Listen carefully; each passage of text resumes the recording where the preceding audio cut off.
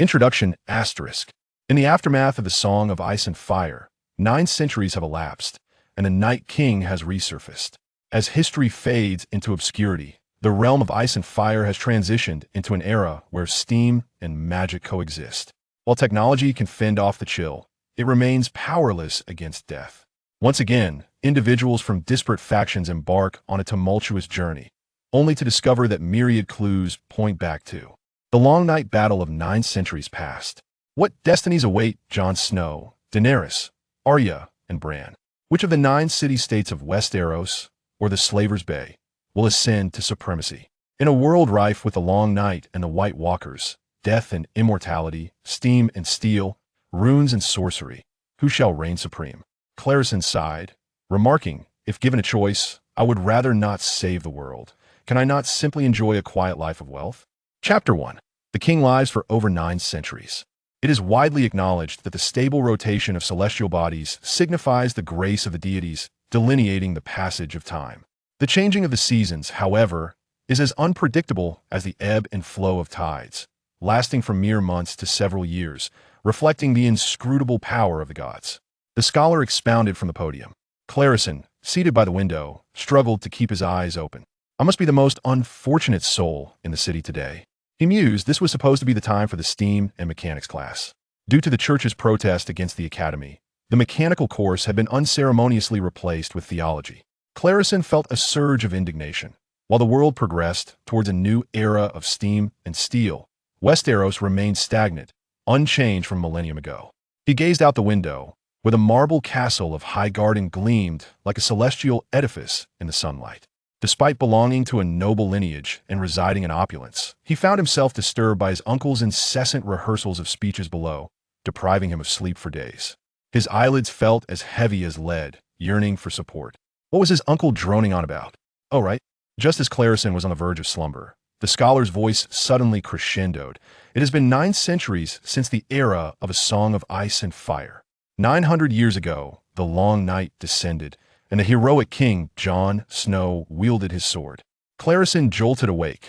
Yes, he was reciting the speech for tomorrow's celebration of the city's 900th anniversary, along with the toasts.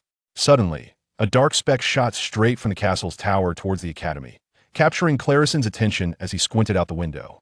To the student by the window, the plumpest one, "Pay attention." The scholar's voice suddenly rang out. Crisen froze, turning to face the scholar. Upon hearing the words "the plumpest," a ripple of laughter spread through the other students. "What is your name?" the scholar inquired, lifting the attendance sheet. "Crisen, Crisen," a peculiar voice unexpectedly echoed. The students erupted into laughter. A raven perched at the window, monotonously calling out Crisen's name. Ravens are known for mimicking sounds. Crisen felt mortified, wishing to vanish into the ground. His face flushed. He stood and respectfully addressed, "Brother Ross, I apologize for disrupting the class. I am Crisen Hesperian. This raven is from my family. It appears urgent. May I see what it concerns?" "Oh, so he's Crisen," a student whispered to his neighbor. "Wow, we are in the same class as the blasphemer." "What? Blasphemer?" a foreign student inquired in a hushed tone, clearly unfamiliar with Crisen's past deeds. He insisted on telling everyone that the king is dead, that he witnessed it. "How could that not be blasphemy?" remarked the noble student. A student from a farming background hastily gestured for silence, interrupting him. "Honestly, I have never fully believed in the blasphemy claims. Crisen has been a renowned prodigy since childhood. When he was 6 or 7, my uncle dug up a jar of gold coins while drilling for water in the village, one side engraved with a hand, and the other side depicting a king no one recognized. It was sent to the academy, but the professors did not recognize it either, so it was sent to Highgarden Castle. Upon seeing it, he declared it to be a golden hand coin. Everyone laughed, saying if a hand could be a coin, then a foot would be a golden foot coin. He then stated that the king on the coin was none other than Garz the Gardener XII from the kingdom of the River Bay. 15 centuries ago, the farmer student recounted. "Who is that?" the foreign student continued to ask. "I do not know, but the professors looked it up, and indeed the king on the coin was that Gardener XII. Everyone was astonished, believing Crisen to be a natural prodigy. Consequently, Highgarden organized a banquet for him. I know of that banquet. My father attended." The noble student interjected, at which he boldly proclaimed, I should refrain from repeating that. He shouted that the king was dead. I also find it hard to comprehend that a king has lived for over 9 centuries in Westeros, the foreign student remarked. Then go see the holy sword on the Iron Throne. That miracle cannot be dismissed. Millions in Westeros believe this. Do you think he's the only one who has lost his mind, or have millions collectively lost theirs? Certainly not. His understanding of mechanics surpasses that of the professors. He does not appear to be insane, insisted the foreigner. Both the farmer and noble students were incensed. The noble student adjusted his sword's hilt, ready to utter, "Don't leave after class." Thinking better of it, realizing he would need the foreign student's help for their final group project, the noble student softened his tone, stating, "Shall we wager? 1 golden dragon. Tomorrow at the 900th anniversary celebration, Crisen will surely not be present." Silence. Silence. The scholar banged on the podium, nearly shouting, "By the gods above, this is a sacred hall." Next, we shall discuss why the heroic King Jon Snow is indeed the embodiment of the 7 gods. The students' whispers ceased. Meanwhile, Crisen had already exchanged pleasantries with the scholar and exited the classroom. The scholar dared not impede him. The entirety of Highgarden Castle and the city beneath belonged to the Hesperian family, including the academy. The scholar was not foolish enough to oppose his employer. Crisen rushed out of the classroom, relieved to have escaped the wretched lesson. While contemplating, he busied himself with the note brought by the raven. The note was from Rod, and even from several hundred yards away, he felt the need to send a raven. What matter could be so urgent that a servant had to run over? "Rickar has killed someone. Come to the newspaper immediately. Rod." The note contained but a single line. Something was amiss. The fewer the words, the greater the trouble. Indeed, the raven was slow. Crisen hurried back, wishing he could sprout wings to hasten his pace, though he was not much faster than walking. Noticing the raven had originated from the castle, Rod insisted on going directly to the newspaper himself. Crisen understood the implication. Upon arriving at the newspaper office, Rod was already there. His connection to the establishment was significant, and such breaking news warranted his prior notification. The manager handed Crisen a stack of notes that the raven had delivered, stating, "This is today's headline from the King's Landing Times." Crisen picked up the note, which read, "Shock. The Duke's son has killed an officer, merely for the sake of a courtesan. Exclusive news from our newspaper. Recently, informed sources revealed that an extraordinary murder case has occurred in King's Landing. Rickard Stark, the 18-year-old captain of the city garrison and heir to the Duke of Winterfell, has been embroiled in a violent conflict with his own lieutenant over a woman from the Shoretail Cat brothel, resulting in the brutal killing of his officer. The case is currently under review at the Red Keep, and we will provide further updates. It is reported that the perpetrator, Rickard Stark, was raised as the adopted son of the late Commander Wilbur Heartsbane until the age of 15, after which he has served in the military. The Stark family of the North is one of the oldest noble houses in history, characterized by their pragmatic and resolute nature, with a long-standing emphasis on honor. This incident involving the Duke's heir may incite political upheaval throughout the realm. The victim, Darren Valerian, was associated with the Summer Hall. Crisen's hands trembled with anger as he swiftly perused a stack of notes. They came from various sources, yet their content was strikingly similar. Rickard was Crisen's father's adopted son, a brother by circumstance rather than blood, having grown up together in the mud and mire. Crisen understood his character well. To murder his own comrade for the sake of a prostitute? He could not believe it. Is it true that newspapers can say anything? The common folk hear about noble affairs faster than we do? Rod lamented indignantly. This remark doused half of Crisen's fury. Both were aware that the scandal involving the prostitute might be fabricated, yet the murder itself was undoubtedly real. It was not the first time they had learned of significant events only after they became common knowledge across the nation. "Master Crisen," the editor inquired, "such rumors are indeed a disgrace to the Heartsbane family. Should we report on it?" Crisen remained silent for a moment before responding, "Thank you for bringing this matter to my attention. However, with the city-building celebration tomorrow, there will be ample conversation topics. Perhaps it would be best to delay the report until after the festivities?" The editor nodded in agreement. "Also, could you lend me a carriage? A plain one, ideally without any insignia," Crisen continued. Upon exiting the newspaper office, Crisen asked Rod, "Do you have any business to attend to lately?" "Just a couple of days' worth. I have some dealings to manage," Rod replied, already aware of Crisen's intentions. "Then let us go to King's Landing to investigate the situation," Crisen proposed. Rod had been their tutor in childhood and had a good rapport with Rickard. "But the Duke forbids you from going to King's Landing." Rod hesitated to voice his concerns. "Who cares? If I don't go now, my brother will be sent to the wall. Clisen was acutely aware that Ricard had slain a nobleman, and his fate would likely lead him to become a black-cloaked Night's Watchman. All right, I knew you wouldn't be able to sit still. I'll make arrangements. Today is the 7th, so we'll set off 3 days later on the 10th, Rod said. 3 days? Hurry up and arrange it. Let's leave on the 9th. The wall, of course, is not the Great Wall of our homeland. It is a massive ice barrier hundreds of meters high and wide, forged by magic to repel the invasions of the undead. Chapter 2. A Fractured Mind. On the night of the 9th, a carriage departed from the newly established Harz City Gazette, traversing wide streets and merging with a procession of merchants heading towards the city gates. The city-building celebration on the 8th had cost Clisen's noble classmates a gold dragon, but he had indeed attended.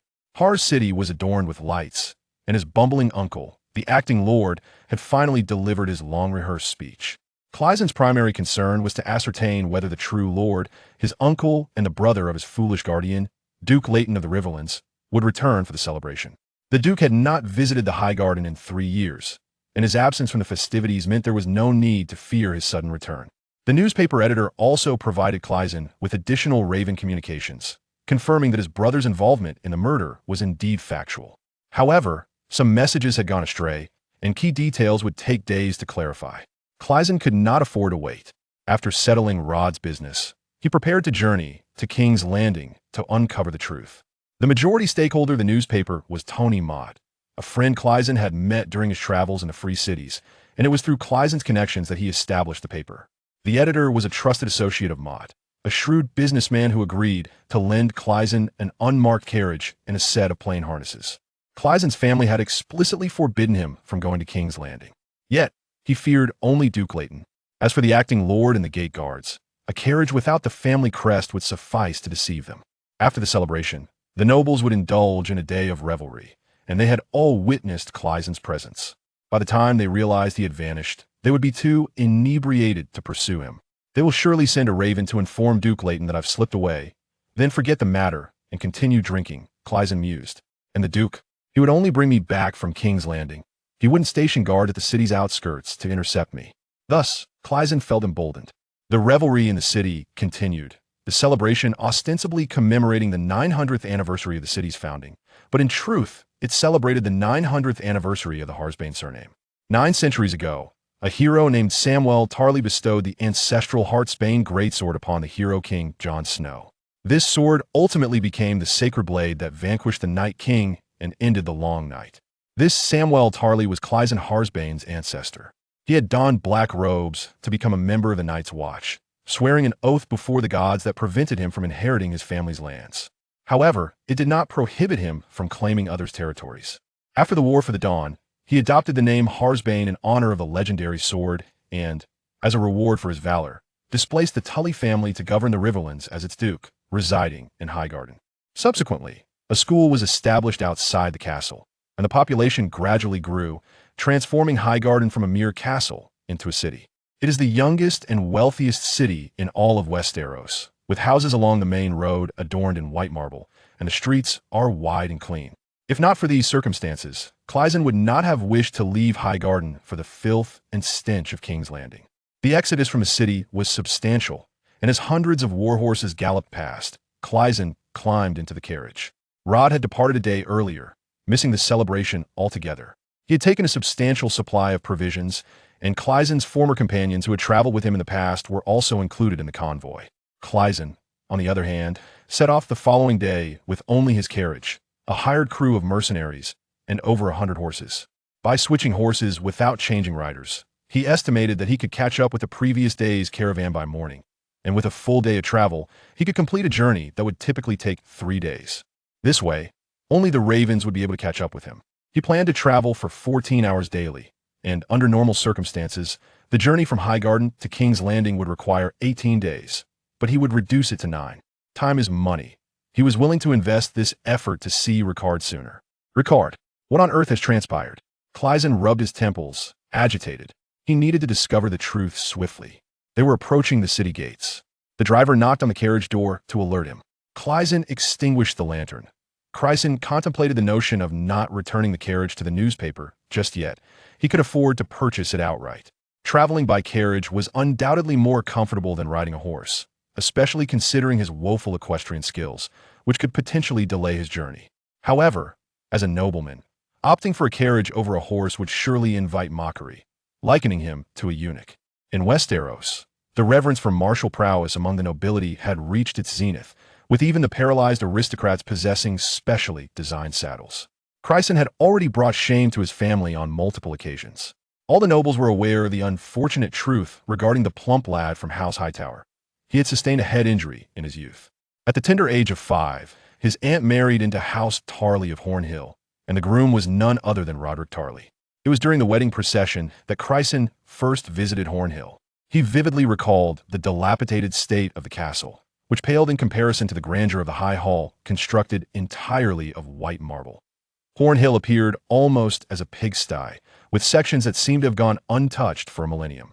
Moreover, Crisen often felt as if someone were watching him.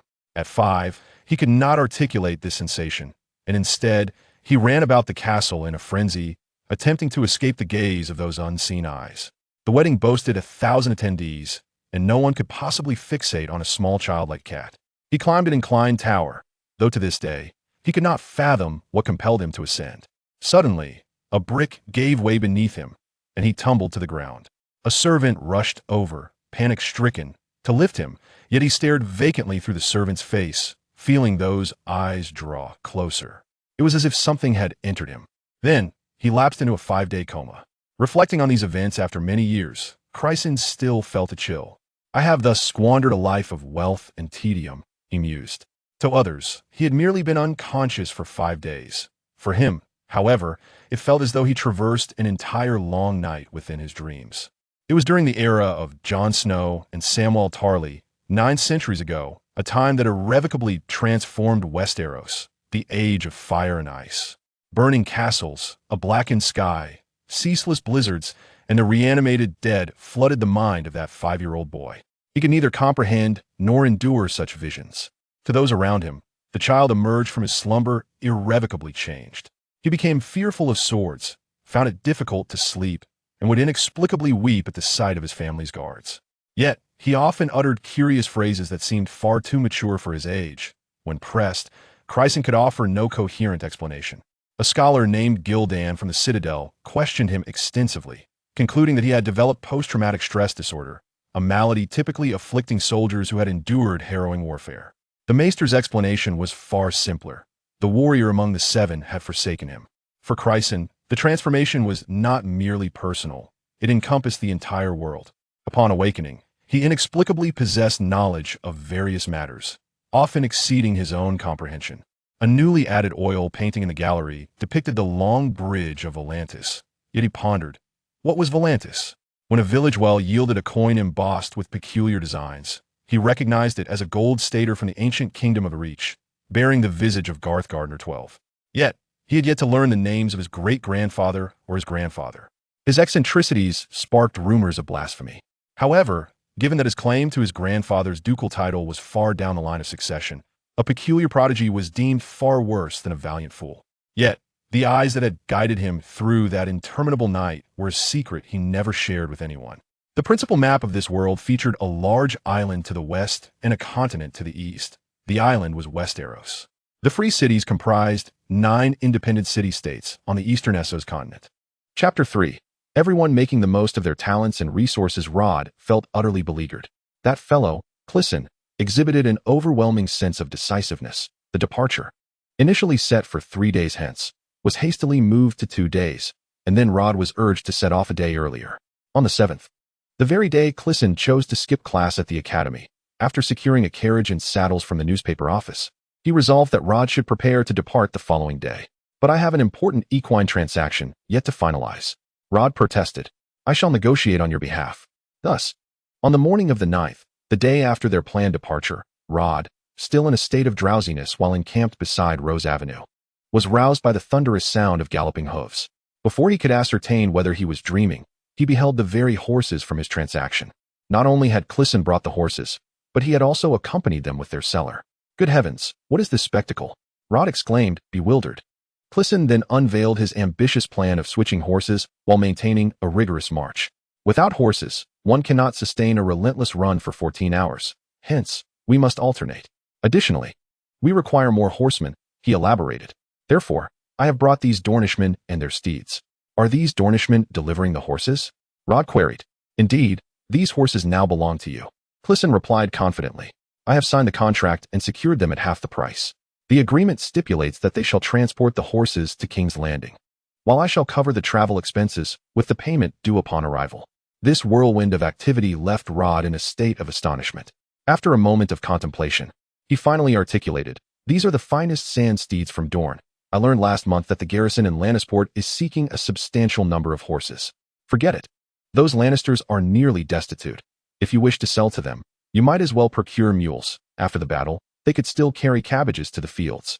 I will assist you in finding buyers in King's Landing. With the passing of Crisen's father and grandfather, and his uncle now the Duke, Rod found himself sidelined by the Hesperian family. Crisen attended the academy while Rickard took up arms, rendering their need for a private tutor obsolete. The dilapidated castle at Hornhill held no allure for him, nor did his wife find it comfortable. Consequently, he chose to conduct business in Highgarden. After 2 years of modest gains, he had resolved to turn his fortunes around by acquiring horses. Now, faced with 100 lively Dornish warhorses, Rod feared he might soon find himself peddling trousers to the Lannisters. In a moment of reflection, Rod summoned Crisen, lowering his voice to inquire. Are you not concerned about traversing with so many Dornishmen alone? What if they decide to eliminate you along the way? I possess nothing of value, Crisen replied. All supplies are in your possession.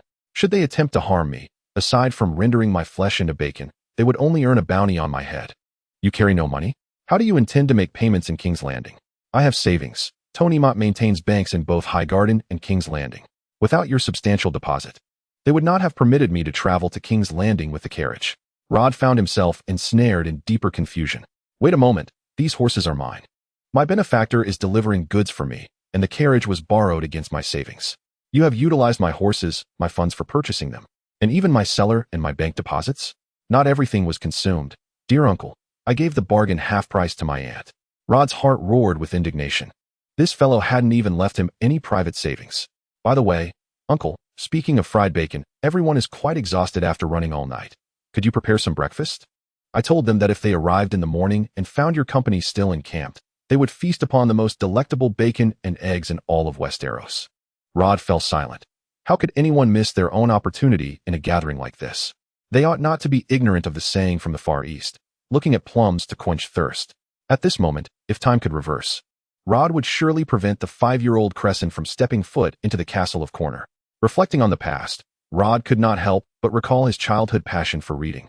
Spending 5 years in the Citadel, almost adorned with a bachelor's chain, only to fall in love at first sight with Crisen's aunt, leading to his marriage. In the brief days between renouncing his vows and tying the knot, he was swiftly knighted, and the very next day, he participated in a tournament, unseating 10 opponents before kneeling before the lady, reciting the most beautiful love poem he had learned in the Citadel. All these events transpired within a week. On the day Crisen fell from the tower, Rod had received a letter from the Citadel inquiring about the progress of his thesis. Had it not been for Crisen, Rod might have ascended to a high military rank by now. Instead, burdened by guilt, he remained in the Vale, serving as Crisen's private tutor. His swordsmanship was mediocre. He always attributed his tournament prowess to the strength of love. Fortunately, Crisen was resolute in her refusal to learn the sword. In a dream, Crisen savored the Night's Watch delicacy, pork pie, favored by her ancestor Samwell Tarly. Upon waking, she yearned for more, yet the southern cooks could not prepare this northern dish. Rod, taking matters into his own hands, followed a recipe to bake a pie that unexpectedly filled the air with a tantalizing aroma, thus unveiling his culinary talent. Soon, his skill with a sword paled in comparison to his prowess with a chef's knife. His dagger had pierced few gaps in armor, but had pried open plenty of oysters and clams. Crisen must have been the most affected by this transformation, as over the years, he had swiftly evolved from a regular-sized man into the largest in all of Westeros. As they conversed, the servants had already kindled the campfire. Rod never belittled Crisen in front of others and promptly prepared bacon, fried eggs, and smoked fish. Yet, with a heart heavy with sorrow and anger. Today's bacon was particularly crisp. Where did you learn that technique? Rod inquired. What? Changing horses, but not the rider? Ah, it was my own idea. You see, these horses run a load for one stretch, then run twice without a load, resting at noon and evening. They travel more than a man and his horse combined each day. Of course, Crisen couldn't reveal that this was a method he had learned from the Dothraki after having injured his brain. Rod, of course, dismissed his words as mere nonsense and remarked, "You've made considerable progress at the academy, haven't you?" Humph. Crisen had never divulged his secret to anyone, and under ordinary circumstances, he would have nodded in agreement to Rod's inquiry. However, the recent cancellation of the mechanical course by the academy left him reluctant to praise the institution. As Crisen distributed food to the men of Dorne, he inquired of their leader, "How many days until we reach Bitterbridge?" "My lord, at our current pace, we shall arrive in 2 days." "Very well. Once we reach Bitterbridge, we shall rest for half a day. I will send someone nearby to procure apples and oats, which we shall provide free of charge to feed your horses. This journey has been arduous, and mere grass cannot restore their strength." Rod, overhearing this, was momentarily taken aback, nearly dropping his spatula. "You intend to go to Bitterbridge?" The academy was the sole institution in Westeros dedicated to the cultivation of scholars, who served as advisors to the nobility, embodying the roles of both scholars and scientists. Each castle was required to have a scholar overseeing the ravens, thus imbuing the position with a civil servant's nature. However, the cost of becoming a scholar was akin to that of joining the Night's Watch. One could not marry, bear children, or inherit lands. The most significant distinction between the academy and the citadel was that graduation did not guarantee placement. This locale, of my own invention, was established by the diligent and inquisitive Samwell Tarly as a cultural institution in Highgarden, a place where individuals from all corners of the world could come to study history, medicine, astronomy, mathematics, music, or alchemy. Chapter 4. Bitterbridge. 2 days later, the company arrived at Bitterbridge without incident. This site had been the battleground for 3 renowned conflicts, the first 2 occurring before the Long Night, resulting in the deaths of thousands. To this day, each spring, as the winter thaw releases the rivers, the waters run red for a month. Crisen sat by the riverbank, lost in thought as he gazed at the rushing crimson waters before him. The third battle had taken place 3 years prior, when Crisen was merely 14 years old. The onset of winter had been sudden, preventing the citadel from dispatching white ravens to the regions in time. His father had encountered the fiery folk at Bitterbridge, and during the fierce combat on the bridge, he was treacherously pushed into the water while mounted, his armor weighing him down. Crisen had a younger brother, 2 years his junior, who had just been elevated to squire and was accompanying their father on patrol for the first time. After the battle, he was never seen again. The Riverlands, ruled by House Hightower, constituted the southernmost and most hospitable part of Westeros, disproportionately housing half of the continent's population. Each winter, countless northern refugees sought refuge in the warm Riverlands to escape the cold. However, this occasion was different. Crisen's father had confronted armed refugees who worshipped the Red God, identifying themselves as the Fiery Folk. The Red God was a heretical cult that had infiltrated Westeros during the era of A Song of Ice and Fire, remaining illegal to this day. Crisen's parents were devout followers of the Seven, and the conflict between the two faiths had endured for a millennium. Crisen understood his father's resolute stance against allowing the Fiery Folk to cross the river. However, the river flowed relentlessly, and his father lay at rest beneath its surface. His uncle explained that the waters were too cold to retrieve him, and his body had been swept away. Despite his devout life, Crisen lamented that his father's remains were not interred within the hallowed halls of the September. He had received the news of his father's death while studying mechanics in the city of Meereen. He longed to return home with fervent urgency. Yet the sudden onset of winter rendered both the Ironborn and the pirates increasingly active. To ensure that no unforeseen incident befell Crisen again, Rod chose to traverse the land, circumventing Dorne to reach Highgarden, thereby doubling the length of his journey. This time, Crisen managed to catch a final glimpse of his grandfather. Duke Meshery's Ben was over 80 years old and had long since succumbed to confusion. Since Crisen could remember, the true head of their household had been his uncle, Rayton, the elder duke's eldest son. Upon learning of the demise of his descendants, the old man could not bear the sorrow and quickly fell ill. Crisen sat by his grandfather's sickbed, holding his hand tightly. The grandfather, Crisen, choked out, "My son, you have returned." The old duke clearly could no longer recognize anyone. "Grandfather." "It is I, Crisen," murmured the old duke. "Have they not come to find you?" "Who do you mean, grandfather?" "They, the black-clad ones, the black-clad retribution." The duke's eyes grew increasingly clouded, yet he remained fixated on Crisen. "Grandfather, avenge your father on the black-clad. Only you know." The old duke's murmurs weakened, and the light in his eyes seemed to freeze. "Grandfather, grandfather," Crisen cried out, his voice thick with tears. Yet, the old duke had passed away. Crisen's uncle, Rayton, returned in triumph, having vanquished the refugees and assumed the title of duke, with dignitaries coming from all directions to pay their respects. Crisen found himself alone in the chapel. Much like he was now, solitary by the waterside. Rod observed him from a distance, resolving not to intrude. His grandfather lay covered in a robe of many colors, with stones depicting two eyes placed upon his sunken eye sockets, resting in the center of the chapel, in accordance with his wishes. Clysen's father's sword was placed between the old man's hands, the sole remnant salvaged from Clysen's father. Clysen pondered his grandfather's final words, perpetually sensing something amiss. The raiders who had ambushed his father hailed from the Riverlands and followed the faith of the Red God. Such individuals were typically known as Fireborn. Fireborn were associated with the color red. Why then did his grandfather incessantly murmur about the Blackclad? In Westeros, the mention of the Blackclad seemed to evoke only the Night's Watch from the far north. He inquired with his uncle Rayton, who merely stated that the old duke had become muddled in his thoughts. After all, the heads of those Fireborn leaders were still displayed upon the iron spikes at the city gates. Vengeance was no longer required of him. Having suffered the loss of loved ones in quick succession, Clysen, engulfed in profound grief, began to involuntarily seek answers within the knowledge gleaned from the long nights. Through years of exploration, Clysen had come to understand that what he possessed was the entirety of another's memories. This individual's recollections sprawled within his consciousness. Much like his grandfather before him, Clysen could sift through any detail contained within these memories at will. Yet he had never obtained the answers to the origin of this memory, or rather, this person. How had he arrived? Was he a specter? Why had he traversed 9 centuries, fixating on 5-year-old Clysen? And subsequently, why had he lost his will, leaving only a cold memory in Clysen's mind? Had 5-year-old Clysen been the one to kill him? Although these memories did not belong to him and remained forever silent, Clysen still feared that they would consume his very essence. Tales of specters seizing a person's body and transforming into them are all too commonplace. Regardless of the illustriousness of the memory's owner, Crisen yearns to be himself. Since this is but a fragment of memory, Crisen had once sought to forget it. Traveling, the free cities, and mechanics. These were his endeavors to escape these recollections, yet it is evident he has not succeeded. When he closes his eyes, these memories emerge from the darkness like the pages of a book. The term black attire eludes him, and suddenly a wave of dizziness washes over him, as if that phrase resists his contemplation. Resist? For the first time, Crisen senses that within these memories, which do not belong to him, there exists a flicker of consciousness. It is not Crisen's own awareness. Could it be that the eyes which once lured Crisen to tumble from the tower, that specter, has long lurked within his psyche? Sister Elaine entered, igniting a candle before the statue of the stranger, which symbolizes the 7 gods guiding the deceased to the other side. Upon hearing footsteps, Crisen quickly regained his composure. Elaine, did you hear what my grandfather uttered before he passed?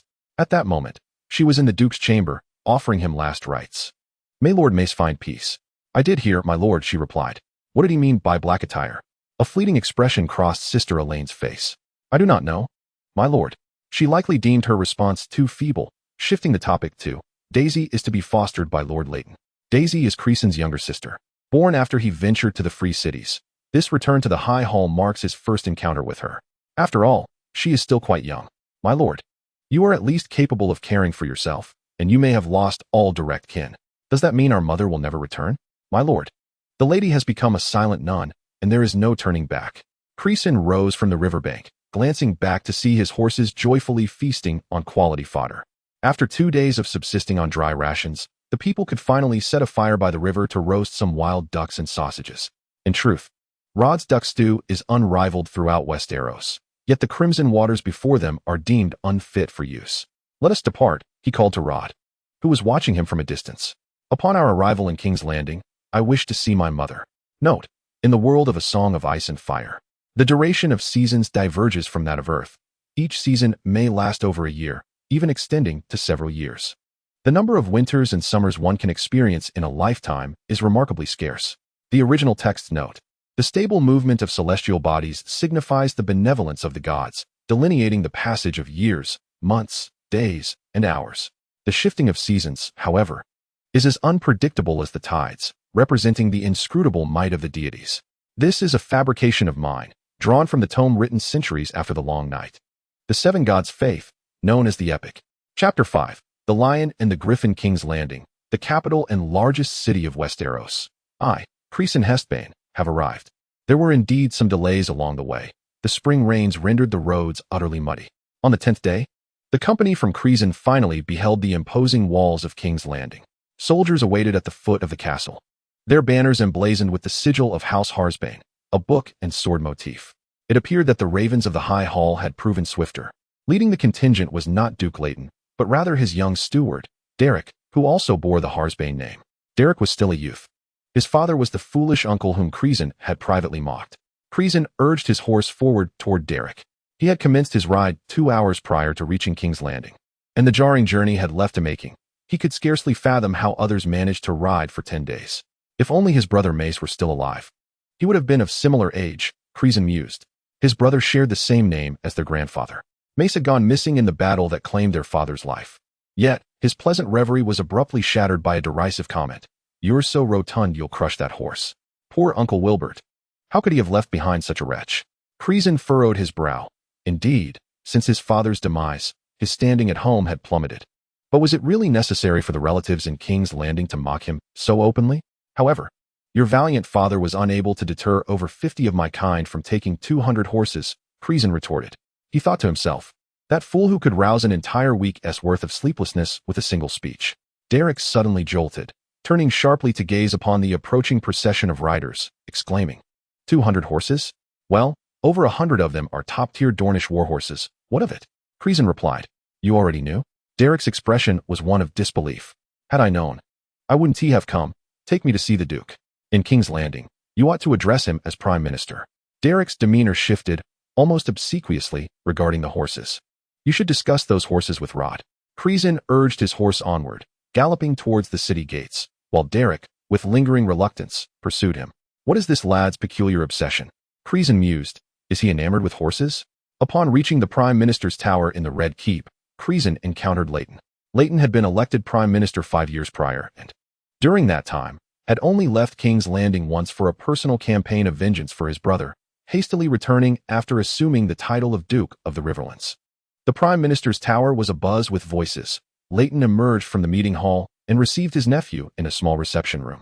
Crisen scarcely recognized Leighton, who had aged significantly in the mere 3 years since their last meeting. He was nearly bald. His sideburns and the sparse ring of hair on his head resembled a lion's mane. No wonder the Dornish referred to him as the Lion of the Red Keep on the road. Those who coined such nicknames had surely never seen him up close. Otherwise, they would have called him the Vulture of the Red Keep.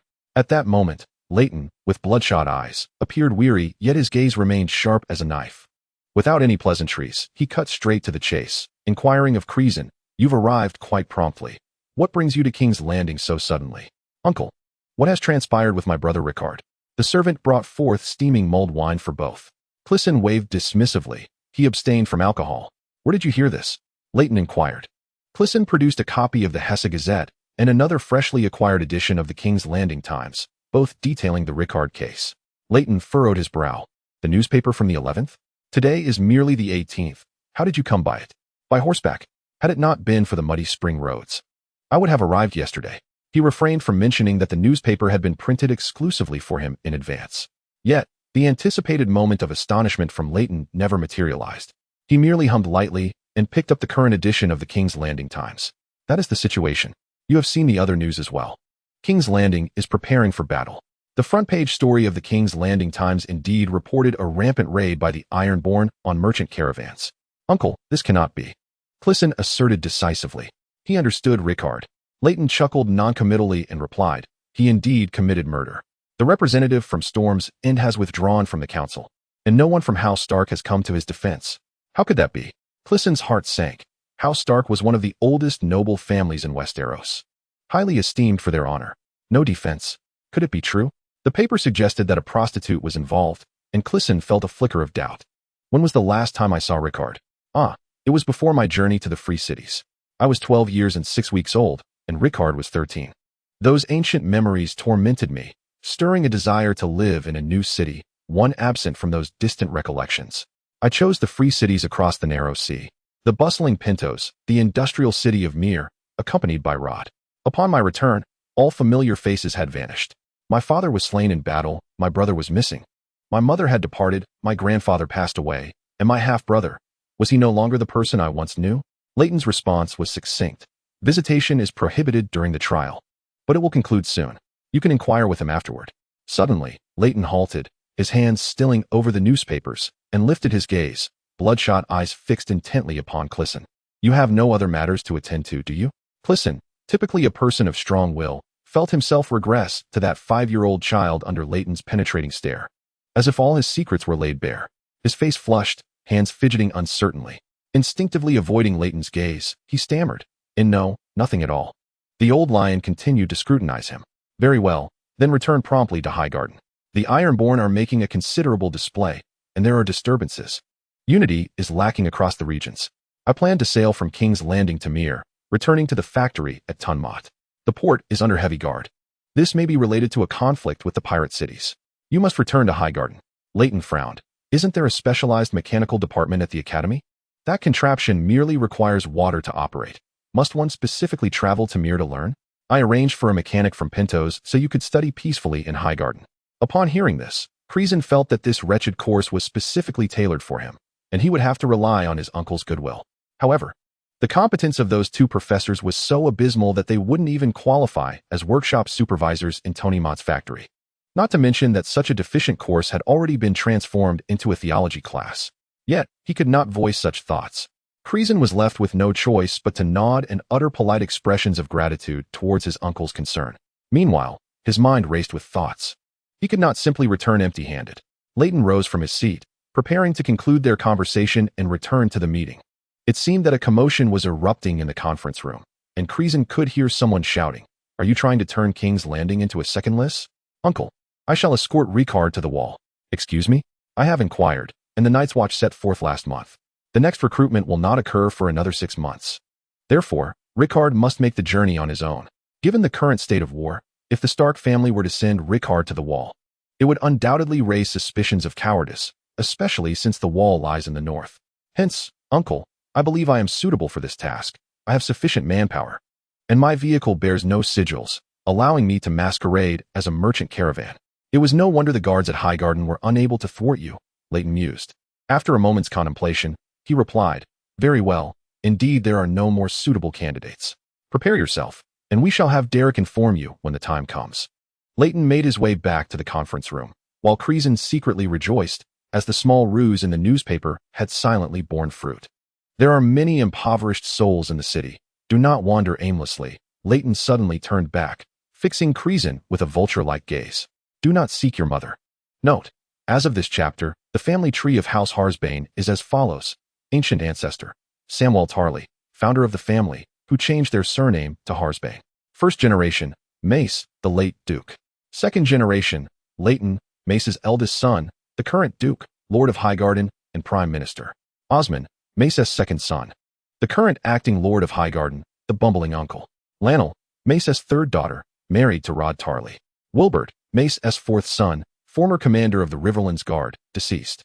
Third generation: Derek, Osmond's son, a council officer at the Red Keep. Crisen, Wilbert's eldest son. Mace, Wilbert's second son, colloquially known as Little Mace, missing. Daisy, Wilbert's youngest daughter. Fostered by Leighton. Chapter 6. The September and the Dragon's Lair. Crisen emerged from the Prime Minister's tower, Leighton's admonition against seeking his mother still echoing in his mind. "Not seek her. I have not seen my mother since I set sail for the free cities at the age of 12. I am now 17, he pondered. During these 3 years back in Highgarden, it had perpetually been winter, short days and long nights, conducive to melancholy. More than once, Crisen found himself feeling an emptiness within during the late hours of the night. His mother, devastated by the news of his father's passing, had already become a silent sister by the time he returned home. Silent sisters are among the most merciless of the Seven's nuns, primarily tending to the deceased. Having taken the vow of silence, they forswear speech for life. Each manifestation of the 7 gods has its own devoted followers, while the other deities receive reverence and prayers. The silent nun stands as the wife of the stranger. Thus, once a woman decides to embrace a life of silence, she inevitably severs ties with her past, particularly with her family. Crisen has always found this situation peculiar, yet no one has revealed to him what truly transpired in the high hall before his mother departed. This matter lingers in Crisen's heart like a knot. At times, he muses that had he not heeded Rod's advice to take a longer route home, he might have uncovered some truths. Yet, he cannot deceive himself, recalling that he was indeed the last in all of Westeros to learn of his father's demise. Perhaps all events transpired exactly as he perceived them. Perhaps there are truly no secrets. Crisen reflects with a hint of self-mockery, contemplating that perhaps his mother simply no longer desired him. His mother firmly believed that Crisen had succumbed to madness. He had never experienced battle, yet suffered from war trauma, which the monks attributed to the abandonment by warriors. Raised in a strict and devout household, she could hardly endure such a fate. She sought numerous scholars, physicians, and even sorcerers to cure him, but all were in vain. Eventually, she even donated her wedding ring to the church. After all, Crisen's position in the line of succession was far too distant. He could only retain his noble status by becoming a knight. Without an inheritance of a castle, a timid prodigy was far worse than a courageous fool. Hailing from a modest family, her kin could provide no assistance. She had done all she could. Thus, Crisen found no grounds to blame her. From an outsider's perspective, it was indeed his own shortcomings. How could one who has not experienced his plight possibly comprehend his situation? Upon exiting the Red Keep, Rod and the servants had vanished, leaving the expansive courtyard of the Red Keep dominated by the statue of the heroic King Jon Snow, with a bonfire roaring before it. Divine fate, Crisen thought. How fortuitous that they are absent at this moment. Had there been others beside him, someone would surely have implored him not to seek out his mother. He hailed a passing carriage and took a seat. King's Landing is perched upon a series of hills, with three prominent heights: the Red Keep, the September, and the Dragon Pit. The September had been obliterated by immense light and heat prior to the long night, and had undergone several renovations, now rivaling the scale of the Red Keep. The attending bishop received him, but wore a perplexed expression. You see, Sister Rosalind being Crisen's mother's name, has taken the vow of silence, relinquishing all her identities, whether that of the most noble queen or the most humble maid. Crisen was displeased with the bishop's words. They sounded grand, yet were insipid. Your Grace, however, I have not seen my mother in 5 years. The bishop replied, perhaps young Master Crisen does not grasp my meaning. Sister Rosalind has forsaken her status as your mother. The silent nun is the wife of the stranger. Yet, the stranger is but one aspect of the 7 gods, as is the mother. My mother can relinquish her mundane identity, yet the role of a mother is a divine gift bestowed upon her by the 7 gods. Young Crisen possesses the audacity to skip theology classes. The bishop finds himself at a loss, recognizing that this portly figure before him is a troublemaker. He mutters a blessing of the Holy Mother and gestures for a barefoot monk clad in coarse burlap robes to approach. This monk is colloquially referred to as a sparrow. Master Crisen, this is Hawk. Allow him to escort you to the dragon's lair, where the Silent Sisters convene. You are aware that it may prove challenging to locate them, as they are all sworn to silence. Ensure that your mother does not breach her vow. Ultimately, he opts to retain the term mother. Hawk remains taciturn, deliberately averting his gaze from Crisen, exuding an air of impatience. Barefoot, he dons nothing but a knee-length burlap robe, soiled beyond recognition, and a rope cinched at his waist, from which dangles a short staff. Although he appears youthful, his visage bears the marks of hardship. Deep lines etch his forehead, and a 7-pointed scar adorns his brow. He is a devotee of the warrior among the 7 gods, belonging to the assembly of the impoverished. From a young age, Crisen has been burdened with the stigma of being abandoned by a warrior. In his quest for vengeance against those who wronged his father, he sought enlistment in the military, only to be rebuffed due to blasphemous rumors.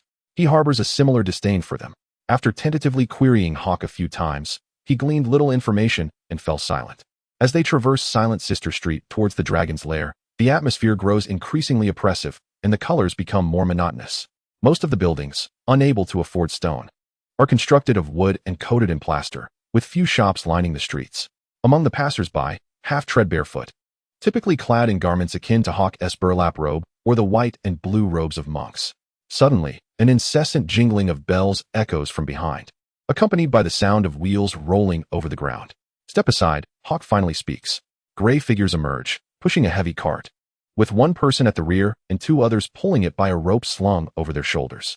Crisen soon realizes that they are the so-called Silent Sisters, clad entirely in gray robes with hoods obscuring their faces. This brutal practice of asceticism is unique to King's Landing, and it is Crisen's first encounter with it, leaving him somewhat apprehensive. The cart is filled with human bones, sending shivers down his spine as the 3 Silent Sisters, veiled and ghost-like, drift past. Hawk continues to follow the cart in silence, while the incessant ringing of the bells attached to the wheels gives Crisen a headache. Yet Hawk remains unperturbed, as if he too has taken a vow of silence. Crisen, feeling helpless, pretends not to hear. The dragon's lair, as the name suggests, was indeed a sanctuary for dragons when King's Landing was established over 12 centuries ago. However, the dragons became extinct a millennium ago. Queen Daenerys did bring 3 from the east before the long night, but since then, the world has not witnessed another dragon. The population of King's Landing continues to swell, and the city's cemeteries are quickly reaching capacity. Particularly, the flea-infested slum of King's Landing lies just south of the Dragon's Den. Each time a plague erupts, half the population perishes, thereby rendering the Dragon's Den a communal graveyard for the city. The deceased are initially interred in the cemetery of the district's Holy Hall. Once their memory fades, their remains are exhumed and transported in wheelbarrows to the public ossuary beneath the Dragon's Den, where countless nameless skeletons have accumulated, forming a macabre new wonder of the world. A silent nun pushed a wheelbarrow through a stone archway. Hawk walked along the street, guiding Crisen to another identical archway. Here we are, you may proceed on your own. Hawk paused to say, Chapter 7, An Initial Exploration of the Dragon's Den, Part 1. Here we are, you may proceed on your own, Hawk reiterated. A few similarly attired sparrows were idly conversing at the entrance. Where are we now? Walk through there, and you will find the Dragon's Den ahead. Aside from those digging for bones, all the other women are inside. However, Crisen felt that the archway was still quite distant from the slope leading to the Dragon's Den. It seemed that the construction of the public ossuary below had excavated numerous tunnels. Shouldn't you escort me inside? No time for that. Hawk was accustomed to handling the dirty work for the Archbishop. Having entrusted Crisen to him, he understood the Archbishop's intentions. Only those lacking wealth and power, yet yearning for virtue, would become silent nuns, each bearing a tragic past. Yet, Hawk was indifferent to their stories. His sole concern was how to torment and bully these nuns without arousing suspicion. As for today, he had likely encountered the first noble without a gray robe to humiliate. How am I to find her? Shouldn't I at least notify her? A mocking grin spread across Hawk's face. The adult is correct. Surely there ought to be a servant to relay the message, and another to tend to her silk pillows and feather beds, and even a servant to speak for her. Ah. But this Hawk was clearly no master of humor, as he chuckled at his own jest before finishing it. There should be a servant to inform her. Saying, I must relieve myself. The surrounding sparrows erupted into laughter. Although the statement itself bore little humor, the fact that Hawk had mocked a foolish, plump noble was undeniably amusing. One sparrow exaggeratedly mimicked squatting over a toilet, its rear end facing Crisen, while the others laughed uncontrollably. They were intent on provoking Crisen, anticipating his furious charge, which would lead him into a fray with the flock. Yet, Crisen merely flushed with anger, his eyes ablaze, yet his stance remained resolute, unmoving. Observing his inaction, a sparrow stood and seized a nearby shovel. Crisen, having just visited the Prime Minister's tower, was unarmed, lacking even the requisite sword of a noble. In that tense moment, a sharp voice rang out. May the Holy Mother grant you mercy. What are you doing? An elderly friar with a grizzled beard emerged from the archway. Clad in a gray robe, though equally humble, he appeared clean and tidy, a stark contrast to the disheveled sparrows. As the raucous laughter of the sparrows continued unabated, the friar admonished loudly, Is there nothing better to occupy your time during the day? Go and move stones at the main gate. The monk appeared to possess a certain stature, causing the group of sparrows to exchange glances before departing in disappointment. Crisen had just arrived at the chapel via carriage, an endeavor almost obligatory for nobility, without donning any insignia nor bearing a sword, which emboldened Hawk to treat him with such disdain.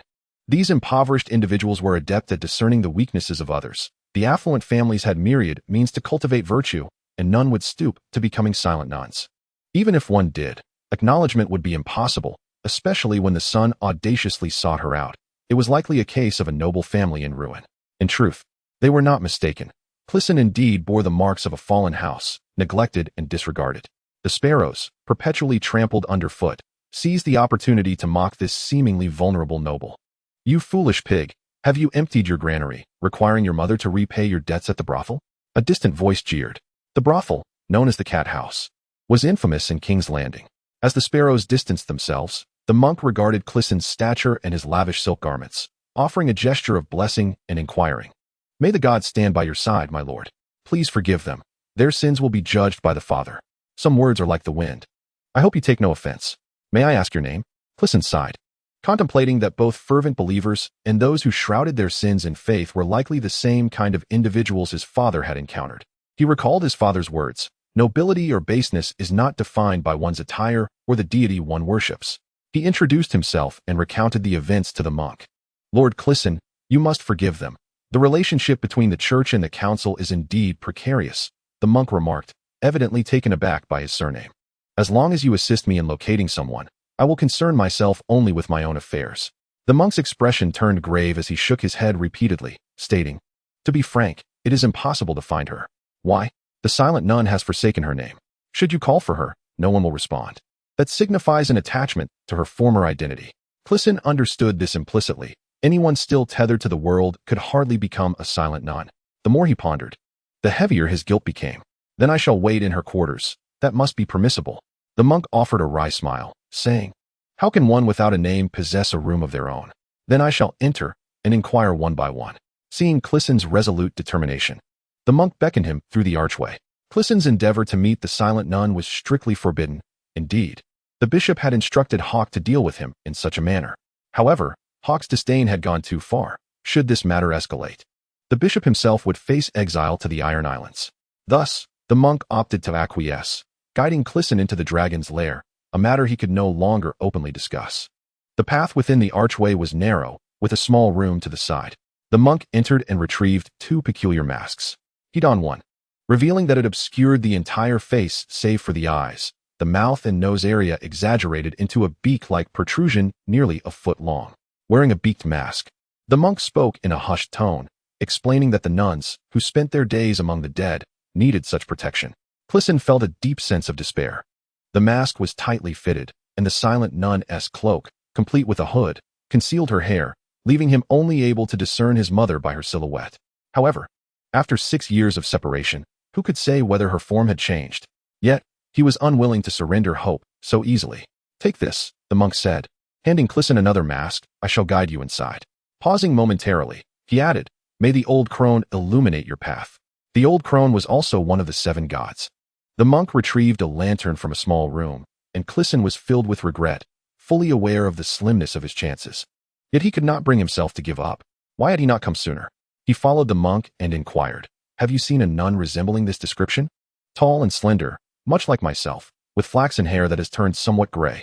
Crisen hesitated, realizing that was the color of his mother's hair 6 years prior. When the servant last saw her 3 years ago, it was already half gray, and it must have turned even grayer since then. "Honestly, no," the monk replied. "I have only been serving as a proxy for the silent nuns for half a year. What of the monks before you? They perished. The last plague was quite severe. But it was still winter 6 months ago. How could there still be a plague then?" Chapter 8. A brief exploration of the dragon's lair, Part 2. It was truly the work of demons. On Riverside Street, there resided a grand mansion inhabited by a group of nobles from the Summer Isles. One fateful night, they all succumbed to death. The golden-robed officials could not ascertain the cause, so they summoned the church to remove the bodies for cremation. Then, an outbreak of plague ensued. Crisen felt a chill run through him. And what of the silent nuns? Every time there is a plague, many lives are lost. It used to be far worse until the invention of this beaked mask, which reduced the mortality rate to about 1/3. Crisen had spent the entire winter studying at the High Court Academy. He had taken medical courses and understood that diseases often spread through bodily fluids. The mask indeed could obstruct the minuscule droplets suspended in the air. Over 50 years ago, my mentor, Brother Bas, observed that crows feeding on carrion did not contract the plague. Thus the beak-shaped mask can be deemed a fitting design. The passage widened ahead, revealing a crossroads. Along the walls, there were no oil lamps in the recesses. Given Hawke's previous demeanor, Crisen suspected he was being led astray. The only light source was in the monk's hand, and as they approached the intersection, Crisen could finally discern that the walls were lined with a multitude of human skulls. Is this the public ossuary? Crisen reflected on the fact that King's Landing had 1 million souls above ground and 6 million below. Indeed, my lord. All the passages in this vicinity are included. The corridors lined with bones extend for about 10 miles. The residence of the silent nuns is also this way. They were relocated here from near the dissection room during the plague. Crisen then noticed that behind the densely packed skulls lay other skeletal remains belonging to them. He felt as though 1,000 pitch-black eye sockets were fixated upon him, the long-ago healed wounds of war resurfacing once more. Unbidden, memories of countless corpses from the long night flooded his mind, the image of fallen figures with every step taken on the King's Road haunting his thoughts, causing his fingertips to tremble. That day's fruitless search had led him to encounter several silent nuns, yet even without lifting their veils, he sensed something was amiss. Upon returning to the hall, dusk was nearly upon him. As soon as he stepped inside, the servant Tom exclaimed, "Young master, did you meet with Rickard? Rod said you knew this hall." Crisen remained silent, collapsing into a chair, which creaked under his weight. Noticing his distress, Tom hurriedly poured him some lemonade. which Crisen gulped down in large quantities. The agony was unbearable, the lifeless gaze of the silent nuns intertwined with the wall of hollow eye sockets, vividly appearing behind his closed eyelids. After a considerable time, Rod returned, accompanied by a throng of people, his joy radiating as though he had just wed. Upon seeing Crisen, he rushed over, eager to embrace him, but was unable to lift him. He tossed a bag onto the table with a thud that nearly dented its surface. Tom's eyes widened in disbelief. Although the bag was not particularly large, it felt remarkably heavy. Could it contain gold? We're in luck, Rod exclaimed. We've made a fortune, gold. His voice trembled with excitement. My dear ancestor, your knack for recognizing wealth from a young age is truly impressive. How did you learn of the shortage of horses in King's Landing? Donkeys are sold out in the market. I sold those Dorn horses at twice their price. Tom stood there, jaw agape, having watched Crisen grow up, knowing he had never engaged in business before. The bag of gold on the table was more than he had seen in one instance throughout his many years working at the High Court. Yet, Crisen's expression remained impassive. Take it, Rod urged, opening the bag to reveal its golden contents. He pressed a coin into Crisen's palm, saying, Your uncle knows you don't lack for money, but this is what you rightfully deserve. Crisen seemed lost, still speechless. Sensing something was amiss, Rod's smile froze on his face. My dear ancestor, what is the matter? What has happened? He turned to Tom with a questioning gaze, but Tom merely shook his head. I went to find my mother, Crisen finally spoke. Once he began, his words flowed uncontrollably. While he downplayed the incident with the sparrows, he earnestly conveyed that he had indeed failed to locate his mother. Rod, upon hearing about Crisen's day, felt a pang of unease. Though he understood that the news of Crisen seeking his mother in the dragon's den would not be well received, he had already come to regard Crisen as his own. Having just become wealthy from the horses Crisen had brought to King's Landing, Rod saw no reason not to assist. Very well, starting tomorrow, let the servants, Tom, Peter, Will, and those who have met the lady, search the various entrances around the dragon's den for her, and also look for those rascally sparrows. Additionally, let us inquire at the churches where the silent nuns are required for any news. He pondered for a moment before continuing, My little ancestor, how about you join me for a splendid meal?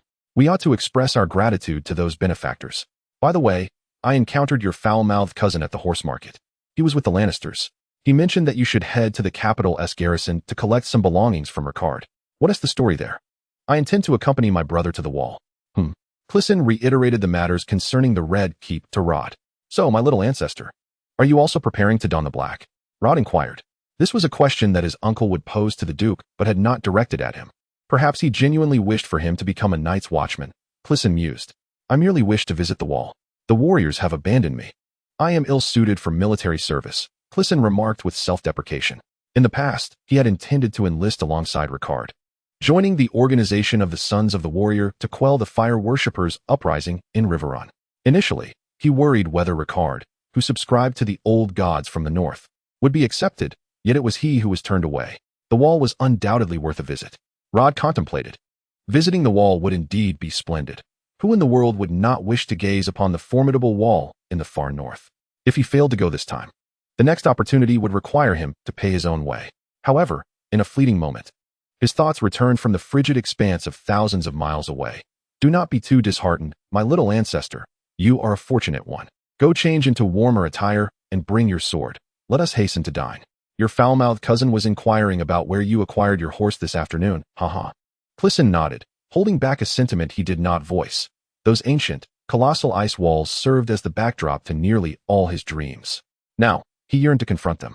The seven gods are the predominant faith in the southern regions of Westeros, whereas the north venerates the old gods, thus referring to the seven as the new gods. The seven are manifestations of a single deity, represented by the father, the mother, the smith, the maiden, the warrior, the crone, and the stranger, each presiding over different aspects of life. The faith in the seven is evidently a political religion.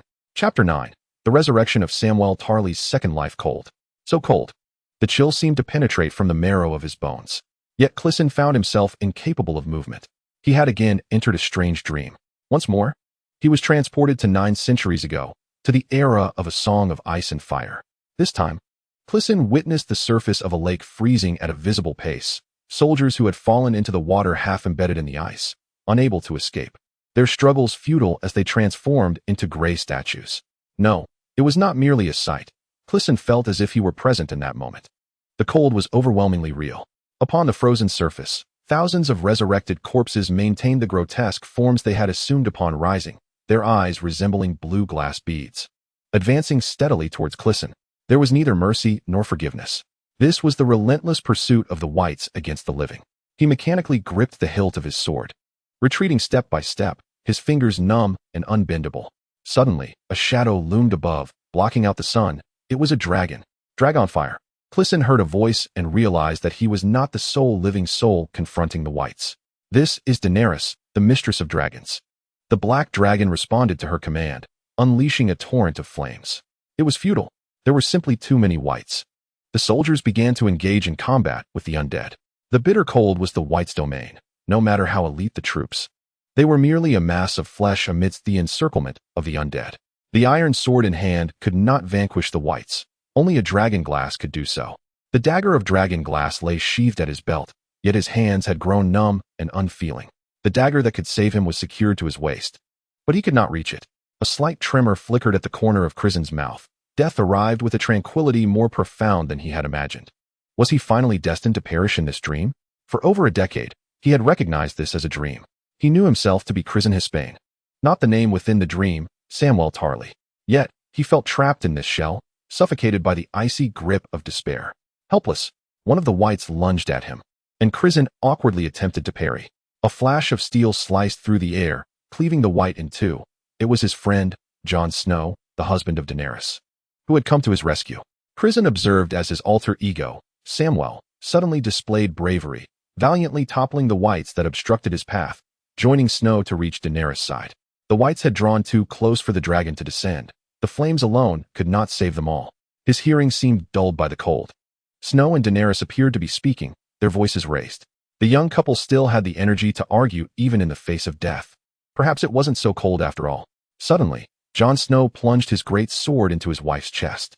Flames erupted from her still beating heart, instantly engulfing the blade. The sword radiated a blinding light, and the approaching wights were reduced to mere bones in an instant.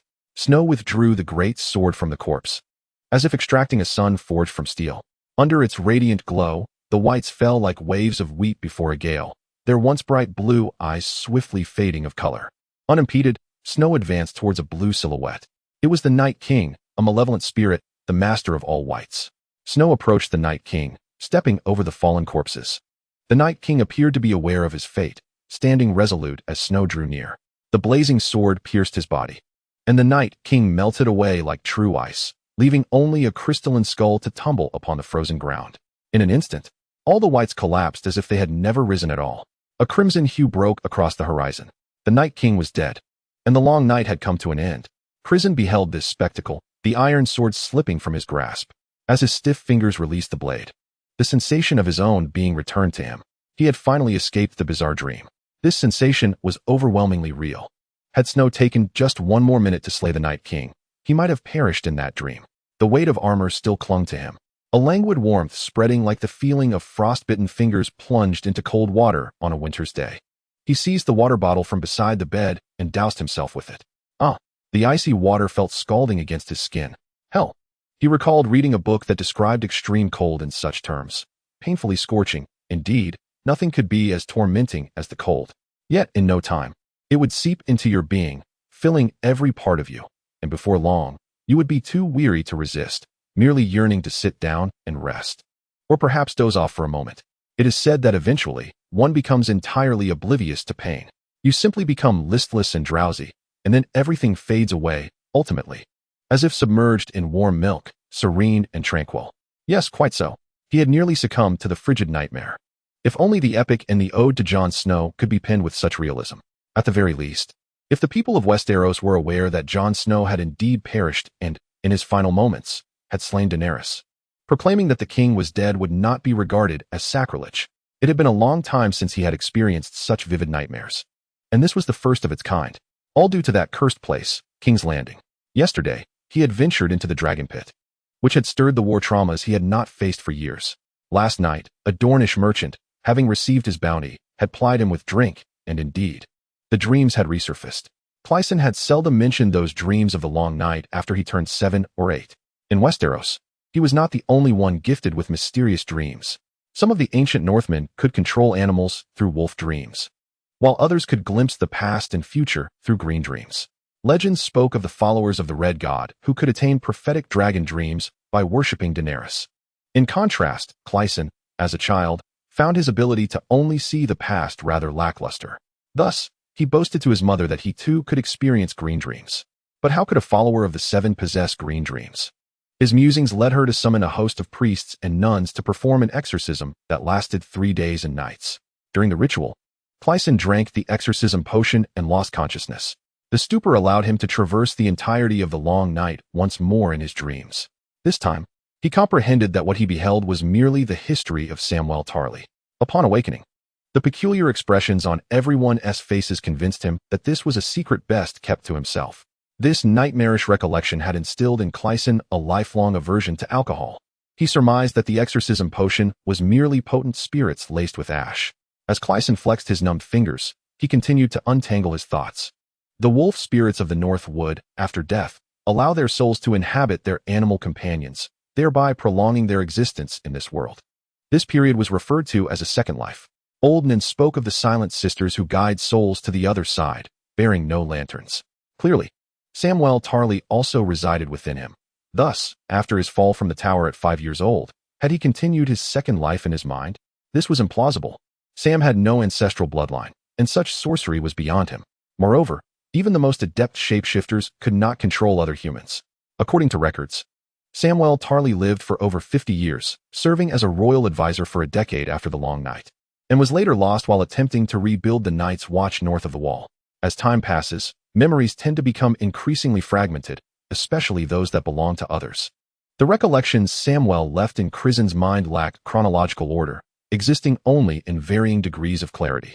Crisen often dreams of the Long Night, yet knows almost nothing of Samwell's life beyond the age of 40.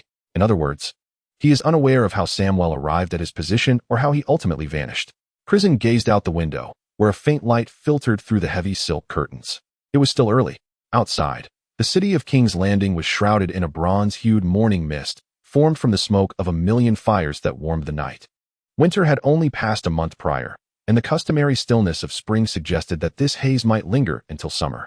A patrol from the garrison hurried by on the main road, and it was rumored that the entire city was under martial law. Best to focus on the present. Crisen thought, I should retrieve Rickard's personal belongings sooner rather than later. I wouldn't want my uncle to change his mind. The characters involved thus far include Samwell Tarly, a prominent supporting character in Game of Thrones, Jon Snow, the main protagonist, Daenerys Targaryen, another principal character, and Bran Stark, also a lead character. He recalled reading a book that depicted extreme cold, with the following excerpt from the prologue of A Song of Ice and Fire, spoken by the Night's Watchman, who was later executed by Ned Stark. In the original narrative, the old gods do not preach, and their followers are predominantly the first men. The old gods are known for their divine manifestations. Among the mysterious abilities of the old gods' devotees are 2 recognized forms, green dreams and wolf dreams. Green dreams, also known as green sight, allow one to view the past or foresee the future. Wolf dreams enable the user to control animals with their mind, and such individuals are referred to as wargs or skin changers.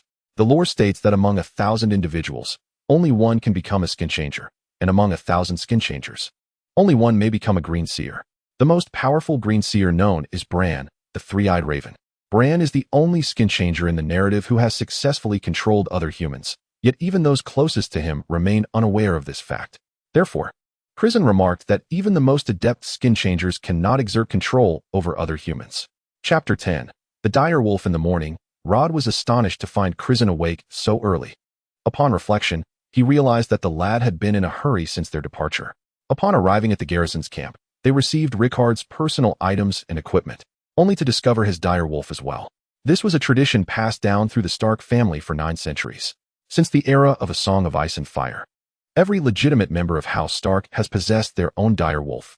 The Stark family boasts an ancient lineage of first men who worship the old gods etched in the trees, and legends say they can communicate with animals. However, Rod remained skeptical.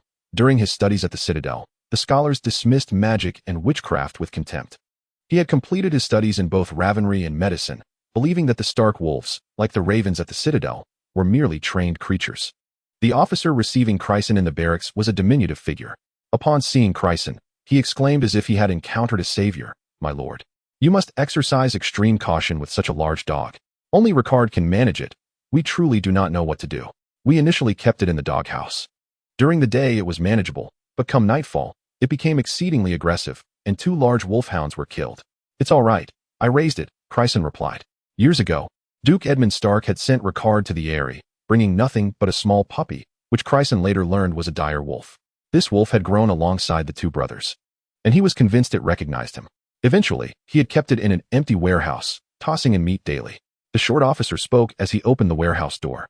There were no windows within, and as the door swung open, a foul stench of excrement wafted out, revealing a pitch-black silence. Ghost! Ghost! Crisen dared not enter, calling out the wolf's name from the threshold. Suddenly, a deep growl echoed, reminiscent of molten iron bubbling. A white shadow burst forth from the doorway, lunging at Crisen.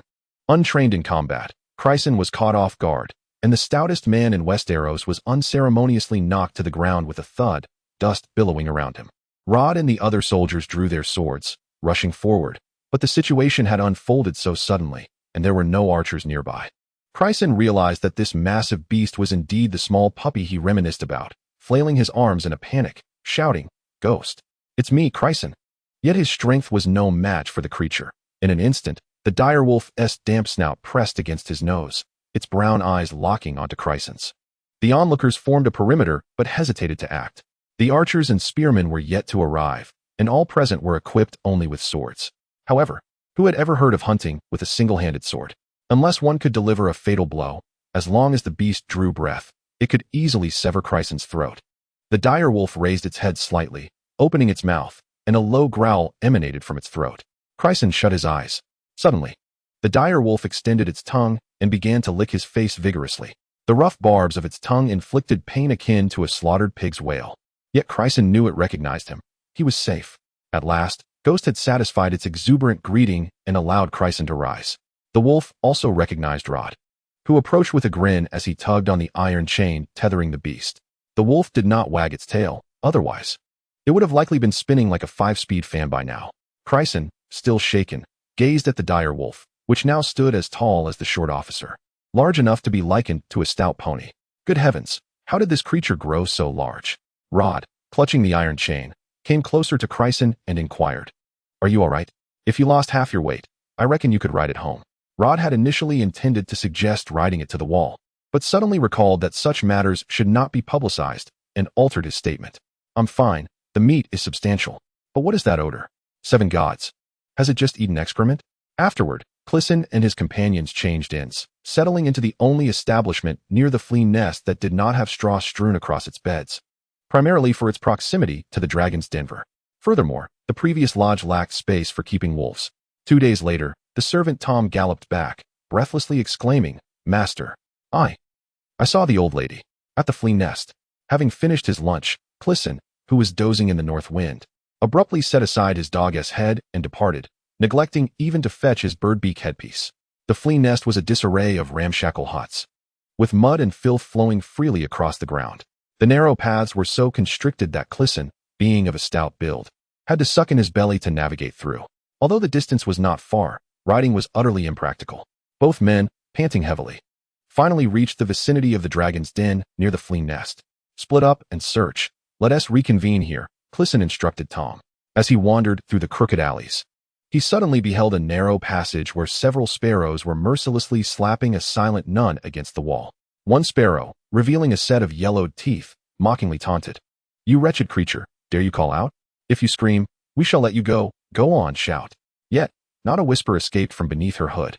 Instinctively, Crisen's hand rested on the hilt of his sword. According to noble etiquette, he was required to carry a sword when venturing out, although the same etiquette also implied that he should be competent in its use. One of the yellow-toothed ruffians delivered a vicious kick to the nun's abdomen, causing her to stagger, yet she remained utterly silent. Crisen pondered. Though anger surged within him, he could not contend with the 3 assailants, nor could he resort to violence.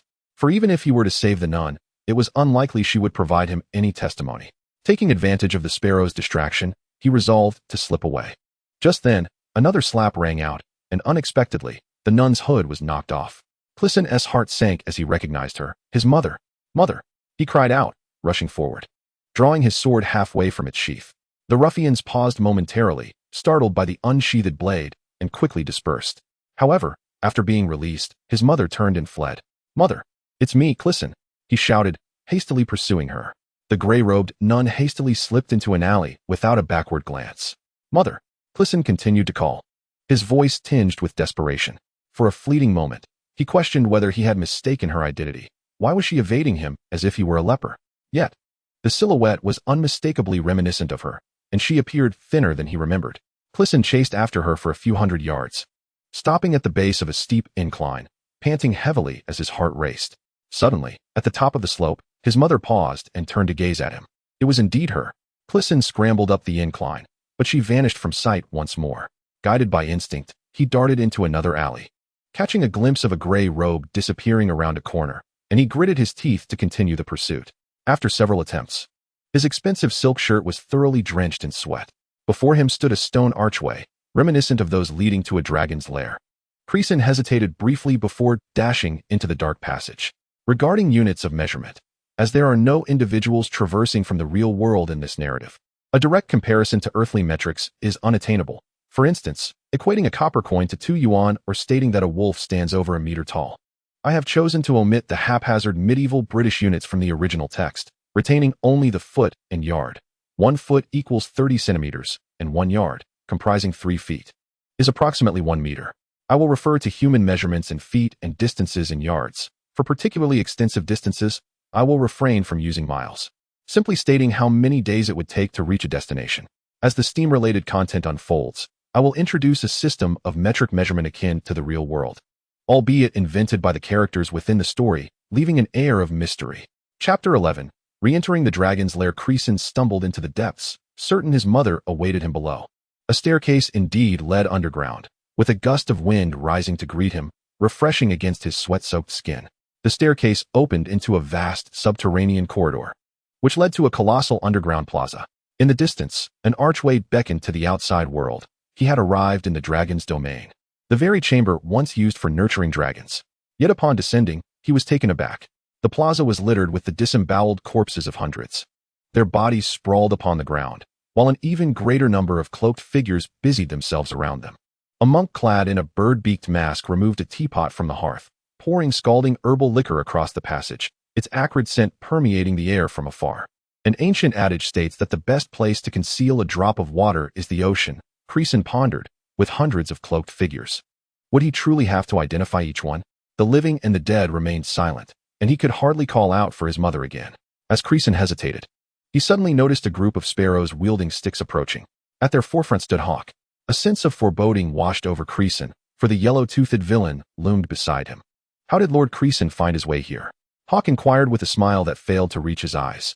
Hawk mused internally, reflecting on how the last public humiliation of Crisen had resulted in no repercussions over the past few days.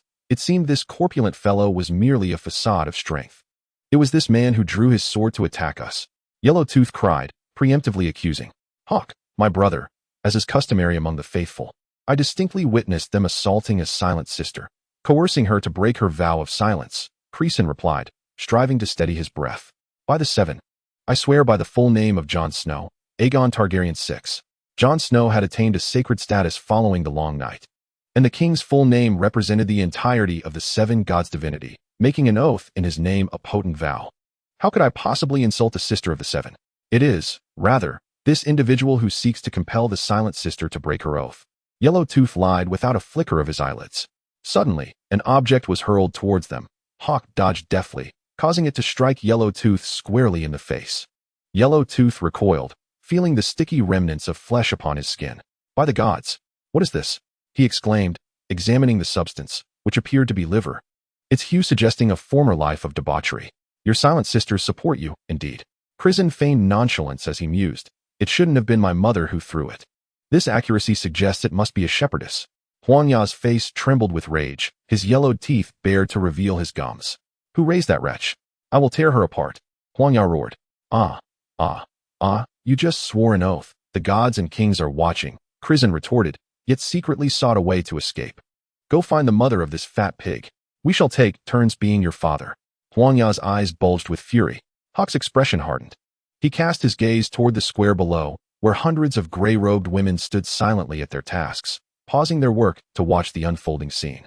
Hawk felt as though hundreds of beaks were pointed directly at him. The situation had shifted dramatically. Although the sparrows still surrounded Crisen in overwhelming numbers, these silent nuns evidently sided with him. Should chaos ensue, they might find themselves hanged by their own entrails. The best place to conceal a drop of water is in the ocean. Here lay hundreds of corpses, with millions more outside. Would another death even be noticed? Crisen was acutely aware of this. Well, Lord Hawk, King of Sparrows, guardian of the flea nest and keeper of all skeletons in the dragon's lair.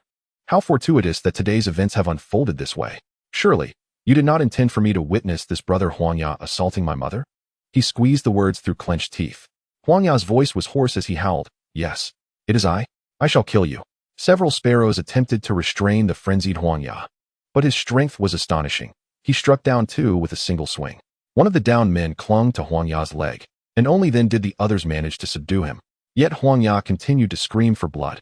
When others tried to cover his mouth, he bit off a finger, blood gushing forth.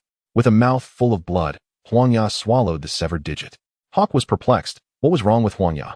Normally unfazed by bloodshed. Why had he suddenly lost control? This was proving to be a significant hindrance. Except for Hawk, everyone struggled to restrain Huangya. More critically, his cries of intent to kill Crisen would surely lead to their execution if the news of a noble's murder spread beyond the dragon's lair. Control him. Hawk suddenly lost his earlier bravado, shouting to his men. Suddenly, he was knocked down by Crisen. Although Hawk typically toiled as a laborer and possessed considerable strength, he could not withstand Crisen's weight, which was less than half of his. Crisen summoned the force reminiscent of Samwell's tackle against the corpse demons, toppling Hawk to the ground. He then knelt, pressing his knee heavily against Hawk's chest. Hawk felt his heart momentarily cease under the weight of that knee, leaving him no opportunity to resist. As fists fell upon him like rain. Crisen had not fought since he was 5. Thereafter, the scars of war had haunted him. Yet after enduring so much, could he still be the timid little boy plagued by nightmares? From the moment he was rejected from the military, he had begun to prepare himself for courage. At this moment, he was prepared. A few sparrows, witnessing the scene, acted rashly. As Huangya loosened his grip, he struck his own comrades, leading to the gang leader being bloodied and panicked, unsure of how to respond. The sparrow who had lost a finger was also one-eyed, and now, with veins bulging, he uttered a curse, lifting Huangya's head a fraction off the ground before forcefully slamming it back down. The sound of Huangya's skull shattering echoed even to Crisen's ears. Huangya's body convulsed once, then lay still. The two sparrows restraining Huangya, witnessing the ruthlessness of the one-eyed sparrow towards their own, were left dumbfounded, staring as he drew a dagger and approached Crisen. Crisen was still engaged in delivering powerful blows to Hawk, who, displaying remarkable fortitude, uttered not a word of surrender, his curses matching Huangya's in intensity. Upon noticing the approach of the one-eyed sparrow, Crisen ceased his assault and assumed a defensive stance, his knee still pressing on Hawk's chest. Rising to glare at the one-eyed figure, his hand resting on the hilt of his sword. Suddenly, the one-eyed sparrow hesitated, and Crisen felt a surge of satisfaction, thinking he had easily intimidated this burly man. However, upon closer inspection, he realized the one-eyed sparrow's gaze was clearly directed beyond him, looking at something behind. Confused, Crisen pondered the situation, unable to simply stare at each other in silence. Perhaps he should say something. Suddenly, from behind the one-eyed sparrow, another sparrow screamed and fled. The shriek reverberated through the walls of the dragon's lair. Hawk lay there, pressed beneath Crisen's knee. He had managed to reach for Crisen's sword hilt twice, but the blade was too long for him to extract it at the angle he was in, or else Crisen would have been disemboweled by now.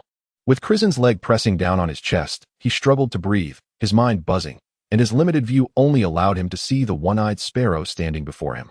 "What are you looking at? Your mother-s over there," Hawk cursed. The one-eyed sparrow's voice trembled in an unsettling mismatch with his robust physique. Crisen was taken aback, his attention wholly focused ahead. At that moment, he noticed, as the echoes faded, a rustling sound behind him. It was the sound of chains scraping against the ground. Chapter 12. The flea nest. Crisen found himself in a precarious situation. In front of him stood 3 sparrows, 2 wielding weapons and poised to attack. Beneath his knee lay one, though battered, could still pose a considerable threat if he managed to rise. Behind him loomed an unknown presence, leaving Crisen unable to turn. Meanwhile, he clutched a sword he had no skill to wield. "Well, perhaps I could stab the enemy with the pointed end," he recalled someone saying. This standoff lasted only a few seconds, though those seconds felt as long as an entire winter. The one-eyed sparrow, who had just dispatched a comrade, appeared soul-stricken. while another sparrow huddled close, anxiously trying to hide behind him. Both were fixated on the area behind Crisen, slowly inching backward, seemingly ready to abandon their leader. Crisen listened intently to the sound of the chains, suddenly recalling something, and tentatively called out, "North wind?" The sound of iron chains clattering to the ground echoed behind him, followed closely by the characteristic growl of the north wind. The tension in Crisen's heart suddenly relaxed. No longer concerned about Hawk, he retreated a step and plopped down. The relentless running and fighting had exhausted him, but now, with the north wind present, he felt a sense of victory, even if facing a royal guard. The moment Hawk was released, he sprang up, lunging to grasp Crisen's throat. Suddenly, upon seeing the north wind, he instinctively trembled, much like the dying yellow tooth. Crisen caught a whiff of an unpleasant odor. It seemed Hawk had soiled himself. Hawk's legs weakened, as if he could barely stand, trembling as he crawled backward on his hands. Crisen stood up in disgust, bending to retrieve the chain that restrained the north wind, saying, "Get lost. And do not let me see you again." Hawk's two lackeys hoisted him up, turning to flee. Yet, the north wind, with its tongue lolling and eyes sparkling, advanced towards Hawk, prompting Crisen to quickly restrain it, fearing it might actually consume the filth. He examined the chain, noting that one end had been gnawed through, freeing the wolf from its tether. Crisen had never witnessed a dog seeking freedom in such a manner. Was this Arctic wolf remarkably clever or simply foolish? He led the Arctic wolf out through the door, passing hundreds of silent nuns who watched him depart. Before ascending the stairs, he cast a lingering glance back. Hundreds of identical beak-masked faces stared at him. "Mother, one of them might be you, yet I cannot discern which." This was perhaps the closest he had been to his mother in years, he mused. Was this the best outcome? He had found her, avenged her, and even indirectly caused her tormentors to meet their end before her eyes. The past could not be altered. He had indeed endured a cowardly childhood, but he had conquered his inner demons. This moment might be the nearest he would ever be to his mother again. He recalled the words of the monk from a few days prior, stating that during each plague, approximately 1/3 of the silent nuns would perish. The desire to take his mother away surged within him once more. No, he must not. The gods would not forgive such an act, and the mortal realm would not permit anyone to reclaim her. The silent nuns should only face death. Old Granny Yeleni had said that after the silent nuns die, they would guide the deceased along the path to heaven. That would be the moment he would see his mother again. The north wind tugged at the chain from the other end, and after a moment of silence, Crisen ultimately followed. Let this be the end of matters concerning his mother. The Arctic wolf was restless, pacing on the stairs. Crisen held the chain to prevent it from becoming entangled around the wolf's neck. This wolf had performed admirably, deserving a whole leg of beef upon their return, yet it was fluctuating between cleverness and foolishness. What could be the cause? A thought emerged in Crisen's mind. Could this wolf be under the influence of his brother, Ricard? In other words, was Ricard also a wolf spirit? The Stark lineage could be traced back nearly 10,000 years, to a time before the wall had been established. They are the earliest adherents of the old gods in Westeros. During the epic of A Song of Ice and Fire, Bran Stark, the three-eyed raven, possessed the ability to command all creatures, including magical beings, and could glimpse both the past and future through green dreams. Clisson, having inherited the memories of Samwell Tarly, was acutely aware of this truth. At that moment, the dire wolf abruptly halted. Clisson then realized he had wandered into the narrow alleys of Flea Bottom, distracted by his own musings and neglecting his path, guided by the wolf. However, the expression on the dire wolf's face did not suggest familiarity with the route. "Northwind," Clisson inquired, "do you know the way back?" The wolf remained silent, crouching on the ground, panting and glancing around. Clisson tugged on the iron chain and took a few steps, but the wolf lazily followed without leading. Growing anxious, Clisson pulled and prodded for a while, until the dire wolf finally guided him around a corner, halting before a shabby hut. The air was thick with the acrid scent of fried food, and the door and walls were smeared with black grease.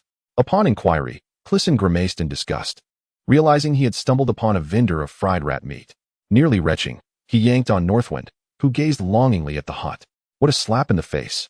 I've overthought this for too long. Could my brother possibly be such a fool? Clisson's inner voice roared. It dawned on him that Northwind had lost its way entirely. The wolf had been circling aimlessly, following the scent to this wretched fried rat shop.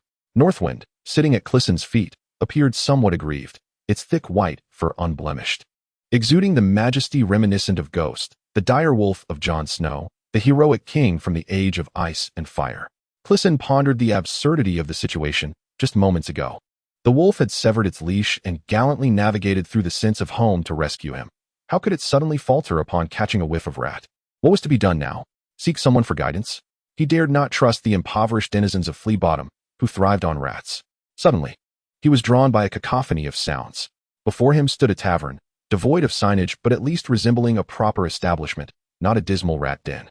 A shield hung from a post at the entrance, the noise emanating from the wind brushing against the shield and post. The paint on the shield was chipped and faded, rendering its original design unrecognizable. Clisen, parched from the day's exertions, felt almost dehydrated. Although the upper echelons of society had devised methods to filter water through bags of pebbles and charcoal, in Flea Bottom, the only liquid safe to consume was alcohol. Clisen pushed the door open and pulled a stool to sit. Northwind curled beneath the table as Clisen secured the iron chain around a leg of the table. In this modest tavern, there was but one type of ale. The bartender presented him with an oak mug that appeared older than Clisen himself. The beer was robust, and he drained it in one gulp. In truth, he was not fond of alcohol, as the sensation of inebriation recalled to him the exorcistic potions he had imbibed in his youth. Yet, this drink truly quenched his thirst, and he wondered if the weight pressing upon his heart could be alleviated by simply uttering the words, "Thus far and no further." After consuming 2 cups of wine, beads of sweat began to emerge from his pores, leaving Clisen feeling somewhat lightheaded, yet comfortable.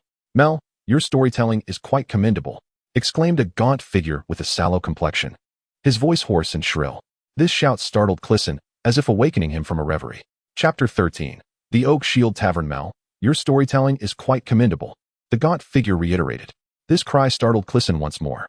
He surveyed his surroundings. The tavern was exceedingly small, with hardly any stools available, and many patrons stood while drinking. A ragged bard, lacking an instrument, yet wielding a short paddle, animatedly recounted tales, his lips frothing with every word. Clisen mused that Mel must indeed be this very individual. "I swear by the full name of the hero King Jon Snow, Aegon Targaryen VI, that my tales are authentic. It is the children of the forest who have revealed these truths to me. They possess the ability to see all that has transpired through the eyes carved upon the weirwood trees. They have shared with me stories so extraordinary that I scarcely believed them. Yet, they applied a potion to my eyes, allowing me to witness the Battle of Winterfell against the Night King." Children of the forest? Night King? The Battle of Winterfell? Clisen found it hard to believe such words could emerge from the lips of this ragged peasant. "Are you referring to the Battle of Winterfell during the long night 9 centuries ago?" he inquired. Suddenly, the tavern fell silent, and the crowd, engrossed in Mel's storytelling, turned their collective gaze toward Clisen. It dawned on him that he was the most conspicuous presence in the establishment. He was exceedingly overweight, maintaining a form that obscured his feet even in winter. As the saying goes, in 5 years of winter, the queen starves. And Clisen likely stood as the last of the portly individuals in all of King's Landing after 3 years of such winters. The atmosphere grew palpably awkward, and Clisen felt compelled to do something to endear himself to the townsfolk, perhaps even more than to the sparrows. He felt a coin in his pocket, emboldening him. "Barkeep, I shall cover the tab for everyone tonight." Clisen thought to himself that a single silver coin should suffice for the evening's libations, as a drink in this dilapidated tavern cost but a copper piece. Cheers erupted from the crowd, their enthusiasm echoing as they pounded the tables. "Barkeep, send a swift lad to the Lion's Gate. You know the Saffron Inn? Fetch Sir Roderick Tarley. He bears the sigil of the swift-footed hunter on his attire."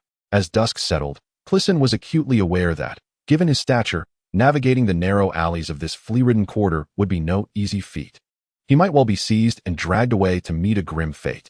The innkeeper entered, bearing a stack of wooden cups in his arms, and the sallow-faced man, with an ingratiating demeanor, presented Clisen with a drink. Clisen accepted it with a frown, pondering the man's jaundiced complexion and speculating that his liver might resemble the hue of his face. Mel raised his cup, proclaiming, "I see that the pommel of your sword hilt resembles an open book. With sword and book, you must surely be a scion of House Hightower. May your lineage and lands abound with prosperity." Melton raised his glass, dedicating it to Heartsbane. If only Hawke and his cohort possessed such discernment, they would not have faced such dire straits today. The crowd continued to cheer. Clisen acknowledged the throng as the heir of the foremost noble house in Westeros. He seldom spent his own coin. He had not anticipated the efficacy of money. Clisen mused. Fortunate was he that he had refrained from hurling that silver coin at Hawke's face, compelling him to lick his boots. What a delightful spectacle this was. He felt as if he were being crowned. As the cheers gradually subsided, Clisen said, "You may proceed." Mel took a sip of his drink and grinned slyly. "My lord, the most exhilarating experiences stem from living a tale, would you not agree?" Though it was a seemingly mundane statement, Crisen felt a shiver run down his spine.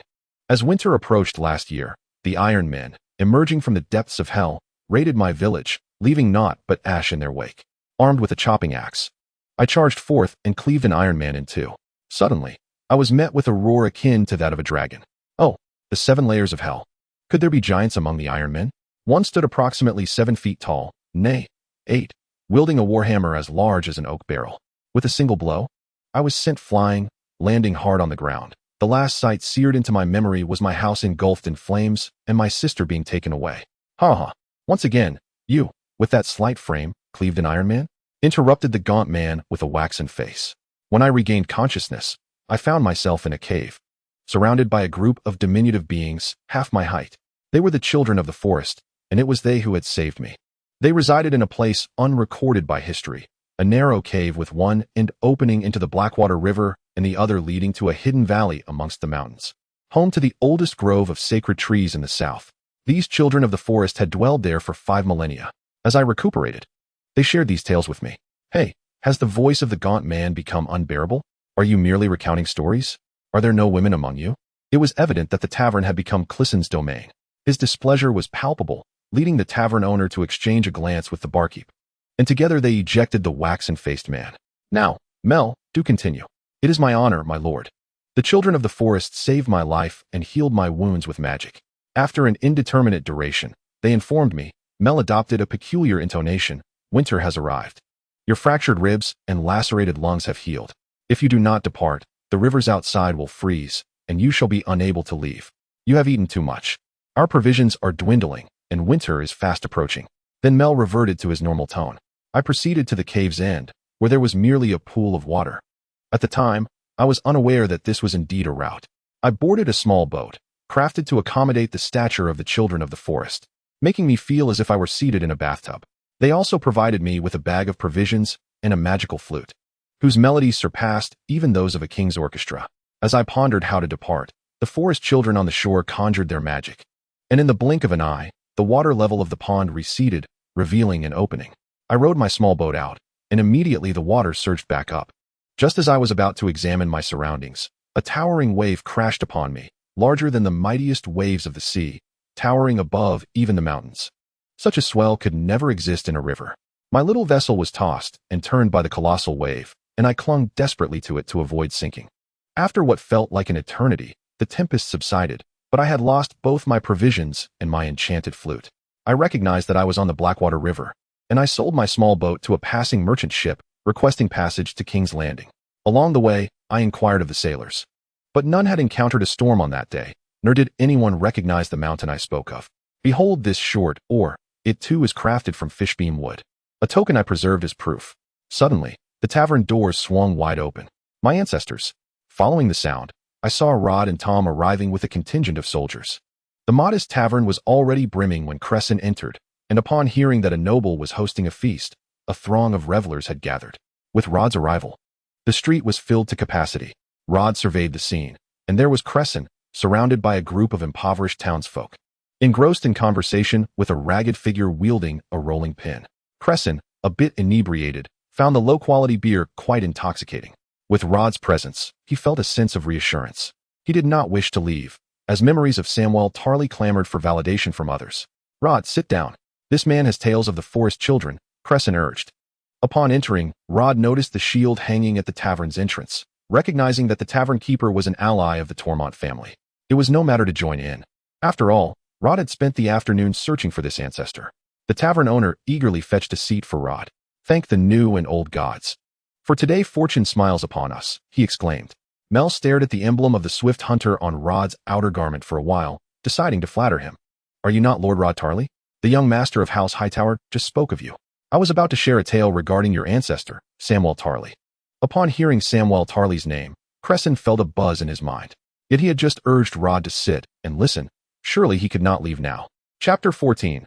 Long Night's Memories. The Battle of Winterfell, Part 1.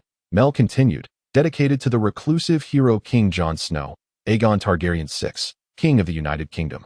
Protector of the realm of Westeros, King beyond the wall, guardian of the free cities, the sword that ended the long night, the reborn. The bearer of both new and old gods' blades. May the blessings of the old and new gods be upon him. May his reign be everlasting. And may he return to reign as the king of all the world. It was the winter of 9 centuries past, the darkest night in Westeros history. The Night King, mounted upon his undead dragon, shattered the magical barrier of the wall, unleashing a flurry of wights that descended from the easternmost edge of the wall. Their intentions remained a mystery, but amidst the wails of despair, the world was destined to grow as frigid as they. At this juncture, our king, Jon Snow, known as the King in the North, and his beloved, the Dragon Queen Daenerys Targaryen, heir to the Mad King, led their forces to Winterfell. They arrived with a formidable army consisting of Dothraki riders, the Unsullied, and 2 dragons, any one of which could secure the Iron Throne. Yet, under Jon Snow's assurances, Queen Daenerys consented to first confront the Night King. However, this immense favor seemed to yield little of the anticipated warmth from the north. Taking her seat upon the high throne in the Hall of Winterfell, Daenerys was overshadowed by Sansa Stark and Arya Stark, the true rulers of Winterfell. Bran Stark was present as well, though his gaze perpetually seemed to linger elsewhere. The lords had gathered, seated behind Sansa and Arya. Jon Snow stood at the hall's center, preparing to formally pledge his allegiance to Queen Daenerys. An oppressive atmosphere enveloped the hall. As the three-eyed raven, Bran witnessed the distant scene of the wall being breached by the resurrected dragon. Initially, disbelief reigned, but as the Dragon Queen, rumored to possess 3 dragons, appeared with only 2, a sense of despair spread like contagion. The Night King had indeed acquired a dragon. My Lord Jon, we await your return not to witness your subjugation, but to lead us against the White Walkers and defend the North, declared Lord Lyanna Mormont of Bear Island. Our only king is of House Stark. A flicker of displeasure crossed Daenerys' visage. It had been long since anyone had dared to confront her so directly. She recalled the counsel of her hand, Tyrion, who reminded her to always remember that she was not merely the mother of dragons and the liberator of Slaver's Bay, but also the descendant of the Mad King, a lineage the North would not forget. Perhaps now, an additional title must be added, the one who delivered dragons to the Night King. But how did the Northerners come to know this? Daenerys' most loyal protector, Jorah Mormont, a cousin of Lyanna Mormont, attempted to intervene, but Daenerys silenced him with a glance. Her father had executed 2 of the North's guardians. Thus, she was compelled to exhibit humility, presenting a demeanor wholly contrary to her father's. Yet I find myself bereft of the dignity to continue as king. It was for my sake that you, Queen Daenerys, lost a dragon, Jon Snow stated, his gaze unwavering as he regarded the lords, led by Lyanna Mormont, who were inciting unrest. It is also because of me that we lost the wall. We all know that if anyone can defeat the Night King, it is surely Queen Daenerys. Having lost so much, do we still have a choice? Those unwilling to pledge allegiance to Daenerys may depart, accompanying the women, children, and elders to the south. Those who remain must submit to the queen. With these words, Jon Snow knelt before Daenerys on one knee. The assembly hesitated for a moment. Starting with Sansa, one by one, they silently bowed to Daenerys. Please rise, Daenerys commanded, her voice imbued with regal authority. I have come to the North not to conquer, but to save. I shall strive to rectify the mistakes of my father, for I have inherited his throne. You say the Night King has crossed the wall. This time, let us vanquish him. Jon Snow, obeying her command, was appointed as the commander-in-chief, leading all forces.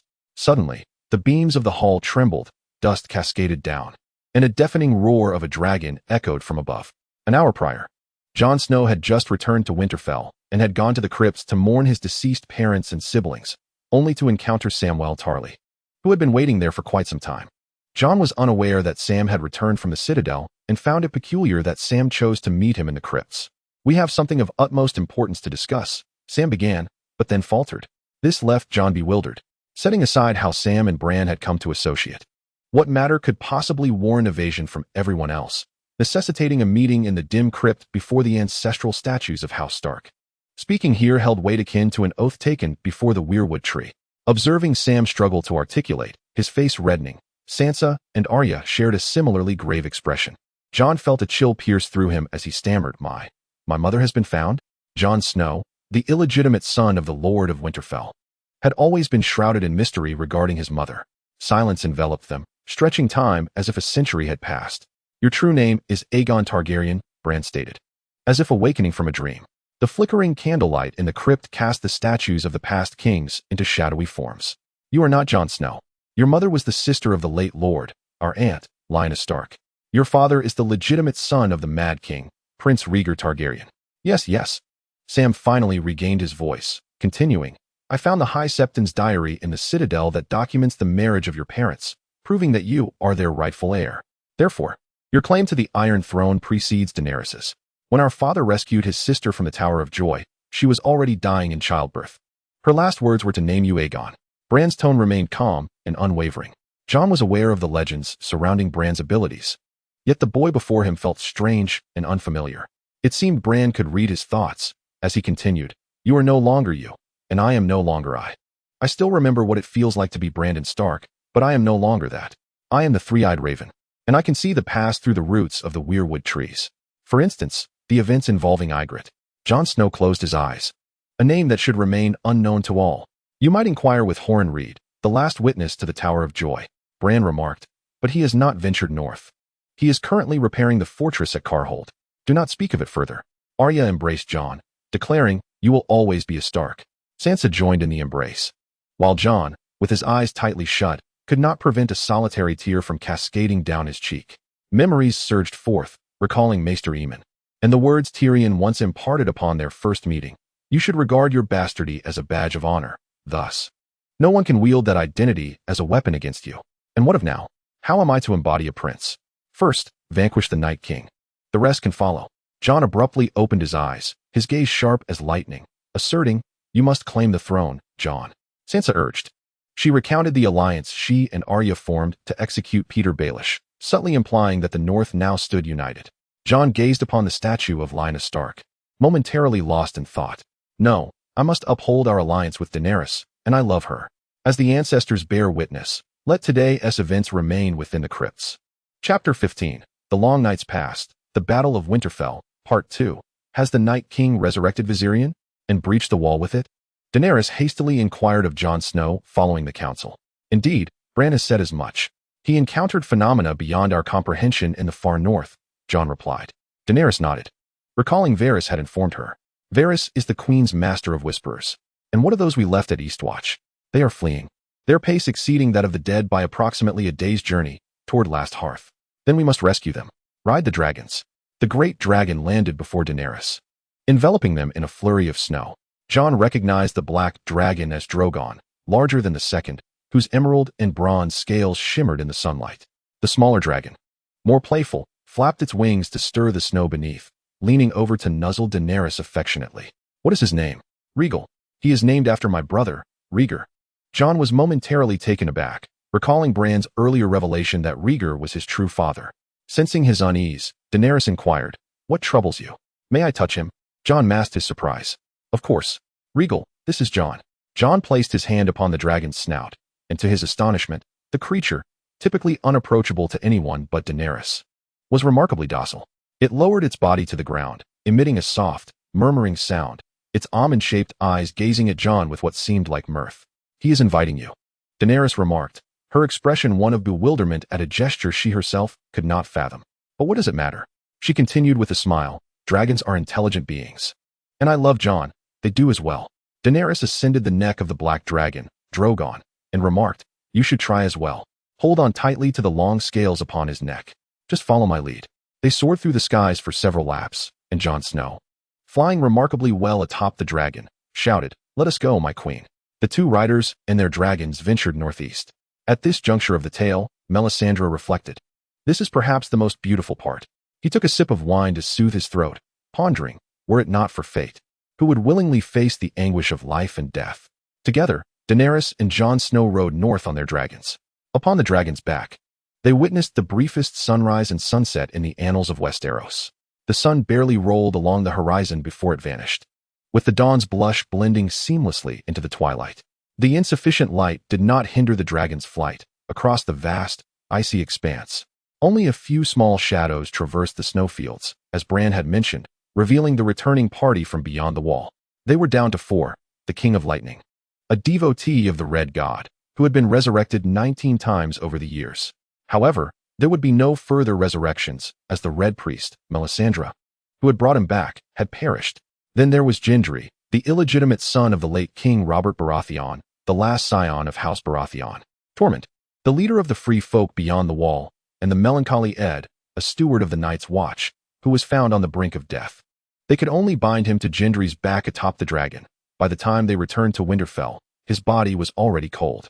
The Hall of Winterfell was once again filled with people, including Lord Robin of the Eyrie and his knights from the Vale. The focus of this meeting was the 3 rescued men, whose descriptions of the wights astonished everyone present. The King of Lightning took a sip of warm red wine and bitterly mused, "Isn't dragon flesh supposed to be made of fire? Who knew that upon my second encounter it had transformed into ice and decay?" Daenerys was deeply sorrowful. The dragons were her children, and she vowed to march north to avenge her fallen offspring. Tyrion advised her, "Your Majesty, this is not the time for rash emotions. These dead will not employ tactics nor siege weaponry. They will only charge recklessly. It is prudent to rely on our walls and dragon fire against them."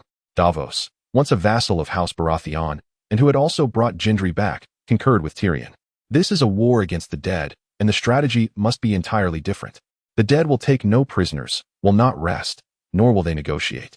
Victory can only be achieved through sheer numbers. Thus, leaving an empty city to the dead is not a significant concern. But we must ensure that neither the living nor the corpses become the Night King's thralls. Therefore, retreat is not a failure, as long as we do not leave behind any bodies." Sansa Stark offered a summation of their discourse. Jon Snow suggested utilizing the Vale as a rear base, relocating the vulnerable elderly and children to the mountains for refuge, while also sending Brienne and Podrick to escort Sansa, Arya, and Bran. Young Robin, seemingly oblivious to the implications of thousands of hungry mouths, readily acquiesced. His sole interest lay in the singular eye of the King of Lightning, a consequence of one of his own deaths. Sansa and Arya resolutely opposed leaving Winterfell, demonstrating their unwavering solidarity. Bran expressed his inescapable fate as well. Ultimately, the consensus was reached. The warriors would establish a defense at Winterfell, while the Knights of the Vale would escort the northern populace to safety in the Vale. The Dothraki cavalry would be tasked with conscription, foraging, patrolling, and reconnaissance. Should Winterfell fall, the army would retreat south along the King's Road, clearing the path of pursuing wights to ensure the safety of the main forces. Jon Snow sought out the inebriated King of Lightning, inquiring if the Red God possessed any means to confront the Night King.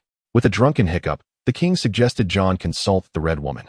She, a priestess of the Red God, wielded formidable magic and had once resurrected Jon Snow himself, having previously burned the living at will. She had been banished from the north by Jon, then the king in the north. The king mused that he wished to see if she dared to incinerate Jon's 3-eyed little brother, revealing his intoxication. He swayed against Jon, whispering that from the flames, his keen eyes perceived as though blind. To him, he was merely the resurrected version of himself. Thus, if the deity kept him alive, it signified that he still had a purpose. What was there to worry about? "Ah, yes, dear Jon, we have both been resurrected. You have 18 more lives awaiting you. So, fret not. If the Red God forgets you, you could live like that old harlot, the Red Woman, for over 4 centuries. Jon pondered that by the time the Night King arrived, he might still be inebriated and chose to disregard the king's ramblings. Upon exiting, he observed Arya instructing women on how to use a dragonglass blade to pierce a wight with a single strike, wielding the very dagger that had incited the War of the 5 Kings. Jon watched in astonishment at Arya's prowess. "My Arya has grown. You told me to stab the enemy with the pointed end. Is that the needle?" Years prior, Jon had gifted this slender sword, known as Needle, to Arya. Indeed, Arya unsheathed her blade, asking if he wished to spar. With a smile, Jon drew his Valyrian steel sword, Longclaw. "See, we both wield Valyrian steel." Before Jon could finish his sentence, Arya had already pressed the back of the dragonglass dagger against his throat, moving with a speed that left him bewildered. Again, Arya laughed. This time, Jon swung 3 strikes, but Needle found its place at his neck. Jon began to sweat. His swordsmanship was not lacking, even deemed exceptional, having felled countless foes. Yet, Arya's speed was astonishingly swift. His blade could not keep pace with hers. The bustling soldiers, artisans, and farmers paused their labors to watch, gasping with every miss from Jon or hit from Arya. In a room atop the castle, Daenerys stood by the window, witnessing the spectacle unfold. Chapter 16. Memories of the Long Night. The Battle of Winterfell, Part 3. Winterfell was in a state of intense preparation for the impending conflict. A cavalry unit composed of Northerners and Dothraki traversed the land, guiding a steady stream of farmers pushing handcarts and herding livestock toward Winterfell. For the first time in millennia, the Dothraki entered a village not for plunder, but to escort. Jon Snow commanded the armory to arm all the men. However, the available weapons were woefully insufficient, leaving many impoverished farmers with no choice but to wield their own farming tools.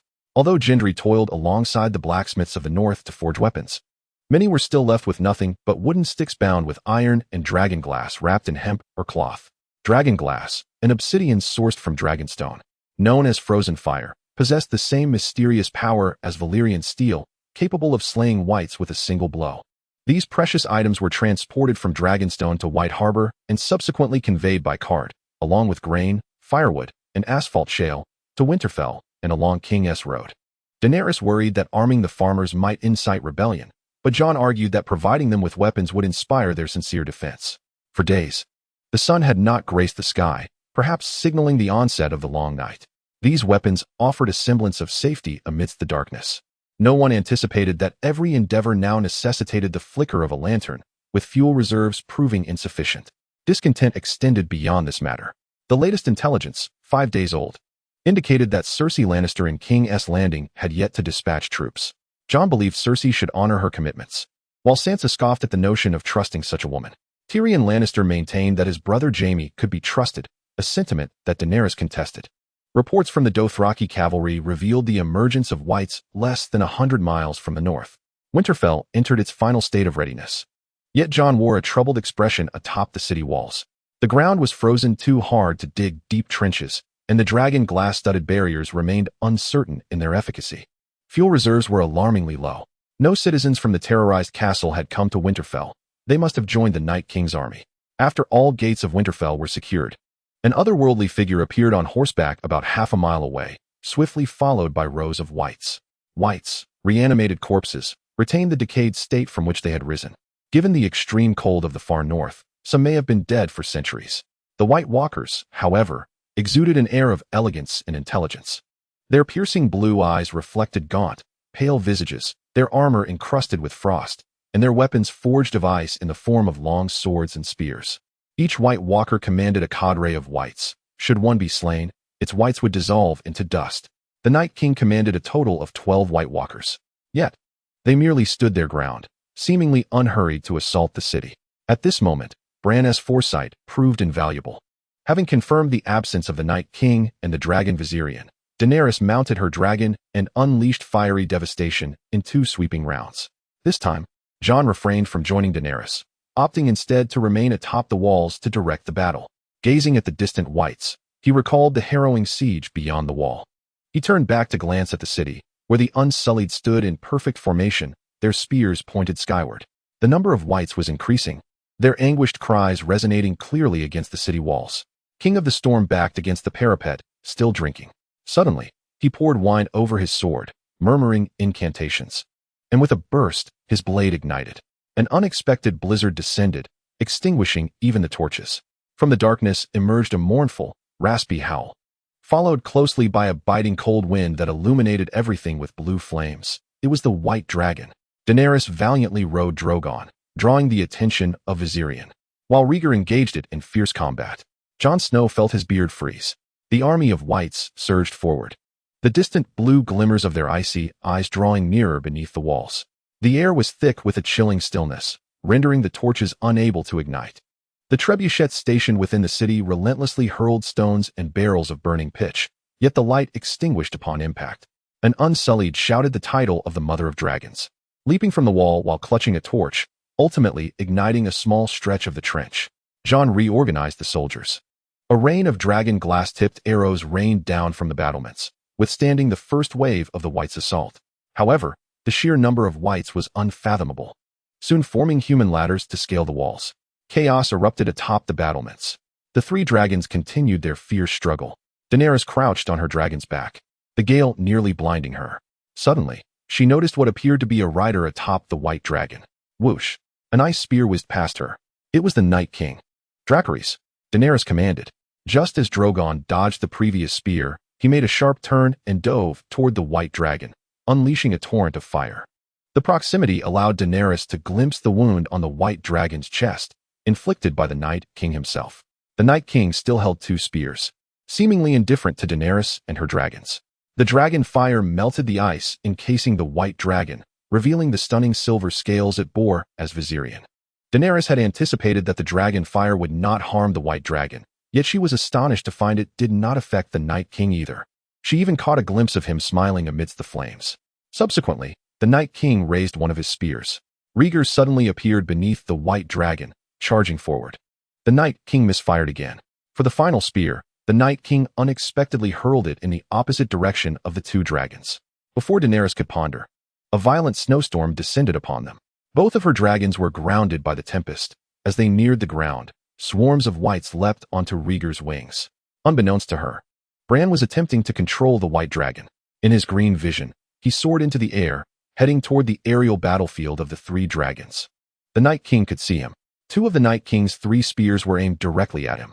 Meanwhile, a colossal white mammoth, towering like the city walls, charged toward the city gate, followed by a white giant and various large creatures such as bears and wolves, clearly the elite of the wights. As the other wights were trampled into skeletal remains along the way, the troops above the city gates hurled tar that ignited the mammoth's shaggy coat. Yet, this colossal creature persevered until it crashed through the gates, only to be reduced to ashes. The white giants behind tore apart the shattered oak doors and surged into the city, only to be met by a phalanx of spears arranged in defense. The enormous skull of one giant fell, crushing a soldier beneath its weight. The unsullied formation continued to block the gates, engaging in battle with the relentless tide of wights. Portions of the city wall had already succumbed, and the defensive line had retreated to the base of the walls. Some wights leaped over the parapet, only to be swiftly dispatched by a flurry of blades. Suddenly, a white dragon appeared above the breached gates. The wall had borne too much, and stones began to plummet from the archway. Jon's heart tightened as he wondered about Daenerys and her two dragons.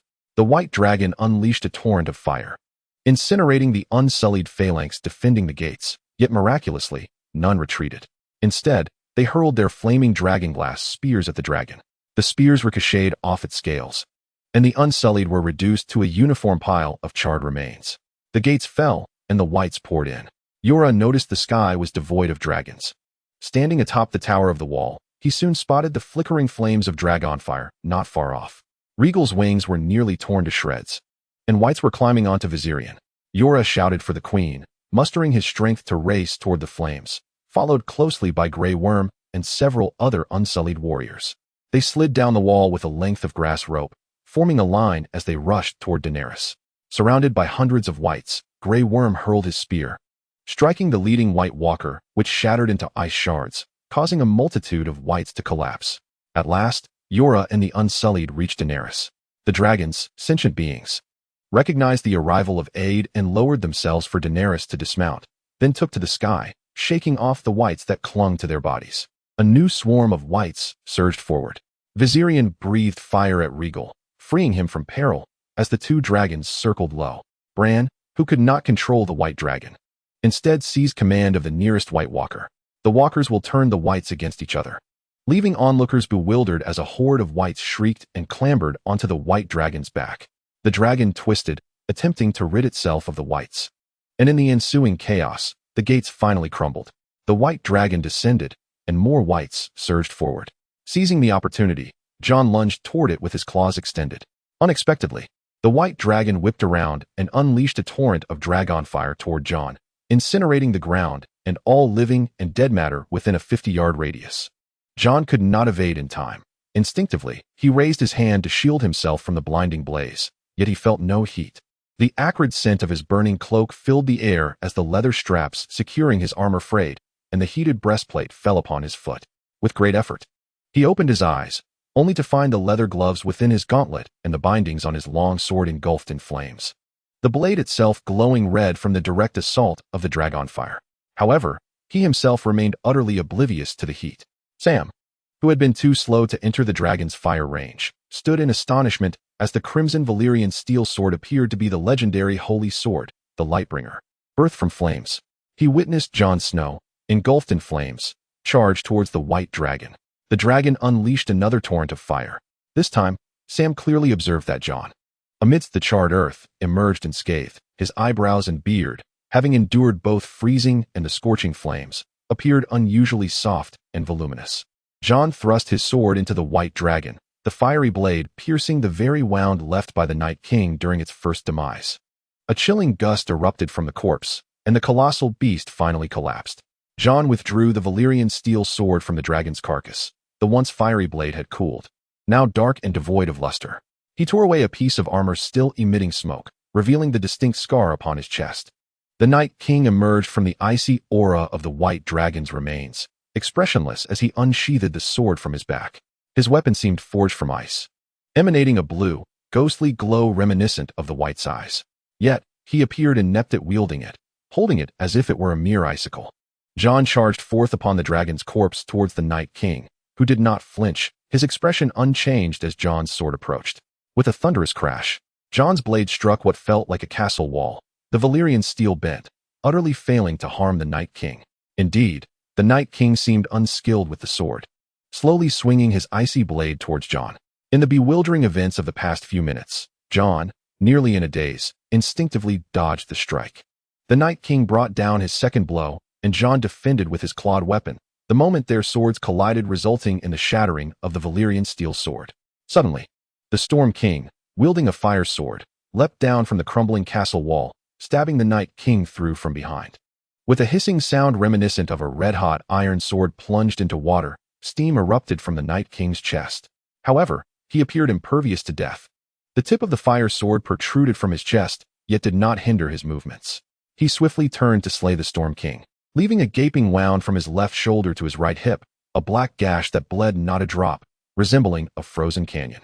The Night King paid no mind to the sword embedded in him, while the flames of the fire sword gradually extinguished. He raised his hand, summoning all the corpses within the city as new wights.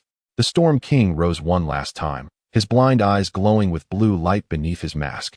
He lunged towards Jon, who, gripped by the sword's hilt, was momentarily paralyzed. Sam rushed forth, wielding his ancestral heart-crushing sword, yet it was ultimately the dire wolf, Ghost, who pounced upon the Storm King, saving Jon. One cannot deny that Sam's swordsmanship nearly matched that of the Night King. As they looked again, the Night King had vanished. Chapter 17, Tales of the Long Night, The Battle of Winterfell, Part 4.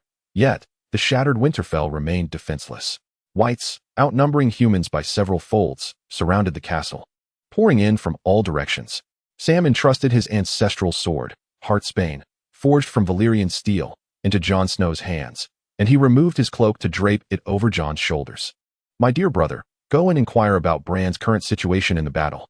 Only Bran's green sight can discern the truth. You are to decide. If necessary, give the command to abandon Winterfell. I bestow upon you this authority, Jon Snow declared. As Sam departed, Snow raised his sword, Heartsbane, and the soldiers rallied, launching another assault against the wights. At the breach in the walls, Yora, Grey Worm, and 3 Unsullied formed a protective circle around Daenerys, retreating towards Winterfell while battling fiercely.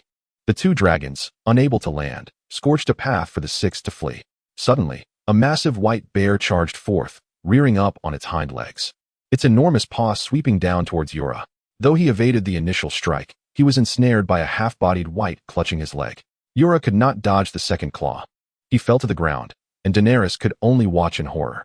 The white bear lunged, nearly tearing Yora apart. Grey Worm thrust his spear forward, slaying the beast. But Yora Mormont would not return. Daenerys was devastated, crying out Yora's name as Jon Snow held her close. In the great hall of Winterfell, the true commander was Bran. The wight he controlled was pierced by the Night King with a shard of ice as it drew near. It turned out the Night King could indeed slay wights. Fortunately, Bran had been a moment swifter. He returned to the hall riding a flock of ravens, his essence restored. He informed the gathered crowd that the Night King had begun to retreat. There were 2 wights remaining, aside from those rallied by the Night King himself. The attacking wights belonged to these 2. As the wights approached the hall, Arya glimpsed Sam scrambling towards it and rushed to his aid. With a graceful flourish of her dragonglass dagger, she swiftly dispatched dozens of wights. Suddenly, she felt the weight of a gaze upon her and looked up to see Sandor Clegane, the Hound, poised on the second-floor railing, preparing to ring the bell. They exchanged a knowing smile, and the Hound shouted down, "That dragonglass trinket you wield is quite impressive. I ought to kill you for it, then it would be mine. This time, I might just leave you behind to die." Arya retorted. Sam, puzzled by their banter, felt a chill run down his spine, thinking, is this how you greet someone? Upon entering the hall, he realized he need not speak, for Bran was already aware of everything. Arya, I need you to leave the city and eliminate the wights to save everyone, Bran instructed. I shall guide you. Follow the path of unusual animals, even the wights. Can you do that? Arya, the finest assassin in Westeros, readily agreed. Meanwhile, The others began their preparations to evacuate Winterfell. Theon assisted Bran onto a horse, while Tyrion reconstructed the saddle he had once fashioned for Bran. Brienne and Tormund stood resolutely at the grand entrance of the hall, fending off the onslaught of wights. Tormund's gaze fell upon the towering figure of Brienne, who, even amidst battle, could not resist exchanging playful glances. Brienne, however, paid him no heed, as she wielded her Valyrian steel sword, Oathkeeper, with remarkable ease against the wights. A black cat guided Arya, who ascended the eaves and slipped through the corridor, circumventing the tower from which Bran had once fallen. Within the barn, she encountered her first White Walker, intent on violating a girl. A human foot lay abandoned on the ground. Arya approached silently, but the walker sensed her presence without sound, alive, warm.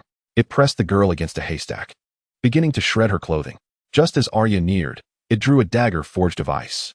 Arya deftly evaded, but the creature unsheathed a long sword of the same chilling material. It engaged Arya with both blade and dagger. Though Arya possessed a sword and a dagger of her own, the needle was mere iron, incapable of contending with the walker's frozen weaponry. The walker's strikes were fierce and precise, aimed directly at her vitals. Arya's dagger, designed for stealth, could not withstand the weight of the icy blade, forcing her to rely on agility to evade its lethal blows. Yet, after several exchanges, she found herself gradually losing ground. The girl Arya had sought to rescue had succumbed to the pain of her severed leg and fainted, awakening to the sounds of battle. She grasped a weapon at her side, a half of a dragon-glass dagger, as Arya, cornered by the relentless advance of the walker, drew closer to the haystack. The creature's back was turned to the injured girl. Now was the time. The girl, despite her weakness, struggled to stab the walker. Yet, her effort was futile. The dagger barely grazed the walker's icy armor, failing to pierce through. This drew the walker's attention to her, mocking the broken dagger. It swung its sword towards Arya while, with a swift motion, the dagger sliced open the girl's abdomen, her entrails spilling forth. It intended to demonstrate the girl's demise to Arya, a futile resistance. It was in no hurry to end the girl's life. It understood that the process of one girl's death could torment another just as effectively. Arya ducked beneath the blade, launching the dragon-glass dagger towards the walker's leg. The creature attempted to evade, its footwork faltering. Suddenly, it froze in place, shattering into a cascade of icy shards, including its dagger and sword. As the dagger pierced the girl's abdomen, she thrust the severed blade of the dragon glass into the unarmored wrist of the walker. Her grip was so fierce that the blade penetrated her own palm. Arya then recognized the bloodied visage of the girl. "Lyanna Mormont?" she inquired. "Kill me, grant me mercy." Lyanna whispered softly, adding, "Tell Yura I am home." Arya tenderly arranged her body, draping her cloak over her. A white horse waited outside the barn, whinnying insistently, urging her onward. Scanning the surroundings, Arya realized that the living in Winterfell were now few. A catapult was ignited within the city, casting a feeble light. Yet in the dimness, countless blue eyes sparkled ominously. Daenerys and Jon Snow ascended once more upon the dragon's back, though Rhaegal's wings were torn and frail, barely able to lift Jon into the sky. Suddenly, all the blue eyes shifted their gaze toward Arya. Bran, controlling the white horse, urged it forward with Arya, when a torrent of dragon fire descended perilously close, nearly striking her. At that moment, Daenerys, perched upon the dragon's back, discerned that there were still human figures below. Arya's steed galloped toward a breach in the city wall, but abruptly, Bran's control over the horse ceased. Arya spurred her mount out of the city, only then recalling that one wight remained unvanquished. Where had Bran gone? The white horse trod upon the bones of the wights, and Arya beheld a multitude of wights lifting the White Walkers, as the colossal dragon unleashed flames, incinerating all the dead. On the dragon's back, Jon Snow sounded the horn. This was the final signal before the evacuation of Winterfell. Bran and Theon rode upon the same steed. Theon galloped fiercely, while Bran sat before him, oblivious to the blood streaming from Bran's eyes. The dragon fire was magical, capable of igniting the visions of the Green Seers. When a great plume of dragon fire descended, Bran could not evade it. Behind them, Winterfell blazed fiercely, and above, the dragon roared as Arya galloped across the snow-laden battlefield, littered with corpses. Chapter 18. A Golden Dragon, what a spectacle! How utterly mesmerizing! Clyson led the applause. Although Rod knew his nephew often spoke in riddles, he found this display somewhat uncharacteristic. Earlier that afternoon, Tom had informed him of Clyson's mother's plight, yet here was Clyson, frequenting a disreputable tavern and treating the entire assembly. Rod momentarily worried for his mental state. Clyson, however, remained unfazed. He He had never been so intoxicated and was oblivious to Rod's concerned expression. "Mel, your tale possesses historical worth. You ought to journey to the Citadel and have a maester record it for posterity. For all time." Clysen's tongue had slipped, leaving Mel bewildered. What history? What posterity? Such terms were foreign to a simple, illiterate farmer who relied solely on oral tradition. Yet he recognized the words maester and citadel, which sent a jolt through him. Clysen, equally unaware of Mel's changing demeanor, suddenly recalled a silver coin nestled in his pocket. He never spent his own money, unsure of when it had found its way there. "Tom can cover the tavern bill. I shall simply reward Mel," Clysen mused. Then, with a flourish, he tossed a gleaming arc toward Mel. "Wait, why is it gold?" In an instant, Clysen's inebriation dissipated. Good heavens, had he just thrown a golden dragon? Clearly, young Clysen had little experience with money, for he had not discerned whether the coin in his pocket was gold or silver.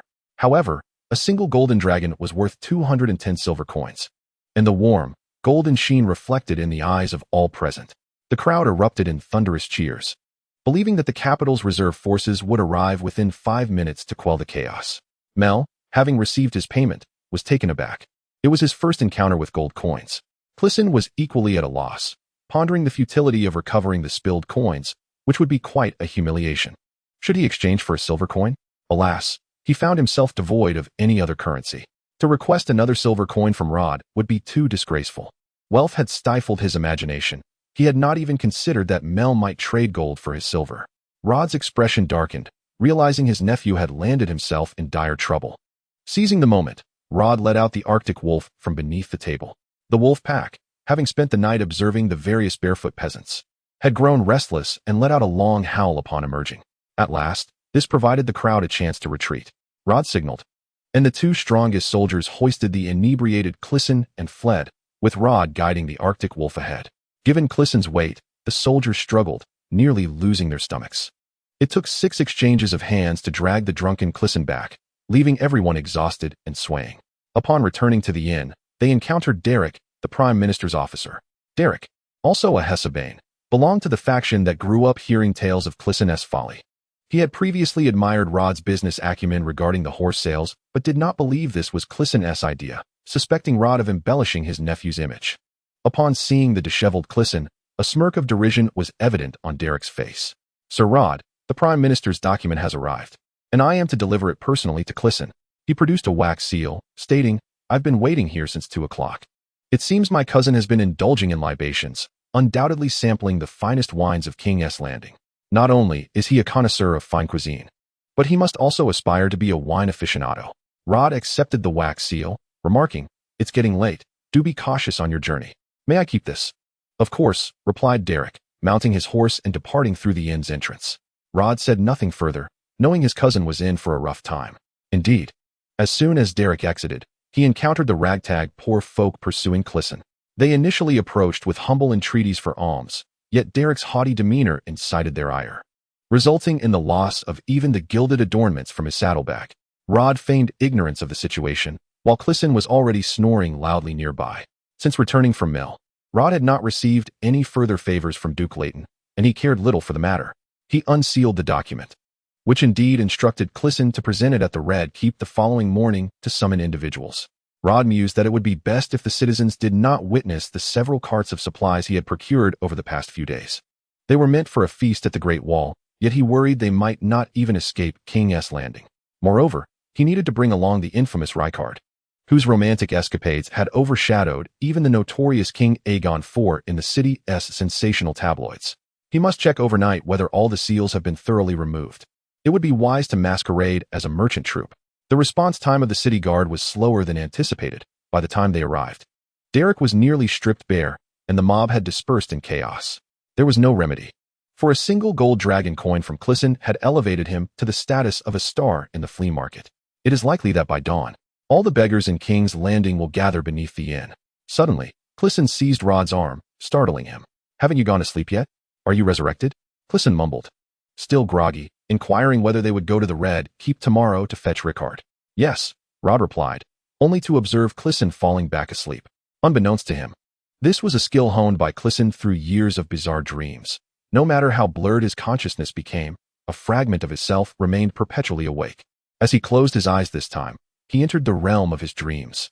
As for Clissen's subordinates, they were all exhausted and leaning precariously. Yet they could not afford to collapse into slumber like the rotund man, were it not for the length of time they had followed Clissen. Coupled with his generous nature and never shortchanging his own, they would not be inclined to protect him in such a state. With the city guard having dispersed the rioters, Rod decided to relocate Clissen back to the inn where they had first lodged upon arriving in King's Landing. The inn's rooms were insufficient, and the soldiers spent the latter half of the night sleeping in the stables. Mel slipped away from the reveling crowd, returning to his dilapidated dwelling, hurriedly gathering his belongings. Suddenly, applause erupted from a corner. Mel grasped his dagger. Who goes there? Ah, splendidly spoken. As I predicted, you've indeed made a fortune. From the shadows emerged a gaunt figure with a waxen face. Yet his voice was entirely different from that heard in the tavern. Mel, with fingers trembling as if afflicted by a seizure, inquired you. How did you get in here? The gaunt man displayed an air of impatience. After all that has transpired, you still ask such a foolish question. Wasn't it promised that I would join the Highgarden Orchestra? Why did that young master say he would send me to the academy? The academy is filled with monsters, and the white-bearded men there dissect the living and resurrect the dead. Huh, you are even more foolish than I imagined.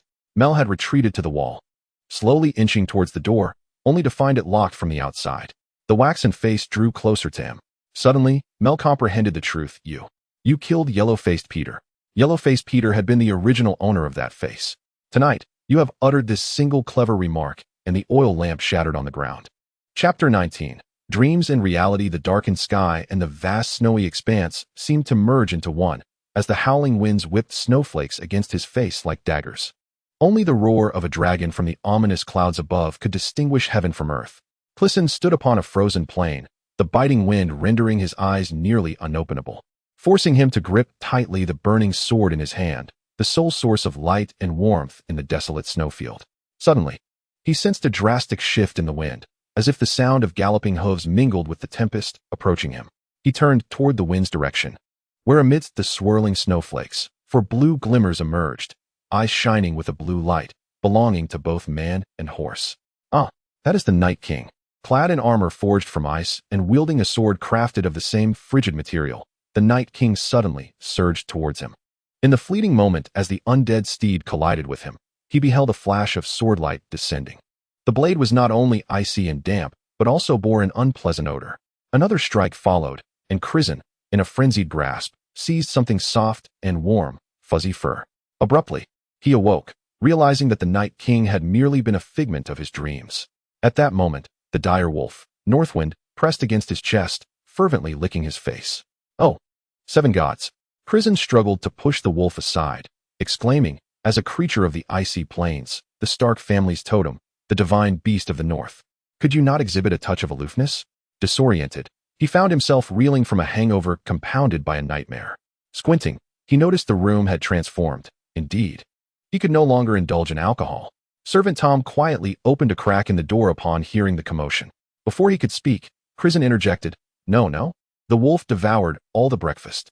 I desire the same as yesterday, crispy bacon, fried fish, and bread. Tom swallowed his words. The dire wolf lunged at him again, and Crisen removed its front paws from his shoulders, giving its head a gentle pat.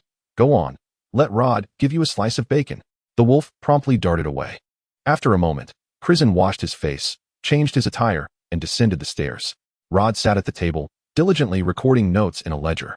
Across from him lay a pitcher of lemonade and a large platter of food, while before Rod sat only a glass of wine. Crisen glanced down at the plate, discovering a lump of something dark, presumably a bird, and instantly recognized that such culinary standards were not Rod's handiwork. A glance at Rod revealed a countenance as grim as the dish before him.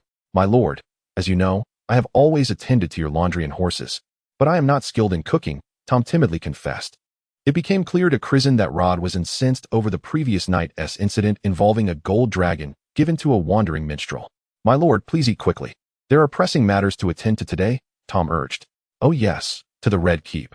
Crisen recalled fragmented memories from the night before, realizing they had documents to address. He reluctantly pried apart the charred mass, inquiring, Is this roasted pigeon? My lord, it is quail. The ports are under strict surveillance. No one dares to venture out to sea. We toiled all night and could not procure fresh fish, but this quail is rather plump. What? You went the entire night without sleep? Alas, alcohol truly impedes one's affairs. What transpired afterward? Tom briefly recounted the events, and Crisen, glancing at the burnt quail, discerned a few edible morsels and begrudgingly began to eat. "Thank you for your efforts, Tom. Let us depart the city early tonight and set up camp to rest." "But why are these lemons black?" Crisen lifted his cup for inspection, questioning. Sir Rod mentioned that the lemons are fine. They are candied. The sugar causes them to darken. Did you not detect any sweetness?" Rod finally interjected. "I learned several honey preparations from the old city gate. We brought some fresh lemons and a jar of candied ones, as I have heard lemons are quite costly in the north." Upon hearing those words, Crisen felt a wave of relief wash over him. He understood that Rod's willingness to discuss culinary delights was indicative of his calm demeanor, a trait inherited from a long line of audacious ancestors. With a playful spirit, he continued to jest. "Expensive? Alas, my dear uncle will surely punish me with a diet of nothing but potatoes." As a noble from the river bend, Crisen maintained a certain disdain for the humble tuber. "Humph, the total amount doesn't even rival yesterday's wine bill. But it's worth it. If only the scholars lectured in such a manner, I might still be seated in the academy," he mused. "What are you writing?" Crisen inquired. "I am chronicling the tale I heard for a gold dragon," Rod replied. "Initially, I believe this story was concocted by the red-robed monk, but now I find the origin of the tale far more intriguing than its content." Rod continued. "While in the academic city, I came across a book titled The Oral History of the Long Night's Battle, which aligns perfectly with what he recounted. Notably, it features a soldier from the north, a wild man, and a clansman who all reference the Storm King piercing the Night King with a flame sword. These individuals do not worship the Red God and would never utter falsehoods regarding a miracle performed by a fire dweller."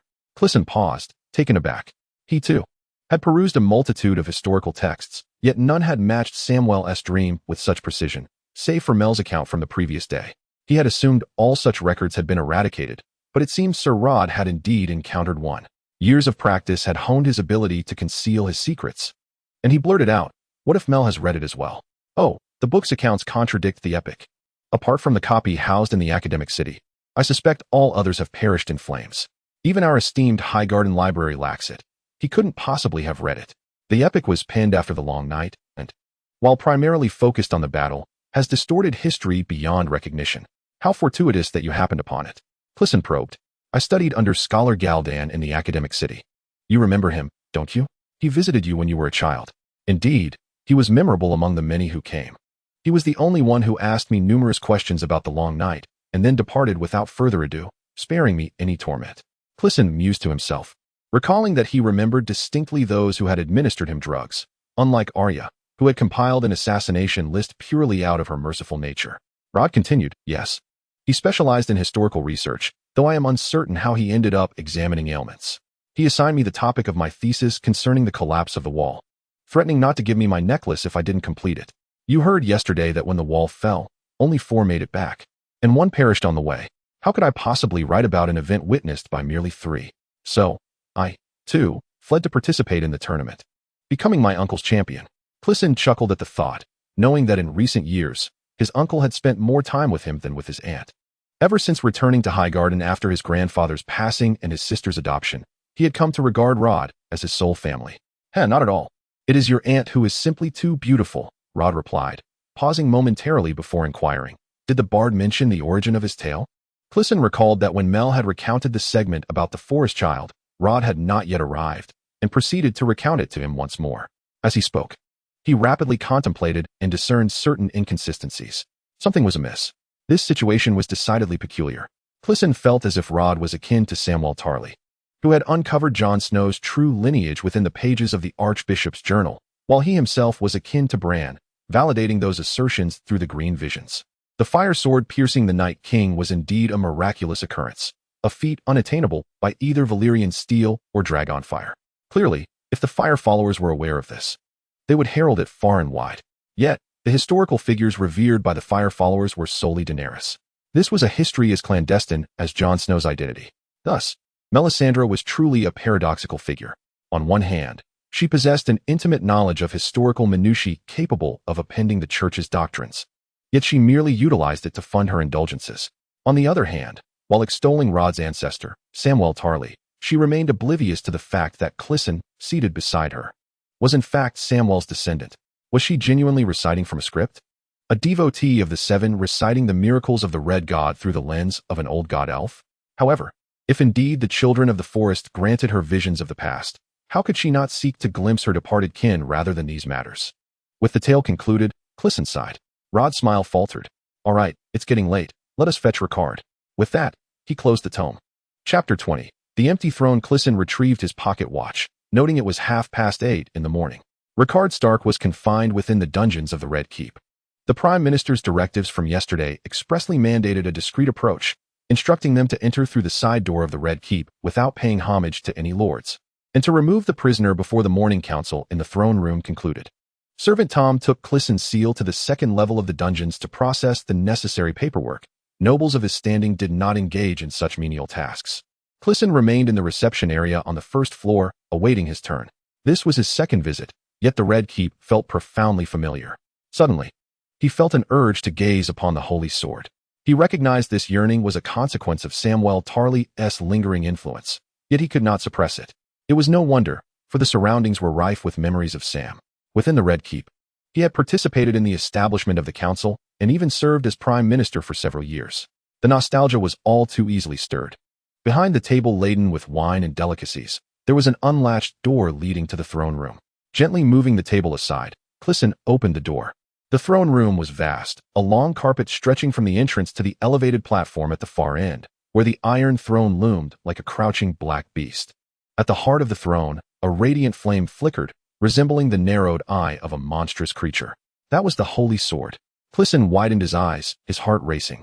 Utterly unprepared for the exhilaration that surged through him upon beholding the holy sword, the vision from his dreams resurfaced.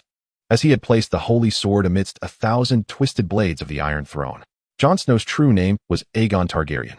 He heard himself proclaiming that he was the rightful king of the Iron Throne. No, it was not him. Crisen pulled his senses back to reality. Samwell Tarly. That ancient specter dwelling within his own mind. What mischief has he conjured this time? How did I suddenly find myself in the throne room? Crisen was startled to realize he stood at the center of the hall. The throne room was elongated and dim, requiring illumination even in daylight. Beneath the Iron Throne, 2 rows of seats were designated for the council and the church, with the Kingsguard standing in the middle. A cold sweat broke out on Crisen. He had intruded upon the throne room through a door he should not have even known existed. The Kingsguard could rightfully execute him on the spot. Who goes there? A voice echoed from the seats. It was Duke Leighton. Gritting his teeth, Crisen replied, Your humble servant Crisen Heartsbane greets your majesty, esteemed prime minister, and all honored lords. Of course, there was no such majesty in the throne room. Your majesty, esteemed prime minister, and revered bishop. I must report that yesterday the impoverished denizens of Flea Bottom erupted in arson and riots. Both Stinking Fish Street and Rotten Shrimp Street have been reduced to ashes. I beseech your majesty for funds. The destitute require food, clothing, and the means to rebuild their homes. Crisen glanced in the direction of the voice in astonishment. A line of ragged beggars knelt at the entrance of the throne room, with several monks standing behind them. Crisen found himself positioned between Duke Leighton and this group. Yet it seemed as though no one acknowledged his presence. Crisen, accustomed to being the center of attention due to his stature, felt utterly out of place. Regardless, he thought it best to discreetly withdraw and not impede these individuals. Suddenly, the long sword upon the throne emitted a blinding radiance. The beast opened its singular eye, its brilliance reminiscent of the moment Jon Snow had drawn it from Daenerys' chest in a dream. Crisen was compelled to shield his eyes with his sleeve. Even the members of the council, seated with their backs to the holy sword, sensed the anomaly and recoiled. The light flickered in a myriad of colors, crashing against the narrow hall like waves, casting an eerie hue upon the dragon skull suspended above the Iron Throne. Standing here any longer would surely dazzle me, Crisen resolved. Your servant Crisen has long admired the great deeds of the Holy One. Today, upon arriving at the Red Keep, I felt an uncontrollable urge to pay homage to the holy sword. I inadvertently trespassed into the throne room. Its radiance is overwhelming. I humbly take my leave. Is no one paying attention to me? Crisen pondered. The next dilemma was whether to retreat through the entrance he had come or to exit through the main doors. The documents had advised discretion, yet he had already caught the eyes of all the lords present. Would returning through the original door result in further blunders? Crisen inwardly questioned Samwell Tarly. Every day you show me your past troubles, old man. What is the situation now? Samwell offered no reply, nor did he help Crisen recall anything. The current circumstances were a mystery not only to Crisen, but to Samwell and to all present. The church members were the first to react. The holy sword. It shines. By the 7, the king is returning. The monks, standing behind the kneeling beggars. bypassed them, and surged toward Crisen. His body, heavy and unwieldy, left him no chance to evade their approach. The monk passed through Crisen as though he were invisible. It took Crisen a moment to realize that others were traversing the space he occupied as if he did not exist. The crowd outside and inside the door witnessed the radiant light emanating from the Iron Throne, and they surged in without hindrance, even the guarding soldiers rushing forth. Individuals passed through Crisen, commoners, nobles, monks, and soldiers, all kneeling together beneath the holy light, fervently reciting prayers from the epic. Crisen could no longer deny the reality. A soldier knelt directly where he stood, their bodies overlapping. As Crisen stepped away, his legs intersected with those of the other kneeling figures. It became undeniable. Everyone was oblivious to his presence. In a frenzy, he turned his back to the sword's luminescence and fled outside, where a 15-foot-tall dressing mirror stood in the anteroom for those audience with the monarch. Crisen halted before the mirror. There was no reflection of himself. A distant voice called out, "Brother, brother." His vision blurred. Was it possible that Crisen's last shred of self-awareness had finally returned, spreading throughout his being? At last, he awoke. He discovered he was still seated in the reception room of the dungeon tower, having merely dozed off. Rickard stood before him, the one who had been calling his name. "Brother," Crisen exclaimed as he stood unsteadily, embracing Rickard tightly. "I've missed you so much." Rickard was equally exhilarated. "I finally see you." Outside the dungeon tower, a clamor seemed to rise, as if hundreds were praying. Crisen paused, noticing that the table which held wine and snacks had indeed been moved. "What is happening outside?" he questioned, recognizing the prayers as the same he had heard in his dream. Tom hurried back, breathless. "Sir, I just heard the voices of prayers rising and falling outside. So I went to take a look. Don't worry, I wore my hat, so no one recognized me. I saw an extraordinary bright light emerging from the great doors of the throne hall. It was not like fire but akin to sunlight, shining directly outward. The crowd knelt at least 10 yards from the door. The radiance was magnificent. It left me awestruck, but suddenly, the light vanished. Crisen was alarmed. The moment the sacred sword's light had disappeared coincided precisely with his awakening. Chapter 21. The sacred sword is the nation. Crisen was astonished. The moment the sacred sword's light vanished was indeed when he had awoken. Yet he responded, "Oh dear, how could I have fallen asleep during such an important event? What a pity," said one knight. "Were it not for my duties, I too would have wished to witness the miracle." Another knight echoed his sentiments. These two bore an uncanny resemblance, clad in identical armor, save for one who wore his sword at his right side. "Are you two the twin knights?" Crisen inquired, gazing at the identical knights. "Indeed, one of them, hailing from Laurenheit, replied. "Wendell Hightower is at your service," declared the knight, with his sword positioned at his right. Crisen paused. "Are you also headed to the Great Wall?" "Our destination is Winterfell. Prior to that, the Prime Minister has tasked us with safeguarding you all." It seems these two are accustomed to sharing sentences as if they were one. Crisen pondered. Indeed, the twin knights are the most distinguished in the realm, excelling in swordsmanship, horsemanship, and marksmanship. Some even believe that the combined strength of the Seven Kings Guard could not best the two of them. If they were to abandon their lands and families for the sake of glory, they need not don black cloaks. They could simply become Kingsguard. However, the fact that both are journeying to the north is rather excessive. Allow me to formally introduce my sworn brother, Crisen Heartsbane. Other matters can be discussed later. Now, let us set forth. The sacred sword represents the nation, for the king, Rickard proclaimed. This sword, known as Heartbreaker, is the origin of Crisen's surname. It originally belonged to the Tarly family, stolen by Samwell Tarly, and after Jon Snow's Longclaw was shattered by the Night King during the Battle of Winterfell, Sam gifted it to him. At the God's Eye Lake, Heartbreaker suddenly radiated a blinding light, vanquishing the Night King and ending the long night. The sacred sword signifies the nation, for the king, Crisen affirmed. Although 9 centuries have passed, the king upon the Iron Throne, the sovereign of all Westeros, remains Jon Snow. The council's full title is still the Provisional Council, and the Prime Minister's official designation is still the Hand of the King, meaning that Duke Layton is merely the 400th individual to assist Jon Snow. Yet, Jon Snow has never actually sat upon the Iron Throne. He killed the Night King on the Faceless Isle in the God's Eye Lake, then entered the grove of weirwood trees to atone, and has not been seen since.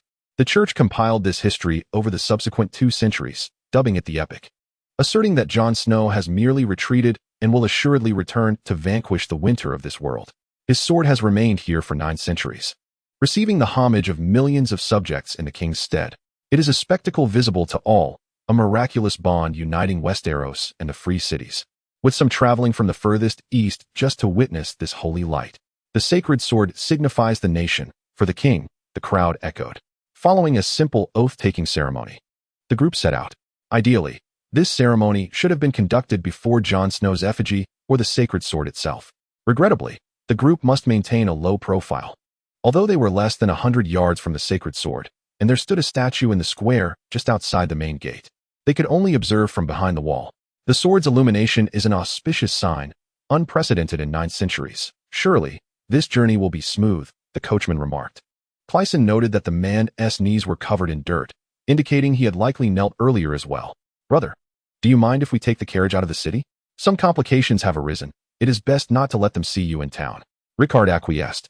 Very well. Indeed, it is wise to be discreet. I heard that your cousin Derek was robbed by the impoverished from Flea Bottom yesterday, as he climbed into the carriage. He remarked, Crisen's mind swiftly gathered the fragments of information. Indeed, he had seen Derek in a drunken haze yesterday. Had he been robbed by the destitute? And just moments ago in the throne room, the kneeling figure had mentioned a fire in the flea market. Rod had not mentioned any of these matters this morning. Could it be my fault? Crisen pondered. I caught a cold on the road, arrived in King's Landing only to sleep, unaware of it all. Crisen also squeezed into the carriage. Indeed, you managed to doze off just now. Crisen offered an awkward smile, thinking he must find an opportunity to have a serious conversation with Samuel later. You must be exhausted from the journey. I heard you arrived in just 8 days. Crisen took a sip from the water pouch, only to splutter. I distinctly traveled for 10 days. It was not until the 3rd day after my departure that Derek's father realized I was missing. Oh, brother, you cannot imagine how miserably I have been living at home. I feel almost like a ghost. Rickard sighed and asked, Is there still no news of little Mace? My uncle is preoccupied with preparing for war and has scarcely spoken of your situation, unwilling to utter a single word. I suppose he must have tried to reach out. Crisen inquired, Brother, what exactly transpired? They say it is because of a woman. A woman? My fiancée is destined to mourn. The one person I have wronged in this affair is her. Crisen's heart eased slightly, for it seemed that in the depths of the dungeon, he could not see the sensational gossip circulating in the tabloids. His brother likely remained oblivious to the rumors surrounding that harlot. These Southerners are too distant from the divine to comprehend what honor truly means, Rickard continued, though many years have passed in the South. He still clings to the faith of the old gods. What happened? Rickard sighed once more. Dallin, that adjutant, I first noticed his frequent dealings with merchants, and later discovered that he was wealthier than you. Oh, brother, my family constantly threatens to cut off my provisions. I can barely keep food on the table. One day, I intentionally spread a roll of documents across the table and concealed myself in the back room. When he entered to transcribe, I caught him red-handed, only to have him draw a dagger and lunge at me. I pushed him away, and his head struck the corner of the table. Is he dead? He remained unconscious. However, my words alone are insufficient. There were no witnesses present, and his unscrupulous allies possess no evidence. I wish he would awaken for a trial by combat, allowing the new and old gods to vindicate my innocence. Yet, the wretch suddenly perished, and the scholar's examination revealed traces of opium in his stomach. I have never heard of opium being used as a poison. One would need to consume it in quantities akin to beer, lest he choke on it during ingestion. Presently, Crisen mused, alcohol is indeed akin to poison. Has the realm of Lys fallen so far that it lacks an apothecary skilled in the art of poisoning? It was intentional, a rather cunning method. There is no poison more accessible than opium, rendering it nearly impossible to trace its origin. Who would use a Valyrian steel dagger to assassinate an unconscious man? The last remark was a saying from the north. Yet, his act of copying documents constitutes espionage. And you were unarmed while he was armed. These two facts are indisputable. You ought not to be sentenced to exile. Crisen had studied law during his time at the academy. You do not comprehend this. The bastards of Baelish protect him. Chapter 22. Dreams of Wolves and Human Schemes. You do not understand this. The bastards of Baelish safeguard him. Oh dear, brother, do refrain from speaking carelessly. The atmosphere has grown tense. After all, the illegitimate offspring always have their eyes set on the Iron Throne. Rickard continued, Our king, Jon Snow, whose father is Prince Rhaegar, was slain on the battlefield by the usurper Robert Baratheon. Crisen was eager to change the subject. Such topics could be discussed in the wilderness. And though the carriage was a private space, he felt that within King's Landing, discussing such sensitive matters could lead to unwelcome ears. Brother, let us speak of something else. I am a history prodigy, having recognized ancient coins since the age of 6. Once we leave the city, we can begin our discourse from the construction of the wall. Fool, Rickard chuckled. From time to time, loud prayers echoed through the streets. Peering through the small window, One could see numerous individuals reciting prayers and bowing as they made their way toward the Red Keep. It seems the matter of the Holy Sword has stirred the entire city. Many things appear amiss, Rickard suddenly remarked. After we pass Hurin's Keep, you should return to Highgarden. I set out specifically to reach the wall. Why? Are you to play John while I take on the role of Sam? Away with you. I shall not wear black robes, even if they make me appear slimmer. After a brief pause, Crisen's demeanor turned serious. I am no longer the person I once was. You must prove your innocence, and I must demonstrate my valor. My innocence, Rickard replied, if there is still an opportunity for it. Crisen grew alert, sensing a deeper meaning in his brother's words, and lowered his voice to inquire, what is the matter? It is highly plausible that those intending to assault King's Landing are not the Ironborn. They are the Stormlands. Crisen was taken aback. Historically, the Stormlands had indeed rebelled repeatedly over the past 9 centuries. The reason, as Rickard stated, is that they are bastards. Before the Long Night, all Baratheons had perished, and Daenerys legitimized Robert Baratheon's illegitimate son, Gendry Waters, allowing him to adopt the surname Baratheon and inherit the title of Duke of Storm's End. This raises 2 questions. Daenerys is not recognized as a legitimate monarch in history, and the legitimacy of the surname Gendry received through his kneeling before her remains ambiguous. More crucially, his father, Robert, ruled from the Red Keep in King's Landing. It is akin to taking your gemstone ring and returning to you a glass ball ring. Who would accept that? Gendry himself began to rebel in his later years. Although the whole of Westeros has been under the rule of the Iron Throne for over 1,000 years, the various regions still retain their sovereign identities, akin to a federation. Throughout the past 9 centuries, half of the wars initiated by the Parliament were aimed at the Stormlands. And it was solely due to the unparalleled defenses of Storms in that the Baratheons did not face utter annihilation. Yet this time, they dare to attack King's Landing? Over the centuries, the power of the Baratheons has continually diminished, having retained their ducal titles solely through ancestral protection, with their dominion being the smallest among the 7 kingdoms. The warhorses they could muster were hardly comparable to those that Crisen brought to King's Landing. Reflecting on the grave demeanor of Leighton during his recent visit to the Prime Minister's tower, one might ponder why the Stormlands should invoke such fear. It is indeed peculiar that King's Landing has never prepared for a rebellion from Storm's End. Crisen, feigning nonchalance, questioned whether they possessed the strength to assault King's Landing. My father has not dispatched anyone to King's Landing to safeguard me because he is rallying his vassals, Richard remarked. When has there ever been a rebellion in the Stormlands that necessitated intervention from the north? Crisen was rendered speechless, and after a prolonged pause, he inquired whether he should send Richard to seek out Duke Edwin or to the Wall. I have made up my mind. There must always be a Stark at the Wall. Brother, that sentiment gives me a headache, Richard replied.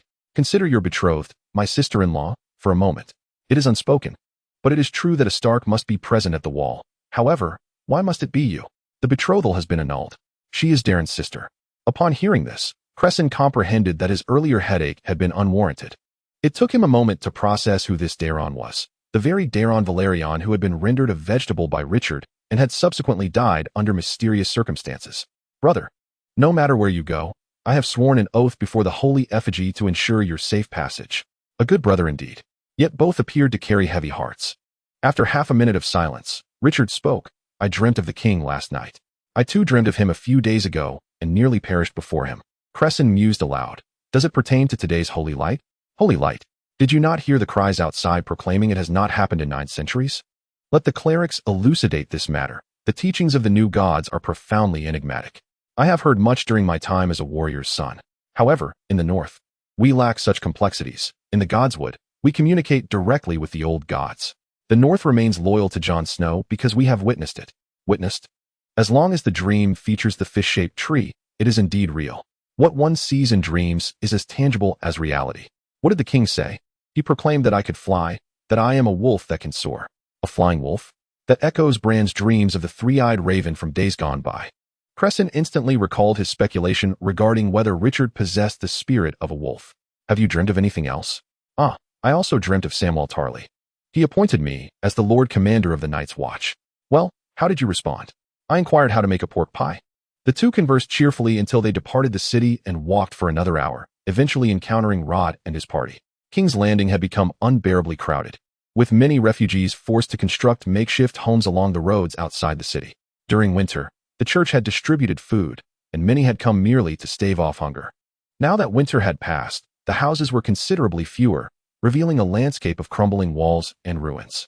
Richard had always assumed Crisen's intention to go to the wall was a jest, but upon seeing the 8 heavily laden carts and over 20 attendants, he could no longer doubt the gravity of the situation.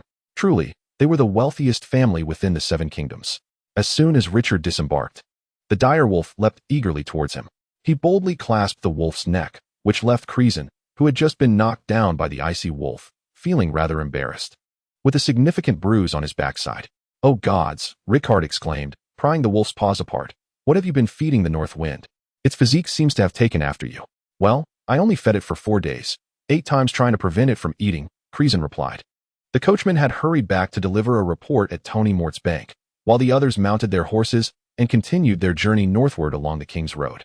Crisen found himself exceedingly uncomfortable atop his horse, both from the pain of his injury and the presence of the twin knights closely following Rickard, which made conversation rather difficult. No wonder Rickard had chosen to speak so freely in the carriage earlier. As night fell, the group failed to reach an inn and instead set up camp in tents. Rickard, appearing unfazed, mingled with the others, sharing laughter, and even played a tune on the lute by the campfire. Crisen's men, having been worn out by Rickard's antics the previous night, turned in early. Yet, Crisen found sleep elusive. He sensed that Rickard's affairs were far from simple. After all, Rickard was the eldest son of Duke Edwin of Winterfell, destined to inherit the entirety of the North, a land half the size of Westeros. The wall required a Stark. But when had the heir ever been called upon? The Night's Watch was merely a refuge for younger sons. Crisen's thoughts drifted to his father. As the 4th son of Duke Mace, had he not risen to prominence and formed his own company at a young age? He too might have donned the black attire at this age. The last eldest son welcomed at the Black Castle was perhaps still Samwell Tarly's firstborn, young Sam. His mind wandered to Samwell again. What was that about the holy sword shining this morning? Samwell's current silence made Crisen ponder whether he had been struck down by the light. "No, I must speak with my brother." Crisen slipped out of the tent, only to encounter the north wind's green glowing eyes. He feigned respect as he passed by Rickard's tent, where loud snores resonated, while the icy wolf trailed closely behind him. Suddenly, he recalled something. Chapter 23. The marksmen. Thus they traveled by day and rested by night. Journeying for 4 days without seeing the sun, the group entered the riverlands that afternoon, as the sun began its descent towards the west. The early spring crops had just been sown, lending an air of desolation to the landscape, with low shrubs lining both sides of the road. The road conditions worsened, and Crisen nearly wept in frustration atop his horse. Suddenly, they heard shouts emanating from the thicket. They spotted several individuals attacking another man. One held a bundle, while another attempted to lead away the assailed man's donkey. The victim lay half in a muddy ditch by the roadside, clinging tightly to the donkey's leg. An armored figure delivered a kick to his stomach. "Damn it, bandits!" Rickard exclaimed, spurring his horse and charging forward. From a distance, Crisen recognized the victim. Was that not Mel, the storyteller from the tavern the day before? After Rickard charged in, the twin knights followed suit, galloping after him. A group of bandits scattered in disarray, and the armored figure rushed back to free the horse tethered to the tree. Observing this, Crisen, eager to charge forward, instinctively tightened his grip on the horse's belly, but a sharp pain in his waist made him gasp. In that moment, Rod and Northwind surged past him. Crisen recalled the bravado he had boasted to Rickard in the wagon. Realizing that pursuing them would be futile, it was time to showcase his true prowess. He retrieved his crossbow from the saddle, drew back the bowstring, disengaged the safety, and aimed at the bandit who had mounted his steed. Good heavens, he bore a crest. He was a knight of the highwaymen. Crisen's attention was suddenly drawn to the grotesque skull emblazoned on the bandit's shield. This posed a dilemma, as the church forbade the use of crossbows against knights. Although this outlaw knight had lost all honor, Crisen still respected the piety of the twin knights. Thus, he adjusted his aim to the knight's horse, aware that a struck horse might fall instantly, yet it could also run faster in fear. There was no time for hesitation. Crisen held his breath, rising in the stirrups. His steed instinctively lowered its head and steadied its footing. Crisen leveled the crossbow, aligning the sight and the tip into a perfect line, targeting the knight's head. He silently recited, 1 part saltpeter, as his breath slowed, 2 parts quicklime, as he steadied his aim to match the rhythm of the horse's hooves. Dragon crystal ground to a fine powder now. He abruptly pulled the trigger. The triangular bolt struck the iron tip of the knight's helmet with precision. While it did not inflict injury, it seemed as though an invisible hand had tugged him, causing the knight to lose his balance and sway violently on the horse, his left foot slipping from the stirrup. At that moment, a second arrow whistled past the horse's ear, startling it into a frenzy, rearing up uncontrollably. The The rider was thrown from the saddle in a chaotic tumble. His right leg still entangled in the stirrup, likely fractured. The twin knights closed in. Crisen was elated. This marked his first display of the crossbow and shooting skills he had honed in combat. He had crafted the crossbow while simultaneously practicing his aim, a self-taught endeavor fueled solely by passion and determination. The design of the crossbow had come together seamlessly, and Crisen understood that any inaccuracy was his own failing. It was not until one day, while absent-mindedly reciting a formula he could scarcely recall, that he achieved perfect accuracy, thus adopting the mantra of saltpeter, quicklime, and dragon crystal as his shooting incantation. He had envisioned this as a revolutionary weapon. Infantry had limited range, archers required extensive training, and crossbowmen were slow to fire. However, this rapid-fire, user-friendly crossbow could resolve all those issues. Yet, he overlooked the most critical problem. How could a seasoned knight, after years of rigorous training, tolerate being pierced by an arrow from a peasant wielding a crossbow from a mere 20 paces away, especially when the only requirement was pulling the trigger? Crossbows had always existed. A millennium ago, the mill crossbow could fire 3 bolts in succession. Yet to this day, the wars of Westeros remained a contest of knights against knights and peasants against peasants. In truth, Crisen is not incapable of designing other creations, such as innovative lobster arm armor or a faceplate that can spring open with a single touch. He could accomplish such feats in a day. Yet, he remained steadfast in his desire for the steam engine and the mace crossbow to garner recognition in Westeros. By the way, his crossbow is named Maze, after his grandfather and brother. One of the 4 bandits fled into the bushes and vanished, while the remaining 3 were securely bound and escorted by servants. Lord Crisen Hightower of Highgarden presided over justice, compensating Mel for the armor, sword, shield, and horses of the bandit knight. He insisted that the remaining 2 bandits also owe restitution, though they appeared even poorer than Mel. Ultimately, noticing Mel's robe was soiled with mud, he ordered one bandit to relinquish his clothing to him. Another bandit possessed a wineskin of apple cider, which spared him from being stripped bare. Crisen had indeed noticed the brass ring on the bandit's hand, adorned with a chipped, inexpensive gem, yet he chose not to take it. Damn it! I had intended to offer that wretch a silver coin to send him on his way. Crisen fumed, his brows furrowed in anger. After all, that fool is a knight. I wished to preserve a modicum of dignity for him. Yet, he whispered in my ear that he had fought alongside my father at the Bitter Bridge. If my father had fewer such worthless men around him, would that have been the case? Crisen continued.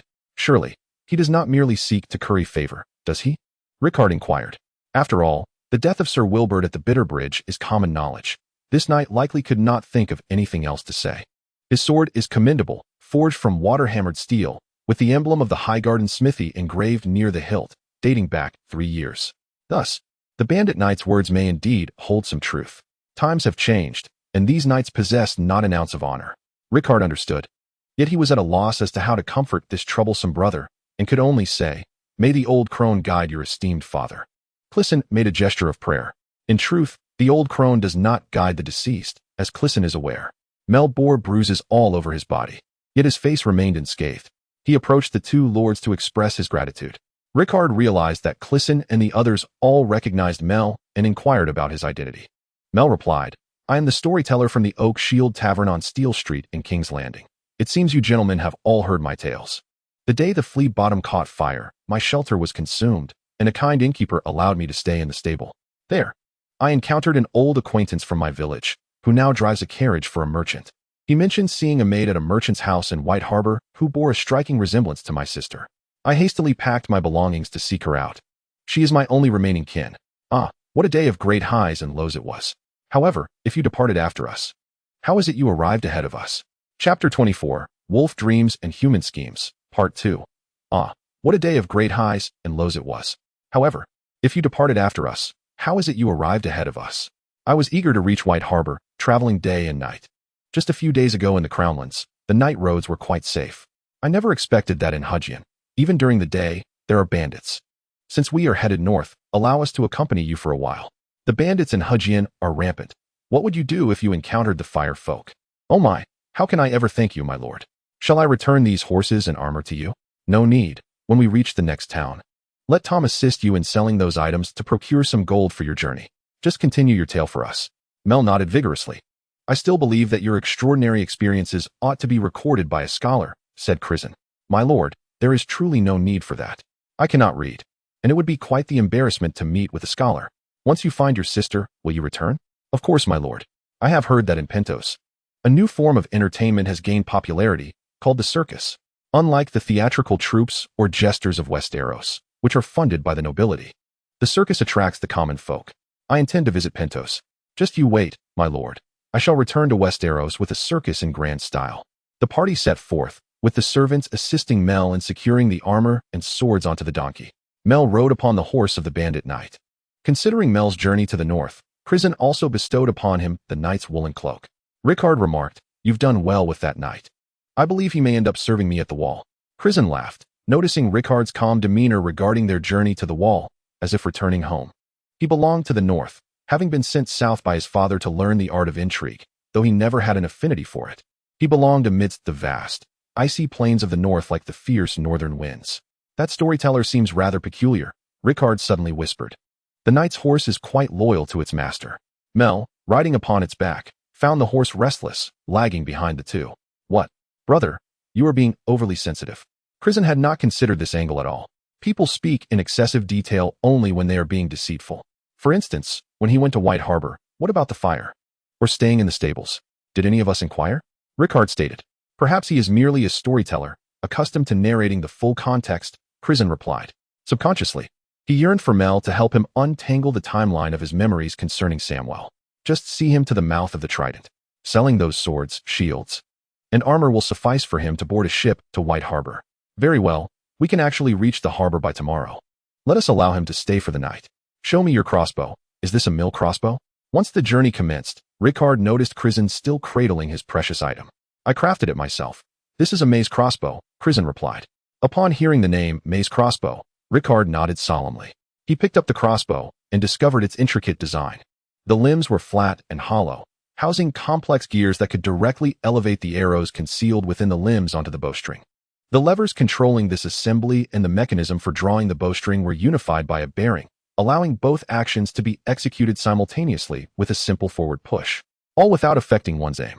On both sides of the crossbow, there exists a channel on the left for the storage of bolts, accommodating 5 at a time. Uncommonly, the trigger is positioned on the right side rather than below, allowing for a prone shooting position.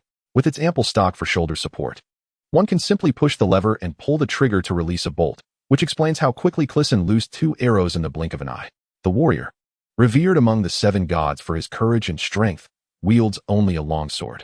And the tale of Jon Snow slaying the Night King with a holy blade has left a profound impact, leading the knights of the 7 gods to harbor a certain disdain for weapons capable of killing without close combat. Having paid little attention to his crossbow for quite some time, Crisen was elated to showcase it before Rickard today. "Haha, allow me to demonstrate," he exclaimed, placing several arrows in the channel on the left side of the bow and retrieving a pocket telescope to mount at the sight. He then stood upright in the stirrups as his horse, in perfect harmony, lowered its head and took delicate steps, moving with utmost steadiness. Crisen raised his gaze to the sky, and with a swift whoosh, a large goose plummeted to the ground, followed almost immediately by another. The years of rebellion among the fire-wielding folk have rendered the fertile expanse of the Riverlands visibly desolate.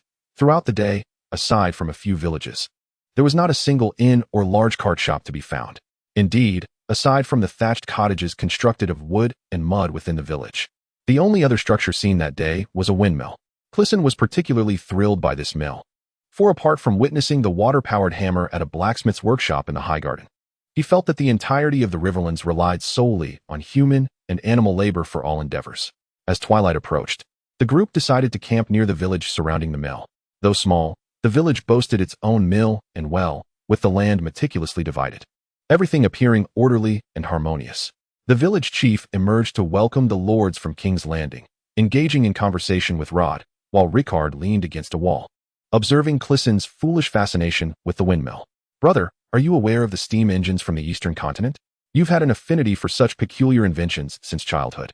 "My dream is to see all workshops in Westeros utilizing steam engines," Crisen declared. "What do steam engines consume?" "Coal, peat, firewood," Rickard responded with a hint of disdain. "Yet, with just a couple of fist-sized potatoes, you can hire a laborer for a whole day's work. But those who can be hired for 2 potatoes cannot perform the tasks that steam engines are capable of. But there are millions in the Riverlands. Should steam engines arrive, they may not even have 2 potatoes left. Why have such issues not arisen in the Eastern world?" Rickard pondered. "Perhaps their population is smaller," he suggested. "Brother, I suspect that the Stormland's allies may indeed be mercenary bands equipped with Eastern technology. Has the Golden Company returned? We have defeated the Night King, Rickard asserted. Who else could possibly defeat us? Airships, pneumatic rifles, siege towers with wheels that can move independently, steam-powered catapults capable of launching projectiles 2,000 yards away. While our catapults can manage a maximum weight to throw just 400 yards. I foresee our victory. In this victory, you are present. Your dreams may soon take flight. Crisen turned to Rickard, his eyes glimmering with a faint green light in the shadow of the windmill. In this world devoid of gunpowder, the dominion of the castle lords can endure for millennia. Thus, I have simply decided that gunpowder shall never be invented in this realm.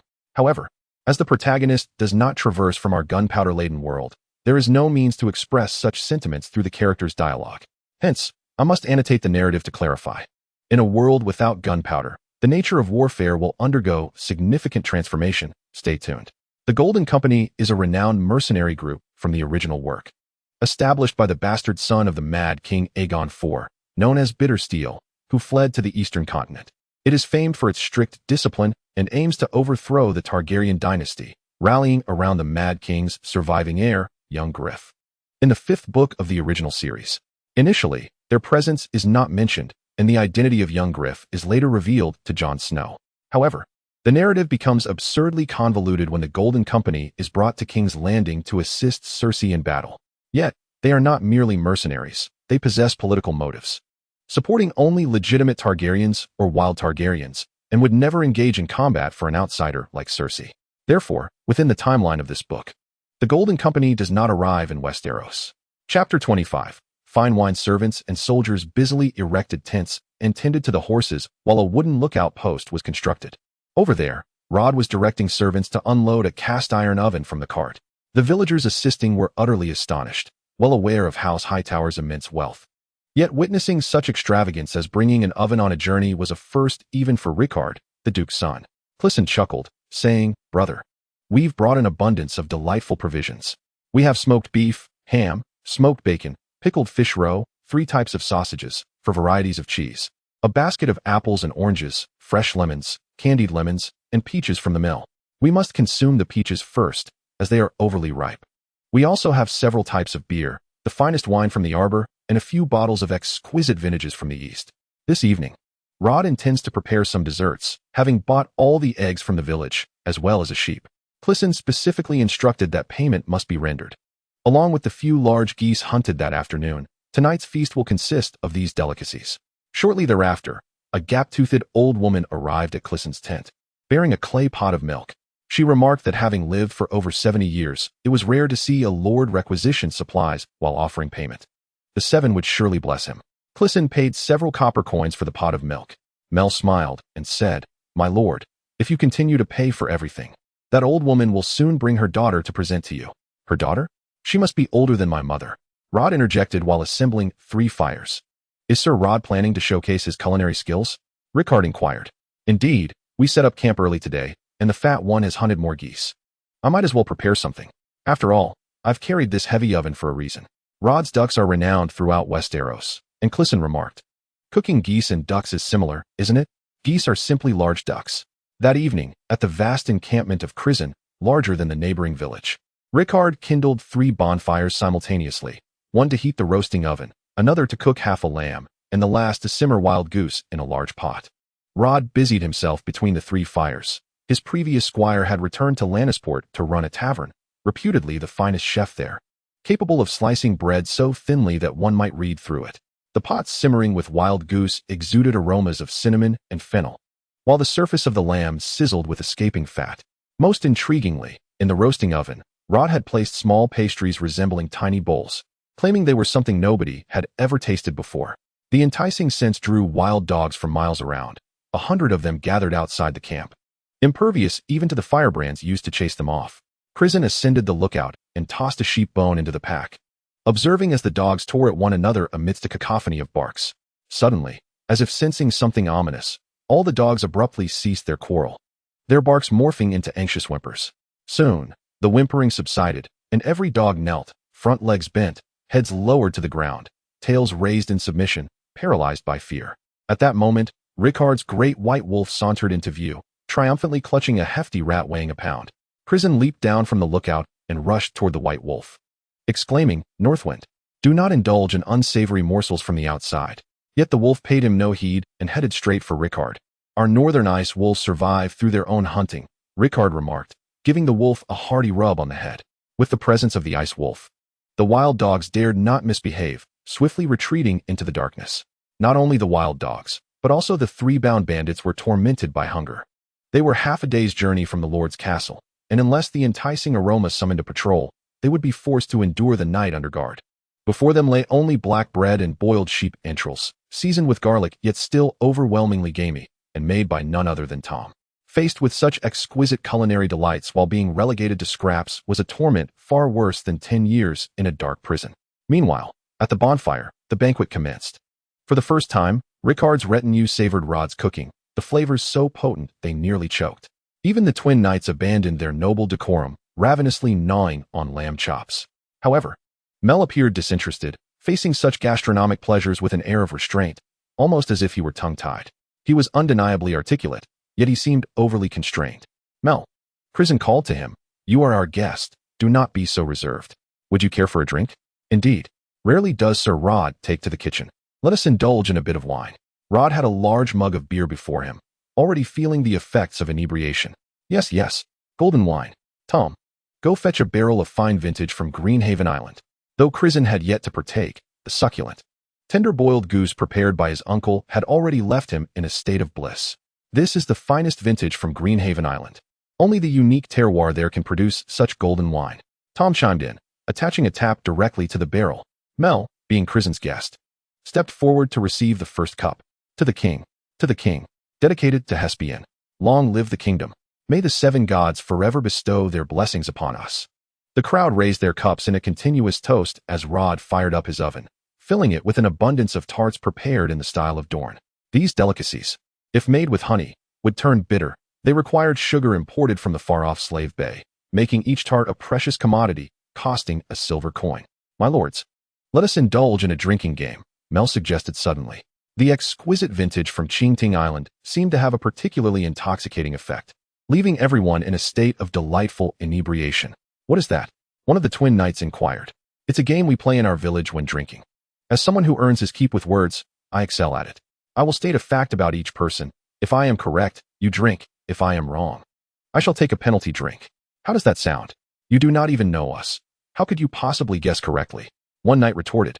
"You old man just wants to swindle some wine." The other chimed in. "Let us begin with you," Mel declared. "You are the elder brother, are you not?" "Haha, incorrect." The knight laughed, shaking his wine cup. The only distinguishing feature between the twins was that one was left-handed, yet Crisen could not recall which was which.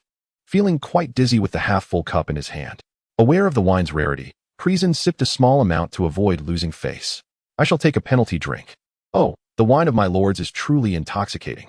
I propose we let the servants have a taste of this exquisite nectar." Before Crisen could voice his thoughts, Rod had already permitted it. "Go ahead, Tom.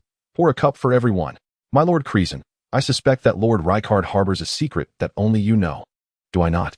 Crisen instinctively paused, his mind racing to the matter of the wolf spirit, yet his tongue did not relent. "Well, I know the last time he wet the bed." Laughter erupted as Mel staggered towards Rickard, only to find him merely holding a cup of beer. "My lord, would you not partake in a glass of the fine vintage from Qingting Island?" "Very well, Tom, bring me a cup as well." Rickard rose, raising his glass. "This cup is for all those who have passed, and those who live. We shall meet again." He tilted his head back, and soon the cup was empty. "I also know a secret about Crisen. Would you care to guess, sir?" Rickard proposed. At this, Mel fell silent, while Crisen faltered. Although Crisen had never confided in anyone about Samuel, he felt certain Rickard was aware, just as he suspected Rickard was the wolf spirit. Crisen quickly stifled a long yawn and remarked, all right, it is getting late, and we must journey on tomorrow. Let us not cause any further commotion. Everyone should retire." Chapter 26. The traitor. A loud bang resonated as though echoing from a great distance. No matter how hazy Crisen's consciousness might be, a fragment of self-awareness remained ever vigilant. Yet this time, awakening proved to be exceptionally arduous. However, there were no dreams or similar occurrences to be found. Crisen struggled to his feet, crawling out of the tent with great effort, his eyes unable to comprehend the scene before him. The sentinel stationed at the lookout tower lay asleep. half of his body dangling precariously over the edge, his weight having caused the rudimentary grass rope structure to collapse. The soldier's mangled form was trapped beneath the timber. Witnessing such a grim spectacle brought an overwhelming wave of sorrow upon Crisen. This soldier had been a steadfast guardian of the High Court since Crisen could remember. Yet he had met such a tragic fate. Suddenly, Crisen recalled that he had not been intoxicated the previous night. A heavier realization dawned upon him. The entire camp was eerily silent, with not a single soul roused to investigate the commotion outside. How could this be? He trudged toward the other tents, only to stumble upon fresh hoofprints upon the ground. Lifting his gaze towards the source of the tracks, he glimpsed a figure galloping on horseback under the bright moonlight. Crisen's senses sharpened. The camp's lights had inexplicably extinguished. He placed a hand on his sword, and as he felt around for Tom, who was sleeping exposed to the elements, he found his breathing steady. Yet no matter how vigorously he shook him or struck his face, Tom remained unresponsive. This was clearly a case of poisoning. Crisen managed to retrieve a flint from Tom's belongings, striking it, until finally igniting a lantern. As the flickering light illuminated his surroundings, he was met with the horrifying sight of 3 prisoners in the cart, their throats slit. The expression of the bandit knight remained frozen in shock. Eyes wide and mouth agape, forever unable to close. There is a traitor among us, Crisen thought. Who could it be that has fled? He moved cautiously, inspecting the faces of the soldiers who lay in deep slumber, only to suddenly realize that the icy wolf was decidedly amiss. He hastily crawled toward Rickard's tent, only to find the flap ajar. No one was inside. The interior showed no signs of sleep. The bedding was rolled up, and Rickard's armor and sword were conspicuously absent. Grasping a short spear as a makeshift staff, Crisen barely managed to stand, his mind racing with thoughts. It was too dark to see the crossbow. He was too weak to defend himself. Could Rickard have poisoned everyone? But what would be his motive? At that moment, Crisen found it increasingly difficult to stay conscious. His thoughts muddled. Suddenly, footsteps echoed from a distance. Crisen sought shelter, but the other party spoke first. My lord from King's Landing. What has happened? It was the village elder. Crisen noticed that the elder was accompanied by several men from the village, all brandishing torches. The elderly woman, who sold sheep to Rod, remarked, I awoke to a loud crash and saw the lookout tower had collapsed, so I hurried to call my family. Could they be the culprits? Crisen pondered. Are they the fire people? Why not simply kill us? At that moment, a villager near the fallen tower shouted, This man is still alive. Crisen rushed over, and the villagers had already managed to lift the timber, freeing the soldier. My lord, he wishes to speak with you, the villager exclaimed. Crisen crouched down, as the soldier, his voice barely a whisper, murmured in his ear, The storyteller's young master from the wolf family has gone after him. His last note lingered long in the air before it finally ceased. Storyteller. As Crisen abruptly rose, his mind buzzed, slowly coming to the realization that he too had been poisoned. Several villagers steadied him, and he gathered his thoughts to inquire, before the tower collapsed, Did you hear anything? The villagers shook their heads. Crisen, unsteady, made his way toward Mel's tent, only to find it empty. However, a villager in his 40s spoke up, My lord, I will track his trail and can pursue him. Crisen directed this villager to point it out. After much explanation, Crisen felt utterly bewildered. The tracks of carts and hoofprints on the ground seemed to swirl before him, intertwining with the villagers' voices, forming an intricate web that ensnared him. Chase, catch up with him, he exclaimed, only to collapse to the ground with a thud. When he regained consciousness, the sun hung high above, and the villagers had tended to the camp throughout the night. The twin knights had stirred awake, and villagers assisted one of them onto a horse. Crisen, too preoccupied to concern himself with them, felt as if his head had endured the force of a warhammer. He staggered to the cart where Rod stored provisions and unearthed a small basket of lemons. Without hesitation, he bit into one, squeezing the juice into his mouth. The sharp acidity surged through him, finally clearing his mind. 6 corpses lay side by side on the grass mat. Crisen recognized 4 of them, soldiers who had fallen from the watchtower, and 3 bandits. He inquired of the villagers about the remaining 2. A nearby villager woman, her eyes swollen from weeping, replied, This is my husband. He fought in the poor people's assembly, recognizing footprints. My lord, do you not remember? You sent him to follow the tracks last night. He went with my son and did not return. Others searched for them, and when the sun rose, they found him in the woods, already dead. May they find peace, Crisen said. Once this matter is resolved, I will fund their burial at the great cathedral of Hellenberg. Crisen knelt, scrutinizing the 2 bodies. One was a sun-baked villager, and the other, a boy no older than Crisen himself, both having suffered throat slashes akin to the 3 bandits.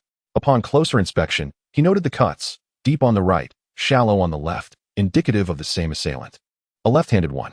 A bloodied machete lay on the ground, its rough blade matching the width of the wounds on the farmer's body.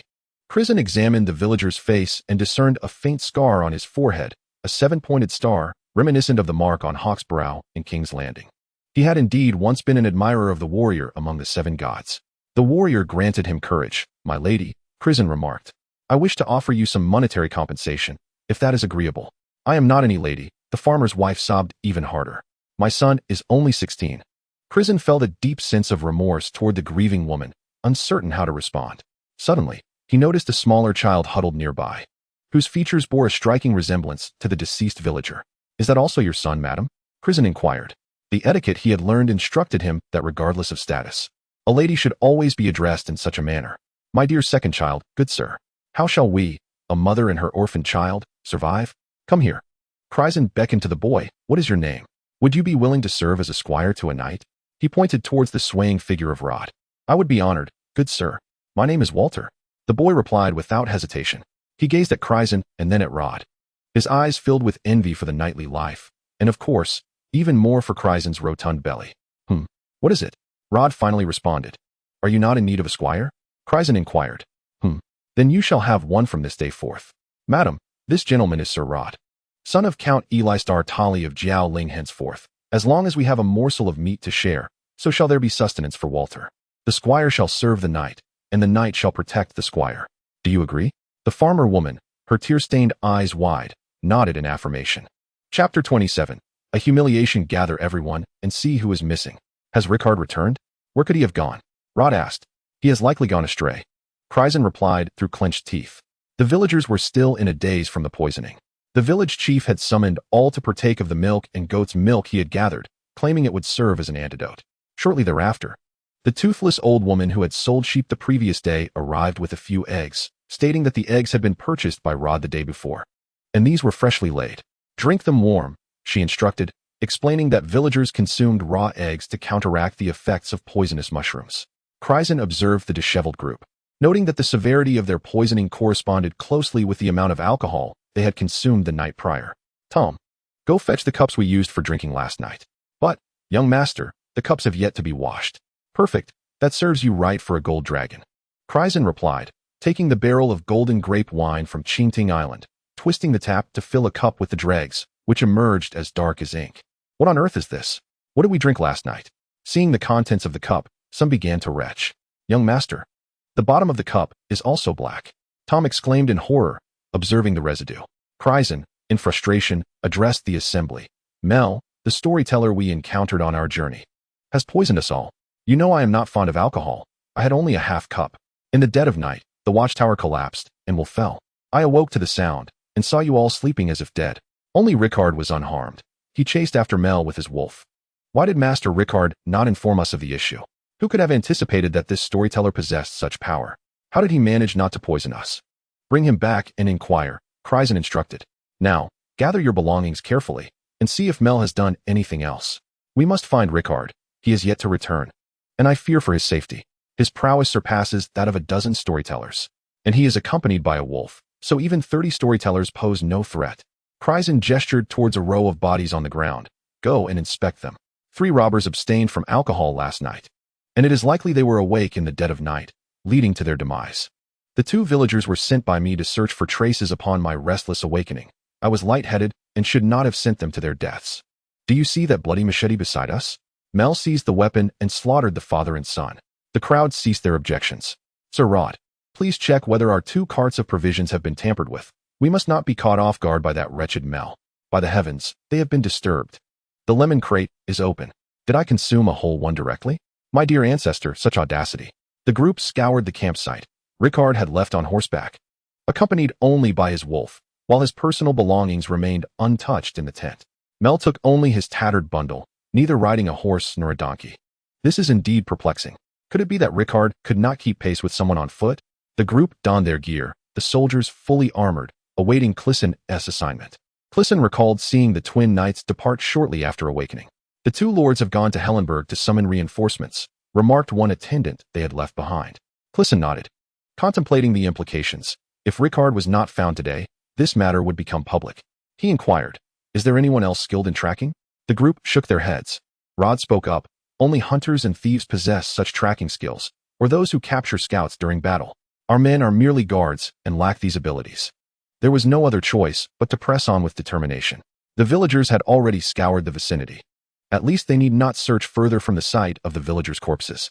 Crisen had embarked this time with 6 crossbowmen and 6 guards, having lost one last night, which was replaced by a servant left behind by the twin knights.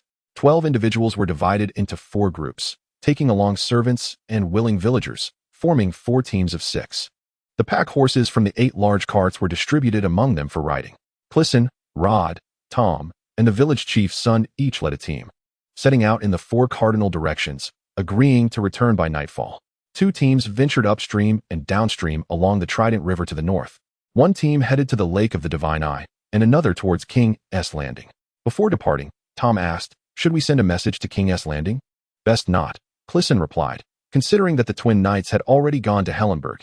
Any assistance would surely be more reliable from there than from King's Landing. "Mr. Village Chief, please tend to my camp and procure some sustenance for us. There is no time to cook, and my brothers are still hungry." The village chief was nearly in tears, responding, "My lord, while I appreciate your generosity, we truly have no provisions left. The harsh winter of the past 3 years has left every household's granary empty. Even if you offer money, we fear we cannot find food to purchase." Crisen nodded thoughtfully, replying, "Very well, please manage 1 more meal for us. Thereafter, we shall fend for ourselves." A quarter of an hour later, the party set forth. Crisen hastily devouring a piece of dark bread while on horseback. In truth, he had been ravenous since the previous night, and the sun was now high in the sky. He pondered how delicious the bread from the villagers was, and resolved to relish the simplicity of rural life once he had laid down his armor and returned to the fields. However, he soon tasted something unexpected: sawdust. A group of 7 headed southwest, encountering no one until the afternoon. The early spring sun was still mild, yet Crisen found himself drenched in sweat from riding. He felt he had ridden more in recent days than in the entirety of the previous 17 years. Suddenly, amidst the desolate mountains and wilderness, an inn appeared, causing the group to be on high alert. Strangely, this inn was not situated by the roadside. It resembled a repurposed, abandoned dwelling. Alarmingly, it appeared devoid of any guests. With no horses in the stable, as they entered the inn's courtyard, a tall man emerged from within. His upper body was bare, muscles rippling beneath sun-kissed skin, and a bushy beard hung down to his chest, the ends secured with a metal clip. He wielded a skewer with smoking meat. At first glance, he hardly resembled an innkeeper. Upon noticing Crisen and his companions, the burly man spoke. "Are you gentlemen looking for a meal or a room?" His accent was peculiar, reminiscent of the speech from the free cities across the narrow sea, yet Crisen could not pinpoint its exact origin. "What?" Crisen failed to comprehend the man's inquiry about lodging. The burly man laughed heartily. "Young sir, I am a Dothraki, and this is our way of speaking. Will you dine or stay?" "Dothraki?" Crisen was even more puzzled. The man bore resemblance to the Dothraki Samwell had encountered, yet he was unlike any Crisen had seen. From the direction of the flowing city? Where? It seemed the man had never heard of such a place. Crisen raised his crossbow at him, commanding, "Subdue him." 3 soldiers accompanying Crisen dismounted and drew their swords, while the villagers watched in trepidation. The burly man, still clutching the skewer of roasted meat, assumed a defensive stance. Clearly trained in combat. "What is the meaning of this?" he questioned. "Do you have any guests?" "None at present." "All right, summon your people for a search." Chapter 28. The Dothraki. In what is all this commotion? An elderly man wearing an apron emerged from the house, seemingly taken aback. "Hey," the burly man said. "A lord is here looking for someone. Let him search. Everyone come out." A few individuals stepped out from the building. "Search inside," Crisen instructed his men, keeping his crossbow aimed at the burly man. "Get down, hands on your heads," Crisen commanded. "Is everyone out?" Suddenly, the burly man laughed out loud.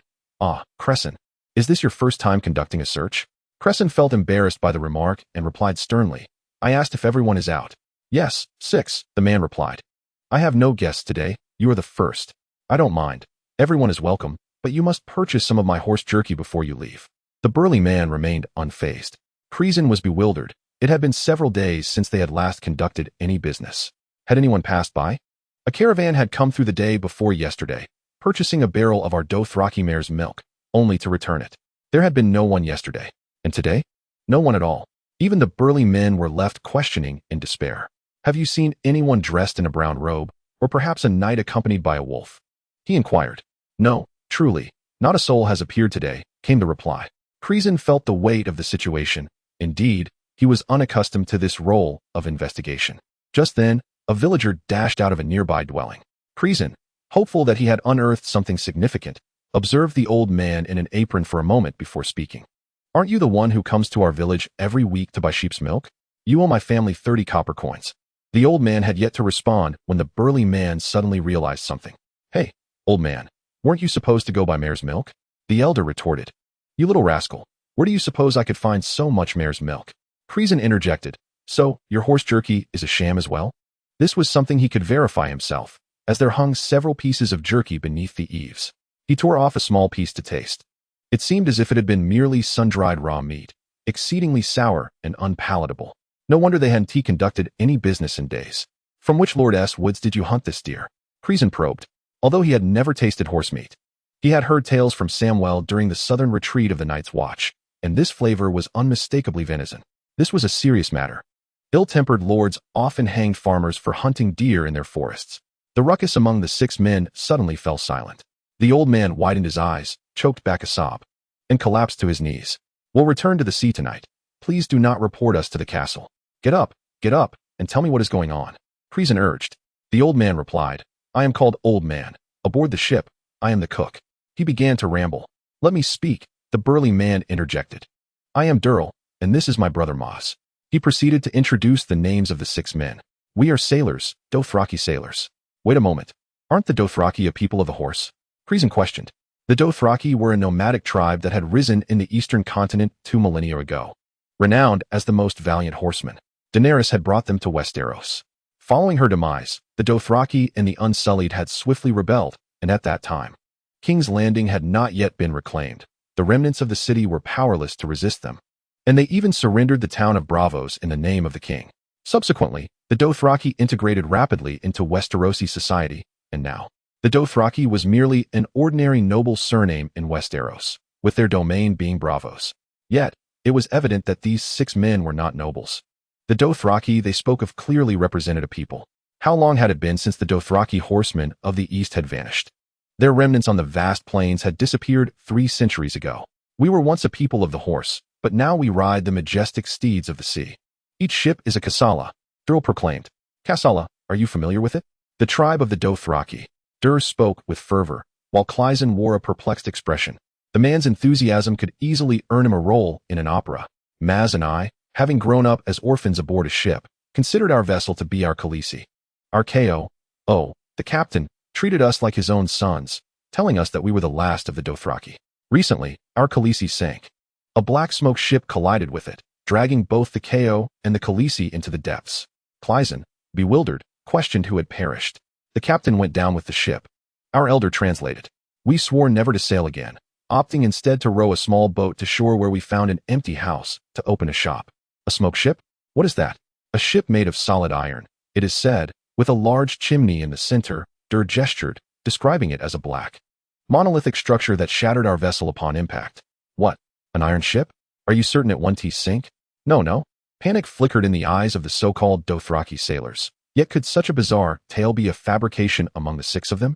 Not only will it not sink, but it's also immense. The deck alone dwarfs this yard. The elder exclaimed, his beard quivering with excitement. Crisen noted that each man's beard was bound with an iron piece, a hallmark of their Dothraki attire. Yet, according to Samwell's recollections, few Dothraki bore such features. Crisen, undoubtedly the most open-minded of Westerosi, imagined a large steam-powered wooden ship at the mention of a chimney, envisioning one propelled by paddle wheels on either side. Indeed, some vessels were clad in iron armor. But to construct an entire ship from iron, one would require an enormous forge. Does that ship have wheels on the sides? Crisen inquired. What wheels? Well, like the water wheels used in mills. Water wheels? Yes, I've seen a few on the road, Crisen thought. Paddle wheels, Durr clarified, but no. We've seen that kind of ship, a steamboat.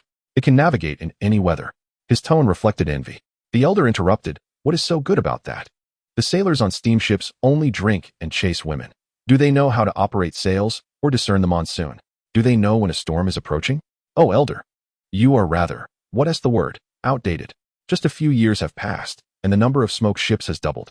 Steamships have already become the mainstream, while sailing vessels are falling apart. with hardly any new ones launched. We weren't born on sailing ships. One day, we Dothraki will ride horses to the heavens. Crisen struggled to discern the truth in the Dothraki's claims, listening intently to see if he could detect any inconsistencies.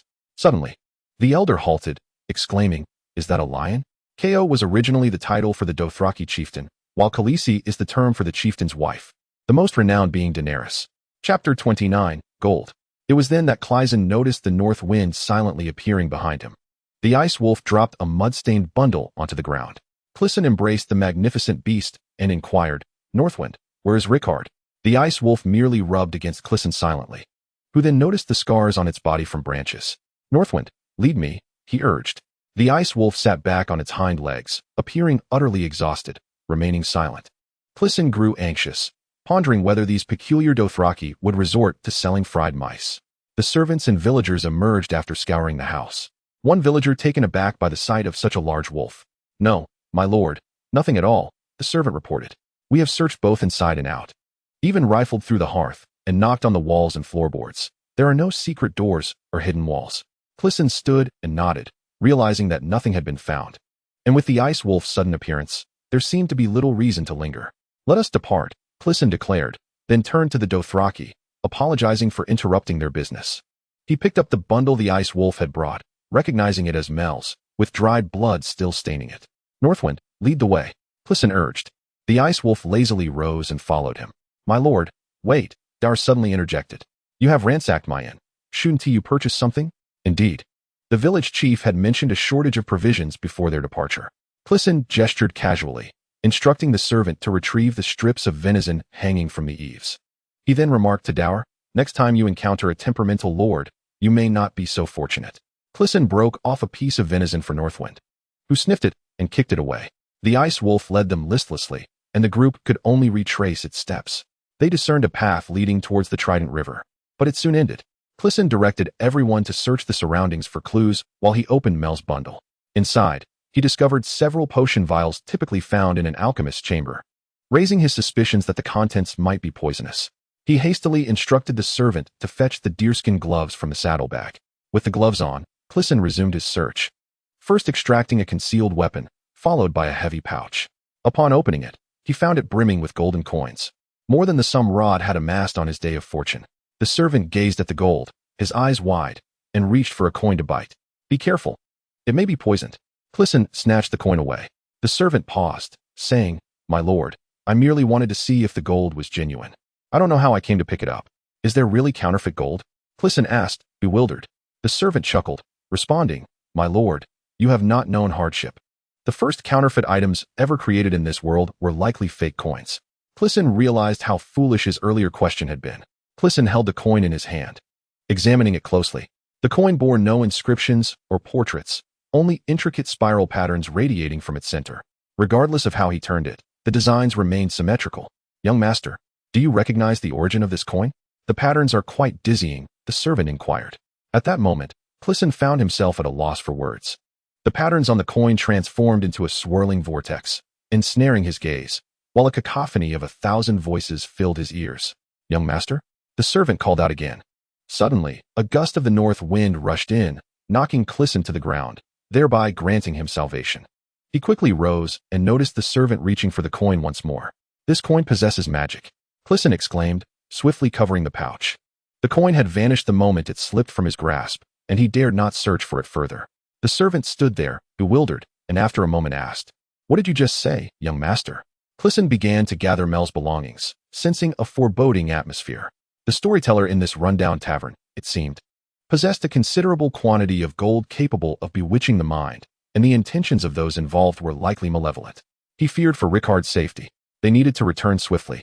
Rod had completed his studies in medicine at the Old Towns Academy, while Crisen, a student of the High Court Academy, had learned different things. Crisen pondered that perhaps Rod might know what he himself did not.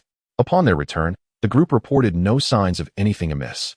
Aside from the North Wind's brief encounter with Crisen, it had made no further moves. Strangely, Crisen felt that the ice wolf before him was entirely different from the foolish North Wind he had encountered earlier.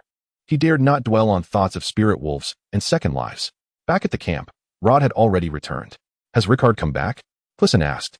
"Rod, Noticing Crisen had returned with the north wind, felt a sense of impending trouble. Not yet. You brought back the wolf. It found me, Crisen replied. It even returned with Mel's belongings, but failed to bring back the person and didn't guide me properly. Crisen sighed in exasperation. Did you uncover anything? Rod, holding a barrel from the previous night, pointed out a small V-shaped hole on its top. We found nothing on our journey, but I did discover something upon our return. The poison was injected into the barrel through this hole. I tested our other food with silver needles, and they seem fine. However, the poison is potent. We should test a little on the pigs and dogs with each type of food. Crisen ordered the others to increase their vigilance.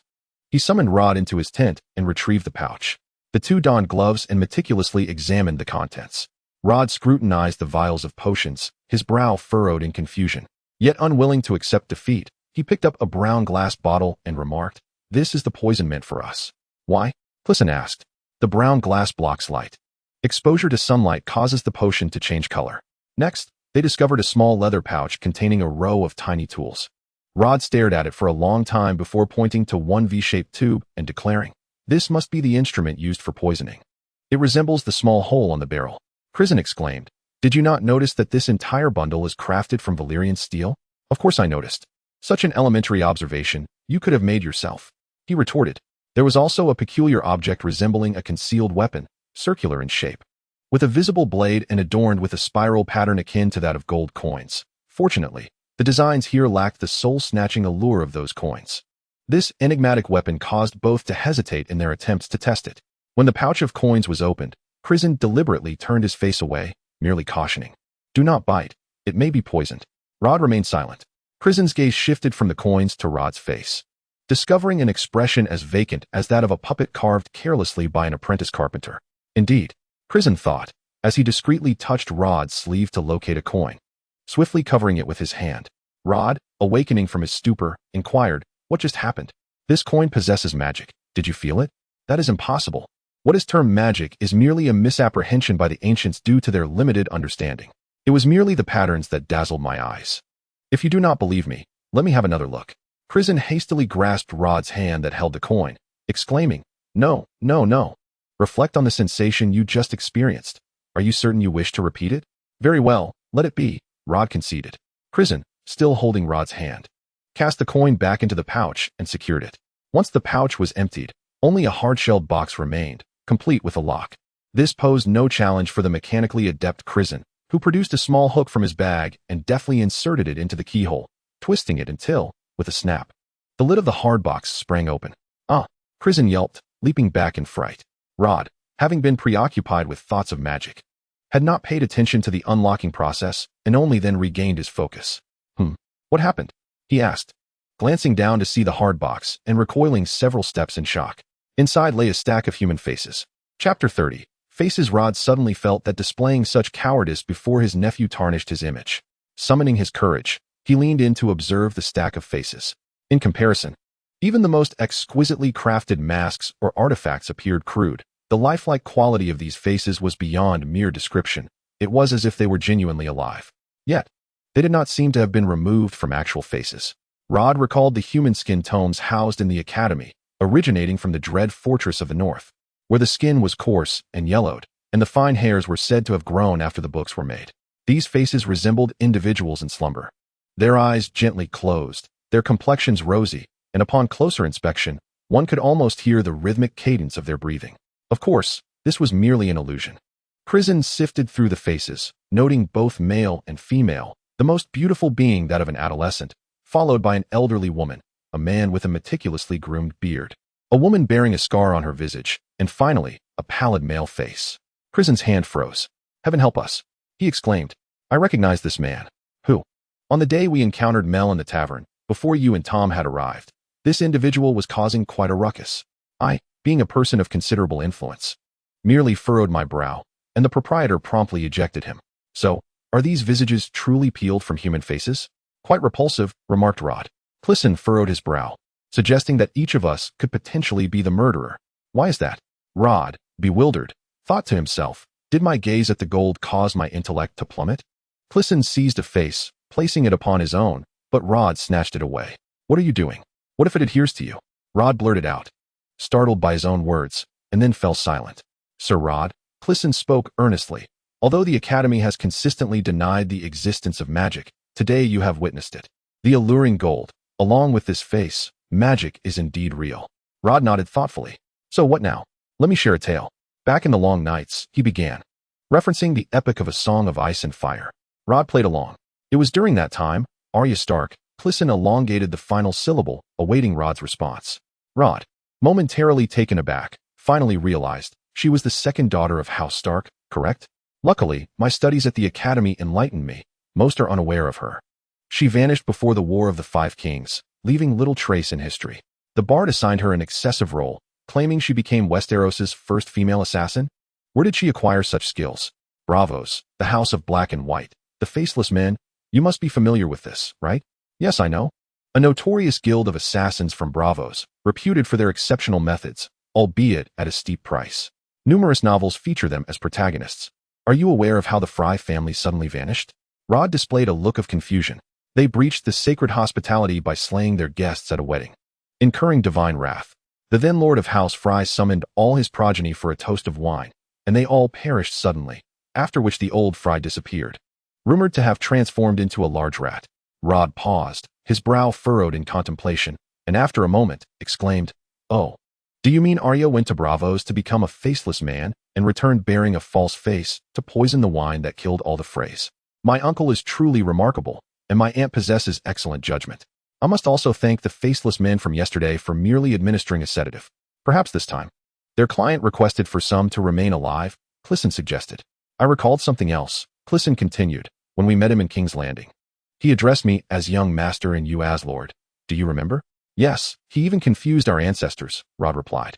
Upon his arrival, he referred to us both as my lords, Clisson remarked. Are you suggesting that the Mel in King's Landing and the Mel from yesterday are not the same person? Rod inquired. That faceless man donned this visage in King's Landing. Clisson pointed to the yellow face, saying, yesterday, it was wearing Mel's face. Do not inquire how he traversed ahead of us. Last night, Rakard, riding a horse, failed to catch up with him on foot. His 3 accomplices spent the night with us, and he feared they might divulge something. This is a matter of silencing witnesses. Rod observed their faces, filled with trepidation. I had thought the ability of the faceless men to change their visages was but a theatrical fabrication. In ages past, people believed that the notion of the dead rising was merely a tale spun by nurses to quell children's nighttime cries. Suddenly, both individuals fell into silence. After a pause, Clisson spoke first. Now the question is, Rod interjected, how do you prove that you are indeed yourself? Our discourse resembled that of twin knights. I concur. At this moment, the two, their thoughts aligned, began to ponder. He had been struck, yet his face bore no mark. Indeed, I recall witnessing that brigand knight kick him in the head. Then, with a resounding slap, 2 crisp sounds echoed as each delivered a sharp blow to the other's face. You are you, one blushed. You are you too, the other responded. They summoned the village chief and a soldier into the tent, first administering slaps and then explaining the peculiarities of their faces. Amidst their bewilderment, Clisson and Rod established a code. They decreed that each day, upon meeting, they must first slap each other's face, and once it turned red, they would share that day's password. Each individual was to endure a strike daily, with random checks on the password, should anyone exhibit irregularities. They were to be struck without hesitation. Do you think that if this were to continue, they might drive the faceless men mad before they could be found? I am on the brink of madness myself. Bravos is one of the 9 free cities of the eastern continent, a city of water, enigmatic and unfathomable. Within its confines lies an assassin organization known as the Faceless Men, akin to a religious order of assassins reminiscent of the Assassin's Creed, though I have not personally played it, merely heard of it. They believe that all deities of the world are but 1,000 faces of the same god, hence the title of the god of 1,000 faces. Yet, in truth, they worship the Grim Reaper prevalent in all faiths. Arya once trained under the Faceless Men, but ultimately chose her mundane identity over the complete renunciation of self to become one of them. She returned to Westeros and sought vengeance for her family using the aforementioned methods. While the audience is privy to these events, not all inhabitants of the realm of ice and fire are aware of Arya's formidable prowess. Guest right is another tenet within the realm of ice and fire. The belief holds that those who host a banquet may invite the wrath of the heavens. However, the Fry family, during a wedding alliance with the Stark family, betrayed their kin. Arya's mother, brother, and numerous other characters met their demise at this fateful banquet, famously known as the Red Wedding. Upon mastering the skills of the faceless men, Arya exacted vengeance upon the old Lord Frey, donning his visage to summon his descendants to partake in poisoned wine, thus completing her retribution. The term Big Rat is a play on words. In the original text, there exists a ballad regarding guest right titled The Rat Cook. Chapter 31. Before the storm in the pot, steaming oatmeal bubbled, accompanied by bread and roasted onions with meat. The people in the camp wore expressions of palpable tension, their gazes unconsciously darting towards the bases of one another's ears, as if there were some hidden seam there. Had we inadvertently created an atmosphere of excessive anxiety? A sense of unease crept into Chris's heart. Better than death, he thought. I doubt I will sleep tonight. Every time I close my eyes, those faces drift through my mind. As he spoke, Rod carefully prodded the food on the table with a silver needle. Just then, the search party led by the village chief's son returned, sans Rickard. The feeling that surged within Chris was reminiscent of the day he had parted from his mother at the Dragon's Den, and he scarcely noticed they had brought back a monk. Upon dismounting, the village chief's son immediately sensed the peculiar demeanor of the others, as if they were preparing for an imminent threat, their gazes flickering not to each other's eyes, but rather to the sides, persistently glancing towards the ears. Nevertheless, he boldly approached, buoyed by his father's status, and remarked upon the steaming dishes on the table. Ah, my lord, you are treating us to roasted meat. Father, serve me a bowl of porridge, I shall tend to the horses. Suddenly, the village chief appeared and delivered a resounding slap to him. To his astonishment, the chief's son burst into tears. Father, I was at fault with my sister-in-law, but she initiated it first. Yet, the crowd had no time to focus on the village chief and his son. They swiftly restrained the others. Forgive me, the situation will be explained shortly. I cannot bring myself to do it. You take over. Chris called to Rod. Rod adeptly slapped each of them once. Chris marveled, indeed. The champion of the Honeywine River martial arts tournament, skilled in both martial and poetic arts, delivers a slap with such finesse. It was more affectionate than a real father-s. One soldier, particularly dark-skinned, had endured several slaps before color returned to his face, nearly brought to tears. Once the slapping was over, they released the others to reveal those several faces. By the seven gods, such malevolence must be banished. The monk shouted. Only then did Chris realize they had brought back a monk and inquired, How did you come to bring back a monk? Before anyone could respond, the monk interjected. I am a monk from the Trident River's Silent Island. Our island has been completely slaughtered. I was gathering firewood in the forest when they attacked and managed to hide. I beseech the seven gods to forgive my cowardice. The seven gods may forgive, but it appears one might need to consume some elixirs. This thought ignited Chris's ire. Slowly now, who are these individuals that dared to massacre Silent Island? Silent Island is revered as an ancient sanctuary of the seven gods, where both men and women must take a vow of silence. Aside from the elders leading prayers, others are expected to endure years of a silent ascetic life. Has this fellow been so constrained that he has forgotten how to speak? The seven gods bless you. Young master, he stammered. Ah, it has been so long since I spoke, I can hardly describe it. They descended from an iron box. A ship? Indeed. A vessel of iron, black as night, belched forth smoke as figures emerged, brandishing short spears that emitted a resounding crack. One by one they fell. The crowd was taken aback, their expressions clouded with confusion. Had this cultivator not spoken in ages, rendering him incapable of human language? From whence did this iron ship hail? No, they knew not. It bore no insignia, no flag. The men aboard were devoid of armor. For what purpose did they commit such acts of violence? Silence reigned upon the island, and no inquiries were made. When did this occur? 2 days, perhaps 3. I returned from the Trident River, lost amidst the dense woods, wandering for a day before finding my way back to the riverbank. As I followed the river for half a day, I stumbled upon this iron box, where they had encamped. This revelation piqued the crowd's interest. Where, pray tell? I circumvented their encampment, and by divine providence, the patrol discovered me and escorted me back. It was not far from the shores of Silent Island. Crisen unfurled a map, and the villagers indicated their location. It lay not far from the site where 2 villagers' corpses were found, consistent with the direction from which the northern winds had returned. A shadow fell upon Crisen's countenance, an expression never before witnessed. If Rickard encountered this band, he would likely meet with dire consequences. My lord, a timid guard ventured. I believe I have sighted Master Rickard's horse. What? Where? I made my way to the place indicated by the cultivator and beheld several figures leading Rickard's steed. Its coat reminiscent of a dairy cow. I could not be mistaken. Moreover, they bore air rifles. And Rickard? Not among them. This guard had grown up under Crisen's watchful eye, having seen air rifles in mill, where Crisen had participated in the development of the airgun by Tonomat. The concept was theoretically straightforward, utilizing compressed air to propel projectiles. However, the finished product faltered due to issues with airtightness. In simpler terms, poor sealing resulted in air leakage, rendering the bullets ineffective over time as the pressure in the tank diminished. This was also a reason Crisen had turned to the development of crossbows upon his return home.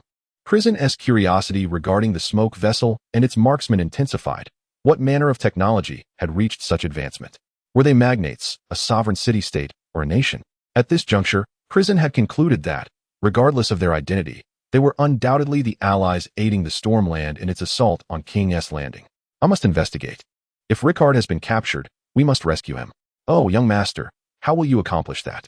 Rod queried, beads of sweat forming upon his brow. First, we must ascertain who they are. Crisen pointed to the map. This is the nearest lord's castle to us, known as the Hall of the Saint. Had it not been for last night's events, we would have delivered those 3 brigands here. We shall seek assistance at this castle. I have brought a telescope, and as long as their tower stands 30 yards tall, I shall be able to observe the camp of those air riflemen. Crisen pondered before continuing. Moreover, this castle is closer to Silent Island, downstream of the Trident River. They might have seen the smoke ship earlier and gone to inquire about it. Why do you refer to it as a smoke ship, young master? Crisen hesitated for a moment and replied, I encountered a few peculiar individuals today, hence the name. The group took turns to dine, with those finished retreating from the camp. Crisen, preoccupied with thoughts, found his meal tasteless. He swallowed an entire loaf before realizing he had forgotten to spread any jam. This normally tranquil soul, who had managed to endure insults from a few impoverished townsfolk just a fortnight prior, now felt a surge of indignation rising within him. Wait, where are Tom and the others? Why haven't they returned? Chapter 32. Animal Farm. Logically, Tom had headed towards the Hall of the Saints. What could have transpired? As the group readied their baggage, Crisen approached the village chief and said, Please assist in transporting the deceased villagers and the remains of our brother to the Grand Cathedral of Herrenberg for burial. Here's the fare. He produced a handful of silver coins from Rod's purse to give to the chief. The chief, still brooding over his son's fate, hesitated at the sight of the money but accepted a few coins to arrange for the monks of Herrenberg. Crisen also handed over the dried venison purchased from the Dothraki into the chief. Ultimately, he placed all the silver coins into the chief's pocket, expressing gratitude for the village's hospitality over the past few days. A war may indeed be imminent. Prepare yourselves. Use this money to hire a few free knights for the village's protection. Rod took with him his new squire, the 13-year-old Walter, a slight boy clad in the armor of a brigand knight, his chainmail nearly dragging to his knees. He could not yet ride a horse, holding the reins of Mel's donkey instead.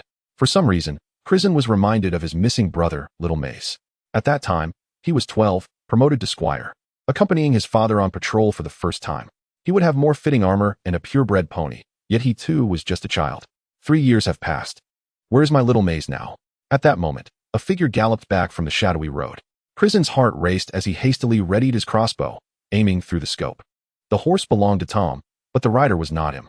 In an instant, Tom's horse reached the group, and the soldiers, spotting a stranger atop, swiftly assumed a defensive stance, encircling him. Rod stepped forward and yanked the rider down from the horse, considering that an immediate slap might escalate tensions. Rod held him by the collar, scrutinizing him for a moment before releasing him. The man, donned in peasant garb with shifty little eyes, gazed at Crisen and suddenly knelt. My lord, the lord of the Hall of the Saints has been slain. Crisen remained unmoved, coldly responding. Then why are you riding my servant's horse? They, 7 of them, are with us. Let me return with the news. You must come and see. And who are you? We are merely nearby farmers. A large ship entered the Trident River. I know of the iron ship. What next? Everywhere they tread, not a blade of grass survives, my lord. Their vessel bears a horizontal chimney, and with a thunderous blast, even the sturdiest stone walls crumble. Our village has been razed to the ground. Those who managed to escape sought refuge in the castle, only to discover that the lord and his entire family had perished, their bodies hanging in the iron cage where he typically ensnared poachers. With nowhere else to turn, we took shelter in the castle's breach. Nonsense. Crisen delivered a resounding slap. Surely, it was you who murdered your lord? That slap from Crisen was decisive, leaving a distinct imprint of 5 fingers on the farmer's face. The peasant, wincing in agony, covered his face and after a moment exclaimed, How could that be? I swear by the full name of Jon Snow, Aegon Targaryen VI. It is all true. Crisen pondered. The last man who swore by Jon Snow's full name while lying met his demise on the spot, so he chose to tentatively believe him. Then why did you come to report instead of our own people? Because the castle has run out of food. People are starving. That fellow, Tom, said you could provide us with sustenance. Very well, let us proceed and investigate, Crisen instructed his men. He then summoned a servant who had accompanied him earlier to search the Dothraki Inn and whispered, "Ride swiftly back to the Dothraki Inn and inform them that the time for vengeance upon the smoke ship has come. Bring them to us." The servant trembled in fear, his lips quivering, struggling to articulate his thoughts. "What is it, my lord? What if those naked men are face swappers?" The servant was indeed terrified by those visages. If they intended to kill you, they would not have allowed you to sleep so soundly. Go on. If you are fearful, take a guard with you. Crisen summoned a soldier for the servant. Reflecting on the matter, Crisen realized that if he were a faceless man, concealing himself among the villagers or soldiers would be the wisest choice. Hiding among those peculiar individuals would likely draw scrutiny. If they dared to come, there would be no issue. If they did not, or if those individuals went missing, we may have overlooked a faceless man. Moreover, considering that muscle-bound figure, to assume his face would likely require him to exchange his entire upper body as well. The party set forth, yet heightened their vigilance. Even the servants kept daggers and axes within easy reach. "By the way, what is your name?" Crisen inquired of the farmer. "My lord, I am called Bill. Our village lies by the riverside, without a name. I was once a musician in a traveling troupe, only returning in winter," Bill replied, his expression clouded with concern. "Tell me in detail what Tom communicated to you." "Oh, great lord, please do not punish us. We are but humble farmers and fishermen, with no ulterior motives. We wish only to survive. What I am about to share with you is the doing of wild dogs." This revelation startled Crisen. "What, did you consume Tom?" No, my lord, listen to me," Bill implored. "The castle is devoid of everything. The hall has burned, and the granary is ash. We fled from several villages. Approximately 100 of us now reside amidst the ruins. Then, the bully from the neighboring village, known by the moniker Wild Dog, discovered the armory hidden in the castle's cellar. He began to intimidate us with brute force, compelling us to block the breaches in the walls with stones. He forbade our exit, while his followers feasted, dragging women into the cellar at night, even those who were with child. The wife of my neighbor's brother was taken, and the next day, she hung herself. These events sent a shiver down Crisen's spine. They hadn't even ventured beyond the range of the iron ship. Yet this wild dog had established himself as a king amidst the ruins? What was his intent? Did he not fear retaliation from the iron ship? They claimed the iron ship was en route down the river to seek revenge on the Dothraki in Flowing City and would not return. Besides, that horizontal chimney could not reach the cellar. Crisen mused that the term likely referred to a steam cannon, a fitting description. Oh, should I send a raven to King's Landing, proclaiming a king of the cellar? This jest failed to amuse Bill, who was burdened with worries. "My lord, we truly never contemplated rebellion. Please do not equate us with that wild dog," he exclaimed passionately. "Tom, did you have any other captives before?" "No, absolutely none," came the reply. Crisen felt a sinking sensation. It appeared that the only remaining option was to confront the crew of the iron ship. It seemed unavoidable. "How many weapons does he have in that cellar?" Crisen inquired. "It is said to be enough to equip 100 or 200 men," Bill responded. Crisen contemplated, realizing that a lord of such scale would indeed allow for arms of this magnitude. "My men are surely safe? If there are no women inside, then tonight should be fine. However, your horses have already been consumed. I assure you, I am no confidant of that wild dog. I was starving, to be frank. I only managed to eat a single rat yesterday. They only granted me a small piece of horse meat in exchange for delivering a message. So, your wild dog king intends for me to trade food for people? He desires food, but what do your men say? They cannot breach his walls." Crisen suddenly raised his crossbow. With a swift twang, a deer fell to the ground. Chapter 33. The Hall of the Maiden. The Hall of the Maiden was an antiquated small castle belonging to a newly risen faction of nobility after the long night. The castle was in a dilapidated state, reminiscent of the ruins Crisen had visited in his childhood. The main structure had collapsed, a feat impossible by mere human hands. Clearly the result of bombardment from the iron ship. Fortunately, the tower Crisen sought still stood intact.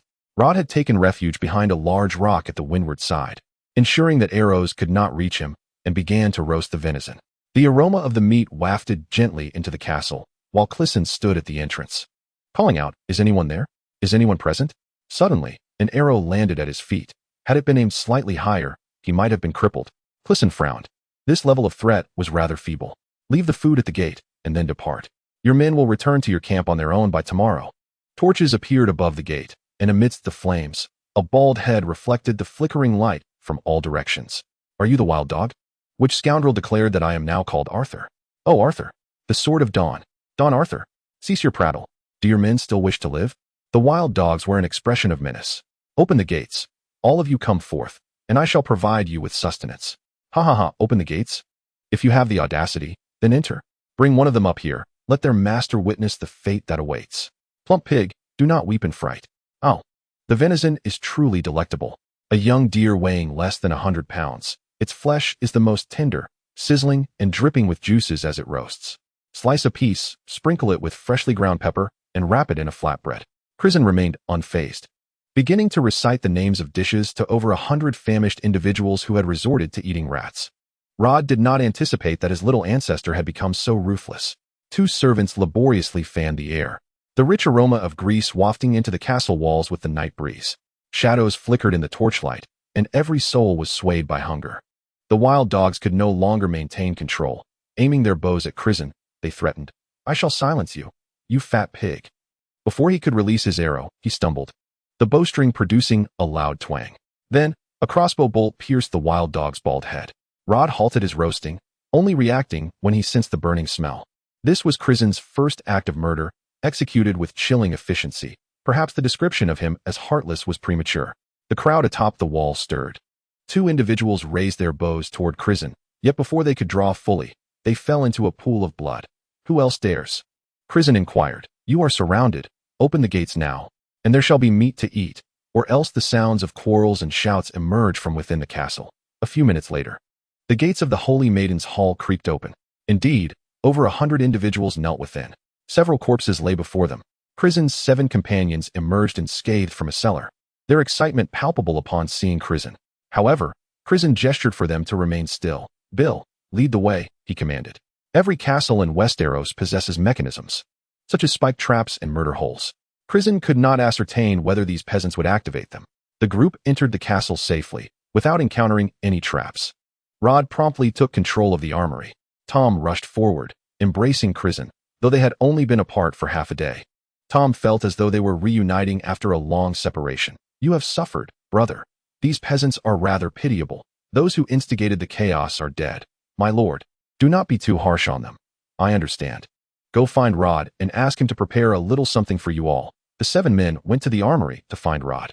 Crisen mused whether Rod would retreat home if he realized that a little something meant delivering a slap to each of them.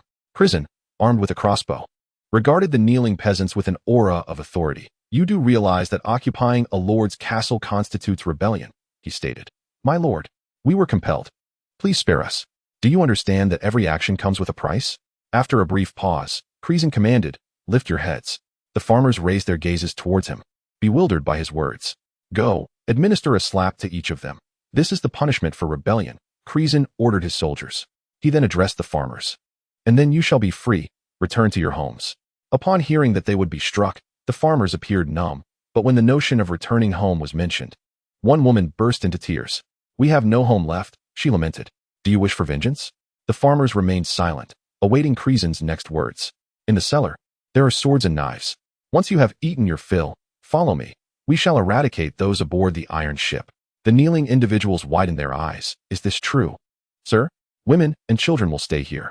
"No, I shall go as well. My entire family is dead. My existence holds no meaning. I seek revenge." A woman screamed. She was simply a woman. Crisen could think of no other way to describe her.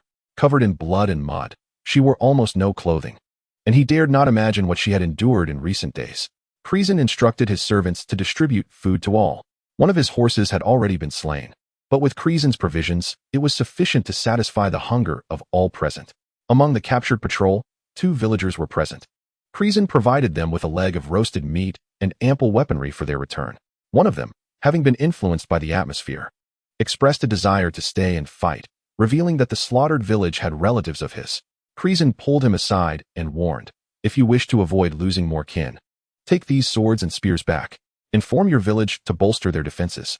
Should I fail, and should despair take hold, there may arise another pack of wild dogs to raid. Your village is the nearest." Crisen then sought out the monk he had retrieved earlier that afternoon, who had been chattering incessantly throughout the day, his speech nearly restored. At that moment, he was offering prayers for the souls of the deceased. Crisen interrupted. Do not concern yourself with the dead, good sir. Go and comfort the others. Beseech the warriors to grant each person courage. Some must play the role of the devil and others the angel. After the soldiers had searched the entire castle, they returned to report to Crisen. Rickard is not here. Please, cover your mouths and noses with your cloaks and examine those corpses, Crisen uttered, nearly unraveling after holding his composure for an entire night. The moon hung high in the sky, and Rickard had been missing for a full day. Where on earth are you? Chapter 34. The sharp end faces the enemy. Celebration of the signing. Crisen sensed that he held considerable influence among the refugees within the castle. He inquired of those engrossed in their meal. The iron ship is docked at the village by the river to the northwest. Who among you hails from that village? The previously ravenous individuals fell silent, all eyes fixated upon him. 2 farmers raised their hands, and Crisen declared, Come forth and join me. Upon ascending the tower, Crisen estimated the height of the castle's keep to be 35 yards using the scale on the crossbow. Indeed, from such heights, one can gaze far and wide. 2 peasants looked on in astonishment as he opened a box and, like a conjurer, assembled a telescope to begin his observations. The moon hung high in the sky, offering a splendid view, with a plume of smoke rising steeply into the heavens. Crisen gradually adjusted the focus and noticed a dark object resting upon the river's surface beneath the smoke. It was so obscured that no details could be discerned. Shifting his gaze to the riverbank, he indeed spotted a village.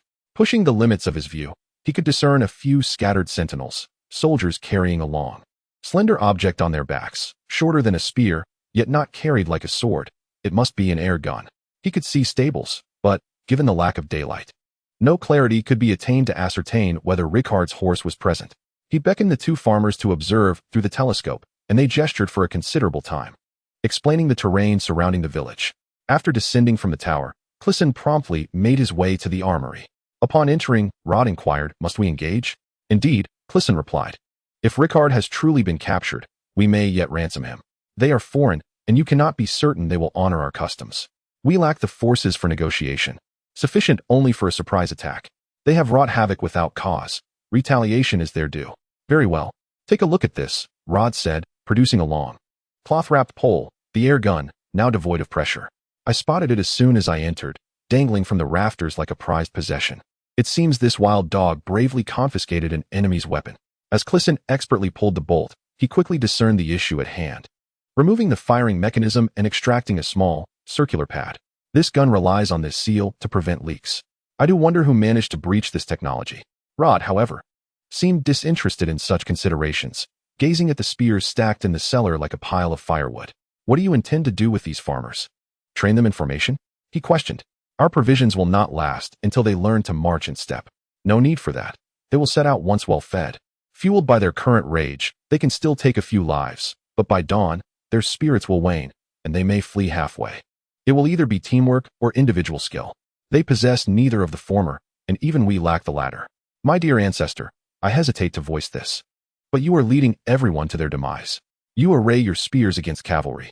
Crisen remained composed, stating, We have seen their air guns. Beneath the barrel lies a short spear, capable of engaging at both close and distant ranges. Although I am uncertain of the tactics associated with this weapon, a line of spears cannot charge against a line of air guns. Then what do you propose? Rod retorted. One reason I abandoned my studies on air guns was their fragility. Here, and in many places, they jam at the slightest obstruction. In time, their air guns may prove less effective than these spears. That is intriguing. However, Rod's expression suggested he remained unconvinced. They have advanced without encountering any resistance thus far, which will inevitably lead them to underestimate their opponents. It is likely that both Nukwin City and Yinchang Town are no longer secure. Rod remarked. As for me, Crisen, I shall serve as the first obstacle they face upon entering Westeros. What exactly do you intend to do? Let us proceed in this manner. As Crisen articulated his plan, Rod's brow gradually relaxed. Ultimately, he declared, distribute the spears to everyone. Weapons provide a sense of security. However, the chainmail will be burdensome for these famished farmers. After days of hunger, they will lack the strength to reach the camp while clad in armor. Let us allocate the armor to our men, and those capable of drawing a bow may take their arrows. We have sufficient stock in the armory. We must strike unexpectedly, creating chaos and disarray among them. Once they organize a counterattack, our chances will vanish. You understand the consequences of failure, do you not? Indeed. Send a raven to Harrenhal, informing them that we are defending the Trident River. The soldiers began to retrieve bundles of spears from the cellar, presenting them before the farmers. Each person should take one, Rod stated as he picked up a spear himself. I will teach you 2 maneuvers. When the cavalry approaches, crouch down, with the spear's tip resting on the ground, angled upwards. The other maneuver involves a thrust, steady and directed forward. Above all, never show fear, nor flee. Always point the sharp end towards the enemy. Only a few individuals picked up the spears from the ground, while many others merely stared wide-eyed at Crisen and Rod. What troubles you? Do you not seek vengeance? Crisen inquired. My lord, are you not afraid these people might turn against us? Ha ha ha. Crisen shook his head. Tell me, where is your home? A village 5 miles away, where barley is grown. And your family? This is my son. The others have perished. Did they kill your family out of enmity? No. Did they seize your grain out of hunger? They burned my home, taking nothing. You may not yet know me. I am Crisen Hesperian, nephew of the current prime minister.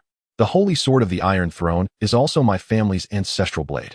These people have invaded my lands, slaughtered my people, and scorched my fields. Why should I trust my own? We must seek out these beasts, trading their lives for our family's lives, using their deaths as reparation for our homes. An eye for an eye, blood for blood. An eye for an eye, blood for blood. The crowd roared. Crisen cast the broken firearm to the ground and asked, Is this thing truly fearsome? Not at all. The excited crowd responded, though skepticism lingered in their expressions. It is good that you are unafraid. Crisen crouched down, scooping a handful of dirt to jam into the firing mechanism, then pulled the trigger. Indeed, it jammed. A mere handful of dirt can render it useless. What is there to fear? They possess their technology, and we have our own treasures. Crisen continued, presenting the white phosphorus arrow. Once launched, it will ignite. We can set their ships ablaze. As he spoke, Crisen retrieved a quiver of arrows from the carriage and drew one forth. Revealing that the arrowhead was encased in a substance reminiscent of mud. He dragged the arrow along the wall, and with a faint crackling sound, the arrowhead emitted a dazzling white light. The brightness was blinding, causing Crisen to avert his gaze, yet he noticed that the farmers were staring intently at the luminous arrowhead, just as Crisen intended to warn them against staring for fear of blindness. He was struck by the realization that their expressions mirrored those of the crowd he had witnessed in the throne hall, awed by the radiance of the holy sword. Chapter 35. The Battle of Trident River, Part 1. As the first light of dawn broke in the east, Crisen and his companions arrived at the riverbank. The journey had been smooth, yet the 6 Dothraki had indeed failed to appear. Particularly the imposing leader, Duer, who appeared strong and was a seasoned fighter, had a vendetta against the men of the smoke ship. Crisen had not anticipated this turn of events. Could it be that they were allies with the enemy before them? Mere spies in poorly crafted disguises? Crisen could not help but feel a pang of anxiety for the servant he had dispatched, although now it was his own predicament that weighed heavily upon him. Before him lay a village nestled within a parched river valley, flanked by slightly elevated terrain and scattered trees. Crisen and Rod, accompanied by their men, encircled the village amidst the foliage. Much of the village had been consumed by flames, leaving the remaining structures insufficient for the enemy's accommodation, prompting the erection of tents between several houses. The iron ship loomed ominously upon the river's surface. On his side, he had only crossbowmen and servants, while a ragtag assembly from the castle and Rod's contingent were stationed on the opposite side. Crisen set up his crossbow on the ground and peered through the sight, observing that a tree had toppled on Rod's side, signaling that the time had come. He aimed at the guard's sentry post, contemplating that this distance was greater than before, unlike the previous instance where 3 arrows had felled 3 targets in mere seconds. He needed to maintain utmost steadiness. With a single dose of saltpeter, Crisen accounted for the wind's deviation. As he calibrated the distance with double the calcium carbide, a figure suddenly appeared, swaying into view through the scope. This man was considerably plumper than the enemies previously encountered. He emerged from a stone house and approached a wall to relieve himself. In an instant, Crisen understood that this individual must hold some rank, for he dared to indulge in drink while his troops camped on enemy soil, becoming thoroughly inebriated throughout the night. With a swift resolve, Crisen altered his target, releasing an arrow that struck the man. However, the shot had been hasty, and he did not fall immediately, staggering a few steps before collapsing. This was problematic. The man seemed to have cried out for help, prompting the sentry to rush toward the corpse. Prepare, Crisen signaled to the crossbowmen beside him. They armed themselves with white phosphorus arrows, which would serve as a signal to Rod's side. Crisen endeavored to calm his racing heart. He reloaded, aiming at the guard.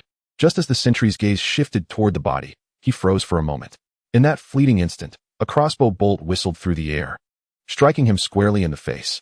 The guard fell to his knees, his expression still one of shock upon witnessing the corpse, an arrow embedded in his brow. As Crisen readied himself to deal with the remaining sentry, unexpectedly, a third figure burst forth from the house of the first enemy, shouting in an unintelligible tongue, which Crisen could still hear. Fire! Crisen commanded. The crossbowmen released 2 arrows towards the sky, their trajectories set at a steep angle, soaring upward before igniting only upon their descent. This tactic served a dual purpose. The arrows could be seen from afar by those lying in ambush, while the enemy remained oblivious to the archers' positions. The concealed crossbowmen began to rain arrows upon the village, which soon erupted in a flurry of retaliatory gunfire. Suddenly, from the direction of Rod, a dozen heavy objects emerged from the woods, descending slowly before crashing into the village. These were barrels of wine, which, upon impact, sent plumes of dust into the air. Instantly, the village was engulfed in a cloud of dust, causing the gunfire to wane. Amidst the chaos, villagers erupted from the trees, shouting as they charged towards the enemy. The opposing forces, caught off guard and under attack from both flanks, began to fire wildly towards Crisen's direction. The crossbowmen seized the opportunity, launching white phosphorus arrows to ignite the enemy's tents and stables.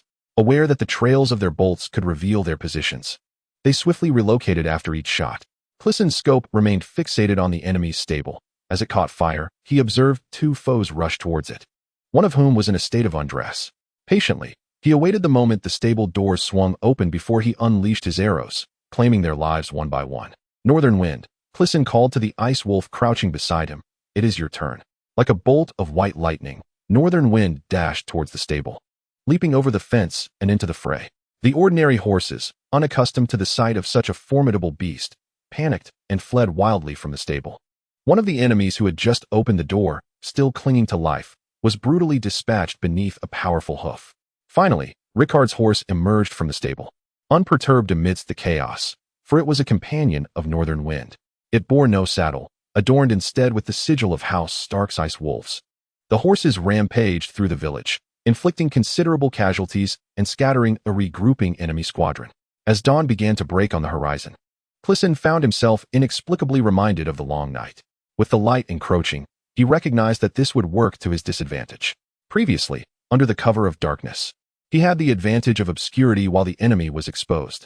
Now, with the sun rising, it would be impossible for him to remain hidden for long. The enemy took cover behind the walls of the houses, firing upon the villagers as their visibility improved. This situation starkly illustrated the disadvantage of spears against gunfire, as the ground became littered with the bodies of fallen farmers. Master, we have little white phosphorus left. One of the crossbowmen gasped, struggling to draw back his antiquated bow. Crisen's own crossbow, laden with intricate mechanisms, was not designed for swift reloading, the white phosphorus arrows risked igniting within the device.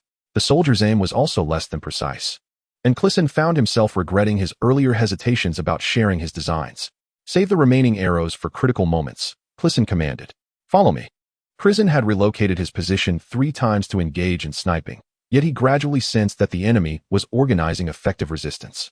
The gunfire grew increasingly intense, indicating their proficiency in reloading. If he did not disperse the enemy soon, defeat would be imminent. He felt certain that the adversaries would not spare his life. Having moved from the woods outside the village to within its confines, Crisen had already taken down no fewer than 10 foes. Yet the enemy's gunfire showed no signs of abating. At this moment, Crisen finally discerned the situation in the dim light before dawn. The streets were strewn with corpses, and the enemy had gathered in the 2 tallest buildings of the village, one stone and the other wooden, each 3 stories high. Without siege engines or artillery, these structures were indeed easy to defend but difficult to assault. As he turned a corner, Crisen encountered a trio of fighters, Rod, Tom, and the newly appointed aide, Walter.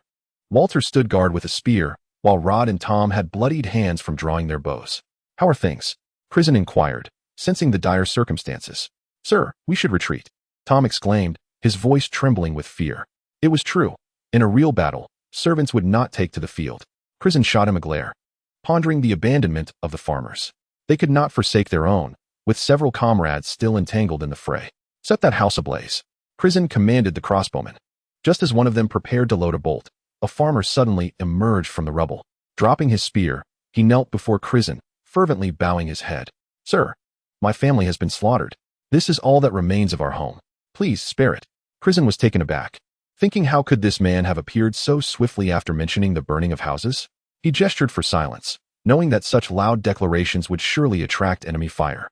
"I will compensate you after it is burned," he replied. The farmer, however, refused, insisting that King Jon Snow had once resided in his family's great hall during the long night, and that it contained relics from before that time. Crisen inwardly cursed, wondering why the man did not claim that his ancestor was Daenerys Targaryen. The farmer grew increasingly agitated, and as the crossbowman attempted to restrain him, a gunshot rang out, not at the farmer, but at the crossbowman, who was struck by a bullet fired from the wooden house, penetrating his shoulder and embedding the metal into his flesh. Upon seeing blood, the farmer panicked and dashed from behind the stone wall where Crisen and the others were hiding. He barely took 2 steps before falling to the gunfire. Almost immediately, the stone wall was hit by 2 bullets, causing the yellow mud between the stones to crumble, confirming that the enemy had identified their position and was preparing to breach the wall. Crisen cursed the foolish homeowner 100 times as he and Rod assessed the crossbowman's injury, helping him to a corner of the stone wall.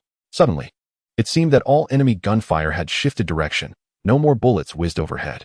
Rod and the others seized the opportunity to relocate, but Crisen sensed something unusual.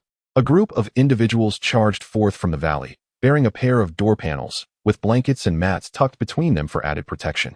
Gunfire erupted from the elevated positions of 2 enemies within the houses, yet the simple barricade proved resilient against their bullets. The bearers of the door panels swiftly reached the base of the wooden structure, and it became clear to Crisen that 6 Dothraki warriors had finally arrived. Dur, wielding a sickle in one hand and a hammer in the other, smashed the lock of the large house and burst inside. The Dothraki, armed with an array of culinary tools, followed him in a steady stream. A cacophony of incomprehensible screams filled the interior, as a soldier clung desperately to a second-floor window in a valiant defense. Crisen provided him with an arrow, ensuring that the wooden house indeed afforded some semblance of protection. Crisen mused that he might apply for a cultural heritage designation for the structure once the battle concluded. Seizing the opportunity, the group organized an effective assault, surrounding the remaining enemies in the street. Suddenly, a dire wolf leapt from around a corner, arcing through the air to sever an enemy's throat. It became evident that the dire wolves instilled fear not only in the enemy's horses, but in the men as well. Soon, the foes on the ground were eliminated, though the cost was significant, with many villagers also suffering casualties. The once sturdy 3-story wooden house appeared to ooze blood from its outer plaster.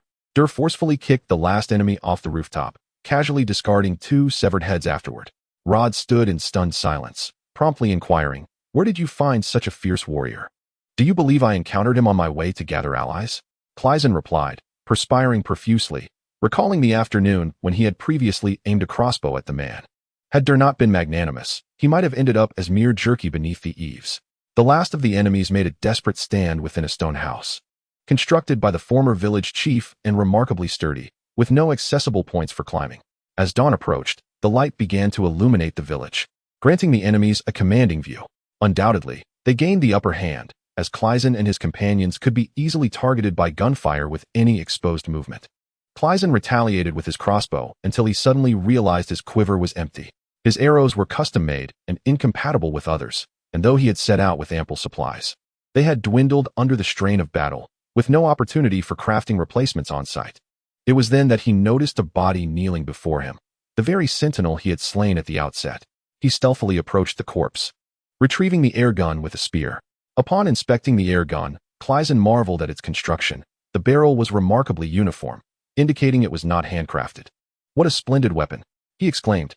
Had it not been for the conflict, Crisen would have yearned to reside in a land with such advanced craftsmanship, forsaking the high court forever. After 3 years at home, the world outside had developed at an astonishing pace. Testing the air gun, he swiftly felled a soldier within the stone house. The gunfire revealed his position, prompting a hail of bullets to rain down upon him. Crisen slung his crossbow over his shoulder, clutching the air gun as he retreated, only to discover that Rod had also dragged a corpse back, none other than the intoxicated officer felled by Crisen's first shot. "Alas, my dear father, must you drag him face down for so long? This title suits you well. Henceforth, I shall use it often." Rod did not lift his gaze as he spoke. Indeed, upon turning the corpse over, the sight was grim. He had perished whilst urinating, his trousers unfastened, and his face ground to a pulp, rendering his features unrecognizable. Yet, his hair was remarkably long. "Is this an Ibanian?" Rod mused, observing the long hair protruding from the body. The Ibanians inhabit the northernmost islands of the eastern Essos continent, known for their peculiar physique and the women rumored to possess beards. They seldom engage with Westeros, except for trading furs with the Night's Watch. Yes, it must be. A mercenary from Bravos?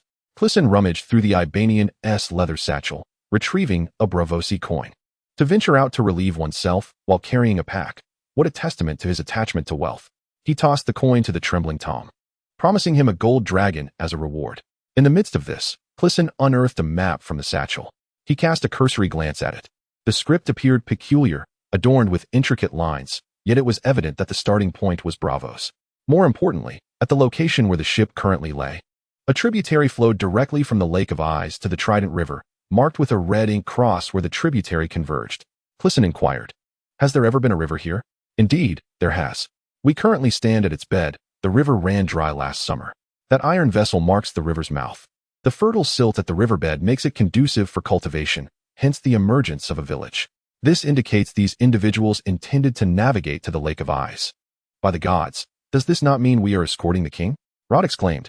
"Legend has it that Jon Snow continues to dwell with the children of the forest on the Isle of Faces, and each year, the monks of Harrenhal row to deliver meals to the king. But why? Do they hold a grudge against the children of the forest?" Tom queried.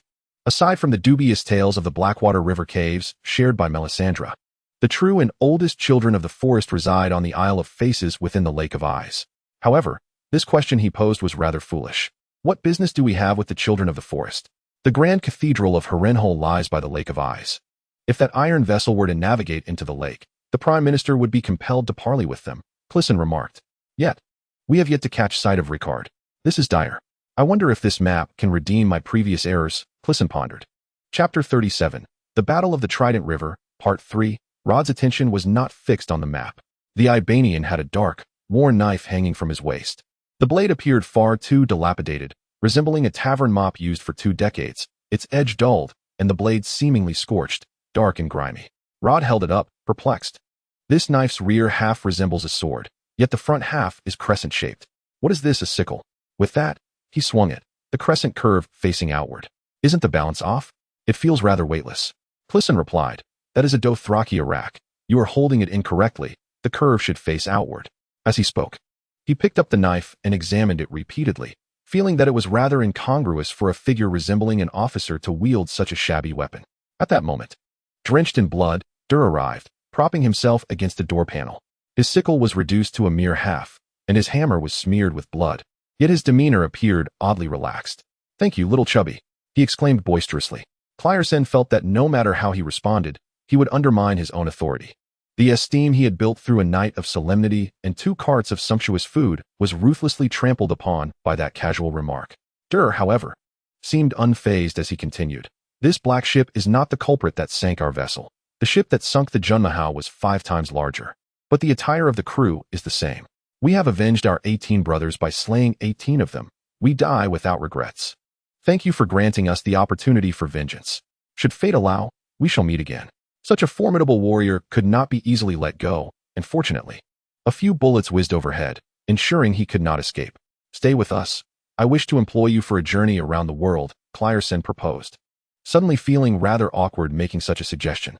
The Dothraki had no concept of employment. Whoever we choose to follow becomes our call. Crisen felt a twinge of helplessness, surprised that there were still individuals with a sense of honor as strong as Rickard's. In a moment of desperation, Crisen insisted, "You have helped us resolve a significant dilemma. You cannot simply leave. Stay a while longer. At the very least, I must treat you to a drink. We ought to ascertain if any of the remaining 5 Dothraki are faceless ones." Dur laughed heartily. "Excellent. Wine is the lifeblood of the Dothraki. Our gods ride the magnificent steeds of the world among the stars, and leading the charge is the god of wine." Crisen often suspected that the Dothraki myths he had encountered were pirated. Enough chatter, enough chatter. The enemy is rushing towards the ship. Rod hastily folded the map and stuffed it into an empty quiver, urging everyone onward. Crisen understood. Indeed, the enemy had grown complacent, and with no one guarding the iron ship at night, they sought to board. Once the cannons on the ship fired, the entire village would be obliterated. The air gun in the stone house continued to fire incessantly, providing cover for the enemies boarding the ship. Meanwhile, their side could only see a few injured farmers among the ruins, their fighting spirit long extinguished. These farmers had valiantly vanquished half of the enemy forces in the village but were now waning. Each time they exposed themselves, they faced a barrage of bullets. And fear spread rapidly. Move. Block them. We are closer to the ship. Crisen, with a crossbow slung over his back, an air gun in one hand, and a curved dagger in the other, prepared to charge forward, only to suddenly realize the futility of wielding so many weapons. He casually handed the dark, curved dagger to Dur. Perhaps we should retreat. Tom suddenly grasped his arm. Sir, continuing to fight is pointless. But we still do not know where Rickard is. Crisen found a section of the wall to prop up the air gun and fired, hitting an enemy in the leg. Immediately, the enemy retaliated, while the others untied a small boat at the shore. With a sharp crack, a stray bullet struck the crossbow on Crisen's back, causing him great distress. It dawned upon him that the stone house had shifted its firing position, leaving him vulnerable to enemy fire. Crisen was met with the most harrowing dawn of his life, as the sun rose ominously from behind the dark hull of the ship, and he sensed the cannon's muzzle subtly shift. Hastily, he aimed his machine gun at the enemy, only to discover he was out of ammunition. Seizing a spear from the corpse of a farmer, he charged towards the enemy, who had already boarded a small boat, one of them aiming a gun directly at him. "Young master, come back. Let us go to the woods and make some catapults," he heard Tom shout in a last-ditch effort. It was futile. The catapults Tom referred to were the ones used by Rod's side at the onset of the battle, fashioned by tying ropes to pliable trees and bending them to launch barrels filled with dry earth. The spirits within those barrels had long been consumed by the farmers, lest their fear escalate further. Yet, it was not merely the imprecision of the catapults that concerned him. If he suddenly retreated into the woods, the farmers might misconstrue his actions as a flight and scatter in panic. Crisen had no time to concern himself with them. An enemy before him fell to the ground, struck by a bullet, likely fired by Rod providing cover. He waded through the water, aware of the peril. His armor was too heavy to float. His spear, approximately 8 feet in length, was poised to strike the nearest foe. At this range, the bullets from the stone house had lost their potency. Although they continued to thud against his plate armor, they merely produced dull sounds without inflicting harm. Steady, advance onward. Above all, do not cower, nor flee. Point the sharp end of your weapon at the enemy. He recalled Rod instructing the farmers within the castle. As he thrust his spear forward, the enemies in the small boat opened fire, and Crisen felt as though he had been charged by a rampaging bull. He staggered, and the spear slipped from his grasp into the water. Just as he feared the worst, hands emerged from beneath the boat, and in a flurry, the small vessel capsized. The Dothraki had swum over and overturned the boat. Dower stood up from the water, clutching an enemy's neck. Crisen, dazed from the bullet's impact, touched his chest plate, finding it dented. With great effort, he managed to say, "Thank you for sparing my life. I have yet to find the one I seek." He spat a mouthful of bloodied saliva as he spoke. "Indeed, you have proven yourself a warrior," Dower replied. "We shall not follow those who can only cower in the rear. As of now, you are our call." Their small boat was sturdy, its bottom capable of withstanding bullets. "Let us go, Lord Call. We shall charge into that stone house. Do you wish to lead the way? Is becoming your call merely an invitation for me to take the front line?" Suddenly, the ground trembled like a distant thunderclap. It was then that they realized the gunfire from the stone house had ceased for a while. Otherwise, the unarmored Dothraki would have been shot as they emerged from the water. Looking towards the direction of the sound, a legion emerged along the river valley. Soon, the valley and its banks were teeming with people. Perhaps it was unnecessary. Chapter 38. A thunderous roar from the sky. The grand army makes its dazzling entrance. Hundreds of lances and thousands of long spears glinted sharply in the morning sun. The emblem of the Heartsbane family, the book and sword, fluttered on the banners. The holy sword is the nation, for the king. The holy sword is the nation, for the king. The shouts of thousands echoed around. Rod rushed over, pulling Crisen back from the water, which barely reached his knees. "What are you dawdling for? The Duke is coming." Crisen fixed his gaze on the enemies emerging from the stone house in the distance. They surrendered, hands raised above their heads, streaming out of the house. They wore matching red tunics and white trousers, without armor. "You just mentioned that these people are dressed the same as those who sank the steed, right?" Crisen asked Doer. "Indeed, they are from Braavos. All the smoke ships operate under the banner of the Sea Lord of Braavos," Doer replied. "Why didn't you tell me earlier?" "You didn't ask." "Braavos again." Upon hearing Braavos, Rod was taken aback. He whispered to Crisen about the faceless man. They had no time to ponder this matter further. As Duke Leighton rode over, the crowd emerged from the river, and Duke Leighton dismounted, standing before them. Although the Dothraki did not recognize Leighton, anyone could tell he was extraordinary upon sight. "Where is Rickard?" Leighton inquired. I am still searching. Crisen suddenly felt words failing him. The air of the north was missing. Did the process matter? Slap. Leighton delivered a resounding blow. Crisen's vision was already filled with stars, and this slap felt like the Milky Way descending from the heavens. Tit for tat, Crisen thought. Fool. Leighton scolded. The direwolf sat nearby, observing the scene. Who are these people? Arrest them all for interrogation. A farmer, his leg a bloody mess, approached slowly, leaning on a broken spear.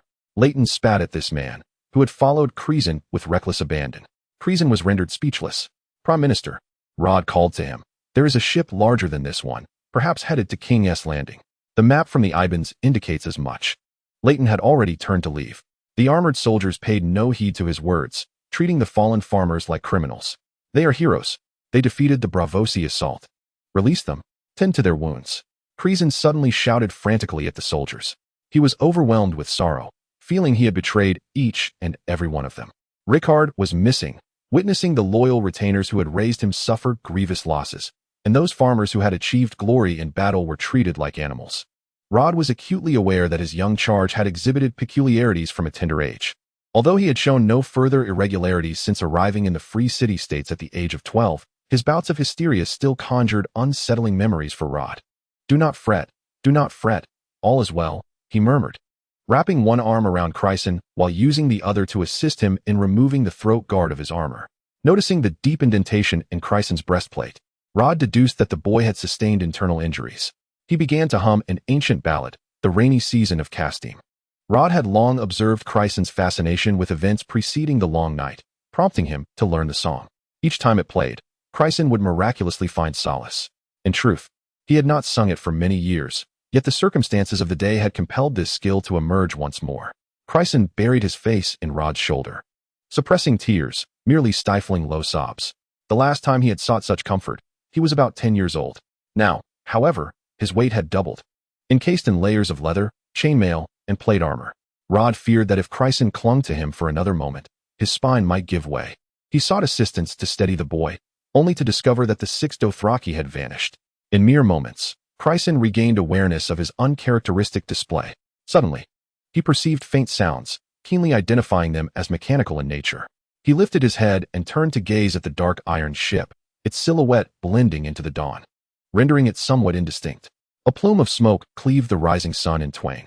Without warning, the ship's turret began to pivot. Watch out, Crisen shouted, summoning an unexpected strength as he nearly lifted Rod and dashed aside. Rod was caught off guard, internally lamenting, "Little one, you never acted out like this before." He was uncertain whether he had vocalized the thought, but then a colossal blast drowned out all sound. Rod opened his mouth, yet even his own voice was inaudible. Crisen pointed to a specific location. Following the direction of his finger, Rod beheld what had once been the semblance of a half-constructed building, now transformed into a massive crater. Almost immediately, he witnessed the ship's cannon expelling a jet of steam, and at the very tail of that vapor, a second deep pit emerged. The echo of the second explosion reverberated from afar, yet his ears were still resonating with the aftermath of the first. Crisen yanked him to safety, guiding them under the small boat the Dothraki had intended to use as a shield against the cannon's onslaught. This vessel could sufficiently shield them from debris hurled by the blast, but there was little that could be done to prevent a direct hit. As Crisen lifted the overturned boat to create a small opening, he surveyed the surroundings. The chaos wrought by the crowd was far more profound than that induced by the cannon fire. Approximately 1,000 riders were present, their horses never having encountered such a terrifying din, leading them into a frenzy as they galloped wildly. Riders were thrown from their mounts, while those beneath were trampled. Crisen spotted one of the twin knights, seemingly the knight of the right hand. The scene was utterly chaotic, leaving little time for contemplation. For instance, had not the twin knights ventured to Herrenberg in search of reinforcements? The direction seemed entirely misplaced. How could they have returned alongside the Prime Minister? Furthermore, the journey from King's Landing to this place spanned 4 or 5 days. The Prime Minister must have swiftly organized a formidable force after his departure, suggesting he set forth no later than 48 hours after leaving the city of Crisen. Observing the knight on the right, his limp body slumped over the horse. It was evident he had perished. More pressing was the iron vessel. Crisen struggled to turn beneath the hull, nearly kicking Rod's face in the process. Yet he paid little heed, fixating intently on the iron ship's surface. A row of small-caliber cannons adorned the ship's side, fixed in position, while a fortress-like turret at the front slowly rotated. Suddenly, It halted and discharged a cannon, the recoil causing the ship to sway. The side cannons remained unmanned, with only one main cannon atop the turret firing. Perhaps there were only 1 or 2 souls aboard the iron ship. Crisen pondered the earlier charge. Despite his own sluggish movement towards the vessel, why had the enemies aboard not attempted to row away? Could it be a ruse? A pretense of rowing smaller boats toward the larger ship, while the true escapees swam away. At that moment, the cannon fire abruptly ceased. Chapter 39. The Great Victory at the Trident River. Years later, the people of Westeros would still recall this event, where hundreds met their fate due to cannon fire and stampedes, many of whom belonged to noble houses. This incident would be forever known as the Great Victory at the Trident River. The bombardment had ceased. However, most were oblivious to this change, engrossed in the pursuit and evasion of startled horses or fleeing to distant lands away from the battlefield. The turret's hatch opened, and an enemy was ejected from within, landing atop the ship's railing, ensnared by the iron spikes to deter boarding. Just as Crisen noted the resemblance of this ejection to Dor's tactics, Dor himself emerged, a knife hilt clenched in his mouth, a severed head in one hand, and a captive tucked under his arm. The morning sun radiated magnificently behind him. Subsequently, the remaining Dothraki climbed out from the turret, expertly constructing a makeshift bridge to span the ship's railing, allowing them to bypass the menacing spikes. They cast the captive and the head into the water before leaping back into the river. The ship's smokestack finally extinguished. The iron vessel floated like a massive black coffin upon the river's surface. Crisen lifted the tattered boat he had concealed. Having spent countless days in Tony Mort's factory tinkering with firearms, he knew how to shield his ears. He was largely unscathed. Leighton's forces remained in disarray. A lord, of similar stature to Crisen, had succumbed to madness, drooling as he knelt and clawed at the sand, reportedly never returning to sanity for the remainder of his life. After all, Westeros was still a pastoral world, where the loudest sounds most had encountered were likely thunderstorms. Who is this? A baron approached, nudging the drooling figure with his foot. Ah, it's the fat one who crushed the horse. It seems there are others who are both hefty and foolish beyond Crisen. Another noble's attendant remarked, poor Lord Marber, crushed to death. Is this also a consequence of the trauma of war? Crisen began to feel that his armored appearance had caused these individuals to fail to recognize him. However, he soon realized that they were merely speaking among themselves, not engaging in a conversation. It became evident to him that each person present had been deafened by the cannon fire, believing that their voices went unheard by others. After all, everyone had recently become a novice in deafness, unaccustomed to this state. Amidst the unrestrained chatter, Crisen felt as though he possessed the ability to hear the thoughts of others. Yet, the Dothraki retained their hearing as well. Soaked to the skin, they emerged from the river, promptly shedding their drenched garments. Crisen hastily called out to them, in the presence of the Prime Minister and the noble lords. Such exposure was undoubtedly an egregious disrespect. Brothers, put on your clothes. The moment the words escaped his lips, he regretted it. Where would they find clothing, and besides? These fellows were accustomed to being bare-chested. It was too late. Lord Marber had already been carried away by his attendants, and the Dothraki had become the new spectacle for the nobles. Are these savages? They aren't even wearing undergarments. How disgusting. Did I just witness him cleave an enemy's head? Such a disgrace to honor. Oh no, a severed head is floating in the water. It's coming closer. Are they familiar with the black ships? Could they be spies? Crisen and the Dothraki listened as the nobles stood on the shore, loudly discussing them. An older gentleman gently elbowed Dowell, saying, "These lords from the west seem rather dim-witted. Don't they?" Crisen then recognized a new blind spot. What did they mean by black ships? The nobles present were those he had encountered in King's Landing. Meaning not only had Leighton arrived, but the entire council had come, bringing their wives and children along. Who, then, remained in King's Landing? Crisen sensed the gravity of the situation. Dowell, you 6, quickly board that small boat and leave at once. Why? Crisen did not respond. Instead, turning his back to the nosy lords as he continued, they likely cannot hear anything now. I must make my actions conspicuous to show them what is transpiring. You must row that small boat over there. The faster, the better. With that, Crisen swung around and struck the old man across the face. The Dothraki immediately glared in outrage, and Crisen said, "My apologies, please trust me." But you haven't explained why. Dowell's expression resembled that of a quarrel. Yet he posed this question. Westeros is such that committing a wrongdoing does not always equate to guilt, while doing good does not guarantee reward. And you? I have done wrong. As he was about to depart, Dowell cast a fierce glare at Crisen, which caused the surrounding nobles to retreat 3 steps in fright. Hours later, Crisen lay in the medical tent, finally consuming his first meal of the day. He bore no external injuries, yet had over a dozen bruises and scrapes, the origins of which he could not recall. A vast bruise adorned his chest, a testament to the impact of a pellet gun. His plate armor, donned during his most corpulent days, had not been replaced since he rarely wore it throughout the year. Now slightly leaner, a gap formed between the plate and the chainmail beneath, absorbing much of the kinetic energy from the pellet strike.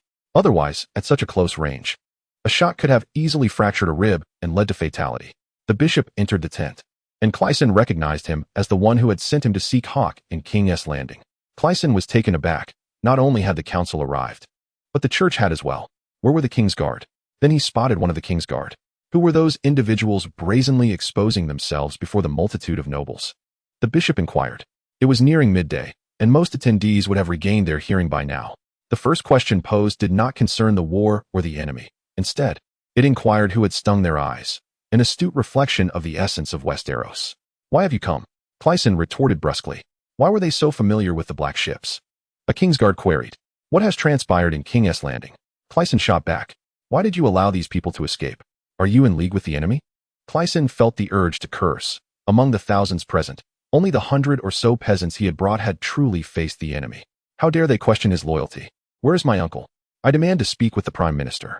The Prime Minister was delivering remarks on victory. A few reporters from various newspapers turned their attention toward the voice, as another lord entered the tent, and the crowd parted to make way. Crisen recognized him as Lord Tildus Lannister, the Chancellor of the Exchequer. At this point, nothing seemed surprising. Crisen concluded that King's Landing was an empty city. But whose victory was it? Whose remarks were being shared? My lord, has King's Landing fallen? The sacred sword symbolizes the state. The Prime Minister bore the sacred sword, which was no mere ceremonial title. The sword safeguarded the monarchy. The bishop interjected. Ha ha. Lord Tildus let out a laugh akin to that of a beast. Oh, great literary figure. Spare us your grandiloquence. Suddenly, his tone shifted as he lowered his voice. What? Do you wish to become the guardian of the sacred sword? What do you mean by that? The title of the guardian of the sacred sword was a hollow distinction, often tied to the Duke of the Riverlands as a promotional package, primarily to emphasize that the shattered heart of the sacred sword once belonged to House Hesperin. Crisen raised an eyebrow. Was this a desire for his uncle's demise?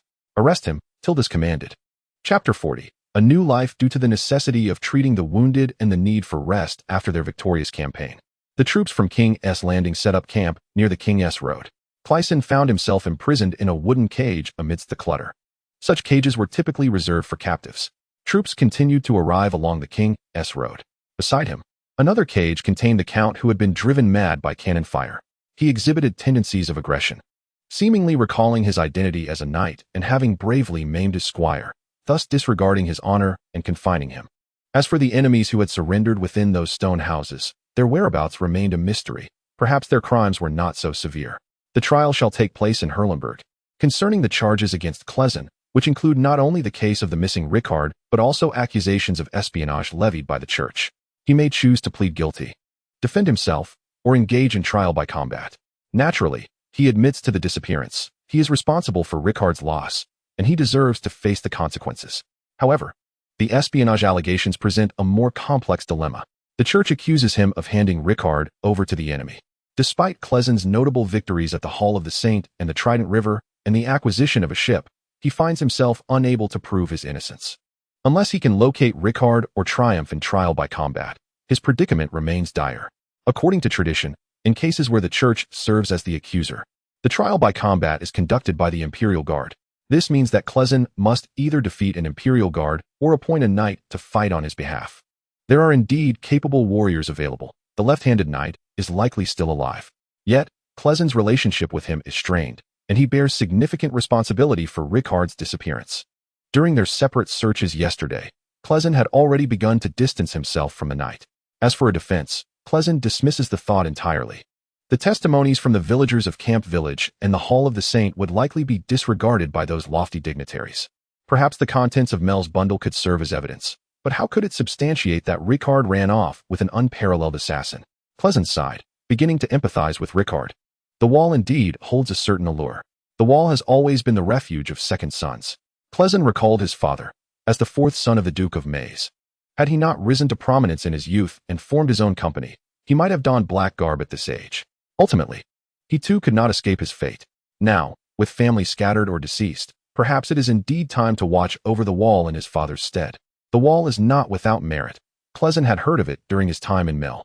The once breached wall, known as East Seaview, has become the 10th largest free trade city-state. There, with his intellect and skills, he would fare no worse than he does now. At that moment, a weary troop appeared on the horizon, their arrival stirring a commotion in the camp. Crisen realized he had been standing amidst a pile of fodder.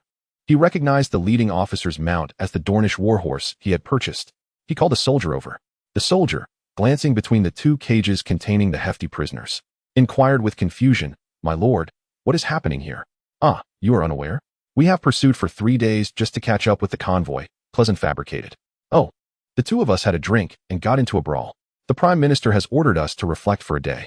Suddenly, the long silent count of the dead horse let out a bizarre laugh. The soldier, gazing at the mad count, remained perplexed. Crisen surmised that this soldier did not recognize him. "Which unit are you from? Your horses are quite impressive," Crisen inquired. "Oh, returning to you, my lord, I am from the eastern camp, under the command of Sir Massos Eileen." The general, Crisen, had not heard of this individual. He pondered for a moment. The only place associated with Donging was the city guard unit formerly commanded by Ricard. "Well, what are you doing?" A diminutive officer approached, and Crisen recognized him as the one who had escorted him to Donging to capture the Icefang wolves. The officer, upon noticing Crisen confined within a cage, appeared momentarily taken aback. He handed the reins to the soldier who had been conversing with Crisen and dismissed him. "Ale, are all these people members of the city guard?" Crisen recalled the officer's name was Ale. "Indeed, they have all been pulled back." "Young master, what has happened to you? Is Ricard all right?" "Oh, you will soon find out," Ale replied. "Where are your golden robes?" The golden robes were the emblem of the city guard, even a colloquial term for them. "Left them in King's Landing. I felt too ashamed to wear them," Ale sighed. "King's Landing has become a ghost town?" Crisen struggled to comprehend the state of a city devoid of all national order. "The enemy has taken it. Bravos has seized King's Landing." This revelation was entirely unforeseen for Crisen. "Yes, Bravos." Ale's expression was one of deep disappointment. "How did this happen?" "I was gone for only a week," Crisen exclaimed. "There was no battle," Ale suddenly laughed. "It was precisely because you left." Crisen was perplexed by this statement. Why am I now being blamed? Although Ricard had only been in command for half a year, he had indeed become the backbone of the battalion, with all 4,000 men under his command. He was a proponent of war. Thus, Crisen began to grasp the situation. Ricard's considerable personal influence, combined with his status as the heir of the Northern Duke, would pose an obstacle to others if he advocated for war. It was no surprise that a man so devoted to honor would be the subject of scandalous rumors regarding violence for the sake of a woman. Is someone attempting to tarnish his reputation? Who knows? Ale sighed. "When did you depart?" "The morning after the fire at the flea pit." Crisen had lost track of the date, as these days felt like years. Oh, Ale indeed knew of this matter. On that very night, the black ships annihilated the entire Royal Navy. Wait, are the black ships a fleet? Crisen still clung to the notion. One ship. We were invaded by a single vessel that entered Blackwater Bay and took the capital. This statement seemed utterly implausible. After much contemplation, Crisen admitted, "I do not understand. How could one ship? I find it even more perplexing that some of my brothers betrayed their country, believing they were defending the capital." "What was that ship like?" "Iron. Quite large. It created waves that could swallow whole the longships of the Ironborn. The artillery aboard, what is it called?" "Cannons?" "Yes, cannons. Shattering all the glass in the Red Keep." "How do you know?" "There is also a smaller one docked in the Trident." Ale's expression grew stern, and Crisen continued, "No worries, it is an empty ship." Reflecting on the situation, Crisen chose not to delve into the topic of war. After all, those guilty of treason had been in defense of the capital, while those accused of espionage had managed to procure a fully operational warship. What more was there to discuss? Have the brothers emerged victorious? Is there good news? After a lengthy conversation, Aller finally smiled sincerely, though it was but a fleeting moment before his expression reverted to one of despondency. When the Prime Minister ordered our withdrawal, the brothers from Donging had charged into the Red Keep, demanding the release of Ricard. Had he been present, we would undoubtedly not have departed from the capital so easily. Ultimately, our efforts were in vain, as the Red Keep's guards claimed that you had left in secrecy. Crisen felt ensnared in a grand trap, now a part of this clandestine affair. "Ah, did I make the list?" he inquired. "You were not mentioned, but it was well known that you led the wolf away that day." Aller continued, "According to the brothers who ventured to the Red Keep, one could see the black ship from the dungeon's tower, appearing like a distant island. We are not well versed in the intrigues of power. Yet it is widely said that Bravos could seize King's Landing with a single ship. However, it is impossible to conquer the entire realm or govern King's Landing with just one vessel. The Prime Minister and the High Septon must have devised a plan to withdraw their forces. We are the last to leave. We have only just arrived. Nonetheless, they could dispatch numerous ships to claim the entirety of the territory. Have the defenders of the capital withdrawn? Crisen asked. Some stubborn brothers have shed their golden robes and remained in the city to engage in guerrilla tactics. I cannot afford to do so. My family awaits the money I must send home, and I cannot jeopardize my livelihood. Crisen engaged in a desultory conversation, and that seemed to encapsulate the situation. That evening, the camp celebrated their triumph, and Crisen heard the raucous voices of a group of drunken revelers. Aller approached Crisen with a cup of wine. My dear brother, would you care for some wine from the Riverlands? Though it pales in comparison to the exquisite vintages of Chinting Island, it remains a fine offering. He shook his head. Thank you, but I shall pass. I find it difficult to sleep after drinking. Why is there still wine tonight? Aller exclaimed. The brothers have won the battle and captured an iron ship. Of course, we must celebrate. After a prolonged retreat, we finally have some good news. Indeed, good news. Crisen echoed, though an unsettling feeling lingered within him. Why was it that no one recognized his contribution? Aller, I would prefer not to have wine. Could you bring me some sausage instead? I have a hearty appetite and did not eat enough this evening. Aller readily agreed, swaying slightly as he consumed the wine meant for Crisen. However, Crisen found himself waiting in vain for Aller to return with food. Soon, the camp fell silent. He had anticipated a night of revelry, yet the so-called celebration concluded rather swiftly. In truth, he was exceedingly fatigued, having awakened from a poisoned slumber. He had not truly rested since. Yet, every possible thought kept him awake. His body ached with pain. Eventually, after dozing off for a brief moment, he heard a voice calling out, little ancestor, rise." Crisen opened his eyes to find the cage door ajar, with Roder pushing him. What is it, old uncle? Come out. Your old uncle means you no harm, right? This statement caught Crisen off guard, as he discerned that Roder's tone was devoid of jest, alertness washing over him. What is happening? There is no time to explain. If you remain here, you may not survive until morning. As Roder spoke, he began to unfasten a large bundle from his back. Honey braised lamb, Crisen interrupted. That was yesterday's password. Crisen was uncertain whether the rather unusual old uncle opposite him was indeed one of the faceless men. Sour cream stewed pork intestines.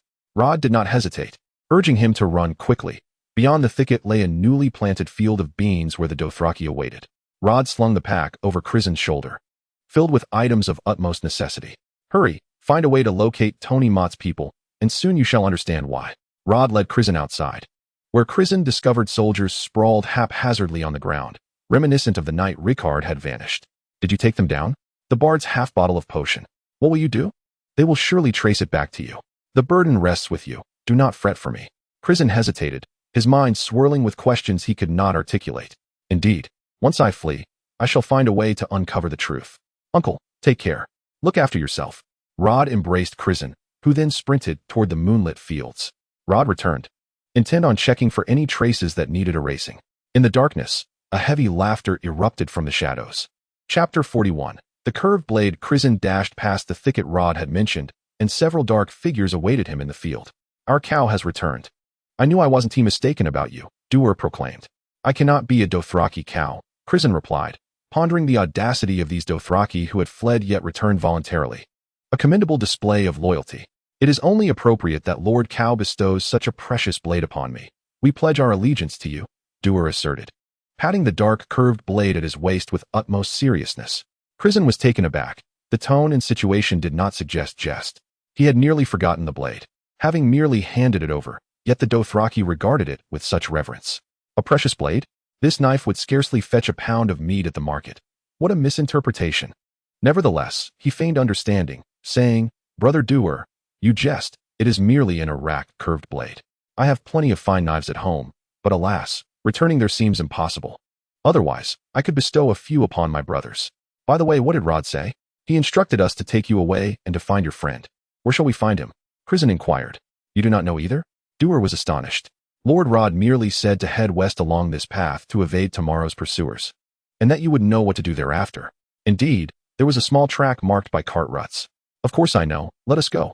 Crisen uttered these words, yet inwardly lamented, where shall I find Tony Mott? However, there was no time for such worries. Survival took precedence.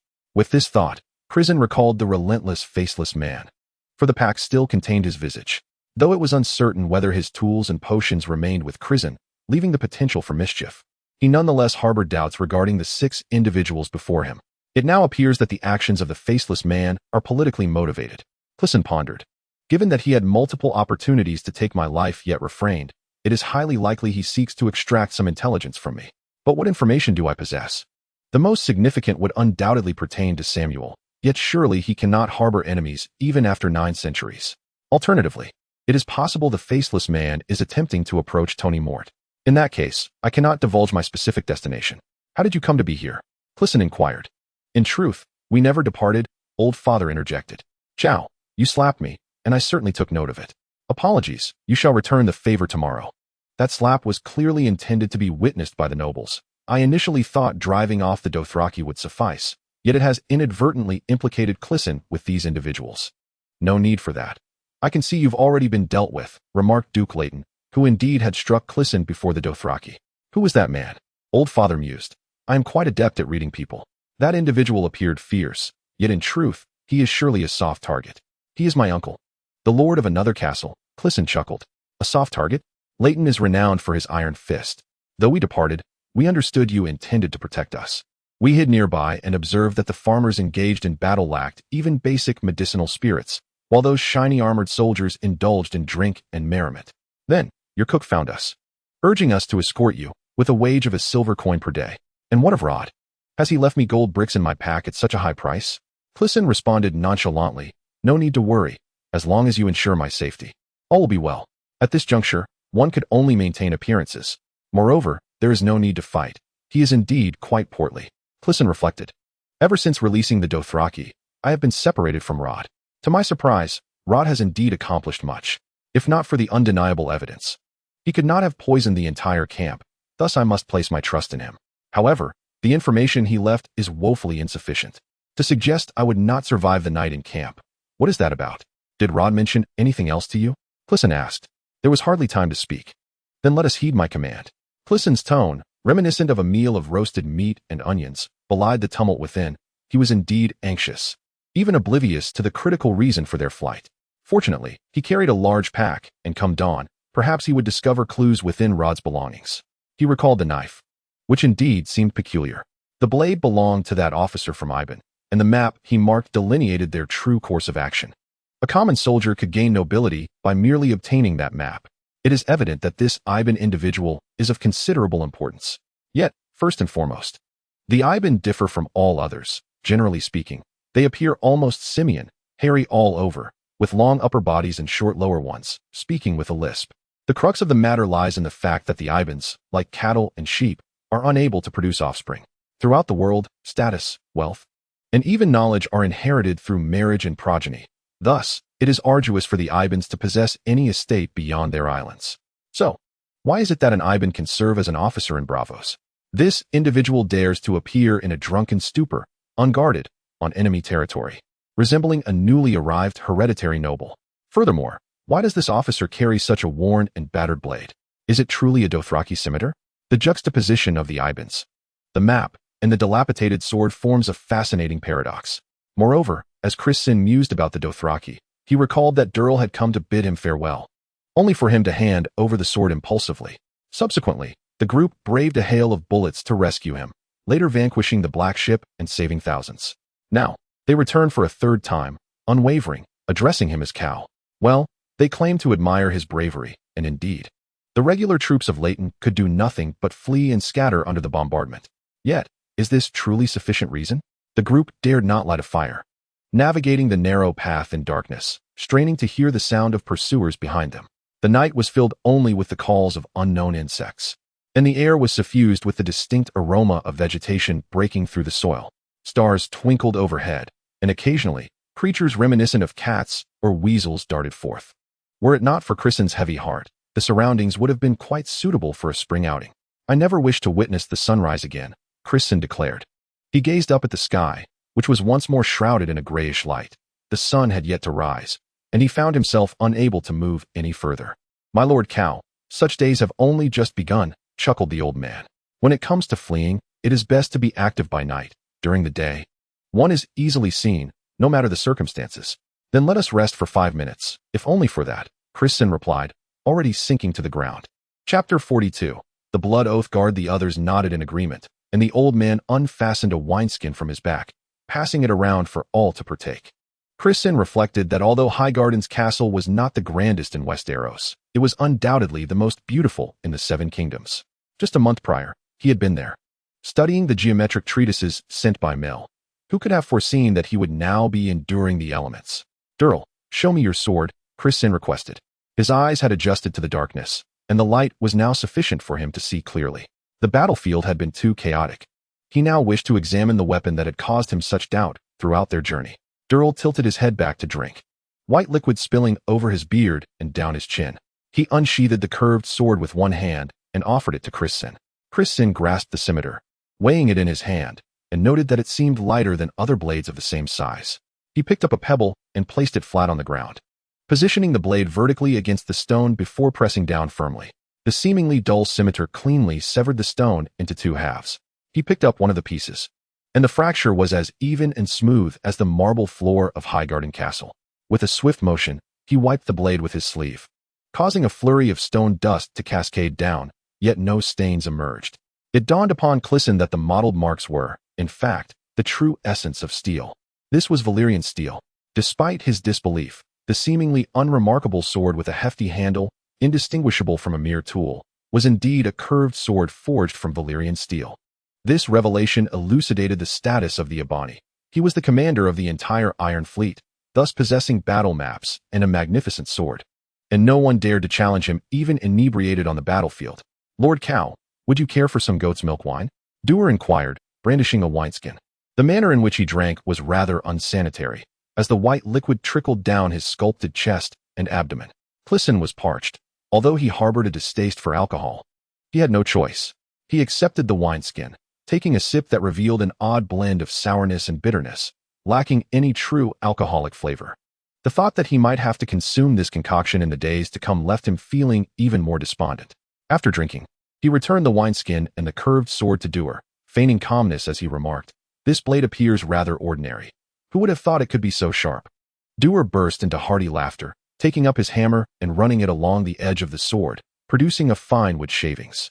Although it was perhaps inappropriate, Crisen felt an intense desire to reclaim the sword.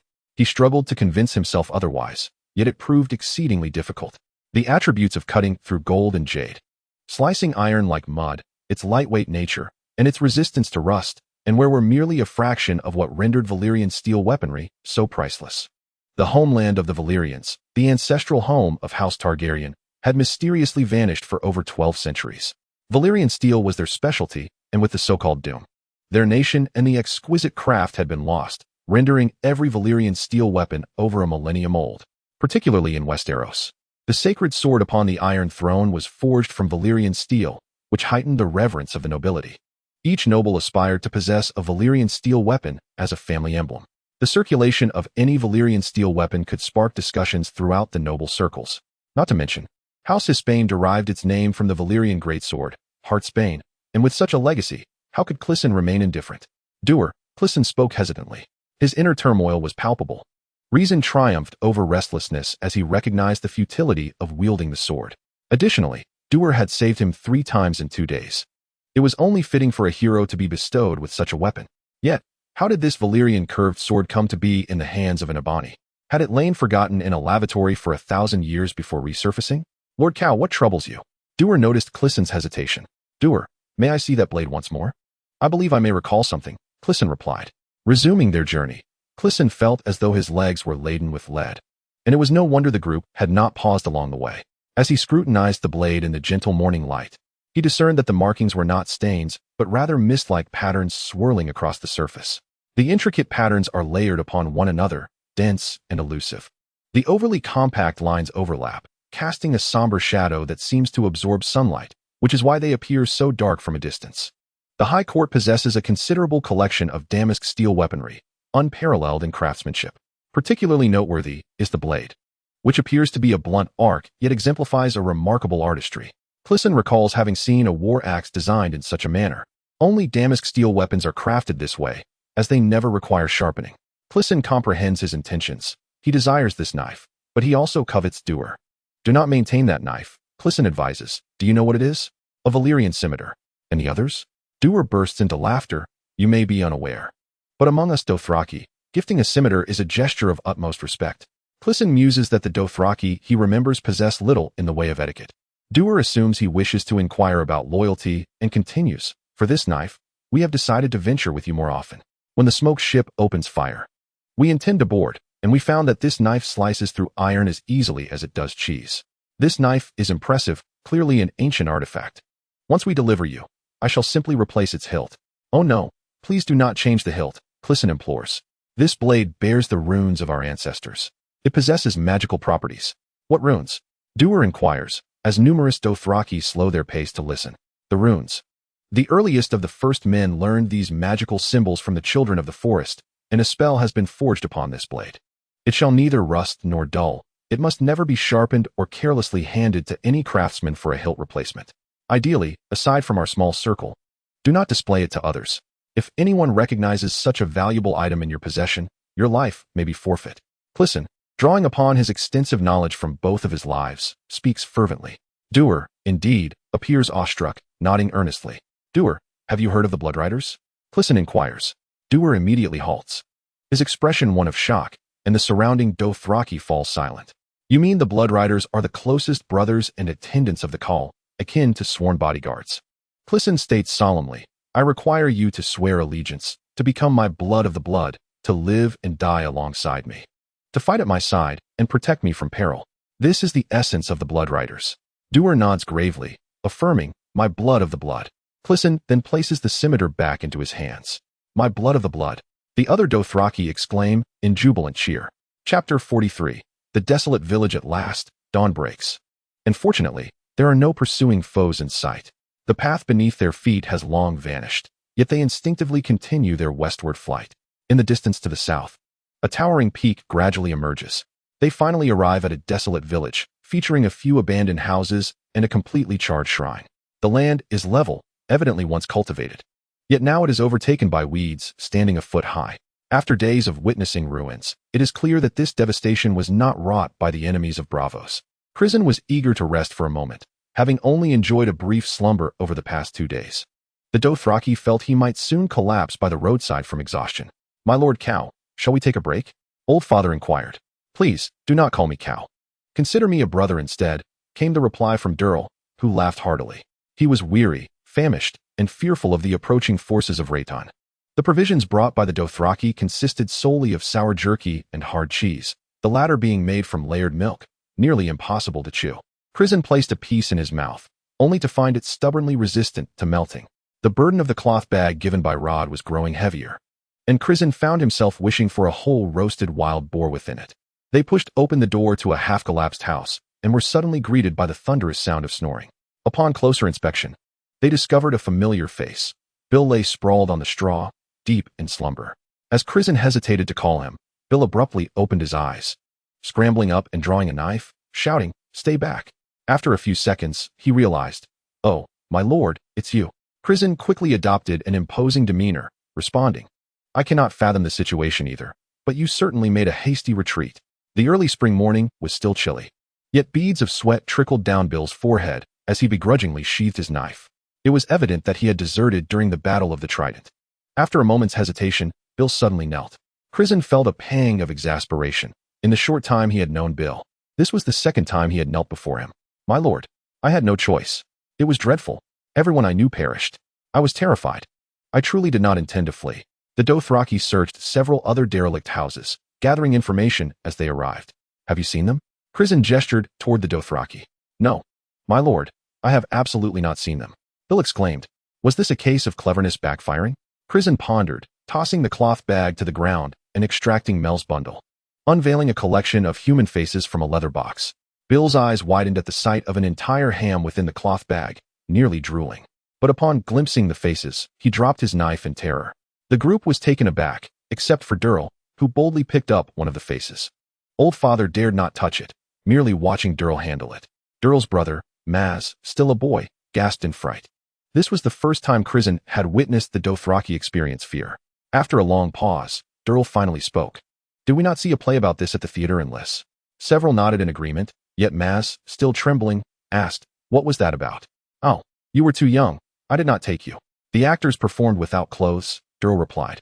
Crisen often attempted to appear sophisticated, only to be undermined by Durl, leaving him feeling somewhat embarrassed. He wanted to convey the seriousness of the situation regarding the faces, but his mind raced with thoughts of the individuals who had carried them. They had yet to be found. "What? I thought you were responsible for this," Crisen remarked, as I gazed into that bag filled with various bottles and jars. "I noticed ham as well," remarked Dur. Crisen pondered whether there was something amiss in this man's mind. "Stop your nonsense," the elder interjected. "What is this, my lord?" Crisen briefly recounted the tale of the faceless ones to them, ultimately leading the conversation to the necessity for each person to prove their own identity. Bill suddenly grasped the situation, exclaiming, "No wonder you slapped me last time, my lord." The elder responded, as if he were an old friend. Meanwhile, Dur kept glancing at the scarred face of the woman, exclaiming, "Oh dear, she has such a striking appearance." Crisen began to reflect on whether he had been too hasty in forming bonds with others. Then, another round of slaps ensued. The elder finally retaliated against Crisen's earlier blow. In the end, Dur received a slap, and suddenly awakening from his reverie, he said, If we need to prove our faces are not merely affixed, couldn't we just pull down our eyelids? There's no elasticity here. That seems quite valid. But why didn't you mention it earlier?" "No way. That won't do." "Hit him." The group pinned him down, and his brother Maz stepped up to deliver a couple of slaps. However, the method of pulling down the eyelids proved to be quite convenient, rendering the password unnecessary. The next question was what to do about Bill. He was clearly a weather vane, and if pursued by enemies, he would undoubtedly become a guide for them. Moreover, being from the Hudgian region, he was more familiar with the terrain than the others. The crux of the matter was that both Crisen's stature and Dur's group's attire were too conspicuous. They needed someone to gather information and procure supplies from nearby villages. It was far better to keep this person than to release him. "It's no surprise. Warfare is inherently not a farmer's affair," Crisen remarked, feeling that Bill might actually benefit from this predicament. Then Crisen continued, "We need to travel quite a distance. You can guide me around the Hudgian area, and I will compensate you daily. You may choose not to agree, and that's all right. However, should the king's army encounter you, do not mention having seen me. Otherwise, they will subject you to severe punishment, such as skinning, flaying, or nail extraction." Bill's legs weakened at once, and he nodded vigorously, saying, "Then I shall follow you." "My lord, I may not be much use, but our troop has traversed all over the Hudgian region." Crisen nodded in satisfaction, but still confiscated Bill's knife. "Let us rest for a moment. When the sun reaches the height of a flagpole, we shall set off, giving you a little time to consider." Crisen could hardly keep his eyes open, as the aroma of ham wafted enticingly towards him. He opened the cloth bag and stowed Mel's bundle deep inside. Searching through the bag, he found that Rod had prepared some tattered old clothes, a whole ham, and upon closer inspection, the sword was indeed that of the bandit knight. There was also a dagger, and fortunately, a map remained intact. The group, unable to light a fire, shared some cold jerky and cheese. Bill had a bag of shriveled apples, typically meant for feeding horses, which Crisen disregarded and devoured half the bag. "My lord, may I ask one more question? Are you not the nephew of the current prime minister? Why then are you pursued by the king's army?" Observing their disheveled appearance, Bill surmised they had not traveled on horseback. "It is a long story. I shall recount it to you in due time." Chapter 44. The people of the Red God. Among the belongings left by Rod was a map. However, it was merely a standard operational chart, a type distributed to junior officers commanding 10 or more soldiers. It seemed Rod was as uncertain of his next steps as anyone else. Heading west might simply be a case of reverse logic. The west was precisely where he ought not to venture. The other three directions offered ample opportunities. But to the west lay only the tumultuous flowing city, the submerged Iron Islands, and the abandoned port of Lannis. Most of the Lannister properties were no longer in the Westlands, and furthermore, the Lannisters and the Tawnemorts were fierce commercial adversaries. How could one possibly seek Tawnemort's men in the west? It was indeed a case of going in the wrong direction. In the distance to the southwest stood a mountain, rising abruptly from the plains between the rivers. Crisen knew this mountain to be called the Heart of Nobility. As the saying goes, a mountain seen from afar kills a horse in its haste. Crisen inquired of Bill how many days it would take to reach this mountain. 1 or 2 days, my lord, he replied. Let us proceed into the mountains. What caused the destruction of these houses? Crisen's father asked as they departed from the charred remnants. Perhaps the fire worshippers, Crisen suggested, noting that one of the burned structures was evidently a sept of the seven. Who are they? Dual inquired. They are the followers of the Red God, he responded. The Red God, also known as Lawler, the Lord of Light. is a heresy that entered Westeros 9 centuries ago. It has remained illegal in the Seven Kingdoms, yet its popularity endures among the impoverished, having survived for 900 years. The Red God is indeed powerful. Daenerys is the emissary sent to save us from the long night, Dual remarked. Crisen furrowed his brow. He recalled his father's words that nobility or baseness is not determined by one's attire or the deity one worships.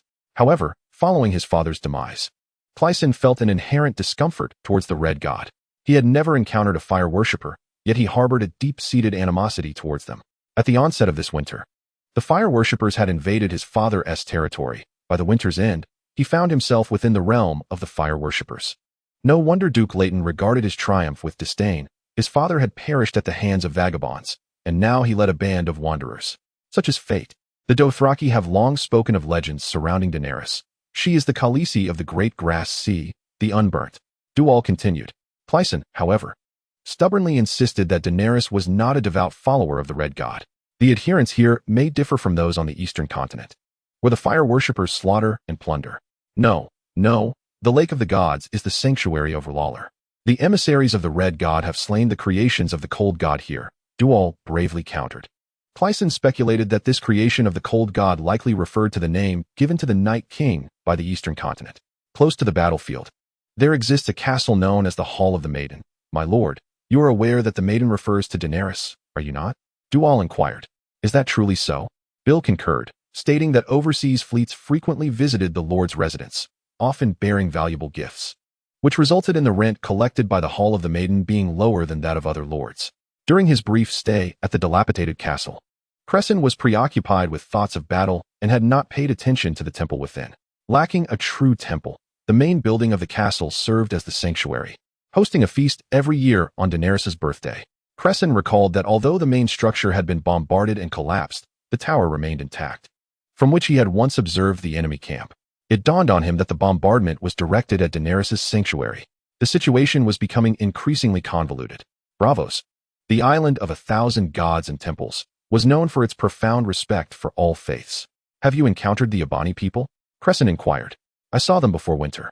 In the shivering sea to the north, the steed had once brought their whale oil, Duer replied. After winter, the northern routes became impassable, and I haven't seen them since. It must be 3 years now. What do they believe in? Crisen asked. Duer hesitated before responding. It's hard to say. Their deity is said to be nameless. Crisen nodded, scratching at the coarse fabric of his robe, which felt uncomfortably rough against his skin. It seemed to be the first time in his life he had worn anything other than silk, and he had not anticipated such discomfort. Perhaps there are lice, my lord. Bill suggested. Is there a village ahead? Crisen inquired. Yes, my lord, came the reply. Here is some money. Go procure some old garments for these Dothraki brothers. Their attire is far too conspicuous. Also, fetch provisions sufficient for us 8 to have bread in the mountains. I would rather gnaw on tree bark than continue consuming my father's jerky. Crisen had money, aside from the suspicious gold in Mel's satchel. Rod had thoughtfully provided him with several gold dragons and a handful of silver coins. He contemplated whether to purchase a donkey for riding, but quickly dismissed the idea. News of his bounty would soon spread, and a donkey would represent a significant asset for a peasant. If a family suddenly lost a donkey, their neighbors would inevitably grow suspicious. The group waited at a distance in a thicket for Bill. The terrain among the trees was far more treacherous than the path, but nothing was more pressing than the need to remain hidden. Half an hour later, Bill returned, carrying a basket of potatoes and some apples tucked within old garments. This is all there is. After 3 years of harsh winter, no one has any stores left, he lamented. Crisen frowned. In his mind, potatoes, his father's jerky, and tree bark had become synonymous. Every noble child harbored dreams of becoming a knight, braving the elements, vanquishing evil, and rescuing princesses from the clutches of dragons. Today, the knight in his heart had perished, starved. Do they not have bread? Crisen asked. Eating bread drives one mad. It compels one to dance until death. I dare say. You will find no bread ovens in the villages around here, Bill replied earnestly. That cannot be. I had bread just yesterday. Crisen chuckled. For what he had just heard was merely a reversal of the words spoken by the priests of the Red God in ancient times. Why would the divine take an interest in bread and potatoes? Duer listened, perplexed by their conversation. Centuries ago, there was a great battle in this vicinity, where the followers of the 7 gods clashed with those of the Red God. The lords believed that those who consumed potatoes were of the fire people and sought their annihilation. Yet that year, amid famine, a field of potatoes yielded twice the harvest of wheat, and those who ate potatoes did not perish from hunger. Knights were dispatched to eradicate them, but in the end, they were indeed forced to become the fire people. Oh, such a tale exists? Doer exclaimed. Then why did the lords not partake of potatoes? That I cannot say. My lord, what do you think? The priests of the 7 gods deemed sprouting potatoes to be toxic, and since potatoes grew from these poisonous sprouts, they were considered malevolent. However, I later discovered that the archbishop of that year met his demise after consuming sprouted potatoes. Doer laughed heartily, saying, My lord, you hardly seem like one lacking in reason. Crisen was at a loss for words. His aversion to potatoes was merely a matter of pickiness. Although, after several famines, the nobility begrudgingly accepted the existence of potatoes, they remained a food of lowly status. Yet for the peasants, choices were scarce. What they ate and which god they worshipped were predetermined from birth. Chapter 45. The Hunter, my lord. Junlin has fallen. Bill rushed back in a flurry, a branch in hand from which hung 2 wild rabbits. It was already the 2nd evening since they had departed the desolate village, after much evasion. They had finally reached the mountains, where the thick trees obscured them, rendering pursuit difficult. Just as Crisen felt a sense of relief, Bill's proclamation sent his heart racing anew. All his meticulous plans had merely aimed at having Bill purchase 2 rabbits from passing hunters to satisfy their hunger. How could he have anticipated this? Crisen was utterly in the dark regarding the current situation. All he could do was follow Rod's advice and seek out Tony Mott. Merely approaching any staff member would not suffice. He needed to find Tony Mott's trusted aide, which meant venturing to a major commercial city. The options for such a journey were limited. Junlin was the closest, yet its current state was unknown. Alternatively, he could return to the High Court, though whether he could slip back as discreetly as he had left was uncertain. The old town lay at the southernmost tip of the continent, requiring a year of walking to reach. Thus, he resolved to feign ignorance of Junlin's plight and scout the situation first. Otherwise, Bill, in his cowardice, would undoubtedly plead with him not to venture to Junlin or flee under cover of night. Moreover, Crisen genuinely wished to uncover what had transpired in Junlin. Along the way, he encountered several groups of refugees led by priests and sparrows. Crisen recognized at a glance that they had fled from Junlin, yet Bill remained unsuspecting. And Crisen thought all was well. How then had the news of 2 rabbits led him to discover such information? Is that true? Crisen feigned surprise. If he had known of Junlin's troubles and still charged forth, it would indeed have been rather ungracious. The adversaries we encountered have taken control, my lord. Do not approach. With these words, Bill knelt once more. Crisen, visibly exasperated, thought to himself that Bill should refrain from kneeling at every turn, as he had not even drawn his pocket watch. Wait, did you inform the hunter about our encounters with those foes? Crisen inquired. Bill found himself at a loss for words. Allow me to kneel before you, my ancestor. We must flee at once. Crisen called to Doer and the others. Doer had just gathered a small pile of dry moss and twigs, striking the spine of his treasured blade with flint to ignite a flame. When he looked up and asked, What is the matter? Crisen had already pulled the sword from the cloth bag, slinging it over his shoulder as he said, Bill has revealed our identities. If we do not escape soon, the official troops will surely be upon us. Just then, a whistle echoed from above. In this world, the length of day and night shifts with the changing seasons. Summer nights are short, while winter nights are long. At this moment, it was early spring following 3 harsh winters, and the sun set quite early. The sky quickly darkened, and the group dashed into the mountains, soon losing their bearings. Though Doer and his companions were born sailors, the trees obscured their view of the stars, rendering their combat prowess ineffective in the mountains. Furthermore, carrying torches made them easy targets, while not holding them would lead to disorientation. The enemies were in no rush to reveal themselves. Whenever the group paused, the air was filled with whistles and shouts of varying pitches. As Crisen ran, he felt as though he were being lured into a trap by the enemy. Suddenly, he realized that Doer and the others had vanished, leaving only the trembling Bill, 2 wild rabbits dangling from his chest, tightly clutching the stick he used to catch them. Master, nothing is more thrilling than experiencing a story firsthand. Would you not agree? A voice unexpectedly resonated through the valley. Crisen was intimately familiar with this voice, and the phrase seemed familiar as well, yet he could not recall its source at that moment. Is that you, Mel? Bill exclaimed, his voice quivering. Yes, it is Mel, Crisen thought, remembering that Bill was indeed correct. But how do you know Mel? Crisen questioned, placing his hand on the hilt of his sword. Bill should not have met him. My lord, that is a question I ought to pose to you. Mel is one of our troop. We disbanded only after the troop leader passed away before winter began. Yet those faces resemble those in Mel's bundle. Bill's face paled as he glanced behind Crisen. Mel? You explain. Crisen quickly turned to look, but there was no one behind him. When he turned back, Bill had already fled. Crisen sprinted after him, but suddenly his foot landed upon something soft, causing him to stumble and fall. Bill dropped the wild rabbits to the ground, rolling several times before coming to a halt. Relieved he had not been carrying his sword, or he might have disemboweled himself. Just as he prepared to rise, he unexpectedly touched something akin to a fishing net. Then, he ascended, quite literally. Someone had bent a tree and laid a fishing net over it. Crisen stepped into the trap, triggering a mechanism that sent the tree springing up, ensnaring Crisen in the net and lifting him to a height of over 10 feet. He was choked by the soil used to disguise the fishing net, tears streaming down his face as he wondered if this was a trap designed specifically for him. A person weighing less than 200 pounds could be launched by this earthen catapult. Several torches flickered at the base of the trees. "We've got him," one exclaimed. "This is indeed a bear hunting net." As the net was lowered, a voice called out, "Who?" Before he could finish, a mass was accurately thrust into his mouth through the mesh. He was then unceremoniously tossed, net and all, into a handcart. Will it fit? Certainly. This cart can accommodate 500 pounds of dung. What a bizarre combination of net and cart. Yet, all he could utter were muffled sounds. Trapped within the net, his struggles proved futile. "Release his mouth," another voice commanded. "The Red God demands he drink this potion." "What potion? The Red God?" I wondered why they didn't just knock him out. The object stuffed into Crisen's mouth was yanked out, only to be replaced by another hard object thrust directly in. He nearly gagged. "Oh dear, you're so clumsy." He vomit. The voice adjusted the position of the object, and Crisen could see it was a funnel. He writhed more violently, but hands pressed down on him, insisting, "Keep your head still." Several hands restrained his face. Crisen felt a chill pouring down his throat from the funnel. Their technique was deft, preventing him from choking. He must expel it. Crisen thought immediately, feeling weak and drained. Hey, why are your hands shaking? You spilled it. This potion is quite expensive.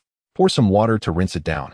Another wave of coolness surged down, and suddenly, all tastes, sour, salty, sweet, bitter, erupted within him, swirling like a hive of agitated bees in his head. With a final struggle, Crisen felt all sounds recede, and everything around him blurred, spinning into pure color. The colors flooded his vision, forming all conceivable images. He could no longer sense his own existence, as if he became the very essence of taste, sound, and color. No, this was no ordinary potion. Crisen fought to maintain his consciousness. Memories that had invaded his mind for years tormented him.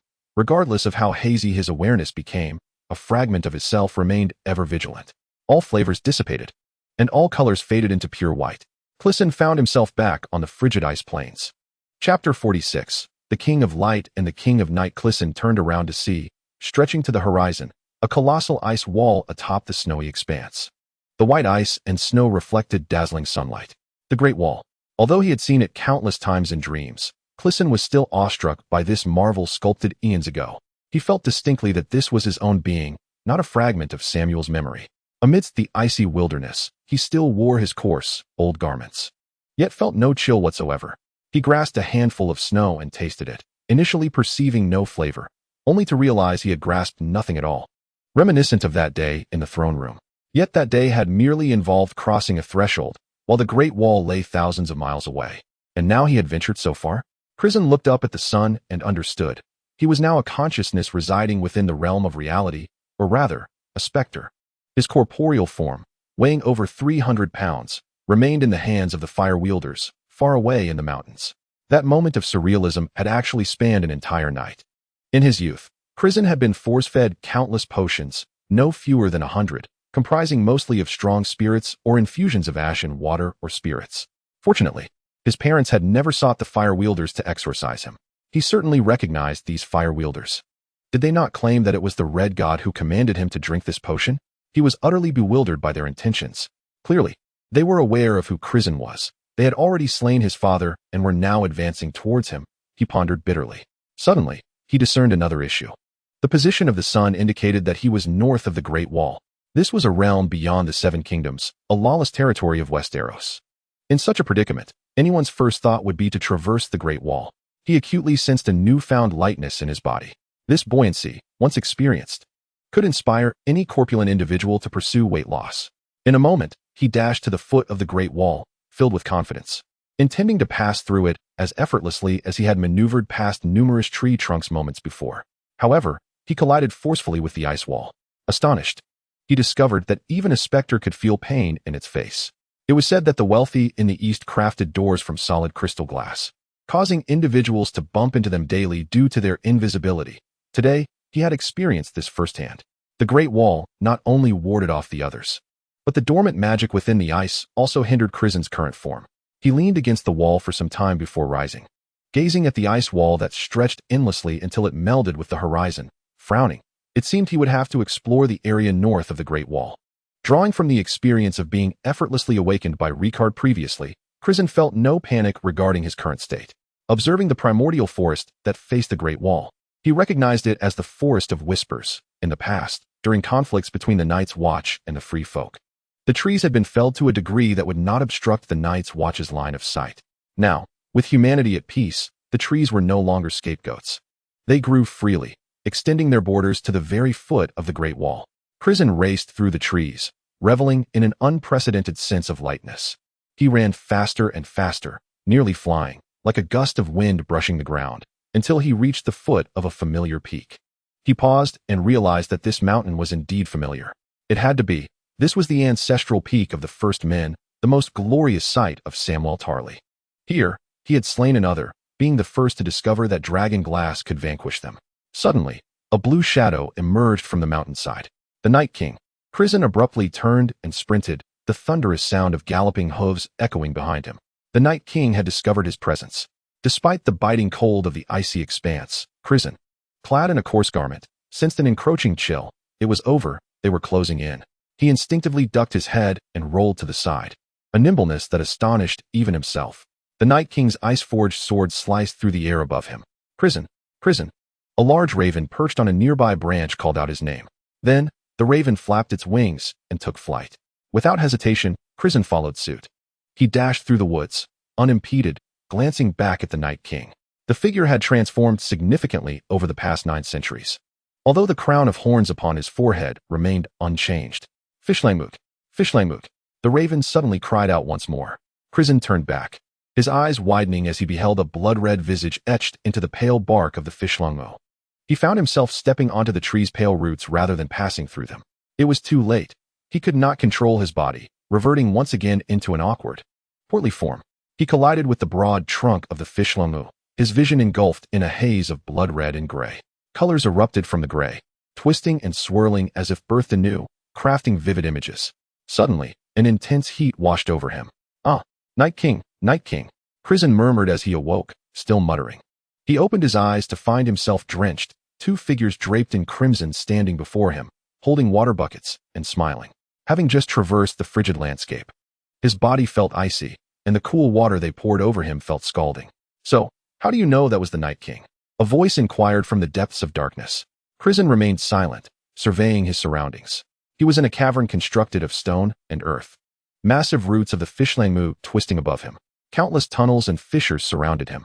The roots directly across formed a staircase-like structure. And from the throne woven of twisted roots at its apex, the voice originated. This evoked memories of the Iron Throne, forged from 1,000 swords melted by dragon fire.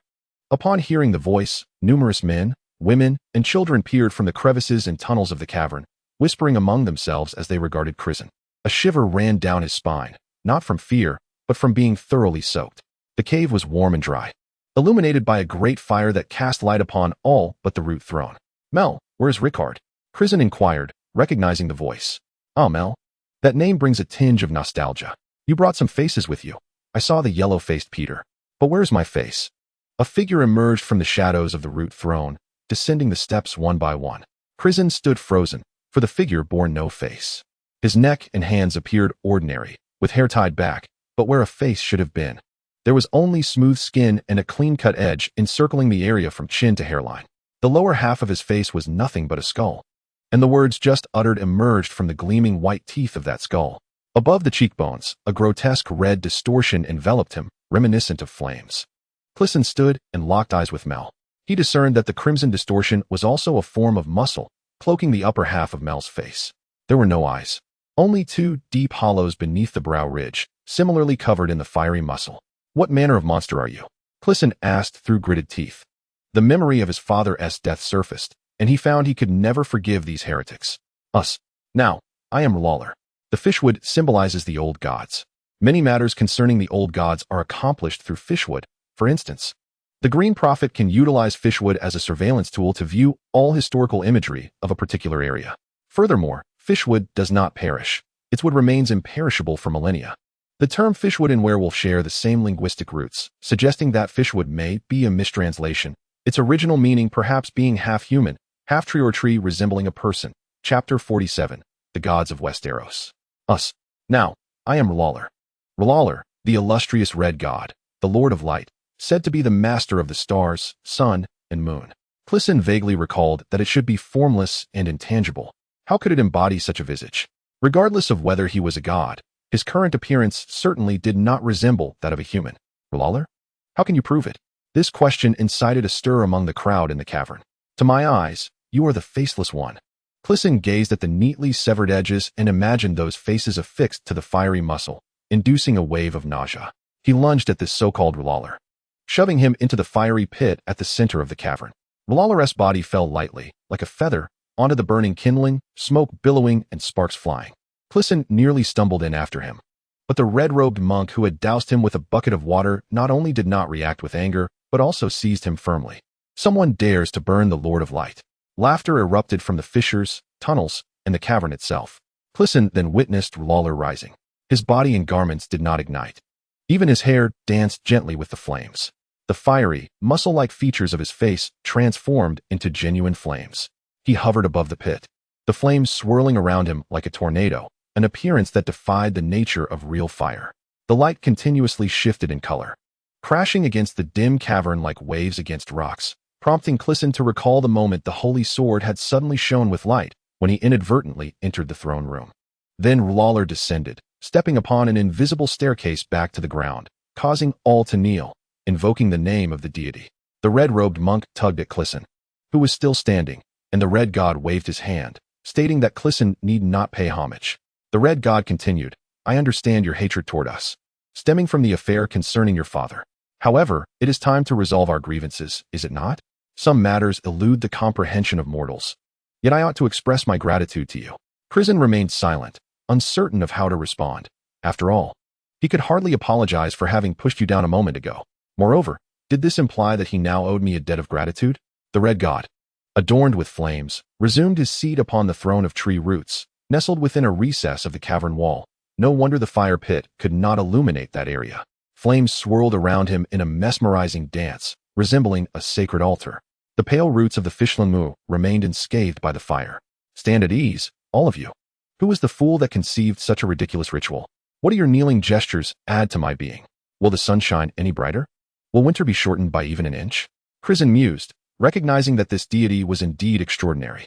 Fetch a chair for my dear brother Crisen. Let us converse. What visions danced through your dreams just now? Goodness, I am now on familiar terms with the Red God, who has millions of followers in the East. Crisen felt increasingly perplexed by the unfolding events. He noticed a red-robed monk scribbling fervently beside the throne steps. It was evident that he was documenting the divine pronouncements. This monk served as the Red God's priest. It seemed that a millennium hence, our dialogue would be recorded in the holy book of the Red God. Clearing his throat, Crisen confronted this supernatural entity, feeling no need for concealment, and recounted his harrowing encounter with the Night King in its entirety. Do you believe what you witnessed in your dreams? I am uncertain. I have experienced similar dreams before, yet the Night King perished 900 years ago. Has any Northman informed you that if your dream features the Fishlanmu, then it bears truth? This was indeed a statement made by Rykard. There was the Fishlanmu, and a talking crow as well. Crisen felt a tinge of embarrassment, recalling that he had stumbled back to this realm only after colliding with the Fishlanmu. You shall soon understand. Winter approaches. The Red God's prowess was remarkable, each utterance resonating like thunder. But Mel, the King of Light. Winter has only just retreated for 2 months. The northern rivers have yet to thaw. Are you suggesting this is yet another false spring? This is no ordinary winter. The long night is also fast approaching. Observing Crisen's bewilderment, Laro continued, I can descend into a mortal form. Why could the Night King not be resurrected? Crisen was taken aback by this proclamation, as if Samwell's voice echoed in his mind. Are you certain that was the Night King? He is no longer the same as he was 9 centuries ago. Crisen blurted out. Finally, they returned to the initial query. How do you know what the Night King looks like? Crisen faltered, unable to confess that he had seen him. This was a secret he had never divulged to Rykard or Rod. How could he easily share it with others? That is your unique quality, Sam, Laro chuckled. Sam is the affectionate moniker for Samwell Tarly. Crisen's expression froze. He had inadvertently revealed his deepest secret. His lips trembled as he slowly sank back into his chair, as if his spirit had departed. So, dear brother Crisen, the Red God inquired, do you wish to remain? No, that won't do, Red God, Crisen replied. It was only at that moment that he truly believed that the figure seated before the altar was indeed a deity. Since a god was willing to consider him a brother, he felt no need to hold back. The Seven Kingdoms had been invaded by foes from the east, and King's Landing had already fallen. Furthermore, as you mentioned, the Night King has indeed been resurrected. What purpose do I serve here? My expertise lies in machinery. As he spoke, Crisen meticulously observed the reactions of the onlookers. Although the enemy's iron ships had bombarded Daenerys' temple, he remained uncertain about the relationship between the Red God and the adversaries. The crowd exhibited no remarkable reactions. Is that all? Inquired the Red God. Continue searching for Rykard. The one who took your face has fled with it. Ah, my face does possess quite an allure, Crisen remarked, noticing that the red-robed monk was still taking notes. Do you also write about such things? He pondered. Do you know where that face-stealer has gone? Since you have already uncovered my secrets, I might as well inquire freely. As for that, you will learn in due time. Some matters are beyond mortal comprehension. The Red God gestured towards the roots of the fish-like tree overhead and continued. Consider how people have fought vehemently over the postures of worship and the direction of kneeling. Our relationship, in contrast, is rather harmonious. Absurd, isn't it? The lives within the fish-like tree possess a temporal perception distinct from that of humans. Time flows like a river. Humanity drifts along, advancing in a singular direction from past to present. Yet the river of time does not move the fish-like tree. You must have heard the saying, an oak can live for 300 years, a redwood for 3,000, but if undisturbed, the fish-like tree can endure for eternity. Are you suggesting that the old gods possess knowledge of both past and present? Astute, he responded. And what of the future? It is best not to seek foresight into the future. Then, I wish to learn about my father and my brother. Let your brother speak for himself. A tall figure emerged from the tunnel. The overarching narrative of ice and fire, the annihilation of House Targaryen, and Robert's ascension to the Iron Throne all unfolded during the infamous Spring of Errors. Chapter 48. The Night of the Empty Mountain Brother. Crisen was taken aback. He had not seen young Maze in 6 years, yet upon seeing the tall youth, he instantly recognized him. Maze, brother, you still look quite plump. That puts me at ease. Maze laughed, revealing 2 small canine teeth. You fared well over the years, I presume? Crisen hurried forward, wrapping his arms around his brother's shoulders, at a loss for words. Yes, quite well. It's a long story. Young Maze had grown tall and robust. His handsome visage was graced with a pair of hereditary gray eyes from House Hesperin, which typically bore a somber expression, but today shone brightly like a child's. Stop dawdling. Take your brother out for a meal, came the voice of Rollo from the root throne. Come, brother. Maze clasped Clesen's arm as they traversed a tunnel, entering another cavern. This cavern was no smaller than the room of the Root King, featuring a similar layout with a central fire pit. Over the fire pit, a metal rack suspended golden-brown wild ducks, their skin sizzling as fat dripped onto the smoldering charcoal below. A steady stream of people flowed in from other tunnels. Clesen glanced around and noticed nearly 100 diners of all ages and genders, and the few ducks on the rack were far from sufficient. He recalled the church's proclamations about the long nights of starvation, where Jon Snow performed miracles, feeding thousands with mere loaves of bread and a few fish. Such tales were undoubtedly absurd. He remembered Samwell having consumed frozen horses, and lower-ranking soldiers had even resorted to cannibalism. Jon Snow had put an end to such practices, even executing a few for it. Ultimately, he relented, allowing people to warm themselves by the pyres of the deceased. Many would spend the rest of their lives unable to bear the scent of roasted meat. Straying from thought, Clesen presently pondered how such a meager amount of meat could satiate so many. Could the Red God truly exhibit any miracles? 2 cooks used iron hooks to lift the ducks one by one into a large iron basket. Then, with the same hooks, unearthed a pile of potatoes from beneath the fire. Indeed, even the divine could not resolve the issue of sustenance. Brother, is everything well at home? Young Maze inquired. Only I remain, Clesen sighed. When I returned home, I caught a final glimpse of grandfather. I did not see our mother, as she had gone to King's Landing to become a silent nun.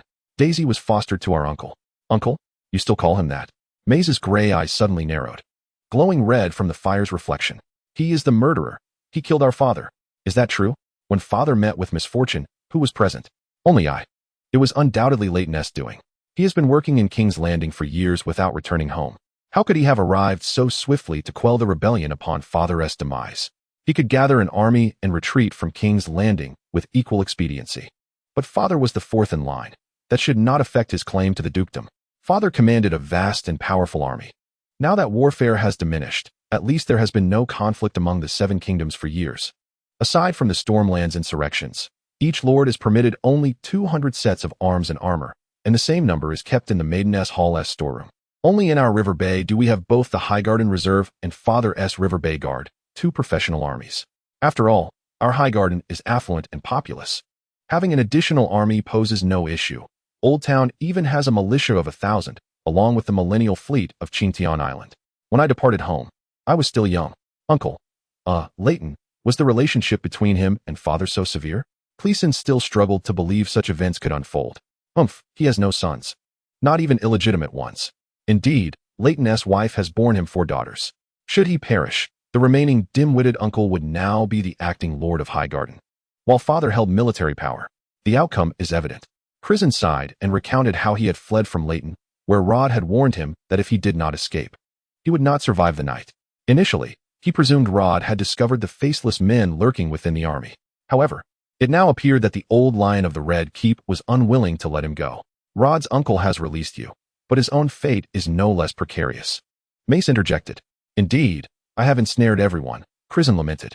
Old Will has passed away. You remember him, right? I haven't seen him since that day when Peter fought. Sir Rod. Crisen sighed again. Let's not dwell on that. We should eat first, Mace suggested, presenting a basket containing a roasted duck and some mud-covered dumplings. From a distance, Crisen had mistaken them for potatoes, yet upon closer inspection, he was bewildered. What kind of divine power does the Red God manifest, and are these edible? Not far away, an elderly woman, muttering incantations, picked up a scalding lump of mud. Mace called out to her, "Blessings upon you, Granny Morin. The Red God has proclaimed that there is no need for prayer before meals. I wish you blessings too, child. You are a knight of the Empty Mountain. The Red God's longsword. May the Red God honor your life," the woman replied. Crisen felt somewhat dazed. He recognized the term Empty Mountain Knight, a title belonging to the earliest organization of the Fire People, the Brotherhood Without Banners, founded by the Storm King, who had perished 19 times and ultimately assassinated the Night King. Presumably, this place was indeed the Empty Mountain, the millennium-old stronghold of the Fire People, more prosperous than Crisen had envisioned. As they spoke, Mace picked up a mud lump and smashed it onto the ground, causing the outer layer of dirt to peel away, revealing a steaming, fragrant potato within. Crisen's stomach grumbled. If his soul had traversed the Great Wall, it would have taken an entire night, which meant he had likely gone a whole day without food. He had never realized how delectable potatoes could be. "Eat up, brother," Mace urged, handing the peeled potato to Crisen. Yet, the most pressing question had yet to be asked. "Mace, how did you come to this place?" Crisen inquired. "The attackers on our patrol were not the Fire People," Mace replied. "They were mercenaries in disguise. Ultimately, I was fortuitously rescued by the true Fire People, who taught me martial skills and knowledge. Now, I am a knight of the Empty Mountain. The leader among the mercenaries, a towering figure known as the reincarnated Demon Mountain, wielded a hammer the size of a bucket and struck our father down along with his horse from the bridge. I have seen that man before. Be careful, brother. Eat slowly." Looking at Crisen, he had already stuffed the entire hot potato into his mouth, leaving no time for words. He leapt up and dashed toward the cavernous hall where the Red God had been. "Brother, what is the matter?" Mace followed him. Upon reaching the Red God's throne, Crisen nearly choked on the whole potato. He asked, "Brother Rollo, do you remember the tales you recounted in the tavern during your time as Mel?" Chapter 49. Rebirth. As the King of Light. At that moment, Crisen noticed a familiar face in the cave. Bill was also present. "The beginning was something I conjured on a whim, while the tale of the long night was imparted to me by the faceless man." Lahilo spoke with a tone reminiscent of recounting an old, untroubled tale. I had never seen his face. Perhaps it was slightly more pleasing than mine now. "The visage I have encountered resides within your satchel, the one with the beard. You spoke of the Battle of Winterfell and recounted your lineage. How much of it is true, and how much is false? Perhaps one truth amidst 9 falsehoods? The tale of the Cave of the Children of the Forest is merely something I gleaned from other storytellers. The Faceless One instructed me to entice you to listen, promising a golden dragon upon my success. Adding to your own, I risked my life for a mere 2 pieces of gold. But what is truly genuine? Indeed, that towering false hill of magic I have witnessed alongside Bill in Winterfell. At that time, we were both part of the same acting troupe, and the troupe master had secured a grand engagement, a wedding in Winterfell. The Red God hesitated. For one must understand how challenging it is to recall a specific event after comprehending all that has transpired throughout history. Red God, Bill interjected.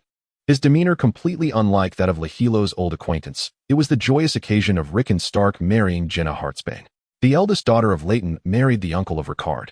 Crisen was aware of this union, though he was embroiled in revolutionary inventions in the Vale, far removed and unable to attend.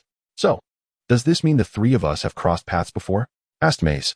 Huh, what a twist of fate indeed. Bill exclaimed flatteringly. Brother, that is precisely the case. I too encountered that mercenary hill of magic. Not long after returning to the Eyrie, this individual transformed into a fire wight and ambushed us at the Bitter Bridge. Mel then wove him into the narrative of King's Landing. How could there be mercenaries in Winterfell? Mercenaries invariably denote a lack of principles, and the Stark family's ethos should not align with them. It was from the east, a leader from Eastwatch brought gifts to Winterfell, dispatching mercenaries for their escort. Our father remained in White Harbor to attend to a friend, and I arrived in Winterfell ahead of some retainers. It was merely a fleeting encounter. No one could forget the mercenary's stature, Mace recounted. Crisen nodded earnestly, saying, I misjudged the Fire White, Red God. Thank you for watching over my brother all these years. Oh, no. I have only just arrived a few days ago, Lahilo replied. Crisen continued. So why did the Faceless One desire you to tell stories to me? Red God, I had indeed inquired of the old gods, and even they were unaware of the Faceless One's existence. You are quite remarkable, even to have procured his burden. It was brought by Ricard's wolf. To be honest, the things that neither the old gods nor I comprehend are most likely related to the Ice God. The Ice God is the Red God's ancient adversary, and the Night King serves him. Does the Ice God also possess a form of transformation like you? Such matters are difficult for mortals to grasp and are of little import.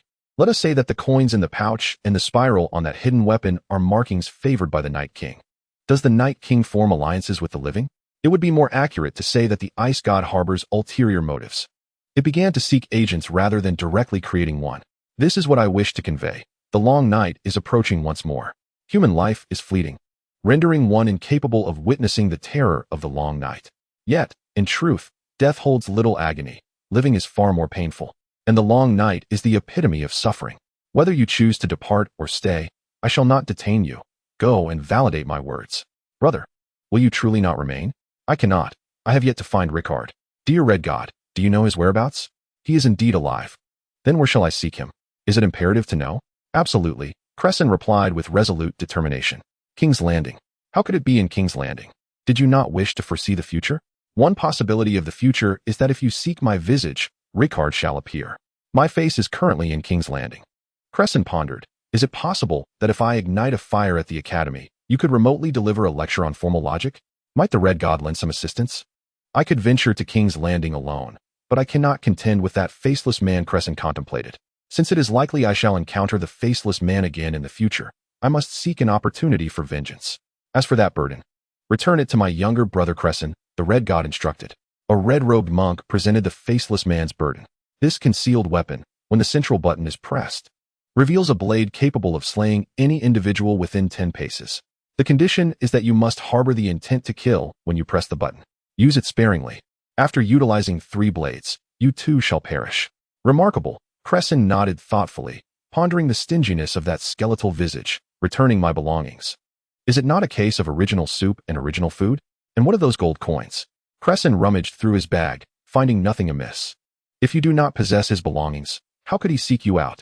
Wise words, my brother. Crisen conceded, and finally inquired, Dear Red God, may I ask how you were resurrected? Rob, you shall enlighten him. The red-robed monk named Rob replied.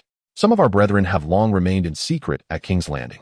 On that fateful day, the flea market caught fire, and in accordance with the ancient priest traditions, those who perished in the flames were naturally claimed by the Red God. So I went to perform a rite. By chance, I encountered the current form of the Red God. His appearance bore resemblance to the present, one that could not have been wrought by mere flames. I adhered to the ancient rituals, employing a skill that every red-robed monk must master, blowing fire into his mouth. This, from a mouth now reduced to bone. Suddenly, his body began to tremble. Flames erupted from his hollow eye sockets, and the fire spread throughout his form. He levitated, emitting a radiant, multicolored holy light, just as before. Were there no others to witness this? Only we few. The people in the streets were all rushing towards the Red Keep, oblivious to our presence. Later, I heard that simultaneously. The sword upon the Iron Throne also shone with light. Crisen was utterly astonished. Dear Red God, is this the entirety of it? He recalled the Red God's earlier mention of gratitude.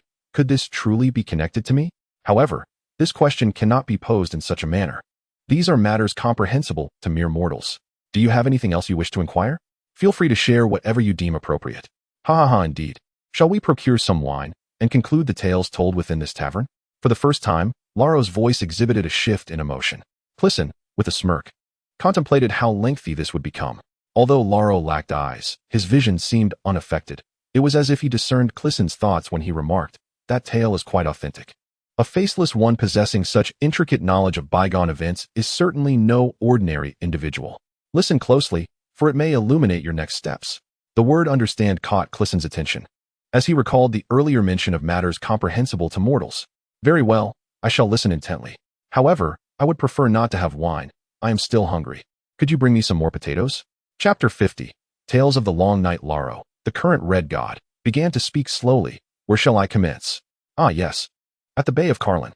Following the Battle of Winterfell, Jon Snow and Daenerys' forces retreated southward.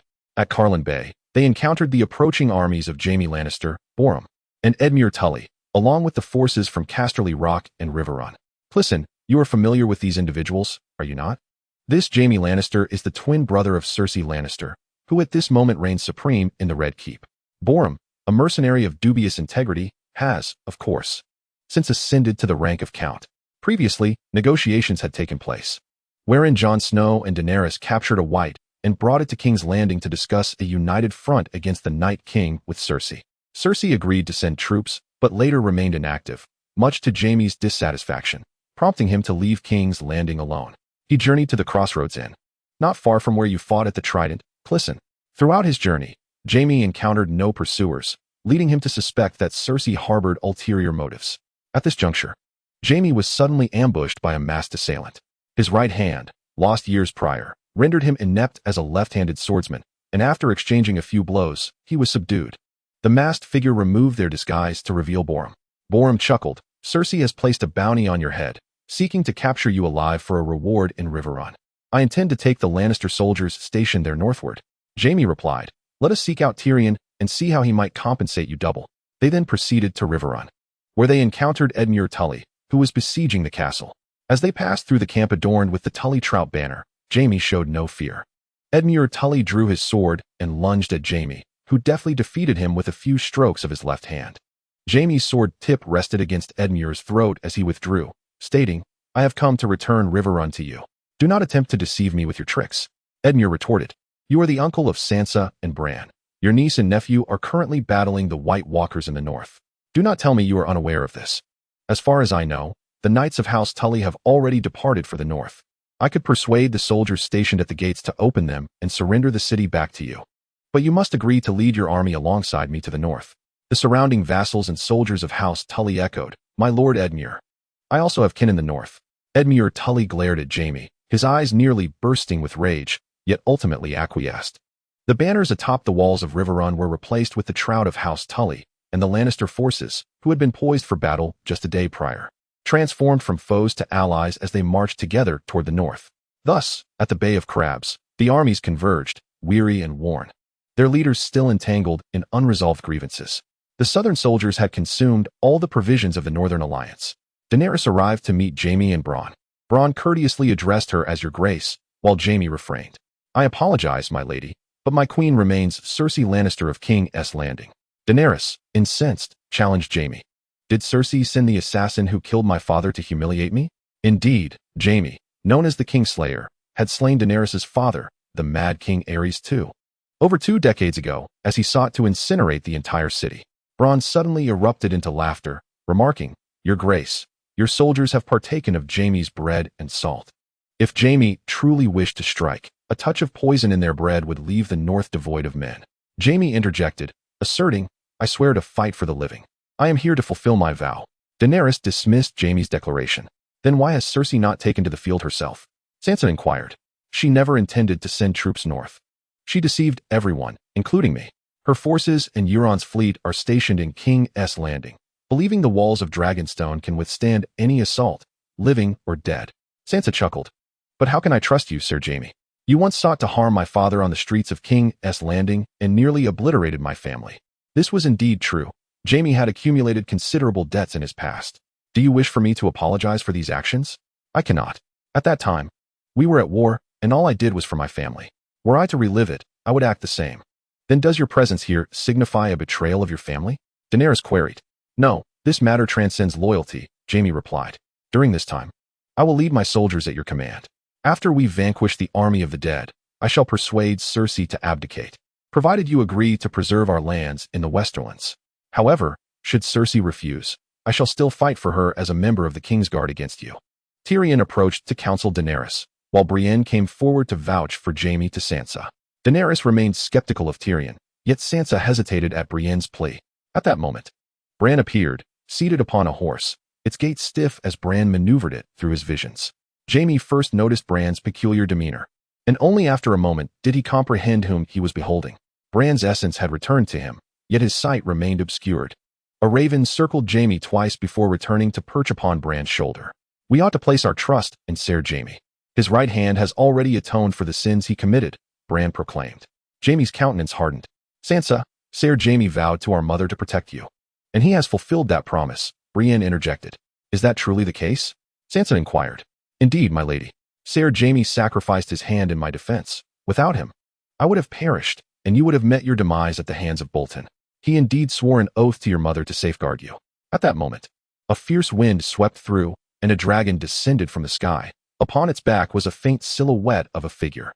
Jaime found it curious that Daenerys was so close at hand. As the dragon landed with grace, the onlookers beheld a significant tear in its wing membranes and visible wounds upon its scales.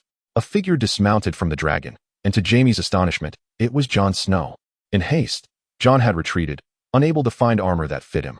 He was bare-chested, draped in a cloak, with a fatal wound clearly visible upon his torso. The soldiers, indifferent to the discussions of their elders, understood that after a great battle, confidence was as precious as bread. The tale of Jon Snow's resurrection and his immunity to dragon fire spread among the people of Westeros, reaching even the Lannister soldiers, who knelt in reverence, fervently proclaiming the name of the Dragon Slayer, King in the North, Jon Snow. Let them remain, Daenerys remarked with a significant tone. Chapter 51, Tales of the Long Night in the Bay of Carhold. Jaime had witnessed an increasing number of strange occurrences in recent days. The sun had not risen for several consecutive days. Upon passing through Riverrun, he heard of the Frey family's annihilation, as Lord Walder Frey had poisoned all his descendants. Refugees from the north carried a cage wrapped in cloth, from which a ceaseless wailing emanated. For a mere copper coin, one could unveil the living head of a wight. Additionally, Jon Snow had emerged as the first dragon rider outside the Targaryen lineage since Aegon's Landing, and he remained an unburnt one. Had his father cuckolded the Mad King? The unsullied and Dothraki warriors from the east looked on at the madmen of Westeros with a knowing detachment, as if they had witnessed such madness before. Jaime observed the eastern armies, still robust and formidable, and felt a sense of unease. Daenerys had provided the north with a powerful army and 2 dragons, yet her influence seemed to falter. Jon Snow, witnessing this situation, appeared even more perplexed. He strode forth to Daenerys, kneeling before her in homage as a queen. The gathering settled to deliberate their next course of action. By this time tomorrow, the place will be filled with corpses. Do we have a plan? Asked Theon. I can lead the Ironborn to reclaim Pike. I have a means to breach the defenses of the castle from within. We could head to the Iron Islands. The Night King could even freeze the Narrow Sea. Bran cautioned, and the Iron Islands would not withstand him. Gentlemen, if I may have a word, Jaime interjected. Tommen remarked that for us free folk, this is the southernmost point we have reached in our lives. I find those 2 towers quite striking. He gestured towards the 3 towers in the distance, silhouetted against the dark expanse of Carlin Bay, which had withstood countless incursions by the Undulls into the north. We must remain here and buy some time for everyone. Tommen, you must consider this carefully. You may not return. Jon Snow cautioned. The men of the Vale are willing to stay, declared Hollandreid, the leader of the Vale men, who had previously remained at Carlin Bay to fortify their stronghold. Do not worry about us. When the time comes, I can lead these friends from beyond the wall into the depths of the marshes to evade capture. Jon Snow regarded him, hesitating to respond. I concur with the sentiments of both leaders. Your bravery shall be eternally remembered by the 7 kingdoms and sung of by bards, Daenerys stated. Permit me to interject. Davos said, Beyond the neck lies the south, where the riverlands are but plains. The dead will not rest, and will surely act with greater swiftness. However, in the mountains of the Vale, we will find it easier to ambush. Indeed, Riverrun is too small, accommodating only 200 soldiers. And the surrounding barrier is merely the trident. Bran mentioned that the rivers will freeze, correct? However, the Vale has already taken in the old, weak, and women fleeing from the north. Accommodating so many more may lead us to consume tree bark, Sir Davos added. Why resort to tree bark? Don't they eat cake? The newly appointed 8-year-old Duke of Eagle's Nest, Robin Arryn, suggested. They can come. Thus, it was decided. Bronze Yohn mused that if only the lad possessed half the cleverness of the girls from Bear Island. Suddenly, Daenerys turned to the listless Gendry and said, "You are the one, Robert S. Bastard, are you not?" She swallowed the term pretender king. Gendry affirmed, "I am Gendry Waters, and I pledge my service to the queen." "Is the Baratheon line extinguished?" Daenerys inquired of Varys. "Indeed. Of Robert S. 28 bastards, only this one was found," the eunuch replied. "Very well, Gendry. Place your sword at my feet and swear fealty to me. When you rise, you shall be Gendry Baratheon, Duke of Storm's End. Do you accept? My warhammer is ever at your service. Rise, Gendry Baratheon." The outcome of the discussions was thus. The men of the Vale and the free folk of the north would remain to confront the Night King, buying time for the others. The rest of the army would journey to the Vale under the leadership of Daenerys and Jon Snow. As the assembly prepared to rise and continue their march, a horse appeared from the south, shrouded in a fiery red shadow. It was Melisandre, the priestess of Arhillar. "You are the prince foretold in prophecy, Jon Snow. The visions in the flames reveal that you shall ultimately be crowned king." This statement, laden with sensitivity, was fortunate to be made in the absence of common soldiers. "Flames?" Jon Snow scoffed. "I once declared, when I was king in the north, that should you return to the north, I would have you executed. I have seen the battle for Winterfell in the flames. We are south of the stronghold at Carlin Bay. This is no longer part of the north. I still advocate for your execution by hanging." The usually silent Davos suddenly declared. "I agree," echoed the newly appointed Duke of Storm's End, Gendry. "No need for you to act. I have already glimpsed my demise amidst the flames," Jon whispered to Daenerys. "Her magic is formidable and may be of use to us. Let her remain." Daenerys nodded in agreement. "Tell me your purpose for being here," Jon said. "Your iron swords cannot harm the Night King. Dragon glass and Valyrian steel are ineffective as well. Correct?" Jon remained silent. While Valyrian steel possesses magical properties, it is derived from the blood magic of the ancient Valyrian kingdom and is only effective against ordinary wights and White Walkers. Only weapons imbued with the power of the Red God can slay the servants of the Cold God. "Then where might such a sword be found?" Daenerys inquired. "The blade is pale like milky glass and appears to pulse with life in the light. It was forged from the core of a fallen star. And its master is the Lord of Light," Melisandre replied with a smile. "This sword has quite the connection to you, Jon Snow, though its whereabouts are currently unknown." Jon Snow felt a shiver at her smile and asked, "Is there any other way?" "Unless you were to reforge a sword like the legendary hero Azor Ahai," she replied. "You must have heard the tale. Darkness enveloped the land, and a hero named Azor Ahai was chosen to battle it, to challenge the night. Azor had to forge a hero's sword. He toiled tirelessly for 30 days and nights, but when he quenched the blade in water, it shattered. He was not one to give up easily, so he began anew. This time, he worked for 50 days and nights, crafting a sword even more magnificent than the last. In the end, the finished product was far superior. Azor captured a lion, intending to thrust the sword into the beast's heart to cool the blade. But it broke once again. On his third attempt, having finally grasped what was required, he labored for 100 days and nights with a heavy heart. Upon completion, he called for his wife, Nyssa, and asked her to open her chest. He plunged the steaming sword into her still beating heart, and her blood, soul, strength, and courage infused the blade, transforming it into the Lightbringer. Jon Snow drew the shattered heart, sword from behind him. "Now, you shall leave this place at once and return to your Ass High. Should I see you again, it will be the last sight you behold." Chapter 52, Tales of the Long Night. The sword of dawn. Melisandre vanished into the almost eternal night upon her steed. Do not heed her beguiling words. "Let us take a moment to warm ourselves by the fire before we proceed," Jon Snow declared, continuing to shoulder the Valyrian greatsword. "My queen, I pledge my eternal loyalty to you," Jon Snow professed. The others had dispersed, leaving only Daenerys and him. Today's events bore the weight of a royal proclamation, and as a fellow fire wielder, it would undoubtedly deepen Daenerys' suspicions. Jon Snow had yet to devise a way to address this matter with her. He understood that, Given the circumstances, revealing his identity would inevitably lead to the dissolution of the alliance. Why did you let her go? Daenerys inquired. To be honest, she resurrected me. I owe her my life. Is that all? Indeed.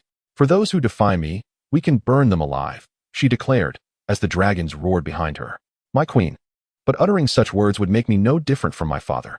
Is that what you wish to imply? Daenerys scoffed. No, you are not like him. You are unique. Is the power of blood truly so formidable? Jon Snow pondered. The candle had burned only an inch. The army must continue its march. Jon Snow came to bid farewell to the free folk and the northern lords who chose to stay. He finally had the opportunity to converse with Lord Howland Reed. The seasoned Howland Reed twirled his grizzled beard and said, The Reed family has remained loyal to House Stark for millennia. It is our honor. Jon nodded and replied, Though I am not a Stark, it is an honor shared. You could indeed accompany us. There are matters for which I must atone, Howland Reed stated. What might those be? At the Tower of Joy, I struck Sir Arthur Dayne, the Dawn, from behind. He was a great warrior. My father spoke of him. I see qualities of Lord Eddard in you. You would make a fine king for the Seven Kingdoms. The Seven Kingdoms? Jon Snow chuckled. I am not even the king in the north anymore. I have no desire for the Iron Throne. The witch's earlier words stirred memories within him. King Robert is long deceased, and I do not wish to carry these truths to the grave. Would you care to hear them? Jon's brow furrowed. Is that sword connected to me, or is it merely a jest? Howland Reed recounted the moment when Ned Stark carried Jon from the Tower of Joy, concluding, Ned was actually your uncle. His lifelong wish was for you to grow up safely. He would be proud of the person you have become. Thank you. Though this does not substantiate my claim to the Iron Throne, I am grateful for your revelation. He refrained from mentioning that Bran and Sam had already disclosed the truth. I am prepared to face death at any moment, but I wish to entrust my daughter Mira to you. If I do not return, please ensure she comes back to inherit Greywater Watch. Jon Snow solemnly agreed. In the eternal darkness, a shadow overheard their conversation. After their departure, Samwell Tarly hurried to find Jon Snow, anxiously asking, Jon, did Daenerys tell you that she burned my father and brother? What? This was indeed said by a Lannister. Before the negotiations in the Dragon Pit, Jaime and Daenerys had a fierce battle in the Riverlands. You are aware of that, right? Yes. She emerged victorious. My father and brother refused to surrender after their defeat and were incinerated by her dragonfire. Samwell lamented, though my relationship with my father was strained.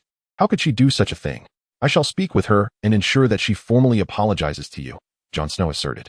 Recalling her earlier declaration about burning those who defy her, the words of the Red Woman had profoundly affected his brethren. Which matter? He pondered.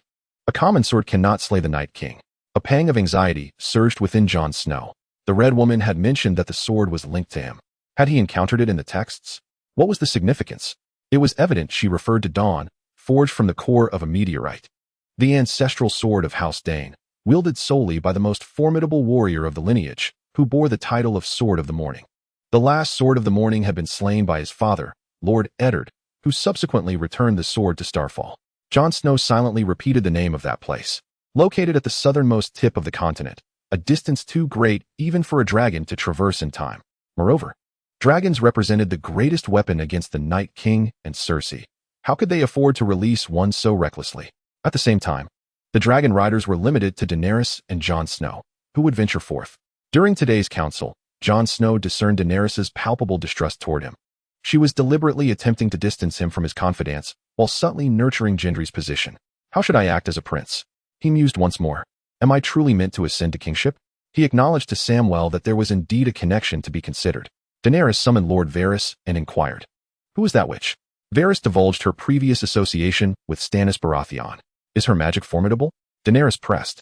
Varys, unable to withhold the truth, recounted the tale of how the Red Woman had resurrected Jon Snow. Why did she claim today that the only sword capable of slaying the Night King is connected to Snow? Varys suddenly appeared anxious.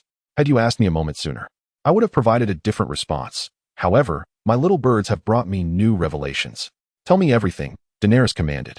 Varys began with the origins of Dawn, recounting how Lord Eddard had slain Sir Arthur Dayne, then explained that Eddard returned Dawn to Starfall, entrusting it to Lady Ashera, Sir Arthur's sister and Eddard's lover. Unable to accept the reality of her beloved having killed her brother, Lady Ashera cast the sword into the sea, while Eddard returned to the north with an infant. Are you suggesting that Jon is of House Dayne's bloodline? He does indeed have a connection to the Sword of the Morning. Yet Varys' expression remained grave. Now, speak of the second revelation. Before departing, My little birds overheard a conversation between Jon Snow and Howland Reed. They were among the only two to have survived the Tower of Joy. He revealed that Jon was the child of Prince Rhaegar Targaryen and Lyanna Stark. Lyanna perished during childbirth at the Tower, and Eddard raised Jon as a bastard. That night, Daenerys found herself unable to sleep. Her mind racing with visions of Jon Snow entwined with the red-haired sorceress, who bore forth a shadowy figure that wielded a colossal sword, striking him down. The shadow bore the visage of Jon Snow. Chapter 53. Tales of the Long Night, the Dragon and the Wolf. The forces stationed at the Bay of Carhold fell silent thereafter. Under the leadership of Daenerys and Snow, the remaining army proceeded towards the Eyrie, exchanging not a word along the way. The Ironborn had dwindled to a mere handful, with Theon Greyjoy at their helm. One day, as the Ironborn roasted a horse that had succumbed to the cold, Jon Snow sought out Theon. "What orders do you have for me, my king in the north?" The Ironborn jeered. Ignoring their taunts, Jon called Theon aside and spoke. "Theon, I regret not allowing you to seek your sister. It is not your fault. Even Varys could not ascertain her whereabouts, nor could Bran see her. Where else could we search?" Theon paused, a bitter smile gracing his lips. "Yet, she may be safer with Euron than with us. We can only pray that they will not harm her during negotiations." Given the Ironborn's understanding of Euron, it was possible he would eliminate Cersei. That would indeed resolve a significant dilemma for us. "You must have other matters to discuss," Theon remarked. "This time, perhaps the mountains of the Vale and the Bloody Gate will not withstand the Night King's assault. Hence, I wish to entrust you with a task. Speak.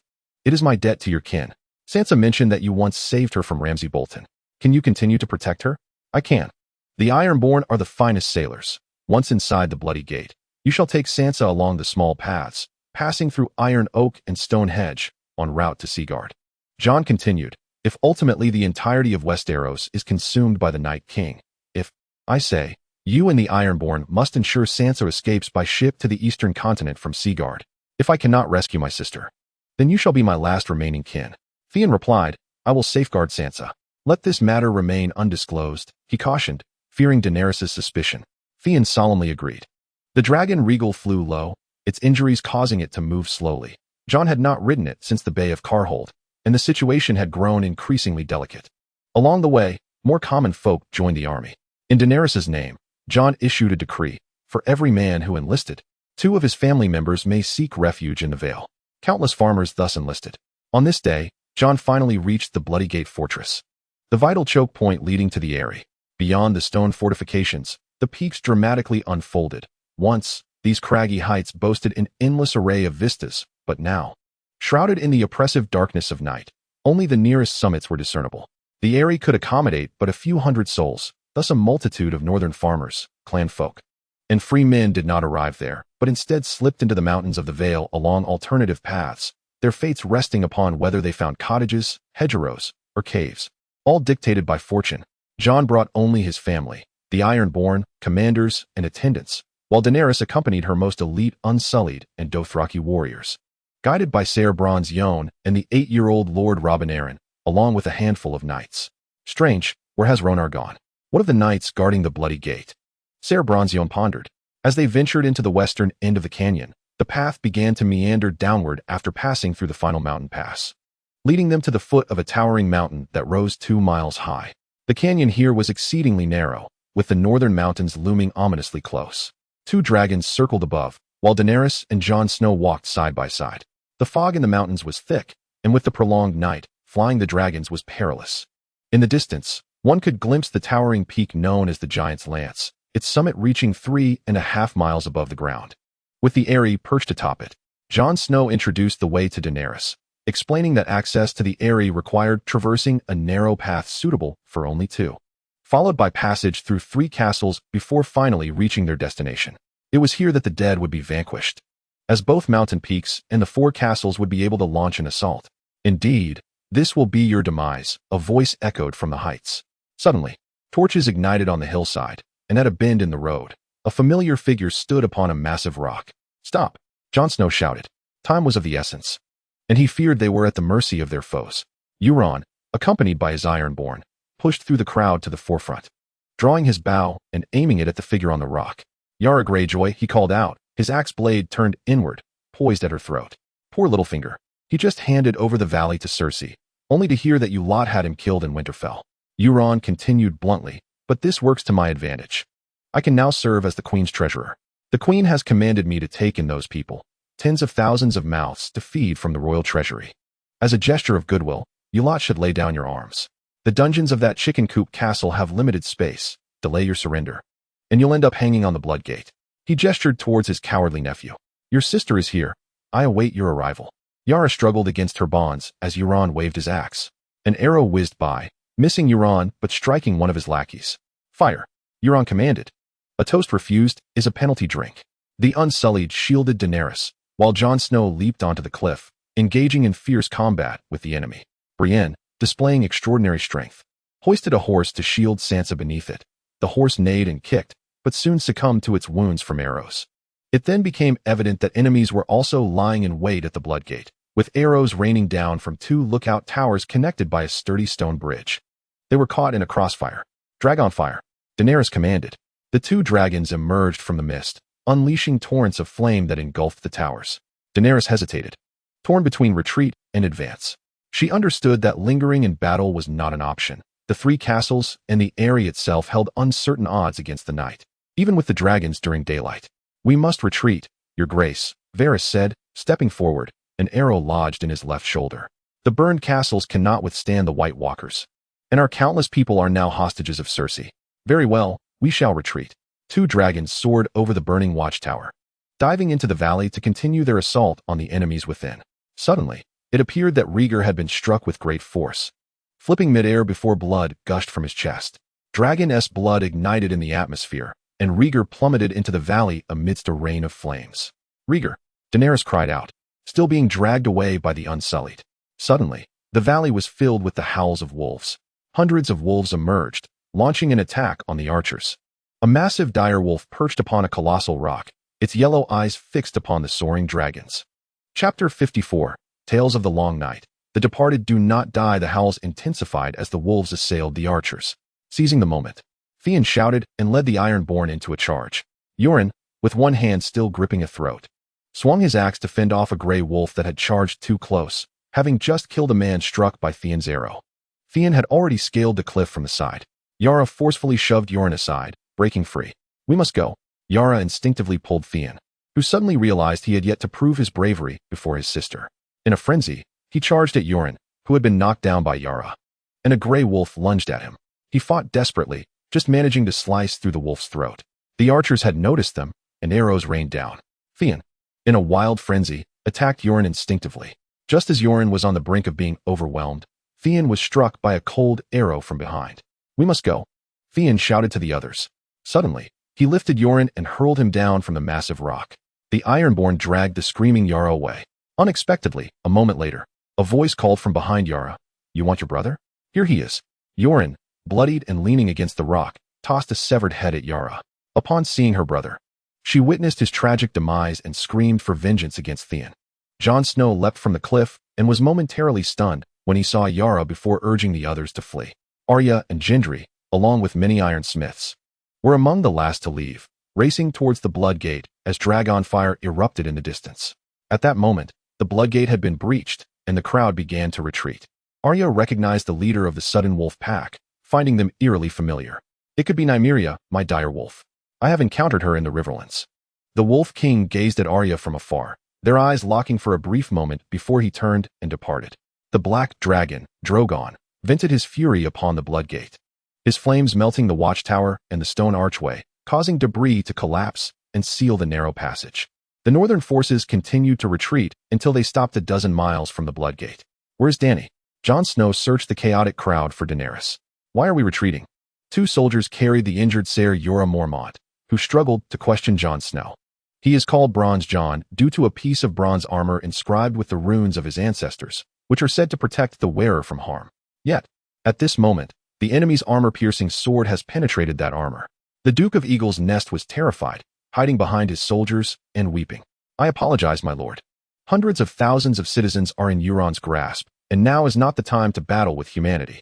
But that is my valley, Jon exclaimed passionately. You should know how easily the Bloodgate can be defended, yet hard to attack. We have no siege equipment at our disposal. Do you expect us to mimic the Night King and build a ladder to scale the walls? Aren't there dragons? If the castle falls to dragon fire, the valley's defenses will be obliterated. At that point, The Night King could march in unopposed, and with only a few hundred men, how could we withstand such an onslaught? Would we lose the valley for nothing? Tyrion approached Jon, attempting to console him. This valley is called the Vale of Arryn, with millennia of legal inheritance held by House Arryn. Protect the young lord, and once the conflict subsides, reclaiming it will be a mere formality.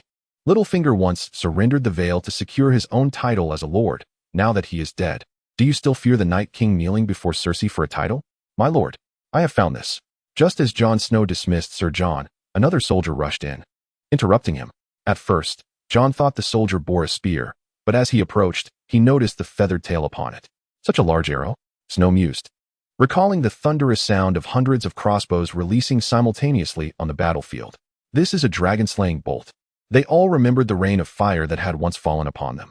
Looking up, they saw the black dragon Drogon lingering among the mountains, refusing to depart. The other dragon was nowhere to be seen. Jon Snow thought to himself, the dragon named after my father, Rhaegar. Sir Bronze Jon, standing nearby, understood as well. He gazed at the crossbow bolt, his lips trembling. Is the dragon dead? He then rolled his eyes in disbelief. Dead. When Jon Snow located Daenerys, she was cradling Missandei's lifeless body. Missandei was a freed slave from Slaver's Bay. Their relationship transcended that of mistress and servant, resembling that of close friends. Daenerys was particularly despondent, refusing food and water. Jon Snow took over most of the responsibilities. Varys had vanished under suspicious circumstances. As the Queen's spymaster, he bore significant responsibility for this ambush.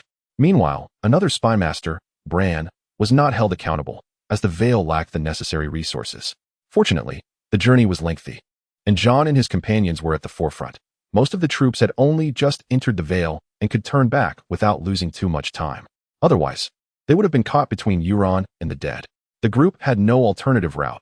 They could only continue southward. Even their next destination was hastily determined. In truth, there was little to decide. The only location capable of accommodating such a large number of soldiers for defense was Harrenhal. Jon intended to send a raven in Daenerys' name to declare war upon King's Landing, summoning all to deliberate. Jaime appeared, looking thoroughly disheartened and awkward. Tyrion remarked, surprised by his sister's unexpected prowess. Podrick interjected, recalling a previous occasion when he had nearly brought down the largest target with a crossbow, just narrowly missing. Noticing the scrutiny of the others, he fell silent. Jaime sighed, noting that Cersei's forces had dwindled significantly. I had extended an invitation to the Golden Company from the Eastern Continent. They accepted the payment, yet subsequently breached the contract, pledging their allegiance solely to House Targaryen. I initially anticipated Cersei would send forces to seize Dragonstone, given that it now stood unguarded by the Baratheons. However, I did not foresee her resorting to an assault on the Eyrie, resulting in substantial losses for us and the demise of a dragon. In the past, she lacked such capabilities. I heard she had been paraded through the streets. Perhaps she has been swayed by Euron, Jaime speculated. Tyrion smiled knowingly. I intend to persuade her to surrender. I will go alone while the army remains here. But what if she refuses to heed your counsel? Jaime sighed. Since Daenerys did not attend the meeting, Jaime sought the counsel of Jon Snow and Sansa, stating, should war be declared, I cannot serve both sides simultaneously. I will return to King's Landing to persuade Cersei, and if she capitulates, I request she be placed under lifelong house arrest in Casterly Rock. Jon, representing Daenerys, acquiesced to this request. Podrick retorted, if you wish to return, do so on your own. You cannot even best two brigands. At that moment, the Hound, who had remained silent, spoke up, asking if he intended to return to the Whores King's Landing. I shall accompany you. I have my own matters to resolve. Another question arose regarding the allegiance of the Lannister forces Jaime had brought. Brienne, I shall transfer command of the Lannister army to you. Transfer command? I possess no sigil of my own. Brienne always wore a frown, her inverted needlework appearing quite fierce. Who says a woman cannot be a knight? Your virtues embody the true essence of knighthood. Yet, there are no further arguments. This may very well be the last time you see me. Kneel. You know what to do. Brienne ceased her protests and knelt on one knee, as Ser Jaime solemnly placed his sword upon her right shoulder. Brienne of Tarth, in the name of a warrior, I beseech you to be courageous. Chapter 55. Memories of the long night farewell during this prolonged period of darkness. Devoid of the sun's ascent and descent, the perception of time among the people grew increasingly distorted. On this particular day, a multitude departed from the coalition of Daenerys and Jon Snow. The death of Theon weighed heavily on Sansa's heart for a considerable time. After entrusting the army to Lady Brienne, Ser Jaime took his leave, accompanied by Sandor Clegane, the Hound. Arya even bid farewell to the Hound, observing their retreating figures. Gendry inquired, "What business does the Hound have to conclude? I suspect he has his own list." Upon arriving at the small town of Lord Harroway, Jon Snow finally consented to rest for a while in the desolate settlement. At that moment, Grey Worm approached, informing Jon Snow that Daenerys sought his presence. Upon entering Daenerys' tent, Jon was deeply pained to witness her haggard appearance. He desired to kiss Daenerys, only to be pushed away by her. "I am sorry, Daenerys," Jon Snow said. "I have lost another child. I can empathize with your sorrow. We have both endured the loss of much that we cherish," Daenerys replied mockingly. "I am on the verge of losing everything. You still have me. I too long for the moments we shared." Daenerys abruptly shifted the conversation, asking, "As your queen, I could bestow upon you the name Jon Stark. Why continue bearing the title of a bastard? This matter can wait until after the war. A few days ago, I granted Gendry a title. I fear it may sway the hearts of the people. You know, in the north, a girl can inherit. Winterfell belongs to Sansa. I have no desire to become the Duke of Winterfell. Then where do you wish to go after the war?" "To marry you." Jon Snow suddenly sensed a shift in the atmosphere. Why was she asking this? "You are indeed my nephew, the illegitimate son of Prince Rhaegar and Lyanna Stark, correct?" Jon was rendered speechless as 4 Unsullied leveled their spears at him, leaving him no room for maneuver. The Longclaw sword was too cumbersome to wield effectively while slung across his back. Daenerys' eyes suddenly filled with unrestrained fury. "Why is it that Yora, Missandei, and Varys, my people, have all met with untimely fates? Varys revealed the truth to me and then vanished without a trace. You let Jaime go, and now Cersei knows all our strengths. Keeping him would have made for an excellent hostage. Did Jaime leave behind any particular message? To kill me and then surrender to Cersei. Was that your plan?" Daenerys' face bore the marks of madness. "No, it is not like that. You are being paranoid," Jon Snow thought, realizing he had been overheard during his conversation with Howland Reed. "I am a bastard. There is no documentation to validate my identity. You know that all evidence was destroyed during Robert's reign. I cannot claim the throne with this identity. Had Howland Reed not revealed it, I would have spent my life believing my mother was merely a fisherwoman from the Bight. As for Cersei, she is the enemy we all share. So why not accept the name Jon Stark? Our mother would not approve. We are currently allied with House Tully." Daenerys continued, raising his hand involuntarily, only to have the Unsullied spear nearly brush against his throat. "You could certainly kill me at any moment. You saved my life, and that is a debt I owe you. However, if a conflict were to erupt here and now, no one would benefit." This reasoning persuaded Daenerys. "You 4, from this day forward, shall remain by Jon Snow's side. He requires stricter protection." Jon Snow and Daenerys emerged from the tent, flanked by the Unsullied. As news arrived that Lord Tully had fled, the town of Earl Harroway lies along the banks of the Trident River, where he directly led his confidants in a small boat, fleeing back to the city of Flowing River, which already housed 200 soldiers tasked with defending its walls. Balin was filled with grievances. Had I sent Jaime back, the outcome would have been the same. He would have ended up in the dungeons of the Red Keep, and I would have become the Lord of Flowing River. "Summon Bran," Daenerys abruptly declared. Jon Snow felt a lump rise in his throat, suddenly perceiving Daenerys beside him as a stranger. A man from the north brought Bran, seating him upon a tree stump, with a raven perched upon his shoulder. It was widely known that he possessed extraordinary abilities. "There is a man from Dragonstone to the southeast. He is tongue-tied and on the brink of freezing to death. Did you see him?" Daenerys inquired. Bran remained silent as a multitude of ravens descended upon the bare tree branches. Since losing his sight, Bran had grown increasingly unreserved, no longer even turning his head toward the direction of the sound when conversing. To Daenerys, he merely faced away and gazed into the distance, while the ravens regarded her. "This individual is indeed peculiar." Jon Snow began to ponder his choice of words in Daenerys' presence, continuing, "It has been quite a while since Dragonglass was delivered. We should send the Dothraki riders to investigate." Daenerys interrupted Snow's speech, commanding her attendants. "Your Grace, I wish to go to King's Landing." "King's Landing? Why?" "I spoke with the children of the forest in the Isle of Faces at the Lake of the Gods. They mentioned an unusual presence of the White Walkers in King's Landing. Are you suggesting this is the Night King's scheme?" "I have conferred with Tyrion, Davos, and other advisors, and we believe it may be so. However, Bran, your presence is more urgently required here," Jon Snow interjected. "I grant you permission to go." Daenerys once more interrupted him. "Thank you, Your Grace," Bran replied. It was the first time he had addressed Daenerys with such politeness. Jon Snow mused that perhaps Bran had witnessed the events within the tent moments ago. "You will soon arrive at Harrenhal. The children of the forest at the Lake of the Gods can accomplish all that I can. May I accompany Bran?" A voice suddenly interjected, revealing Arya. "And I as well," Gendry chimed in, standing beside Arya. "We did not eavesdrop intentionally. We were merely in a small corner engaging in our own affairs. Arya can protect him. I am quite familiar with King's Landing," Gendry continued. "Very well, I consent," Daenerys proclaimed, relieved as the two prepared to depart. "Have you seen my deceased children?" Daenerys suddenly inquired. "Your Grace, I have not," Bran replied, his vacant eyes fixed upon her. "In the valley. There are no fish in the reeds. Through the eyes of the ravens, I did not see them." Daenerys nodded. Before long, the Dothraki returned with a ragged man who had been silenced by the severance of his tongue. He gestured and gesticulated to convey to the gathered crowd that Euron had seized control of Dragonstone, extracting a significant quantity of dragonglass to forge weapons.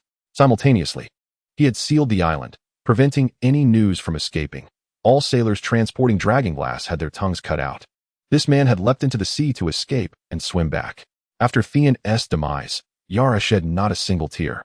Yet, shortly thereafter, all the Ironborn vanished, save for one wounded soul who, unable to keep pace, returned alone to report that the others had followed Yara to Dragonstone to seek vengeance. Chapter 56. Tales of the Long Night harrowing castle. Despite prior knowledge, many Northerners gazed upon Harrenhal in the twilight, perceiving it as a mountain. The present visage of Harrenhal revealed crumbling walls and cracked towers. Nevertheless, it remained the largest castle in Westeros, and, for many, the grandest structure they would ever behold. 5 colossal towers and formidable walls could accommodate thousands within their confines. The surviving Night's Watch brothers likened the heights of Harrenhal's walls to the icy fortifications of the wall. Entering its dark silhouette, Jon Snow felt the gaping breach in the walls resembled a blood gate. 12 Unsullied surrounded Daenerys and Jon Snow, when suddenly an Unsullied soldier approached with news that the soldiers from the Vale and Lannisters were reluctant to enter Harrenhal, believing it to be cursed. "Refusing to enter? Do they dare defy my dragonfire?" the Queen inquired. "Your Grace, if I may interject," Tyrion replied. "There is indeed talk of a curse. Since the dark-hearted Heron, every lord of Harrenhal has met with misfortune, including my own father, though his was at my hand." Tyrion's tone softened, and all present sensed the Queen's recent unusual demeanor. "Ah, a curse? That is for you.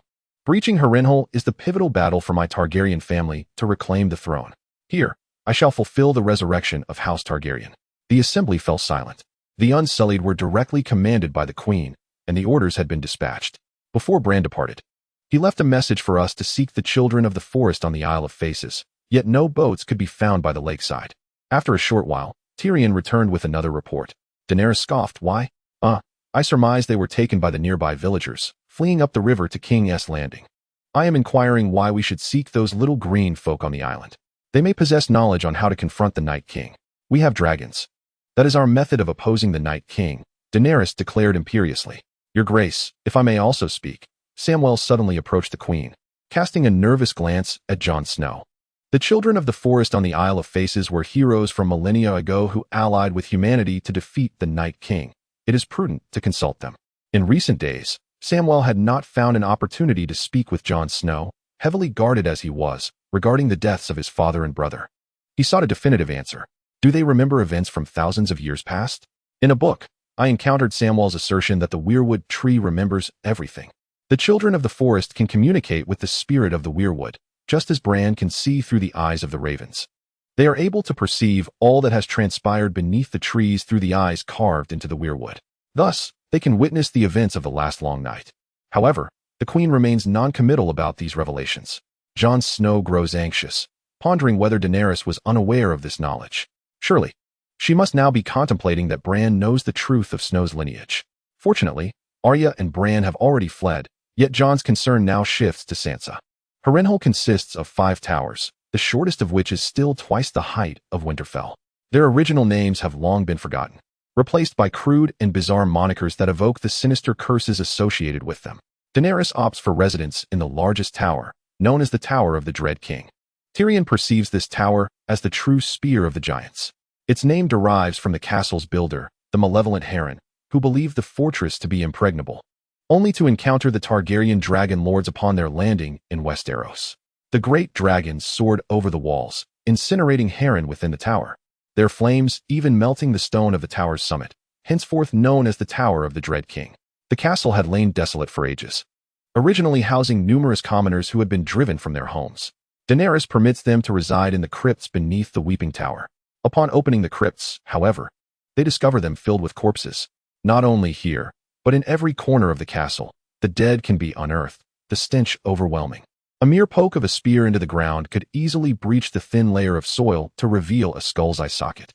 Brienne is deeply affected, recalling the atrocities committed by the Mountain and Roose Bolton in this very place. Just as the soldiers begin to clear the corpses from the crypts, a rotting skeleton suddenly ignites with blue luminescence in its hollow eyes. For the first time in many years, snow descends upon King's Landing. The city is already overcrowded, yet throngs of refugees continue to surge in daily. A robust blacksmith carries an elderly woman, followed closely by a diminutive, stooped old man. The faces of the two elders bear a weariness surpassing that of the oldest carvings on the weirwood. The citizens of King's Landing live amidst rumors of the dead, enduring an unprecedented cold and famine, oblivious to a most ordinary hovel within the flea-infested quarters, where crows perch more abundantly than elsewhere. The latest rumors speak of the long night, as King's Landing has been shrouded in complete darkness for nearly a week. I thought the entire world had succumbed to darkness. Arya remarks. It seems the sun has merely retreated to a place distant from the Night King. Indeed, I recall that King's Landing has never experienced such snowfall. It appears the Night King is indeed drawing near. Bran, what is the situation outside? Bran remains silent, his blindness making it difficult for others to discern whether his spirit has departed. In the shadows of King's Landing, near the muddy gate by the Blackwater River, two White Walkers emerge from a supply wagon. After slaying the guard soldiers, they transform the bodies into wights. In the midst of the panic incited by rumors, King's Landing descended into chaos. The gate was manned by newly recruited soldiers who, upon witnessing the turmoil, fled in terror. The White Walkers breached the city gates, and from the seemingly tranquil waters of the Blackwater River, countless wights emerged, surging forth into King's Landing. The soldiers of the city possessed only a scant few dragon-glass weapons, and many regarded these shards with disdain, believing the wildfire left by the Mad King to be far more potent.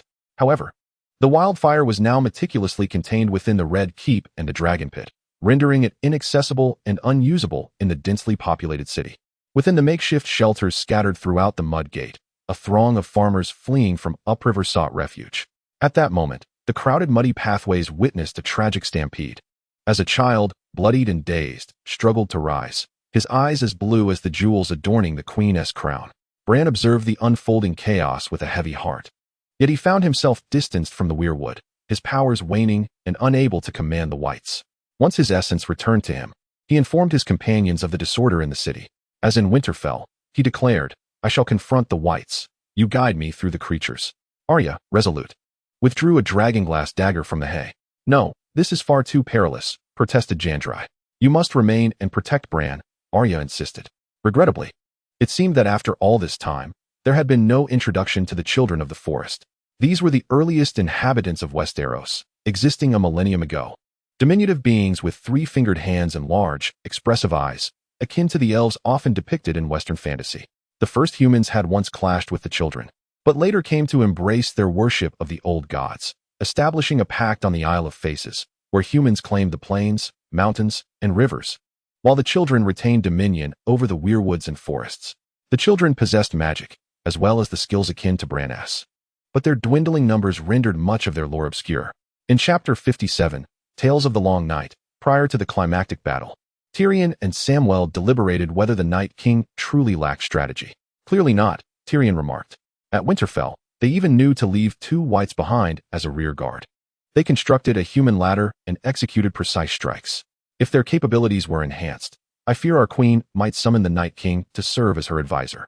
Given her current state, you might as well prepare the brooch to present to him, and perhaps peace would ensue, Boron chimed in.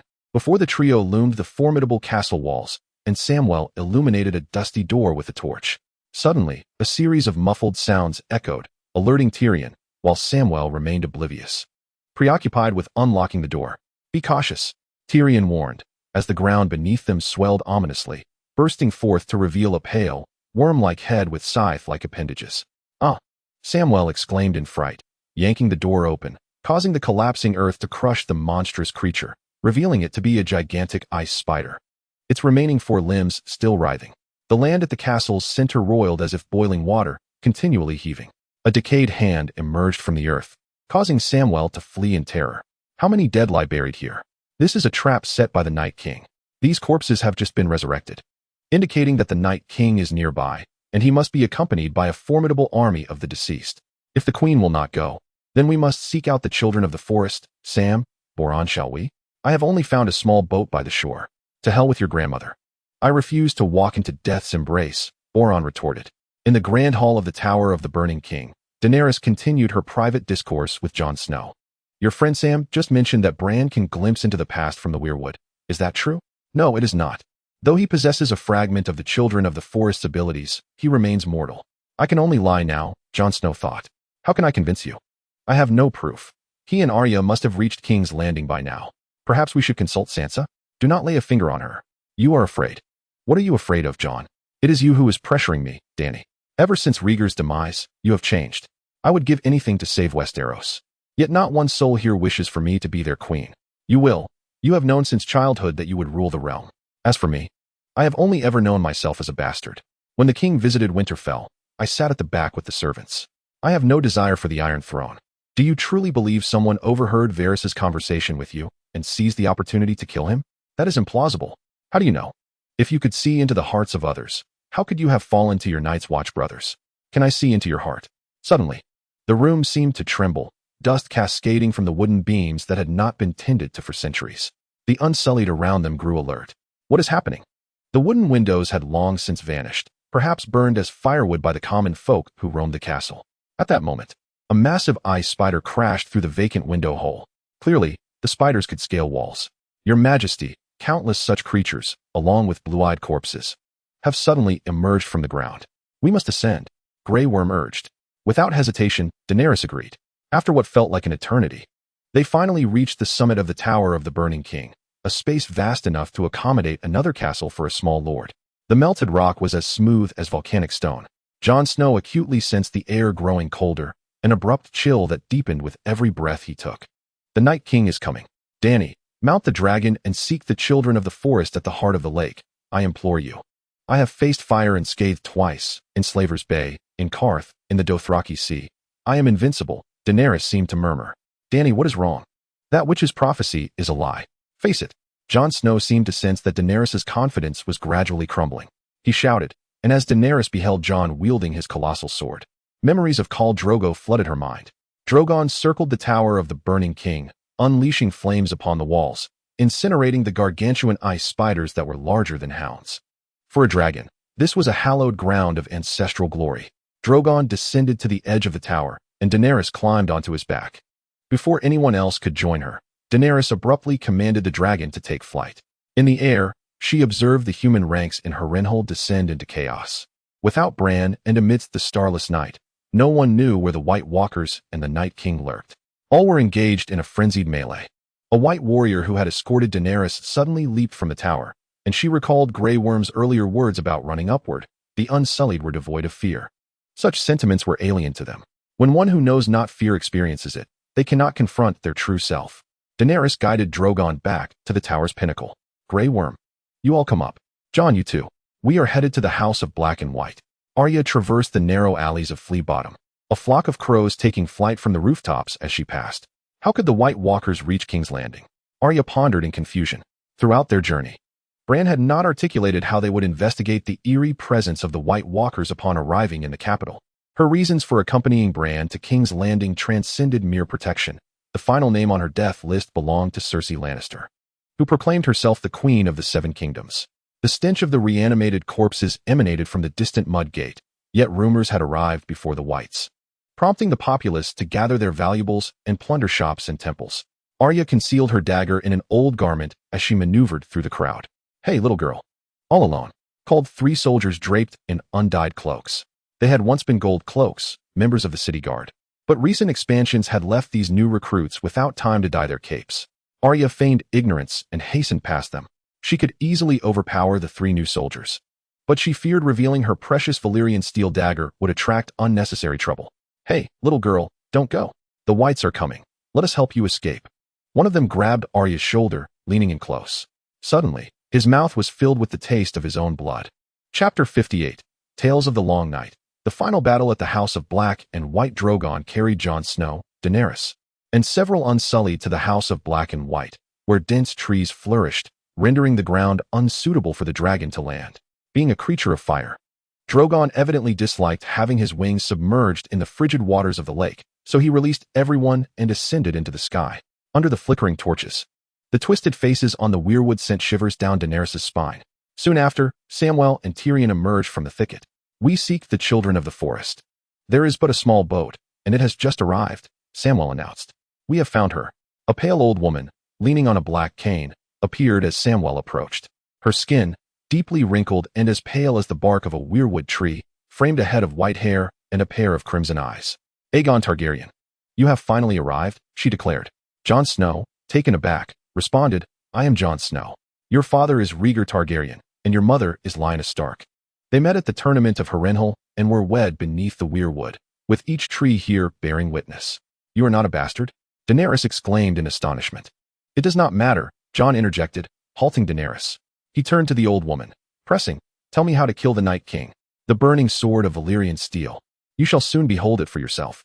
Suddenly, Jon Snow sensed an unusual sound from the shore, distant blue eyes twinkling like stars. "There weren't this many when we left the castle," Samwell cried out. "It is the Night King," the children of the forest declared. "He has finally come. Tell me what to do." Jon grasped the old woman's hand, holding her cane, pleading, "I do not wish to kill Dany. She is my wife." "That is very much like the question your father once asked me," the old woman replied. "You cannot fight fate." Jon felt his hand slip effortlessly from her cane as she casually uttered an incantation, summoning towering waves upon the Lake of Visions. Only then did he notice the unfolding scene. The Night King rode a corpse steed across the water, its hooves freezing thick layers of ice beneath it, while countless wights and wights charged behind, surging across the ice. Drogon unleashed fire upon the surface, illuminating the seemingly endless horde of wights. Pursuing the Night King, he scorched the undead steed, which stumbled and fell ablaze, yet the Night King remained unscathed. The wights showed no intention of halting, continuing their relentless advance, swimming towards Jon's direction. By then, the Night King had mounted a new horse, indifferent to the skulls of wights beneath its hooves, while countless others froze into the ice. Neither the colossal waves conjured by the children of the forest nor the dragon's flames could impede the Night King. Thus, a bridge of ice formed, leading from Harrenhal to the Isle of Faces. On the shore, Sansa rallied the northern armies, attempting to obstruct the wights' path. Yet no one could ascertain the true number of the undead. A biting chill enveloped them as the width of the ice bridge rapidly expanded. In that moment, Melisandre, draped in crimson robes, reappeared. She lifted a torch and swallowed the flames, then removed her ruby necklace, expelling the fire forth. The ruby blazed like a lightning bolt across the night sky, igniting the water before her and spreading towards the ice bridge. Wights screamed as they were consumed. Turning to ash, Melisandre stepped into the flames, aging rapidly. Her red hair thinned to snowy white, wrinkles creased her cheeks. As she transformed, appearing older than even the children of the forest, she crumbled into a handful of ash. As her ruby necklace sank into the water, the ice bridge on one side of the shore was severed. Nevertheless, this did not deter the Night King at the opposite end of the bridge, who returned on his dragon, seeking to rescue Daenerys. Suddenly, the melting lake water surged, carrying floating ice that crashed onto the shore, instantaneously forming an ice column that encased Daenerys within. No living soul could endure such frigid temperatures. Daenerys cried out in agony from within the ice. "Drogon, fire!" Jon Snow shouted towards the colossal dragon. The dragon lingered, yet refused to unleash its flames. Jon approached Daenerys, attempting to shatter the ice column with his great sword. The bridge was complete. The wights advanced towards the frozen Daenerys. At last, the dragon unleashed a torrent of flames, incinerating the ice surrounding Daenerys and the encroaching wights alike. However, Daenerys' body ignited as well. She could only withstand ordinary fire. The dragon's flames consumed her. "Jump into the water," Snow cried out, only to discover that the nearby surface was entirely frozen.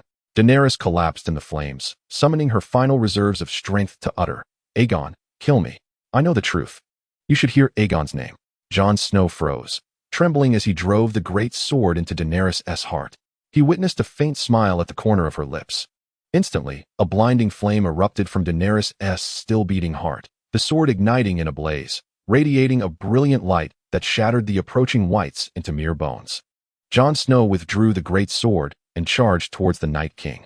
This time, he encountered no obstacles. The white horde fell in droves under the illumination, their glowing blue eyes swiftly losing their color. He trod upon the bones, approaching the Night King, who seemed to be aware of his fate. Standing resolute before the advancing snow, the burning sword pierced its body, and the Night King melted away like true ice, leaving behind only a skull that tumbled onto the ice. This time, the wights did not grant Arya a chance for a one-on-one confrontation. They appeared to sense her presence. Every time she slipped into a shed or cellar, she felt the chill of the wights, yet each time, they would miss her. A black cat darted between the legs of a wight, slipping into a nearby alley.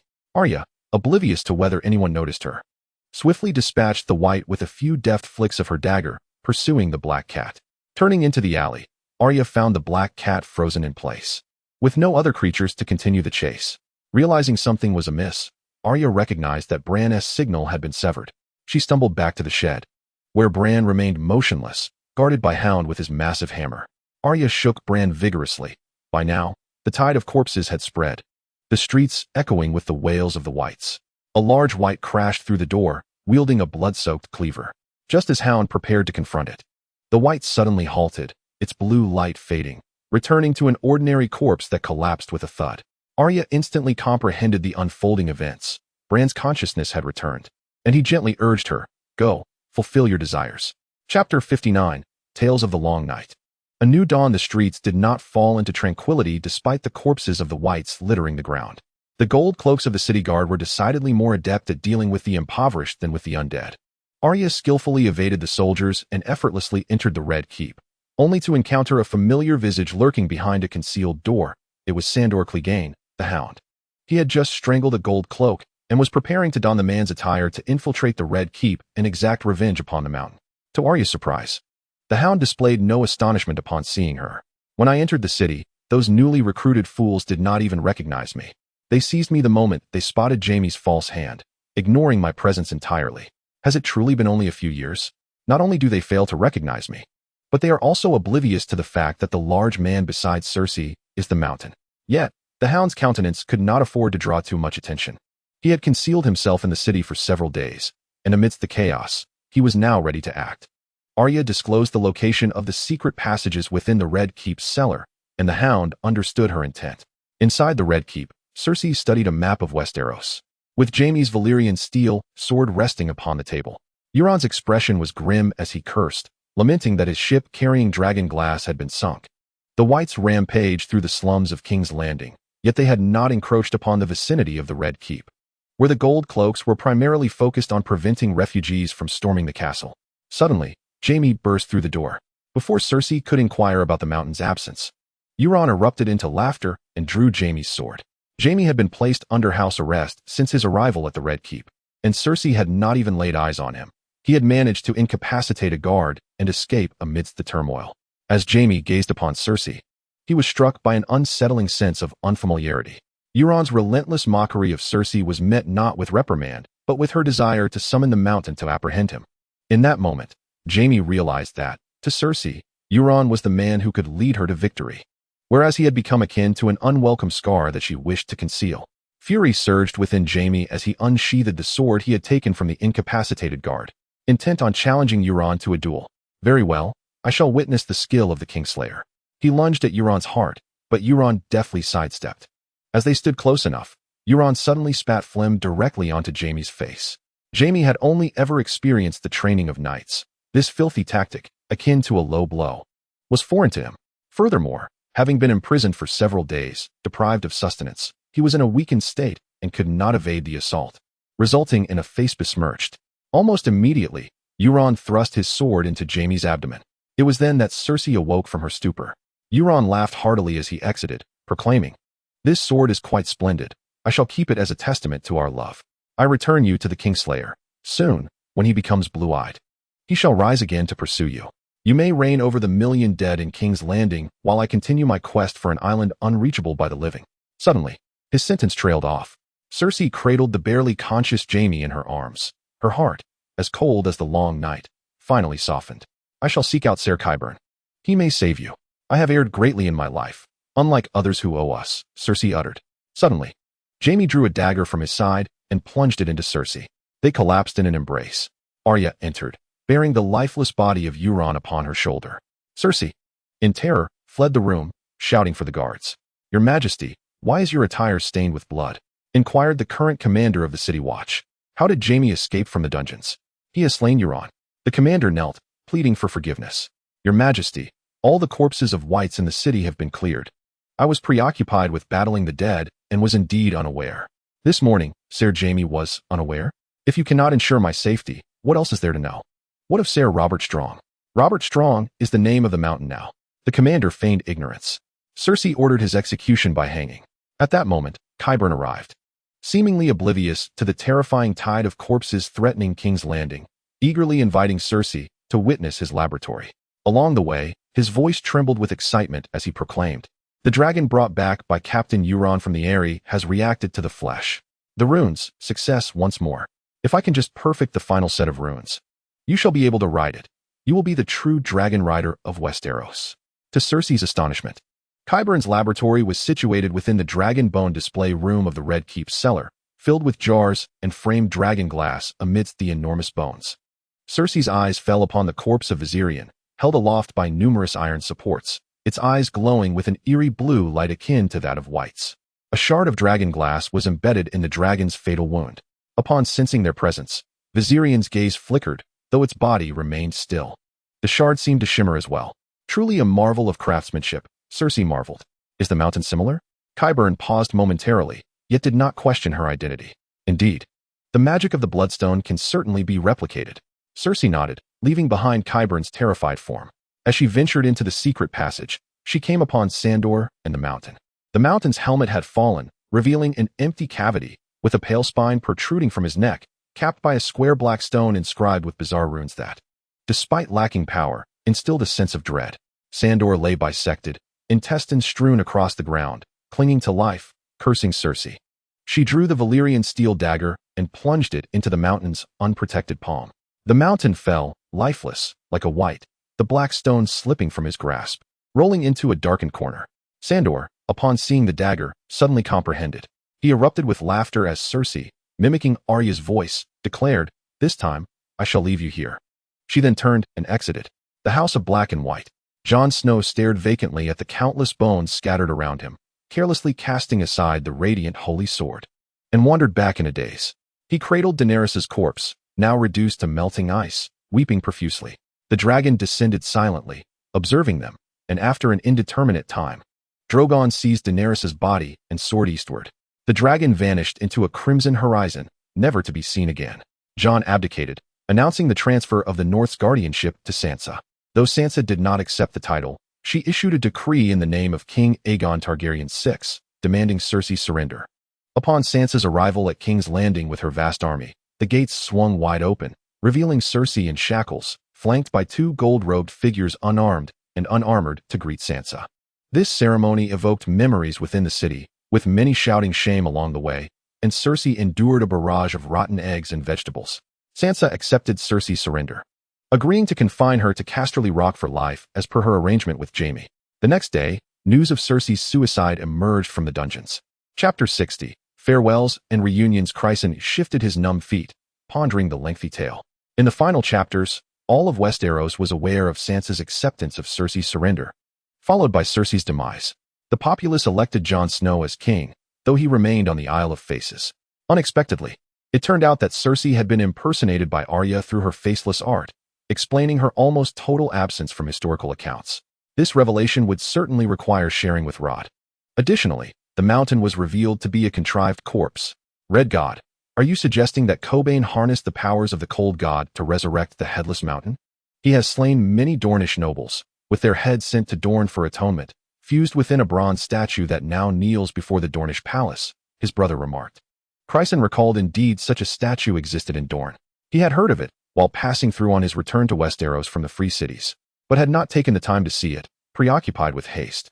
Are you implying that since then, individuals have been exploiting the powers of the cold god? Crisen inquired. From the moment humanity became aware of the cold god, there has been an incessant desire to wield its power, replied R'hllor. What is the stone placed upon the mountain's neck? Crisen pressed further. It is a bloodstone. I need not elaborate further. I shall inform you when it becomes pertinent. R'hllor responded. Crisen, taken aback by R'hllor's abrupt dismissal, pouted. Indeed, I have more pressing matters at hand. Red God, may I take my leave? Certainly. Robb, Take him outside. Unless you wish to linger with your brother a while longer, your choice. After a brief pause, R.R. continued, in the future, should you have inquiries, simply kindle a fire and cast this into the flames. I shall appear within the fire. A ray of golden light soared towards Crisen, which he caught, discovering it to be a golden dragon, the very one he had tipped to Mel in the tavern. Crisen was overwhelmed with emotions. Never expecting that a casual visit to a tavern would lead to such a profound story, he solemnly thanked the Red God and, accompanied by the red-robed monk Rob and his brother Mel, exited the hall. Brother, after all these years, why haven't you sought me out? Mel inquired. Leighton has been searching for me. How could I possibly leave? Besides, would you believe I could simply send someone to find you? Crisen nodded. Indeed, before today, he would have dismissed the words of the fire folk. In King's Landing, I believe I saw our mother, Crisen revealed, sharing the tale of the dragon's lair, a secret he had not even disclosed to Rod. Upon hearing this, Mel's brow furrowed as he asked, is our mother still in the dragon's lair? I believe so. The church has withdrawn from King's Landing. If possible, I intend to rescue her and bring her here. What redemption can she find in cleansing corpses? Do you know why Mother was so eager to leave the Vale? Mel probed. I do not.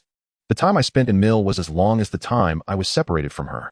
Others say she left in the dead of night upon hearing news of you and Father. Mel sighed. Perhaps it was again because of Leighton. But brother, you have indeed changed since childhood. It had been 5 or 6 years since the brothers last saw one another. Crisen smiled and replied, perhaps I have matured late. Hearing all this today leaves me restless. If Leighton intends to kill me, Rod is likely in peril as well. Moreover, the Red God mentioned that Rykard is still alive. I have countless reasons to return to King's Landing. Mel nodded. Then I shall accompany you. No, absolutely not. I will seek you out when I need you. Do not worry, the Red God will protect me. The House of Heartsbane was distinguished, and with Mel's experience as a sommelier at the Red Keep, their appearance together would draw unnecessary attention. Crisen retrieved his silk cloak embroidered with his family crest from his satchel and offered it to Mel. He had been wearing the coarse, old clothes that Rod had given him for days. Mel pressed the garment to his chest, his eyes glistening. Take care, brother. You too. Take care. The brothers embraced in farewell. After Mel departed, the red-robed monk Rob wheeled in a cart and said to Crisen, you must endure this inconvenience. The location of the empty mountain must remain undisclosed. Thus, you must travel this way.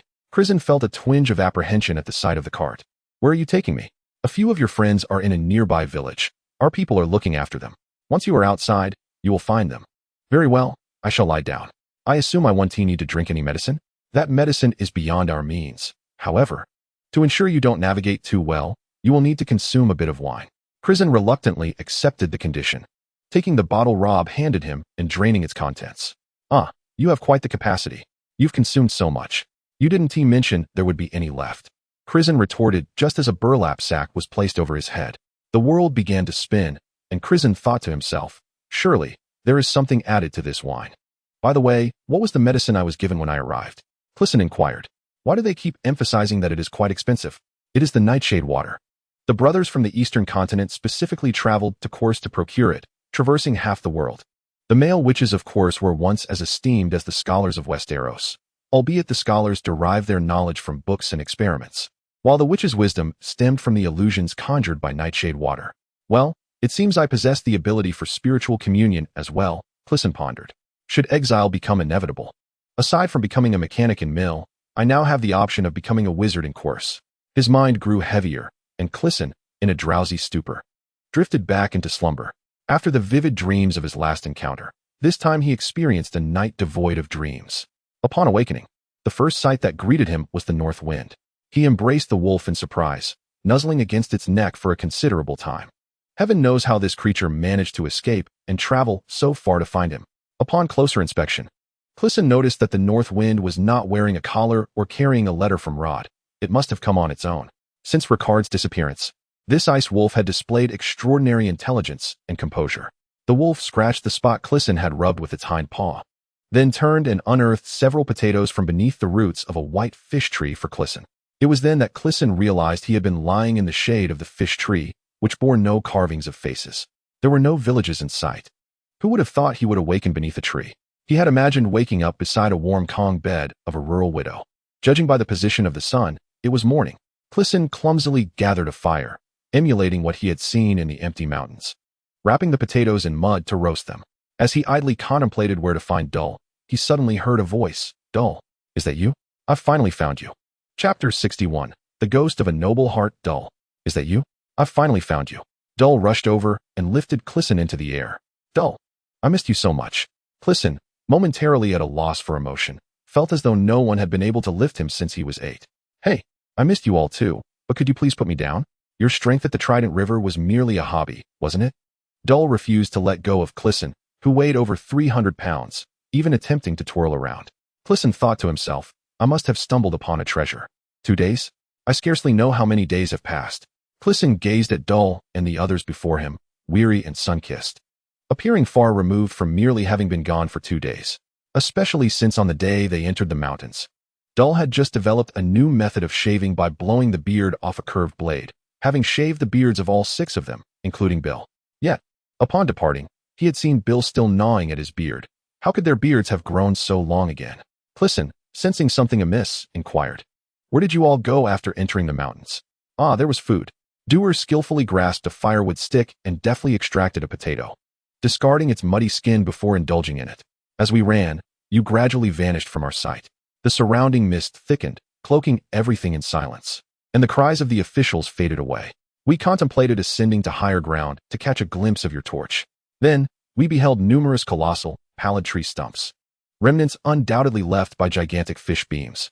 Suddenly, we encountered an elderly lady, her complexion astonishingly pale, even whiter than the tender flesh at the base of your thigh. This revelation startled Crisen, who pondered how one could have seen her before. Her hair was also white, save for her crimson eyes, as she leaned upon a pitch-black cane. She regaled us with stories, her voice a continuous murmur. Time seemed to stretch interminably, the sky enveloped in a persistent haze, neither bright nor overcast. She shared some fruits with us, claiming they were born of the fish beams. The flavor was indescribable, neither sweet nor sour, bitter nor spicy, swirling chaotically in our mouths like a swarm of bees. We sensed we had lingered there for ages, lamenting the growth of our beards. The old woman was reluctant to let us leave, and no matter how we wandered amidst those grand stumps, we ultimately had no choice but to plead with her. She then declared that we must sing a song to be granted passage. We sang, and as she vanished into the thicket, we finally emerged. To be frank, the information we gathered was quite overwhelming. The elderly lady they described bore an uncanny resemblance to the forest child of the Isle of Many Faces, as recounted by Larlo. What tales did she share? She claimed to have encountered Daenerys, mentioning that Jon Snow had long since departed from the world, but the rest was a jumble that eluded my memory.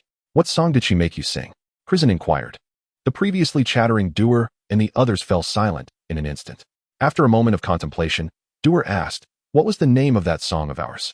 The one in our ancient Dothraki tongue? What else could it be? We only know one song.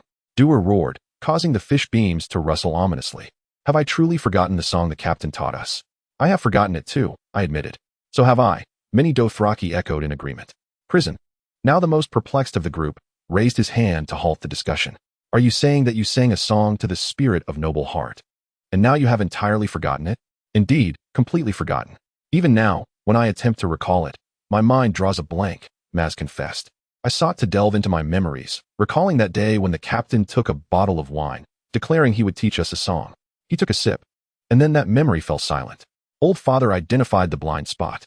Wait, good sir, what did you just call that elderly woman? What spirit? The spirit of noble heart. Crisen responded, suddenly feeling perplexed himself, voicing uncertainties he had not previously acknowledged. In his youth, after returning from some exorcism ritual, Crisen had recognized a new oil painting in the gallery of the High Court, depicting the long bridge of Volantis. Yet, he was unaware whether Volantis was a place or something to consume. Additionally, there is the renowned incident involving the Golden Hand, where villagers surrounding the High Court unearthed a canister of gold coins over a millennium old. He recognized the visage of the king upon the coins, though he could not fathom how he knew it. The noble-hearted specter, well, I am uncertain what that truly is. Fragmented memories belonging to others linger in my mind. Crisen candidly recounted that after falling from a tower in his childhood, he abruptly transformed. At times, words would escape his lips, words of which he had no prior knowledge. The less he pondered, the more easily it occurred. Have you ever been in a state of unconsciousness? Perhaps it was a dream, the captain remarked. That song, he claimed, emerged from his dreams, Doer added. I just recalled something, Maz interjected. While I was singing, a mosquito landed on my neck, and I swatted it, inadvertently omitting a word. So you remember that word? Crisen inquired. Indeed, I only recall that one word, Morgulus, Maz replied. His tone seemed to shift, as though the word did not originate from his own mouth. The term resonated with familiarity. After considerable reflection, Crisen suddenly exclaimed, "Is it not Valum Morgulus?" "I cannot say. I only remember this single word. The rest remains a void," Maz responded, puzzled. "Yet this term is not part of the Old Valyrian tongue. It belongs to the ancient Valyrian language." The gathered Dothraki were taken aback. As a civilization devoid of written language, the Dothraki were rapidly assimilated upon entering the ancient realm of Westeros. Boasting an 8,000-year history, the Dothraki of Pentos no longer spoke their ancient tongue. Those remaining on the eastern continent fared little better. They had predominantly become sailors, and even the names Maz and Duer were of Valyrian origin. What does this word signify? Individually, I cannot comprehend it, but Valum Morgulus translates to all men must die. So, it means that everyone will eventually perish. I have always sung along with the captain. Unaware of the song's rather eerie nature, Duer remarked, as if his thought process were perpetually contrarian. Valum Morgulus is a phrase of the faceless men. Those faces wrapped in cloth are their doing. Are you implying that our captain possesses such a skill? Duer's eyes sparkled with excitement. Crisen, disinterested, felt as though he had breached an increasingly profound chaos, a Dothraki descendant dreaming of a Valyrian song, its content obscured yet inexplicably linked to the enigmatic faith of the faceless men. Ultimately, the recollection of this song was erased by a child of the forest who had lived for over a millennium. What could this possibly mean? Crisen mused. Having formed a close bond with the Lord of Light, such matters seemed, well, trivial. Chapter 62. Setting sail for King's Landing. My Lord Cal, where have you been these past few days? Duer inquired. I was administered a potent substance by the Fire Folk, which transported my spirit beyond the Great Wall, where I encountered the Night King, and then returned to meet the Red God, as well as my brother who had been missing for 3 years. What kind of drug possesses such extraordinary potency? Duer, having peeled the last roasted potato, handed it to Crisen, remarking that had he consumed something, he would not have fainted in such a manner. I am not jesting. Crisen was genuinely alarmed, asserting that it was not the officials who captured us that night, but the Fire Folk. Yet, you just mentioned that this is the territory of the Children of the Forest. How then is the Red God present here? Not only that, but the Empty Mountain lies beneath this very peak. Empty Mountain, I am aware of it. I have heard tales of the Empty Mountain Knight, Jandeli. I cannot fathom just how many performances Duer has witnessed at the theater in Lizzie. I recognized a few of you when I sought someone at your inn. It was indeed the Red God I was looking for. What does the Red God resemble? Maz blinked her innocent, wide eyes and inquired. He has been resurrected within the body of a mortal, the unfortunate man's visage having been revealed by the faceless ones. Hence the Red God is rather unsightly. Suddenly, the fire pit before us erupted, sending sparks into the air, leading Crisen to ponder whether the skeletal face was eavesdropping from the flames. Duer, in deep thought, remarked that since the Hall of the Saintess has been destroyed, there is no longer a place to worship the Red God. So perhaps we should convert the inn into a temple. What a ridiculous notion. Come with me to King's Landing. Crisen was utterly speechless at their folly. The others exchanged glances, questioning. Chow, why are we heading to King's Landing? Several matters to attend to. We shall discuss them along the way. Everyone I need to find is in King's Landing, and I must go, Crisen replied, gauging their reactions. Duer was the first to express his support, declaring, We are sworn blood allies of Chow. Wherever he leads us, we shall follow. With Duer's decisive affirmation, the others had no choice but to nod in agreement. The elder showed some reluctance, stating, Chow, you must consider, before we got separated, Bill mentioned that there was fighting in King's Landing, did he not? By the way, where is he? And how did the wolf return? Bill is with the Red God. The wolf returned on its own. And I wish to inquire how it managed to find us. This time, their objective was even more conspicuous. Without a local to negotiate with the villagers so as not to arouse suspicion, they were accompanied by a wolf the size of a pony. Fortunately, the North Wind was clever. During the day, it knew to avoid human encounters and even brought back some mountain chickens and wild hares for a treat, unlike Bill, who was so talkative. Crisen unfolded a map for everyone to see, stating, We shall continue southward to the upstream of the Blackwater River and then find a boat to row to King's Landing. It will be far quicker than walking. The 7 of them, accompanied by the wolf, immediately set off down the mountain. That evening, near a small town by the Blackwater River, renowned for its mutton tallow candles and soaps, the entire town was enveloped in the pungent scent of sheep. The local lord was a landed knight who possessed no castle, only a stone watchtower and a residence below. Nevertheless, he had invested in wooden walls to enclose the town. At the riverside dock, a few boats were moored sparsely, and several shadows emerged from the water. Captain Jeff, in his small yard, delightedly gazed at bag after bag of potatoes, onions, smoked fish, cheese, and jerky, nearly spilling over the garden wall. Our crew of sailors has all enlisted. Surely, the city of Junlin will soon be besieged. When that happens, famine will ensue, and we shall transport these goods to Junlin and reap substantial profits. Jeff boasted to his wife. How perilous that would be. We can scarcely find a laborer, let alone sell to Junlin, she replied, cradling a child in her arms, with another on the way. Foolish woman, Jeff retorted. What great army would pass through here? Would a mere band of mercenaries pay you? Suddenly, a knock echoed at the door, and Jeff, alert, inquired, Who is it? It's me, came the response. Who are you? It's me. Who else would it be? Growing increasingly irritated, Jeff unlocked the door, but before he could pull it open, it was thrust aside, revealing a dark figure wielding a curved black blade poised at his throat. Silence. We are here to make a purchase. Jeff's wife opened her mouth to scream, but a large hand covered her mouth. Several shadowy figures leaped over the wall, and the man with the sword demanded, Is that your ship outside? Terrified, Jeff stammered. Spare me, brave sir. Take this gold. As he spoke, he tossed a small bundle crafted from fish leaves to Jeff. We want the best of your 3 ships. We will take half of your food and fill the vessel. My eldest son is aboard. He is well, Jeff implored. You two go inside. Once we finish loading, we will return your son. Complying, Jeff and his wife entered the house. Jeff unwrapped the fish leaves, discovering indeed gold, its weight far exceeding that of the ship and provisions. Though not in coins. Rather, it was a collection of battered gold shards, their designs hammered flat. This is dirty money. They must have broken it, Jeff murmured, his hands trembling. Meanwhile, Jeff's 7-year-old son was joyfully playing with a dog named Crisen. Big doggy, the child exclaimed. Can we keep the big doggy? The dog, scratching itself with its hind leg, appeared indifferent, as if to say that even a 7 or 8-year-old would be dismissed. The big doggy is my brother's best friend, Crisen explained. Brother is going on a ship to find a master for the dog, but Daddy said there would be a war. Indeed. It was not meant to be this way. Is brother going to fight? The child inquired. Brother does not know. Crisen noticed Dewar waving at him from a distance. All right, let us go home. Brother is leaving. Really not going to play a little longer? Your mother will worry. Very well, goodbye, brother, goodbye, big doggy. Woof, answered the dog. The ship's hold was brimming with provisions as Crisen squeezed inside, asking, Did they take the money? Would he dare refuse? Dewar replied, deftly untangling the ropes at the bow. Crisen calculated that the money Rod had brought him was insufficient to purchase a ship. He retrieved a Valyrian steel tool from the burden of the faceless man, extracting a small clipper resembling a nail cutter. He blindly fumbled and discovered a counterfeit coin, which he proceeded to snip. The gold was malleable enough that even ordinary tongs could bend it, let alone the indomitable Valyrian steel. Throughout the process, Crisen dared not to look, relying solely on his tactile senses and operating with closed eyes. Terrifyingly, the engravings on the coin seemed to writhe beneath his fingers. Fortunately, once the gold was shattered, it transformed back into ordinary gold. Its enchantment truly emanated from the bizarre patterns above. To ensure safety, Crisen further crushed the fragmented gold with Dewar's hammer, guaranteeing that no one could discern the designs before wrapping it in leaves from the fishleaf tree.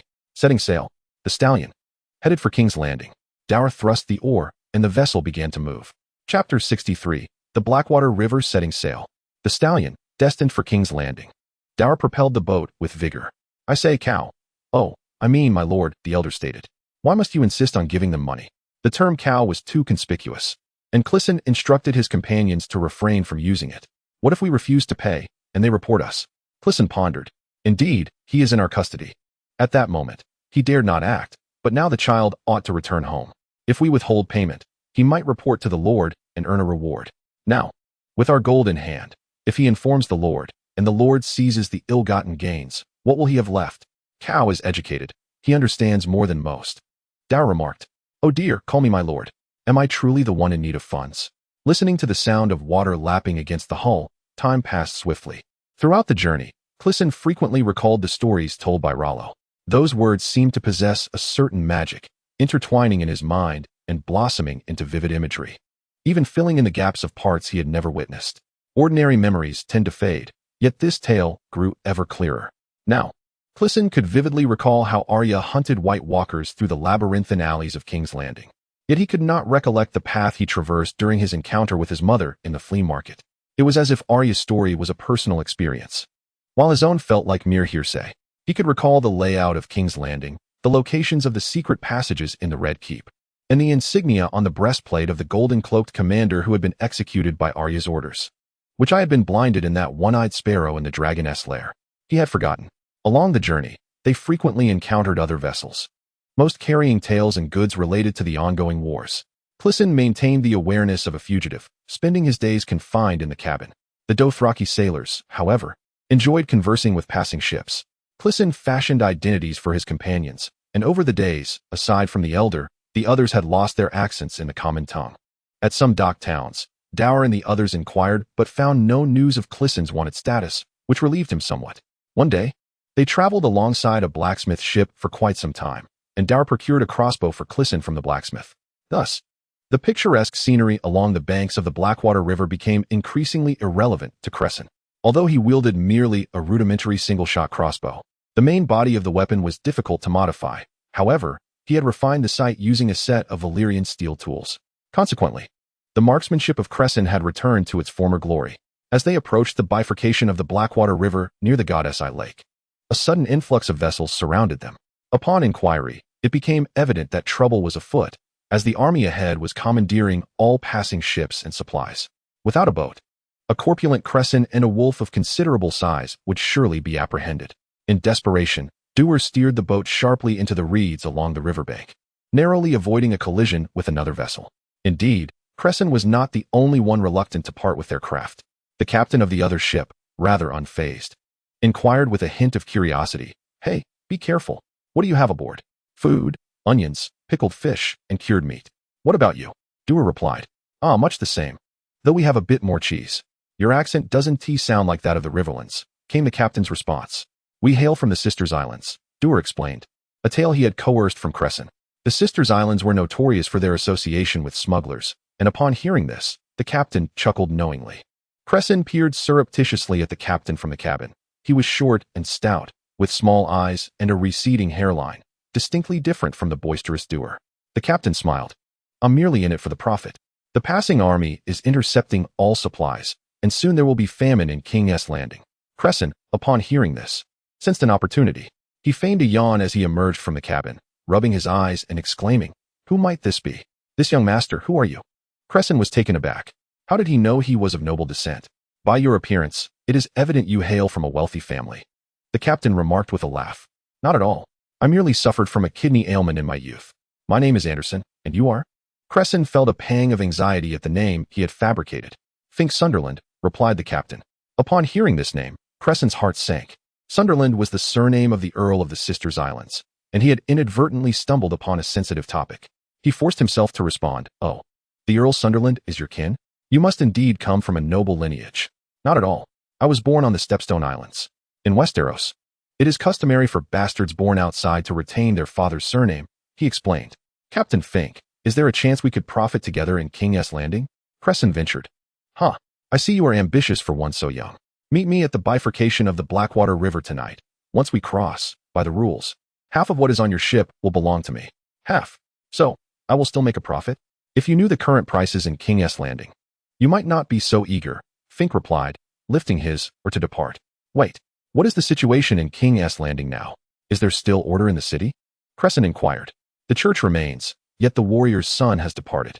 However, the blacksmith's son and the wives of the stranger are rumored to still be present. Meanwhile, the prime minister has left with the sacred sword, and the blacksmith and the stranger cannot possibly feed tens of thousands with mere loaves of bread and fish." This is the account of Jon Snow as documented in the epic. Each worshipper of the Seven has their own organization, differing in status, all ultimately overseen by the archbishop and bishops within the Great September of Baelor. Crisen had encountered a bishop at the camp by the Trident, indicating that these individuals had long since fled, leaving behind the impoverished. The blacksmith's son resembles more of a labor union, while the wives of the stranger constitute a silent sisterhood in the dragon's lair.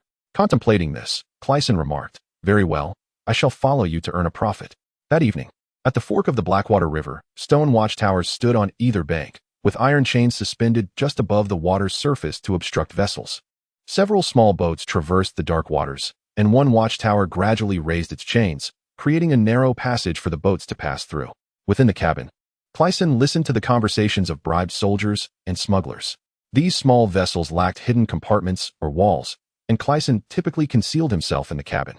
Moreover, he and the direwolf nearly occupied half the space. Suddenly, a voice called out, "Hey, Fink, have you acquired a new ship? As per our usual arrangement, half of the cargo belongs to me. Vulcan, Peter, come aboard." Chapter 64. The Lord of the Salted Fish, do not enter. This is a search. The soldiers warned the sailors outside. If we discover weapons intended for King's Landing, you will be hanged on the spot. Due to the narrow waterway created by the raised chains, it was easy to run aground if one was not careful. Except for Maz. The remaining 5 Dothraki sailors were outside the cabin. As soldiers approached, Clyson quickly laid down at the back of the cabin, while Maz hastily arranged some crates of salted fish in front of him and covered him with straw. The bundle. The crossbow. Clyson reminded Maz, who promptly tossed these items beneath the straw just as the 2 soldiers entered. With no place to hide, the direwolf leaped up and sprang through the window in the middle of the cabin. What was that? One soldier inquired as he entered. "Peter, did you see something white flash by?" "You must be seeing things. There's nothing here," the soldier named Peter replied, focusing intently on the cargo and oblivious to anything else. "Damn it, this wretched ship has nothing of value. Vulcan, what are you staring at? Come lend a hand." "This cheese is the only thing worth anything," Peter said, pointing to a wheel-sized piece of cheese on the floor. Vulcan did not respond, but continued his meticulous search of the cabin.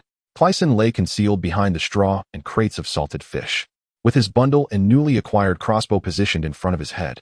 The crates were arranged too loosely, allowing Clyson to glimpse the soldiers' boots moving back and forth through a narrow gap. "Is there anything else beneath this firewood?" Vulcan suddenly inquired. Clyson's heart raced, relieved that he had asked about the nearby pile of firewood. "We must cook on board as well, my lord. This is merely firewood," he replied. Crisen detected a tremor in Maz's voice. Although he and Dur were brothers, their age difference was significant. He was merely 11 or 12 years old. "I must devise a plan," Crisen pondered. Displacing the firewood might not guarantee visibility, but it certainly posed a considerable danger.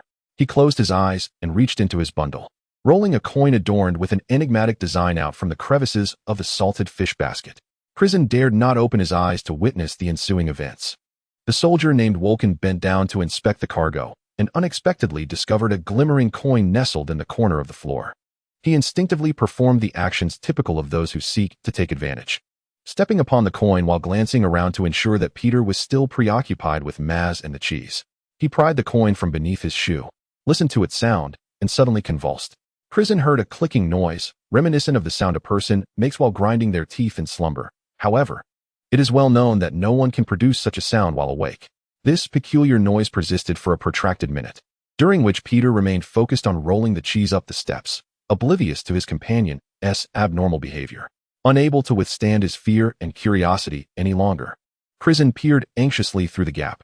Vulcan staggered about like a ghoul, his jaw contorted at an unnatural angle, emitting the grinding sound he had heard. His right hand was stiffly raised to eye level, fingers splayed widely, knuckles seemingly twisting in disarray. Clearly, the coin resided in his palm. At last, his companion noticed his strange demeanor and shouted, "Vulcan, what the hell are you doing?" By this point, the man named Vulcan had lost the ability to respond. He was ensnared by the manipulation of the bizarre design, his mouth producing only the grinding noise alongside incoherent utterances. Peter, visibly anxious, approached and called his name once more. Vulcan stiffly turned to him, his eyes fixated on his palm. Peter observed that his eyes were bulging, as if about to burst. "What's wrong with you?" Peter exclaimed, abruptly attempting to pry Vulcan's twisted hand apart. Vulcan shrieked and lunged at Peter, attempting to bite him. Peter managed to break free from Vulcan, raising his bloodied hand and leaping into the water, shouting towards the shore, "There's something on this boat." The sailors scrambled to evade him, with several climbing directly onto the side and the top of the vessel. Maz also crawled through the window from which the north wind had just leapt. As for Vulcan, he leapt straight from the bow of the ship into the river. Just before he plunged into the depths, everyone distinctly heard him utter, "Everyone will die." "Valum Morgulus, let this ship depart," an officer on the shore commanded the soldiers. "What did he bring down?" "Just a piece of Blackwater goat cheese." "Throw it away." Dur and the others dared not inquire further, seizing their oars and rowing away. As they passed the threshold, Crisen was drenched in sweat, as if pulled from the depths of the water. Just as he emerged from behind the salted fish, Captain Fink leapt aboard the ship. He nervously scanned the 7 individuals aboard the small vessel, his gaze ultimately resting upon Crisen. Our companions witnessed a white dog, as large as a small horse, leap from the window. Just moments ago, Pet had stated that there were only 6 people on the boat. Crisen quickly grasped the implications of this mysterious event coupled with the absence of one individual, which led Fink to ponder whether the white dog had transformed. In this peculiar circumstance, the air of enigma was not necessarily a disadvantage. Crisen, having been subjected to exorcisms and superstitious practices since childhood, had encountered his fair share of the arcane. Had he not seen enough to recognize the absurdity of such antics? He offered a non-committal smile. "I didn't expect you to possess such agility," Fink remarked. "Are you a male witch? You certainly don't appear the part." Leaning closer to Fink, Crisen purposefully altered his voice, whispering, "Why does the captain wish to know the identity of someone? Since the captain travels with this individual, and both stand to gain from the arrangement, is that not sufficient?" Crisen vaguely recalled that referring to someone as that person to avoid mentioning names stemmed from a long-lost faith from the eastern continent. He also intentionally shifted his accent, a poor imitation of the dialect used by the 6 before him. As he spoke, he pressed a small handful of gold fragments into Fink's palm. Fink did not utter another word, nor did he accept the money, instead leaping back onto his own vessel. After passing the fork where the Sacred Eye Lake flows into the Blackwater River, the current suddenly grew ferocious. Several small boats navigated the dark waters, with others deliberately steering clear of Crisen's craft. After the north wind had plunged into the water, its whereabouts remained unknown, leaving Crisen in a state of grave concern with no recourse. Young Master, Maz, who had been restless, suddenly inquired, "Was the last thing that person said before jumping a line from our captain's song?" "Indeed," Crisen reassured him, "it was merely a proverb. Do not dwell on it too much."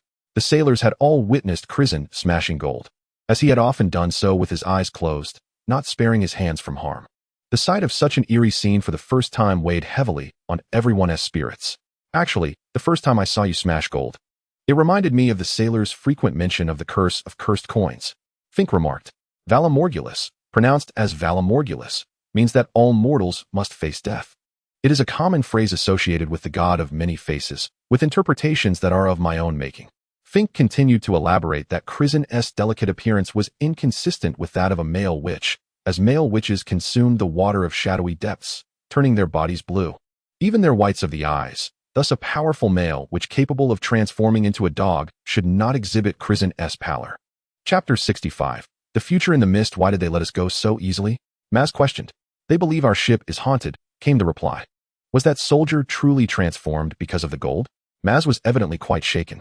Crisen nodded, somewhat distracted, for both the north wind and the possessed soldier were now submerged in the water. "However, you just spoke of the cursed gold. Please elaborate," Crisen implored. Maz wore a sorrowful expression, bowing his head in silence, while Doer, observing his demeanor, erupted into laughter, shoving a wineskin into Maz's hands, exclaiming, "My dear brother, are you frightened? Come, take a sip and then rest. With the great white wolf absent, you have more space to breathe." Crisen acquiesced, retorting, "It is not your wolf that is lost, and you ought not to behave so." Subsequently, Doer nonchalantly took a seat and began, "The cursed gold. Well, every sailor upon the narrow sea is aware of it. In the east, there once existed an ancient kingdom known as Valyria. You are familiar with it, I presume?" Crisen nodded affirmatively. Valyria, thousands of years ago, was entirely submerged. 13 centuries passed, it faced its cataclysmic end. "Please get to the point," Crisen interjected, his mood soured. "What do you know?" "Allow me to narrate," Doer replied.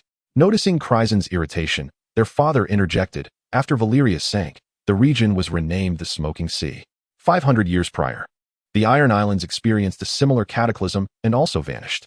Before Valyria's demise, a member of the Targaryen family had a prophetic dream of dragons, prompting their migration to Dragonstone, leading to the later establishment of the Targaryen dynasty. Such dreams, known as dragon dreams, are said to be a unique gift of foresight possessed only by those of Targaryen blood." Their father continued, "During the long night, an Iron Man claimed to have visited Dragonstone, asserting he had returned with a Targaryen bastard to the Iron Islands, which the Greyjoy family has since boasted of possessing a hint of dragon blood. 50 years before the Iron Islands sank, a captain proclaimed he dreamt of their submersion, leading thousands to flee the islands and assault Lys, transforming a once thriving free city into a haven for pirates. Following the prophesied submersion of the Iron Islands, speculation arose regarding the connection between these two cataclysms. The Smoking Sea, inherently cursed, continued to attract treasure seekers despite its dangers. Ships would set sail, never to return.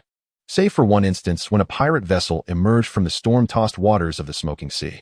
From afar, only a single corpse was visible, impaled upon the broken foremast, with no bird daring to alight upon the ship. Yet the flesh of that corpse had been devoured by an unknown entity. A 100-foot vessel could not possibly carry only one sailor. The fate of the remaining crew remains a mystery. Those who boarded discovered the deck strewn with gold coins, only to succumb to madness, convulsing, shrieking, and tearing at one another, their eyes bulging like fish, ultimately plunging into the sea. The sailors, adept swimmers, could easily traverse several leagues after a shipwreck. Yet, none were ever seen resurfacing, not even the bodies of those who had leapt ashore. Only one-eyed Jack returned. As his solitary eye had yet to behold the gold, only the sunlight reflecting off it. Afterward, no one dared approach that ship again, and one night, with the wind shifting, it vanished into the depths of the ocean. It was then that Crisen recognized his own resilience. The terrifying legends that others spoke of, he had shattered to spend his coin. The enigma deepened further. Could it be that the faceless man is still connected to the ancient Valyrian kingdom? It seems that all the peculiarities encountered now are pointing in the same direction. However, this direction remains obscured to Crisen. Do you not wish to foresee the future? One potential outcome is that if you seek my face, Rickard will emerge. My visage currently resides in King's Landing. Crisen recalled Rollo's words. Now, countless enigmas lay before him, yet what he must do is await the faceless man with this heap of gold, and then reclaim Rollo's face. Crisen pinched his thigh forcefully to confirm he was not dreaming. This was utterly absurd. The following night, Crisen finally returned to King's Landing. Contrary to his expectations, there was no atmosphere of impending doom. No troops besieged the city, no state of high alert, and even the city was not under curfew. The smugglers' sailors had not spoken a word to them along the way. Crisen had intended to ponder how to conduct his first smuggling venture, only to discover that it sufficed to sell fish normally at the riverside market outside the city. A month ago, Tom would come every morning at 4 to buy the freshest fish of the day, and Sir Rod would prepare the most exquisite bacon and fried fish in all of King's Landing to be delivered to Crisen's bedside. Now, he had no knowledge of their fates. The Mud Gate was the site of the White Walkers' invasion of King's Landing. The city gate had been reconstructed several times after the Long Night. To ward off evil, statues of Jon Snow and Bran the Builder were placed at either end of the gate. Both statues had lost their heads, draped in the headless banners of House Baratheon. Indeed, the invading Ironborn had allied with House Baratheon.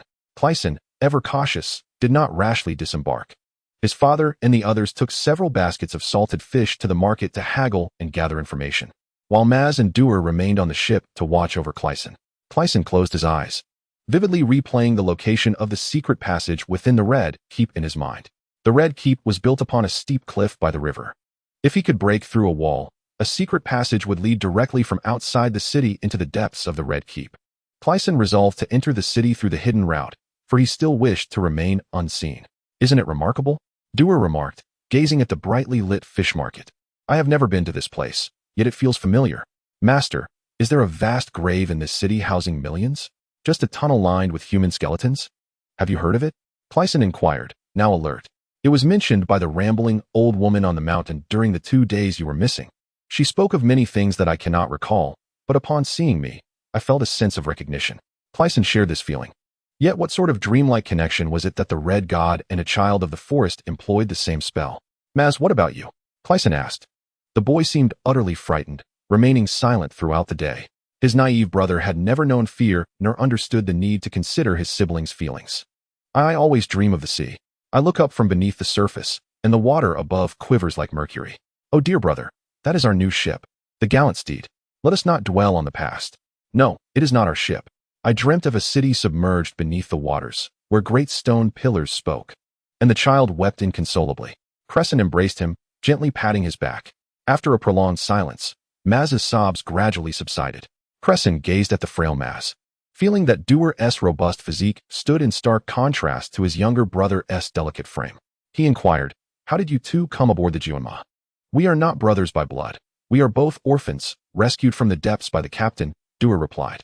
Chapter 66. The Strange Affairs of King's Landing, Part 1. As the night wore on, the mist over the river thickened. The Duke of Storm's End had declared himself king, adopting the title of Storm King, a name that bore a certain grandeur, far superior to the lengthy titles of the unseen monarch. The old man shared the news he had gathered with Crisen. They were nearing the estuary. where the mist began to carry a briny scent. Through the haze, they could discern the Winch Tower, a defensive structure of King's Landing. Akin to the lookout tower adorned with iron chains at the confluence of the three rivers, utilized during wartime to seal the mouth of the river. However, it had not been activated. The new Storm King and his Bravosian ironclad were brimming with confidence in their strength. The iron ships in the deep-water bay remained hidden from view, leaving only the flickering flames atop the Red Keep's spire visible through the fog. The Bravosian conquerors bombarded the highest tower of the Red Keep, subsequently transforming the damaged spire into a lighthouse, illuminating the events that had transpired in King's Landing to the world below. King's Landing did not even impose a curfew. Unarmed individuals could freely enter the city. The Storm King proclaimed that since a shot had been fired at the Red Keep, the former king had surrendered. So it would be fitting to convert the Red Keep into a lighthouse, a beacon for the free world.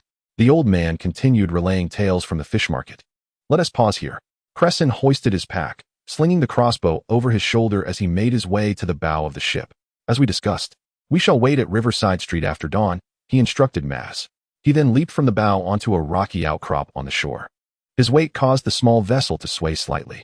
Dewar and the old man followed suit, Dewar bearing an assortment of weapons of varying lengths. Crisen instructed Maz and the other three Dothraki to row back to the fish market, leaving the boat at the dock. They were to sell a portion of the remaining provisions and take the rest into the city. Dewar and the old man would smuggle the weapons, which could not be taken through the city gates, alongside Crisen through the sewers near the Red Keep. Young master, your large dog indeed possesses a certain wisdom. Do you think it will return on its own? Dewar suddenly asked. That is a wolf. A dire wolf from the frozen northern plains, the old man corrected him. Let us hope it finds its way back to the ship's hold by morning, Crisen replied. After hearing the strange tale regarding the gold coins, he had refrained from allowing the Dothraki to recklessly venture into the waters in search of the wolf. They had waited by the river all morning. Yet the northern winds had not returned. The smugglers avoided them, refusing to dock. Had it not been for the swift currents, Crisen could have reached the fish market by afternoon. He painstakingly climbed the cliffs of Aegon's Hill, with the walls of King's Landing looming above. Fearing detection by the patrolling soldiers, he covered the solitary oil lamp with a piece of tattered clothing. They stumbled upon a concealed cave beneath the cliff. Its location remarkably hidden, nearly submerged by the rising tide at night. This was the entrance to the sewers of King's Landing, perhaps designed by Tyrion in years gone by. Crisen mused that thinking of Tyrion felt akin to reminiscing about an old friend. The sewer entrance, concealed within this cave, was filled with the foul stench during the day, rendering it unlikely that Crisen would venture down. Yet, with the nighttime tide, the entrance would become inundated, allowing only a fleeting moment at dawn when the tide recedes to enter. That moment was now. Despite the ocean's cleansing, the cave's odor overwhelmed Crisen. He brightened his lantern, revealing two additional openings within the cave, one adorned with an iron-barred door. Dewar, wielding a Valyrian steel sword, approached to cut through the iron gate. But Crisen halted him. What's the matter? Dewar inquired. This iron door is locked. It must be significant, does it not? Crisen replied. It certainly does not obstruct this side. He recalled that Samwell had served as a hand to the king in the Red Keep for a decade. He understood Tyrion all too well. They entered through the side of the cave devoid of bars, revealing indeed a brick-arched tunnel. Crisen held the lantern aloft with one hand and a long wooden staff in the other, cautiously probing the path. Uncertain if the traps laid 9 centuries ago still remained functional. The slick moss on the ground indicated that no one had traversed this way in quite some time. Easing Cresen's anxious heart slightly, after rounding a corner, Dewar pointed to a fork in the tunnel ahead, saying, "Can we go that way? This sewer reeks. That leads to the Red Keep, directly to the Tower of the Hand, where there may be hundreds of guards," Crisen replied, unwilling to take such a risk. "We must endure. After all, this is a sewer," he thought, realizing this was merely the beginning, and they might soon emerge from some foul drain. The trio pressed onward, the stench growing increasingly unbearable, compelling them to cover their mouths and noses with their garments. "This does not resemble excrement," Dewar remarked. "It resembles a corpse that has been sunbaked for days." Suddenly, Cresen stumbled upon a rounded object, nearly falling into the muck, saved only by the staff in his hand. He prodded the object with his stick, revealing a skull. The atmosphere instantly thickened with tension. Was this truly the scent of death? He has only recently passed, Dewar speculated. Cresen, disgusted, flung the skull forward, exclaiming, "Brother, have you come here for an autopsy?" This person has never had a rational thought. As the skull hit the ground, a faint sound emanated from the vicinity, followed by something scurrying away, dripping with water. Are there other living creatures in this sewer? Perhaps wild dogs? They continued onward, the sights becoming increasingly unsettling. Numerous dismembered corpses lay strewn across the sewer, a grotesque scene too repugnant to describe. Crisen and Doer were on the verge of retching against the wall, while only Doer seemed to navigate the scene as if perusing a market. Is someone discarding bodies here? That might indicate a means of escape nearby, Doer suggested. Once again, the sound of trickling water emerged, seemingly accompanied by whispers. Could it be an echo? Crisen gestured for Doer to remain silent, and indeed, there were hushed voices lingering in the sewer. Run! Doer reacted swiftly this time, dashing forward, though he was uncertain if this frantic state was born of fear. However, this uniquely peculiar individual did not retreat, but instead charged ahead. Doer represented nearly the entirety of their combat strength, leaving Crisen and the old man with no choice but to follow. As they raced onward, the sewer widened ahead, revealing an artificially carved passage that inclined upward, crafted with a level of skill far inferior to that of the renowned Tyrion. Doer halted and inquired of Crisen, "Shall we ascend? Let me first ascertain that this isn't merely a figment of my imagination." Did you hear a sound akin to a voice emerging from a throat, but not quite speaking? That is the whisper of the dead. Prolonged exposure may lead to illness, Doer stated earnestly. Crisen lifted the oil lamp to inspect the passage, noting it was crudely excavated with a shovel, the edges propped up with timber. This was a recent route from the sewer to the surface, yet it was a clandestine tunnel leading directly to the Red Keep, suggesting that those behind it were far from benevolent. Yet, there was no alternative. Crisen readied his crossbow, preparing to proceed, when his gaze fell upon the earthen wall of the passage, where faded inscriptions appeared to have been carelessly etched, declaring, "All mortals must face death." Chapter 67. The Cunning of King's Landing, Part 2. As Crisen prepared to move, he caught sight of the crude markings, inscribed in a common tongue, hastily carved with a dagger or something similar, rather than in Valyrian. His pupils constricted suddenly, a sense of foreboding enveloping his mind. Doer and the old man, illiterate, paid no heed to this grim revelation. Doer, holding the lamp in one hand and a curved blade in the other to scout ahead, remarked, "There is an iron door. Square, locked from the outside." Observing the slick moss on the ground, indicating a long absence of passage, Crisen inquired, "Can it be opened?" Doer wedged his curved blade into the door's crevice to pry it open, causing Crisen to wince in distress. Suddenly, the murmuring voices returned, this time alarmingly clear, as if several mouths were whispering in unison, accompanied by the sound of shuffling footsteps and trickling water. The noise was repugnant, reminiscent of the stench of a corpse floating in the sewer, provoking nausea. Crisen steadied his crossbow, aiming at the junction of the passage and the sewer, the source of the unsettling sounds.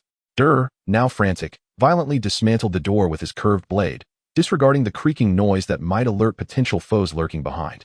Suddenly, two ghastly white hands emerged from the corner of the wall, followed by a head. Was this creature entirely pressed against the wall? The head was devoid of hair, equally pale and swollen, with a neck thicker than the head itself, countless chins and folds hanging below.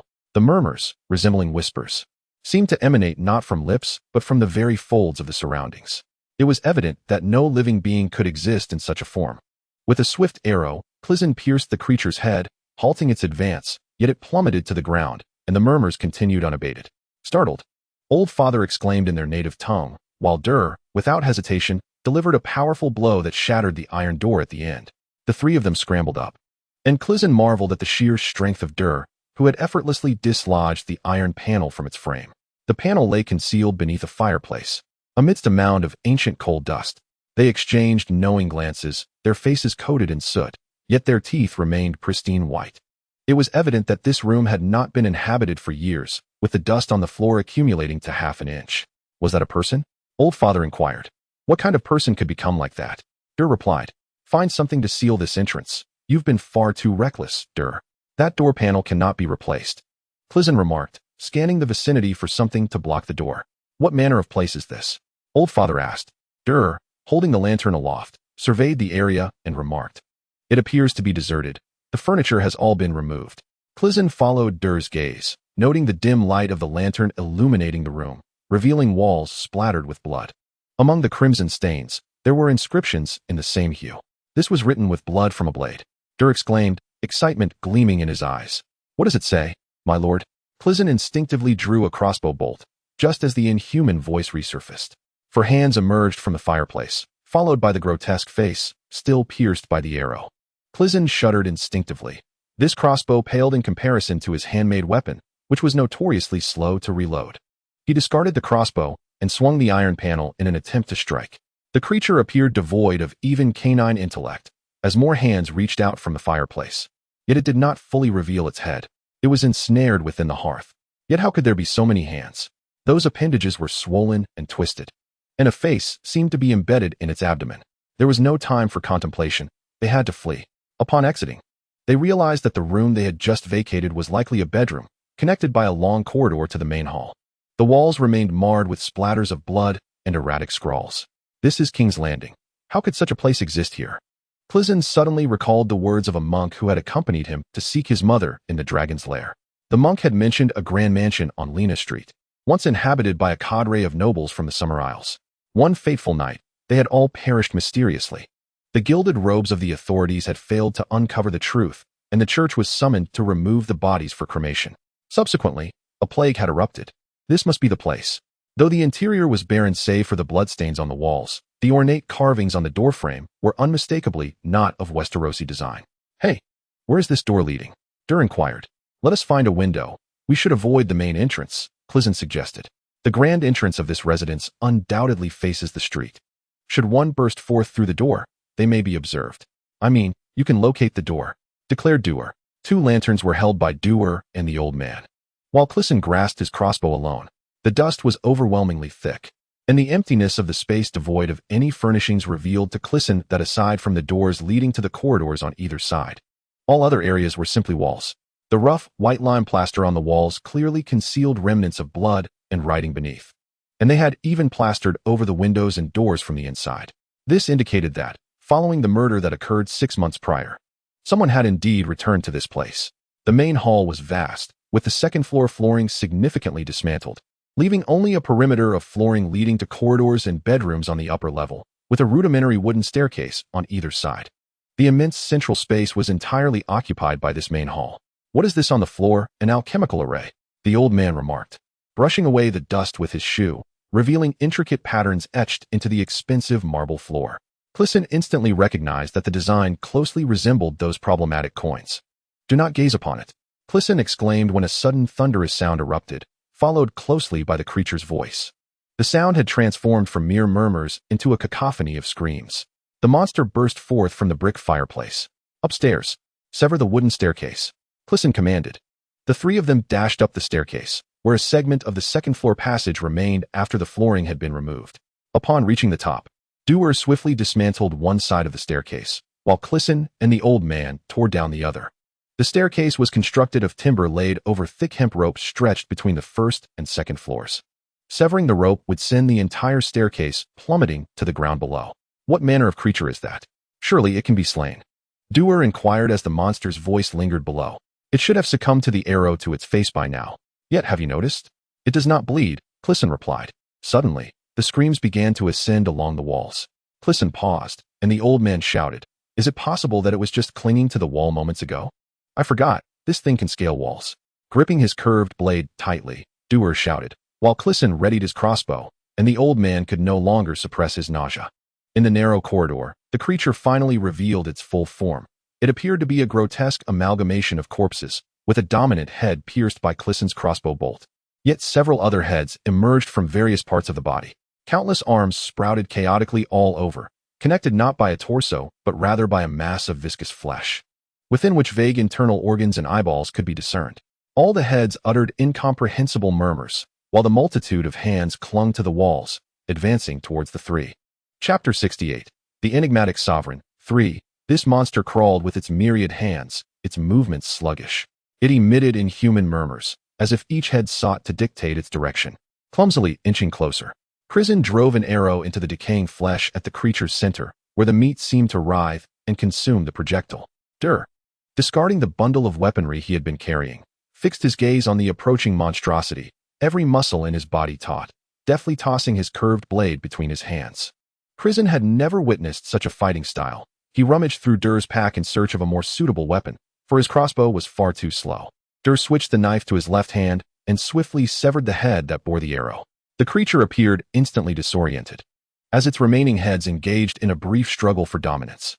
One head, which had been nearly dragging on the ground, executed a complete turn and rose upright, extending 3 of its appendages towards them, advancing like a zombie. Dur switched the knife to his right hand and, in a flash, cleaved off 2 of the creature's limbs. One severed hand rolled to Crisen's feet, its 4 mangled fingers twitching as if in a final, electric spasm.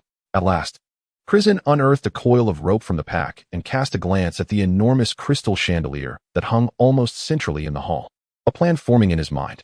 The creature swung its remaining hand at Dur, who ducked just in time. The hand crashing clumsily against the wall with such force that the plaster crumbled and a large dent was created. Crisen circled the creature with the rope. Despite its grotesque appearance and immense strength, it was ultimately slow and dim-witted, leaving it uncertain of which adversary to confront first. Before long, the creature was ensnared in the rope, and Crisen readied his crossbow, the other end of the rope secured to a bolt. He aimed at the chandelier and released the second arrow. The chandelier, already swaying precariously from the creature's earlier tugging, was propelled further by Crisen's adept understanding of classical mechanics, breaking free from the ceiling and plummeting towards the ground. The chandelier, weighing nearly 1,000 pounds, yanked the creature down with it. Dur let out a long sigh, remarking on the repulsiveness of the situation. Crisen, undeterred, picked up a long-handled hammer he had previously discovered in the pack and approached the large pit the creature had gouged in the floor. "This must be a window," he declared. After a couple of strikes, large flakes of plaster fell away, revealing not a sealed window, but a stone-carved relief. The relief depicted grotesque, half-fish, half-frog creatures, hideous and menacing. Had he encountered such a sight a day prior, Crisen would have surely been compelled to vomit. Yet having just vanquished a creature composed of human heads and decaying flesh, he now found everything else appearing rather charming. At the center of the scene lay a square stone, encircled by grotesque creatures, seemingly engaged in a form of prayer. Beneath the unshattered limestone, immense octopus tentacles emerged, coiling around the stone. Proportionally, Crisen surmised that these appendages occupied the entirety of the right half of the rectangular canvas. Being a noble of the high court, Crisen possessed a keen artistic sensibility.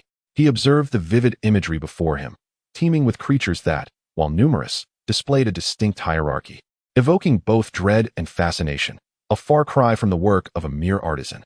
As he stepped back to gain a clearer view of the entire composition, he nearly stumbled, glancing down to find a severed tentacle of a creature still writhing. Disgusted, he kicked it aside, only to discover a tattoo emblazoned on its palm, a spiral pattern adorned with an eye. With a swift kick, Crisen sent the severed appendage tumbling down the stairs, declaring, "This is not a window. Let us search the room for an escape." Dur hefted the bundle of weapons and moved forward, while the old man, his face a mask of terror, kept stealing glances at the half-relief. "What troubles you?" Crisen inquired. "It seems reminiscent of a tale the captain once told." The old man stammered. "Oh, do not indulge in fanciful thoughts. It is merely a frog, a piece of cheese, and an octopus." Dur interjected. Crisen felt a profound sense of relief at his own ignorance in such matters. The group hastened into the corridor of the second floor, which mirrored the structure of the first. Here, the doors and furnishings had also been dismantled, and the pale walls were marred by bloodstains and inscriptions, glyphs unfamiliar to Crisen, neither in the common tongue nor Valyrian. Suddenly, the old man cried out. Crisen turned to see a shadowy figure kneeling at the end of the corridor. "Let us procure a torch," the old man quivered. Though the eldest among them, he was no match for Dur's quick-wittedness, having already succumbed to the mounting fear. Crisen mused that had it not been for Samwell's experience with the long night, he might have been in a more pitiable state than the old man. Aware that Dur possessed well-prepared torches and oil, he hastily retrieved them. The noxious odor from the sewers posed a risk of explosion, necessitating the use of a lantern until now. In the flickering light, the figure was revealed, a charred corpse, hands still clasped around its own neck.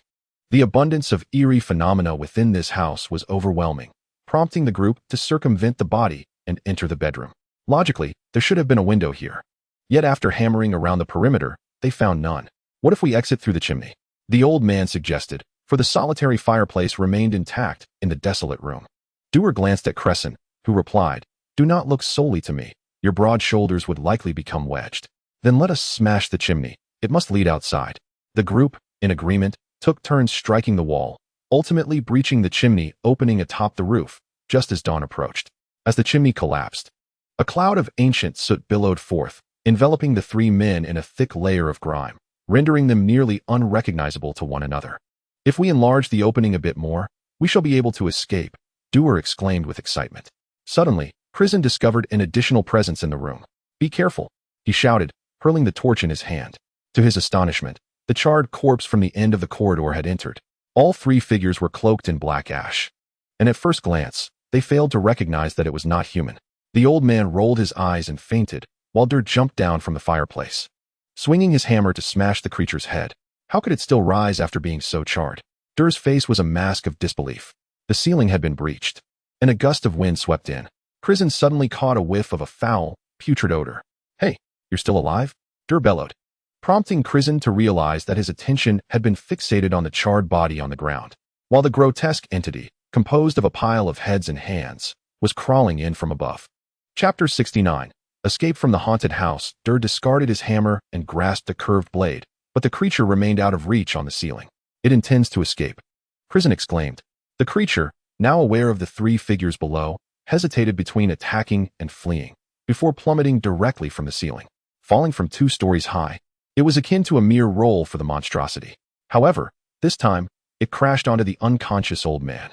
The decaying flesh and severed hands seemed to clutch the old man's frail body, ravenously devouring him. Dur swung his knife, severing 2 of its heads, but to no avail. He plunged his blade into the rotting mass, yet it gripped the weapon tightly, rendering him unable to withdraw it. Could even Valyrian steel be consumed? Crisen had initially prepared to douse the creature with oil, but that would inevitably incinerate the old man as well. Dur snatched the torch from Crisen's hand and maneuvered to the back of the monstrosity, where it was consuming the old man, igniting it with the torch. Remarkably, the creature showed no fear of the flames, clinging fiercely to the old man's body. Awakening from the searing heat, the old man instinctively clutched Dur's leg, pleading for salvation. Crisen swung his sword, only to have the creature evade him. Stunned, he realized that despite its sluggish movements, he was even less adept. In a moment of desperation, he recalled the Faceless One's package. He retrieved a vial, uncertain of its contents, and tossed it towards the creature. Crisen, whose prowess lay solely with the crossbow, failed to aim accurately. The glass vial shattered against the wall, splattering its contents, which hissed and smoked upon contact with the creature, quickly turning black and rotting. The creature, now bereft of most of its head due to Dur's relentless assault, continued to emit horrifying shrieks, dragging the old man around the room. "What did you throw?" Dur shouted. Crisen fumbled for another vial, hesitating as he contemplated a more precise approach, when he stumbled upon a concealed weapon. This device, when activated by pressing a button in its spiral center, would release a blade capable of slaying any foe within 10 paces. The caveat was that one must focus on the intent to kill when pressing the button. It was not to be used lightly. After expending all 3 blades, the wielder would meet their demise. This had been imparted by Lac-Hello in the desolate mountains. "Kill it." Though uncertain whether this being could be deemed human, Crisen silently recited a mantra and pressed the button. A triangular blade whirled forth, striking the creature. Its shriek abruptly ceased. Finally, the beast lay still. This hidden weapon had indeed proven lethal, even against such a monstrosity. The old man was on the verge of death, prompting Dur and Crisen to hastily rescue him. Crisen retrieved a bottle of liquor from their pack, tearing a piece of cloth to cleanse the old man's wounds. Then he recalled that Dur's curved blade was still embedded in the creature's carcass. The corpse decayed at an alarming rate, emanating a foul stench, harboring all manner of grotesque contents. Dur, wielding a sword, began to pry apart the flesh in search of his blade, discovering that the creature had devoured the rope that had ensnared it after plummeting down. The decaying flesh resembled a cluttered marketplace. Crisen could no longer contain his revulsion, even expelling his bitter bile. After he retched profusely, Dur finally retrieved his sword. "Let us go. We haven't eaten all day," he remarked, wiping the blade with the soiled cloth he had used on the old man's wounds. Crisen marveled at Dur's apparent immunity to such horrors, feeling fortunate to have encountered him. The 2 men shouldered their packs, and Dur surveyed the hole in the ceiling. "I'll go check the situation outside first. Then you can bring the old man up. And I'll pull you up last," he suggested. Crisen acquiesced. Just before departing, he caught sight of a black stone amidst the creature's remains. Suddenly, he recalled the tale of the long night of Rollo, where the helmet of the Mountain of Magic bore a bloodstone embedded at its apex. Crisen hurried over, feeling a visceral tremor with each step, gritting his teeth as he picked up the stone. Wiping it clean, he realized it was a dragon crystal. No wonder this creature had devoured Dur's Valyrian steel blade. The crystal bore inscriptions that resembled writing. Yet it was neither a language Crisen recognized nor akin to the bloodstains that adorned the walls. For the first time since he turned 5, he felt illiterate. Since entering the sewers, he had only deciphered a phrase in the common tongue: every mortal shall meet their end. This place was not suited for lingering. Crisen wrapped the black stone in cloth and stowed it in his pack before approaching the hearth. The collapsed brick chimney had been stacked by Dur into a makeshift stepping stone, allowing Crisen to ascend. At that moment, Dur had already clambered onto the roof. No issues here. It's safe to descend, Dur declared, peering out through the opening above. First, bring the old man up. Crisen lifted the old man, who was burning with fever, rambling incoherently, his body riddled with wounds gnawed by the creature, swollen and festering. Crisen's heart tightened, wishing fervently that Rod were present. Initially, Crisen anticipated that climbing out would be arduous, yet Dur's strength proved formidable as he effortlessly hoisted him out. Finally inhaling the fresh air outside, Crisen exhaled deeply, relishing the sweetness of the atmosphere beneath the lighthouse. By now, dawn was approaching, and the group leapt from the side of the house. Crisen confirmed that they had indeed arrived at the foreboding summer estate he had anticipated. Linha Street, adjacent to the port and the Red Keep, has long been a bustling enclave for overseas merchants in King's Landing, filled with foreign traders. The streets are lined with an array of architectural styles, exuding opulence. Dur glanced around and remarked, "Young master, is this not the finest locale in Westeros? What of it? I shall take you to Highgarden when the opportunity arises." Crisen thought wistfully of his former days of luxury. At that moment, every shop on Linha Street stood shuttered, and the grand mansions were all locked tight. The narrow alleys were choked with refuse, and homeless groups slept on the streets. Crisen stayed close to his father while Dur ventured out and encountered Maz wandering about. The group gathered and lifted Crisen's father to a nearby trough, drawing well water to cleanse his wounds. Both Crisen and Dur, reeking as if they had just emerged from a mud bath, took the opportunity to wash as well. We discovered a spacious house along the muddy path. Sturdy walls and roof, and the doors wide open. It's been emptied. Hammer, Chisel, and the lieutenant are over there with provisions. Let us hurry, Maz suggested. Hammer, Chisel, and the lieutenant were the names of their 3 fellow Dothraki brothers. At that moment, at the chosen Dothraki residence along the muddy path, Hammer and Chisel were in a standoff with the group. Where do you claim to hail from? The Sister Isles? Sweet Sister Island? Huh, preposterous. Only a foreigner would assert that the lords of Sweet Sister Island are of House Bonnell. Just as Crisen and Dur arrived with their father, Dur drew his blade. But Crisen restrained him. Gentlemen, make way, make way. What seems to be the trouble? Crisen inquired as he pushed through the crowd. Chapter 70. Count Andrew. As Crisen approached the confrontation with the 3 Dothraki brothers, he was startled to find the dire wolf, Ghost, poised before them. When had it returned? Gentlemen, make way, make way. What seems to be the trouble? Crisen repeated, pressing forward. Before he could reach the front, Ghost suddenly leapt and tackled Crisen once more. Ouch! Ancestors above. I missed you too, Crisen exclaimed, having spent a restless night in that haunted estate on the Summer Isles, his legs already weak. And now he was knocked over by the massive direwolf. Gazing into Ghost's bright eyes, Crisen couldn't help but wonder if he still bore the scent of refuse. "Ah, are you not Crisen, the young master from Highgarden?" An onlooker inquired, causing Crisen's heart to race. Was his pudginess so recognizable? "Ghost, let me up," Crisen pleaded, suddenly realizing in his haste he had uttered the direwolf's true name.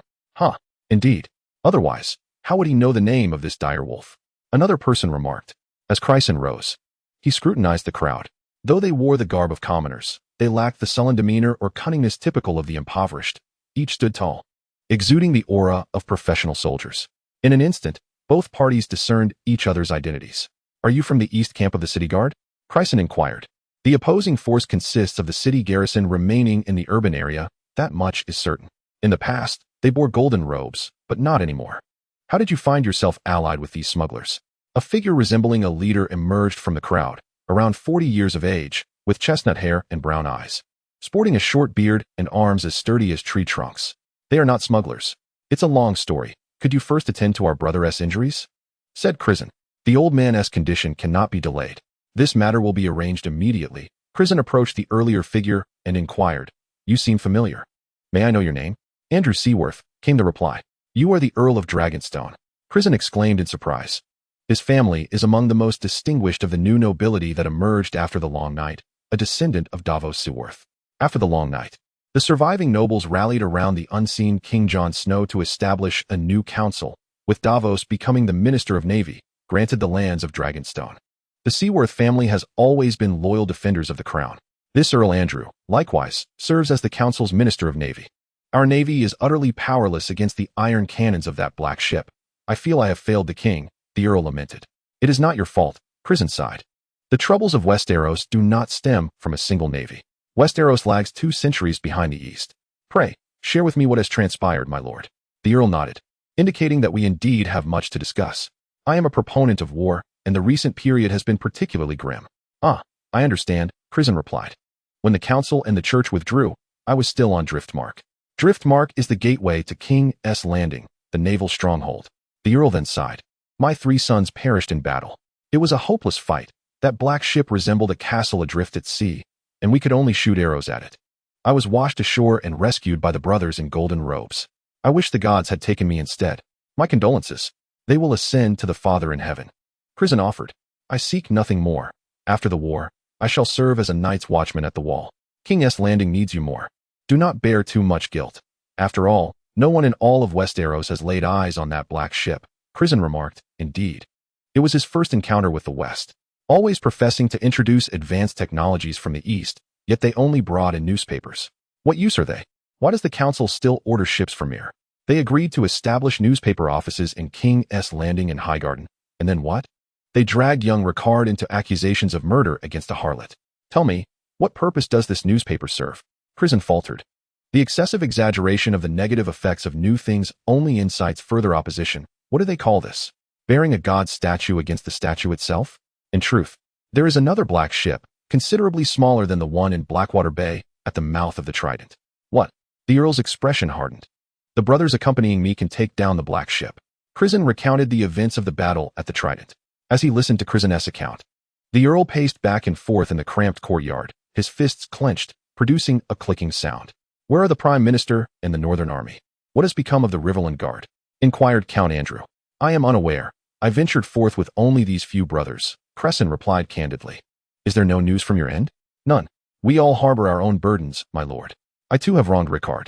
I sought the counsel of a spirit in the forest who claimed to possess noble intentions, and she directed me to King's Landing. Is Ricard here? You assert that Ricard is in King's Landing? Andrew responded. I noticed the Northwind and presumed you were together. Both despondent men erroneously believed Ricard was with the other.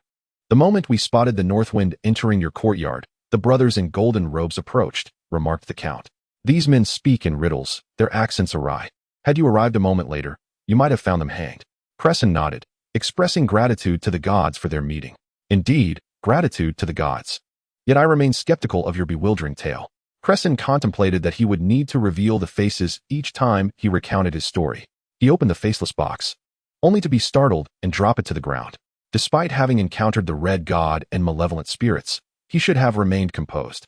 Yet the suddenness of the revelation caught him off guard, as he had not anticipated such a frightful object within his belongings. The faces within the box were grotesquely distorted, their expressions twisted and bizarre, with the topmost face sprouting a layer of scaly skin. Andrew furrowed his brow at the contents of Crisen's box, remarking, with this, one could only stage a performance akin to that of a sorcerer in Tyros. Nevertheless, he evidently believed Crisen's account, as he tugged at his eyelid to affirm his identity. Crisen rummaged through his backpack and discovered that the engraved dragon crystal was nestled against the faceless box, suggesting its significance. Its transformation might have been a consequence of Crisen's reluctant disclosure about the haunted residence on River Street to Andrew. Is this indeed true? Andrew inquired, his brows knitting together. Apart from the dragon crystal, Crisen revealed everything, his intuition suggesting that divulging the crystal's secrets would yield no benefit. What plans do you have now? Andrew asked. To seek out Tony Mott, a friend from my time studying in Mill, a wealthy merchant who can assist us greatly. Chapter 71, The God of Zuin. Throughout their journey, Crisen shared numerous observations with Count Andrew, yet he refrained from mentioning the information relayed by his brother, as he still required tangible evidence. There were indeed those who had seen the bounty on Crisen, which could be easily explained, considering he had fled in fear of repercussions regarding Ricard's disappearance. What plans do you have now? Count Andrew reiterated. To seek out Tony Mott, a friend from my studies in Mill, a prosperous merchant who can be of considerable assistance. I know him, Count Andrew nodded, but I regret to inform you that it is difficult. Why is that? The lands across the narrow sea are now deemed enemies. This statement made Crisen's blood run cold. What then of the United Kingdom? Mill and Pantos once joined our ranks, though we seem to be facing some issues now. Clyson has swallowed a phrase that has become mere lip service. The full title of the heroic King Jon Snow still includes that of the King of the United Kingdom. Does it not? Furthermore, we Andalusians are not the original inhabitants of Westeros. How can it be said that the enemies lie just across the narrow sea? Moreover, is it not the banner of House Baratheon that flies above the Red Keep? In response to Clysen's rapid-fire inquiries, Count Andrew smiled and remarked that it is indeed true. Yet those who incite the most must adopt the simplest of slogans. You understand this principle. Clysen was momentarily at a loss for words, and after a long pause, he reluctantly nodded. Given the circumstances, it is no wonder that the grand houses on River Street have shuttered their doors. Are there still newspapers and reporters in King's Landing? Can he still remain there? Rickard is the backbone of the Eastern encampment. Their slander against him incited the brothers remaining in the city to spontaneously destroy the newspapers. How many were destroyed? As many as there were. Clysen, though maintaining a facade of composure, was seething within. He knew that in King's Landing, there was but one newspaper that clearly belonged to Tony Mort. It seemed there was no recourse to seek assistance from the wealthy mill. Henceforth, he would have to rely on himself. My lord, I am a crossbowman, and my several Dothraki brothers are valiant warriors. I have my own mission to fulfill. Yet, at the same time, I wish to join your cause, Clysen declared. Relying on oneself also necessitates having a strong ally to lean upon. You are braver than the old lion, Count Andrew replied. It would be best for you to keep your identity concealed for now. If Celebane learns of your presence in King's Landing, the reward for your head will be substantial. Cal, Lord Cal, come quickly. Father is failing. Maz rushed in, calling for Clysen. Clysen hurried over, and upon hearing him called Cal, others turned to look. On the straw bed inside lay two soiled bright yellow cloaks. The source of the city guards' golden robes. The old man lay upon them, his eyes clouded, continuously shedding yellowish tears. Dur helped wipe them away. Clysen had never seen Dur so earnest before. The old man's swollen and festering wounds had been cleaned and were beginning to scab over, turning into a layer of blackened skin. Clysen felt an inexplicable resemblance to the faces hidden within his burdens. He murmured to himself, Captain, O Captain of the Flowery Garden. I have seen. Clysen's heart ached, for it seemed that the old man's muddled consciousness was still tormented by the malevolent entities within the haunted house. The Red Priest can save him, Maz exclaimed, looking at the doctor Maz had brought, who bore no scholar's necklace but wore a red robe. Clysen scrutinized him for a moment and inquired, Who are you? Colei, the Red Priest of the Flea Bottom. Clysen was taken aback, pondering how the Count and the city's reserve forces could so readily allow the presence of a Red Priest. Had centuries of conflict been for naught? The priest, unperturbed, beckoned Clysen outside, lowering his voice to say, Your friend has been afflicted by the poisonous chill of the cold god. It is difficult to treat, but perhaps I can attempt something. Crisen gazed at the red-robed monk with a look of skepticism. The monk elaborated. What you fail to comprehend is that the red god has manifested in corporeal form, descending upon the body of one who perished in flames, resurrected in this very flea-ridden abode. A few days hence, the red god ventured to the empty mountain, proclaiming the intent to await a significant friend. We continue to disseminate the divine miracles of the red god here. Your fellow Dothraki companions have consented to convert to the worship of the red god. What say you? Should you also embrace this faith, we may yet rescue your friend. Haunted by the shadows of his childhood, Crisen harbored a deep disdain for the fervent zealotry of these individuals, and his irritation swelled as he thought, I am on brotherly terms with the red god. My own brother has become a knight of the empty mountain. How dare this little red-robed monk impose conditions upon me? Indeed, the atmosphere in the presence of the red god differed greatly from that in his absence. He spoke softly. The significant friend the red god speaks of is none other than myself. The red-robed monk paused, taken aback by Crisen's audacity. Surely, you're not attempting to feign such arrogance? Crisen inquired, has the resurrected body of the red god been unmasked by the faceless men of the cold god? As he approached the fire pit in the courtyard, several devotees were gathered, engaged in prayer around the flames. The empty mountain resides within noble hearts, and so do I. The red god has sent me here. The faceless man holding the visage of the red god may be with my friend, and I have come to seek him, he continued. Upon hearing his words, Count Andrew also approached. Subsequently, Crisen cast the coins bestowed upon him by the red god into the fire pit. In an instant, the flames erupted spectacularly. I see darkness clouding your brow, brother. The voice of the red god resonated from the flames as a swirl of radiant, multicolored light danced amidst the crimson embers. The devotees, initially frozen in astonishment, soon regained their senses and bowed profoundly before the fire. Rise, all of you. This young brother has rendered me a service. Do not impose upon him. The voice within the flames commanded. "Oh, dear brother Red God, I am unworthy of such praise. Please take good care of our brother." Crisen mused, contemplating the audacity of calling upon a deity in the presence of worshippers. Such bravado was a rare delight. "You possess the relic of the cold god.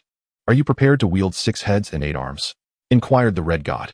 "Ah, you are aware," Crisen thoughtlessly replied, realizing the deity referred to the dragon crystal. "Of course, how could there be no illumination within? The Red God perceives all where there is fire, indeed. What remedy exists for the affliction of that old man? No remedy is necessary. He shall heal himself. Simply pass the relic of the cold god to the red-robed monk." "Do those sinister dwellings have ties to the cold god?" Crisen struggled to articulate his thoughts, momentarily at a loss for words.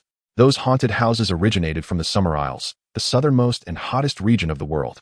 What would compel its inhabitants to worship the cold god, if not for a desire for respite from the heat? Some matters need not be comprehended, nor can they be, the Red God declared, leaving Crisen momentarily speechless. Suddenly, the deity seemed to recall something, stating, "Did I neglect to mention that the coins are but a one-time offering?" "What?"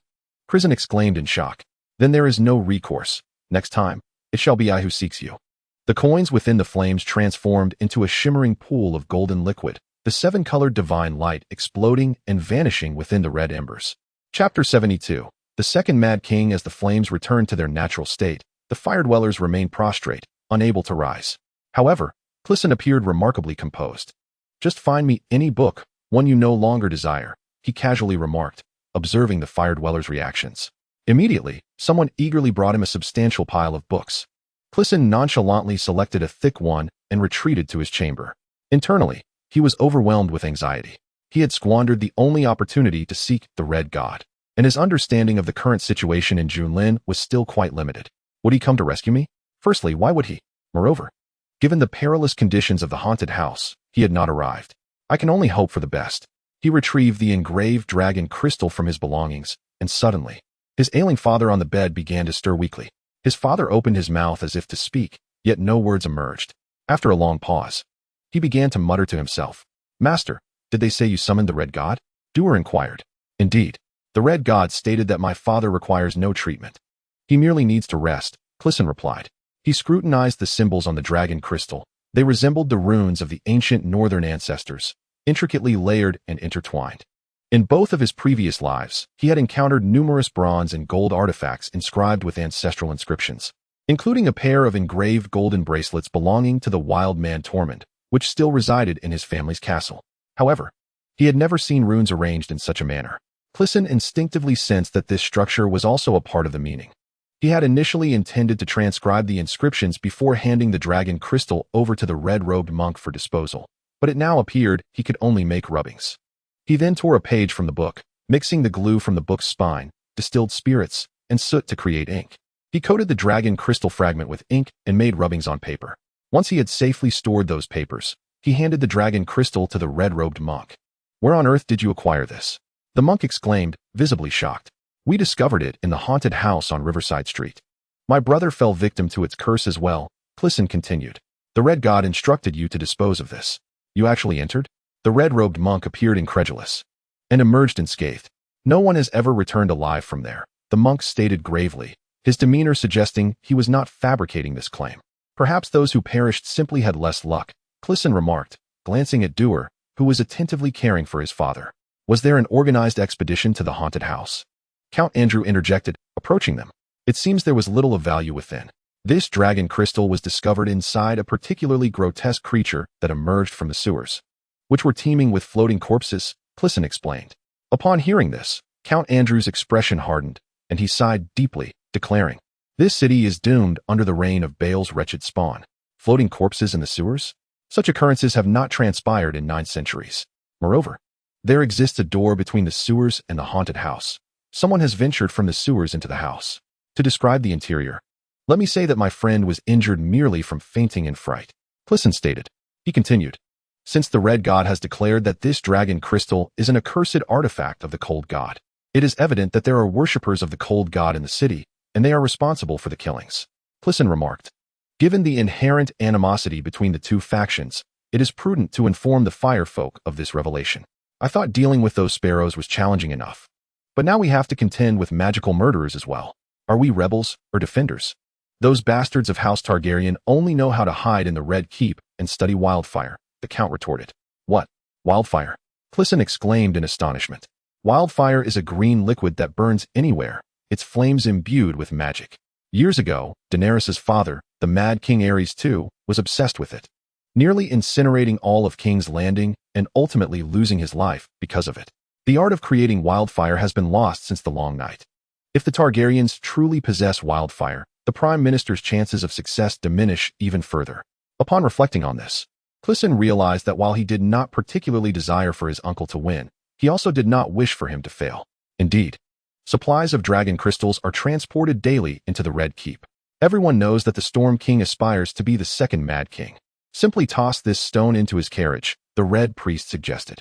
Crisen pondered. Is this truly how the Red God wishes for you to proceed? I have another request. Crisen said. What of the dragon's lair? You mentioned there are still sparrows in the city? Yes, the majority of King's Landing is under their control. After all, there is a bishop in the sept crowning the Storm King. The lower classes are primarily governed by the churches of the various districts. Speak your mind, Count Andrew replied. My mother is a silent sister in the dragon's lair. She was deceived into going there. You are somewhat aware of my family's circumstances, my lord, Crisen continued. The Count nodded. My brother has been found. He serves the Red God in the Mountain of the Gods. I wish to locate our mother and bring her back. The Count and the Red Priest exchanged glances, contemplating the formidable nature of this endeavor. I am aware of the challenges. I will find a way myself. I only ask that once she is located, the Firefolk brothers can escort her to the Mountain of the Gods. Before the Count could respond, a soldier burst in, shouting, The sparrows are attacking.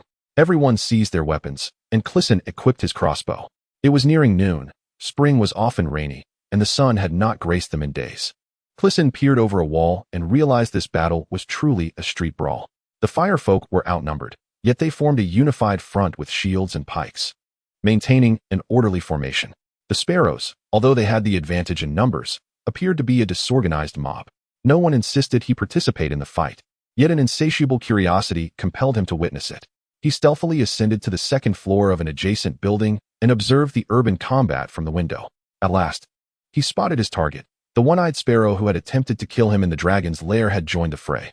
This individual indeed possessed considerable strength, having felled 2 firefolk with a sling from several yards away.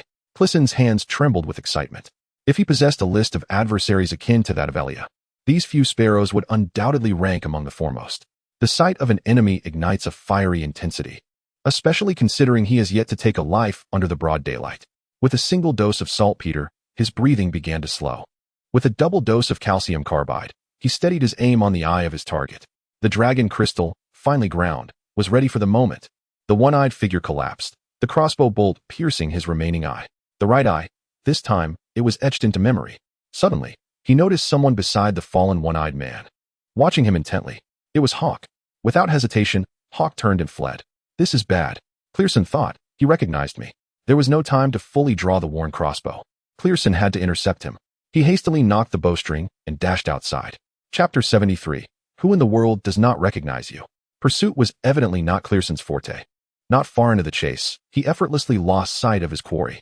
Frustrated, he smacked the crossbow, re-aiming along the sights, only to discover a well-equipped battalion approaching. Their garb marked them as mercenaries from the eastern continent, and crucially, these individuals wielded air guns. In any case, the guerrilla's shield and spear could never triumph over air guns. Realizing this, Crisen hastened back. Not far into his retreat, he collided with Dewar, who had come searching for him. I was just looking for you, young master, Dewar said. The Count has ordered a withdrawal. The intensity of this round of searches is particularly high, and the air gun squad has been deployed. Yes, I have seen it, Crisen replied. Upon returning to the small courtyard, he noticed that nearly all the surrounding houses had been vacated. Crisen pondered deeply. Maz must have deliberately chosen this house, moving directly into the den of thieves upon arrival. His father appeared to have genuinely improved after distancing himself from that dragon crystal. Although he still suffered from a high fever, his breathing was no longer as labored as before. Leave him here, said the red-robed monk. The Count has stated that you are a person of paramount importance. With so many eyes around, we cannot guarantee that your identity remains undisclosed. This implies that you might need to change locations after a single rest, and your brother is far too weak to endure that. There is an elderly woman here who possesses some knowledge of medicine. The sparrows will not trouble her excessively. If you leave your brother with her, he will be quite safe. Before Crisen could respond, Duer readily assented on his behalf. The elderly woman resided in a clean, well-lit, independent house, a cut above the row houses lining the street. Duer carried Crisen's father inside, accompanied by Crisen and the red-robed monk. Crisen observed that while the furnishings in the house were antiquated, they exuded an exquisite quality. He surmised that the old woman must belong to a prominent family. The silver-haired matron settled Crisen's father in the basement and remarked, "You are Crisen, are you not?" Crisen was utterly bewildered. This was only his second visit to the capital, yet it felt as though everyone in the world recognized him. "I am a friend of your mother. I even held you in my arms on your naming day." Crisen forced an awkward smile. Ever since the memories of Samwell had filled his mind, it seemed as though those innocent childhood days were indeed his former life. "I am truly sorry, my lady. I cannot recall," he said. "No matter, child. We can discuss these matters at a later time. Your return to King's Landing signifies your bravery. May the gods bless you." Suddenly, the sound of air guns echoed through the streets, sending crows scattering in all directions. Crisen was beset with doubts. Everyone he had encountered thus far recognized him. He had mentioned the High Court while on Lena Street with Dur. Could it be that his identity had been compromised? Were enemies now targeting him? The guerrillas engaged in urban warfare with bows and slingshots against the mercenaries. Crisen found himself hiding on the second floor of a row house with a guerrilla leader. "Can you fight, fat man?" the leader inquired. Finally, there was someone who did not know Crisen, which oddly brought him some relief. "I'm quite proficient with a crossbow, hitting my mark every time," Crisen replied unapologetically. "Oh," the leader appeared skeptical. "These mercenaries are rather delicate. Taking down one would compel a retreat. Do you see that man in the black hat?" he asked their squad leader. "While they remain unaware of our presence in this house, how about you take a shot and eliminate him?" Crisen fell silent, raising his crossbow to aim. The target was behind a makeshift barricade, his black hat and face obscured, making it difficult to even see him, let alone shoot accurately. Crisen hesitated. He realized he could only strike when the man exposed himself to fire. If he were using an air gun, he wouldn't have to ponder. He could simply fire twice the moment he spotted the target, ensuring a hit. However, the speed of the crossbow was too sluggish. By the time he pulled the trigger, the arrow would be en route while the man had already withdrawn. Had he possessed his rapid-fire crossbow, he would have needed no contemplation. He could fire consecutively, provided he had enough arrows. His device could even unleash 100 shots per minute. Yet, he was left with an antiquated lever crossbow, scarcely improved since a millennium ago. Moreover, he understood that he needed to demonstrate genuine skill before these guerrillas to earn their respect. If they perceived him as a liability, the consequences would be dire. Crisen calculated the wind drift and angle, ultimately deciding to employ a high arc trajectory, intending to send an arrow plummeting directly down onto the man's head. Resolving this predicament with a strike like thunder, he positioned the crossbow at a mortar-like angle on the ground. Though, of course, mortars did not exist in this world. The surrounding guerrillas stood bewildered, watching as Crisen muttered incantations, calculating the parabolic arc, before pulling the trigger after anchoring the crossbow to the earth. The arrow soared at a steep angle, reaching great heights before curving downward, piercing through the skull of the individual behind the barricade. It seemed that fighting without a helmet was indeed unwise. "Got him," Dur cheered. Crisen was accustomed to such antics, yet upon turning, he discovered that everyone else was gaping at him in astonishment. "It's time to flee. We are too close and may be discovered," Crisen declared as he stowed away his crossbow. "What sorcery is this?" a soldier inquired. "Were you the one who summoned the red god in the encampment just now?" Another questioned. It was evident that Crisen's scheme had succeeded. Only Duer, accustomed to his antics, remarked, "Aren't you all fleeing? The enemy is closing in." The guerrilla fighters, recovering from their astonishment, were bewildered. Why were these men not retreating this time? Normally, skirmishes were merely a pretense. Words were of no use now. This time it was genuinely serious. Although the angle of Crisen's arrow was elusive, the sound of the bowstring was unmistakable. Gunfire erupted in their direction. As they retaliated, the group began to retreat down another street. Crisen pondered that if he were to become prime minister, he would certainly ensure that all streets were paved in a checkerboard pattern. Otherwise, it would be far too easy for criminals to escape. After traversing 3 streets, the enemy relentlessly pursued them. Guerrillas from other districts exchanged news, revealing that there seemed to be no weak points in the enemy's forces. The Storm King appeared to have deployed all his troops to hunt down the guerrillas. Such a situation was unprecedented. The leader stated that over half of the guerrillas nearby had already suffered casualties. Crisen felt increasingly conflicted. Could it be that they were truly after him? The crux of the matter was that the Prime Minister would surely relish in the Storm King's success in capturing him. If the Storm King indeed apprehended him, The ransom offered by Duke Layton would likely be nothing more than a vial of poison. All city gates were sealed, and the fish market had ceased its operations. The Prime Minister's army might soon arrive. The capital of Junlin was on the verge of being reclaimed, and they needed to hold firm. The leader urged the remaining guerrillas. Chapter 74. Unwavering resolve. All city gates were sealed, and the fish market had ceased its operations. The Prime Minister's army might soon arrive. The capital of Junlin was on the verge of being reclaimed, and they needed to hold firm. The leader urged the remaining guerrillas. This was the intelligence just exchanged by guerrillas from other districts. Yet it seemed that not only Crisen was troubled. Reclamation? Would our lives truly change thereafter? You are the one disobeying military orders, refusing to withdraw from the capital, and I am a priest of the Seven, having converted to the worship of the Red God. Once reclaimed, you will have to don black garments alongside the Count to stand watch at the wall, while I will likely be hanged, a guerrilla fighter remarked, feigning a casual tone. Suddenly, Crisen felt that his concerns were trivial. These men were the true embodiment of unwavering resolve in defending the capital. Fearing their morale was too low, Crisen addressed them. So, gentlemen, given the arduous path ahead, what initially compelled you to make this choice? Silence enveloped the group. Crisen continued. I came from the banks of the Trident, where there was a smaller black ship. Their maps were erroneous. They intended to use that vessel to seize the eye of the gods. There, my brothers, my servant guards, and over 100 displaced persons vanquished dozens of Bravo's crossbowmen aboard that ship. My brothers seized their vessel. At that time, we were unaware, but in hindsight, this may have been the sole victory of our Westerosi against the Bravosi invaders. Are they invincible? I beg to differ, rather. It is the majority of us who are engulfed in fear. I have witnessed their panicked expressions, the black ships firing their cannons, causing horses to rear in terror, trampling hundreds beneath their hoofs. It is a pleasure to see you all gathered here. I can discern that the bravest souls of Westeros are in attendance. The duty of the city's garrison is to safeguard the capital, and once liberation is achieved, the people shall undoubtedly remember your valor, Crisen remarked. You've got quite the audacity, young lad, the converted monk commented. In the distance, a dull thud resonated, reminiscent of dozens uniting to topple a precarious wall. One soldier possessed a telescope, an immense fortune in those times. He ascended to the loft of the building where everyone was concealed and soon returned, declaring, "It is a catapult. It has struck the city. The siege has commenced." No wonder the ferocity of this pursuit is so pronounced, the leader stated. In truth, even without the telescope, Crisen could surmise what had transpired. The pursuing forces had vanished, replaced by chaos engulfing the street. Panic-stricken citizens were seen rushing about, shops were being shattered, and individuals were fleeing with bundles in hand, some carrying children. How far are we from the Flea Bottom? Crisen inquired. We are already at the outskirts of Flea Bottom. Once you see the row houses vanish, replaced by shanties, we will have arrived, came the reply. What is the condition of the dragon's lair? Crisen continued his questioning. The deceased within the lair should be in decent condition, the monk who had embraced the Red God replied. I mean, the Silent Sisters. Them? They will never be well.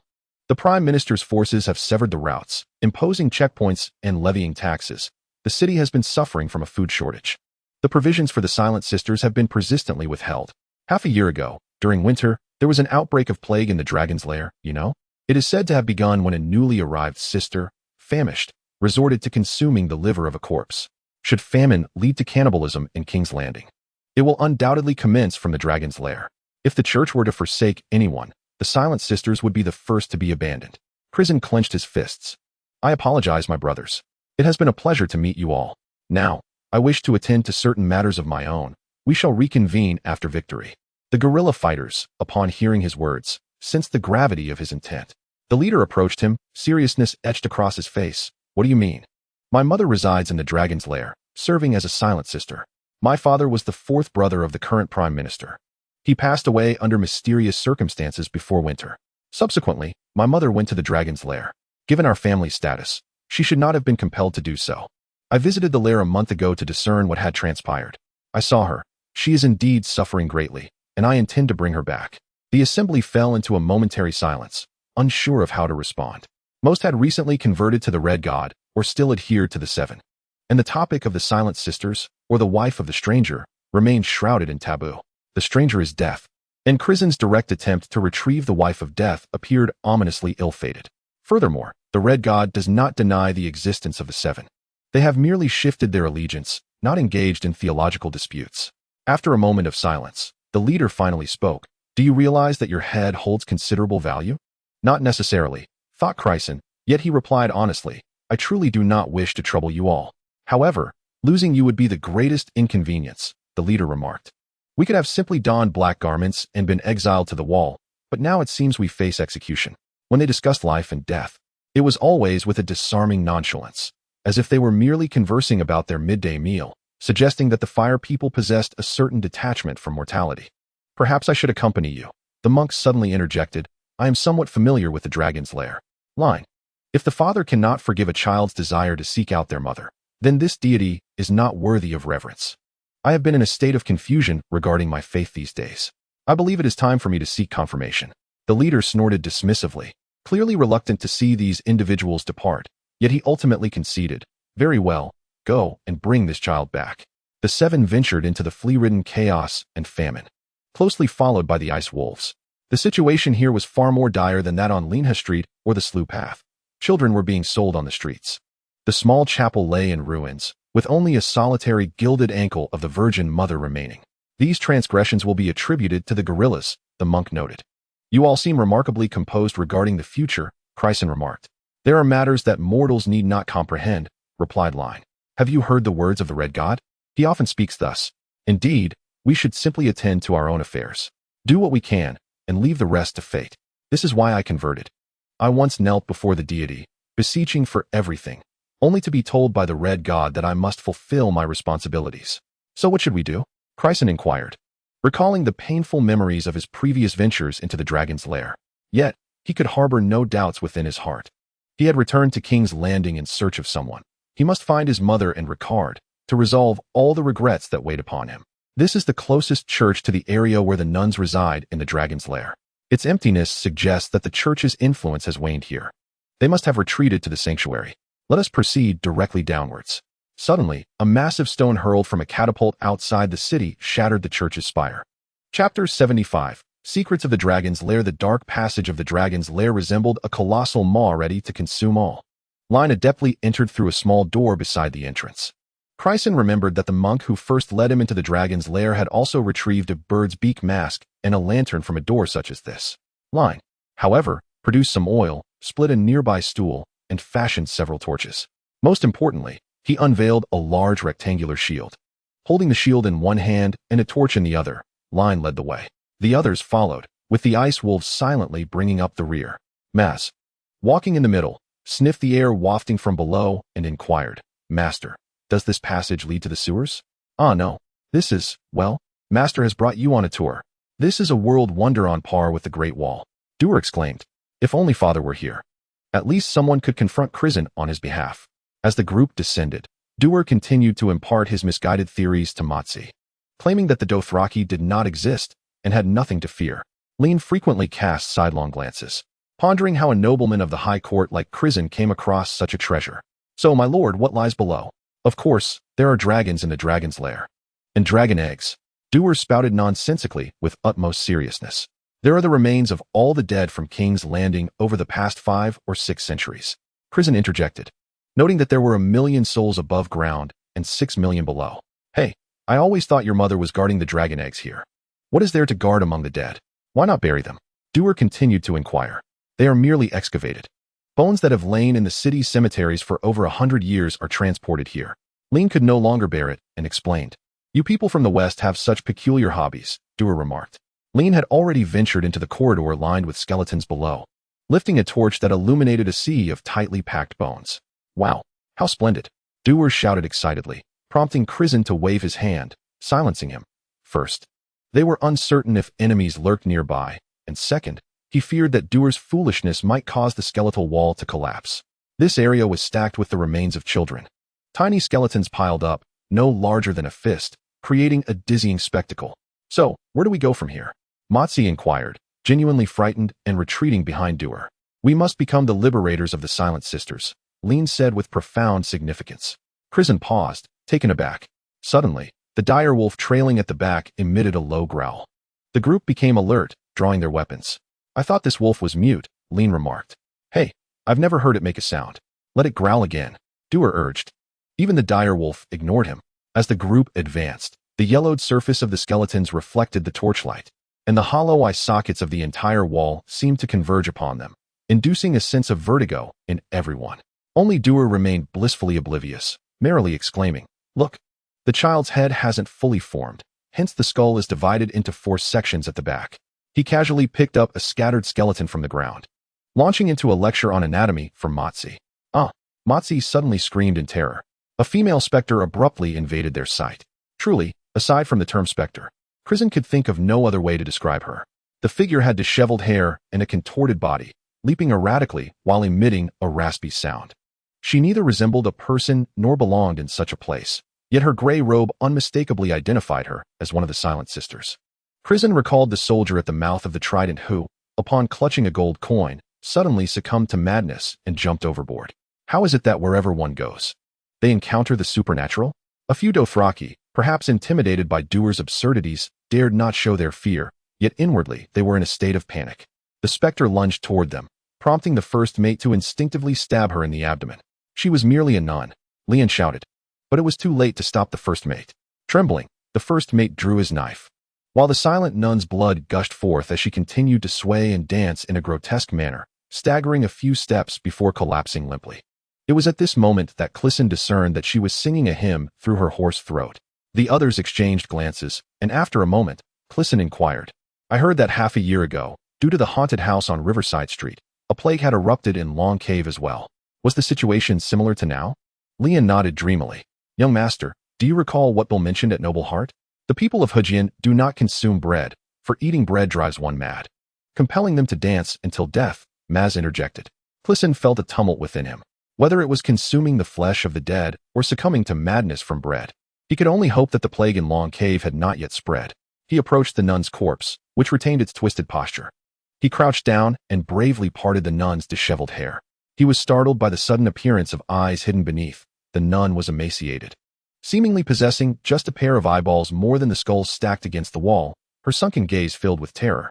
Crisen attempted to close her eyelids, but to no avail. He could only cover her hair once more and smooth her contorted limbs. He laid the nun beneath the wall of skulls. "Her body is light as kindling. We lack beak masks, and the risk of infection is present. Should we continue?" Leon asked. "Young master, we should return," Maz said, his voice trembling with fear. "This child is truly frightened. I am certainly leaving. Those of you who do not wish to continue may wait for me in the room by the passageway," Crisen replied. He felt that the eerie scene here seemed related to the followers of the Frost God. Unlike the Flame God, the Frost God was not keen on proselytizing. The only follower he knew of was the Faceless One. Contemplating this, he tucked his concealed weapons and Valyrian steel tools into the legs of his boots.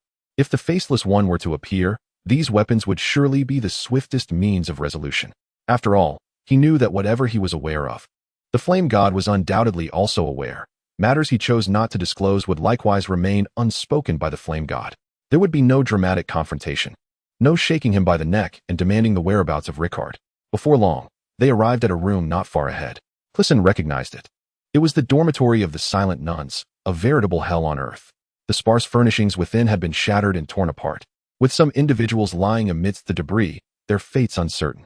A few had weakened to the point of immobility, occasionally twitching nervously to prove their distinction from the others. 2 figures danced in the darkness, contorted and rigid. They would continue to dance until death. It was as if the air had thickened, suffocating them. Suddenly, a thunderous sound reverberated from afar, causing the few unbroken ceramic jars in the room to tremble. Was there an earthquake? In an instant, Crisen comprehended the dire situation. The catapults outside the city were indiscriminately wreaking havoc, causing the dragon's lair to collapse. Chapter 76, A Meeting of Enemies Run. The dragon's lair is about to cave in. Doer suddenly realized. He clutched a lengthy blade in his mouth, seized Maz with one hand, and grasped Crisen with the other, intent on fleeing. This time, he could not budge Crisen. "You all go ahead," Crisen exclaimed, shaking off Doer's grip as he frantically searched among the lifeless bodies. Another tremor reverberated through the space, causing centuries-old dust to cascade from the beams above. They were all anxious yet powerless. None of them had ever encountered Crisen's mother. A frantically dancing nun nearly lunged toward them, twisting her body as she cried out, "Help me." Leon dropped his shield and lifted the nun, calling to Crisen, "Be careful." The group retreated to the passageway connecting the rooms, with the north wind stubbornly trailing Crisen. Doer simply hoisted the creature onto his shoulders. Once Crisen emerged, they would all be ready to sprint, a mere breath away from a full-throttle dash. Suddenly, without warning, half of the room collapsed. The dragon's lair was a semi-subterranean structure. Originally a sanctuary atop a hill, it had been devastated by dragon fire during the early days of the Targaryen dynasty over 1,200 years ago, subsequently transforming into a dragon-rearing facility, which had been expanding beneath the hill since then. This dormitory was situated near the core of the dragon's lair, despite being underground. The earth above was not thick. A falling rock had directly pierced the lair, collapsing half of the room. Crisen emerged from the rubble, dragging a barely breathing silent nun behind him. Fortunately, it was not his mother. He glanced over at Dewar, where a chaotic pile of bricks and beams lay. A massive rectangular stone had skewed downwards, weighing several thousand pounds. It was no wonder it lacked precision, erratically smashing everything in its path. The stone had a clean cut, and, despite being embedded so deeply, remained intact. If the Prime Minister's troops were hurling such stones, they must have demolished a castle along the way. But what kind of catapult could launch such enormous stones? Had the Prime Minister procured those Eastern iron-arm steam catapults? Dewar's voice came through the debris. Young master. Cal. Crisen. Are you still there? Crisen feared that Dewar's call would provoke another collapse, and hurriedly responded, I'm fine. That's good. I'll dig my way over to you. Crisen surveyed the massive stone blocking the way. He knew Dewar could not reach him. If the earth beneath it were excavated, the stone would surely slide down. He turned to look back. The room had merely been an expanded passageway, with doors on either side. Since this end was blocked, he could exit through the other door to reunite with the others. Don't dig. There's another door. I'll go above to find you. Crisen shouted across. Plump young master, came Leon's voice from the opposite side. Exit through your door, then turn left at the third intersection. It will lead you to the central hall of the dragon's lair. Where shall we wait for you? Given the circumstances, it seemed there was no more reliable course of action. Crisen descended, brushing off the dust from his attire, securing his burdens and crossbow, gripping a torch in one hand and a sword in the other as he ventured forth. The crossbow proved futile in such confined quarters. Thus he had no intention of employing it after his descent. Although Crisen lacked proficiency with the sword, possessing a sharp weapon was at least preferable to being unarmed. With a blade in hand, one could feel a semblance of courage. Breathless, Crisen traversed 2 intersections before halting at the third. Indeed, the exterior unfolded into a grand hall. Yet the sound of conversation echoed forth. It was certainly not the silent nuns, for the voices were distinctly male. Alone and vulnerable, he felt the need for utmost caution. Peering cautiously around the corner, he could not discern the number of individuals present, but he immediately recognized a familiar silhouette. It was Hawke once again, truly. Enemies do not congregate without reason. Crisen found himself in a quandary. He could turn and seek any ascending passage to escape. Yet venturing out alone would lead him into a den of peril. Even in times of peace, the outside world posed a significant threat. Now, with a basket of salted fish costing 2 golden dragons, his own ample physique would fetch a handsome price in a vendor's den selling fried rats. Furthermore, the siege engines attacking the city could hurl thousands of pounds of stone, rendering the walls indefensible, while both warring factions outside sought his demise. Crisen inhaled sharply, contemplating that calling for Dewar from his chamber might still yield a response, as he likely had not strayed far. Suddenly, a voice erupted from the hall. Who could it be? The silent nuns were known for their dance, not for wielding torches. Alas, Crisen, being a rotund individual, was not adept at stealth. He stood in the shadows while the individuals in the hall basked in light, and the torch in his hand betrayed his presence. In a moment of panic, Crisen hurled the torch outward, hoping it would ignite something, and swiftly turned to flee. At the second intersection, he stumbled upon a staircase leading upward. Upon glancing back, he was confronted by 2 sparrows. The labyrinthine passages within the dragon's lair were extensive, and he could not ascertain whether they had already detected him or were merely passing through. In any case, Crisen found himself encircled, positioned against the wall. He ensured his back was protected from surprise attacks, adopting what he believed to be an offensive stance with his sword. Suddenly, Hawke erupted into laughter, tossing a stone directly at Crisen's head, prompting a chorus of laughter from the other sparrows. This man, Hawke, do not provoke him. He possesses magic. More individuals hastened from other passages, and Crisen recognized the familiar voice. It was Captain Fink, the very one who had previously led him through the bifurcation of the Blackwater River. How had these 2 groups converged? Magic? Hawke continued his triumphant laughter. You likely have never witnessed us in such a pathetic light. Crisen froze, an overwhelming fury threatening to explode within him at Fink's mention of magic. In a swift motion, he retrieved a vial of potion from his burden and hurled it at Hawke. Upon shattering, the vial released a thick cloud of smoke. Hawk shouted, and a swarm of sparrows charged forward. Ultimately, the sparrows were a disorganized mob. Their approach was not directly aimed at his life. With his burden now open, Crisen revealed a precious item capable of creating a smoke screen as several sparrows lunged towards his pack. Crisen swung his sword, but his skill was such that he merely struck a sparrow, his grip on the blade entirely misguided. "Leave him alive, the Prime Minister wants him," he heard Hawk say amidst the chaos. A relentless barrage of fists and clubs rained down upon him as his belongings and sword were seized. His clothing and maps lay scattered, and then the sparrows began to rummage through the faceless one's satchel. Though Crisen cared little for the tattered rags, the gold coins within posed a grave threat. He struggled to reclaim his satchel, but was met with another blow. This brute was quite formidable. "Hold him down. Fetch some rope," shouted one of the sparrows. Indeed, in times of famine, even these lowly henchmen found themselves starved, making it a futile endeavor to beat Crisen senseless. Suddenly, a sparrow opened a box containing a face, only to drop it in fright. The visage fell before Crisen, more grotesque than when he last beheld it, seemingly transformed into that of another creature, now adorned with a layer of black scales. Memories of Samwell stirred restlessly in his mind. He grasped the face and placed it upon his own. Chapter 77. Mother Crisen opened his eyes to find his mother seated beside him. Though she appeared frail and aged, he instantly recognized her. He had envisioned this moment more than once. Sister Yeleen in the High Court Chapel had once told him that after the silent nun's passing, she would light the way for the deceased on their journey to heaven. This was the moment of reunion with his mother. So this is what death feels like. Crisen experienced a profound sense of release. Both he and his mother were liberated. His mind felt heavy, as if recovering from a severe illness, and he struggled to rise, only to be met with excruciating pain.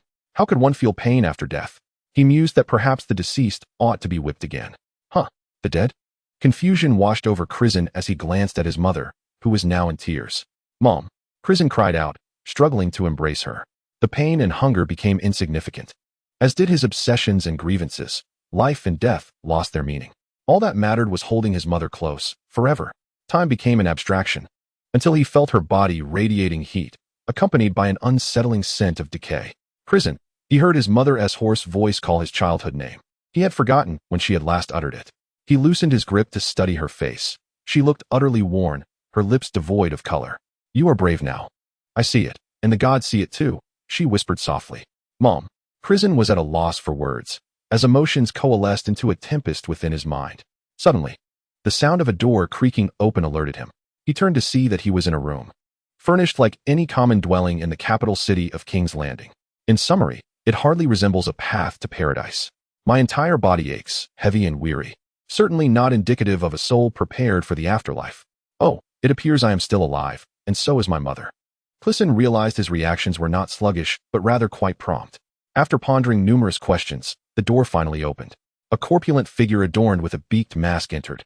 Crisen had never encountered anyone so rotund, save for his own reflection. The figure, clad in a bird-beaked mask and a top hat, was enveloped in a thick black garb, rendering any distinguishing features invisible, save for the fact that he was as portly as Crisen himself. Crisen felt a wave of confusion. His body felt too heavy to be in the ethereal state outside the Great Wall, yet here stood a version of himself. Am I alive or dead? Upon entering, the figure paused at the sight of Crisen standing on the ground, uttering a greeting before removing his hat and beginning to unmask. "This chubby individual is Sir Duncan," his mother remarked. Crisen sensed that with each word his mother spoke, her voice grew fainter, as though her very essence was fading away. When the rotund man removed his mask, Crisen exhaled in relief. Fortunately, he bore no resemblance to himself. "It seemed I am indeed alive, but how did I arrive here?"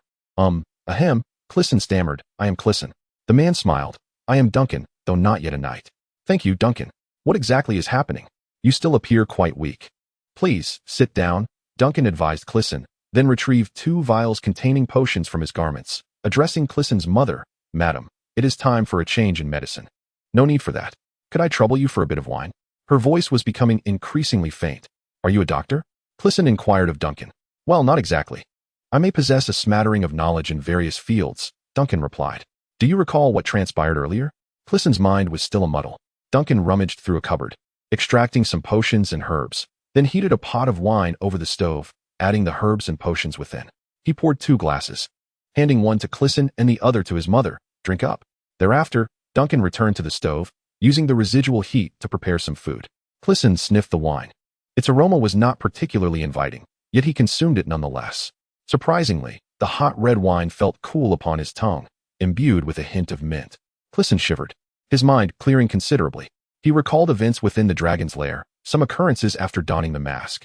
Those memories seemed as if they had not truly transpired within him, akin to the distant and hazy recollections left by Samuel Will in Crisen's mind. He remembered a face that seemed to cling to his own, and in an instant, he felt a loss of control over his body, with fury dictating his every action. Yes, anger. It was then that Hawk insulted his mother with words. He sprang forth from the grasp of a dozen hands that restrained him, raising his hand to snap the neck of a sparrow. The sound of shattering bones astonished all present. He seized another sparrow, treating it as one would a genuine bird flitting among the hedges, and with a swift motion, he shattered his arm. In another instant, he wrenched his hand down, casting the severed limb into the crowd. Crisen could scarcely fathom these memories.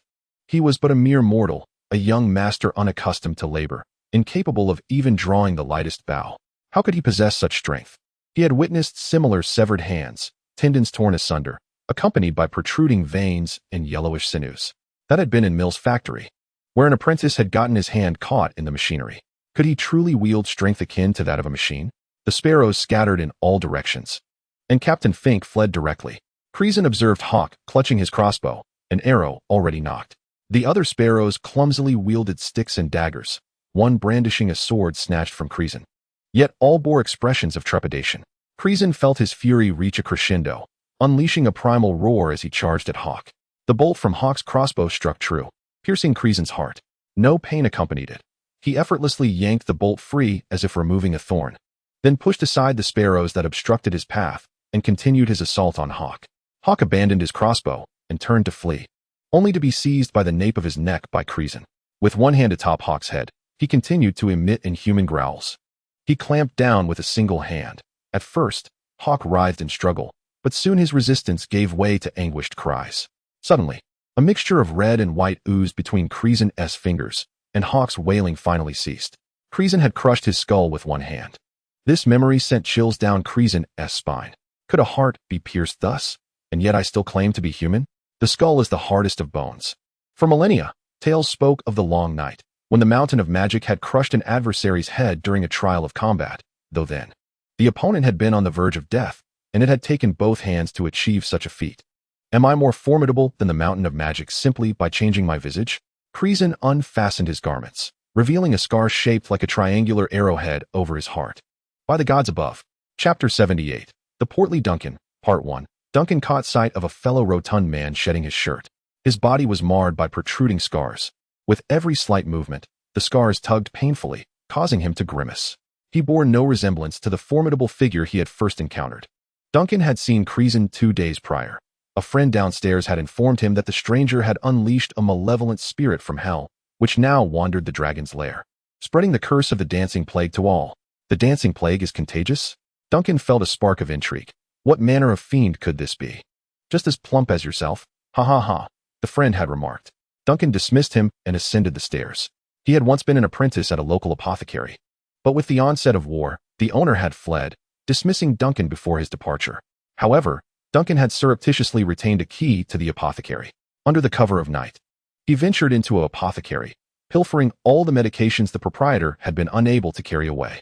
His corpulence rendered his stomach akin to an abyss, necessitating funds to satiate his hunger.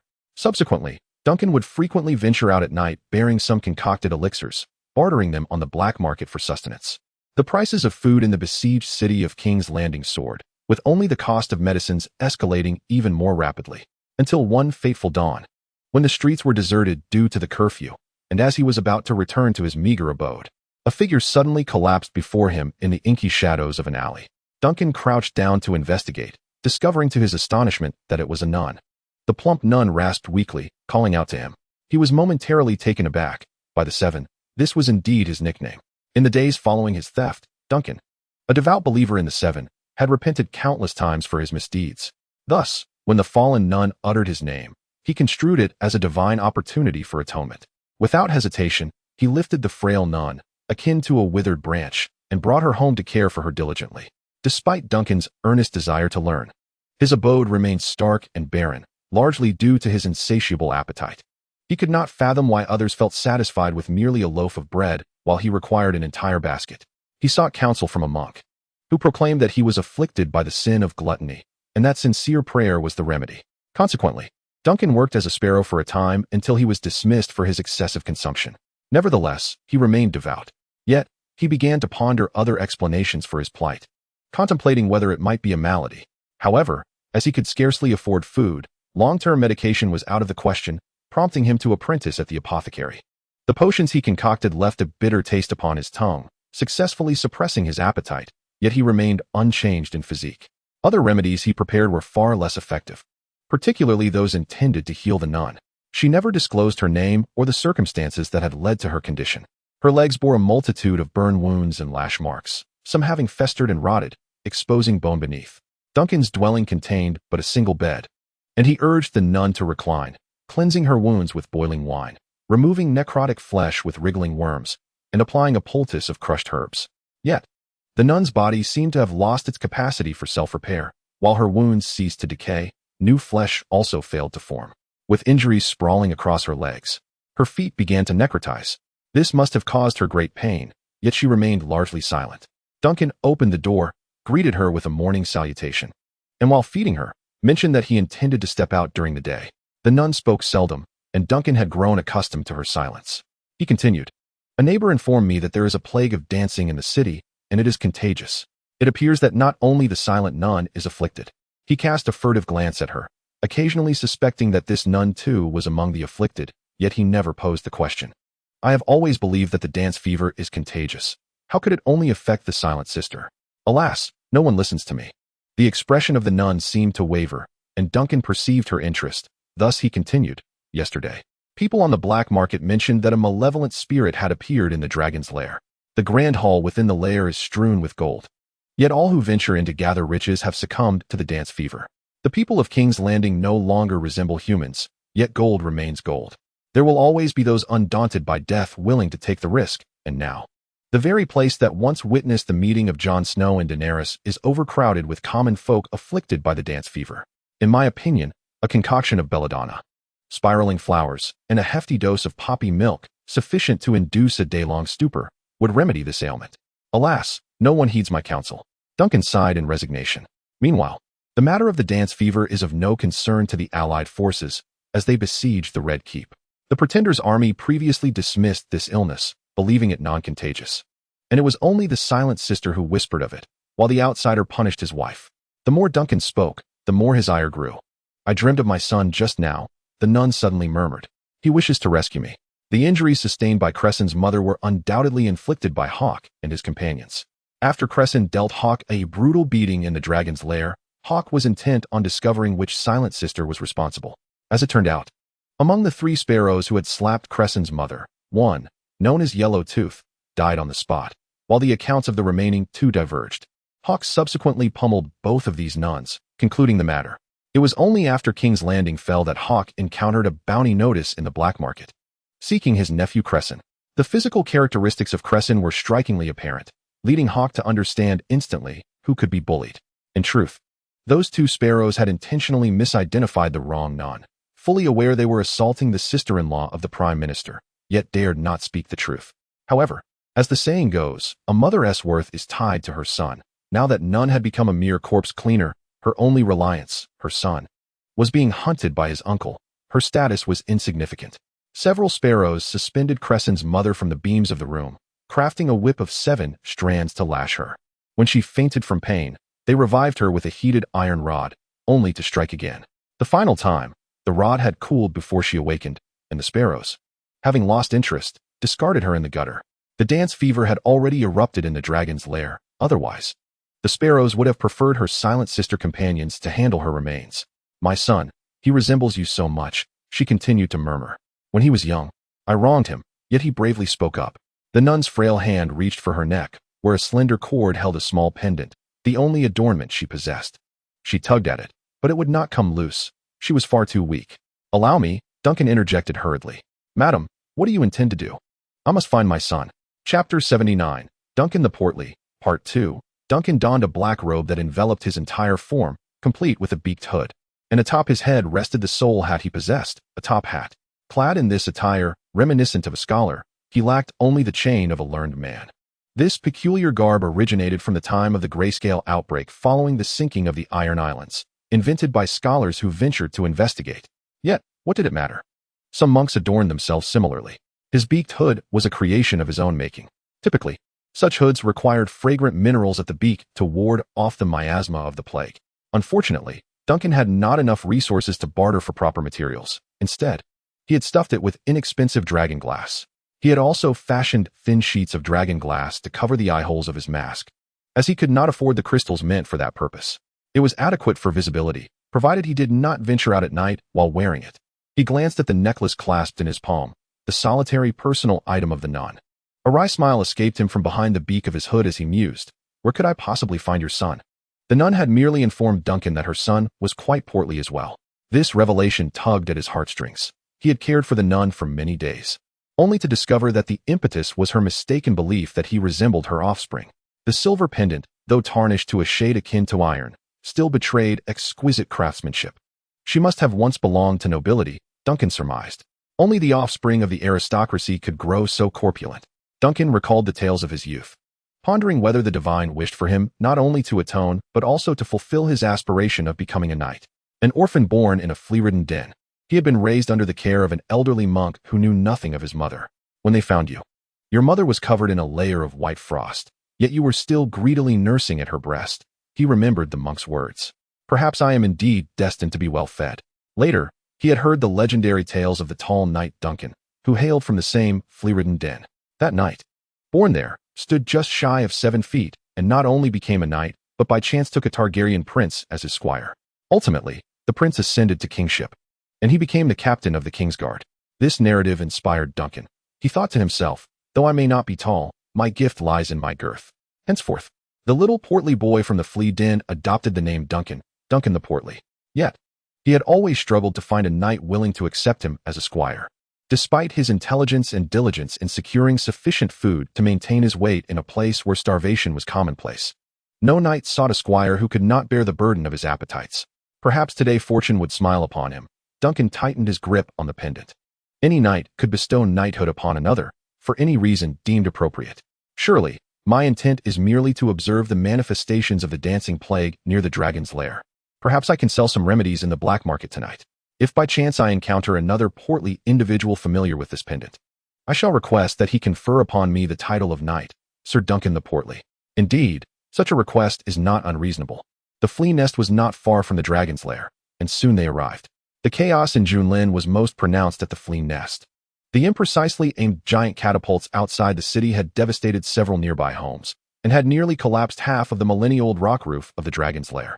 The Prime Minister has destroyed the dragon's lair, unleashing the demons that dwell beneath.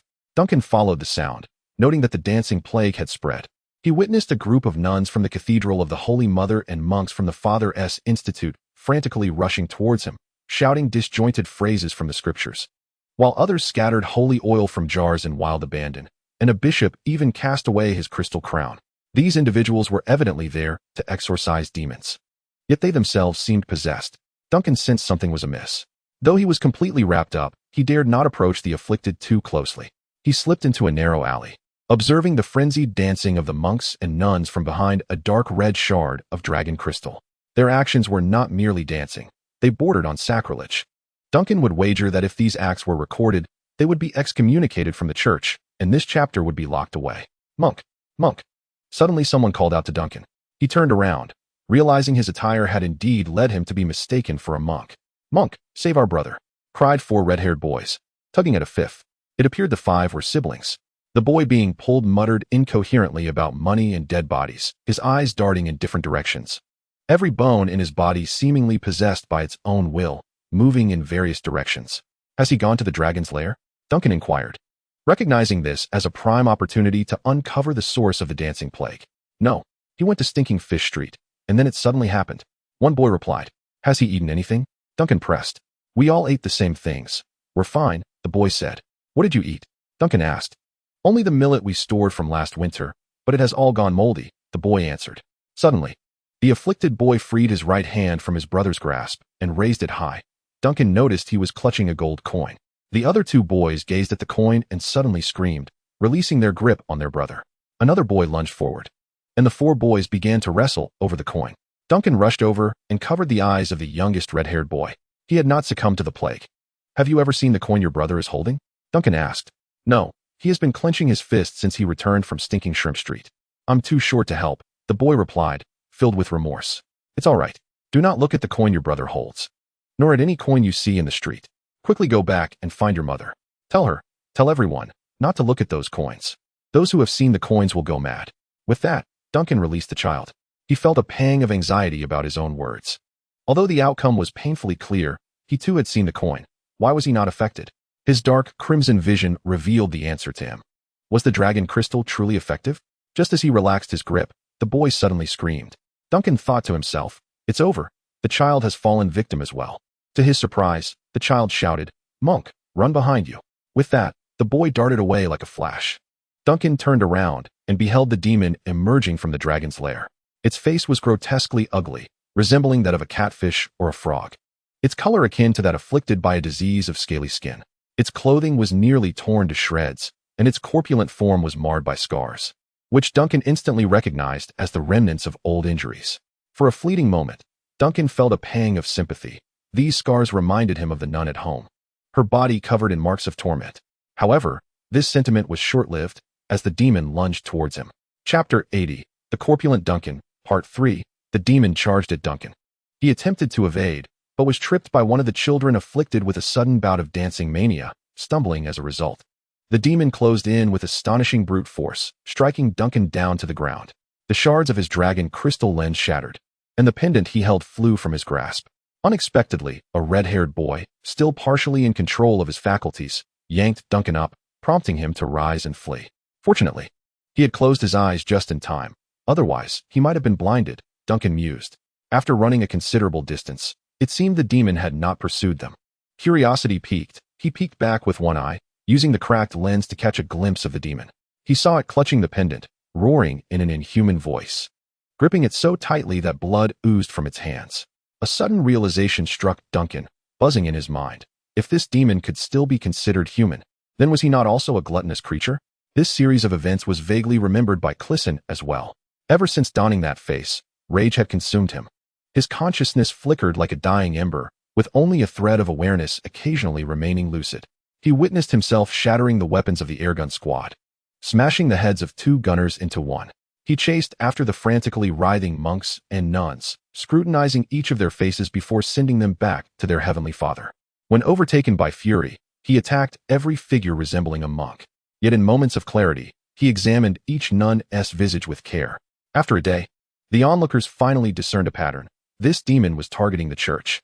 The previous crowning of the false king had already tarnished the church's reputation among the citizens, and now, the situation only strengthened their belief that the church had betrayed the 7 gods. The dragon's lair was the abode of an outsider, and coincidentally, the prime minister's army had ravaged it, thus releasing a gatekeeper from hell to punish the church. As for why it was a gatekeeper, one could only say that the imagination of those amidst the chaos of war was astonishing. Thus, the populace later embraced the demon with open arms. For as long as he did not strike them or don the gray or brown robes, they felt safer than when confronting ruffians. Thus, Crisen wandered through the flea-ridden den all day. Duncan, having returned home, feared the dance sickness would seize him in the absence of the dragon crystal lens. Upon descending the stairs, he found the friend who had mocked him earlier now driven to madness. With a sigh, he dismissed the matter, yet upon entering, he beheld the nun struggling on the floor. Duncan had previously deduced that her inability to heal stemmed from decaying bones. Once her feet began to necrose, she had ceased to walk altogether. Now, it seemed she was indeed incapable of standing again. He hurried over, scooping her up, and inquired, "Mother, what are you doing?" Mother being a term of respect for the nun. "I am not mother. I have repaid the 7 gods," the nun stubbornly insisted. She seldom spoke, yet on this matter, she felt compelled to clarify each time. "Very well, madam," Duncan nodded. "What troubles you?" "My son has returned. I can feel it," the nun murmured, her body feverishly warm, her whispers akin to the delirium of a fevered mind. "I believe I have seen him." Duncan's eyes reddened. He sensed that unmistakable scent of death, acutely aware that the nun's time was drawing near. He had been held by the arms of his deceased mother, accustomed from a young age to the sight of the dead, yet this time, tears welled in his eyes. He thought, perhaps the dark red lenses would obscure his sorrow. Really? The nun's voice seemed to brighten slightly. Indeed, he does not dare come during the day. Tonight I shall summon him. Duncan lied, not wishing for the nun to perish. He understood that this falsehood might grant her a little more time. He gently carried her back to the bed, retrieving ginseng from the cupboard, slicing it with a dagger. This substance, placed beneath the tongue of the dying, could prolong life for 2 days. A single slice could fetch 3 golden dragon coins, yet Duncan hesitated to part with it. What was the purpose of his actions? This nun had strayed from the 7 gods, and aiding her would yield no merit. If that demon truly was her son, could he expect him to knight Duncan with a sword upon his shoulder? A bitter smile crossed Duncan's face. In recent days, the nun had come to embody the mother he had never met. After a moment of contemplation, he removed the blade from the dagger. As night descended, he resolved to undertake something significant. Hey, he called out to the demon. In the deep of night, Duncan finally awaited the demon, who had wandered to within a street of his home. He saw the demon turn its face. Duncan, sweating profusely, concealed the dagger blade behind him. I have found your mother, he shouted to Crisen. Crisen extended his left hand, the pendant embedded in his flesh, having already fused with him. Duncan thought to himself, what remarkable self-healing ability. I have found your mother. Crisen heard a voice calling out again. He had been wandering in darkness for an indeterminate length of time when he suddenly awoke to the sound. No, he thought, as he spread his palm. The pendant of the necklace, half buried in the flesh of the darkness, appeared remarkably clear. He recognized it as his mother's. The only piece of jewelry she had left after selling all her wedding adornments, including her rings. A painful low growl escaped him, a sound that pierced his very being. Am I still human? Follow me. I know where your mother is. He heard the voice from across say. A tumultuous anger surged within him, and Crisen fought valiantly against it, as if struggling to awaken from a nightmare. His feet felt as heavy as lead as he stepped towards the speaker. The chaos in his mind reached a crescendo, suddenly unlocking another skill instilled in him during his childhood exorcism, causing him to faint. Duncan had not anticipated that the ginseng prepared for the nun would first be used on her portly son. Based on weight, he had administered a dosage equivalent to 3 pieces. With this expenditure, Duncan fancied he was now capable of courting the baker's daughter. He examined the so-called demon, now deeply unconscious, with a face resembling that of a patient afflicted with grayscale disease. He decided to treat it with the method suitable for grayscale. Duncan heated a small knife containing half silver over an oil lamp and sliced open the skin at Crisen's cheek. His heartbeat raced faster than when he first laid eyes on the baker's daughter, fully aware that if this demon were to awaken suddenly, it could easily cause his brain to splatter, and even a whole piece of ginseng would not save him. His fingers probed beneath the hardened skin. O 7 gods. He silently prayed, unveiling the face beneath. It revealed the visage of a chubby young boy. Chapter 81. A delayed truth. You've studied medicine? How fortunate, Duncan exclaimed to Crisen. Only a few classes, Crisen replied, his complexion paling. However, upon seeing his mother's leg, he realized that amputation was imperative. Although severing the rotting limb might not guarantee her remaining body would regain health, it was their only hope. He was astonished at the severity of his mother's injuries. Duncan's care had been exemplary. Most individuals with injuries and infections half as severe as hers would not have survived this long. Despite being gravely ill, Crisen's mother had originally opposed amputation. Upon seeing Crisen, she felt her life had no regrets and was unwilling to endure the agony of losing a limb. It wasn't until Crisen revealed that he had encountered little Mace in the empty mountain and that the townsfolk could assist in transporting her there that her eyes sparkled with newfound light. Her lips tinged with a hint of color. She immediately consented to the surgery, and Duncan appeared more eager than Crisen, hastening to prepare boiling wine and tourniquets. Such a significant operation would typically require a more skilled physician, yet they had no other options. The scholars of the town were ensconced in the Red Fortress, while the monks and red-robed priests could only offer prayers. The apothecary and barber shop indeed dabbled in healing, yet now the streets were devoid of any open establishments. Not to mention the plethora of warrants against Crisen.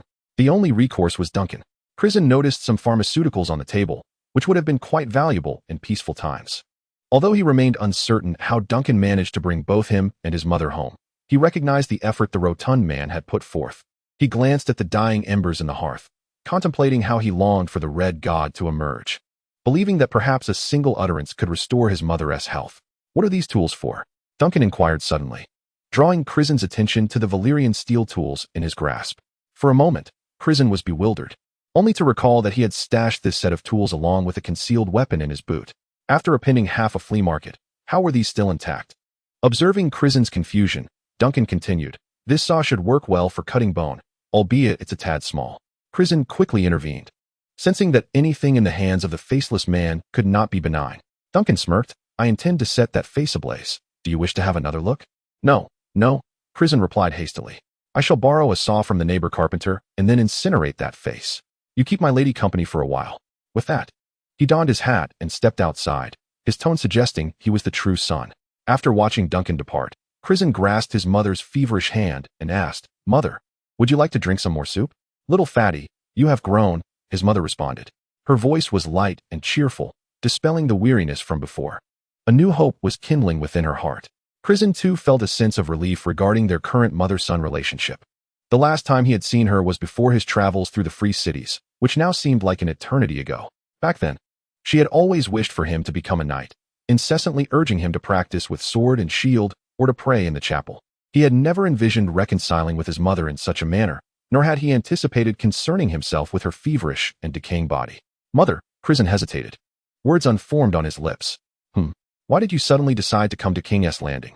A question that had lingered in his heart for years. What did little Mace tell you? His mother asked. He said that father was killed by Leighton. I should not regard you as children any longer.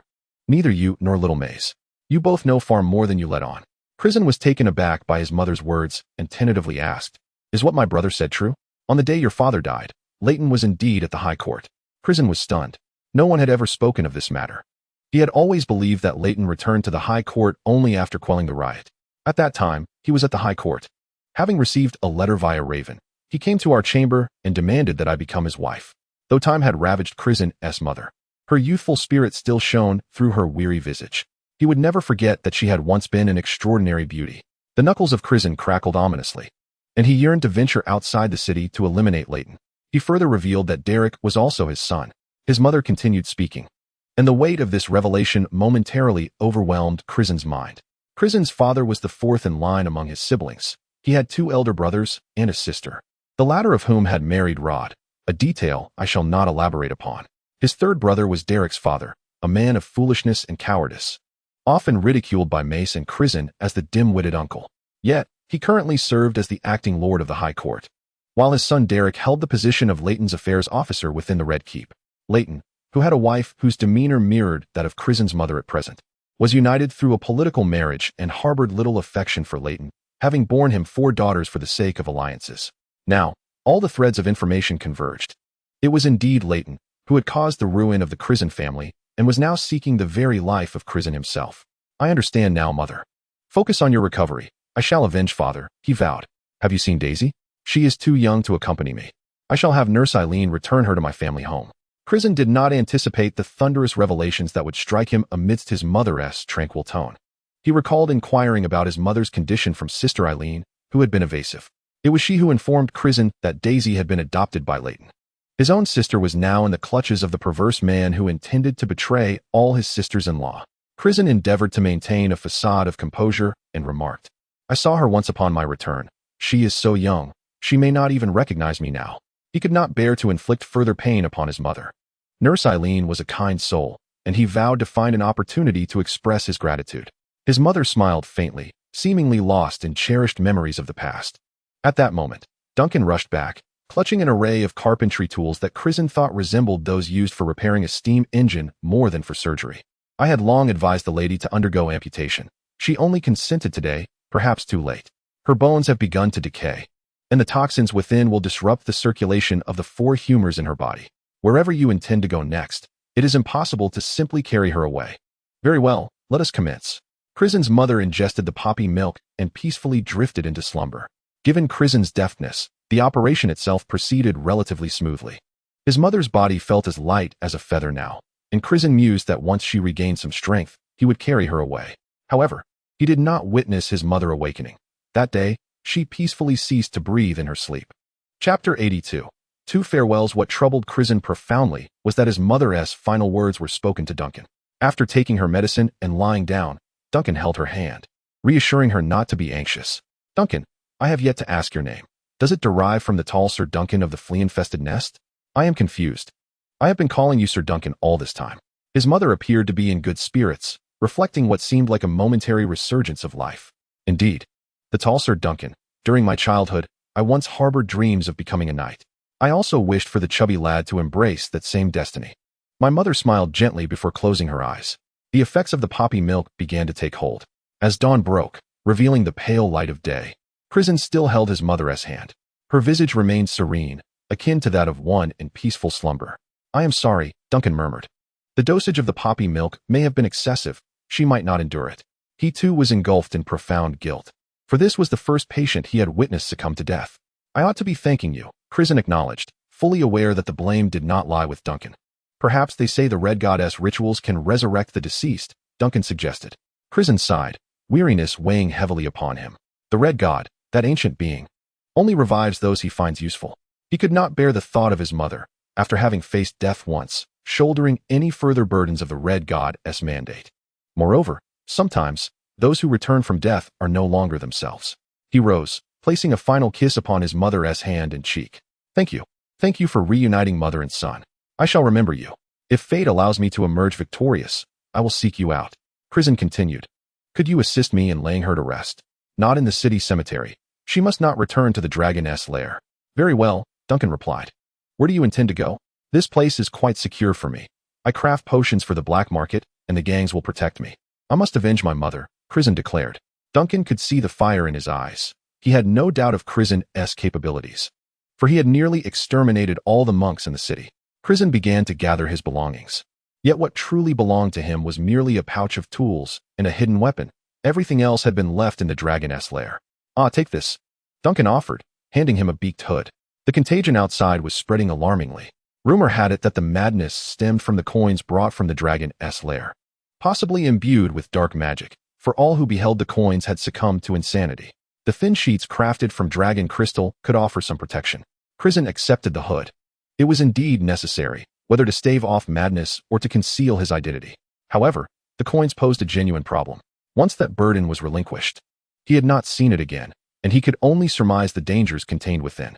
Those vials of potion required knowledgeable discernment, and they could only be grateful that no second demon had yet emerged. Fortunately, the Valyrian steel tools and hidden weapon had been stowed away in his boots. Throughout the night of vigil, Crisen had already devised a plan. He intended to visit the household where his father had once recuperated. For the firefolk were known to change their location frequently, and this was the only stronghold he could ascertain. Before his departure, Crisen recalled his mother's final words and earnestly addressed Duncan. When we next meet, I shall ensure you are knighted. Upon stepping outside, Crisen beheld two towering columns reaching towards the heavens. He focused intently for a moment, watching as one column swung outwards, launching a massive stone towards the Red Fortress. Contained within a net at its end, a catapult, the iron-armed steam catapult of the Free City-States, stands as the most formidable siege weapon of this era, second only to the steam cannons. It appears that this was indeed the culprit behind the collapse of the Dragon's Nest. It has now been established within the city, confirming Duncan's words that the Allied forces have taken control of most cities and are besieging the Red Keep. The streets have transformed entirely since Crisen last passed through. The shadows of the Stormland soldiers, sparrows, and the gas gun squads have vanished. Instead, the streets are patrolled by soldiers of the Allied forces, primarily focused on preventing any outbreaks of dancing plague. Crisen effortlessly returned to his father's hideout near the muddy path. However, upon approaching, he discovered that the doors and windows of the house had been removed. Monks were chanting prayers in the courtyard, while a few onlookers loitered at a distance. Just as Crisen pondered the situation, a large hand clapped down on his shoulder. Turning around, he felt a wave of relief. It was Duer. I've been searching for you everywhere. Come with me, Duer urged, nearly dragging him into a narrow alleyway and into a makeshift shelter. Inside were 4 remaining Dothraki warriors and Lean. Crisen thought to himself that fortune indeed favors the bold, as they were still lingering so close to the Red Keep. Where's father? Crisen inquired. I was preparing to hold a funeral for both of you, Duer replied. That day, as we circled around, we stumbled upon a group of sparrows at the center of the Dragon's Nest. We were contemplating what to do when they suddenly turned on each other, scattering glimmering gold coins everywhere. It was then that we realized it was your treasure. And you, my friend, have been quite the force. You've torn through at least 3 lesser bishops in just 2 days, did you know? Duer's eyes gleamed with excitement. Crisen sighed, sensing something amiss, and pressed on. What of my father? Oh, that brings us to him. I followed you for 2 days, and when you vanished from the flea pit the night before last, we returned to find your father, only to discover the house in its current state, taken over by the church. After inquiring, we learned that the old lady had died. Her body dragged far away, with bloodstains leading toward the sea. We could not find your father. He has gone missing. Did not the red god assure us that father would be unharmed? Maz, huddled in a corner, inquired, his expression laden with sorrow. That is a question for the red god himself. Crisen cursed inwardly, considering that there was a hearth in the shelter. If the red god wished, he could easily manifest. However, given his father's dire condition, where could he possibly be? The word missing conjured thoughts of the faceless man. Could he be involved? What of the other situations? Crisen asked Lean, noting that he managed to endure in this shelter with several Dothraki. The circumstances appeared grim. Count Andrew has rejoined his troops from the capital's garrison. After all, we are in wartime. The rest of us are not faring well. The seven gods and the red god have been at war for centuries, and the heads severed have nearly filled the halls of the gods. The prime minister has once again entrusted the church with governing the populace, and the sanctum is currently recruiting sparrows. Lean conveyed in a rush, his demeanor contrasting with that of the Dothraki. His was not a sorrowful disposition, but rather one of agitation and resentment, a deep dissatisfaction with the state of affairs. Then, what about the chubby young master? Wanted posters for you are plastered all over the streets. You've become as costly as the Storm King. What are your plans? Is the Red Keep under siege? I wish to take a look inside. Chapter 83. Direction: Is the Red Keep truly besieged? I wish to investigate, Crisen said. Unless you transform again into that formidable form. I shall permit your entry, Duer replied. When you bore that catfish visage, bullets barely grazed you. It was astonishing. Duer maintained his reverence for strength. Crisen felt embarrassed. He could not replicate that transformation. His body was marred with scars, each a testament to lethal wounds. Without his clothing, he resembled Jon Snow in terms of battle-scarred prowess. And he was perplexed as to why his healing ability was so potent while wearing that face. Suddenly, he recalled another matter. Where was the Northwind? The seven individuals in the room exchanged glances. Didn't he accompany you outside, Duer? Lean inquired. No. Duer replied, utterly bewildered. This is bad. If a rotund figure like him is conspicuous, then a white-haired dire wolf like Northwind could easily be captured and put on display for tickets. They needed to locate it quickly. It had been nearly 5 minutes since Crisen entered, and they could not ascertain whom Northwind might have encountered. Your anxiety is your own, Lean remarked, shouldering his belongings, which concealed a short sword. While they could not do much about the wolf, they could certainly leave. It's easy to say retreat, but where would Crisen go? He understood that if he were captured by the common folk, he would undoubtedly be delivered to Leighton for a reward, and that would spell his doom. Thankfully, the news offices in King's Landing had been raised by guerrilla forces. Otherwise, the rumors of his escapades in the local brothels would have surely circulated. Some matters only the nobility could grasp. If Crisen aligned himself with another noble, perhaps he could find sanctuary. For the noble houses of Westeros were not limited to Leighton and the Storm King. In truth, while it seemed every noble knew Crisen, the only one he felt he could entrust with his name was Rod. He wondered whether Rod was in King's Landing or at the Wall. Moreover, given Rod's station, this was not a matter he could safeguard for Crisen. Crisen sighed bitterly. It appeared he had left little good impression in his youth. After his father's demise, the principal power of House Heartsbane, along with its vassals, had followed Leighton to King's Landing, leaving only Crisen and his foolish uncle in Highgarden, with scant noble connections remaining. Furthermore, after visiting the free cities, Crisen had grown weary of the somber atmosphere of Westeros, constantly yearning to return to the Torimont of Mill after winter's end, without having built any substantial network. While he had some noble classmates in the academy with whom he shared a good rapport, it was imprudent to approach their fathers and say, "Your son once copied my homework. Now, could you safeguard my head?" They might very well respond by severing it to ensure its safekeeping. In truth, the elderly woman who previously sheltered the old man might have been able to assist Crisen, even though he has yet to recall her identity. She was quite influential in the city and a close friend of Crisen's mother. Who would have imagined her tragic demise? It seems there are no options left. The only noble capable of conversing with the city's guard and the fire people, remaining steadfast in King's Landing, is Count Andrew Syosberth. If assistance is to be sought, he is the only recourse. Alternatively, one might venture directly across the sea to the eastern continent of Essos. Surely, we cannot be the last few remaining? Crisen pondered aloud, realizing that the fire people could not act alone. Their refuge must be a cluster of connected houses. No sooner had he spoken than the sounds of a scuffle erupted outside. Damn, that was quick. Duer suddenly gestured for silence, his expression becoming exceedingly focused, his muscles taut, his ears twitching like those of a beast. Abruptly, he drew his blade and thrust it into the outer wall of the makeshift shelter. The wall was merely a piece of rotting wood, yet blood instantly flowed from the gash. Someone is out there. Doer quickly withdrew his blade, then thrust it again, shattering the wooden door and sending both it and the person concealed behind it flying. A cacophony of gunfire erupted in the street. Crisen's heart raced. Had they truly committed to capturing him? How was it that the coalition suddenly possessed firearms? The wooden walls of the shelter trembled as Doer bellowed, "Follow me," and charged forward with the wall as his shield. Amidst the chaos, Crisen seized the firearm from the first enemy Doer had felled. The fire people were no mere pushovers. The moment gunfire rang out, they sprang into combat mode, exchanging volleys as Crisen and his companions took refuge in their prepared fortifications. He inspected the captured weapon. Its craftsmanship surpassed that of the rifles he had seen by the banks of the Trident, the bayonet unmistakably forged from a pneumatic hammer.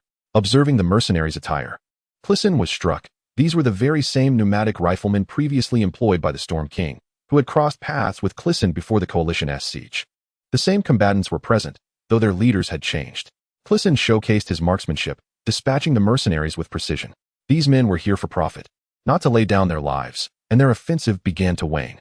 Other fire people arrived, and Crisen noted that although they were dressed like common folk, they possessed a simple means of differentiation. The right sleeves of their garments were rolled up. Doer, who braved the winter bare-chested, was advised by Maz to shave the hair from his right arm. One fire person approached Crisen to greet him, informing him that Count Andrew was keeping a watchful eye on his movements.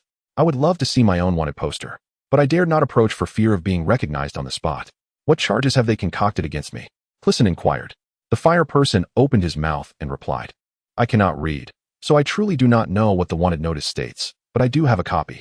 With that, he produced a crumpled piece of paper, which Crisen took in hand. It was greasy and bore the unmistakable scent of sausage. "The traitor, Crisen Heartsbane, has forsaken his king and faith, guiding the invaders of Bravos and nearly allowing the black ships to navigate upriver into the Trident. Now this traitor roams the streets of King's Landing. A bounty of 10 golden dragons is offered for his capture. Those who conceal or fail to report his whereabouts shall share in his punishment." Crisen feels a lack of imagination regarding Leighton. Even Edwin Stark of the North, an ally of Leighton, manages to arrange snippets of gossip concerning his son, Ricard. Given Crisen's current predicament, how could he possibly be accused of merely seeking pleasures of the flesh?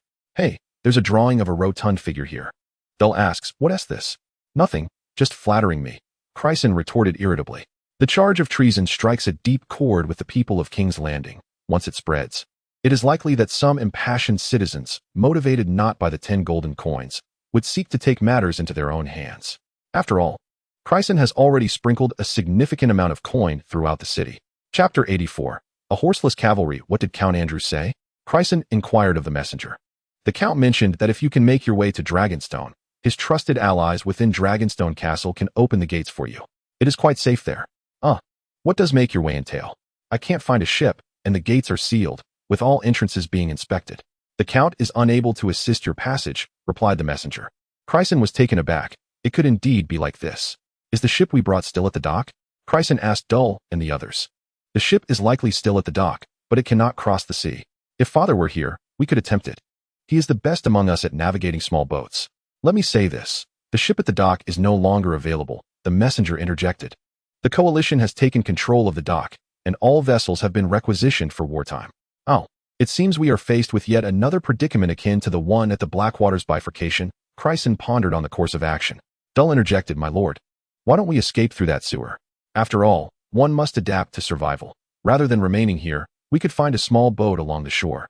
And there must be somewhere we can go."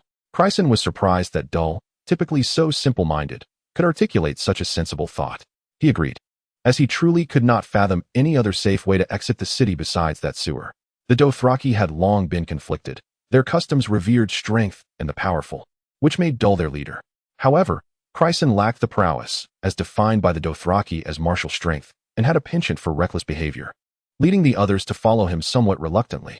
This time, the group witnessed Crisen donning a mask, transforming into an invincible force capable of tearing through anything. Truly, it was only Dull who embodied fearlessness, while the others, though still somewhat apprehensive, no longer hesitated. They retreated towards the direction of River Street. When one becomes fixated on something, it is easy to perceive it everywhere. For instance, when Crisen was 5 or 6 years old, he was terrified by the tales of the long night, seeing everyone as spectral apparitions.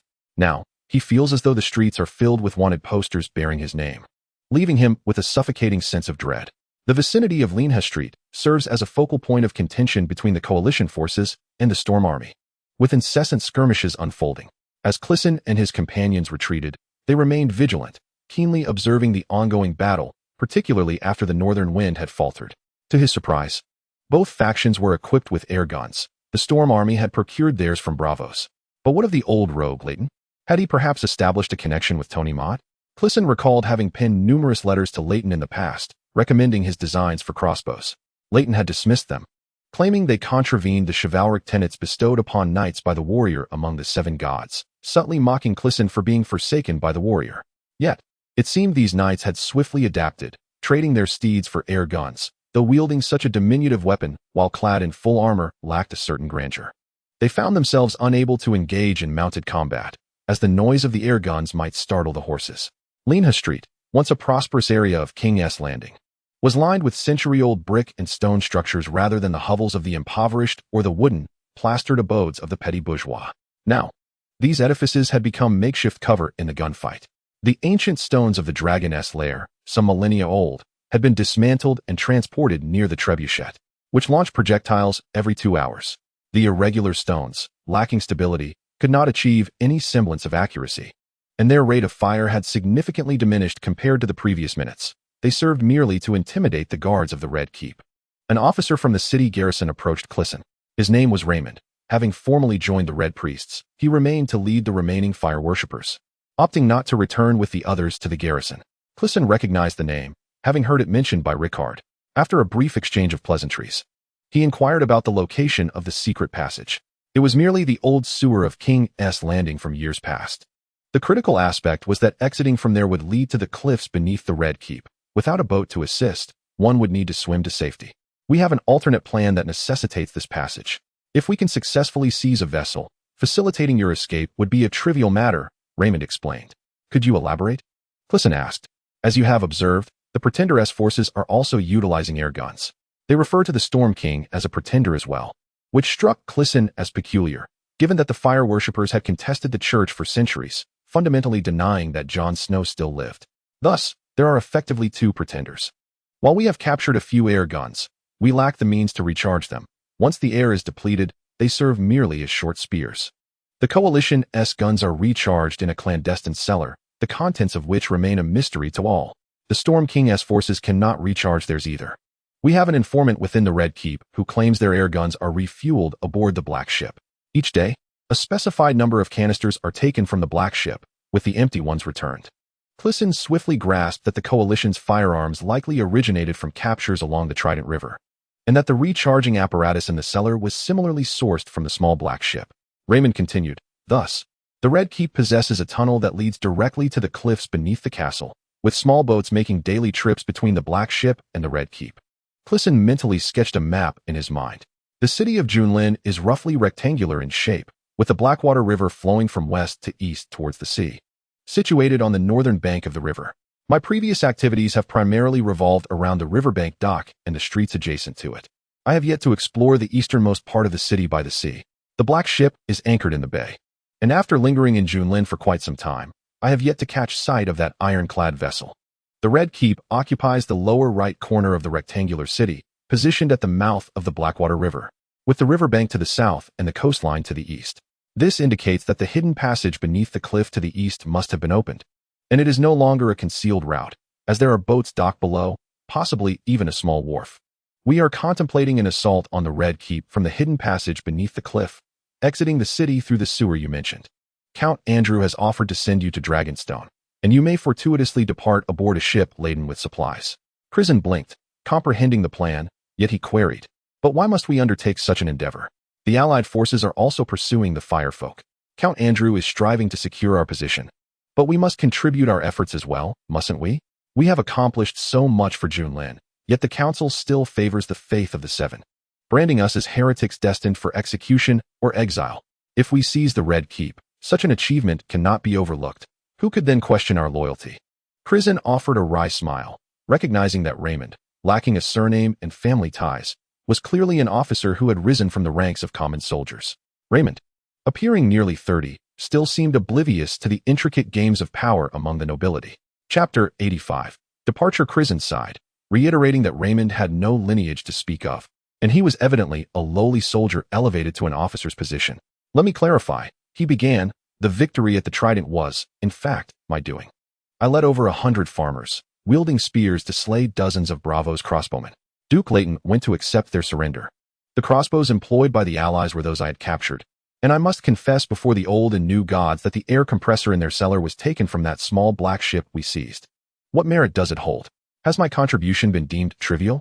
Am I not still branded a traitor in the flyers? If you conquer the Red Keep, how will you prove it was your doing? You claim to have exited through a sewer. Where is this sewer? How do you know of this route? Oh, you learned it from a traitor, and does that lend credibility to this scheme? The very existence of a secret passage is inherently dubious. Meanwhile, the Allied forces boast a vast army and enormous catapults. A century hence, a scholar will meticulously investigate the remnants of the dragon's lair and the ruins of the catapults, chronicling in his history that the then Prime Minister breached the Red Keep with a catapult to save the populace. His historical account precise and logically sound. Is it not so? Crisen vented his frustrations, feeling considerably relieved thereafter. Raymond was momentarily rendered speechless by Crisen's retort. After a brief pause, he declared, "Yet, I am fervently devoted to my country. Regardless of who occupies the position of Prime Minister, or whether the king lives or has perished, if foreign invaders threaten my homeland, I shall strive to eradicate them. We are but moths, and the Red God is our light. Moths are destined to seek the flame." Crisen fell silent, momentarily shamed by his own bitterness. History is indeed penned by victors, but should those destined for failure simply concede? Very well. We need not navigate through the sewers to reach the cliffs and enter the Red Fortress through a secret passage. There exists a fork in the sewers that leads directly to the Red Fortress, Crisen suggested. Raymond spoke little, summoning the finest warriors. They all armed themselves, eager to depart at once. Crisen was taken aback. Are we in such a hurry? We have long prepared for this moment. Since the instant the Black Ship fired its cannons, our collective dream has been to storm the Red Fortress and eliminate the false king. If Rickard were here, he would undoubtedly support us. Crisen sighed, reflecting that thus far, those devoted to their nation had not met with favorable outcomes. This preparation seems insufficient. Do we have birdbeak masks? Each should possess a pair, with lenses crafted from dragon crystal for eye protection. And why are you not carrying firearms? Are there not several laid out on the ground? Raymond hesitated before responding. We are impoverished.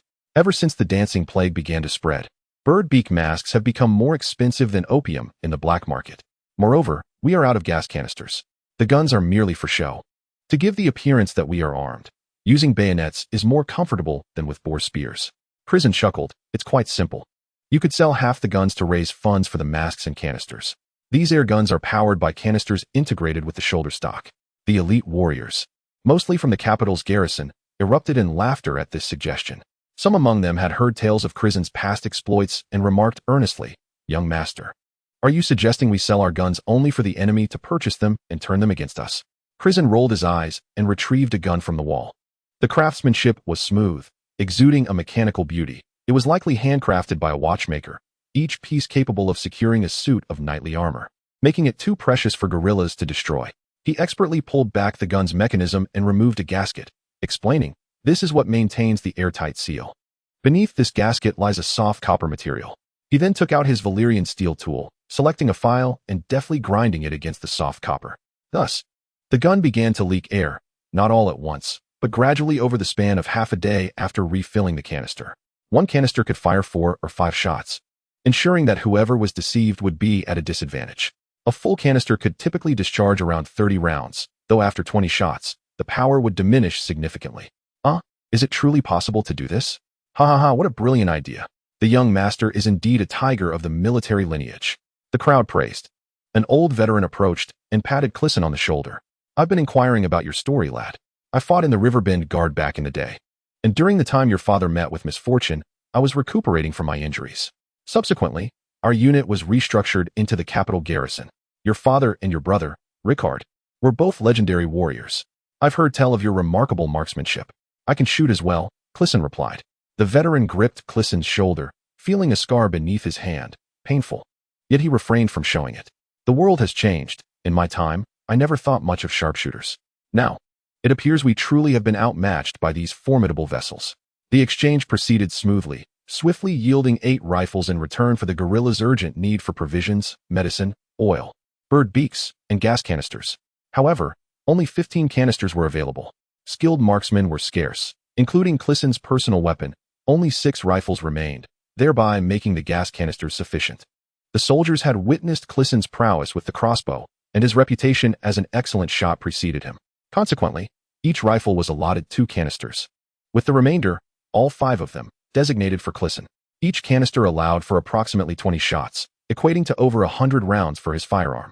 The group traversed the filthy sewers. Crisen had previously informed them of the creatures lurking within. They refrained from discussing metaphysical matters, instead focusing on a singular topic: how to slay the monster. To their dismay, a certain fool named Doer began boasting, describing even the creature's fingernail-less fingers. In truth, this entity was not a specter, as long as it possessed a corporeal form. It could be vanquished like any other living being. Dousing it in oil and igniting it would surely lead to its demise.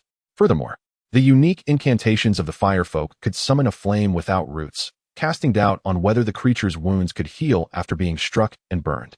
However, they were aware that the methane in the sewer could explode. Thus, they proceeded with utmost caution, bringing along a birdcage containing several small birds to gauge the air quality. Due to the constraints of their masks, communication became cumbersome, and in their need for vigilance, they resorted to gestures once they entered the sewer. Before long, they finally navigated the tunnel that led to the haunted house. Crisen signaled for the group to halt and inspected the tunnel's entrance. Someone had been here. The staircase between the first and second floors of the haunted house had been dismantled. Even if a passerby discovered the roof's hole, it would be exceedingly difficult to descend from the second floor to the first and access the tunnel. Not to mention, the interior of that house was dissuasive in appearance. It was evident that someone had entered the tunnel from the sewer in recent days. Who could it be? Chapter 86. Deception afoot. The traces suggested that someone had indeed ventured from the sewer into the tunnel in recent days. Crisen promptly alerted the others. But who could it be? A sudden thought struck him, unsettling him. The composition of a being formed of human parts may not necessarily be human. This matter was something Crisen had been reluctant to contemplate over the past few days. What manner of creature, emerging from the depths of the sewer, is this monstrous amalgamation of heads, hands, and decaying flesh? Each fragment is unmistakably human. Yet how could a person metamorphose into such a grotesque form?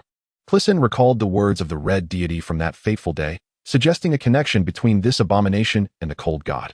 Among the putrid mass lay a dragon crystal inscribed with runes, reminiscent of the bloodstone that had once driven the corpse demon mountain 9 centuries prior. The central hall of the haunted mansion bore patterns akin to those maddening coins. Every clue pointed towards the cold god. Could this monster be a creation or a sacrificial offering of the cold god? To harbor such a colossal secret so close to the Red Fortress. It was a wonder how the Storm King remained unperturbed upon the Iron Throne. Such musings bore no fruit. Crisen dared not linger, hastily rejoining the ranks after his inspection. The group consisted of over 20 individuals, a scant number to mount an internal assault on the Red Fortress. Allegedly, there were allies within.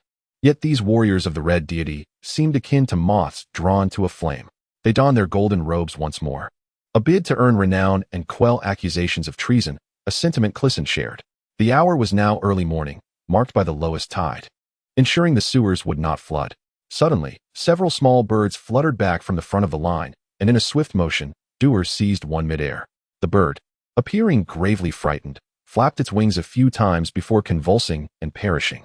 The group instantly entered a state of alert. Blades were unsheathed, and firearms were readied. For the individual who had been leading the way with the birdcage lay lifeless. His head had been bitten off by some unseen force, while his body knelt, hands still clutching the cage door. Had Crisen witnessed this scene a month or 2 prior, he might have been reduced to tears. Now, nothing seemed capable of breaking his resolve. Raymond approached and removed the golden robe from the corpse. The group pressed onward, finally beholding the creature. This monstrosity bore a greater semblance to humanity than the last encounter, possessing at least discernible limbs, standing roughly 6 feet tall, with remnants of fabric still clinging to its skin. It crouched in the filth, its hands and feet submerged, its forelimbs disproportionately elongated, and its head inclined low, emitting sounds reminiscent of a tuberculosis sufferer, caught between coughs and retches. The guerrilla fighters displayed a valor born of rigorous training, bows and spears at the ready. As Leighton approached the creature, draped in the fallen warrior's cloak, at the sound of movement, the creature abruptly turned, its grotesquely imaginative visage imparting a lesson to Crisen, who had just begun to feel invincible. It possessed two, or perhaps three faces aligned side by side. The fusion of its other features was less successful. Yet its mouth had merged into a singular, colossal maw, the corners splitting to the ears. An abyssal gaping jaw from which one could easily envision the warrior's head being severed. On either side of its mouth, where ears should have been, two tiny hands flailed about haphazardly. The creature coughed twice and suddenly extended its small hand into its mouth, pulling out an object and spitting it onto the ground. It was the soldier's helmet. The creature, with its 4 or 5 eyes aligned side by side, glanced at the approaching figures and then charged forward. In the face of the creature's onslaught, the formation of the golden-robed warriors remained remarkably intact. Leading the charge, Raymond brandished the deceased's golden cloak, teasing the beast like a matador. It was at this moment that Crisen noticed the creature's 2 forelimbs were, in fact, feet, resembling the forelegs of a mantis, giving the impression that its upper and lower limbs were of equal length and girth. While it was difficult to distinguish the repulsiveness of various monsters, this particular creature's combat prowess was markedly inferior. As the creature lunged, Raymond swiftly draped the cloak over its head. Crisen, perplexed by this maneuver, watched as the soldiers swiftly pulled taut the ropes to ensnare the creature. Crisen was baffled. Why did they seek to capture it alive? Is that towards the Red Fortress? Raymond inquired. Indeed, came the reply. Perfect, let it pave the way for us. What are you planning? Crisen asked. To bring this creature to the Red Fortress, Raymond said, producing a piece of fatty pork and dangling it in front of a spear. The creature, captivated, charged forward on all fours after the enticing morsel. It was astonishingly swift, nearly impossible to restrain, and soon it had navigated through the bifurcation towards the sea, arriving at the tunnel leading into the Red Fortress. Ascending a flight of stairs, they reached a gate adorned with cobwebs. Crisen was confident he could open it with his tools, but to do so, he would have to step in front of the creature, and to be frank, he felt trepidation. Yet Raymond tossed the meat through the barred gate. The creature broke free of its restraints and lunged toward the entrance, its forelegs shattering the rusted iron bars. However, this wasn't sufficient for passage. It opened its gaping maw and clamped down on the iron gate, tearing it from its hinges. Crisen observed that the piece of meat was hardly substantial enough for a single bite and remarked, "Is it really necessary for it to turn back so quickly? I could open that door myself." "Of course not," Raymond replied, producing a bottle of oil, wrapping the neck with a rag, igniting it, and hurling it down the corridor. The passageway rose with a noticeable elevation above the sewer, its dryness contrasting sharply, with layers of cobwebs aged for centuries hanging like mosquito nets. The incendiary bottle ignited within the corridor, immediately sealing off the creature's escape route. Burning webs cascaded onto it, eliciting a horrifying scream. There must be another door inside. We shall wait for it to break through for us, Raymond declared with an air of confidence. Thanks to the sea outlet, the air circulated freely, mitigating the risk of gas explosions, and the group successfully lit their torches. Once the flames of the incendiary bottle extinguished, they ventured inside, discovering indeed another wooden door, completely shattered. "Is this aligned with the informant's location?" Raymond inquired. "It matches perfectly," came the soldier's response. Crisen felt a sense of assurance, as if the guerrillas were already privy to the matters he intended to relay. 2 soldiers wielding large shields ventured forth to scout the path ahead. If any traps lay in wait, the creature would have triggered them by now. The passage was narrow, accommodating only 1 person at a time, and thus, the march had to be swift. Otherwise, the 20-odd individuals would find themselves ensnared in such a constricted space, easily trapped by foes at either end. The creature had strayed off to an unknown location, and Crisen suddenly pondered that if the informant's intelligence was reliable, the guards within the Red Keep must also be aware of this passage. Why, then, had they entered so smoothly? There was surely some treachery afoot. Chapter 87.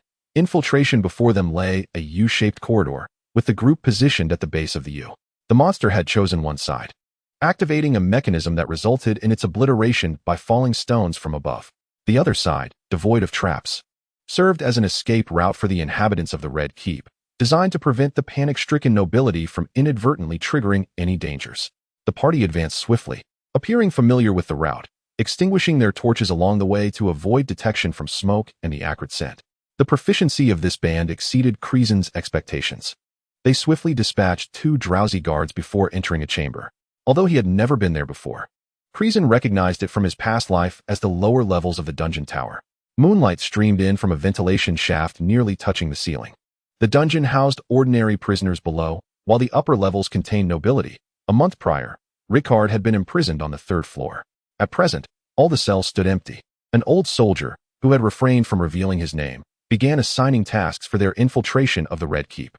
Despite feeling formidable alongside the Dothraki, Crisen now felt as if he were part of a ragtag group merely treading water. A peculiar aroma permeated the air. Upon removing their bird-beaked masks, too soundproof for comfort, the team was immediately struck by a potent scent. It was a bizarre amalgamation of rare spices and decay, reminiscent to Crisen of the Shadowbinder's nightshade water he had been forced to consume at the Highborn Heart. The old soldier was the only one who retained his mask, prompting Crisen to note his lack of a golden robe. This was the lower level of the dungeon tower, with a door on the first floor leading directly to the throne room. The old soldier remarked that once they reached the throne room, they would know their next course of action.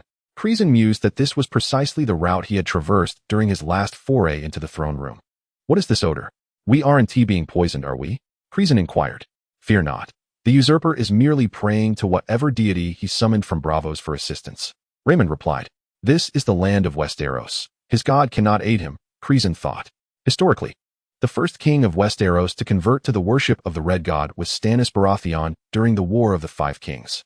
The subsequent bastard son, Gendry Baratheon, who was propped up by Daenerys, also found himself entwined in the Red Goddess narrative, a source of mockery against them. Fortunately, the warriors before him were devoted to the Red God. Otherwise, the ire directed at them would have been considerable. Raymond led a contingent to set fires behind them, while the old soldier guided the remainder towards the throne room. The throne hall features a symmetrical secret passage leading to the Prime Minister's tower, beneath which the passage descends to the cliff's edge, where boats await. The veteran remarked, Thus, your men must accompany us into the throne hall. It is my honor. What shall be our responsibility? Queried Clyson. Locate the exit door on the opposite side. Should we perish, you may depart immediately, Dewar responded nonchalantly. The sewer exit. This tower, the central hall, the tower across, the passage leading to the cliff's exit, all these exits beneath the Red Fortress are quite symmetrical. A sense of foreboding suddenly gripped Clyson, prompting him to ask, Are there any individuals from the Summer Isles in the presence of the False King? At this juncture, Clyson's inquiry left the others perplexed. He continued, The False King may worship the god of cold. I had thought the creatures we encountered in the sewer originated from that haunted house by the riverside, but now I suspect they might have been summoned from within the Red Fortress. Suddenly, a loud chanting resonated from the throne hall, its tone peculiar and rhythm striking, unlike any language the crowd had ever heard. Clyson could not discern the expression behind the veteran's mask. He remained silent, gesturing for the group to split into two teams and advance. On the first floor of the dungeon tower, there were others adept at picking locks besides Clyson. A soldier skillfully opened the door through which Clyson had previously passed. It appeared to have been untouched for over a century.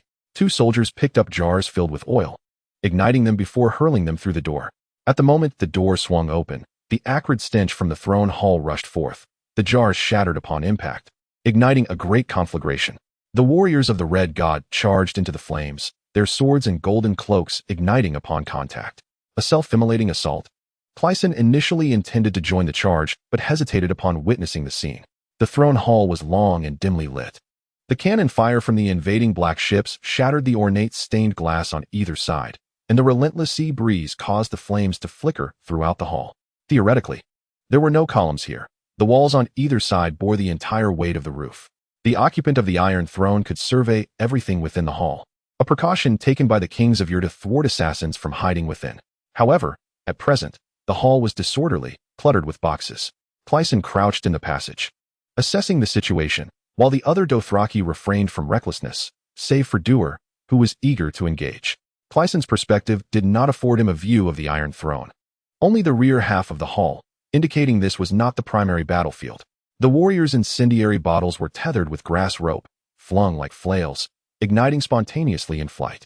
These oil-filled bottles were used to block the path, while the remaining fighters charged toward the Iron Throne. It struck Clyson as odd that there were so few enemies within the throne hall. He could only see two sentinels stationed at the entrance. Where had the source of that fervent prayer gone? Were they all stationed outside, guarding the walls of the Red Fortress? The warriors' cloaks and swords appeared to be enveloped in a layer of flame. Ordinarily, the woolen cloaks would have been reduced to ash, yet theirs bore no signs of damage. He had witnessed flaming swords before, a traditional craft of the fire folk, igniting steel through incantation. The fiery blade merely inflicted burns upon its adversaries, yet it was said to cleave through the intangible phantoms. Such a remarkable artifact. Dewar excitedly examined his curved dagger, contemplating his desire to learn the craft. A A sword that burns will eventually lose its temper and soften, Crisen interjected. He suddenly realized that the scattered boxes in the hall were, in fact, coffins, each of varying materials and antiquity. There were ancient stone sarcophagi alongside distinctly foreign ship-shaped and humanoid coffins. What was the meaning of this? There was no time to waste. He must swiftly locate the retreat door on the opposite side and urge the group to flee after igniting their fires. Crisen called to the others and, amidst the chaos, dashed across the hall toward the other side. At that moment, the door across the way was violently smashed open from the outside, revealing 2 feet with half-foot-long hooks protruding from them. The creature wasn't crushed. It emerged from the other side. Crisen exclaimed. Was this secret passage truly symmetrical? What kind of foolish design was this? Did it not imply that knowledge of half the passage equated to knowledge of the entirety? The creature extended itself from the secret door, its form more intricate than before. It bore a large gaping wound in its center.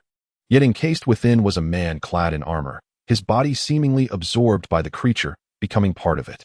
This humanoid form did not acknowledge Crisen and his companions, instead lunging directly towards the Iron Throne, evidently drawn by the alluring scent. Chapter 88. The boiling slime. The Iron Throne loomed atop a high dais, shrouded in a veil of black mist. Even though the hall was ablaze with fire, the darkness remained impenetrable. The sea breeze could not disperse it. The golden-robed warriors swiftly vanquished the enemy forces within the throne room. The veterans, leading a portion of the group, faced the entrance to confront the enemies rushing back from outside the castle, while others retrieved flaming vials bound with straw from their cloak pockets, swinging them like morning stars, chanting incantations. As the clay pots were released, they ignited spontaneously, shattering into the black mist, yet producing no light or sound. At that moment, the creature from the sewer burst forth. It seemed to have absorbed a soldier, the poor fellow's greaves clattering against the ground. It climbed atop the pile of coffins and descended again, heading straight towards the shrouded Iron Throne. Hey, splendid. We need not open the door ourselves. Doer remarked cheerfully. That person hanging from it seems to be in pain. Should I grant him a merciful end? Crisen ignored him and raised his gun, firing twice into the black mist. The bullets failed to alter its form. What was this mist? Moreover, wasn't he the Storm King supposed to be here? The warriors, unwilling to linger in battle, decided to retreat. The Storm King had fled. They glanced at the creature, tacitly choosing to disregard it. This creature was inept in combat, yet remarkably proficient at opening doors. Though the sight may be somewhat repulsive, the actions taken are undeniably endearing. Yet, Crisen remains exceedingly anxious. Just moments ago, he distinctly heard the prayer emanating from the throne room, a sound surpassing even the brilliance of the holy sword, as if hundreds of voices were united. How could there be so few people? Even if every soul within the Red Fortress raised their voices in unison, it would scarcely yield such a cacophony. Suddenly, from the depths of the black mist, that peculiar and eerie prayer resounds once more. The voice is sharp and elongated, akin to nails scraping against a chalkboard, each utterance striking at the very core of human emotion. The creature seems to comprehend the meaning behind this sound. It abruptly halts, its gaping maw poised dangerously close to one's heart. The crowd is overwhelmed with agony. Even the stalwart Dur has begun to falter. Run! Crisen exclaims, striking Dur's head, prompting him to react and swing his curved blade to sever the splintered door hinge that the monster had obliterated. Suddenly, that piercing voice finds its response. Countless disordered and indistinct sounds arise, echoing the shriek. Yet, where are the people? Crisen mutters to himself, his gaze suddenly fixating on the coffins. The creature, akin to a marionette, stumbles through the hall, using its unnatural strength to topple the coffins haphazardly strewn about. All the living souls begin to flee, the guerrilla soldiers dashing into the secret passage, while those soldiers who had come to eradicate the bandits in the throne room also make their escape. One can only imagine their imminent action of flinging open the gates of the Red Fortress to surrender to the besieging forces outside. A mass of black sludge oozes forth from the overturned coffins. This viscous substance appears to possess mouths, or perhaps not. It bubbles forth like boiling water. And with each burst, a sound emerges that is unmistakably human.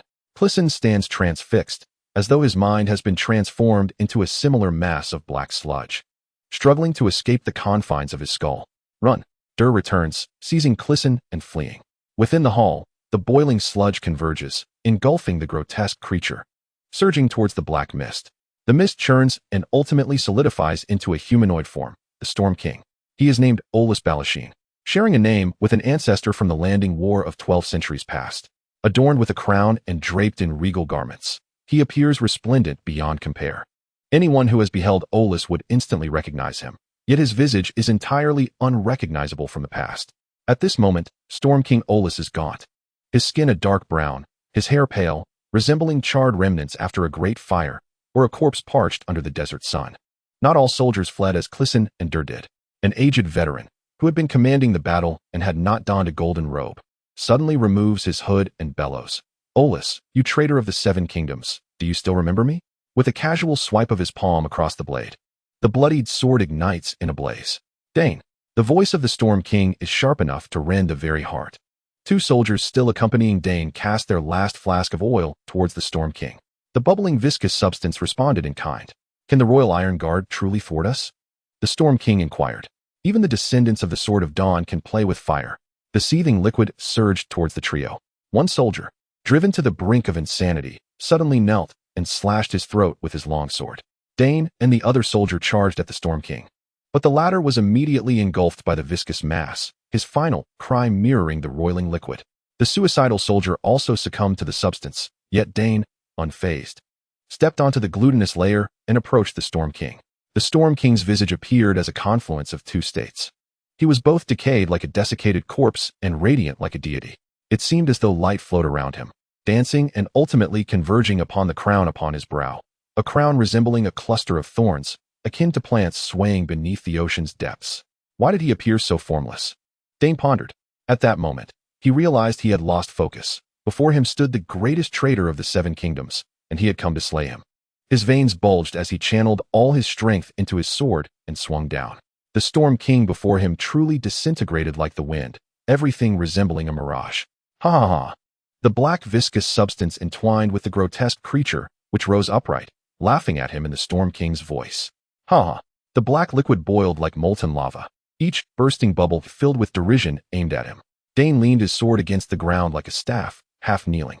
Suddenly, his eyes bulged and burst, black liquid pouring forth from the void. He melted into a part of the viscous mass. Meanwhile, Crisen found himself trapped. This side of the secret passage led down to the basement of the Prime Minister's tower. Here lay a spacious hall, where 1,000 years ago, the Targaryen dynasty had displayed dragon bones. Now, it was cluttered with countless coffins, blocking the way entirely. Since the coffins in the throne room had leaked living liquid, it was likely the Storm King would come to awaken the coffins here as well. "Let us move this out of the way. There are fewer coffins on this side.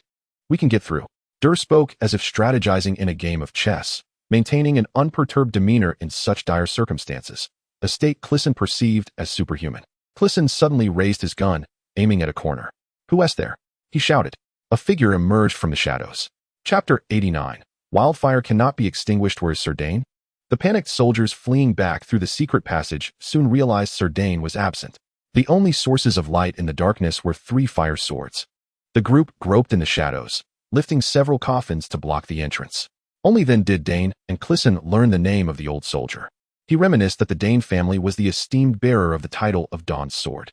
Although their ancestral blade, forged from white meteoric iron, had been lost before the long night, they remained one of the oldest and most noble families among the Seven Kingdoms. Each generation of the Kingsguard invariably included a member of the Dane lineage. Crisen was taken aback. Could the veteran warrior leading the charge be none other than Sir Dane himself? It dawned on him that there were other nobles remaining in King's Landing to resist, not just Count Andrew. At that moment, from the corner of his eye, he caught sight of someone crouching in the hall, attempting to sneak away. "Who goes there?" he called out, raising his hand and shooting the person's hat off. The sudden gunfire interrupted the actions of those present, and they all turned to Crisen. "How could you see me?" The figure stood up, raising both hands in a gesture of peace. Crisen had never pondered this question. He simply had seen him. "The moonlight is so bright. You should hide in plain sight," Crisen remarked. He paused as he noticed the individual's attire. "Wait a moment, are you from Myr?" The person nodded. "Excellent." After all, the one Crisen had longed to ally with, Tony Mott, was in Myr. Most foreigners in King's Landing had fled. Encountering anyone was a glimmer of hope. "Can you even see his appearance?" Dur could not help but inquire. "The moonlight is so bright," Crisen casually repeated. He then continued addressing the Myrish man. "Step forward. Whom do you serve?" The individual awkwardly maneuvered through the sea of coffins, stumbling over something on the ground. "No, my lord, you are truly remarkable. Where's the moon?" "Even if there were a moon, there are no windows here," Dur remarked. Crisen was momentarily taken aback. realizing that the Myrish man's fumbling was not due to blindness, but rather the overwhelming darkness of the room. The oil and torches had long been extinguished. Apart from 3 small fires providing minimal illumination, the rest of the area was shrouded in complete darkness. Yet, Crisen was different. He could still discern the minutest details. Even more clearly than during the day, he mistakenly believed this clarity was due to the moonlight. Crisen understood that while he roamed the city wearing the faceless man's human mask, fragments of memory appeared to mirror his current experience. The objects before him seemed stripped of color, leaving only shades of black and white, yet their forms remained impeccably defined. Crisen had acquired the ability to see in the dark. Finally, the Myrish man stumbled into the light cast by the fire's swords. As his eyes adjusted, he suddenly exclaimed, "Are you Crisen? Lord Heartsbane? Who are you?" Crisen asked, surprised. "Do you not remember me? I was a sailor on the Saffron. You were working for Lord Tony Mott. Winter is approaching. You need to return to Highgarden. We took you to Dorne." The Myrish man explained. Indeed, this was true, upon closer examination of his face. Crisen recognized him. To be certain, he tugged at the Myrish man's eyelid. "Are you still with Tony Mott?" Crisen inquired eagerly. "Yes," came the response. "Lord Tony Mort received a letter from Lord Rod, and he has come to seek you." Upon hearing these names, Crisen was filled with excitement. "What is your name?" Crisen inquired. "You may call me Lemon," came the reply. "Ah, Lemon, that name does indeed ring a bell. But what of Lord Tony Mort himself?" "He is at sea." "Master, there have been strange sounds all night. We must leave at once. Do you know the way to the cliffside dock?" The group exchanged glances, remaining silent. Crisen, taken aback for a moment, cautiously asked, "Surely, no one here is unfamiliar with the route?" "Only Raymond and Dane know it," a golden-clad soldier replied, "and Eileen as well. But they are not present." "And you, Lemon?"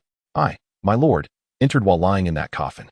The vassals of the Storm King, following his orders, unearthed various ancient coffins from around the world. No one knows why he specified those locations, but they were excavated nonetheless. Lord Tony Mort dispatched us to the city to find you, and I took it upon myself to discard the deceased within and lie down inside. They mentioned you might be confined in the dungeons of the Red Keep, hence my unfamiliarity with the way. I only emerged when I heard the guards had fled. And who would have thought I would encounter you here?" Crisen was profoundly impressed, realizing the truth in the adage that fortune favors the bold. But truly, does no one know how to proceed? Crisen inhaled deeply and stated, "Follow me. Let us move this aside. There is a door beneath." He felt a twinge of apprehension regarding his judgment, recalling Samwell's memories from 9 centuries past. Who could say how the tunnels of the Red Keep might have changed? The group shifted the coffins, revealing a trapdoor leading to a cellar. An eerie blue light emanated from the chamber, and having encountered numerous creatures, they were no longer unnerved by this illumination as they filed in. Crisen descended the ladder, and upon raising his gaze, he beheld a shattered machine. This apparatus was used for grinding, with a stone trough filled with a substantial amount of dragon crystal powder. Such a large machine would typically require steam power. At the very least wind or water, yet Crisen observed a foot pedal. Human power, indeed, this could wear one's legs thin. The blue light originated from a crystalline, fluorescent ore, which was housed in large porcelain vessels from the east, illuminating various corners of the room. The other furnishings resembled those of an alchemist or a scholarly professor. Manuscripts, assorted ores, a large basket of dragon crystals, and barrels of strong liquor scattered about the floor. A soldier was about to recite a spell to ignite a fire sword when Crisen hurriedly stopped him, aware that this place could not tolerate sparks. "Why not? This is the chamber where the Storm King concocted wildfire," Crisen explained. Wildfire?" Durrell suddenly perked up. "Is that the substance from the tales? Floating on water and ablaze enough to incinerate an entire fleet?" Crisen was uncertain how many plays this fellow had seen, but he was indeed correct. Wildfire is a legendary liquid in Westerosi history, second only to dragons, known for its ferocious combustibility. Every tale associated with wildfire is accompanied by harrowing death. Moreover, the art of crafting wildfire has been lost to the long night. Countless individuals have attempted to recreate wildfire since then, yet none have succeeded. Some speculate that the absence of magical augmentation is to blame, while others believe that the geographical peculiarities of King's Landing align with certain enigmatic theories, suggesting that wildfire can only be produced in that locale. This matter is well known among the Gold Cloaks. Every few years, the city's reserve forces apprehend individuals clandestinely experimenting with wildfire in King's Landing, though none have ever triumphed. It appears that even the Storm King is not immune to such traditions, for after seizing the Red Keep, he too seeks to establish a site for wildfire experimentation. The time to publish is approaching, and it feels rather nerve-wracking. The esteemed editor granted me the opportunity to launch this Friday. I had initially intended to release it around May Day, but now, with nearly 200,000 words completed, I shall proceed. Just last year, during this same period, I was utterly oblivious to the realm of web literature. The first episode of the 8th season of Game of Thrones had just aired, and I was incensed by its apparent mediocrity. Who could have anticipated that the world of ice and fire would transform so drastically, along with my own life? Chuckles. I still find myself in a state of learning, feeling increasingly overwhelmed by the vast expanse of knowledge yet to be acquired. This book is destined to falter. I shall consider it a means of gaining experience. Hence, there is no pressing need to demand a first subscription, though it would certainly be welcome. I extend my gratitude to the editor for providing me with the opportunity to embrace this experience of potential failure, and I appreciate everyone's support, votes, and contributions, especially the encouragement from all. Regardless, I must unlock the experience of completing this work. Should I have the chance to meet any of you, I would be delighted to treat you to ice cream. Chapter 90. The Formula for Wildfire. Please consider subscribing. Calcium carbide, huh? The alchemical materials we are familiar with include these few, remarked a gold-cloaked soldier. The Pretender's laboratory is indeed more professional than that of a mere itinerant alchemist. At least they strictly prohibit fire and smoke, another soldier added. The soldiers of the city's reserve forces are all too familiar with these matters. For every young boy who dreams of becoming a knight to slay dragons in the Sea of Smoke, there are just as many who aspire to replicate wildfire in King's Landing. For centuries, neither endeavor has met with success, and experiments with wildfire have often resulted in numerous blazes. Consequently, the search for these wildfire ingredients has become one of the duties of the city's reserve forces. With each soldier becoming a sort of apprentice in alchemy, Crisen suddenly noticed another issue.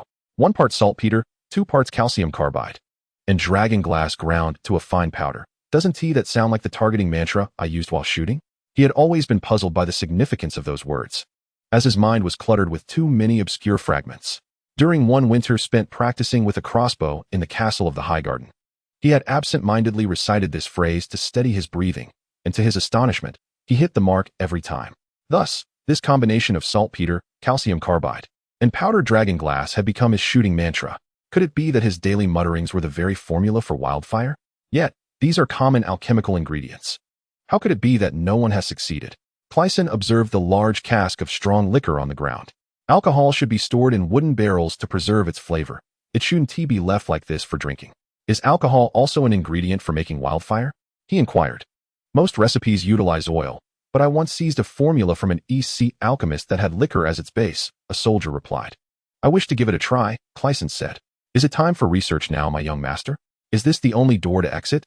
A soldier inquired, pointing towards a heavy iron door. The doors of this room and the cellar cover from which they had entered were specially crafted, evidently made from thick steel plates filled with cotton, reinforced with multiple bolts for explosive resistance. Just as Crisen was about to affirm, a dull knocking sound resonated from behind the door. Alarmed, the crowd recalled the grotesque monsters of the Frost God. None could ascertain whether a human lurked beyond the door. The thickness of the door rendered any shouts inaudible, with only the increasingly frantic knocking echoing through the air. No one dared to open the door recklessly. Observing the situation, Crisen hastened his task, meticulously mixing the epsomite and dragon crystal powder into the strong liquor, according to the alchemical doctrine of the 4 elements. These components contained significant fiery properties, bubbling together as if on the verge of boiling, capable of inflicting considerable burns even without igniting. Suddenly, the cover above also exhibited peculiarities as a black viscous liquid began to seep through the gaps. Unintelligible murmurs accompanied the occurrence. With remarkable agility, Dewar leapt up, seizing the handle of the door overhead. That handle, secured with hefty rivets onto the steel, was robust. More importantly, as Dewar tugged at the door, he severed the flow of the black liquid. This indicated that 2 events transpired simultaneously. First, the hall above, laden with coffins, experienced phenomena akin to those in the throne room, with the viscous liquid in the coffins bubbling ominously. Second, the one knocking on the iron door might be a monster, but at least it was not the viscous substance, suggesting they could contend with it. The soldiers swung open the iron door, releasing a collective sigh of relief as they beheld Raymond outside. Now, Raymond was accompanied by only 3 others. Upon entering, he immediately spotted Dewar performing pull-ups from the ceiling.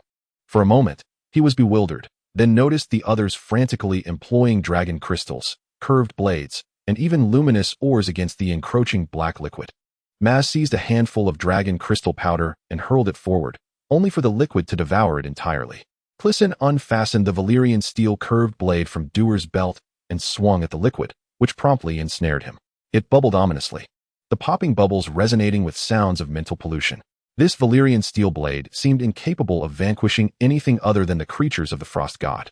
Crisen gripped the curved blade, his mind clouded, feeling as though his very thoughts were transforming into the substance before him, struggling to break free. He raised the blade and plunged it into the recently concocted jar of wildfire. "Hey, my sword." Doer, hanging from the ceiling, hesitated to let go, witnessing Crisen's distressing treatment of his prized possession, performing a series of concerned gymnastic motions. The liquid appeared intoxicated, smoothly slithering to the bottom of the jar. Crisen withdrew the blade, and the jar suddenly erupted with the scent of smoke and fire, as beneath the golden liquor, a dark green substance began to surge forth. This alarming hue dawned on everyone, and suddenly, they comprehended, this was wildfire. A legendary substance lost to the annals of war for centuries had, in Crisen's hands, come to fruition. No wonder the Storm King was conducting the Frost God summoning while simultaneously establishing a wildfire laboratory in such proximity. It is indeed peculiar. That black muck is known to fear fire, Raymond remarked. The ground outside is littered with it. We have burned our way through.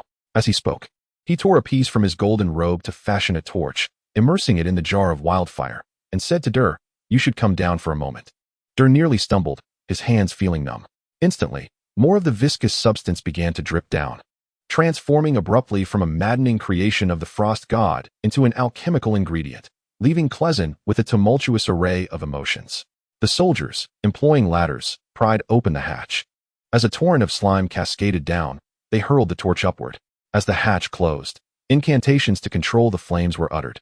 The cacophony above ceased immediately, while the slime flowing into the laboratory was scooped up and soaked in the wine jar. Infusing wildfire into the brew, the concoction grew increasingly potent. The soldiers of the capital's garrison, who had no prior experience with alchemy or dealings with alchemists, accurately followed Crisen's instructions on proportions. And soon several large jars of wildfire were concocted. Once a semblance of safety was achieved, the collective tension of the group began to ease, only to be swiftly replaced by a wave of nausea. Nearly everyone, save for Dur, succumbed to the urge to vomit. The boiling slime and its inexplicable whispering bore a potent psychological taint, particularly for Lemon, who seemed unable to recover. He trembled as he retched. There were still several jars of wine remaining in the room, prompting the group to hastily open one for him to drink. Were those slimes the bodies from the coffins? Lemon asked, recovering slightly. Indeed, Crisen confirmed. I lay in such a coffin for 3 days. Lemon's complexion turned ashen. Dur, with utmost seriousness, inquired. There were no corpses in there, were there? Those who died within were not human. Lemon retorted, recalling. We boarded a vessel transporting coffins to the Red Fortress and pried one open. He began to retch again. What was inside? Crisen sensed an unsettling premonition. These damned matters seemed to revolve around a few recurring themes. What lay within was a creature the size of a man, resembling both a fish and a frog. Its body covered in scales, with a human face, gills along its neck, and limbs akin to fins. The critical detail was that the creature appeared to be very much alive. After this revelation, Lemon took several large swigs of wine. Crisen was alarmed. Was this not the very creature depicted on the frescoes of the haunted house on Lena Street, obscured by a layer of whitewash? Deep diver. A term suddenly surfaced in his mind. When we extracted it, its gills seemed to be fluttering as if in motion. When we cast it into the water, it appeared to swim away. Lemon continued. Was that a mermaid? Mermaids have tails, Dur interjected. Have we seen that creature before? It seems oddly familiar. Yet I cannot place it. He gazed at his Dothraki brothers, who nodded in agreement. Are there similar creatures to those in the other coffins? Raymond inquired. I believe so, replied a newcomer accompanying him. Allow me to introduce him. He is a brother of ours who has been stationed in the Red Keep, relaying news these past days. This is what. Please extend your greetings. The group acknowledged what briefly, and he continued. The Storm King has amassed various ancient coffins from around the world, previously stored in his lair, Dragonstone, and has recently transported them in batches to King's Landing. We have also conjured wildfire here. Perhaps there is indeed something mysterious about this location. Is it then true that those fish-like beings were transformed into the contents of the wine casks by the Storm King's sorcery? One form of monstrosity morphing into another seems rather plausible. After all, humans can become monsters too. Enough of this. I cannot bear to contemplate such things, Raymond interjected, taking a few swigs from the wine. The situation faced by their arson team was not significantly better than that of Crisen, and his companions. After splitting up in the dungeon tower, their original intention was to set fires throughout the Red Keep to disorient the enemy. Since the Storm King took residence in the Red Keep, he has remained reclusive, transforming the throne room into a temple for his new faith, praying day and night. The faith of the Seven indeed crowned him, but that was purely for political purposes, marking his last public appearance. Since then, only a select few have glimpsed him. A constant influx of alchemical materials has been brought into the Red Keep, leading even the Storm King's ministers to believe that their monarch is engrossed in alchemy. Throughout history, many such noble courts have existed, and the guerrilla warriors paid little heed to this matter. Raymond's arson team arrived at the sacred grove of the old gods, a site the Storm King would naturally abandon. The trees had been stripped bare, replaced by a colossal wooden shed. What hurriedly emerged from a small door, exclaiming, "By the gods, you actually came. It's been 2 days without news. What happened?" Raymond questioned what, eager to assault the Red Keep while weaving a falsehood to Crisen and the others. "Aside from myself, the rest of our brothers, Pate, Will, and Vorkin, have all gone missing."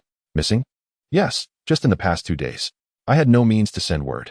Only then did Raymond realize something was amiss. They were meant to disrupt the enemy, yet they had encountered little resistance.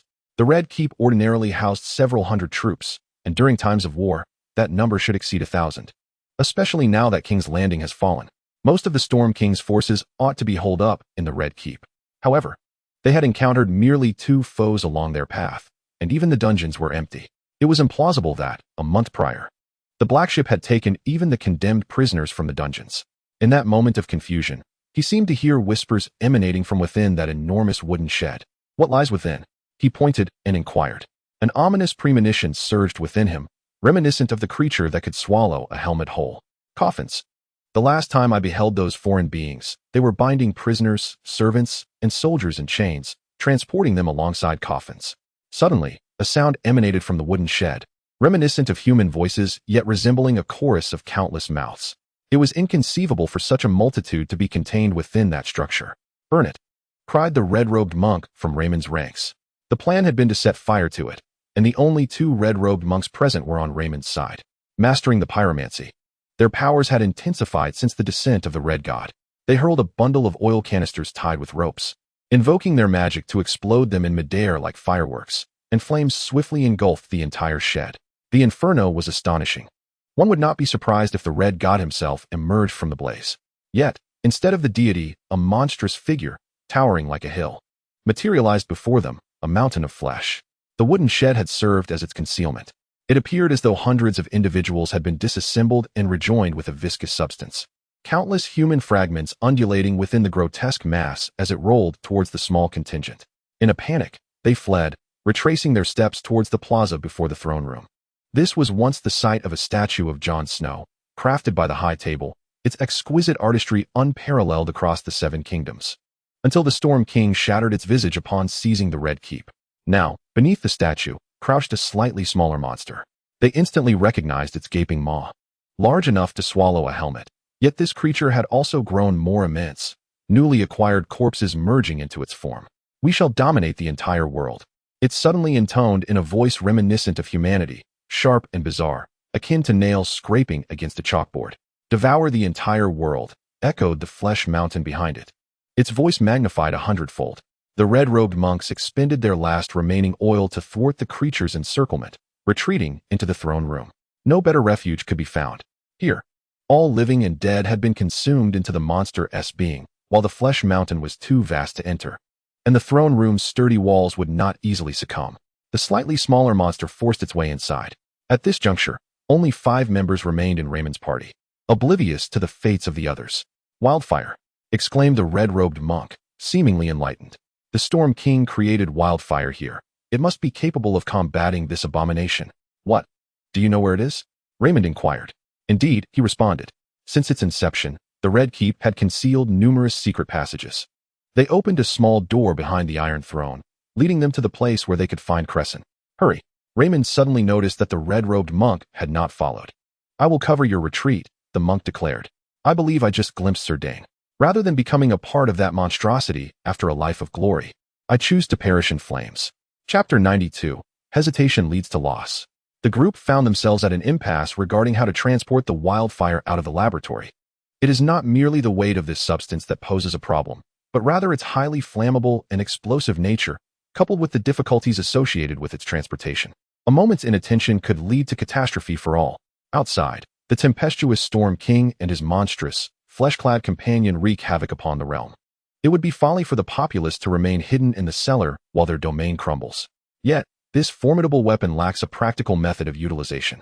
Crisen recalled that in ancient times, wildfire was employed to create flamethrowers, but here, devoid of any tools. He had managed to conjure wildfire with his bare hands, a feat bordering on the miraculous. What more could he possibly achieve? Thus, did the red-robed monk sacrifice himself? Dur spoke solemnly. May he find eternal rest in the realm of the gods. Even Crisen had never witnessed him in such a state. His lineage instilled in him a profound respect for warriors. It seems that our prolonged period without adversaries indicates they have indeed perished, sighed Raymond. He envisioned the red-robed monk reciting incantations, his entire being suddenly engulfed in flames as he charged towards the enemy, lamenting his own inability to even master the simplest task of igniting his sword. The passage of time felt excruciating, though it was not long. Cursed be it! Crisen suddenly exclaimed, his voice rising in alarm. What is it? The slime. Black slime is approaching. Close the door.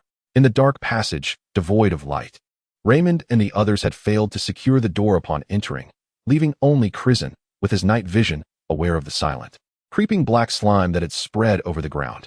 While it was conceivable that the slime would find an alternate route, who could have anticipated it would remain silent? Crisen hurled a chunk of ore into the distance, only to see its blue luminescence swiftly consumed.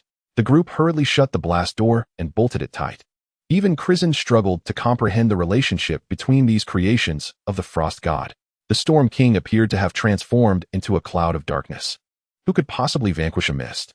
The grotesque beings encountered in the haunted house and the sewers, born from the distortion of human forms, bore a resemblance to the flesh mound, with the decaying flesh-binding human remnants seemingly linked to that black slime, albeit differing in appearance. The black slime originated from the corpses within coffins. They possessed the ability to speak, and when the slime bubbled, it emitted sounds reminiscent of human speech, exhibiting a potent capacity for mental corruption. We cannot evade this, Raymond asserted. We shall unleash the wildfire. I refuse to believe it cannot be incinerated. No, Crisen interjected. Indeed, we cannot escape, but do not unleash it. The passage is sloped, and our laboratory lies below.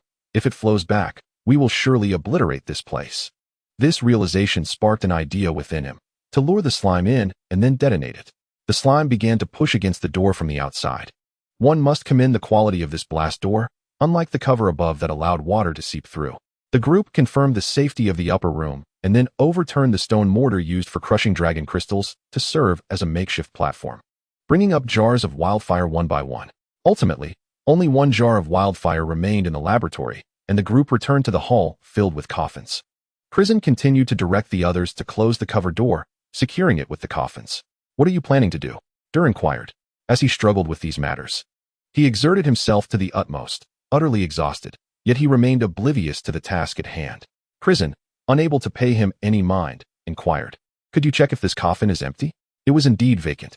Crisen was now the only one in the vicinity capable of perceiving distant figures. There was no need to consult others, as he observed that the secret passage connecting the hall to the throne room remained as congested with coffins as when he had departed. Here, then, was a sanctuary. Neither foes nor monsters could breach this place. The viscous entity moved sluggishly, and even should it attempt to encircle them, the available space would suffice for the wildfire to manifest, to avert unforeseen circumstances. Crisen commanded that several jars of wildfire be relocated to a stone coffin situated far from the slab door. Can the wildfire below ignite if you invoke the incantation now? Crisen queried the soldiers.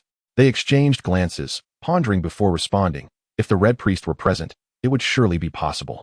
However, we have only recently practiced the dance of flames, and with such a thick stone slab in between, it is uncertain. Raymond refrained from participating, despite his exceptional swordsmanship and command skills. He could not even conjure the simplest flame sword. Crisen recalled that upon entering the Red Keep, he alone had not ignited his torch through incantation. Several soldiers began to chant the fire spell, and Crisen's heart raced, fearing they might fail to ignite the wildfire below and instead detonate the jars within the stone coffin. Yet, there was no explosion. Neither the hall nor the laboratory erupted. The soldiers grew anxious, reciting the incantation as they moved closer to the slab door. Hey, you are too close, Crisen shouted, But at that very moment, a sudden, muffled tremor reverberated, akin to an earthquake, and the coffins atop the slab door were thrust upwards, while the floor of the laboratory above collapsed. They had succeeded. The laboratory had exploded. 3 warriors perished in the inferno, while one was pulled back by Raymond. The group approached the edge of the collapse to gaze downward. As the intense heat of the wildfire melted the fluorescent stones used for illumination in the laboratory, casting an eerie green flame that intertwined with ghostly blue light. Subsequently, the outer cliff crumbled as well. After all this turmoil, Crisen had not anticipated witnessing the sea again in such a manner. Soon, they beheld the black ship. How long had they been in King's Landing? Crisen mused, unable to recall the precise number of days. Each day, he heard various individuals speak of the black ship, which lay anchored in the Blackwater Bay outside the city, looming like a nightmare over all in King's Landing. It was the only foreign entity to invade after the long night. A city of 1,000 years, besieged by a single vessel. Any who contemplated this would feel profound shame. Now, this ship loomed before them. Crisen sensed it was drawn by the unnatural glow of the flames from the Red Keep. The vessel, measuring over 100 yards in length, hovered just offshore, far smaller than he had envisioned, deepening his despondency. Was this all? Had King's Landing simply surrendered? By the gods! Lemon suddenly exclaimed. What is it? It must be Lord Tony Mort who has been spotted by the Bravosi, exclaimed Lemon. The black ship seemed to affirm his words as it fired a cannon shot into the sky. Clyson rubbed his eyes, pondering whether it was a ghostly apparition. Where are they firing from? He inquired. Lord Tony Mort has brought with him the technology of the New World, something unimaginable, said Lemon.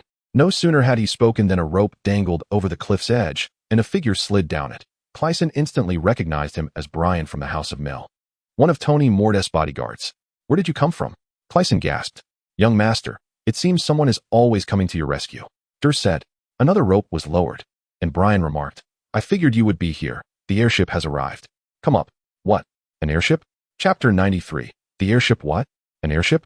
The term surpassed the vocabulary of the Dothraki, leaving Dur momentarily stunned before he asked, Is that a kind of dragon? An egg floating in the sky. In any case, we do not have much time. Hurry up. Brian was quite familiar with Dur. Clyson stared at the 2 suspended ropes, troubled by the fact that he could not climb. He was all too aware of his own strength, unable to draw even the lightest bough. This rigorous method of ascending filled him with dread of falling to his demise. It was not just Dur who failed to grasp the concept of an airship. Every Westerosi present found it difficult to comprehend what an egg floating in the sky could possibly be. Clyson had not witnessed one either. He had only seen designs for airships in the manuscripts of a legendary painter, never imagining such a contraption could be realized so swiftly. Moreover, what? Originally a servant of the Red Keep, had been tasked, after embracing the faith of the Red God, with familiarizing himself with every passage within the Red Keep. He knew which path would lead directly to the docks at the cliff's base to find a ship. Thus, there was little urgency among the group to escape via airship. By the way, may I ask, friend of Mel, does the technology of the New World have a means to utilize wildfire? Raymond inquired. The destructive power of wildfire is well acknowledged, yet the current situation is far more complex than having a gas gun without a gas canister. At least one could sell the gun to obtain the canister. Now, even if you sold a jar of wildfire, who would create a nozzle to launch it? What? Wildfire? Brian was momentarily taken aback. Wildfire was similarly a legend across the narrow sea. He leaned over to gaze at the unnatural green flames still burning in the large pit below and seriously fixed his gaze on Clyson, asking, Are you joking? If I were joking, I would have said I just hatched a dragon. Hurry up, is there any way? We have a coffin full of wildfire. Think of a way to blow that black ship to pieces, Clyson urged. He understood Raymond's implication. The guerrillas' mission was to save King's Landing, and they did not wish to abandon it so easily. This would be an escape. Furthermore, Clyson's own quest remained unfulfilled. The old wretch of a red god claimed that Rhaegar was still alive and in King's Landing. How could Clyson still not have found him, given the state of affairs? The black ship fired another cannon, and the descending ropes swiftly floated away, accompanied by a distant whistle overhead. The airship was urging them on. Ladies and gentlemen, the armor of that vessel is an inch thick. It would require a 100-pound cannonball to breach it. Wildfire is meant for wooden ships. It will certainly be ineffective. With that, Brian raised a whistle from around his neck and blew a few notes upward. Crisen suddenly interjected. How about we have the airship lift the wildfire and drop it directly onto the black ship's deck? You mean an airdrop? That's a splendid idea. The group hastily maneuvered a large stone coffin containing the jars of wildfire, pushing aside the obstructive coffin into the pit with surprising speed. Brian whistled to communicate with the airship. The whistle's varying lengths represented different letters. Crisen, having studied this before, managed to decipher a few fragments. But the airship seemed reluctant to comply. The stone coffin was now positioned at the edge of the cliff, and just 20 yards down the steep slope. The dock and several small boats came into view. One could simply leap down if they were fearless. However, the rope dangling from the airship continued to swirl nearby, showing no intention of approaching. Crisen inquired of Brian, "What is the matter?" They explained that such an operation was too delicate, requiring consideration of wind drift and other factors. Fearing a mishap, Crisen mused that old Tony Mort must have tasked them with merely removing him, and if it were his turn, he too would hesitate to undertake such a peculiar mission. "I'll board the airship and assist with the operation," Crisen stated. "I'll go first. You keep the coffin suspended below. But Brian, I must ask you to stay below," he continued. "My friends are unfamiliar with the whistle language. I need you to maintain communication with the airship." Brian hesitated for a moment, realizing he had no alternative. He blew the whistle to notify the airship. It then became apparent that it was not a matter of the airship being unwilling to approach. Rather, their level of control was indeed lacking. The rope spinning aimlessly without coming closer. At last, Brian seized the rope and handed it to Crisen. Just as Crisen grasped it firmly, the airship ascended, creating a sensation akin to the tension one feels on their first roller coaster ride. Crisen clung tightly to the rope, ascending hand over hand, discovering that his strength exceeded his expectations. Before long, he found himself aboard the airship. What an unimaginable progress it was. As he reached the hatch, someone pulled at him. But the weight was so heavy that it nearly caused him to falter. This was the only moment throughout the ordeal that he almost fell, yet thankfully, he managed to grip the hatch with one hand and pull himself up. "Ah, look at you, little chubby one. Your strength has improved considerably. I was worried you wouldn't make it," came the voice of none other than Tony Mort himself, who had been introduced in the first chapter. "Oh, you are going to drive me to my limits." Crisen rubbed his shoulders, the intense soreness from exertion dissipating remarkably quickly. He could distinctly sense the transformation within his own body. Tony Mort emerged from behind an opulent table, and upon seeing the old man's airship, Crisen noted that it was equipped with all the necessities for living, resembling a luxurious cruise ship. "Why is there no cannon mounted on your airship?" Crisen inquired. "I only believed it after hearing the whistle below blow 3 times. Did you really conjure up wildfire?" "With the collective ingenuity of a few guerrilla brothers, I assure you. We can blow it up. Hurry, what is the situation?" Crisen approached the hatch again, observing several workers hoisting a heavy stone coffin with a winch. "The black ship has turned back. Now in the bay, I spotted something monstrous in the city through my telescope." "Come take a look," Tony Mort remarked. Crisen took the telescope and saw, not far off in the city, an enormous creature rolling through, taller than the houses, leaving destruction in its wake and a deep trench behind it. "Why did the black ship go that way? Is it seeking cannon support for that monster? Is it aiming to strike us?" Tony Mort questioned. "You are in Westeros. Your scientific reasoning has evidently regressed. The steam cannon requires an angle. It can only hit us if it's far enough away. Fortunately, we are swifter than it," Crisen replied with a chuckle. He proceeded to the forward cabin, the control center of the airship, where 2 rudders governed its direction and altitude, alongside a series of dials monitoring steam pressure and other data. Crisen's heart raced at the sight of a windmill. He instantly grasped the control methods for the rudders, and the 2 pilots tactfully stepped aside to allow him to demonstrate. "No need to ascend too high," he instructed. "Prepare to cut the ropes." The black ship, of course, detected their actions, but at a completely vertical angle. Its cannon could not reach them. They could fire into the sky, yet the inch-thick old coffin was impervious to such attacks. Suddenly, Crisen felt the airship lurch. "What happened?" he asked. The crew on the black ship had struck the ropes suspending the coffin, and it plummeted. Chapter 94. Tony Mort's Wish the Coffin Fell. The weight of the stone coffin was indeed considerable. At the moment of its descent, the airship shook. Crisen hurriedly adjusted the rudder, and after a brief bout of turbulence, managed to stabilize the vessel.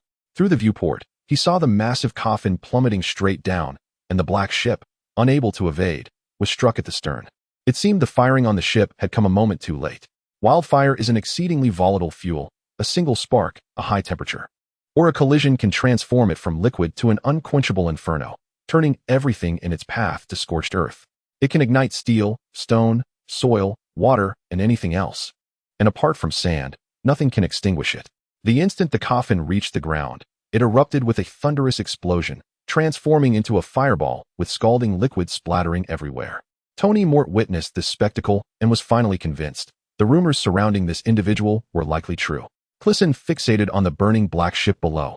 And even as it faced destruction, he couldn't contain his frustration, shouting, "Ah, we were so close to hitting the center. Alas, we must proceed with caution."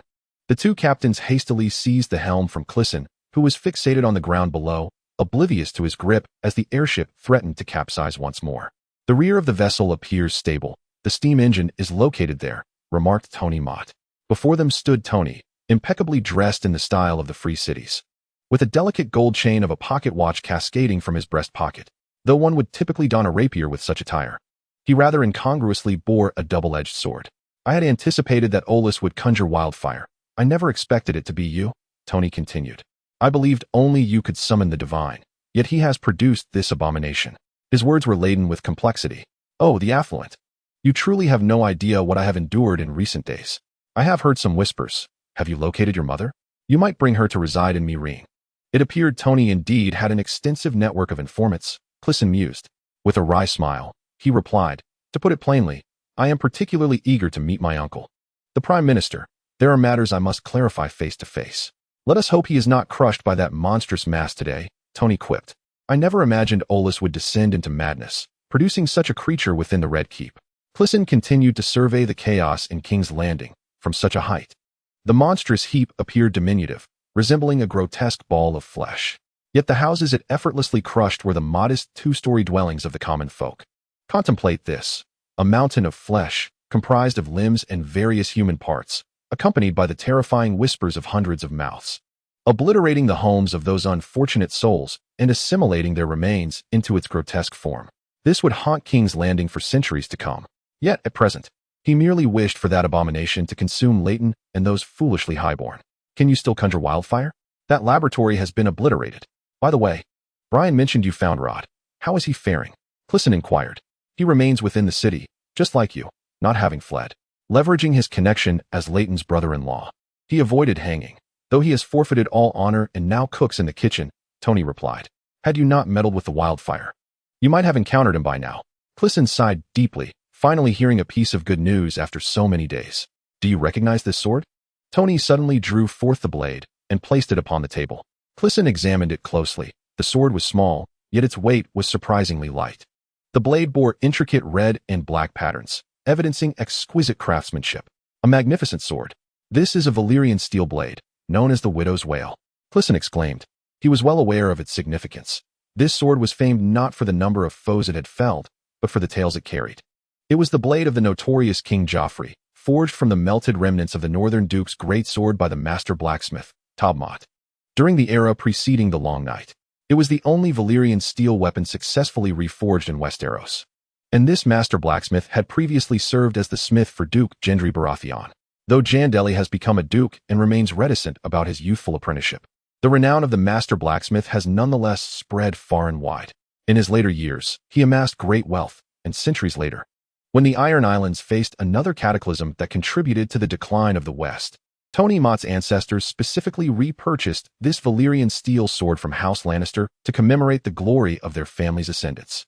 Indeed, however, are you aware that this sword must be reforged every decade by the Mott family to preserve the craftsmanship passed down from our forebears? For nearly 3 centuries, it has remained unformed. Yet 5 years ago, I unexpectedly succeeded. Do you comprehend the significance of this? 5 years ago, Crisen realized that this coincided with his arrival in Myr. Tony Mott pondered aloud. The magic of this world has begun to awaken. Wildfire, dragons, the Lord of Cold, and the Lord of Light shall return. My ancestors before the Long Night inherited not only the Valyrian steel forging techniques, but also a secret tied to Westeros. Although we have thrived in Myr for hundreds of years, we are still Westerosi at heart. If you succeed, I ought to be involved in the future of Westeros." Crisen nodded, thinking that indeed, as a merchant, Tony Mott's grandiose words were merely a guise for his desire to stake a claim in Westeros. He recognized that from the outset, Tony Mott's assistance stemmed from this very motive, or rather, he was but a pawn in his investment. Merchants prioritize profit. If he declined, Tony Mott might very well discard him from the airship. This was certain. Crisen puffed out his chest, declaring that he must remain to clear the stain Leighton had cast upon him. "However, do you have any news of Rhaegar? The Lord of Light informed me he is in King's Landing. Is the Lord of Light certain he is alive?" Suddenly, a dull thud interrupted their conversation, as the steam engine at the rear of the ship exploded. The vessel was on the brink of sinking. Tony Mott rose and peered through his telescope at the darkened sea below. Suddenly, a faint whistle echoed, and Tony Mott's subordinate reported that Brian and young Master Clisen's attendants had approached in a small boat, prepared to check for any survivors from the black ship and to fire a few shots. What is there to be gained from that? Caution them. There is an assassin from Bravos aboard that boat, a disciple of the ancient House of Black and White. What? The House of Black and White? Clisen exclaimed in shock. The intensity of Clisen's reaction startled Tony Mott. I recently learned that faceless men still exist in this world. Chapter 95, Airdrop. How much do you know about Rhaegar's disappearance? Clisen continued to inquire. They say you sold him to the Storm King, replied Tony Mott. Hiss. That news must have come from Leighton's side, right? Indeed, but I haven't heard any further updates, Tony Mott stated. It seems that if I flee, all the blame falls upon me, Clisen sighed. Wait, that's not right. He suddenly leaped to his feet, causing the airship to sway slightly. Didn't Rod mention what happened? Rod had fallen ill from dancing, and he had yet to recognize me, Tony Mort remarked. My heavens. Let me put it this way. Rickard was abducted by that faceless man, Clisen declared, shouldering his air gun and approaching the cabin door, seizing the rope to slide down. Tony Mort hurried over to restrain him, exclaiming, Please, do not go to your demise. That ship is destined to explode. I must find Rickard, Clisen insisted. Now acutely aware of the emotional scars left by his mother's fate, he felt a profound fear of loss, more intense than ever before. How do you know Rickard is aboard this vessel? Even if he has fallen into enemy hands, he is far more likely to be at Wind's Rest or across the narrow sea on the eastern continent. The Red God has spoken of his presence. As long as I seek the faceless man, Rickard will manifest. The faceless man resides in King's Landing. Those were his exact words. I have summoned the Red God from the flames and have personally encountered him in the empty mountains. I have searched for half a month, and now, this ship is the only stronghold of the enemy in King's Landing. The Storm King and his soldiers have been transformed into that mound of flesh. You see, the faceless man is on this ship. It aligns with the prophecy. Where else can I search? Yet, Tony Mort continued to hold him back. After a tense moment, Tony finally spoke. Can we not wait for the airship to pass? If you jump now, the sea awaits you below. The old lighthouse of King's Landing had long been destroyed, and the tower of the Red Keep, repurposed as a lighthouse after being shelled, remained dark. On the pitch-black surface of the sea, wildfires served as the sole source of light.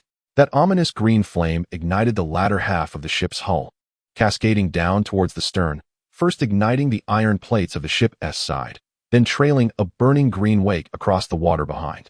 Even the smoke from the wildfires was green, stretching towards the heavens like a twisted beam of light. Maz sat on the edge of a small boat, idly kicking the water. The radiant green flames reminded him of the auroras he had witnessed in the trembling seas of the far north. This harked back to the day on the Stallion, before winter's arrival. When winter had just passed, the Stallion had encountered a black ship advancing at full speed.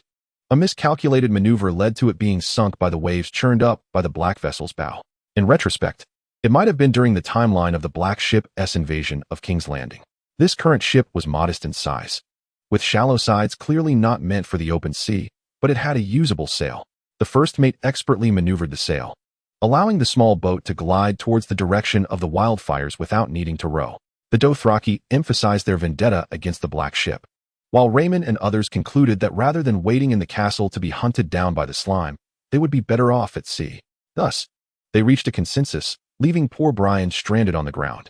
This is an airship, Raymond and Brian chatted, marveling at the egg soaring through the sky. How does it fly? Is it magic? Steam engine, Brian explained. It's all about the steam engine. We fill the egg with steam, similar to how one charges an air gun. Then we use the steam engine to steer it, much like that black ship. His explanation was straightforward and easy to comprehend. Hey, we hit it.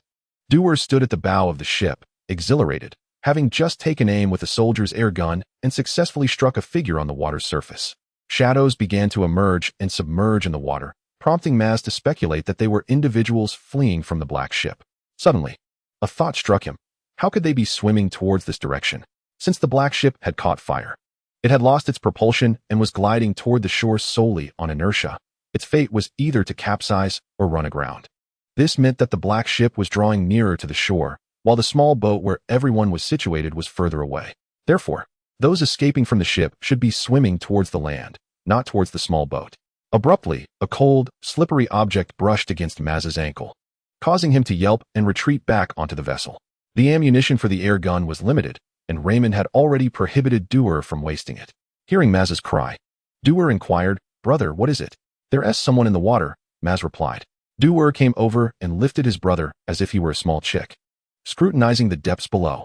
"There's no one here," he said. Suddenly, Lemon let out a shout. "There is someone." "Indeed, there is."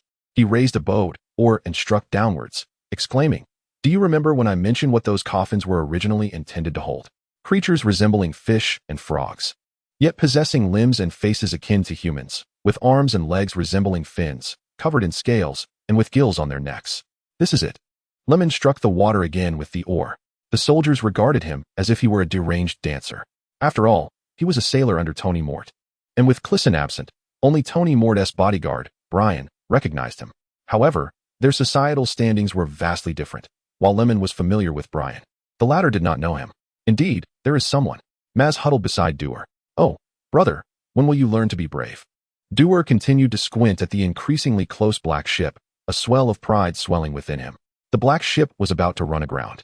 It had sunk our noble steed, and today we shall witness its demise. "Come on, brother, cheer up." The first mate began to reminisce, saying, "For this occasion, we ought to raise a toast. If only our father could witness this scene." He treated the captain as if he were his own son. Just as these words left his lips, an unusual wave crashed against the hull. "Are there rocks?" The first mate frowned. Before he could investigate, all attention was suddenly captivated by Doer's shout. "Who on earth is that? How did Cal manage to slide down that rope onto the ship?"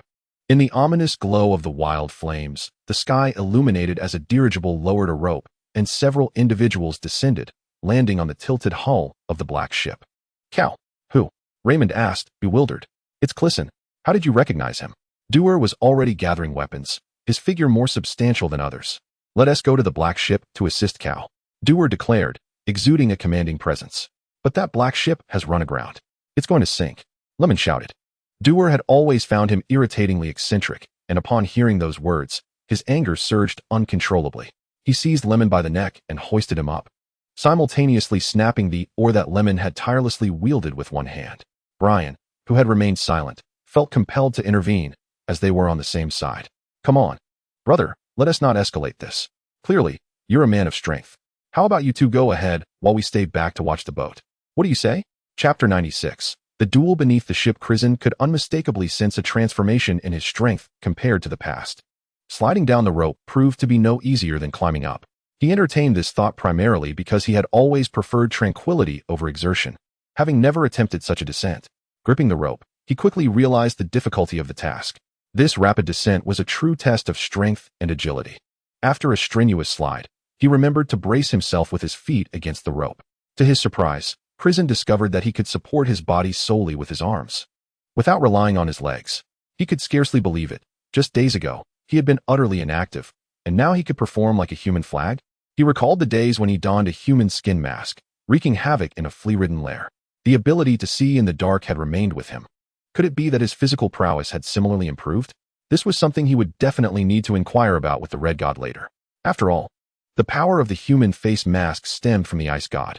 Crisen, despite not having a particularly unique physique, had certainly experienced unusual circumstances in his childhood, and the presence of Sam Viltari in his consciousness was troubling enough. He hoped no further influence from the Ice God would emerge.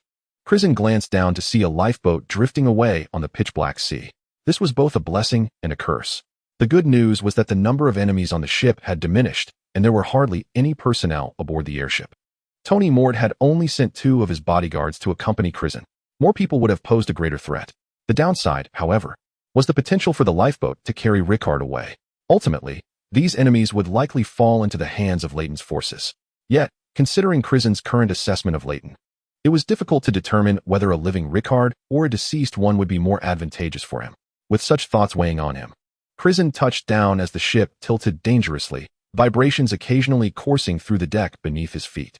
He observed with astonishment that the deck was entirely steel-plated. It was truly remarkable. Such steel would require a year's worth of labor from all the blacksmiths in Westeros. He swiftly moved behind some barrels on the deck, his reflexes surprising even himself. Tony Mort's bodyguard also slid down, as the ship continued to tilt violently. One bodyguard lost his footing and slipped. But Tony Mort had selected only the finest swordsmen from the east. Crisen pondered, had his own skills surpassed those of these swordsmen? Tony Mort had equipped Crisen's gun with a scope. He aimed at the lifeboat on the sea, refraining from firing recklessly. He merely wished to ascertain whether Rickard was aboard the lifeboat. If he wasn't, then he would gladly hand these individuals over to Leighton. "What are you looking at?" one bodyguard inquired. Crisen paused for a moment, discerning that they could not perceive the lifeboats amidst the pitch-black sea. He remarked, "The enemy has escaped by boat. 2 small vessels carrying approximately 20 individuals. How many crew members does the ship itself possess? Can you truly see that? This ship has recently suffered a significant reduction in personnel. The last report indicated a count of 100. When was that? Yesterday. 100 men is not a considerable number for a vessel exceeding 100 yards in length. This ship resembled a floating fortress upon the sea, much like a castle of comparable size, which would typically house around 200 troops. Thus, the worst-case scenario would entail eliminating 80 men to locate Rickard. Meanwhile, the Dothraki had also maneuvered their small boats alongside the black ship. Beneath a sky tinged green by firelight, the ship's hull rumbled like some beleaguered beast. Its bow rose sharply, while the stern remained submerged, still ablaze. The wildfires were indeed ferocious. Raymond and his companions, armed with ropes, attempted to cast a grappling hook, but were met with repeated failure. One reason was the ship's rail, which was tilted at an odd angle. Another was the iron spikes welded onto the rail to deter boarders. In a fit of exasperation, Dewar seized the hook and hurled it with all his might. Yet it still failed to catch. Retrieving the rope, he discovered the hook was missing, a most embarrassing predicament. Dewar's expression darkened as he gritted his teeth, those willing to ascend. "Follow me." Raymond noted a stark transformation in the robust figure of Dewar in Crisen's absence. The golden-robed soldiers sought Raymond's counsel with their gazes, while he pondered why Dewar did not utilize the grappling hook to ascend the ironclad vessel's rail. Barefoot, Dewar removed his leather shoulder cape and fashioned it into a footrest, directing the bow of the small boat against the tilted hull of the black ship. With a reverse grip on his curved blade, he pierced the ship's inch-thick steel plating. In mere moments, he had carved out a foothold. Raymond and the golden-robed soldiers were left in awe, yet Brian wore a frown of concern.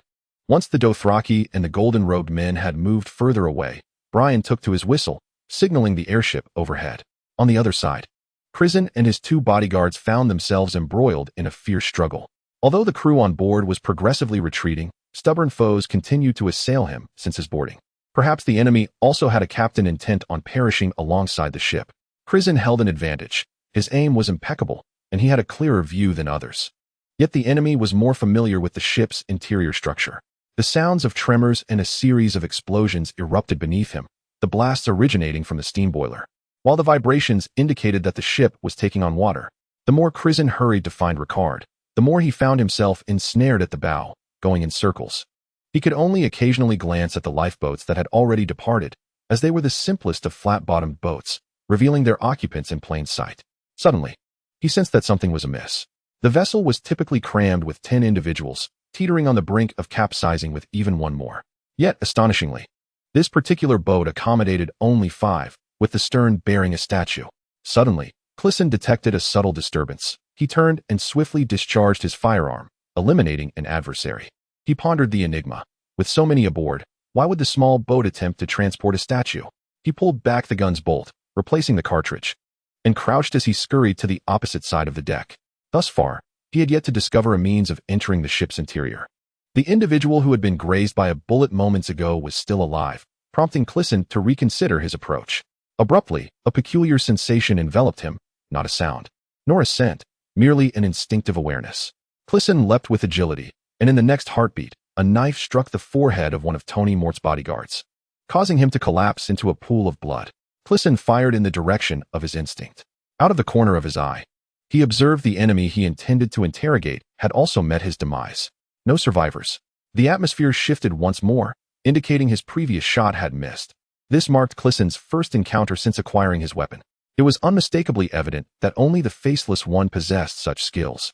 The prophecy was gradually unfolding. In this moment, Crisen found an unexpected calmness washing over him, surpassing even his own expectations. He had come face to face with the Faceless One. The next step was clear. He must eliminate him. Chapter 97. The Confrontation Within the Sunken Ship, Part 2. Crisen had envisioned countless scenarios regarding his encounter with the Faceless One.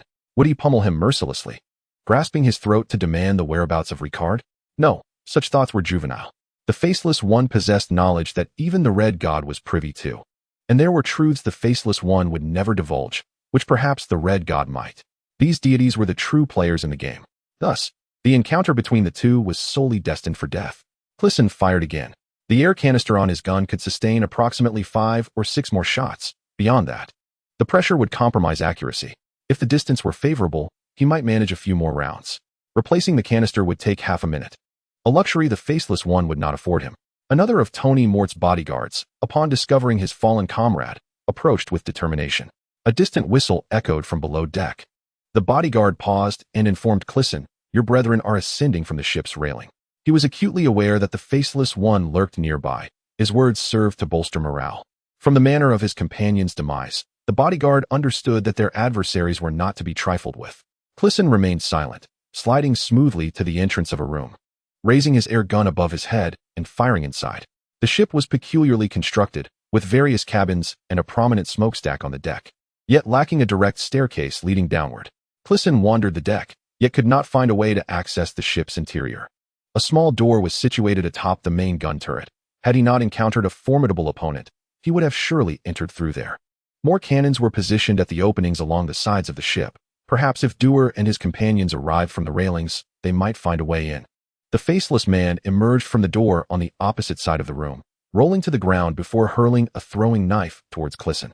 Crisen deftly evaded the projectile, which embedded itself halfway into the steel wall of the chamber. Upon closer inspection, he realized it was made of Valyrian steel, a material that, in Westeros, was typically reserved for heirlooms. How curious that you would craft such trifles from it, he mused. Just as Tony Mott had proclaimed, magic had returned. Was Braavos now capable of mass-producing Valyrian steel? Seizing the moment, he fired another shot, leaving him with only 3 bullets. However, the ship suddenly lurched violently, causing him to miss. Crisen sensed a reduction in the recoil of his weapon. Given the Faceless Man's penchant for crafting even his daggers from Valyrian steel, it was reasonable to deduce that he was clad in armor forged from the same material, perhaps a chainmail or scale armor. If that were the case, it was conceivable that his air gun would prove ineffective against him. Suddenly, a thought struck Crisen.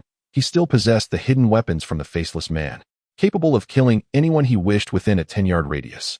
He could only use 3 shots, and after that, his own life would be forfeit. This was the sole weapon that had ever slain a creature birthed by the Storm King. Any other means would only lead to its resurrection. With a sudden resolve, Crisen fired a shot into the air and charged forward. He was aware of the Faceless Man's true location, but intentionally veered towards a false one. He had no need to confront the Faceless Man directly. He merely needed to draw closer. Then, without warning, the Faceless Man stepped into view, brazenly standing before him. Crisen was momentarily taken aback. Why was he so brazen now after hiding moments ago? He fired 2 more shots, but the Faceless Man stood resolute, absorbing the bullets. His black cloak concealed his face, making him the very embodiment of his namesake. Valamorgulus, he suddenly intoned. Crisen felt a wave of dizziness wash over him, realizing it was the voice of Samwell Tarly, residing within his mind. Crisen sensed an overwhelming presence attempting to seize control of him. His vision began to warp, and a spiral reminiscent of a realm associated with the cold god materialized before him, transforming into a distorted vortex. Crisen was uncertain of what would transpire should he succumb to this loss of control once more. In a moment of clarity, he screamed, "Kill him," and pulled the trigger on his hidden weapon. In an instant, he seemed to be yanked back to reality. It felt as though he had merely taken a single heartbeat to regain his composure, only to find himself alone in an empty space. Where was the Faceless Man? Had he fled? Should we pursue? Inquired Tony Mott's bodyguard as he cautiously emerged from the room.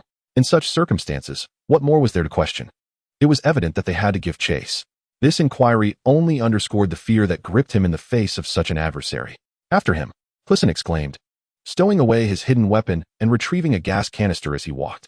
Suddenly, a continuous rumble reverberated beneath him. An instinct warned him that the ship was about to explode. A steel deck was abruptly lifted entirely, revealing that it bore no distinguishable features from a standard deck, explaining why Crisen had failed to locate the entrance. Crisen raised his gun, and 2 heads were thrown out from the entrance. It seemed reminiscent of Dulgon. Then, Dul emerged, having slain 18 individuals, leaving no one behind. He wiped the blood from his face. Tony Mott's bodyguards stared at Dul, utterly astonished. This towering figure stood bare-chested, muscles bulging, blood streaming down his body like a grotesque oil painting, as if he had ascended from the depths of hell. Is anyone still inside? Is Rickard there? Crisen asked anxiously. No, It's all empty, Raymond replied, stepping out as well. He was a close friend of Rickard, and he would not speak falsely on this matter. What on earth happened to the Red God's prophecy? Crisen exclaimed in frustration. He recalled the cryptic words of the Red God. If you wish to foresee the future. One possibility is that if you seek my face, Rickard will appear. My face is currently in King's Landing. Had he made a mistake in his search? Or was the Red God merely deceiving him? Perhaps this individual was an imposter, and the empty mountain was a mere illusion. Crisen slapped his forehead, realizing he could not afford to let his thoughts wander. If he allowed himself to spiral into despair, he might impulsively pull the trigger on himself. The foremost priority now was to track down the Faceless One. Such a grand vessel. Could it truly escape into the sea? He had a general idea of where the enemy would board their lifeboats, located at the stern, not far from the point of combustion. There, they would lower the boat into the water, and as long as the wildfire did not reach them, they could disembark down the soft ladder. Follow me, Crisen shouted, sliding down the inclined deck. Without a moment's hesitation, Duel followed suit, with the others in tow. The sinking of the black ship seemed to have halted, now resembling an iceberg lodged at an angle in the water, surrounded by a sea of flickering wildfires. Daylight had begun to break, and it appeared that even the dawn would be tinged with green. Other lifeboats had rowed far away, and no new vessels had entered the water, leaving time to pursue. Suddenly, Crisen perceived whispers emanating from the surface of the water. Abruptly, the wildfires began to boil, and something emerged from within, advancing toward the crowd. What in the world is that? Raymond shouted, firing several rounds.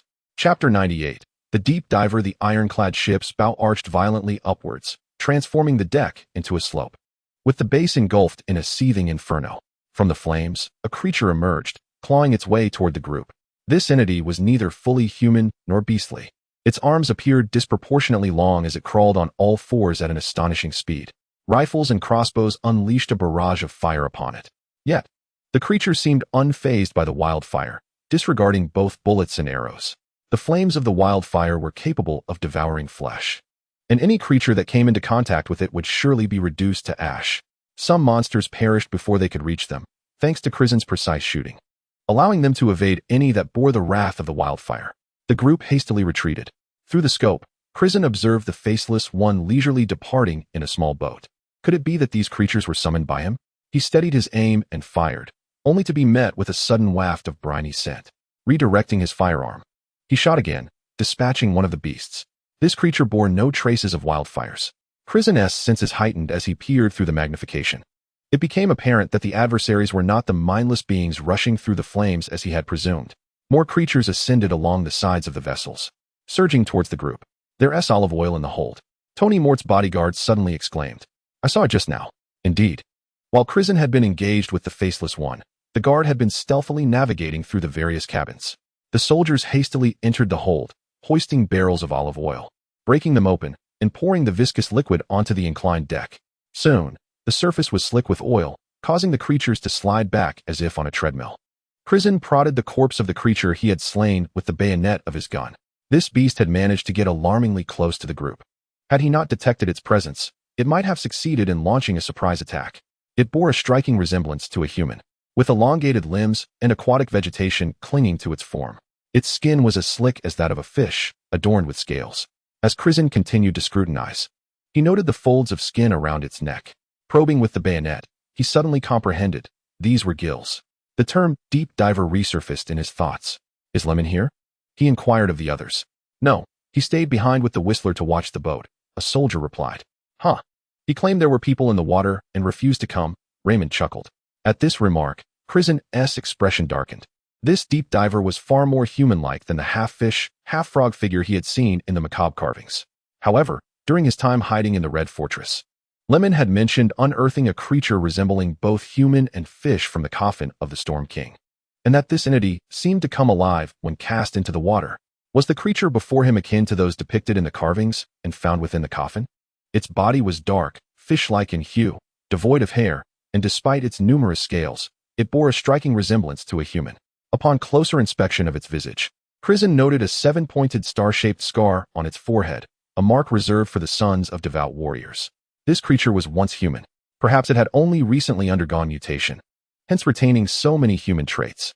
Crisen recalled the scenes from the eerie carvings. At the ocean's depths, countless deep divers encircled a black stone in reverence. As the immense tentacles of a sea monster reached towards them, Someday, these beings would return to the abyss. A wave of nausea washed over him. And suddenly another thought intruded. The deep diver's corpse bore no bullet wounds. Where had he struck it to bring about its demise? In an unforeseen moment, the deep diver's eyes flared open, and it lunged with a bare hug, its sharp claws aimed directly at Crisen. Had this been in the past, Crisen would have been utterly devastated.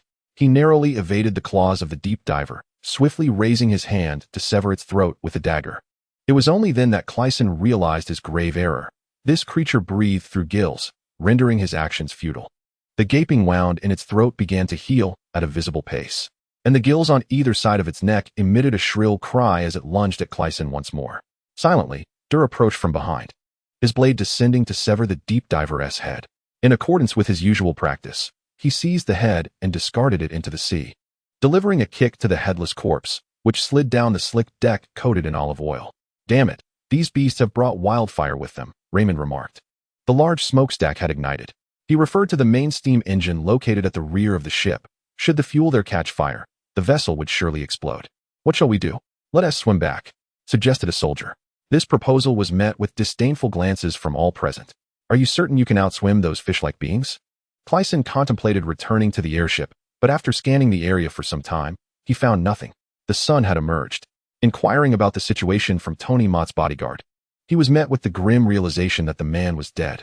Approximately a third of their group had perished, and a chill of despair gripped Crisen's heart. Had he become just another pawn in Tony Mott's game? It appeared he could only rely on himself. Into the ship's cabin, Crisen commanded, urging everyone to secure the hatch and explore for potential solutions within. Suddenly, a particularly reckless deep diver burst forth from the wildfire, engulfed in green flames, igniting a trail of olive oil until it was close enough for Crisen to dispatch it. The remaining olive oil was hastily poured out, and they reopened the hatch to descend into the ship's interior. The deck would soon transform into a realm of wildfire, at least the section drenched in olive oil. The cabin was thick with smoke, confirming Crisen's suspicions. The main steam engine was ablaze. The current situation appeared grim, merely a transition to a different place of demise. "Stay calm." Crisen projected an air of confidence as he made his way to the main turret at the bow of the ship. This area had ventilation and was the highest point on the vessel. Given the dire circumstances, the others had no choice but to follow Crisen's lead. After all, he had summoned the red deity's wildfire, and the rest could only bow down in submission. The journey was short, yet the ship's tilt seemed to worsen, akin to climbing a mountain towards the bow. The sides consisted merely of crew quarters, with thick pipes lining the walls, emitting a deafening roar. Crisen realized that the tremors felt on the deck originated from this area. Approaching the pipes, he could feel an intense heat radiating from them, prompting him to warn everyone to keep their distance. The steam transmission pipes should not have been this hot. The energy loss was excessive, and given that people were housed nearby, the heat was unbearable. Wiping the sweat from his brow, he pondered the implications. It was clear that the insulation of the pipes was inadequate, or they were transporting steam at dangerously high pressures. Crisen began to ponder the intricacies of mechanics. A piece of good news was that the steam engine continued to provide power. However, the unfortunate reality was that the individual responsible for overseeing the steam engine had likely neglected to shut it down upon fleeing, resulting in an accumulation of high-pressure steam with nowhere to escape, leading to this predicament. Chapter 99, Ironclad Ship. The good news remained that the steam engine was still operational. Yet the bad news indicated that the person in charge had left it running, causing the pipes to become dangerously pressurized. This suggested that if the boiler at the rear of the ship did not explode, the front might very well be the first to succumb to catastrophe. A scratching sound echoed from above the steel deck, indicating that the deep divers could be approaching. Crisen began to grasp the design of the vessel. The ironclad deck and concealed hatches indeed served to thwart the intrusions of deep divers. Yet, did the Braavosians consider this when they designed the ship?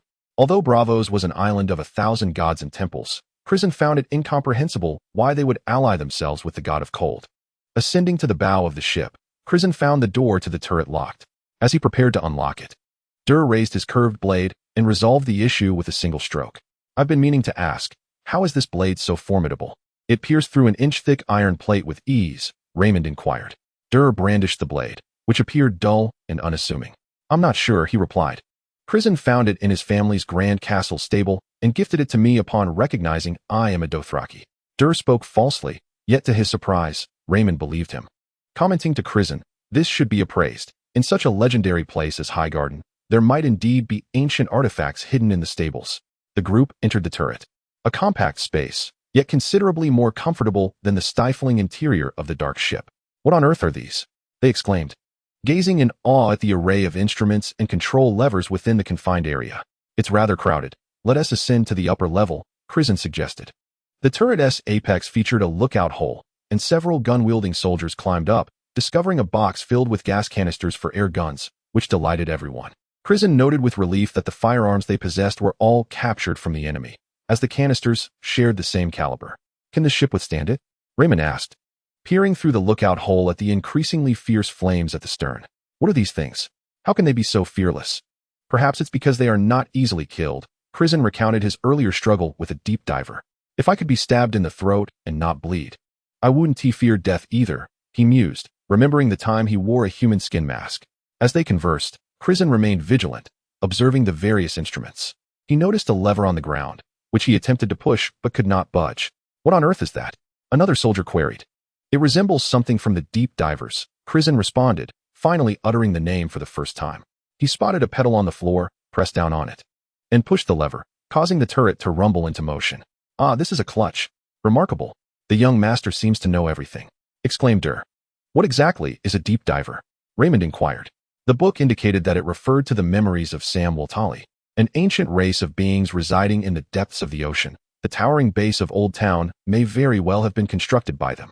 They bore an animalistic appearance, which hardly suggested they were capable of building. Raymond aimed at one of them and fired a shot that struck true. The children of the forest once obliterated the arm of Morin with their spells. "Ah, I know. The Stone Steps Archipelago was once a complete landmass, destroyed by the magic of the children of the forest, transforming it into islands." Dur exclaimed. "Huh, the cataclysm of the Stone Steps Archipelago? Those little green folk possess such formidable powers?" Raymond remarked. Crisen could not muster a sense of humor. His brow was furrowed with concern as he stated, "Magic in this world has always been unstable, much like the Long Night, and during the era of ancient heroes, when the power of magic was undoubtedly at its peak. Dragons, the children of the forest, and deep divers are all magical races. During such times, their strength would be amplified. So, these unheard-of entities are emerging from the shallow seas to attack us? Precisely. Perhaps it is also due to the Storm King, that old devil. Being in league with the Frost God," Crisen sighed.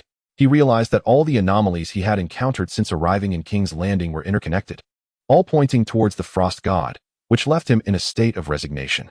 Crisen examined one side of the control panel and approached the center of the turret. This was the core of the black ship's main cannon. The barrel was a single casting, with a loading chamber below and a handle that, when pressed down, would utilize steam power to propel the heavy shell into the chamber, fully automated.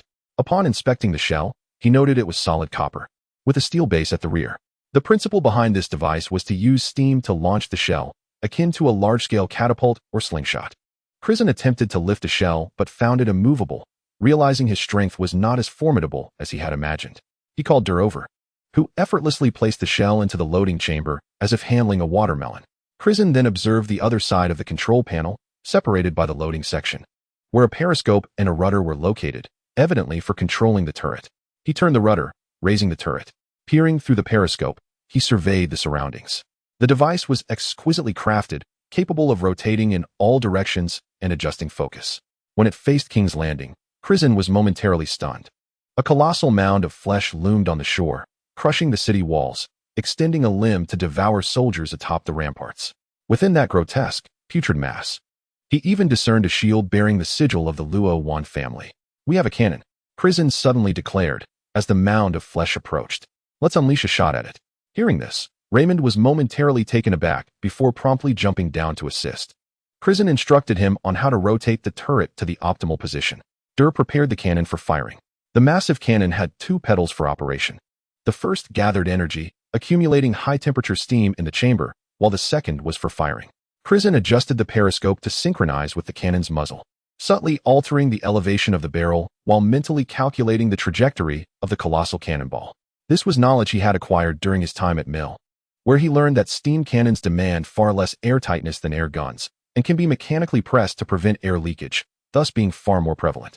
However, the wooden ships of the past could not withstand the tremendous recoil of the steam cannon, and the artillery he had encountered was designed solely for the defense of city walls. Crisen instructed the gunners behind the cannon to take cover and cautioned everyone to protect their hearing before aiming at the monstrous mass and firing. Despite having cotton stuffed in his ears, Crisen was still taken aback by the thunderous roar of the cannon. Beneath the massive artillery, a mechanism automatically disengaged after firing, gliding backward to counteract the recoil. Nevertheless, Crisen felt the floor tremble beneath him.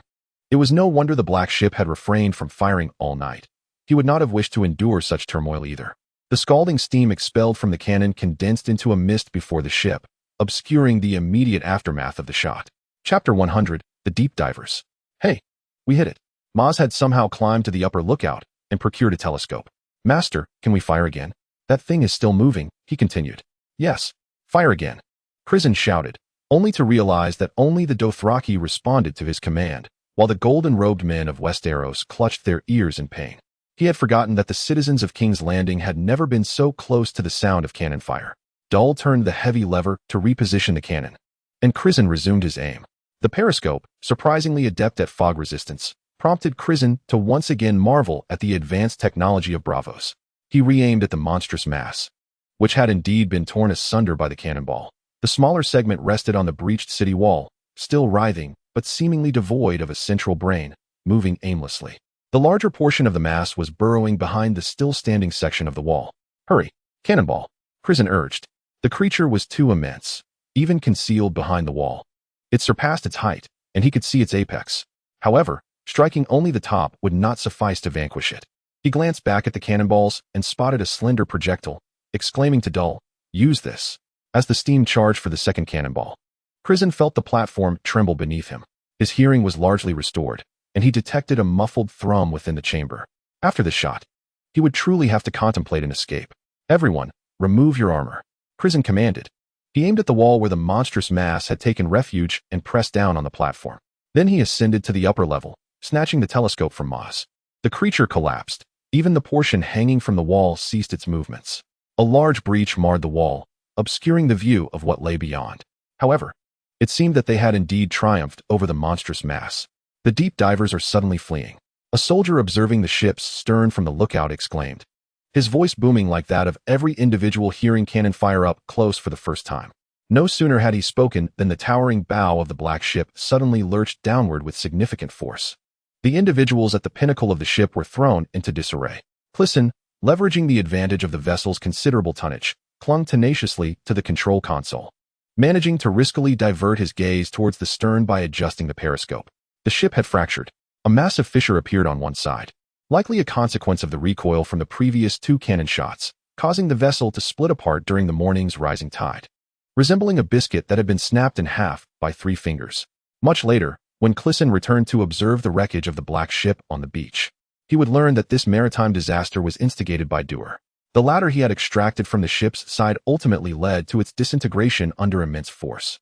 The portion of the ship that remained above water initially tipped to one side before beginning its descent. Maz was the first to leap atop the turret. There, he found an iron door, which he opened, allowing seawater to surge into the turret. He had not anticipated that the turret was already inverted, and thus, the water rushed in from this point first. The Dothraki sailors maneuvered through the water with the agility of fish, while the golden-robed individuals struggled. Some, still clad in their iron armor, were rendered immobile, sinking straight down. Crisen was not an adept swimmer. Despite his newfound strength, he found himself moving sluggishly through the water. Meanwhile, there were deep divers present.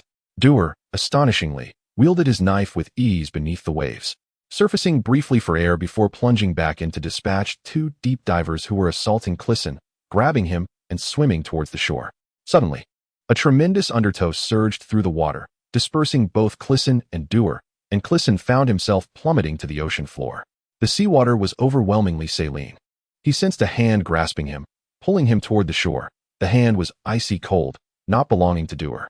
The turbulence stirred up the sediment from the seabed, rendering the figure indistinguishable to Crisen. Yet, he discerned that the hand was clawed. A jolt of realization struck him. This was a deep diver. Why would a deep diver save him? Crisen was dragged to shallower waters, and the diver released him. Crisen was on the brink of drowning, but he turned back to catch a glimpse of the diver. It had not departed. It lingered nearby, observing him as well. Crisen's oxygen-deprived mind could scarcely process the revelation. Yet instinctively, he surfaced, gasping for air, before recalling what he had just seen. His father. The deep diver was his father. Unlike the other deep divers, who were entirely smooth and hairless, perhaps not having mutated to that extent, he retained sparse white whiskers, the ends bound with rusted iron in a Dothraki style.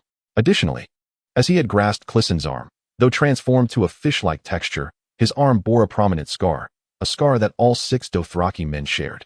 In their past lives aboard the sailboat, hoisting and lowering the sails required manual effort, and the ropes had worn a thick callus on Crisen's right arm, a scar that was unmistakably that. Crisen plunged back into the water, only to find that his father's previous position was now deserted. 2 deep divers swam towards him, and he could only hope that these divers were not familiar faces. He quickly ascended, yet, unexpectedly, both divers were pierced by a harpoon. Then he caught sight of an egg-like object, a long, iron contraption, oval in shape, with a spear-launching aperture at its pointed end, and emblazoned on its side were the markings of the Mort family along with a sword emblem. "Why are you dawdling? Come here." A buzzing voice beckoned, indicating the presence of a speaker system within. Crisen swam over, and the submarine surfaced. Upon opening the hatch and quickly diving inside, he was met with the cramped confines of the vessel. He had almost struggled to squeeze through the door. "It's time to shed some weight, young man," Tony Mort remarked. Crisen looked up to find Tony Mort, Lemon, Brian, and Dur all present, while the whereabouts of the others remained unknown. The cunning Tony Mort had not only changed his mode of transport, but had also donned a new outfit. Whenever someone suggested he lose weight, Crisen never held back his retorts. "You're so vain, changing outfits again. Oh, still in the style of Slave Bay, I see. I've nearly forgotten what it feels like to wear silk. Please, let me have a change too." Tony Mort snorted. "Want silk? Lemon, fetch him the silk sheets from my bed." Lemon, who had merely been an ordinary sailor among the multitude of ships belonging to Tony Mort's shipping company, found himself fortunate.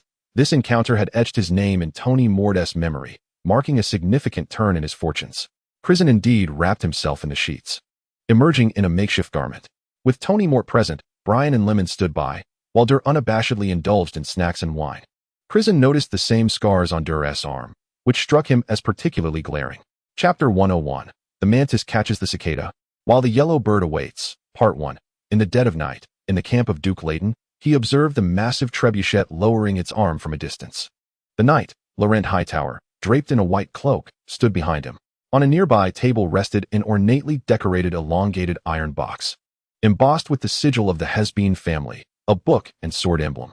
However, the white cloak remained unadorned, lacking the embroidered insignia of the royal guard. Leighton perpetually wore a fierce expression, reminiscent of a demon from an Eastern painting. His beard was thick, yet he was bald on the crown of his head, with the remaining fringe of hair and beard merging to resemble a lioness mane. His wine steward knew that this was merely his habitual demeanor, even in his sleep. He appeared wide-eyed. "Have you found Rosalind?" he inquired, referring to Crisen's mother.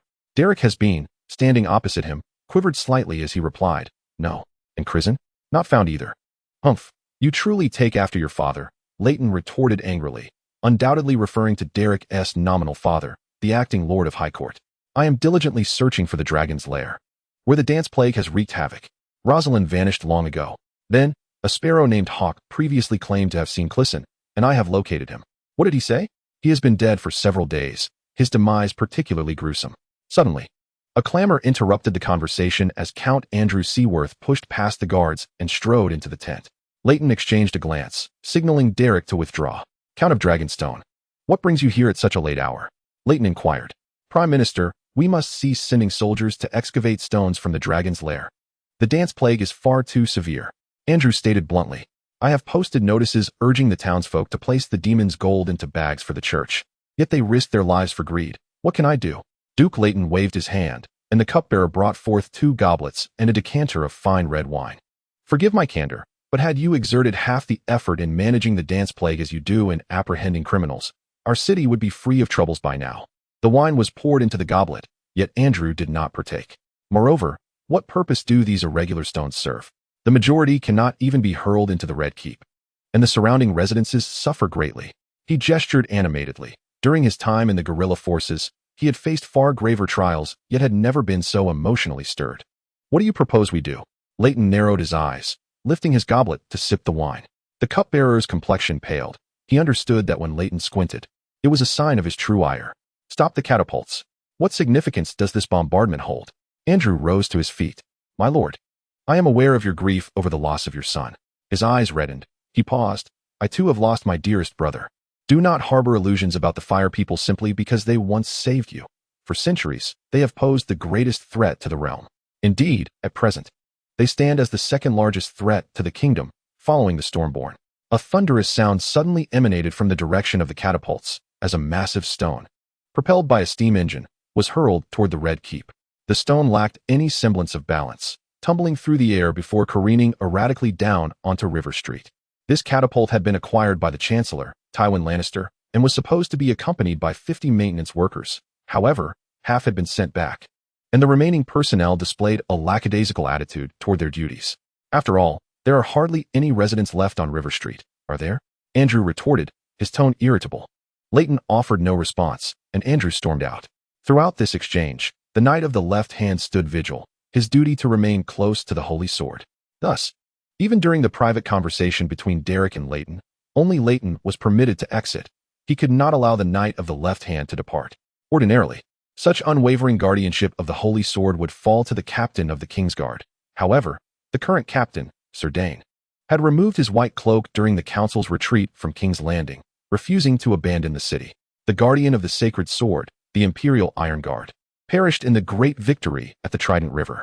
Consequently, the left-hand knight, Loren Hyder, who was already a substitute Imperial Guard, was summoned in this moment of crisis and was officially appointed as the guardian of the sacred sword in the Grand Hall of Herrenberg.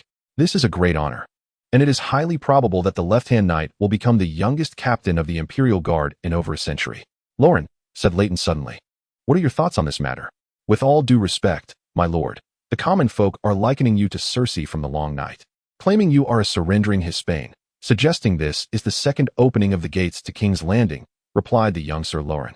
You stand vigil by the sacred sword every day, but who have you heard this from? Leighton chuckled, casting a glance at the iron sword case beside him. Words travel like the wind. By the time they reach me, they are likely a tempest, Loren admitted, realizing his previous statement had been somewhat indiscreet, and cautiously added. The common folk, you see, they hear what you say. You release a rumor about a noble's indulgence, and they will conjure up 50 bastards for him. If a noble has military achievements, to the commoners, he is a warrior descended from the heavens. As he spoke, Leighton drained his cup. He was confident in such matters. After all, the rumors of Rickard's indulgences were ones he had set in motion. The church remained firmly under his control, leading him to believe he held the fundamental power in King's Landing. As long as I emerge victorious in the end, it won't be long before the common folk still perceive me as a benevolent protector. Look at that catapult. It storms forth with ships and cannons to breach our gates.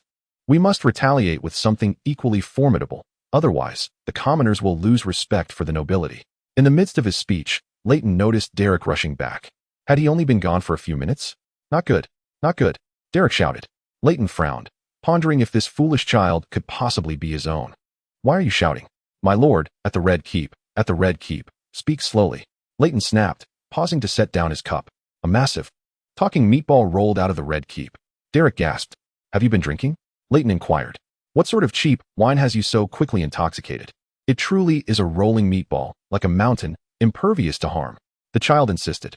Lord Tywin Lannister has suddenly arrived, came the voice of Tydos Lannister. Today, the Prime Minister's tent is quite lively, Leighton remarked, rising abruptly, the left-hand knight instinctively placing a hand on his sword's hilt.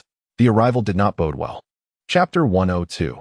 The mantis stalks the cicada, while the yellow bird lies in wait. Part 2. Lord Tydos Lannister entered with troops behind him, accompanied by several of his vassals and knights, all drawn swords and serious expressions. Where are the guards? Leighton wondered, questioning the absence of his own soldiers outside the tent. This child is utterly terrified. Let's have him drink a couple of cups to calm down, Tydos said. Two fully armed knights dragged Derek away. The others lowered the tent's drapery, enclosing the space. Tydos, what are you doing? Leighton glared at him. The left-handed knight, Crisen Hightower, stood before an iron chest containing the sacred sword, his hand resting upon its hilt. How tragic, how woeful King's Landing has become. The child spoke the truth. Tydos remarked. If you ventured outside, you would witness the horror of the Flesh Mountain for yourself. However, for your own safety, it would be prudent to refrain from doing so. My lord Leighton, the game of power among the nobility is ever-changing. Tydos had exerted considerable effort in this campaign, and Leighton understood it was to expand the Lannister influence. The Lannister family's most vital asset, Lannisport, had been utterly transformed into a port at the world's end following the cataclysm of the Iron Islands. Coupled with the depletion of the gold mines in the Westerlands before the Long Night, they were left with little more than sporadic trade with Old Town. The heir of Old Town stood before him, guarding the iron chest. Now, with victory within grasp, Titus dared to approach with such absurdity? What could this mean? Even if they were to end his life, could he truly secure the position of Prime Minister with the power of the Riverlands? Highgarden and Old Town alone could stifle the Westerlands. Furthermore, since the calamity of the Iron Islands, the gray scale had spread among the ruins and extended to the Westerlands and the Riverlands. The eradication of gray scale had long been a subject of study for the scholars of Old Town, as well as the academies of Highgarden and the monks of Harrenhal. With the church maintaining a close rapport with House Hightower, Leighton could conceive no rationale that would lead Titus to make such a choice. Maintaining his usual authority, he inquired, "Do not attempt to frighten me with such nonsense. Are you prepared to present a wight for my inspection?" "Do not speak so assuredly, my Lord Leighton. Times have changed, and the 7 gods, along with the Red God, must yield to new deities," Titus retorted, as 2 knights beside him approached with a burlap sack. One knight carelessly swept the documents, letters, wine jug, and cup from the table onto the floor, emptying the contents of the sack onto the tabletop. What lay before them was a grotesque humanoid form. If this world were to have modernist painters akin to Dali, perhaps such a patchwork figure would serve as their muse. Yet when such a being is presented before an audience, the primal instinct of fear overwhelms all. Leighton's cupbearer retched violently onto the scattered papers. Leighton's lips quivered. Titus's attendants may have been witnessing Leighton's terror for the first time. "This is a fragment from the Flesh Mountain. You might recognize it, a distant relative of House Rowan." Titus explained. House Rowan was also a noble family of the Riverlands. "Very well, I surrender," Leighton conceded, partially regaining his usual composure. Though it was an act of submission, it momentarily conveyed the impression that he was the one persuading the surrender. "King's Landing is yours. We shall return to the Riverlands, and from now on, the tribute from the Riverlands to King's Landing will be doubled. Loren, let us depart. It is time to go home." Loren grasped the handle of the iron chest. No, no. The Prime Minister is elected by the Council. You cannot simply hand it to me," Titus stated. A sense of foreboding enveloped Leighton. The Heartsbane family, as the foremost aristocrats of Westeros, should not find themselves in such a dire predicament, should they? From what Titus implies, it seems all nobles have turned against us. Absurd. Even during Aegon's landing, Westeros had never displayed such solidarity. "What is your plan?" "Ah, clever one." Titus tossed a box onto the table. Inside lay a gold coin. "You should grasp its significance. Take a glance, and then I shall arrange for your return to Highgarden, sparing your life." Now, the dance of the plague stands before Leighton. The grotesque figure, all dislocated limbs, writhed atop the table, its head attached to an arm attempting to bite the box containing the gold. "Sir Loren, you too? Set that box down. You are the heir now, and it is unfit for you to serve as a Kingsguard. The Kingsguard similarly requires that its members do not inherit lands or take wives and bear children. Thus heirs seldom assume such roles. The sacred sword is the realm itself." The eyes of Loren, the knight of the left hand, appeared ablaze as he responded. "Very well. If you wish, you may continue to safeguard the sacred sword. We merely intend to reclaim it for the Iron Throne," Titus declared. "Westeros remains ours." "What, then, do you hope to gain?" Leighton inquired. "If you aspire to be Chancellor, you may pursue that." "It seems Westeros is on the verge of acquiring a new king," Titus remarked. "Your Majesty, step forth." From behind him, a mercenary bearing the visage of a free city unrolled a piece of cured leather upon the ground. The tent, illuminated by 2 grand candelabra, each holding 12 thick tallow candles, suddenly dimmed despite the flames burning steadily. The cured leather bore some patterns, yet the thickening black mist obscured all clarity. A mass of black mist gradually coalesced, and as the light within the tent returned to its previous brightness, the mist formed a humanoid shape. Anyone who had encountered Ollis could instantly recognize him, yet he appeared as nothing more than a desiccated corpse. "Osmond, what has become of you?" "Truly, the old adage rings true. To bear a crown is to endure its weight." "Your nephew has caused me considerable trouble," the Storm King remarked. "Clyson? That lad?" In a fleeting moment, Leighton found himself missing Clyson. "Hand me the sacred sword, and I shall rid us of him, shall I?" The Storm King's visage resembled sun-baked leather, his hair an ashen white. Leighton suddenly felt deflated, stating, "Very well, I shall relinquish the sacred sword to you. Let us preserve a bloodline for the 2 of us." Ancient nobles. Ah, bloodlines, such a foolish preoccupation of mortals. Indeed, how true. I cannot contend with your current self, nor with your monstrous form. Why should I continue to resist? Grant me my life so that I may return to Highgarden. I have yet to sire a son, Leighton lamented. Ha ha. The laughter of Storm King Osmond was as grating as nails on a chalkboard.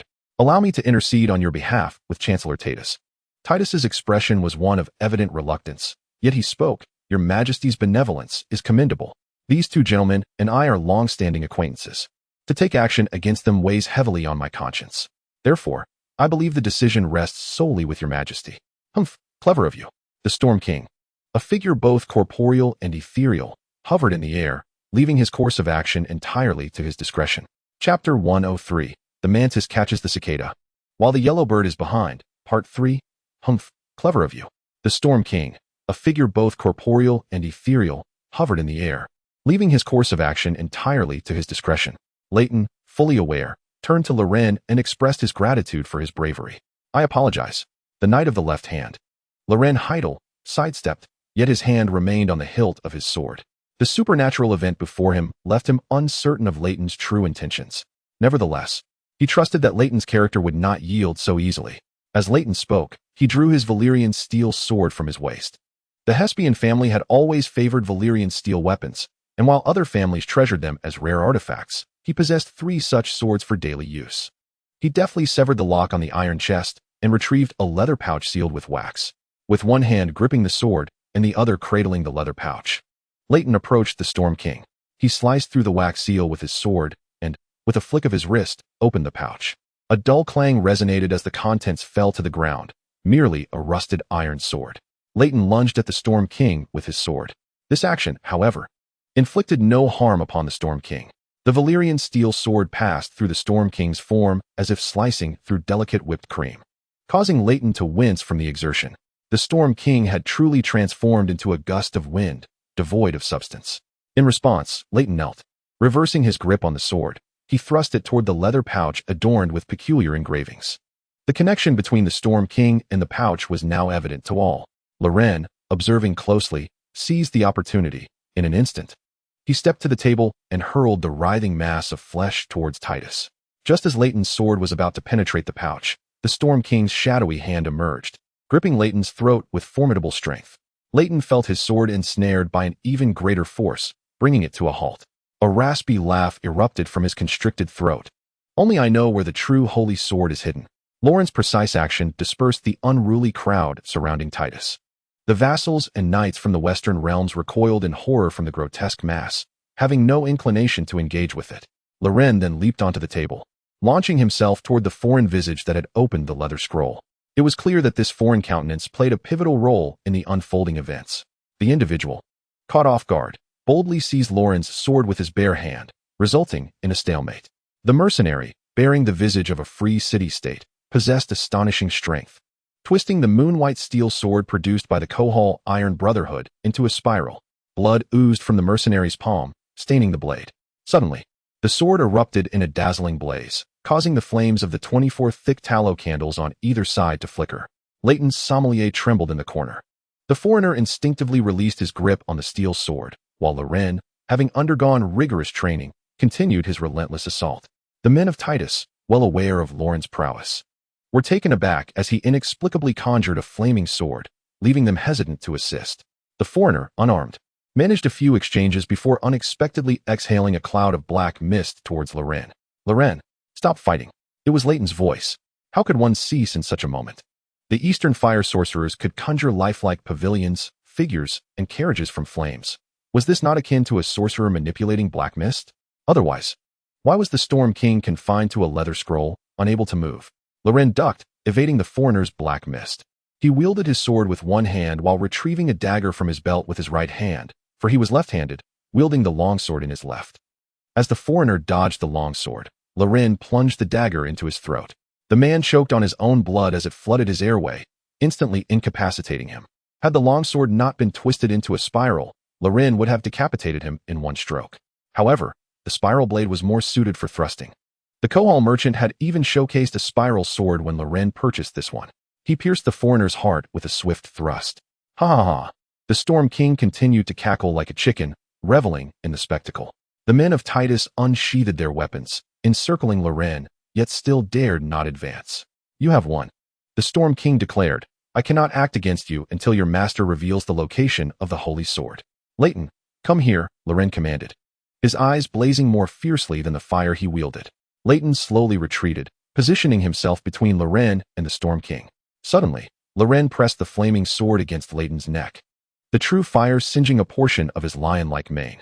Now do I hold the upper hand? Loren asserted. Let us go, or I shall slay him. I do not even know where the holy sword is. He glanced at a rusted iron sword carelessly discarded on the ground, thinking to himself, if I had known it was merely this trinket, I would never have fought so fiercely. You do not know either, the king, suspended above the scroll, retorted. Then I have no use for you. Loren's grip on the fire sword suddenly slackened, and it clattered to the ground, instantly scorching the hair beneath Leighton's chin. He fell to his knees, clutching his head and screaming in agony. I could have made you suffer like this long ago. However, my dear child, your swordsmanship is remarkable, and your beauty is striking, which weighs heavily on my conscience. Your father has but one son left, and it would be unthinkable for me to take your life. Thaddeus, please escort him back to the tower in the old town. His remaining days will mirror this very moment. As they carried the convulsing Loren away, his youthful and handsome visage was etched with agony, his eyes wide with terror as they gazed into the distance. Yet, following his line of sight, one would find nothing but emptiness. In the act of removing Loren, the crowd retrieved the fire sword abandoned between the Storm King and Leighton, who trembled as if he were a mere husk, quaking nearly as much as Loren. Suddenly, the foreigner in the pool of blood stood upright, appearing as though he had never faced death, exhaling a long sigh, as if awakening from a deep slumber. The scab on his neck healed rapidly, and he coughed up clots of blood, reaching for Leighton's wine steward from a corner. Who would have imagined that Leighton's steward was also a fire dweller? Adept in the incantations of the fire sword? He was merely a child of 11 or 12, being clutched by the collar by the towering foreigner, his feet flailing helplessly. The foreigner, having received the fire sword from a vassal of the Western realms, inquired something with a thick accent, while the steward, grasped by the throat, kicked and struggled incessantly. The foreigner discarded the fire sword onto the ground and pressed the steward's face onto the burning blade. Amidst the steward's screams, Leighton knelt down. A sudden cannon fire echoed from outside. Chapter 104. The fall of King's Landing. Near the coast of King's Landing, aboard Tonamat's submarine, Crisen sat with damp hair, wrapped in a silk sheet, his bare shoulders slightly exposed in the cramped confines of the vessel. Behind Tonamat stood his bodyguard, the swordsman Brian. He yearned for a place to take a hot bath, yet his companions remained elusive. Dewar downed a flask of red wine in one go. Having finished a large platter of pastries, he began to lick the plate clean. What of the others? Crisen inquired of Tonamat. What about the other Dothraki and the guerrilla fighters? What do you think I am doing at this moment? Tonamat replied, likely referring to the deep divers lurking in the waters. Crisen understood immediately, preparing himself mentally. He sighed, feeling the weight of having let too many people down along the way. The sailor, Lemon, entered, presenting Dewar with a plate of meat and a second flask of wine, while Dewar continued to feast heartily. Young master, are you not hungry? Come, have a bite, Dewar exclaimed, his mouth full of meat. Suddenly, the vessel made a sharp turn, causing Crisen to sway, and the smooth sheet slipped from his body. Tonamat furrowed his brow, fixating on Crisen. The intensity of his gaze made Crisen blush. Having known him for several years, he had never noticed any peculiar inclinations. What was it that he found so captivating about him? It dawned on him that not only Tonamat, but also Brian and Lemon were observing him intently, while Dewar remained engrossed in his meal. What happened to you? Why are you so injured? Tonamat inquired. Crisen was taken aback. These wounds were incurred after he donned the human skin mask, healing almost instantaneously, and even a direct blow to the heart would not be fatal. The young master has taken on the role of the demon in the dragon's lair for 3 days. Quite impressive, isn't it? Dewar interjected. Crisen was at a loss for words. Is the wine at Tony Mort's establishment truly this intoxicating? Upon hearing this, Tony Mort's expression grew serious as he inquired of Crisen. Is this true? With nothing to conceal, Crisen recounted his extraordinary experiences in King's Landing to Tony Mort, even sharing the tale of his encounter with his mother. The submarine continued to bob and weave through the currents as the sailors retrieved several individuals from the depths. The first to return was Raymond, who was given urgent care by the sailors, who expelled the seawater he had swallowed. Crisen sighed and resumed sharing his story. I never anticipated it would unfold this way. Tony Mort lamented. You must accompany me to Mel. Although you have gained much from that human skin mask, and its effects linger, this power undoubtedly originates from the frost god. That won't do. I must seek out Leighton. I intend to confront my mother directly for vengeance. Crisen cracked his knuckles, the sound echoing ominously. It was a noise that could startle even Leighton if he were to hear it. "Oh dear," Tony Mort remarked, the term instantly evoking memories of Sir Rod. "You must not forget, if I send you to Leighton, do you truly believe he will allow you to return alive? Do you think you are invincible, ready to infiltrate the Allied camp and emerge unscathed? Your uncle is not about to die unexpectedly. You can inquire later, can't you? Besides, if he were to die now, would that not bring you some joy?" Tony Mort queried in rapid succession. Crisen opened his mouth, pondering for a long while. And it seemed that there was some truth to this reasoning. "You must address this promptly. I will take you to find a powerful sorcerer. You are familiar with the business, and you will soon be exorcised," Tony Mort stated. At the mention of exorcism, Crisen felt a throbbing pain in his head. As if the torment was not his alone, even the dormant Sam Wiltali in his mind seemed to scream. Were those followers of the Frost God also driven by a desire for power? The weight of the exorcism was too heavy for him to bear. So Crisen shifted the conversation and asked. He was acutely aware of his own body, having been inundated with a plethora of genuine and counterfeit exorcism potions since childhood. He had become physically frail. Not to mention, merely soaking in seawater could leave him susceptible to illness. Though Crisen might not possess the chiseled physique of Doer, he could undoubtedly perform a one-handed handstand and would be able to fell 3 or 4 opponents in a martial arts competition. "Indeed, many yearn for power," Tony Mort replied. Crisen nodded. The allure of the Frost God's power was undeniably addictive. "And what of you? Do you not desire it? Speed, strength, self-healing, perhaps even immortality," Crisen mused. With a scoff, Tony Mort retorted, "I possess far greater power." "Are you referring to these machines?" Crisen inquired, gesturing to the submarine above. "I truly did not anticipate such a captivating invention in today's world." "No, I have wealth," Tony Mort asserted. Crisen opened his mouth, uncertain of what to say. It seemed indeed true. Although he was born into the most noble family in Westeros, ever since his father's demise, he no longer dared to claim wealth frivolously. Thus it was, all power pales in comparison to money. If one cannot accept this reality, one might seek to barter with a person of desired talent who is, however, impoverished, offering them the coveted riches in exchange for their abilities. "You seem quite akin to the god of winter," Crisen remarked candidly. Tony Mott graciously accepted this compliment. Chuckling, "There exists an even simpler method. Merely hire a talented individual to assist you with your respective challenges." Maz had returned. The child had imbibed so much water that his belly was swollen. When Doer spotted his brother had found his way back, he cast aside the bone he was gnawing on and dashed over. The two observed the clumsy figure of the child retreating, and they could not help but sigh in unison. Suddenly, an awkward tension enveloped them, prompting the inquiry, "Is it already morning?" His pocket watch had long since been misplaced, perhaps lost in the dragoness lair. This time, the submarine floated upon the water's surface, its hatch ajar, allowing slants of sunlight to cascade into the cabin. Tony Mott replied absently, his gaze fixed upon the sunlit area, as a sailor approached, cradling a messenger raven. "Boss, the raven from King's Landing has returned." Tony Mott unfastened the bird's leg band. "How many matters are there? I have repeatedly stated that one should not tie messages to both legs of a raven. It limits their flight." He abruptly interrupted his own thoughts. "Little fatty, thank goodness you didn't return to shore." Crisen, still lost in reverie, heard Tony Mott call him and snapped back to reality. "What is it?" "The coalition has staged a coup." The scout's level of education was lacking. What on earth did that term even mean? Nevertheless, he grasped the general implication. Leighton was executed. Who was it that did this? "Titus?"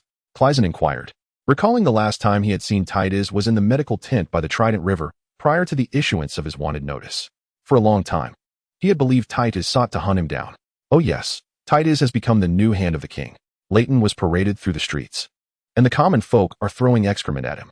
Chapter 105. Cutting off one's means of livelihood. Tony Mott scrutinized the note brought by the raven, his brow furrowing. Oh yes, Titus has become the new hand of the king. Leighton was paraded through the streets, and the populace is hurling refuse at him. Tony Mott inhaled deeply. This was utterly horrifying. Fahaha, Crisen stifled his laughter. Titus, that old rogue, has truly outdone himself, hasn't he? This was simply unfathomable. Although Leighton and Titus were privately at odds, in terms of mutual interests, they were allies, as they represented two families.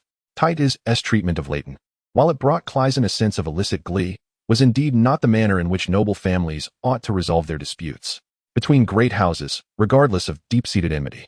The guiding principle remained, to leave a line of retreat for future encounters. After all, the bloodlines of both families had intertwined and flourished upon this land for millennia, deeply enmeshed within its history. Regardless of the profound contradictions that may arise, one might eloquently assert that ultimately, there exists a necessity for the collective governance of the entire continent. To express it in more mundane terms, it is a matter of facing one another in the daily ebb and flow of life. Tadas has rendered the situation irrevocable. In the future, which of the various lords from the Seven Kingdoms would heed his command? Moreover, this act has ignited an unquenchable wildfire between the House of Hesperian and the Lannisters. The ancestral grievances between our forebears have forged a narrative that can be revisited for eternity. Even if the Lannisters were to eradicate every Hesperian in Westeros, there would still remain the exiled figure of Crisen, and should he meet his demise as well, the Tully family could still proclaim their claim to Hesperian blood. Even if the Tully line were to vanish entirely, countless unknown nobles would emerge, asserting their right to inherit the Hesperian name. The history of Westeros is rife with a multitude of noble houses, each with deep roots, making it a formidable task to uproot them entirely. The most infamous instance of public humiliation in history occurred when Queen Cersei Lannister was paraded through the streets by the faith militant before the Long Night. Even after the most significant political upheaval in Westeros's history, the remnants of Cersei's faction tirelessly sought out those involved in the humiliation, seeking retribution. Although Leighton may not face such a fate, the act of public humiliation remains an egregious affront. There exists only one possibility: someone orchestrated, even coerced Tadas into this course of action. Who could that possibly be? The Storm King. In a flash of insight, Crisen suddenly recalled the mountainous figure that had been shattered by cannon fire, yet the Storm King had yet to be located. He remembered the ominous shadows that enveloped the Iron Throne in the throne room. The last image before fleeing was the piercing sound of prayers echoing within the darkness, as a figure materialized from the abyss. Could that be the Storm King? If he possessed some dark sorcery, compelling Tadas to act as his puppet through supernatural means, then everything would fall into place. This public humiliation signifies Tadas's irrevocable break with the noble forces of Westeros. It serves as his declaration of allegiance. Crisen shared his thoughts with Tony Mort, seeking his analysis. Tony Mort paused momentarily, then laughed, remarking that he hadn't anticipated such intricate reasoning, and inquired whether the famine in the city was truly so severe that there were no rotten vegetable leaves to throw. The speaker, Dur, interjected, hastily returning to collect the remaining food from the table for his brother. "This is for my brother," he said, flashing a smile at the two conversing, a leaf of some vegetable clinging to his teeth. Tony Mort stood speechless for a moment, then finally exclaimed, "If there's not enough to eat, have the cook prepare another dish." Ever since Lannisport earned its reputation as the port at the world's end, the Lannister family's focus has shifted towards cultivating trade. After all, with their gold mines and ports lost, their only means of generating wealth lies within the resources they already possess. The principle of the powerful exploiting the weak is a universally acknowledged truth. For centuries, the Lannisters have been the formidable rivals of the Mott family in the realm of commerce, resulting in a tumultuous rivalry marked by both victories and defeats. At their lowest point, the Lannisters were compelled to redeem the ancestral sword of King Joffrey from the Mott family, which now hangs from Tony Mott's waist.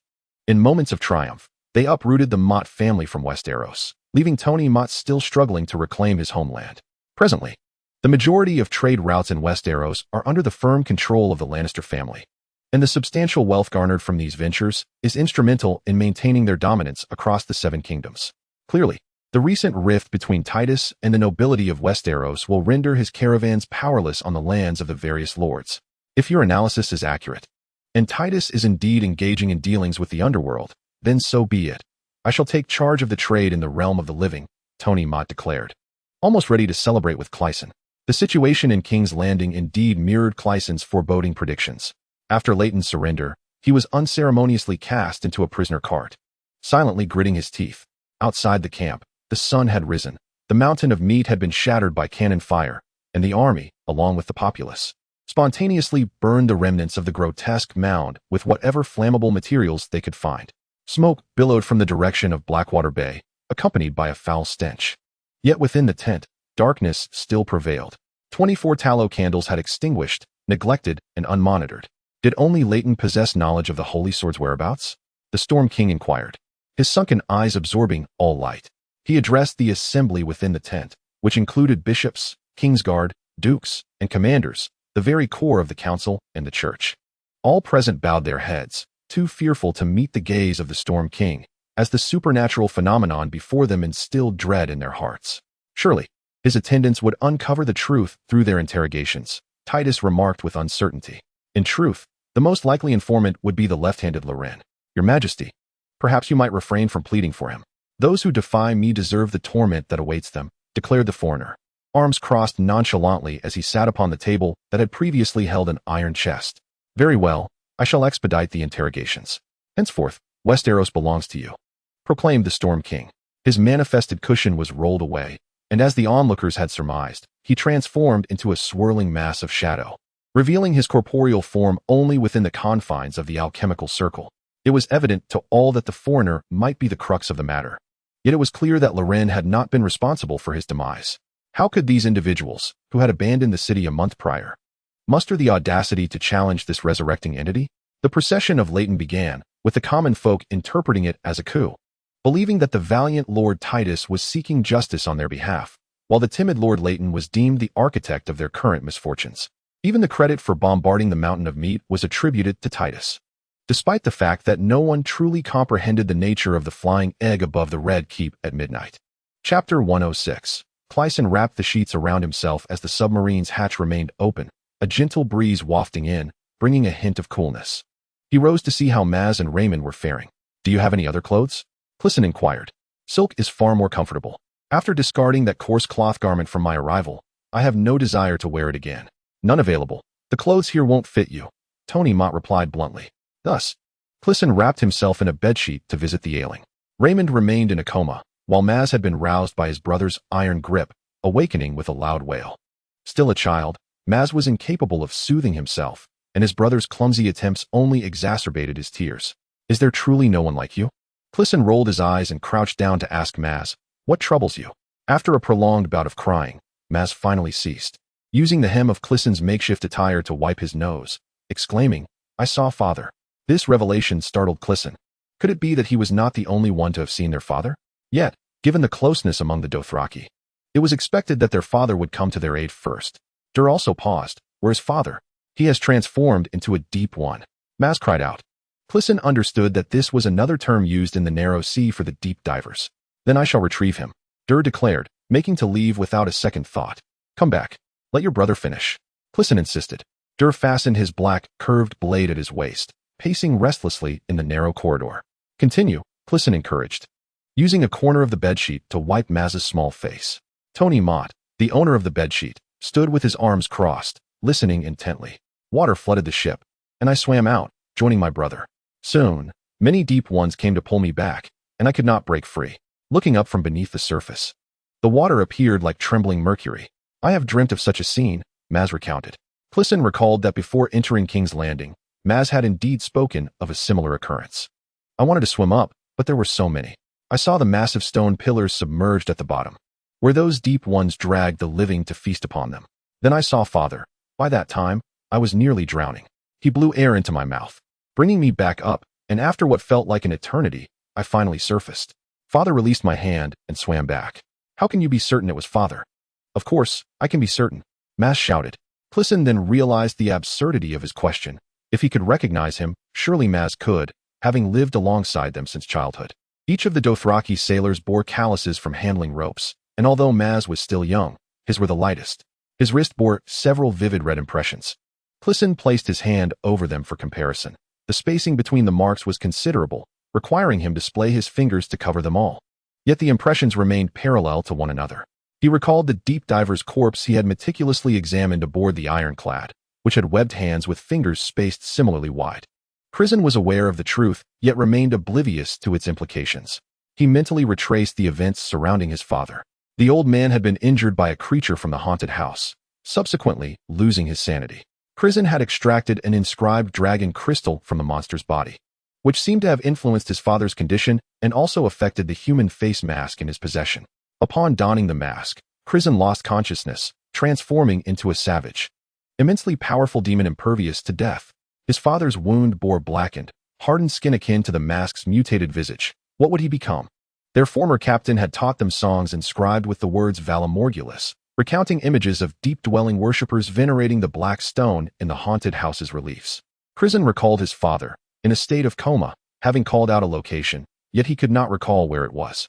Subsequently, he was cared for by a red-robed monk, who claimed that no healing was necessary as his father would recover on his own. The Red God's earlier prophecy concerning Rickard now appeared to have failed. How would this one unfold? Indeed, his father had awakened from his stupor, likely having killed the elderly woman who tended to him before returning to his aquatic kin, rescuing at least Crisen and Maz. Should he seek him out? Had the old man truly transformed into a fish? Dur was anxiously pacing in the cramped cabin. Do not pursue him. If it were truly him, he would have returned on his own long ago, he advised. Crisen resolved to withhold the fact that he had encountered his father from this fool. I always dream of the sea, just like today, Maz weakly declared, and the submerged city, with its massive stone pillars. Crisen suddenly perceived that Maz's current demeanor resembled his own childhood self, filling his heart with affection. The kitchen had prepared soft food for him, and Maz had gone to rest for the time being.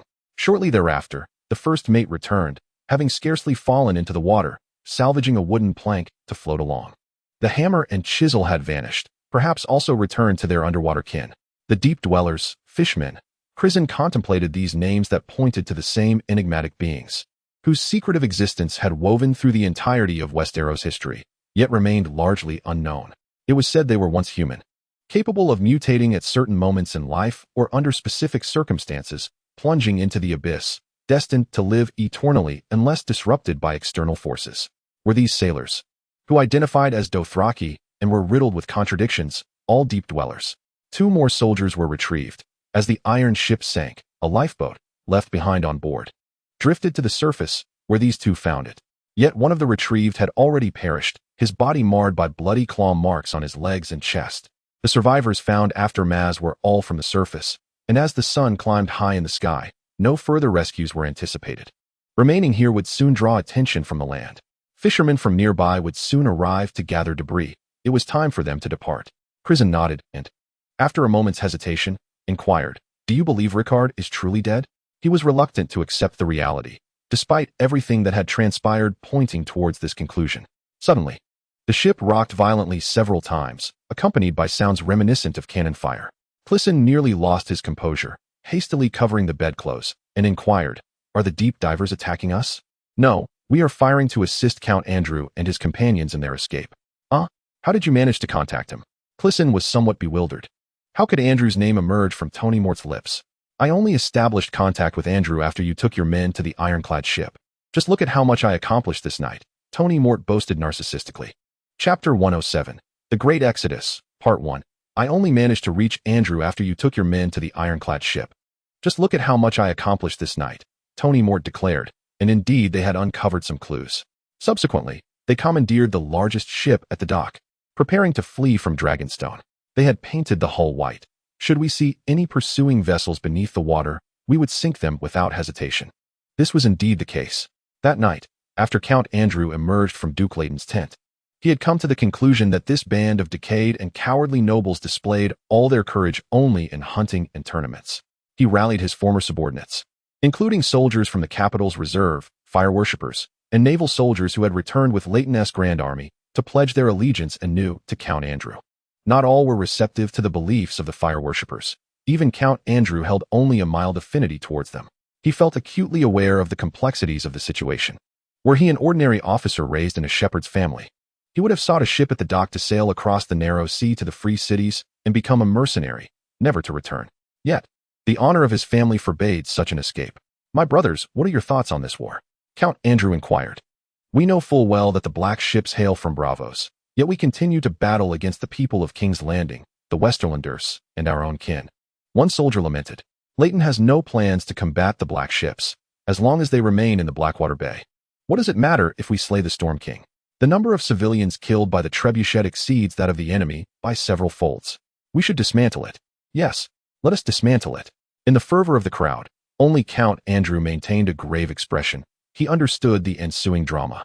Leighton would conquer the Red Keep and negotiate peace with Bravos through wealth, marriage, or some other means. Once the black ships departed, he would intensify the hunt for fire worshippers tenfold, transforming the dance plague from being attributed to the strangers to being ascribed to the Red God. Those who incite the most must inevitably resort to the simplest slogans. He knew this, and Leighton surely did as well. In retrospect, the rumors about the core of the war faction, Rickard, before King's Landing fell, might not have been merely fabrications of the press. "We have a band of brothers inside the Red Keep. They will surely bring forth the head of the Storm Thief." May the Red God grant us victory. In ordinary meetings, he would never tolerate such disorder among his subordinates. However, this occasion was different. Most of the firefolk hailed from flea-ridden backgrounds, contrasting sharply with the elite of the capital and the naval soldiers, who had never belonged to the same social class. Andrew hoped to bridge the gap between them. Amidst the clamor, a child approached, handing a note to Count Andrew. It was a message from what? A spy within the Red Fortress, claiming that a creature as vast as an entire sacred forest resided within its walls, unmatched by any foe. Soon after, news of the monstrous flesh mound wreaking havoc near Blackwater Bay reached them. The next report revealed that Titus had entered Leighton's tent, prompting some nobles to flee the city with their troops. The situation was taking a peculiar turn. "My lord," a red-robed monk addressed Andrew, "follow me. I must show you something." "Silence, everyone, await my command," Andrew instructed his attendants. He followed the monk into a seemingly unremarkable room, which concealed a complex mechanism built from bricks. At the center lay a fire pit. The monk sprinkled dragon crystal powder over the flames, chanting incantations, yet nothing transpired. After a second handful, the fire flickered with vague images before extinguishing. Beads of sweat formed on the monk's brow. "Too hot," he murmured. Taking a deep breath, he recited the spell again, casting a generous amount of dragon crystal powder into the flames.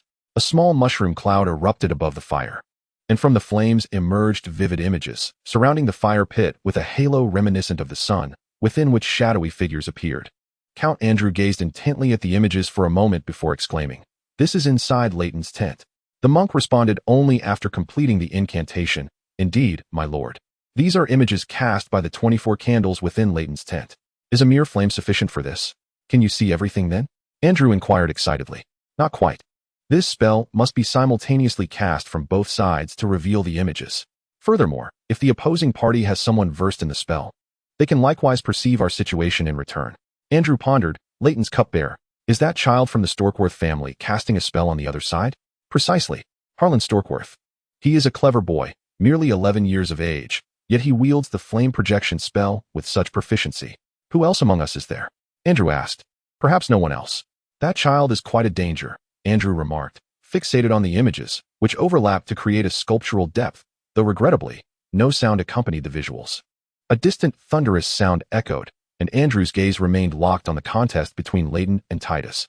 "Has the black ship fired its cannons?" "No. A large breach has opened in the Red Fortress, emitting green light akin to wildfires." "Have the Firefolk brothers discovered the wildfire created by the Storm King?" Andrew paused, then questioned, "What? The Storm King has conjured wildfire?" "Not merely the fiery brethren, but also Crisen found himself among that assembly." Andrew was taken aback. "Did you truly dare to send him on such a perilous venture?" It was only then that he diverted his gaze from the flames to address the speaker. The individual was Lean, who, after accompanying Crisen through the dragon's lair, returned with a bride. The red-cloaked sorcerer had cured her of her dancing sickness. Yet she bore lingering effects, her mind somewhat dulled, and Lean had brought her along. "I have only just learned of his departure. He came from the sector overseen by Raymond." "Ah, a perfect scapegoat." Andrew's mind was already formulating plans for the next course of action. He had to flee. He commanded his men to seize the docks, procure a grand vessel, and gather all the ropes available at the harbor. He intended to transport everyone to Dragonstone. Dragonstone lay adjacent to Tide's Head Island, yet the black ships had only bombarded Tide's Head, which served as a naval base. The fortress upon Dragonstone was constructed using the ancient Valyrian stone masonry, appearing as though hewn from a single mass of rock, and it was remarkably fortified. With nothing of value to plunder on that desolate isle beyond his castle, it had become apparent that Titus was indeed pressing Leighton, though the reasons remained shrouded in mystery. A storm of bloodshed was looming ominously. "There are black ships at sea. Can they allow our escape?" Lean inquired. Then came the startling news. The black ship had been destroyed. Chapter 108. The Great Exodus, Part 2. "My lord, it is time to depart," urged the attendant. "The brethren have seized the Sphinx." The soldiers' raid on the harbor had proceeded with remarkable ease. The Sphinx was the largest sailing ship in the port. Originally belonging to the Storm King, the Allied ships had long since been lost. This vessel measured 150 feet, 50 meters, in length, boasting 2 decks, and was the grandest sailing ship in Westeros. Count Andrew and the red-cloaked sorcerer stood side by side, their eyes fixated on the shadows within the fire. He too yearned to depart, yet the events unfolding on the screen grew increasingly incomprehensible. "Can this spell be unleashed aboard the ship?" Count Andrew inquired. "That is not feasible. I have inscribed the spells upon these bricks piece by piece, the red-cloaked sorcerer replied. Transferring them to the ship would require a complete reworking. Moreover, is there time for that? Count Andrew felt a sense of helplessness. He commanded his men to remain on standby, prepared to depart at a moment's notice. He understood that the soldiers were primarily engaged in a coup or contending with the mountain of meat, likely oblivious to the harbor, should Tatus turn his attention to him. Dire consequences would surely follow. The red-cloaked sorcerer's gaze remained transfixed upon the fiery imagery. The flames revealed a vivid depiction of Leighton's encampment. Everything was rendered with striking clarity, save for the foreigner, who appeared as a dark, formless mass in the flames. Andrew leaned closer, his beard singed by the heat. Yet that figure remained but an indistinct shadow. Conversely, the Storm King, composed of swirling black mist, was vividly manifest within the flames. Though he appeared gaunt and repulsive, with a slight distortion in the fiery imagery, Count Andrew instantly recognized him. Had they connected with the small squad within the Red Keep? The audacious brethren had entered the Red Keep directly. After the mountain of meat emerged from within, it was left deserted. Where have Raymond and the others gone? A white egg soared above the Red Keep. Someone descended from it using a rope. An egg? What sort of egg? It resembled an elongated poached egg, inscribed with a message stating that merchant Tony Mott was seeking adults willing to discuss crossing the narrow sea. Could this be referring to me? Is such a maneuver even possible? Count Andrew consented to this meeting. Thus, as dawn approached, a competent young man stood before Count Andrew. Andrew remained fixated on the flames, not shying away from the young man, perhaps even eager to showcase the exquisite fire magic of the seated red-robed sorcerer. After all, Tony Mott possessed a flying egg, and he could not be outdone in presence. The young man was indeed captivated by the images created by the flame's glow. After a prolonged gaze, he greeted Andrew. My lord Andrew, I am the representative sent by Tony Mott. My name is Hilmet.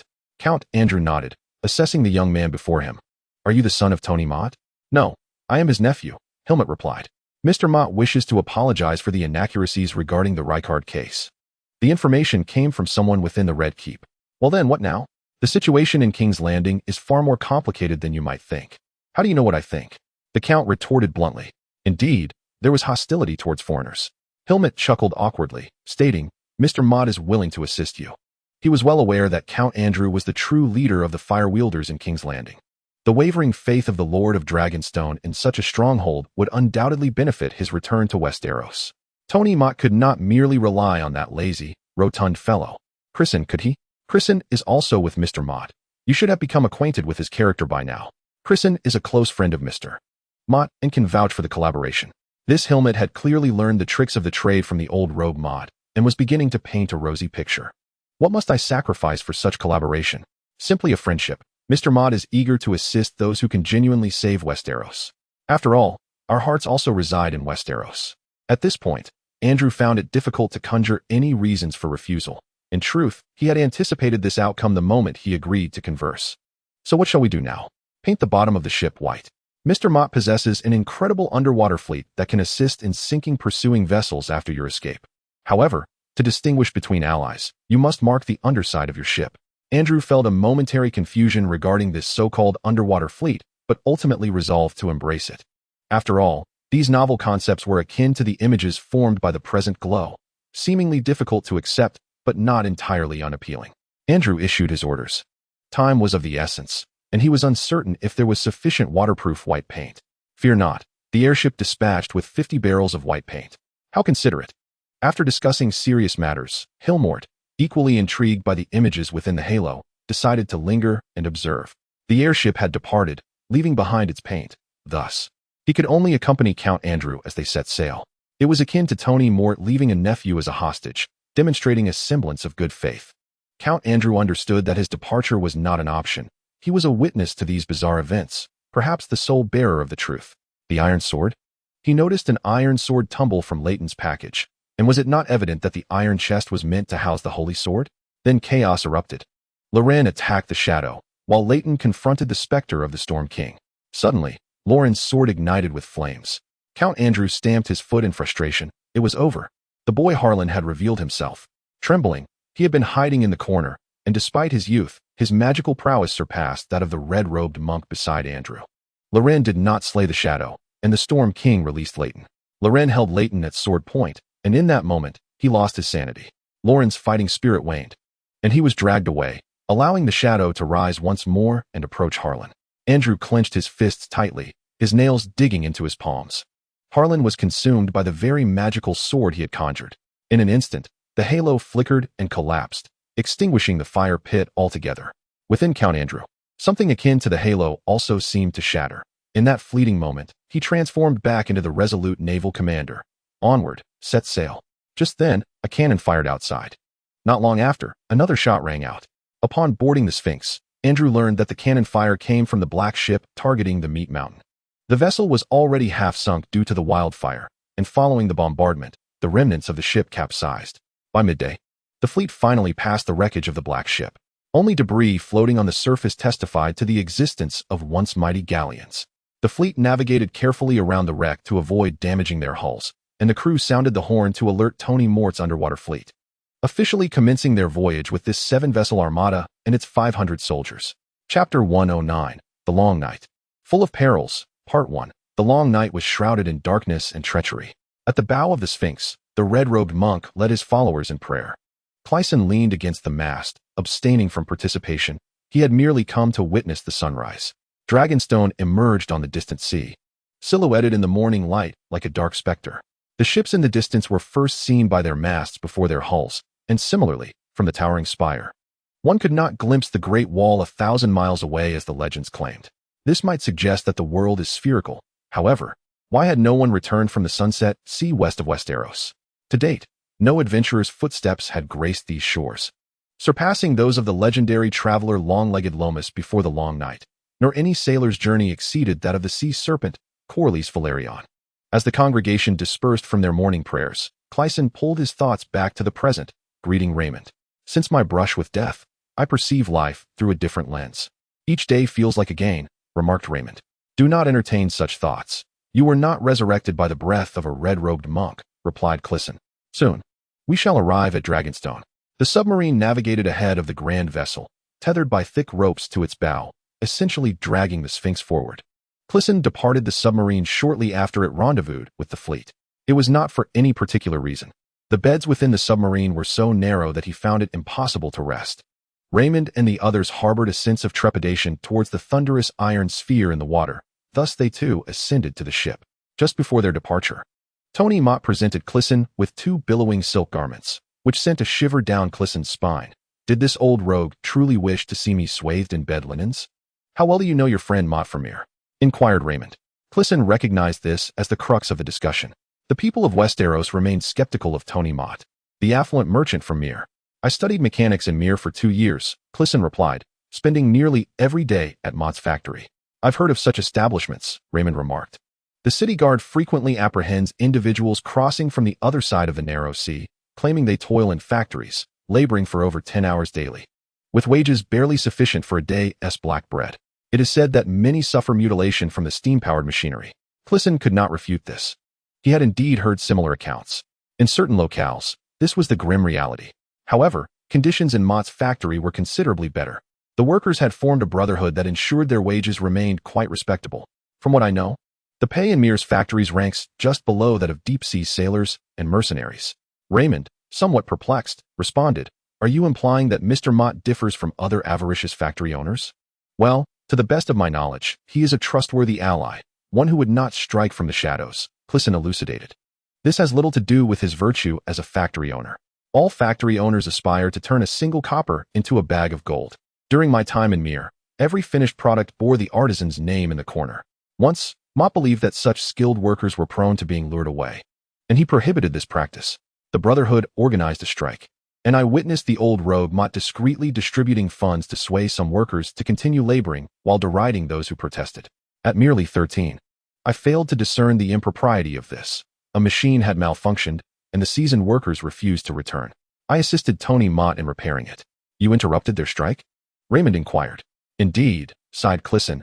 In hindsight, I pondered that with Mott's wealth, a few extra coppers for the workers would not impoverish him. And those workers? A little more money could afford them better nourishment. Therefore, I ought to have supported the laborers. I often hear scholars speak of standing with the egg rather than against it when facing a stone. Raymond nodded in agreement. Yes, initially. Other factory owners mocked Mott for permitting the Brotherhood's existence, deriding him for paying his workers handsomely. Subsequently, Tony Mort triumphed over the factories of these individuals, owing to the proficiency of his workers and the superior quality of his products. And of course, I contributed significantly to his improvements. Crisen did not forget to boast about himself. Thus, I implore you to inform your brethren that Tony Mort is indeed a man worthy of trust, as I assert. Crisen continued, noting that the fleet arrived at Dragonstone just before noon, where they discovered a steamship docked at the harbor. This vessel, common in the free cities, bore the distinctive wheels akin to water wheels on either side. Evidently, the cunning Tony Mort had orchestrated this plan meticulously. As the group advanced, the ominous, towering walls of Dragonstone Castle loomed before them, and only upon nearing the fortress could one truly appreciate its magnitude. Thousands of years prior, Dragonstone served as the westernmost outpost of the formidable Valyrian freehold. The castle was constructed by the Valyrians, whose unparalleled craftsmanship has since been lost to time. Back then, the Valyrians refrained from setting foot on the lands of Westeros, and the reasons for this remained shrouded in mystery. In truth, their mighty dragons could have effortlessly transformed Westeros into a colony akin to Loras or Rhys. Later on, it was believed that an ancestor of the Targaryens envisioned the apocalyptic demise of Valyria, which prompted him to lead his family to settle on Dragonstone. Following the cataclysmic event, they swiftly forgot the history of Valyria, uniting Westeros with the remaining dragons they possessed. Consequently, such architectural prowess faded along with many of Valyria's advanced technologies. The millennia of ocean winds have rendered the black stone of the castle even darker and more resilient, while the thousands of weathered, grotesque stone statues atop the battlements have grown increasingly fearsome. My goodness, exclaimed Dur, astonished. Is this colossal structure truly the Valyrian outpost? Were their palaces as large as mountains? The drawbridge of the castle was lowered, and the group entered through the gates, which were adorned with the engraving of a coiled black dragon. When the castle, or rather, the outpost, was constructed, the Valyrians erected towers at each juncture of the fortress walls to defend against external threats. They deliberately carved these towers into the shape of fearsome dragons, enhancing the castle's intimidating appearance, while grotesque statues adorned its various corners. One would need formidable psychological fortitude to reside within such a fortress. Within this castle lies a throne, which was granted to the ancestor of Andrew Cepheus, the Earl of Cepheus, when Dragonstone was bestowed upon him. This privilege was not without reason. Dragonstone, aside from its Dragonstone mines and a modest fishing village, scarcely supports any trees. Is there a more lamentable fate than that of an earl who can only levy taxes from a small fishing village? Fortunately, the maintenance of Blackstone Castle incurs minimal costs. Otherwise, it would have long since crumbled into ruin like Sir Rod's crumbling keep. Chapter 110. The Long Night, Fraught with Peril, Part 2. Andrew Cepheus, the Earl, sat upon the throne, having donned formal attire and shaved his beard, revealing the sunken cheeks born of famine, which rendered him considerably more haggard. Seated beside him in the esteemed guest chair was Tony Mort, a man whom Crisen had never seen don the same attire twice. Crisen greeted the two with formal courtesy and took a seat opposite Tony Mort. Between them lay a grand table intricately carved from a massive wooden slab. Rather than a mere table, it resembled a grand topographical model, depicting the 7 kingdoms of Westeros as they were during the time of Aegon I, 12 centuries ago.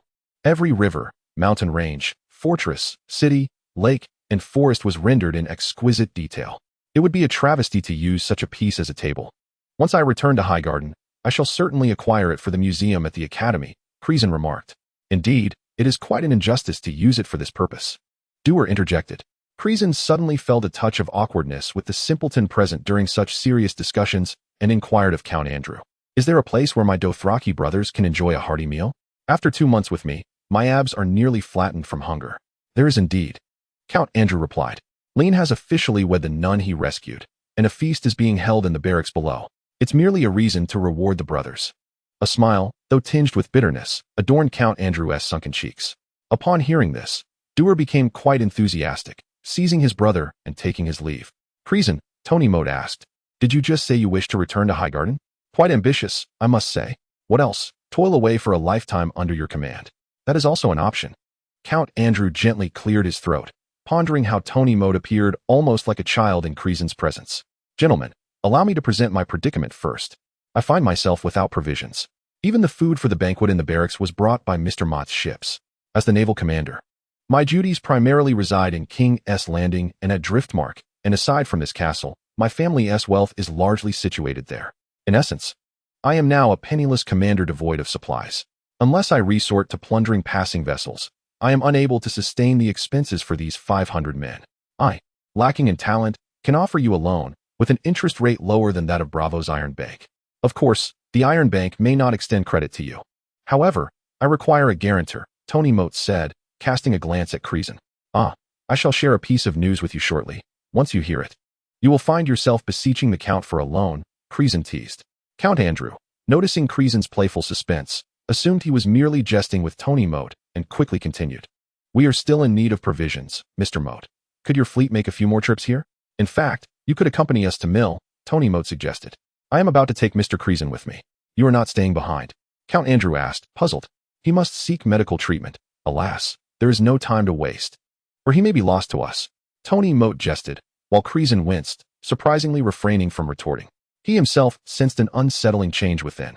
Having dreamt of his father for 2 consecutive nights, he fervently hoped that Doer would not undergo a transformation before he himself sprouted gills. By the way, before we depart, there are matters I must entrust to Lord Andrew. Crisen spoke, first mentioning my brother Rickard, whom you all know. When the Red God claimed he was not dead, even Crisen felt a hint of uncertainty. I kindly ask that you search for him. Secondly, there is his wolf. The white-haired ice wolf that accompanied me and subsequently got lost in King's Landing. Thirdly, there is a valiant benefactor who once saved my life, known as Fatty Duncan, an apprentice apothecary from Flea Bottom, notable for resembling me in girth. There are fewer fatties around now, so he should not be too hard to find. If you manage to locate him, please ensure he is brought back, for he is my savior. Count Andrew agreed. Then, Crisen mentioned a significant matter that had been overshadowed by the pressing concerns at hand. He cleared his throat, transitioning from a light-hearted demeanor to one of utmost seriousness. The Night King may have been resurrected. This statement abruptly shifted the conversation from the current war to ancient myth, leaving both men momentarily speechless. I speak with sincerity, Crisen declared, recounting the visions he experienced after the Red God poured the shadow water into him. Beneath the ancestral peak north of the Great Wall, he beheld the Night King. You witnessed it too. The Red God descended, and the puppet of the Cold God is rampaging through King's Landing. These occurrences are not isolated. In the north, the Night King has returned. Tony Moat and Count Andrew exchanged glances, and after a pause, Tony spoke first. No wonder you said I must seek the Count's favor. He took a deep breath and continued. My Lord Andrew, may I take charge of the Dragon Crystal Mine on Dragonstone? My Lord Andrew, please do not undervalue the mine. The yield should be at least 50-50. After deducting the high extraction costs, we would be operating at a loss. If Mr. Mott were to mine, he would end up paying you instead. One might wonder if you wouldn't need a loan anymore, Crisen interjected. Tony Mott, maintaining a stoic expression, replied, my friend, this will mark the beginning of your unscrupulous dealings. Dragonstone is named for its abundant dragon crystals, which have extensive applications in various magical realms and represent the island's sole industry, aside from that small fishing village. Moreover, Dragonstone is the only source of dragon crystals along the narrow sea. Only dragon crystals and Valyrian steel can vanquish the White Walkers and wights. Only the Holy Sword can slay the Night King. Coupled with Crisen's recently discovered wildfire formula, the demand for dragon crystals has surged dramatically. It is no wonder that the Storm King, a puppet of the Cold God, is so eager to seize the Holy Sword. He is not seeking legitimacy for his rule, but rather paving the way for the Night King. Hold on, let us not stray too far, Count Andrew interjected, a troubled expression crossing his face. In the past month, I have heard more legends than my 5-year-old daughter. Are these tales true? This is easily verifiable. If the Night King is indeed real and not a figment of Crisen's imagination after drinking coarse cat urine, then winter is swiftly approaching. The last winter ended barely 3 months ago. The north has yet to thaw. If we are to plunge back into winter once more, what could be the cause other than the Night King's resurrection? Tony Mott asserted. Count Andrew furrowed his brow, his gaze drifting beyond the table towards a distant window where the waves crashed against the rocks far below. Winter, winter. A peculiar sound suddenly emanated from the window. Upon closer inspection, a white raven perched there. Only the Citadel trains these white messengers. They convey no intelligence, but merely announce one unalterable truth to all of Westeros. Winter is coming. This is indeed the case. Chapter 111. The Long Night is Fraught with Peril, Part 3. End of this volume. Winter. Winter. The raven flapped its wings excitedly at the window. Clisson approached, and it obediently hopped onto his arm. He regarded the creature, musing that if Rod were present, he would undoubtedly stew it. Rod had forged a robust link between the studies of ravens and medicine at the Citadel. If he were to also master history, he could embark on a career of his own. Then he would not marry, and Crisen would not plummet from the tower. In essence, everything would diverge from its current course. How curious these white ravens are. Such birds are indeed a rarity. Their plumage is as white as snow, and they are larger than the commonplace black ravens used for messages, resembling diminutive eagles. Their gleaming black eyes signify that they are not albino, but rather genuine, purebred white ravens. Summon the maester to secure it, commanded Lord Andrew Seaworth. Lord Tony Mott interjected, "It has long been rumored that this is a false spring. And it appears this is not merely a metaphor. The seasons in this world are unpredictable, at times. A prolonged winter may be interrupted by a brief warmth before reverting to cold. This spring within winter is termed a false spring. Yet, it also portends ill. During a false spring before the long night, King's Landing fell, and House Targaryen was extinguished. Henceforth, the people of Westeros have often likened a false spring to the upheaval of power. After all, the Red God can resurrect the dead, can he not? The Night King's return is hardly remarkable. The last long night was not his first life. Indeed, legends recount that 9 millennia ago, before the wall was erected, the White Walkers first ravaged the realm. This invasion bore no explicit record of the Night King's existence, but in that era, humanity had no kings either. By this reckoning, the Night King has graced the world thrice. Perhaps I should invest more in the East Sea, mused Crisen. Do you not wish to see cannons fire upon the Night King? I believe we could establish the first fortress in Westeros equipped with steam cannons. Lord Andrew Seaworth, who had been deep in thought, abruptly spoke. I concur. Let us collaborate using my dragon glass mines. Just then, the maester hurried in. Upon seeing the Lord, he produced a wax-sealed letter, stating, "My lord, a missive from King's Landing." After reading, the Lord tore the parchment to shreds. The council seeks to strip my title as Baron. They possess no sacred sword. What authority does titles hold? My Lord Andrew, you could send letters to the lords across the realm, informing them of the truth of that day, Crisen suggested. The Storm King is reluctant to make an appearance. Yet these rumors will surely spread. However, the matter of the sacred sword remains unknown to them. The sacred sword is the state. Without it, the Iron Throne lacks the strength to govern the realm, Lord Andrew acknowledged with a nod, yet he was unable to acquiesce so readily to such a proposal. His testimony emerged from the phantoms of the fire, a challenging endeavor to convince all the lords, unless they were willing to believe. Count Andrew and Tony Mott commenced drafting their agreement. Upon seeing this as mere bargaining, Crisen took no personal interest and ventured to the barracks for a hearty meal. The wedding of Rian and Sister Sarah served as a tremendous encouragement for those who arrived at Dragonstone.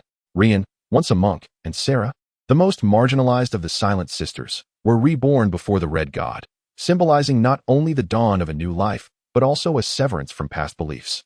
Dull was earnestly engrossed in his feast. The bones of beef before him could almost reconstruct the entire carcass. That evening, Tony Mott and Crisen were set to depart. The fleet besieging Dragonstone might arrive the following day, and Tony Mott, a man who understood that time is money, could not afford delays. Dull, thoroughly intoxicated, was hoisted aboard the ship by others using a flatbed cart meant for hauling supplies. This vessel was a modern steamer, having docked during the day to deliver a month's worth of provisions for the 500 inhabitants of the island. Tony Mott had but a handful of attendants, while Count Andrew's 500 soldiers were in high spirits, with few considering defection. Therefore, Tony Mott arranged a lavish tent within the empty cabin for himself, Crisen, and others to reside. Since Crisen escaped from the Trident River, this marked his first encounter with a feather mattress, stirring a pang of bittersweet nostalgia. Yet, he still harbored a question. How could Tony Mott, hailing from a noble lineage, possess such ostentatious taste? The submarine accompanied the modern steamer, with only a lookout tower visible above the water's surface. I thought you would leave that iron contraption for Andrew, Crisen remarked. Nonsense. Our ship is unarmed, Tony Mott replied. The steamer has large paddles on either side, making it unsuitable for mounting cannons. Besides, my submarine is exceedingly valuable. What if that old thief Andrew were to seize it? Where on earth did you procure such a vessel? Crisen pondered, feeling that the technology required to construct submarines surpassed that of ironclad ships. He was unconcerned about finances, as his family's wealth was accumulated gold over generations, while Tony Mott had the means to print money. The East, Bravos. Their technology has advanced to such a degree. Bravos has always been advanced. They simply lacked the impetus for expansion. What puzzles me further is how Bravos suddenly surged in technological prowess. That iron vessel requires 7,000 tons of iron. They managed to construct 4 ships of varying sizes all at once. The ironworks of the Free Cities collectively would take a year to yield such output. The metric system of the East had become widespread. and Tony Mott had no need to elaborate on figures like 100,000 stones or 7 million pounds. 7,000 tons, that's quite a bargain for Titus. Even the cage of Garin Leighton could be exchanged for iron, Cleisen mused, envisioning fishermen swarming the sea to salvage fragments of iron ships. So, did Braavos truly construct this ship?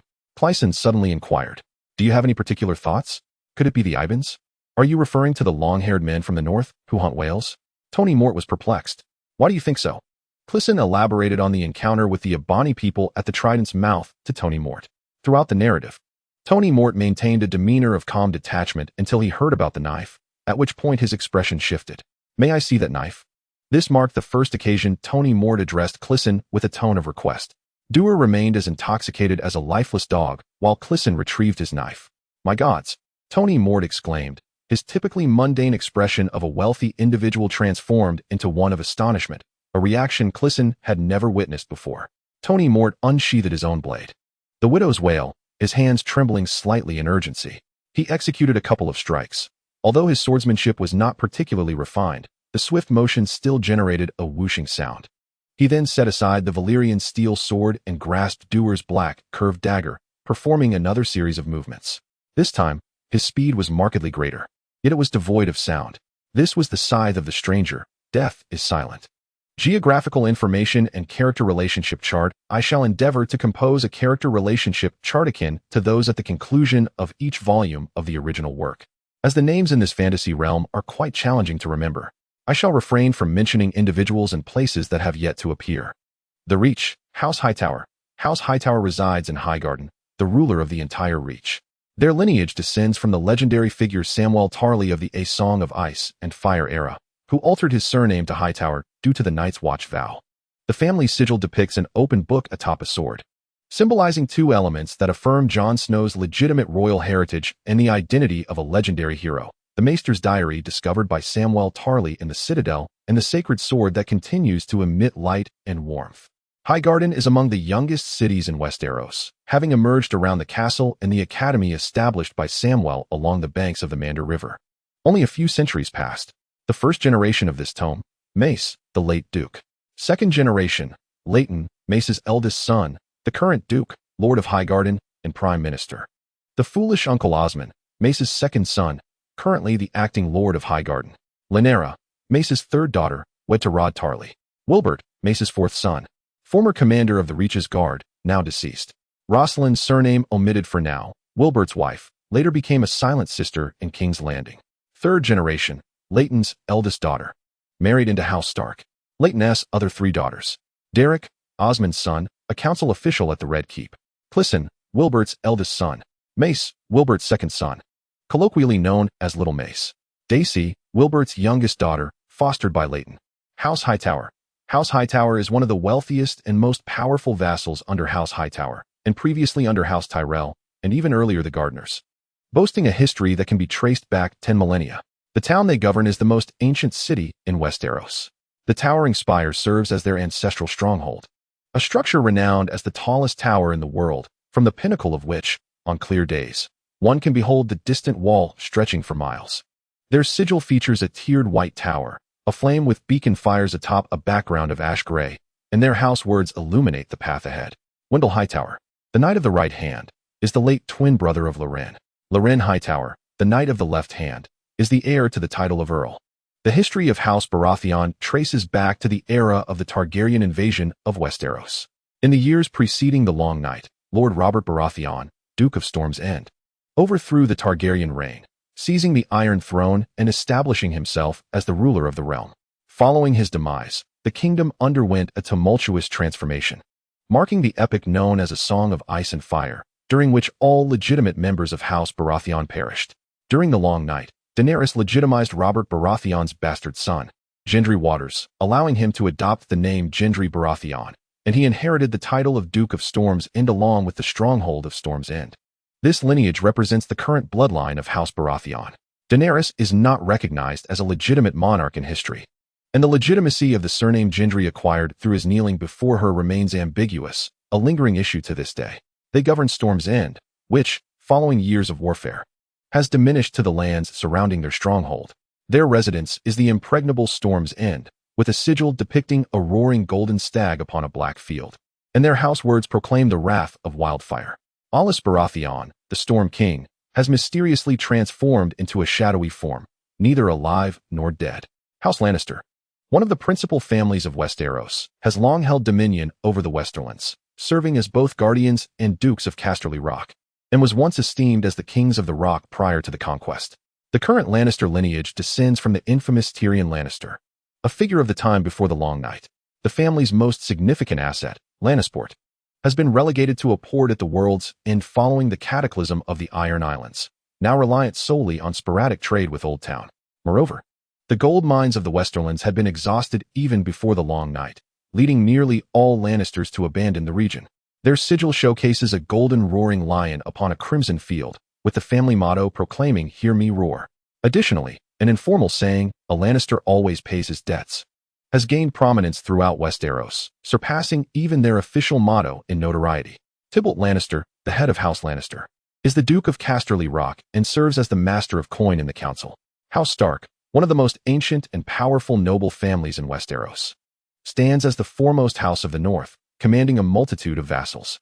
Their ancestral seat is Winterfell, and their sigil depicts a gray direwolf on a field of white snow, with their house words foretelling the impending winter.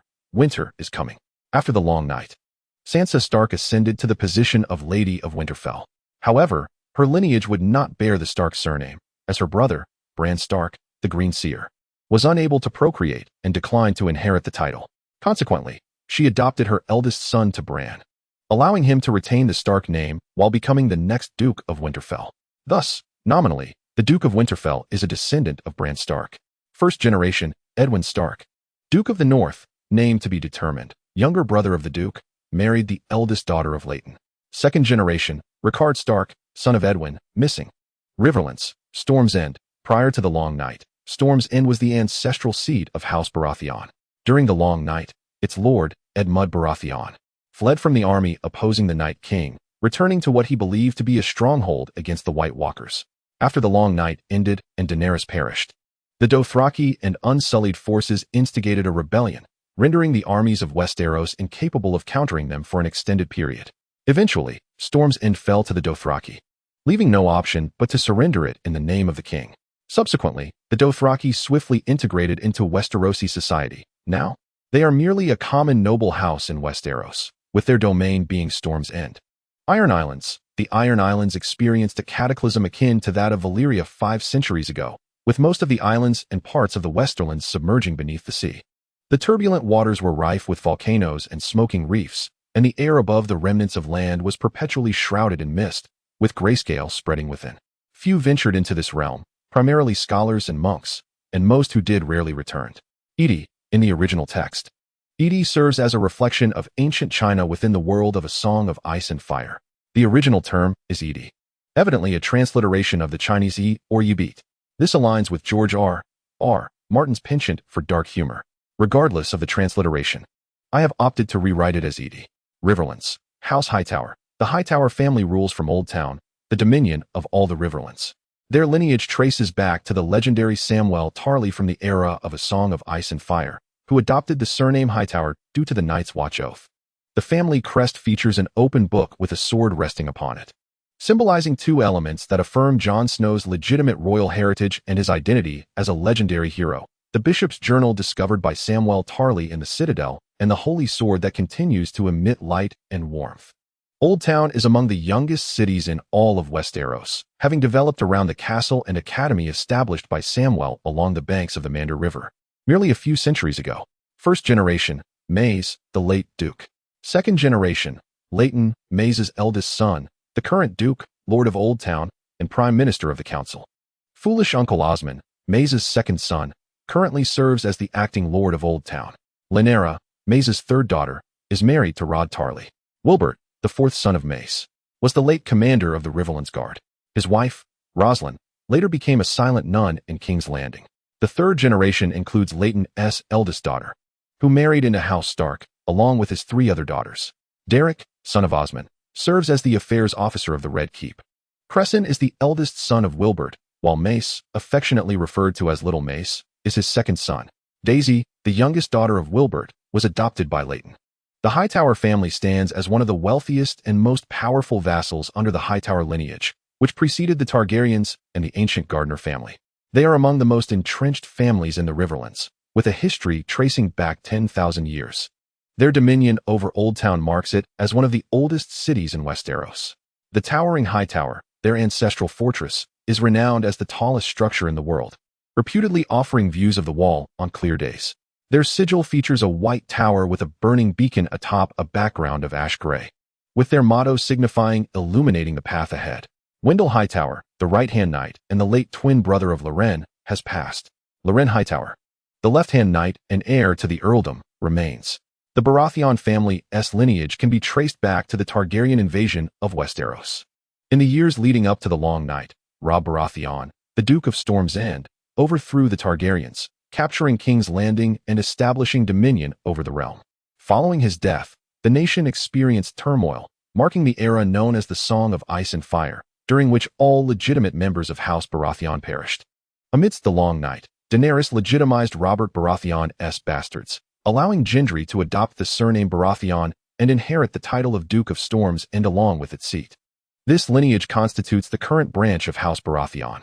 Daenerys has not been recognized as a legitimate monarch in history, rendering Gendry's claim to the surname ambiguous, a matter that continues to reverberate. They govern the Stormlands, though their territory has shrunk significantly to the vicinity of storms and due to years of warfare. Their stronghold, Storm's End, is impenetrable, featuring a sigil of a black-crowned stag on a gold field, with the motto Fury Ignites.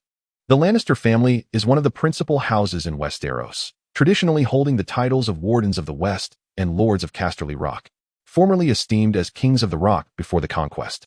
The current Lannisters are descendants of the infamous Tyrion Lannister, known as the Imp, who lived before the Long Night. The family's most significant asset, Lannisport, has been reduced to a mere coastal port on the edge of the world following the cataclysm that befell the Iron Islands, now engaging only in sporadic trade with Old Town. Before the Long Night, the gold mines of the Westerlands had long been depleted, leaving nearly all Lannisters absent from the region. Their sigil depicts a golden roaring lion upon a field of crimson, and their family motto proclaims, "Hear me roar." In addition, there exists a widely known informal adage, "A Lannister always pays his debts," which has garnered even greater fame than the family motto itself. Tywin Lannister, the head of House Lannister, is the Duke of Casterly Rock and serves as the Master of Coin in the Council. The North, House Stark. House Stark stands as one of the oldest and most formidable guardian families in Westeros, holding paramount importance in the north with numerous vassals. Their ancestral seat is Winterfell, and their sigil features a gray direwolf on a white field of snow. Their motto is "Winter is coming." Following the Long Night, Sansa Stark ascended as the Lady of Winterfell. However, her descendants are unable to inherit the Stark name, as her brother, Bran Stark, the Green Seer, is both unable to bear children and reluctant to assume the title. Consequently, she adopted her eldest son to Bran, ensuring the preservation of the Stark name while designating him as the next Duke of Winterfell, rendering Bran Stark's lineage the titular Dukes of Winterfell. The first generation of this lineage includes Edwin Stark, Duke of the North. The name is yet to be revealed. Stark, the younger brother of the Duke, wed to the eldest daughter of the Raiden family. The second generation, Rickard Stark, son of Edwin, who has gone missing. The Riverlands, Riverrun prior to the Long Night. Riverrun served as the stronghold of House Tully. During the Long Night, Edmure Tully, the head of House Tully, fled from the forces opposing the Night King, returning to Riverrun, which he believed could withstand the onslaught of the White Walkers. After the Long Night concluded with Daenerys' demise, the Dothraki and the Unsullied staged an immediate rebellion, rendering the forces of Westeros incapable of countering them for an extended period. Subsequently, Riverrun fell to the Dothraki, who, unable to be subdued, surrendered the castle in the name of the king. The Dothraki swiftly assimilated into Westerosi society, and now they are merely regarded as a common noble house in Westeros, with their domain being Riverrun. The Iron Islands. The Iron Islands experienced a cataclysm akin to that of Valyria 5 centuries prior, submerging most of the islands and parts of the Westerlands beneath the sea. The waters churn with volcanoes and smoking reefs, while a perpetual haze blankets the sea and the remnants of land. Few dare to tread here, save for scholars and monks, and most who venture do not return. Edi. In the original text, Edi serves as a projection of ancient China within the world of A Song of Ice and Fire.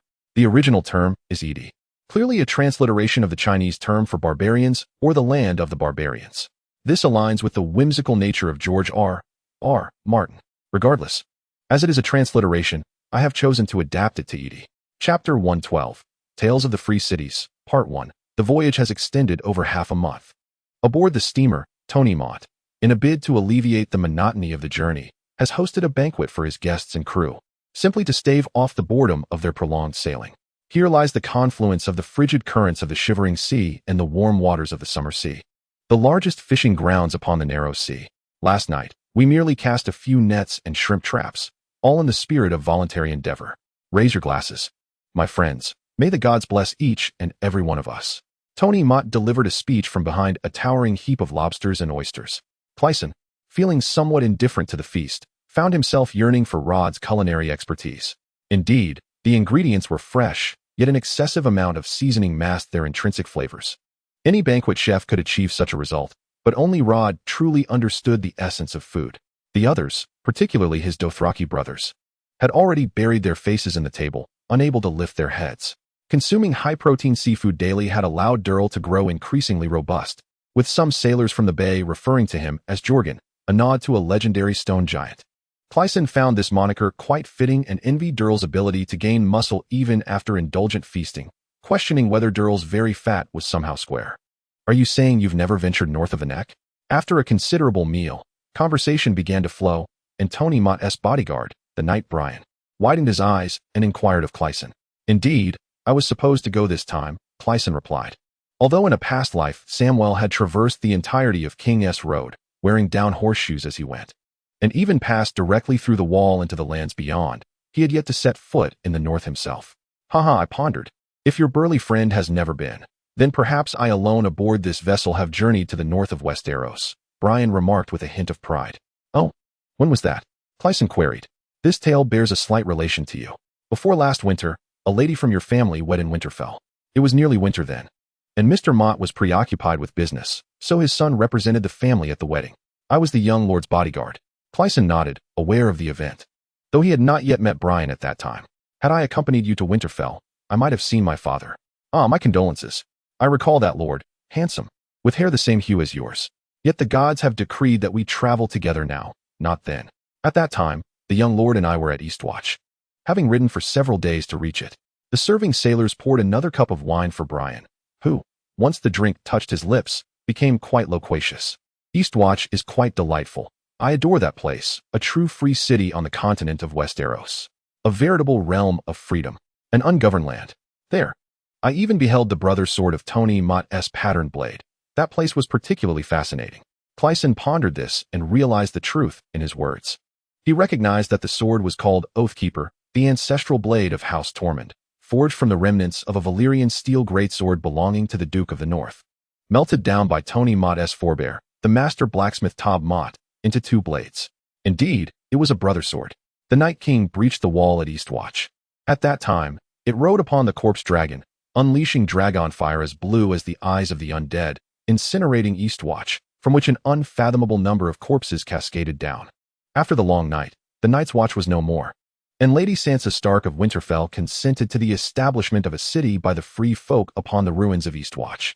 The leader of the free folk then was named Tormund, who, during the long night, chose not to venture south, but remained in the Bay of Seals, miraculously surviving in the swamps of Neck. His wife, Brienne of Tarth, was the first female knight in history, and also a loyal supporter of Lady Sansa. Tormund's 3 pursuits of the giantess Brienne culminated in a legendary tale of him, with the aid of a dire wolf, controlling a bear to propose to her. A story that has endured for a millennium. Ultimately, they wed, and Tormund steadfastly refused to kneel before Lady Sansa, leading to the title of Viscount of Eastwatch being conferred upon Brienne. Their descendants became the Tormund family, known for their refusal to bow before Winterfell. Over 2 decades after the Long Night, Samwell Tarly re-established the Night's Watch to guard against the gradually departing free folk beyond the wall and to impose constraints on Eastwatch, which had not paid tribute to Winterfell. For 8 millennia, Eastwatch had been the land of the Night's Watch, and thus it was occupied without any regard for its dignity. A series of intricate agreements were forged between the Night's Watch and Eastwatch, which later included matters concerning Winterfell. Ultimately, after 9 centuries of evolution, Eastwatch emerged as an independent city-state, neither belonging to the North nor the Night's Watch, thus becoming the 10th free city. Clyson had previously been unaware of Tormund's dealings in Eastwatch. Due to Eastwatch's peculiar nature, all clandestine transactions from the Western world transpired there. Clyson was not astonished by Tormund's illicit activities, as he himself had engaged in little that was lawful. However, the concealment of Tormund's enterprises in Eastwatch piqued Clyson's curiosity. He yearned to uncover what Tormund was hiding. He felt an overwhelming sense of insecurity about his situation, being at the mercy of the vast ocean. With an uncertain future ahead, the most familiar faces to him were those of Doran and others he had met merely 2 months prior. Any matter beyond his control captured his attention. "You Westerosi are exceedingly conservative," Clyson remarked. "Truly too conservative." "Cole, do you know of Cole?" Brian, tipsy, mumbled. Clyson nodded reluctantly. He was aware that it was a rather expensive fuel present on ironclad ships. "The world has been transformed by coal," Brian asserted solemnly. "Why is that?" Clyson inquired. "The East already possesses steam engineering at a city level. Only coal can sustain it. The first time I saw one of those things, it was in Winterfell, and I felt the world was about to change." Brian began to ramble like an old woman, and though Clyson did not interrupt, he suddenly ceased. After a moment of silence, Brian continued, "At that time, besides myself and the young lord, there were 2 other swordsmen in Winterfell, named Torlon and Kent. You have indeed encountered them. 2 souls who descended from the airship to the ironclad vessel, only to meet their demise there. Alas, may they rest in peace. It is fitting to reminisce about them. Their father, their brother, the Piper Bill, now the vessel of the Red God, and the murderer, the Mountain. All woven into this tale." Clyson yearned to hear Brian speak of them. Chapter 113, Tales from the Free Cities, Part 2, Brian continued his narrative. It was the year 1196 of the Age of Aegon, at the year's end 4 years prior, when Lord Eddard Stark of Winterfell wed Lady Catelyn Tully of Riverrun, the eldest daughter of Lord Hoster Tully. The festivities in Winterfell had commenced, with young Tommen Lannister seated at the high table, while 3 swordsmen occupied the lower table near the entrance. Brian noticed a caravan of wagons arriving late from outside, idling in the courtyard, seemingly ready to unload. Initially, he presumed they bore mere provisions and straw, but upon closer inspection, he discerned that the deliverers were mercenaries. The guests at the feast suddenly buzzed with excitement. Engaged in fervent discussions, Brian, somewhat distracted, overheard fragments of conversation, catching mention of the term coal. He inquired of his companion, Torrent, about the nature of this coal. The swordsman, engrossed in devouring a sausage, mumbled indistinctly, "I do not know." "Can't you focus on your meal? The Stark family is indeed generous. This sausage is delightful." Beside him, the swordsman Kent, seemingly sated, held a piece of bone-in beef and remarked, "Coal, you see, is a burnable black stone, quite heavy, akin to marble, employed in steam engines." Brian recalled from his childhood the shale near his village that oozed with burning pitch, as well as the peat he had excavated from the marshes by the river Larue. He shared his thoughts, but Bill shook his head. "No. Coal resembles stone used for masonry, yet it can only be ignited with dragon fire." A northern vassal approached and stated, "Once ignited, coal cannot be extinguished. Even thrown into a vat of water, it can bring the entire vessel to a boil. More astonishingly, the coal retrieved from the water appears cold and turns to ash on the surface, yet within, it remains red hot. It must be fully incinerated to extinguish. Such a substance is indeed suitable for steam engines. A small boiler could drive massive machinery. We in Westeros do not require steam engines," the portly nobleman boasted. "We have plenty of manpower. My lord, what need does the castle have for coal? It is exceedingly costly." As winter approached, Lord Stark's hearth required kindling. At that moment, a commotion erupted, and someone at the feast exclaimed, "Ah, the coal has arrived." Lord Edwin Stark and today's groom, Lord Doran Stark, permitted the guests to venture forth and inspect. They streamed out eagerly. This coal was, in fact, a congratulatory gift from the King of Bravos. Brian and his companions were tasked with guarding the young master. Upon arriving outside the gates, they were met with an overwhelming throng of people, densely packed in the courtyard. On the outer perimeter stood 2 rows of soldiers, each brandishing long spears, while the crowd behind them comprised not only servants and attendants, but nearly all the lords and wealthy merchants attending the wedding. The caravan entered the castle through the southern gate, and the mercenaries displayed no urgency in unloading their cargo, awaiting the arrival of a figure of authority who would ride in last. He was bald, his face adorned with a plethora of flesh, his arms remarkably robust, and beneath him was a sleek, ebony steed. Clad in gleaming plate armor, he bore no helmet or weapons, yet a massive gemstone ring adorned his finger. Torrent gestured towards him, remarking that these ruffians had struck it rich. The leader, strutting with an air of arrogance, whistled as he passed by the convoy. And Brian couldn't help but feel that the spectacle resembled a royal procession. These carriages were drawn by 3 horses each, their beds covered with straw mats, concealing something flat and substantial beneath. Such a meager load necessitating 3 horses hinted at considerable weight, Brian pondered. At the end of the line stood a nobleman whom Brian recognized as the steward of Winterfell. The mercenary dismounted to pay his respects, eliciting a gasp from the crowd. This mercenary was exceptionally tall, towering over all, and his formidable physique resembled that of a wall. It reminded Brian of the ballad recounting the curse of the others, which turned those guilty of consuming infants during the War of the 5 Kings 9 centuries ago into the undead giants of the Mountains of Madness. Clyson gasped. The Mountains of Madness. He had heard what he desired. Brian, heavily intoxicated, continued to speak without awareness.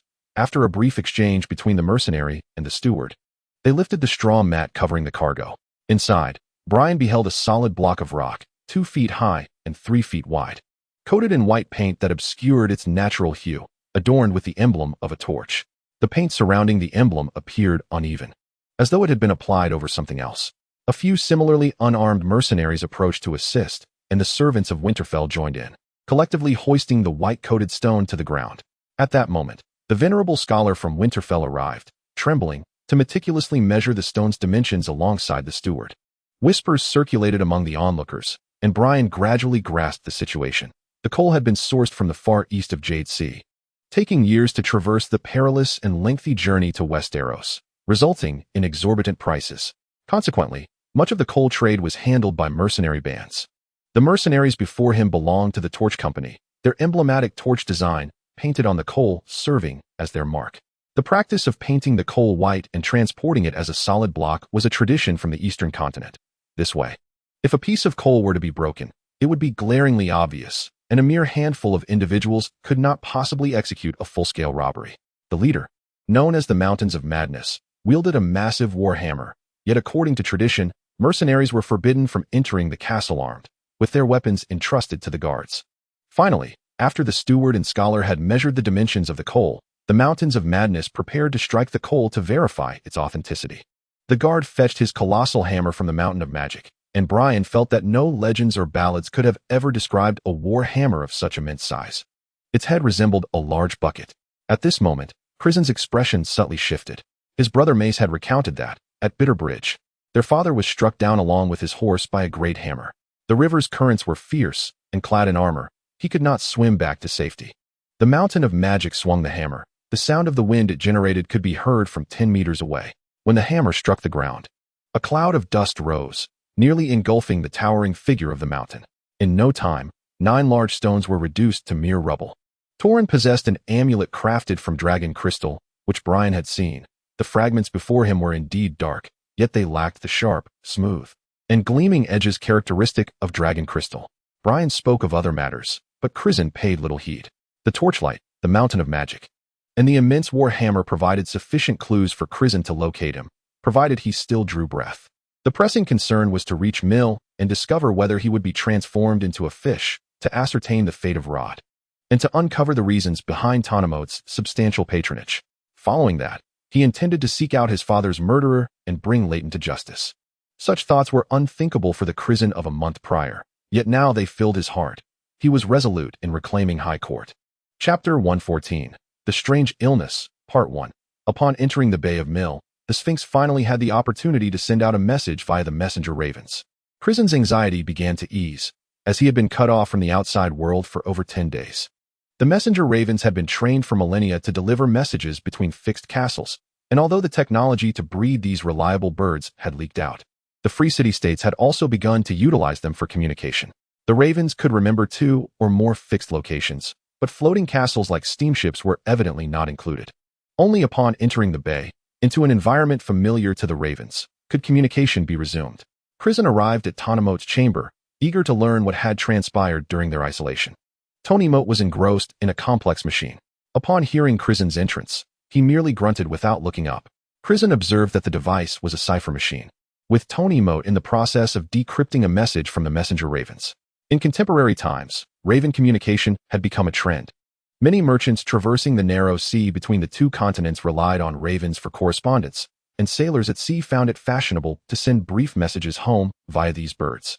The flurry of flying ravens had become a sight to behold, yet birds are not infallible, and mistakes in flight are inevitable. Thus, individuals like Tony Moat typically encrypted their business intelligence. The ciphers had evolved from simple substitutions, such as shifting all letters 3 places back or using various dancing figures to represent letters, becoming increasingly complex. Nowadays, cipher machines were as intricate as pocket watches. Tony Moat aligned the cipher letters, clicked the latch into place, and began to turn the crank, revealing the translated letters. "What news?" Tony Moat inquired. "We shall dock tomorrow." I was merely perusing some inconsequential tidings. Not a single important one. After not using the cipher machine for over a week, his hands had begun to feel slightly rough. He turned around and poured himself a glass of red wine from the table where some pastries were laid out. "What will you drink?" he inquired. "Oh right. You don't partake in alcohol. Will you arrive in Mill by tomorrow?" asked Crisen. "And what of Rod?" His condition is quite serious," he replied. "Rod fell ill with the dancing sickness on the last day in King's Landing during a celebration. The assassins and spies under Tony might have managed to find refuge in King's Landing. However, those like doctors are of no use there. They cannot disguise themselves and are prone to perishing. Hence, they did not arrive at all. The swordsman's rudimentary medical skills are insufficient to cure Rod's affliction. They could only concoct a poppy milk to incapacitate him and hastily transport him back to Mill for treatment." "What is Rod's current state?" Crisen pressed. "Our physician is quite meticulous. To ascertain what could possibly cure the dancing sickness, he specifically apprehended several other patients as a control group to accompany Rod back to Mill. They returned much quicker than we did, within 3 days. Their journey was particularly treacherous. They lost one patient along the way due to a near catastrophe with my airship. Originally, they were supposed to drop off Rod and return to fetch me, and you as well. However, the crew on that flight reported significant psychological distress from the trip, and my son granted them leave. He truly treats his employees like family, to the detriment of his own father." Crisen appeared somewhat taken aback. "And Rod? Well, aside from not recognizing anyone, he is otherwise well enough. He can eat and sleep. The dancing sickness appears similar, yet it is likely a manifestation of several conditions that bear resemblance. Take that acolyte of Andrew who converted to the Red God. What was his name again?" "Leanne," Crisen reminded. "Yes, Leanne, the nun's spouse, was also afflicted with the dancing sickness. And she recovered swiftly, just needed some sustenance and a good rest. Other cases, however, prove much more challenging, as if they were ensnared by the cold god's machinations. Akin to the left-handed knight in the tent. Those gold coins could indeed facilitate a resolution." Crisen still felt a pang of discomfort. Although he bore no blame in this matter, he pondered how different the situation might have been had he not brought that pouch of gold into King's Landing. The physician there treated Rod's condition as severe ergot poisoning. He continued.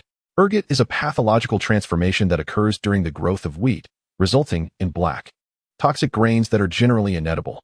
Yet, given the harsh winter and subsequent siege, it is likely that someone sold the contaminated grain to the city." This aligned with Crisen's assessment of the dancing sickness that had manifested prior to his losing that pouch of gold. In the city, famine prevailed, and the sparrows were pilfering the Silent Sisters' provisions, using the decayed and ergot-infected grain as sustenance for the sisters. Crisen furrowed his brow, but Rod does not fit this scenario. This diagnosis does not apply. Indeed, he conceded. After several days of ineffective treatment, they finally summoned the Red Priest to examine him. "If those fellows cannot remedy the situation, I shall personally take a look." Crisen sighed. Suddenly, Tony Mott shifted the conversation. "What happened to your hand? I see you've been wearing gloves these past few days, even while dining." Crisen chuckled softly, initially intending to share this later. "What's the matter?" After a moment's hesitation, Crisen removed his gloves. He opened his palm to reveal a swollen, red bump in the center, with a fissure running through it. "Bitten by a moth? Have the servants fetch you some medicinal liquor." Crisen remained silent, displaying his open hand. Suddenly, the fissure gaped wider, and an eyeball astonishingly emerged, rolling about to survey the room. This sight startled Tony Mort, causing him to stumble. "When did this happen? Can it see?" he inquired. "Just these past few days. Initially, I thought I was allergic to king crab, but one day, while I was, best not to say, suddenly it opened its eye." "What were you doing? Was it watching your solitary activities?" "Shut up. Can you see with that eye?" "It's beyond my control, or else it wouldn't be an eye," Crisen replied, as the eye continued to dart around his palm, occasionally blinking. It resembled an animal's eye, with a membrane between the eyelid and the eyeball, allowing it to blink without closing the outer lid. Observing Tony Mort's growing pallor, Crisen begrudgingly remarked, "Fine, I shall put the gloves back on. What if this is a magical eye? What if the frost god sees the letters in your office? Nothing else grew elsewhere on you, did it? Tony Mort suddenly asked. What else could possibly grow? Crisen responded, I wish it had granted me a firearm instead. I was just about to mention the news from Mel. But I suppose that I cannot hear, can it? Can you see sound? Chapter 115. The Strange Illness, Part 2. The Free City is an entirely different world from the 7 kingdoms of Westeros. Yet, upon returning, Crisen found no sense of the ease he had anticipated. As he entered the harbor, he beheld the towering steam crane. He had expected it to hoist cargo from the ships, but it was instead lifting a steamboat of similar size to their own. The dock was alive with a cacophony of voices. Countless transactions transpired beneath the crane's shadow, with the crowd accustomed to the ominous silhouette of the dark arm overhead. Steam indeed propels many things that human or wind power cannot manage. For instance, while one could manually pump an air gun, it would require thousands of strokes to build pressure. Hence, employing a steam engine is far more suitable. A steam cannon is merely an extension of the trebuchet. Yet, the crane before him reminded Crisen of the Titan statue in the Braavos harbor. This memory belonged to Samwell, who had only ventured beyond Westeros to Braavos. Among the throngs at the dock, only Crisen looked up intently as the steam-powered hook, with its steel cable, passed through the barnacle-encrusted hull of the ship. Such is the might of steam. Human effort, magic, dragons. These are feats unattainable by any other force. Mill is renowned as the city of exquisite craftsmanship. This region is renowned for its exquisite hand-woven fabrics, carpets, lace, and the purest glass in the world. The splendid glass panes and lenses can be sold at a price comparable to that of Eastern spices, and the area also produces a delicate green liqueur. A group of individuals awaits Tonomot at the dock. Here stands Uma, Tonomot, and Crisen, whom I introduce as my steward. This is Crisen, a guest from the High Court, accompanied by his attendants. Uma bows to Crisen in the manner of the High Court, offering his assistance. Upon hearing of the esteemed Western guest's arrival, I have procured several swift horses. Ah, no need for that, Crisen replies. I find that carriage quite satisfactory, regardless of the circumstances. The fortnight spent at sea has indeed allowed Crisen to relax from the tension of uncertainty. At this moment, he truly prefers not to ride. Furthermore, the carriage does appear quite luxurious, designed akin to a theater box, with ample space for wheels and a partition between the carriage and the driver, drawn by 4 horses.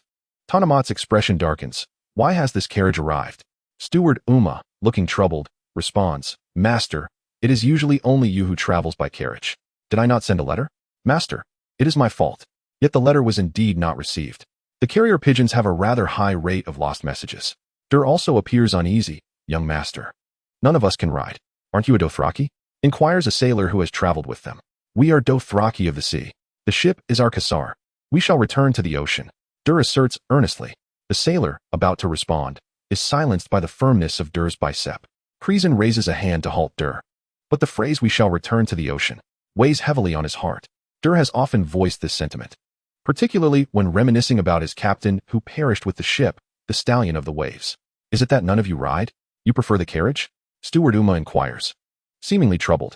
Come now, old man, do you not have a carriage? It seems spacious enough for us. Dur, still agitated, exclaims. Tonomot, at a loss, concedes, indeed. My friends are not particularly suited for public appearance in the city. Let us take the carriage. As he approaches the carriage, the driver opens the door for him. Then, from the carriage, descend 4 lightly clad maidens. Crisen finally comprehends the earlier awkwardness displayed by both Steward Uma and Tonomot. Dur's mouth nearly waters, prompting the first mate to deliver a playful punch to him. With Tonomot seated within the carriage, Crisen finds himself at a loss for words. The interior of the carriage dazzles, almost gilded in brilliance, reflecting upon Dur's bicep in a radiant glow. Tonomot's taste does not align with that of a scion from a lineage of wealth spanning centuries. Moreover, the recent turn of events has left everyone somewhat speechless. Crisen gazed out of the window, and though only 3 years had passed, Mill had transformed significantly from the image etched in his memory. The city's outskirts were dotted with towering chimneys, shrouded in mist, resembling a slumbering behemoth. It was a steel mill, newly operational. I established a factory to smelt iron ore and another to refine steel from ingots. The quality was insufficient even for constructing fully steel-hulled ships. Instead, we resorted to producing firearms and ironclads for wooden steamships. I truly had no idea how the Ibans managed to amass such a fleet of iron vessels. Could the Ibans truly achieve this? In the past, I would have dismissed the notion, but now Tony Mort gestured towards Dur's knife with a knowing look. Dur was preoccupied with picking at his feet, entirely oblivious to the attention he garnered. with Dewar present. Neither of them dared to delve deeper into the subject of the Ibans. For Crisen, it wasn't that he couldn't disclose the matter, but rather that he lacked certainty, suddenly revealing to them that they were not human but rather two fish, orphaned due to their aquatic origins, would invite trouble. After all, the scythe of the stranger still hung at his waist. On the day they discussed that knife aboard the ship, Crisen had initially been skeptical. One couldn't simply assert that a silent blade was the stranger's. Then Tony Mort chuckled, remarking that Crisen had failed to grasp the concept that death is devoid of sound. The wielder of the knife is destined to slay their intended victim. Death is a rational process. It would be absurd to claim, while brandishing the knife, you are dead, and expect the individual to choke on red wine. What then? Do you imply? Crisen was taken aback. The knife symbolizes causality. For instance, if I were to strike you down, it would be reckless to wield such a perilous instrument while uttering those words. If I were to confront that old rogue Tatus, now we are at sea while he resides in King's Landing, I can only fantasize about it. If I were to throw it, it would not soar across miles to sever Tatus' head from his shoulders. However, should I engage him directly, regardless of my skill level, as long as I make contact, he is assuredly doomed. Whether clad in iron or Valyrian steel armor, my blade will pierce through. I may perish alongside him. But if I desire his death beneath this knife, he is fated to die. After all, every mortal must meet their end. Crisen comprehended, without this knife, Dewar would not be so invincible. Indeed, it was a remarkable blade, its surface adorned with swirling patterns resembling mist, as if absorbing light, though at first glance, the mottled surface appeared stained. The thought alone sent shivers down his spine, had they not decisively vanquished the armed Ibans on the trident. Handing Dewar the autonomy to slay whomever he wished, Crisen's earlier provocations would have drawn the ire of the peasant army. I had thought myself devoid of possessions, yet I had not anticipated such a treasure. Crisen nodded and replied, Are you planning to keep it for yourself? Tony Mort inquired. Certainly not. I have already bestowed it upon Dewar. He is my blood oath-sworn brother. He was aware that it was an exquisite blade, though he had yet to comprehend its true magnificence. Crisen picked up the curved sword and examined it from various angles. Truly, it was a heavy sword without a sharp edge. Crisen recognized that this blade was far more suited to Dewar than to himself. Holding the curved sword felt as incongruous as if he were an Iban man wielding it. Dewar, a rugged man of disheveled appearance, spent half his time barefoot and 3/4 of his time bare-chested. With a tattered blade tied around his waist in cloth, the original wooden handle had been devoured by a monster in the haunted house on Riverside Street. No one would question such an arrangement. Moreover, although Crisen had been enhanced by the poison of the cold god, granting him superior physical qualities, Dewar's strength and speed still vastly exceeded his own, complemented by his wealth of combat experience. Therefore, what might be a manageable conflict for Dewar felt to Crisen akin to throwing a knife at Tatus now. Are you certain? Asked Tanamot. Suddenly, a cacophony erupted from the ship's cabin. The two, having conversed at the bow without any other company, decided to investigate. Dewar, in a half-drunken stupor, was gripping the neck of an innocent passerby, insisting that the man had stolen his sword. Tanamot was convinced and concurred with Crisen's perspective. The outsider, both a deity of death in the faith of the seven gods and an anomaly, stood apart from the remaining six: Father Sky, Mother Holy, Maiden, Warrior, Crone, and Smith, who all possessed gender and corresponding identities. Only the outsider was devoid of gender, seemingly the only one among the seven gods to have truly manifested. The outsider wielded two formidable weapons, one known as the outsider's scythe and the other as the Pale Mare. Each had claimed millions of lives. The scythe remained but a legend, with Tanamot tight-lipped about its origins. The Pale Mare, however, was a tangible entity, a name for a plague also referred to as the Blood Plague, said to be present wherever the disease broke out. Thus, Tanamot and Crisen reached a consensus: such a valuable item ought to remain discreet. Dewar, in his naivete, had traversed the seas with a blade capable of slaying thousands. As they spoke, their carriage entered the oldest district of Mill, where the streets were paved with smooth cobblestones and gas lamps were being lit by hand. While constables patrolled the thoroughfare, the bustling commoners found in other districts were conspicuously absent here. Tanamot's residence was adjacent to the governor's mansion, flanked by 4 stout marble columns. At either side of the entrance stood stone knights clad in red armor, mounted on a griffin and a unicorn, guarding the gates. For real guards stood watch between the stone knights and the grand doors, which were crafted from ebony and fishwood, adorned with intricate hunting scenes. This outdated decorative style, especially given the entire house's white marble facade, rendered the doors a glaring testament to nouveau riche aesthetics. It must be noted that while this perfectly aligned with Tonomot's ostentatious taste, it was not of his own design. Before the long night, the ancestral home of his forebear, the master blacksmith Tabloid who reforged Valyrian steel, was exactly like this. The two stone-carved knights embodied the authentic style of the Steel Street. Centuries ago, when Tonomot's ancestors completely departed from Westeros to establish their domain in Myr, they reconstructed their old residence to reflect their origins, thereby demonstrating their resolve to return to Westeros. Since then, the ancestral home has undergone numerous expansions, yet the grand entrance and the two extravagant stone sculptures have remained intact. When Crisen first visited the estate years ago, he immediately recognized the sculptures and the gate, leaving Tabloid astonished, convinced of Crisen's remarkable intelligence and erudition. In truth, he had merely seen them in a previous life as Samwell Tarly. Once I reclaim Highgarden, I shall have the Masons Guild carve you 2 new statues and create a pair of grand gates. Just look at these. They are hideous. Are they griffins or dog griffins? Crisen had unconsciously adopted the phrase "once I reclaim Highgarden" as his mantra. Are you not planning to gift me a castle upon your return? Tabloid retorted. Then you must become my vassal. How could I bear to have you kneel before me? Crisen replied. It need not be vassalage. How about I become your adoptive father? Tabloid jested. Ask my ancestors. For this, Leighton must consent. Crisen discerned that Tabloid was merely joking. Ah, so now you regard him as an elder? Why not? If he were to perish, I would still be a distant heir. Crisen mused, recalling how when Leighton was battered by that ghastly Storm King, Titus had prematurely dragged Derek away. It was uncertain whether he knew Derek was Leighton's offspring. Indeed, it was not a certainty. This matter was likely known only to the parties involved, perhaps revealed by Leighton himself during a moment of coercion. As they entered through the grand gate and ventured further inside, Duer's appearance astonished the guards. He was perhaps the first individual in 3 centuries to enter the Moat family mansion barefoot, with 2 boots slung over his shoulders. Among the guards, some had seen Crisen before, and all had heard tales of him. Duer's presence alongside Crisen inevitably sparked curiosity about the experiences he had endured. Crisen sensed this intrigue and inquired of Duer, "Where are your shoes?" "Wearing them is painful," Duer replied. Indeed, those accustomed to going barefoot often find shoes uncomfortable, as their toes spread wide. "It's nothing," Tabloid exclaimed. "I rather like Brother Duer in this manner, so carefree." Crisen, however, remained apprehensive and discreetly glanced at Maz, who understood and nodded, indicating that he would supervise his foolish elder brother next time. Passing through the garden, the attendants opened the door to the inner courtyard, which resembled a private castle in the style of the Free Cities, akin to portions of Highgarden. Crisen felt a tinge of homesickness upon seeing it. "My lord, you have finally arrived." Suddenly, Crisen heard a familiar voice calling him. Upon focusing, he was astonished to see Tom. "My lord, you have finally arrived." Tom rushed over and enveloped Crisen in a tight embrace, burying his face in Crisen's abdomen and weeping. Crisen could no longer hold back the tears welling in his eyes.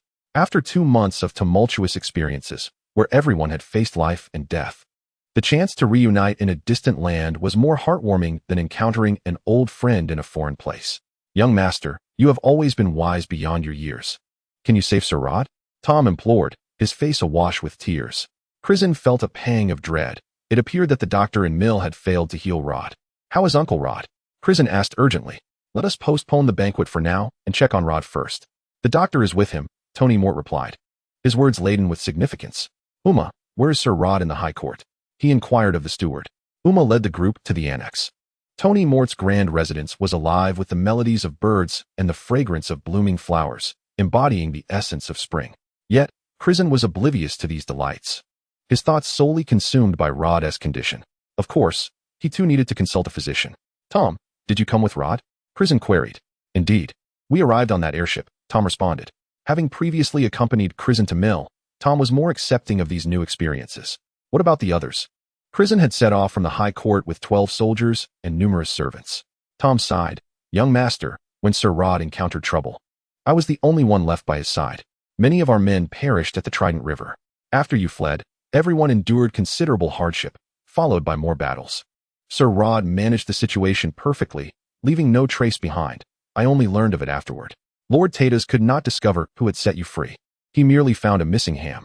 Indeed, Rod had included a smoked pig's leg in Crisen's belongings. Subsequently, Lord Tatas accused Rod's newly recruited servant, a young boy from Windmill Village, of theft and hanged him as a criminal. That boy lost both his brother and father in the search for Rickard," Crisen exclaimed.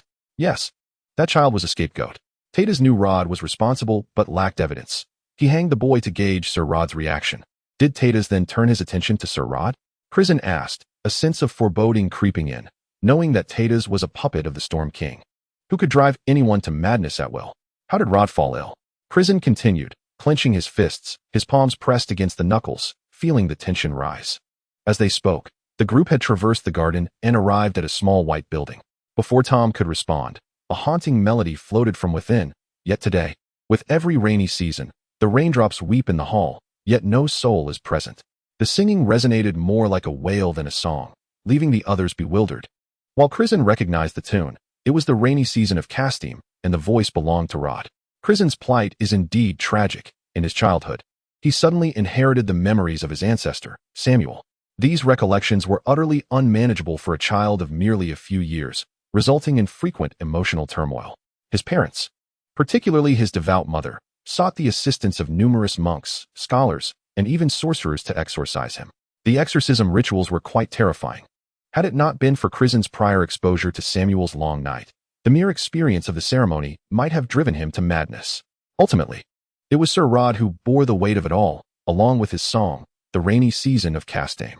Sir Rod Talley had spent considerable time studying in the academic city, fostering a deep passion for history, ultimately earning degrees in both theology and medicine, which in the academic city translates to forging the corresponding connections.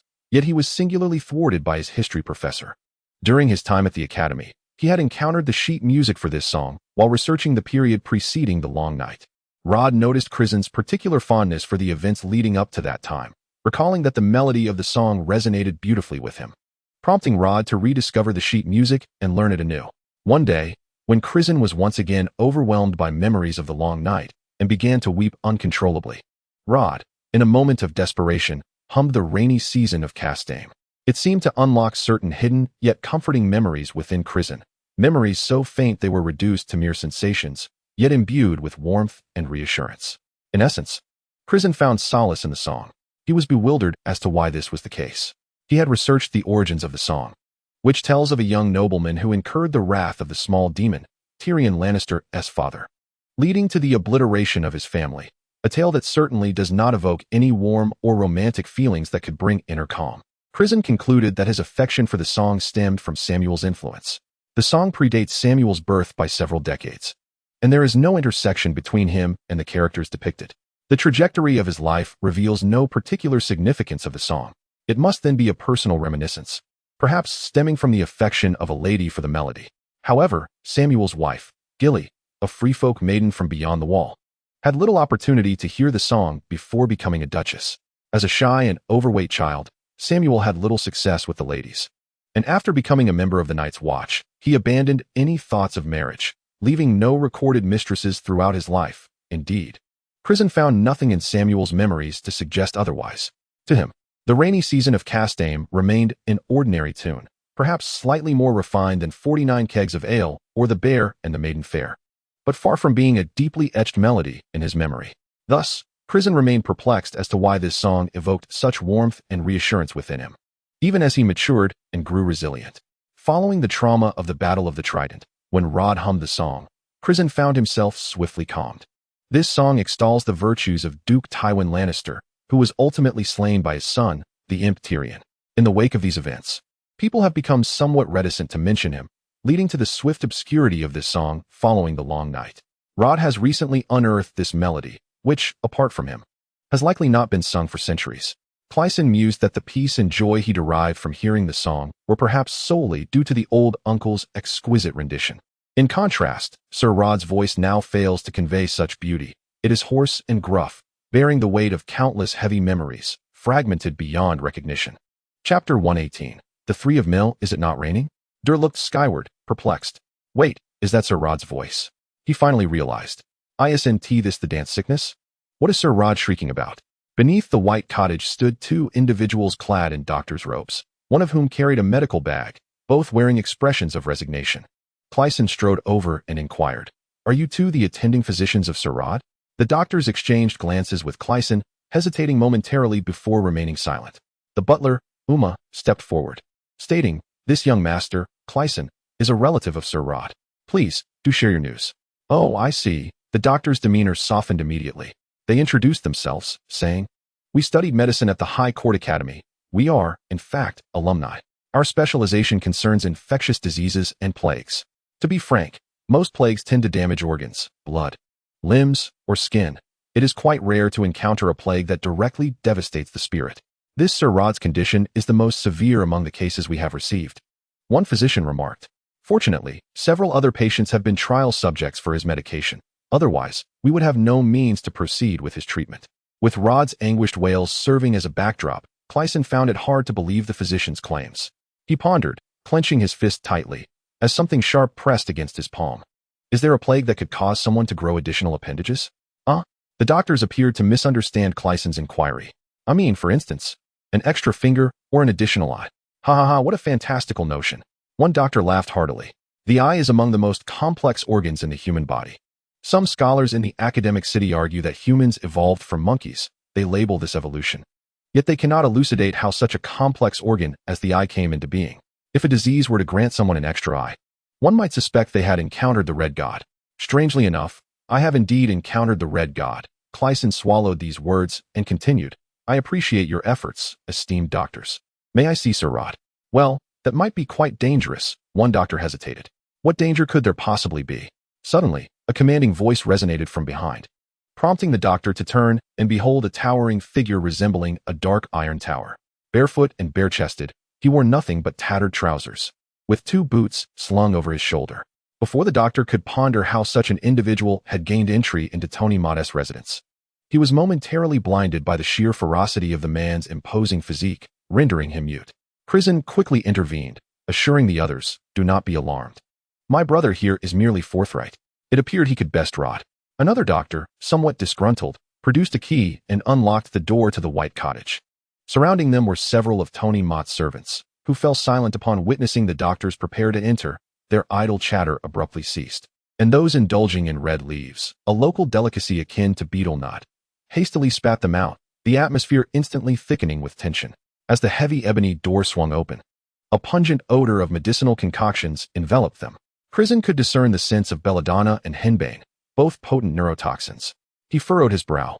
Should Sir Rod persist in consuming these, even if his ailment were to subside, it would likely leave him with lingering afflictions.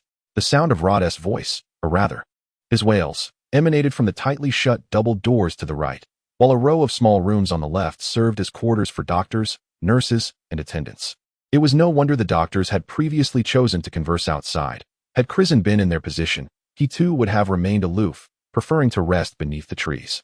Wiping the beads of sweat from his brow, the doctor inquired, "Shall we proceed to open the door?" Crisen nodded, noticing the doctor had cast a particularly reverent glance towards Dewar. The doctor unlatched the door and swiftly stepped aside. Crisen observed that the door's interior was lined with thick leather, and upon gazing into the room, he noted the absence of furnishings, evoking memories of the sinister abode in King's Landing. To prevent any self-harm, the room was padded with soft materials, the doctor explained as he hoisted his medical bag. Crisen nodded and stepped inside. A disheveled figure huddled in the corner, continuing to wail. The individual appeared gaunt, with hair obscuring his face, rendering it nearly unrecognizable. Even Crisen hesitated to identify him as Sir Rod. "Rod, my uncle," Crisen called out, while the figure buried his face in his bony arms, muttering, "Oh, he said this. He said that. The Lord of Castmay said so." "Rod Tally," Crisen persisted, inching closer to the emaciated figure in the corner. Suddenly, the man lifted his head. His hair and beard matted together. His once vibrant gray eyes now held no trace of their former brilliance, with only a scar from a tournament serving as evidence of this shell belonging to the erstwhile Rod. Unsteadily, he rose, continuing to sing, "Yet today, every rainy season brings tears to the hall, while the soul remains absent within." "Rod," Crisen called again, pondering if he had once donned a mask of human skin in such a manner. Rod seemed to recognize him, his expression twitching slightly as he ambled toward Crisen. "Young master, come back." Crisen heard the doctor calling him from behind, but it was too late. Rod's expression twisted into a menacing grimace as he lunged towards Crisen. Crisen felt that his current weight was approximately 4 times that of Rod, yet he did not evade.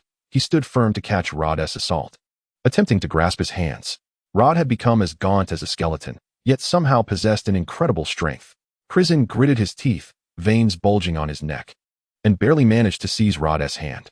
However, he had forgotten that in such a state, Rod would not adhere to conventional tactics. Rod sunk his teeth into Crisen's neck, instantly causing a gushing torrent of blood. It was over, Crisen thought, realizing this was an artery. Just then, Doer's large hand swooped in, gripping Rod's face in an effort to wrench him away from Crisen. "Don't kill him," Crisen shouted, inexplicably recalling the incident where he had crushed Hawke's skull. Doer, fierce as ever, seized Rod by the forehead and dislocated his jaw with a swift motion. Then, he clutched Rod by the shoulders, subduing him. This action prompted a meaningful exchange of glances between the two doctors. Unexpectedly, Rod tilted his head back and violently slammed the back of his skull into Doer, who had been grinning foolishly, nearly biting his own tongue off in the process. The sudden pain caused Doer to loosen his grip. Rod lunged at Crisen once more. Chapter 119. Rod lunged at Crisen again. Butler Uma called for the servants. While the doctor vigorously shook a vial and shouted at Crisen, "Get out now. I'm going to use the anesthetic gas." But escaping was far from simple. Crisen was bleeding profusely and was locked in a fierce struggle with Rod. Had it not been for the enhancement in his physical abilities after donning the human skin mask, Crisen believed he would have already been killed by Rod. As he endured the blows, Crisen scrutinized Rod, recalling the monstrous figure in the throne room. Stumbling about like a marionette guided by the black mist, Rod bore an uncanny resemblance to that creature, not in appearance, but in demeanor. Crisen felt as though he was under the control of some unseen force. Yet, what good was this knowledge? Rod had cornered Crisen against the wall. He grasped Crisen's hand firmly this time, catching it within the glove. His dislocated jaw hung low, with gaunt cheeks elongating his face, and his sallow skin rendered him akin to a black goat. Rod seized Crisen's hand, and despite the glove shielding him, it was particularly loose. As Crisen attempted to pull his hand away, the glove was yanked off by Rod. The eye in Crisen's palm suddenly appeared before them, then it opened wide. That eye, typically resembling a swollen lump caused by a scorpion's sting, had a slit in the center, devoid of eyelashes. Crisen's original palm lines remained on the eyelid, and pressing on it revealed the existence of the eyeball beneath the skin. Crisen would often remove his gloves to gaze at them in solitude, and apart from the one occasion Tony Mott had witnessed, he had never opened his eyes. This suggested that he possessed the ability to perceive the external world, which led Tony Mott to frequently exclude Crisen from serious matters. Crisen sensed that this entity was a parasitic presence dwelling within him, yet he remained uncertain whether it was a blessing or a curse, dimly aware that he ought not to extinguish it with a fire hook. Ultimately, his primary concern was the pain it might inflict. When he finally opened his eyes, a spectral blue light shimmered forth, reminiscent of a corpse's gaze, and his pupils appeared to have dilated. "Hey, the last time I beheld Tony Mott, there was no glow. Has it grown over these days?" Crisen muttered to himself. Rod fixed his gaze upon that eye, as if something were ensnaring his attention. Suddenly, Crisen felt an inexplicable connection with that eye. The mere thought of it seemed to draw certain fragments from his mind. It was Sam Veltari. Crisen realized that this cursed eye sought to extract Sam Veltari, who resided within the recesses of his consciousness. The process was agonizing. The moment Crisen contemplated that eye, pieces of his thoughts began to dissipate. Time seemed to slow as the two remained locked in this tense standoff. Readers may understand that the more one attempts to avoid thinking of something, the more it occupies one's mind. For instance, recalling a song just before sleep can result in its incessant echo throughout the night, leaving one wide awake until 3 o'clock. Crisen was in such a state, increasingly unable to dismiss the cursed eye, which rummaged through his memories, flattening them with haste. Crisen struggled to calm his thoughts, aware that this eye seemed to be conducting a thorough search of his brain. Yet he knew he must redirect his focus to combat this malevolent gaze. Thus, he began to replay the rainy season of Castor in his mind. After all, what could be more effective than using an echo to counteract another echo? The restless eye roamed about, and suddenly, it appeared to smile.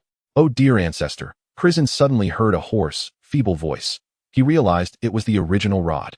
He emerged from the boiling turmoil of his thoughts, gathering his wits as Rod slumped towards him, his gray eyes drooping as if he had made an effort to open them, only to shut them once more. Crisen struggled to embrace Rod, who surveyed his surroundings as though awakening from a dream. He could hardly believe that they had been locked in this standoff for what felt like an eternity, while the servant who had rushed in at the onset of their conflict had only just arrived. This meant that in the time it took to take 3 steps, Crisen and Rod had endured a prolonged struggle. Doer spat out the blood from his mouth, his expression contorted in agony. Crisen had lost count of how many times he had replayed the rainy season of Castor in his mind, bewildered that it had only taken Doer that long to spit. He found himself unable to comprehend the events that had transpired. Time seemed to slow down in his perception. Madness enveloped everyone, not just Crisen or Rod. The doctor had been observing the two closely, his gaze fixated for a long moment on that eye, before he numbly exclaimed, "Is everything I have learned in the past 40 years a fallacy? What is this? Are you suggesting?" His emotions surged unexpectedly, rendering him almost incoherent as he continued. "Are you implying that this is the plague you spoke of? An additional eye?" Crisen, too preoccupied to discern whether the doctor was also bewitched by the eye or merely overwhelmed by the shattering of his beliefs, clenched his fists and said, quickly, "Save Sir Rod." Rod had been deteriorating alarmingly over the past few days. His moments of lucidity grew increasingly rare, often requiring sedation to administer even water and food. Hence, the room was suffused with a heavy scent of belladonna. Tony Mort's servants had arrived, equally bewildered by the sudden collapse of Rod, who had been so animated mere moments before. Now he could be lifted effortlessly by a single person. Rod's room was devoid of anything, and the group transferred him to the adjacent doctor's room for examination. Dewar approached, his tongue stumbling as he asked Crisen, "Young master, how did you manage to grow such a large corn on your hand?" Crisen slightly opened his fingers, confirming that the eye had closed once more before spreading his palm. There was nothing to conceal, and he admitted, "I have an eye growing in my palm. I have no idea how it happened." The doctor, momentarily stunned by the overwhelming shock to his worldview, rushed to Crisen, scrutinizing his hand fervently, asking a barrage of questions about the pain, itchiness, and the origin of this anomaly. Crisen already had a sense of the situation, realizing that consulting a reliable red-robed monk for his brother in red would be far more fruitful than seeking the doctor's assistance. The physician, aside from suggesting he treat it as a mere corn, had no superior remedy. The best outcome might involve the removal of the eyeball, allowing for an artificial eye to be placed in his palm, which would certainly be a source of intimidation. Crisen scoffed, choosing to ignore the doctor entirely as he made his way to Rod's bedside. The doctor, lacking any perceptiveness, shouted from behind, "You just ruptured an artery in your neck. This needs stitching." Hearing this, Crisen froze. Despite the prolonged struggle with Rod in the realm of consciousness, only a brief moment had passed in the real world. To his physical form, there now existed a fresh wound upon his neck. The term artery echoed in his mind, a contemporary medical term typically addressed in academic settings. An artery is a vessel that carries blood directly from the heart. Rod had certainly bitten down with great ferocity. Were it not for Crisen's enhanced resilience, he might have already succumbed to death. His fingers grazed the wound on his neck, where the clot had yet to solidify, though the injury itself was no longer open. Crisen finally comprehended that the self-healing ability bestowed by the facial mask remained intact. He also possessed the formidable physique of the demon that ravaged the dragon's lair. In truth, Crisen should have recognized his regenerative prowess sooner, yet he had not encountered any significant adversities in battle recently. Having never fought before, he lacked experience and was unaware of the physical toll one typically endures after a skirmish. Hence his realization came only today. In comparison to the battle at Trident River, aside from sustaining a blunt gunshot to his chest, shielded by 3 layers of armor, he had not engaged in close combat with the enemy. Nevertheless, he bore a multitude of bruises and contusions. Upon escaping, he still appeared unblemished and delicate. Another physician was methodically tapping on his ribcage with a small hammer. Noticing Crisen's arrival, he remarked that even under the influence of anesthetics, Crisen would not be this composed. A thorough examination was necessary to ascertain whether there was any fluid accumulation in his thoracic cavity. Tom, still exhibiting his usual timidity, remained loyal to both Crisen and Rod. Yet the sight of Rod left him visibly shaken. Crisen extended his hand, revealing not only the magical eye in his palm, but also a scar that nearly extended to his elbow. Tom, frightened to the core, summoned all his courage to avoid a most embarrassing accident. "What has happened to the young master?" he inquired. "It's a long story, but I stand here in one piece. First, what has transpired with Rod?" Tom sighed. "The tale is perhaps equally lengthy." Thus, Tom recounted the events concerning himself and Rod. Following the battle at Trident River, Crisen mysteriously vanished. That very night, at the encampment guarding Crisen, everyone was inebriated to the point of unconsciousness, leaving no one able to recount the events that transpired. The poisoning incident bore striking resemblance to the previous occurrence involving Rickard, as Rod's tent had also been looted, resulting in the loss of his money and the belongings of the Faceless One. Where was he when his tent was robbed? Tom continued. He too had succumbed to the poison, and quite severely at that. He did not regain consciousness until the 3rd day, while Rod lay in a deep slumber. Leighton separated Tom and the others for questioning. Witnessing the scene of several hundred individuals incapacitated astonished everyone, and Tom, in particular, was left trembling, his immediate thought being that the faceless one had returned. Leighton listened attentively to the testimonies, ultimately compelled to believe them, as each account was consistent and there was no need for prior collusion. The case of Crisen's disappearance thus became an ancillary to that of Rickard. At this juncture, Thedas posited a contrary conclusion, suggesting that while the faceless one had abducted Crisen, it could not be proven that they were not allies. Crisen, having exhibited madness from a young age and having spent 3 years in the Free Cities, could not be ruled out as having some hidden motive for betraying his nation and kin. Consequently, Leighton issued a warrant for Crisen's capture. The farmers who followed Crisen in the assault on Trident River were left to fend for themselves, while Crisen's own household servants who perished were buried in the Grand Cathedral of Herrenberg, and the injured recuperated there as well. During this time of war, Rod effectively represented the Tally family of Kaeling, rallying the remaining 4 retainers in response to Duke Leighton's summons. The remaining half of the month was rather uneventful, marked only by Leighton's summons to the lords from various regions, convening a rally at Harrenhal. Originally constructed prior to Aegon's landing, Harrenhal was a colossal fortress, renowned for its impenetrability, yet it fell victim to the fiery onslaught of Aegon Targaryen's dragons, reducing it to ruins.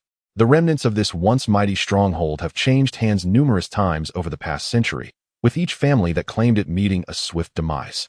Following the Long Night, Harrenhal, having witnessed King Jon Snow's victory over the Night King's army, was transformed into the grandest sept of the 7 in all of Westeros. Countless pilgrims flocked to pay homage to Jon Snow, while Daenerys was relegated to a modest sept located miles away.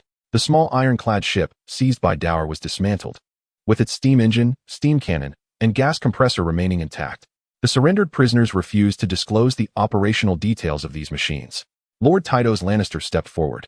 Aside from being the treasurer of the council, the Lannister family had long been engaged in trade. He claimed to have established connections to acquire a colossal steam-powered trebuchet and the requisite craftsmen. These artisans hailed from the Brotherhood of Steel in Coer, another free trade city currently embroiled in conflict with Braavos. Given the circumstances, Westeros had no choice but to set aside its pride and embrace the technology from the east. The decommissioned iron ship was also sold to them, serving to offset the cost of the trebuchet. Many, particularly the historically savvy nobles, felt a sense of disillusionment, as this shattered the pride of Westeros. It was only Westeros that could vanquish the Night King. We are indeed unbreakable, yet we have been bested by the free cities. Tom lamented.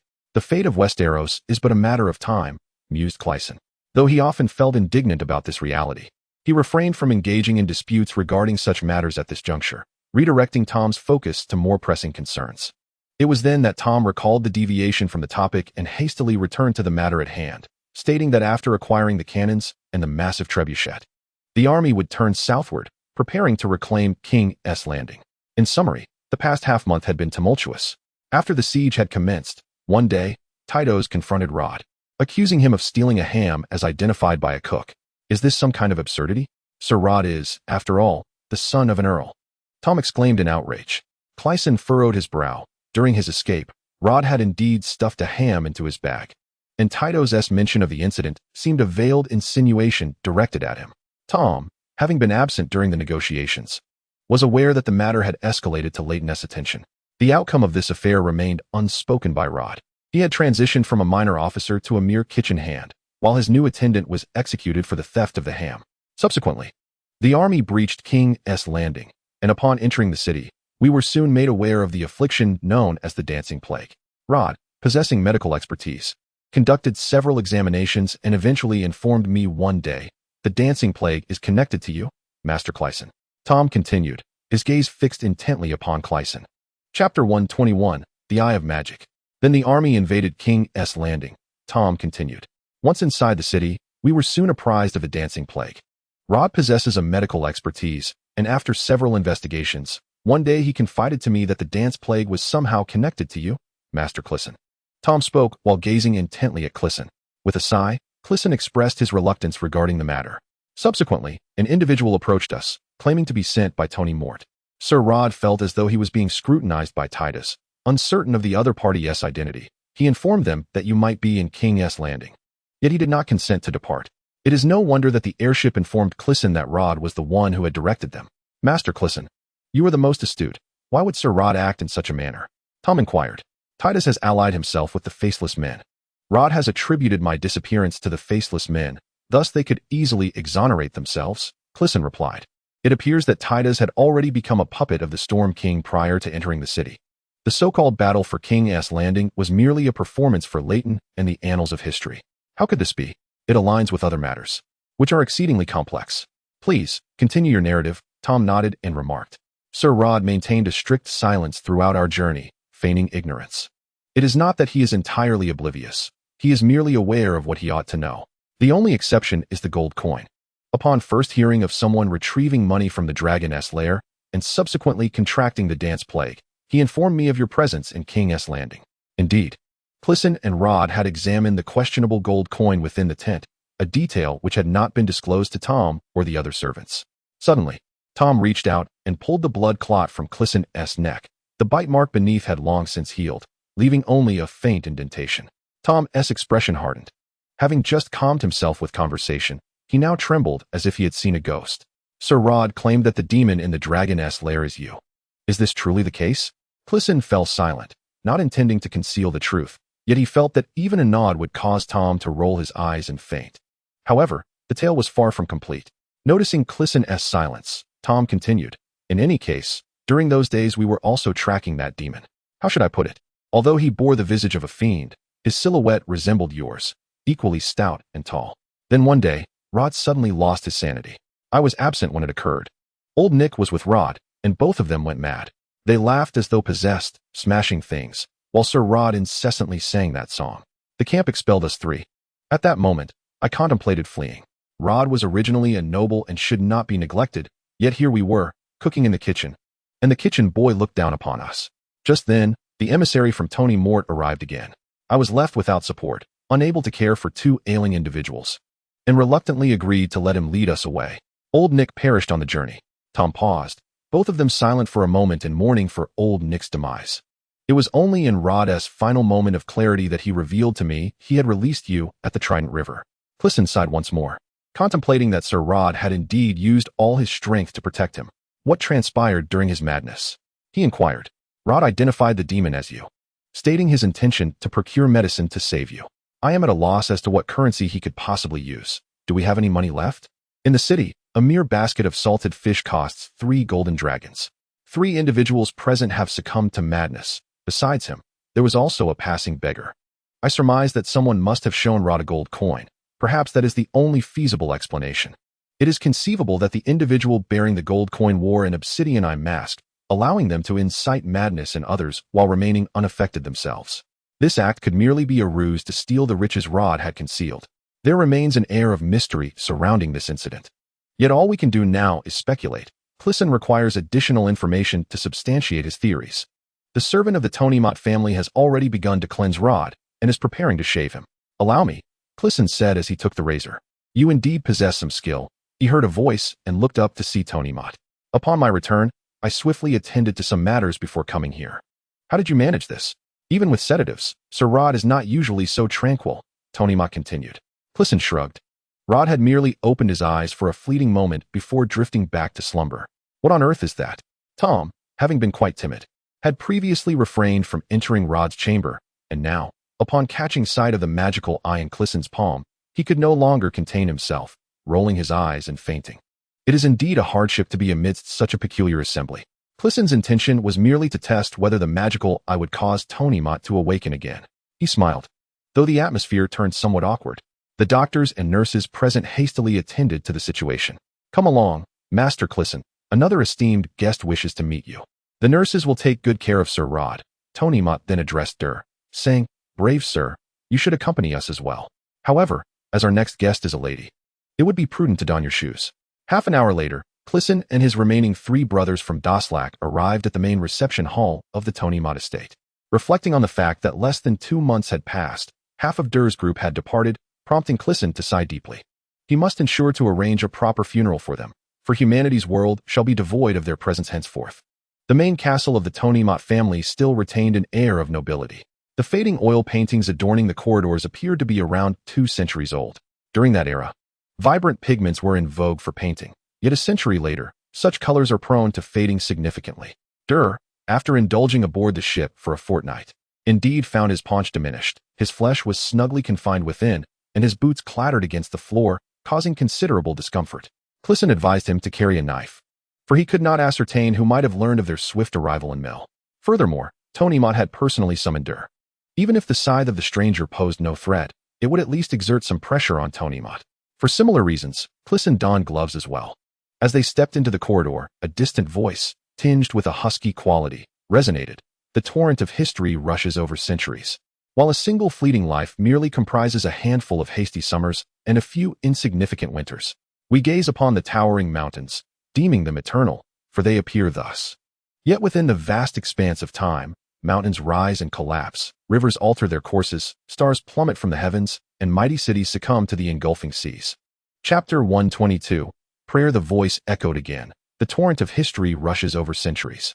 While a single fleeting life merely comprises a handful of hasty summers and a few insignificant winters, we gaze upon the towering mountains, deeming them eternal, for they appear thus. Yet within the vast expanse of time, mountains rise and collapse, rivers alter their courses, stars plummet from the heavens, and mighty cities succumb to the engulfing seas. At the entrance, a steward welcomed several guests inside, revealing a grand hall ablaze with light, where a magnificent crystal chandelier illuminated the space with dazzling brilliance.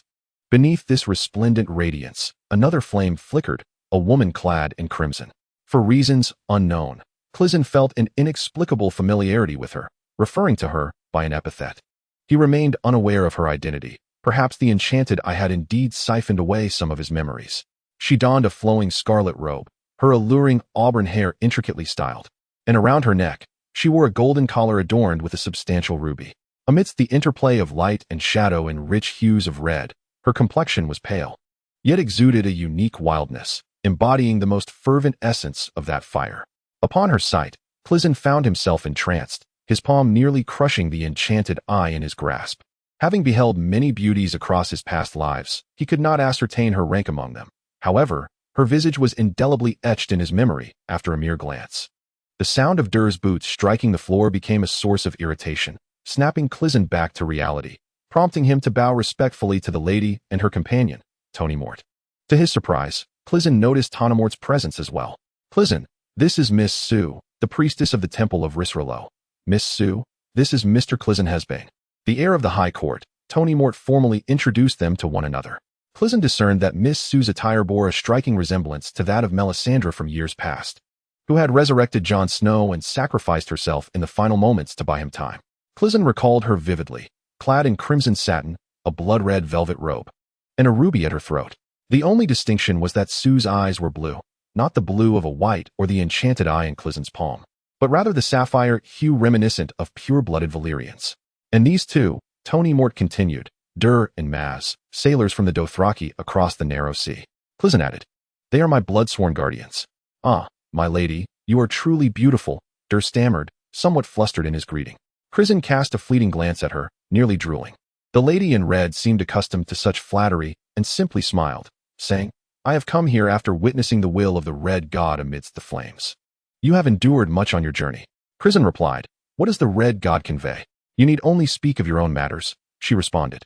Realizing his earlier inquiry had been somewhat impolite, Crisen felt the sapphire-like depths of her eyes extinguish the fervor in his mind.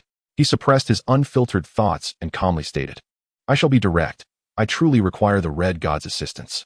With only one glove on, Crisen grasped it with one hand, seeking Sue's silent approval. "It is permissible," she allowed. He removed the glove, revealing his palm, which bore a swollen eyelid, yet the magical eye remained closed. "Can you tell me what this is?" "That depends on the will of Rollo," she responded enigmatically. "The sacred fire of the heart shields against darkness." Crisen paused, taken aback by her somewhat evasive answer. "Oh, I did not inquire about my heart. I was referring to my hand." "What do you think it is?" Sue inquired. "Shouldn't that be your consideration?" Crisen retorted. "If I must share my thoughts, I believe I have developed a corn." His jest caused the seemingly aloof Sue to break character, and she laughed. "It seems the person I seek is indeed you." In the flames, I witnessed a multitude of deep divers worshipping the black stone, while a colossal eye, adorned with tentacles, sought to devour it. Perhaps, in time, your claws will transform into tentacles. This statement left Crisen with mixed emotions. The imagery she described bore an uncanny resemblance to the bas-reliefs he had seen in the haunted house on Lena Street. At that time, the reliefs had been sealed within the walls, preventing him from discerning the source of the tentacles. Having undergone so much, Crisen now leaned towards the belief that the reliefs depicted a genuine scene.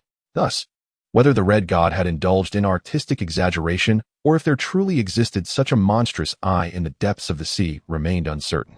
Crisen shared his thoughts with Sue, discovering that her knowledge was less extensive than he had presumed. News from Junlin will not reach here swiftly. The messenger crows and sailors are slow, Tony Moat remarked. In truth, you and I possess the most information. Indeed, Crisen agreed, such as the wildfires, the Black Ship, and the duel between Leighton and the Storm King in the tent. Those who are fully aware of these events are likely known to me. The Red God might be privy to these matters, yet why could he not make them known to the world? Having taken on a physical form, why resort to subtle implications? Crisen pondered for a moment before asking, is there a way for me to meet the Red God directly, even amidst the flames, if necessary? He mused that perhaps even Count Andrew could manage to catch the live broadcast from Leighton. Sue's expression momentarily froze, causing Crisen's heart to sink. Did the Eastern followers of the Red God remain unaware of his resurrection? Slowly, Sue spoke. The empty mountain has already been breached. The word struck like a bolt from the blue, leaving Crisen momentarily stunned, while even Tony Moore displayed a look of astonishment. When did this happen? He inquired. Around the same time as the siege of Junlin, Sue replied. That is of little consequence. The corporeal form of Rollo is merely a temporary abode for him. Rollo bestows fire upon us to traverse the long night, and his flames are unparalleled. No, my brother serves the Red God in Kongshan. Kongshan has fallen. But what of the others? I have not heard of any siege on Kongshan, Tony Mort remarked. Perhaps the Western defenses are exceptionally adept, Sue suggested. You hail from the Red God's temple in Riss. Crisen suddenly inquired, aware that the temple in Riss was the most grandiose of all. Sue nodded slightly. I wish to accompany you to the temple, Crisen declared. Perhaps it is only at the sacred fire of Riss that we might test our fortune. That is acceptable. Sue responded. However, it was Tony Mort who hesitated first, stating, Riss is beyond my control. The pirate territories are rife with uncertainties. Are you certain you wish to proceed? Perhaps you should refrain from overthinking and simply accompany me, Sue replied. Whatever you contemplate, it can perceive, am I not correct? Chapter 123. The Truth is, Part 1. You might consider not thinking at all and just following me, Sue stated, his gaze lowered to the magical eye in Crisen's palm. He sensed the eye's pupil rotate once without opening. The conversation was brief and ended on a decidedly unpleasant note, with Sue revealing explosive news yet remaining vague. Crisen's magical eye and Rod's ailment required remedy. Young master, is she perhaps inviting you? After a prolonged silence, Der suddenly interjected, his face flushed and eyes glazed as if his soul had been ensnared. This ailment Crisen can diagnose. It is nothing but lovesickness. Perhaps I should indeed venture to Riss. Der, are you familiar with Riss? Crisen queried. The red-robed women of the Free City States are so enchanting. Why are all the Red God priests in Westeros bald men? Der remarked, his mind seemingly adrift, taking a moment to respond. Perhaps there are also bald old women, Crisen retorted with a hint of annoyance. She emanates a delightful fragrance as she walks by, Der added, prompting a puzzled glance from Crisen. This was not the demeanor he was accustomed to from him. The group sat in the parlor, enveloped in a silence as desolate as snow, after Sue had departed. Tony Mort inquired, why is it that upon your arrival, Rod seemed to improve? Crisen shrugged. Oh, it can discern your thoughts? When it opens its eye, it creates a rather peculiar sensation, as if it is siphoning my memories. He mused. Do not worry. Your mind is brimming with thoughts. It can draw from you for quite some time, Tony Mort quipped, resuming his irreverent tone. When it opens next, I shall have it take a look at you, Crisen replied. Are you suggesting that Rod's memories were siphoned away, and thus he appeared to recover? Perhaps, but to be honest, he does not seem entirely well. We should wait until he awakens to assess the situation, Crisen stated. Indeed. So, you truly intend to go to Riss? Riss is home to the largest Red God temple in the world. Aside from seeking the Red God, who do you deem most reliable? You might also consider reaching out to the Cold God, suggested Tony Mort. Alas, why have you brought me all this way? Please send me back to Westeros. Then you must first cover the cost of the round-trip fare, along with 200 pounds for the lobster and oysters, Tony Mort replied. In truth, Dull might consume far more than just 200 pounds. Crisen was aware that although Tony Mort jested, he was indeed penniless. He had never before engaged in the luxury of free meals and lodging. For the same price, I would rather consult the Red God, despite harboring thoughts of payment. Crisen maintained his bravado. The room boasted a fireplace, serving merely as an ornament in such an expansive dwelling, with a whole segment of sandalwood burning within, emitting a delightful aroma. Crisen called out to the fireplace, Oh, Red God, if you happen to be watching the live stream, please make your presence known, lest we have to venture to the temple to seek you, which would be rather troublesome. The flames in the fireplace merely flickered, without even a spark to be seen. Indeed, the red god had been unreachable for quite some time, at least from my perspective. "Oh, wealthy lord, do you have any news from Westeros?" Crisen inquired of Tony Mort. "Westeros continues its performance. Your uncle, Leighton, along with his 2 daughters, is under house arrest in Storm's End. The official narrative states that he disappeared following the Storm King's defeat, and Tytos Lannister has marched an army straight to Storm's End, with Leighton relegated to the role of vanguard. Storm's End opened its gates in surrender, with Leighton becoming the nominal lord of the castle. However, you understand, they cannot leave. Storm's End is certainly preferable to Highgarden. Leighton's situation is a mere demotion," Crisen remarked. "How have they resolved the matter of the Holy Sword?" "The issue of the Holy Sword has entirely devolved into mere rumor, with few believing it. This situation is rather awkward. Those who trust that Leighton opened the Holy Sword's chest only to reveal an iron sword are all adherents of the Red God. However, within the faith of the Red God in Westeros, many dogmas are intentionally in opposition to the Seven, and the Red God's followers do not regard the Holy Sword as particularly sacred. Thus, this matter has not significantly impacted them." "Wait, Andrew, no, that is not right," Crisen suddenly exclaimed, slapping his thigh. "Who are the 2 daughters held captive alongside Leighton?" Tony Mort, taken aback by the sudden inquiry, was about to share his grand ambitions when he was interrupted. "His 2 youngest daughters, the 3 older ones, are already married. You should know this better than I do." "Of course I am more aware. Leighton has 4 daughters. His youngest is unmarried, and the even younger one was adopted by him. She is my biological sister." Tony Mort was astonished, having never heard of such a thing.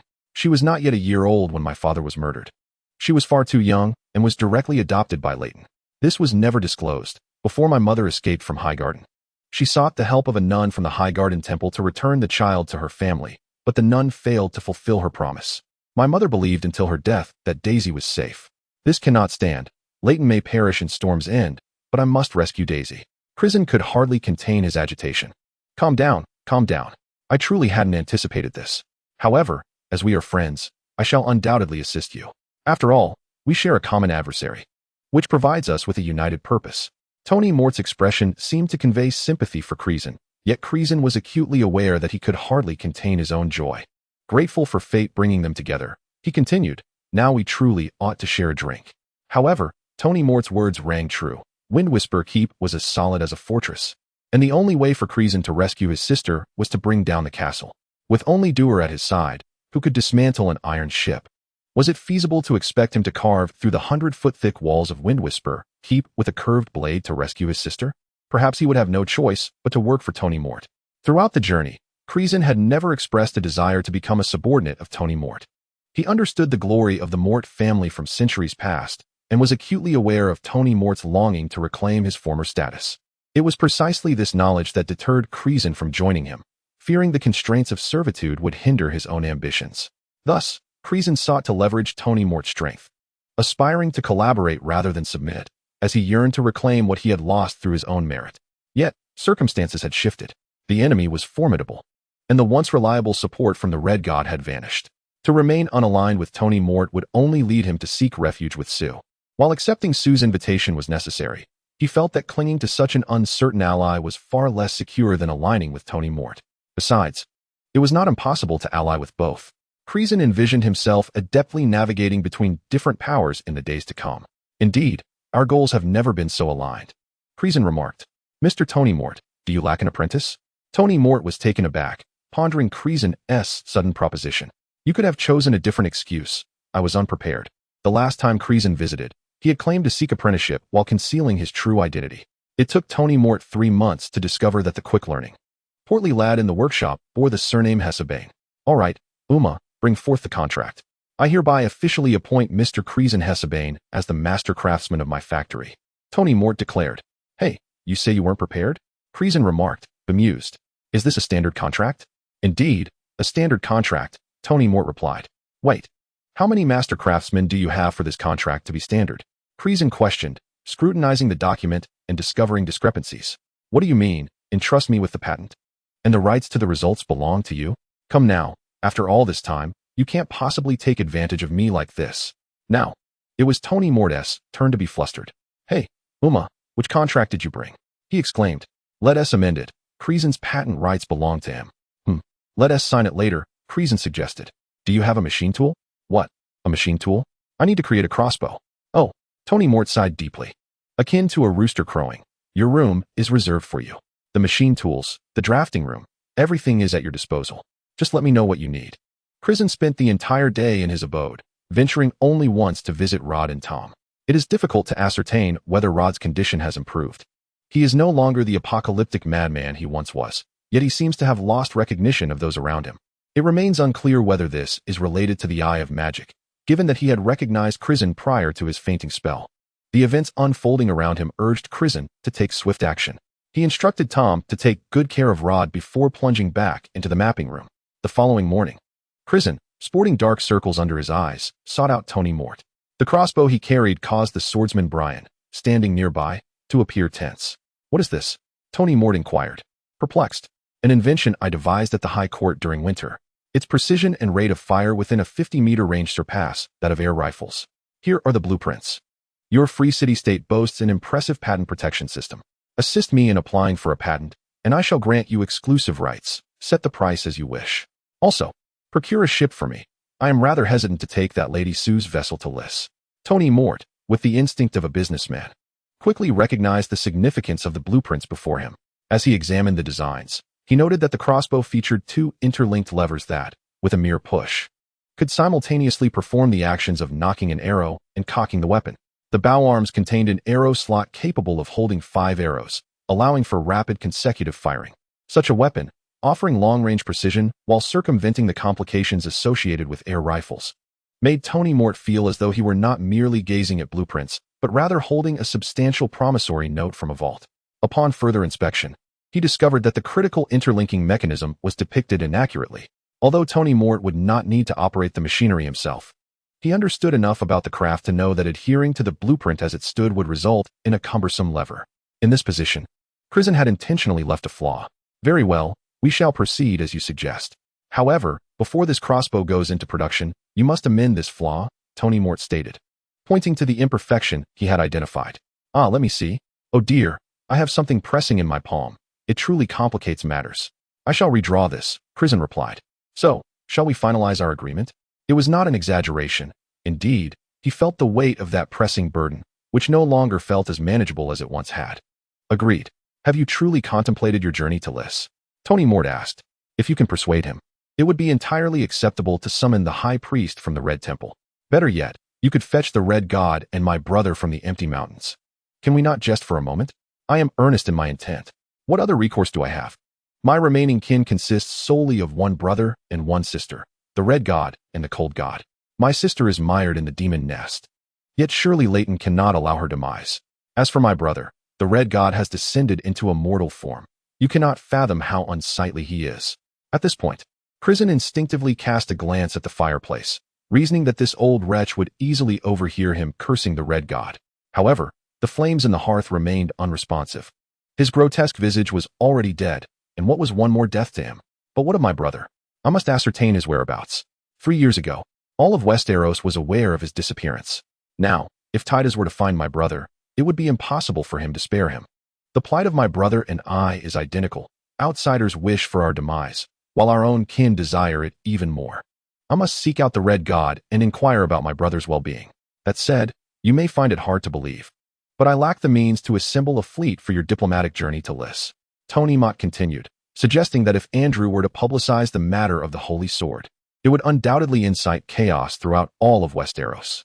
Yet, he remains inactive, not out of indifference, but due to his fear of the Storm King amassing forces to besiege him. He demands 50 steam cannons before he will disclose this information. 50? That is a jest, given my production capacity for half a year. Moreover, to achieve this, he would need to construct a central engine to channel high-pressure steam. Rather than having a cannon with a boiler for each, I would have to supply him with such an abundance of materials, all for a mere fragment of dragon crystal from his mine. Alas, should I not also demand a cannon? If he requires 50, why should I lack one? Clearly, he does not possess them either. He should have mentioned that when we departed from King's Landing, we could have salvaged that ironclad ship and towed it to Dragonstone. That vessel housed 30 cannons. This is what it means to possess mines on an island. It is simply incomparable, Crisen remarked. I willingly invest in this venture. The castle on Dragonstone is originally of ancient Valyrian craftsmanship. Among the castles of all Westeros, Wind's Rest is the most formidable, and Dragonstone ranks second. The strategic position of Dragonstone is formidable. With it fortified, we could hold King's Landing in our grasp, Tony Mott asserted. No wonder they retain the weathered stone-carved knights and relief doors at the entrance. To return to Westeros is the ambition of House Mott. Oh, who wouldn't he desire such an outcome? Very well, for the sake of saving our Westeros, and for the honor of our two families, let us toast today. Crisen seized a bottle of wine from the nearby table. Chapter 125. The truth is 3. That afternoon, Crisen and the others re-entered Tony Mott's dazzling carriage. Crisen, burdened with thoughts, spoke little, occasionally gazing out the window. Mill was a commendable city, yet they had only stayed for a night, and he had scarcely closed his eyes. "Where is that Lady Sue?" Dewar inquired. His boots shone brightly, and he wore new leather epaulets and trousers, even forsaking his Dothraki traditions by shaving his beard. This brother may have indeed encountered love. The Red God Temple on Dock Street. Crisen rolled his eyes. Calm yourself. That woman could be several centuries old. He recalled that Melisandre was over 400 years of age. "Is she beautiful, my lord?" Tom asked. Tom had merely come to bid farewell. But Crisen had requested he remain to care for Rod. After all, aside from his mental state, Rod's physical condition was quite stable. Some issues arose from the famine in King's Landing coupled with his madness, which led to poor eating habits. When he has an episode, he becomes exceedingly difficult to manage. And aboard a ship, he might easily leap overboard. If the priests of the Red God in Lys can truly remedy Rod's affliction, it would not be too late to transport him via airship. Tony Mort sat across from several individuals, a profound smile gracing his lips as he remained silent. Dock Street, as its name suggests, is a thoroughfare adjacent to the bustling port of Mill. The street is divided into two sections, the southern avenue teeming with merchants, a haven for traders from distant lands and sailors seeking revelry on shore. Such a locale, upon reflection, embodies the city's darker side, a nexus for the most clandestine transactions and unspeakable activities. In stark contrast, the northern street is adorned with temples, a sanctuary for myriad faiths from around the globe. Accompanied by various priests arriving with merchant vessels, this place serves as a refuge for their deities, undoubtedly to facilitate the sailors' confessions and prayers. Yet, it remains difficult to fathom that within such proximity to vice, one could find the most sacred of sights in the entire city. Tony Mort's caravan traversed the northern street. In addition to a lavish carriage, dazzling in its opulence, there were 12 horsemen in attendance. The supplies for Clysen's expedition had already been loaded onto the ship. Sue had journeyed from Lys, merely to deliver a message to Tony Mort. His grand appearance at the Red Temple served two purposes: to partake in a customary offering and to obtain a letter of introduction for Clysen, who, despite his presence in Lys, would not be granted an audience with the high priest of the Red Temple without such documentation. This visit was intended to secure that very letter. The temple's towering stone columns exuded the ancient essence of Valyria. Clysen, who had never been particularly enamored with religion, was visiting the temple for the first time alongside Tom. Tom, having never been to Dragonstone, was awestruck by the seamless grandeur of the stone columns. Gazing in wonder as he inquired, "Is this the stone melted by Valyrian magic?" "No," Clysen replied after scrutinizing the structure. The art of Valyrian stoneworking had been lost for millennia.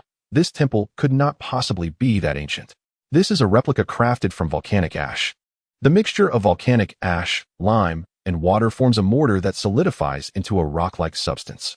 Clysen elaborated. Yet, ancient Valyria met its demise due to the cataclysmic eruptions of volcanoes. It seems rather ironic to construct a temple from volcanic ash. Just then, a male monk clad in red robes emerged to greet the gathering, prompting Clysen to stifle his errant thoughts. Disappointment washed over him as he realized this was yet another bald man. The red-robed monk ushered everyone into the temple, revealing a grand corridor lined with statues of saints from various eras. Clysen glanced about haphazardly, recognizing approximately half of the figures. Yet he was taken aback to discover a statue of Jon Snow situated quite near the sacred fire at the temple's end. A ripple of memories stirred within Clysen's mind. This statue was far more lifelike than the one at Riverrun, which rendered the likeness of Snow in an excessively handsome manner. Clysen exhaled in relief. Having feared that Samwell was lost, it was a comfort to know he still remained. Though he had once yearned for the departure of the bothersome Samwell from his thoughts, he found himself missing him in his silence. Beneath the various statues lay a colorful array of offerings, with individuals kneeling or weeping at their feet. The same faith may adapt and differ in various corners of the world, and Clysen was perplexed by what these individuals were venerating. Remarkably, Doer managed to suppress his youthful infatuation and earnestly informed the red-robed monk that he wished to pray for the deceased captain, his father, the hammer, and the chisel. The monk brought him a candle, and Crisen lit one amidst the candles at the foot of the statue of Jon Snow. At that moment, he recalled his mother. Which deity would accept her? Would she illuminate the path for the departed on their journey to the afterlife? Westeros. What relevance does Westeros hold for me? And what of winter? Has the Bay of Myr ever frozen? A coarse voice from a young man interrupted Crisen's contemplation. It seemed that the power of the cold god not only enabled Crisen to heal swiftly and enhance his strength, but also heightened his senses, ordinarily. Such a distant quarrel should not have been so clearly audible. It appeared that someone had been felled. A faint fragrance wafted through the smoke of the sacred fire, and Crisen turned to glimpse Sue emerging from the rear hall. A young man, covered in dirt, rushed out, shouting, "Hey her! I saw a dagger in her robe." "Yet, you were clearly knocked down by a broom." An elderly red-robed monk retorted, rolling his eyes. "If you were bested by a woman, cease your relentless complaints." Sue stepped forward, her piercing gaze softening as she smiled at the gathering. She was truly beautiful. If she indeed bore a dagger, it should be concealed within her gaze. "Have you made your decision?" Sue inquired, disregarding her companions and directing her question at Crisen. He was momentarily taken aback, as her azure eyes seemed to hold a familiar figure. "Yes, we have decided," Doer responded on behalf of the group, prompting Crisen to awaken from his daze. "Then let us depart. Take your ship back to Lys. As you can see, the others here are merely a flock of red-haired sheep." "Well, that is even better," Doer exclaimed. "I enjoy lamb as well." Crisen exchanged a glance with Tanamat, both rendered speechless. Sue paid no heed to the surrounding red-robed monks or the wealthy Tanamat, casually striding toward the exterior of the Red Temple. After a few steps, she turned back to the bewildered Crisen, saying, "What are you still dawdling for? Aren't you in a hurry to leave?" Thus, almost everyone followed Sue to the small dock on North Street. Crisen was bewildered. What was happening? Had the initiative already fallen into this woman's hands before they had even set sail? Was it truly necessary to take her to Lys? Chapter 126. Tears of Lys. Part 1. Was it genuinely essential to bring her to Lys? After all, her boarding the ship was an unexpected turn of events. Was it not agreed that a letter would suffice for her departure?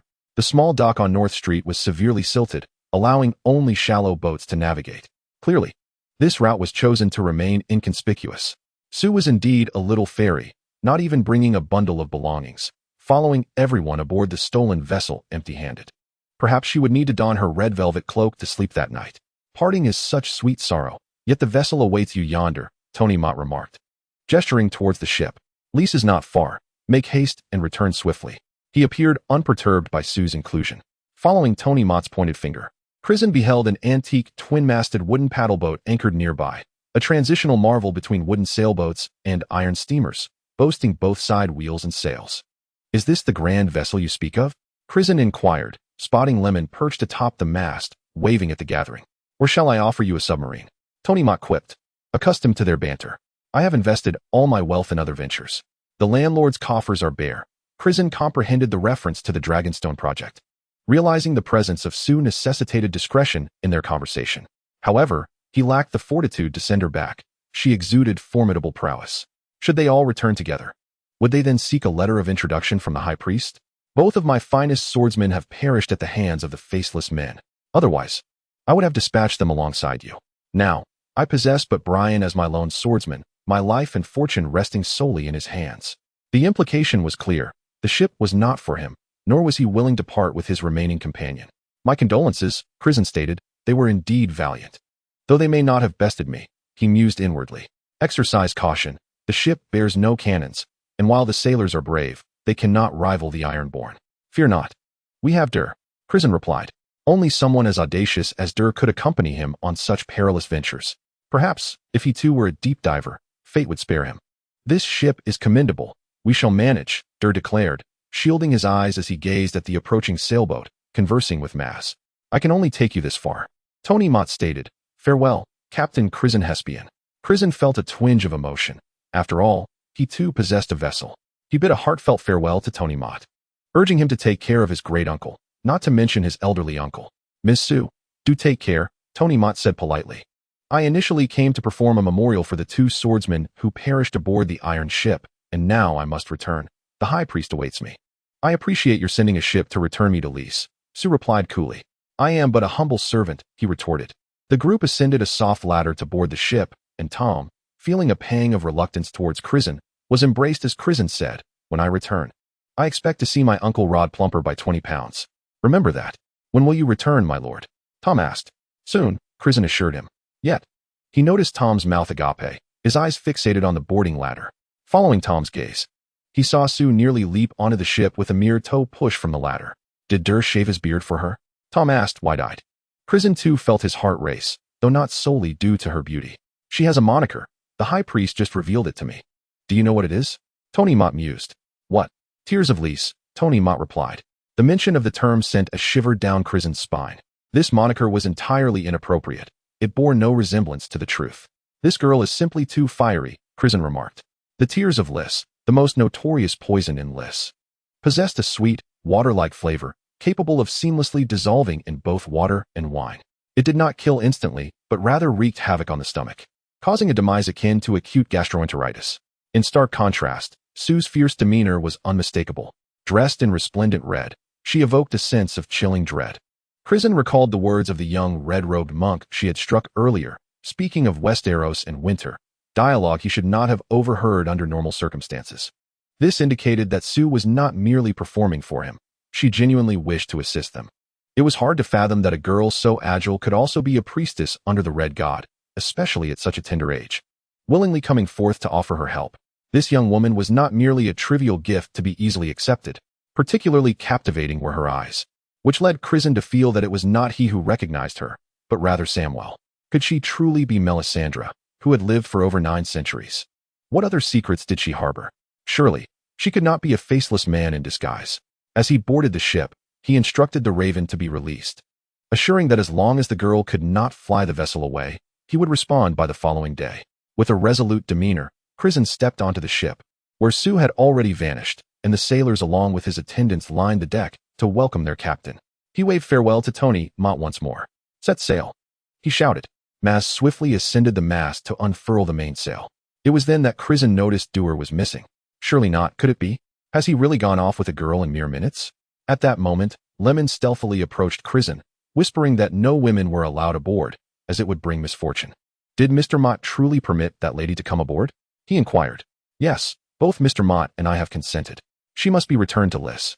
Lemon glanced at Crisen, hesitant to speak further. Tony Mott had instructed Crisen that any questions regarding the course could be directed to him. "You take charge of the ship. I shall handle the rest," Crisen stated. "You are now the helmsman." Though Durr was robust, his intellect was evidently lacking. Maz was simply too young, and his mental fortitude was not quite up to par at this time. Thus, the first mate had truly assumed the role of the first mate, while among the crew, Lemon, with his daring and ambition, had emerged as the leader. Yet Lemon still wished to protest. "I am the captain now." His expression conveyed reluctance, but he ultimately complied with Crisen's command. As for the notion of misfortune, Crisen dismissed such superstitions. Moreover, as a newly appointed officer, he could not allow his first directive to be undermined by his crew. The journey would undoubtedly be challenging if they were to maintain order. However, having a woman aboard certainly complicated matters. The daytime sea was swelteringly hot, and the sailors, not only devoid of shirts, but even trousers, faced considerable inconvenience with a female presence on board. Chapter 127, The Tears of Lys, Part 2. That night, the evening breeze over the sea was stiflingly warm. Could it be that winter was truly approaching? Clyson began to doubt whether the white raven he had seen on Dragonstone was merely a student from the Citadel, angered for not obtaining a necklace and having released it in a fit of pique. He glanced at Sue, who sat atop a wooden crate, the wind tousling her fiery red locks, which carried a delightful fragrance. "May I sit here?" he inquired, gesturing to the lantern hanging overhead, illuminating the area brightly. Sue nodded slightly, always the epitome of brevity. Clyson wiped the sweat from his brow. The heat was becoming oppressive. Even sitting beside Sue, feeling the breeze, it was only natural to feel warm, akin to sitting atop the icy ramparts of the wall during a blizzard. "What are you reading?" Sue asked. Just some basic knowledge about navigation. It's rather beyond my understanding," Clyson replied, holding a tattered textbook on maritime studies, its pages long since worn. "I have actually heard of you," Sue suddenly remarked. "I once met a scholar from the Citadel named Gildan." Clyson involuntarily exclaimed. He remembered Gildan well. The scholar had visited him during his childhood, when he was being force-fed potions due to rumors of heresy. "He was the last tutor of my uncle, Lord Tarley." "At the Citadel?" Is he the one who remained in Meereen? Indeed. Later, he sought out Lord, and while he was there, I had fallen ill. So he paid me a visit. He diagnosed me with war trauma disorder, essentially a condition born from fear of battle, yet I was only 6 at the time. That sounds rather peculiar.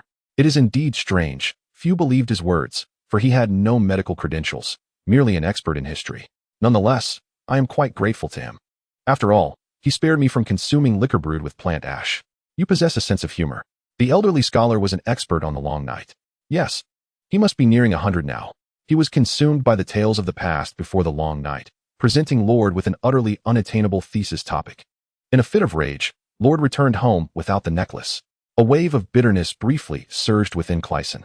Had it not been for the chain reaction of events stemming from that incident, he would not find himself in this predicament. Damn the long night. So how did Scholar Gildan arrive at his conclusions? Crisen turned his gaze towards Sue, the enormous ruby at her neck reflecting the lantern's glow, descending towards her collarbone, prompting him to yearn to confide everything to her. I do not know. He simply asked me a few questions about the long night. Oh, but you were only 6 then. Some stories I dreamed, and others I merely heard from my wet nurse. Crisen restrained himself, still unwilling to divulge the thoughts of Samwell Tarly that lingered in his mind. Oh, I see. Sue smiled. Scholar Gildan told me you are quite special. Whereas it is merely a collection of tales, Crisen replied. He thought how lovely her smile was. Indeed, might you share a story with me? Which part shall I recount? We now find ourselves in the Bay of Myr, soon to pass the Stepstone Islands, ultimately destined for Lys. Let us recount the tales of this place. There are no long night legends here. During the long nights, it is likely as warm as it is now. Crisen discreetly wiped the sweat from his brow with his sleeve, prompting me to reflect on the Stepstone Islands, a realm steeped in legend. Over 10,000 years ago, the Stepstone Islands were once a part of Dorne Arm, serving as a land bridge connecting Westeros and Essos. The ancestors traversed this path, armed with bronze weaponry, leather armor, and steeds, arriving from Essos to establish the first human kingdom upon the continent of Westeros. The origins of these ancestors remain a mystery, much like the origins of the Children of the Forest. At that time, the rulers of Westeros were still the Children of the Forest. The ancestors, fearful of the visages etched upon the weirwood trees, ravaged the Fishers' woodlands wherever they went, inciting conflict. The Children of the Forest retaliated with magic, summoning the sea to engulf the land, thereby shattering Dorne's Arm and forming the Stepstone Islands. Though this act obliterated the human kingdom, the remaining ancestors commenced a war against the Children of the Forest. This conflict endured for 2 millennia, ultimately resulting in the ancestors' triumph over the numerically superior, physically larger, and more robust children, who wielded the power of bronze civilization. Gradually, the ancestors came to dominate Westeros. As for the Stepstone Islands, they boast a rich bounty of fish. Yet their geographical position is not particularly formidable. They have witnessed several kings, though none of the dynasties have endured for long. Historical records recount 2 such instances during the Targaryen dynasty, both initiated by Targaryens who could not claim the Iron Throne, quickly fading into obscurity. The third occurrence transpired after the Long Night, with the Ironborn's invasion. During the Long Night, Theon Greyjoy perished at the hands of his uncle, Euron Greyjoy, while attempting to rescue his sister, Yara Greyjoy. In her quest for vengeance against her brother's demise, Yara led the Ironborn to Dragonstone, then under Euron's control. At that time, Dragonstone was the ancestral seat of House Targaryen, where residents upheld the custom of offering their daughters to the Lord's castle in hopes of securing Dragonseed. It is said that even amid the Long Night, a decade after the Targaryen dynasty had fallen, some ordinary fishermen on the island still bore the silver hair and purple eyes reminiscent of the Targaryens. In the aftermath of the Long Night, the Ironborn returning from Dragonstone claimed to have brought with them a descendant of House Targaryen back to the Iron Islands, thereafter asserting their lineage contained a trace of Targaryen blood. 50 years before the Iron Islands sank, a captain proclaimed that his ancient Targaryen heritage granted him prophetic dreams of a coming cataclysm for the Iron Islands. Following this foretelling, he set sail with 300 ships, departing the Iron Islands to assault Lys. Their endeavor succeeded, transforming a once thriving free city into a den of pirates. Subsequently, while many assumed the pirates sought merely an excuse, the Iron Islands indeed experienced a cataclysmic eruption and earthquakes. Half of the islands submerged, while the remainder fell victim to lava, tremors, and tsunamis. Scalding bubbles surged from the ocean floor, bursting into billowing clouds of smoke. The remaining Ironborn were either dead or driven mad, and the few fortunate witnesses who managed to escape this smoky abyss were afflicted with grayscale. The name Iron Islands gradually faded from memory, replaced by the monikers Little Smoke Sea or Iron Smoke Sea. It is said that before the Targaryen family's invasion of Westeros, a similar cataclysm befell their former homeland of Valyria. To everyone's surprise, Sue, who was usually reticent, conversed with the corpulent Crisen for half the night, leaving Doer languishing in his hammock strung between the masts, feeling miserable. Chapter 128, Tears of Lys, Part 3. Sue, who typically refrained from engaging in conversation, unexpectedly spent the night discussing matters with the hefty Crisen, while Doer lay in his hammock between the masts, suffering in silence. Crisen continued to regale them with tales, stating, "The fall of Lys has some connection to my ancestors. Back then, the Heartsbanes retained the scholarly spirit passed down from Samwell Tarly. After Lys fell, they welcomed a group of exiled stone masons and apothecaries from Lys.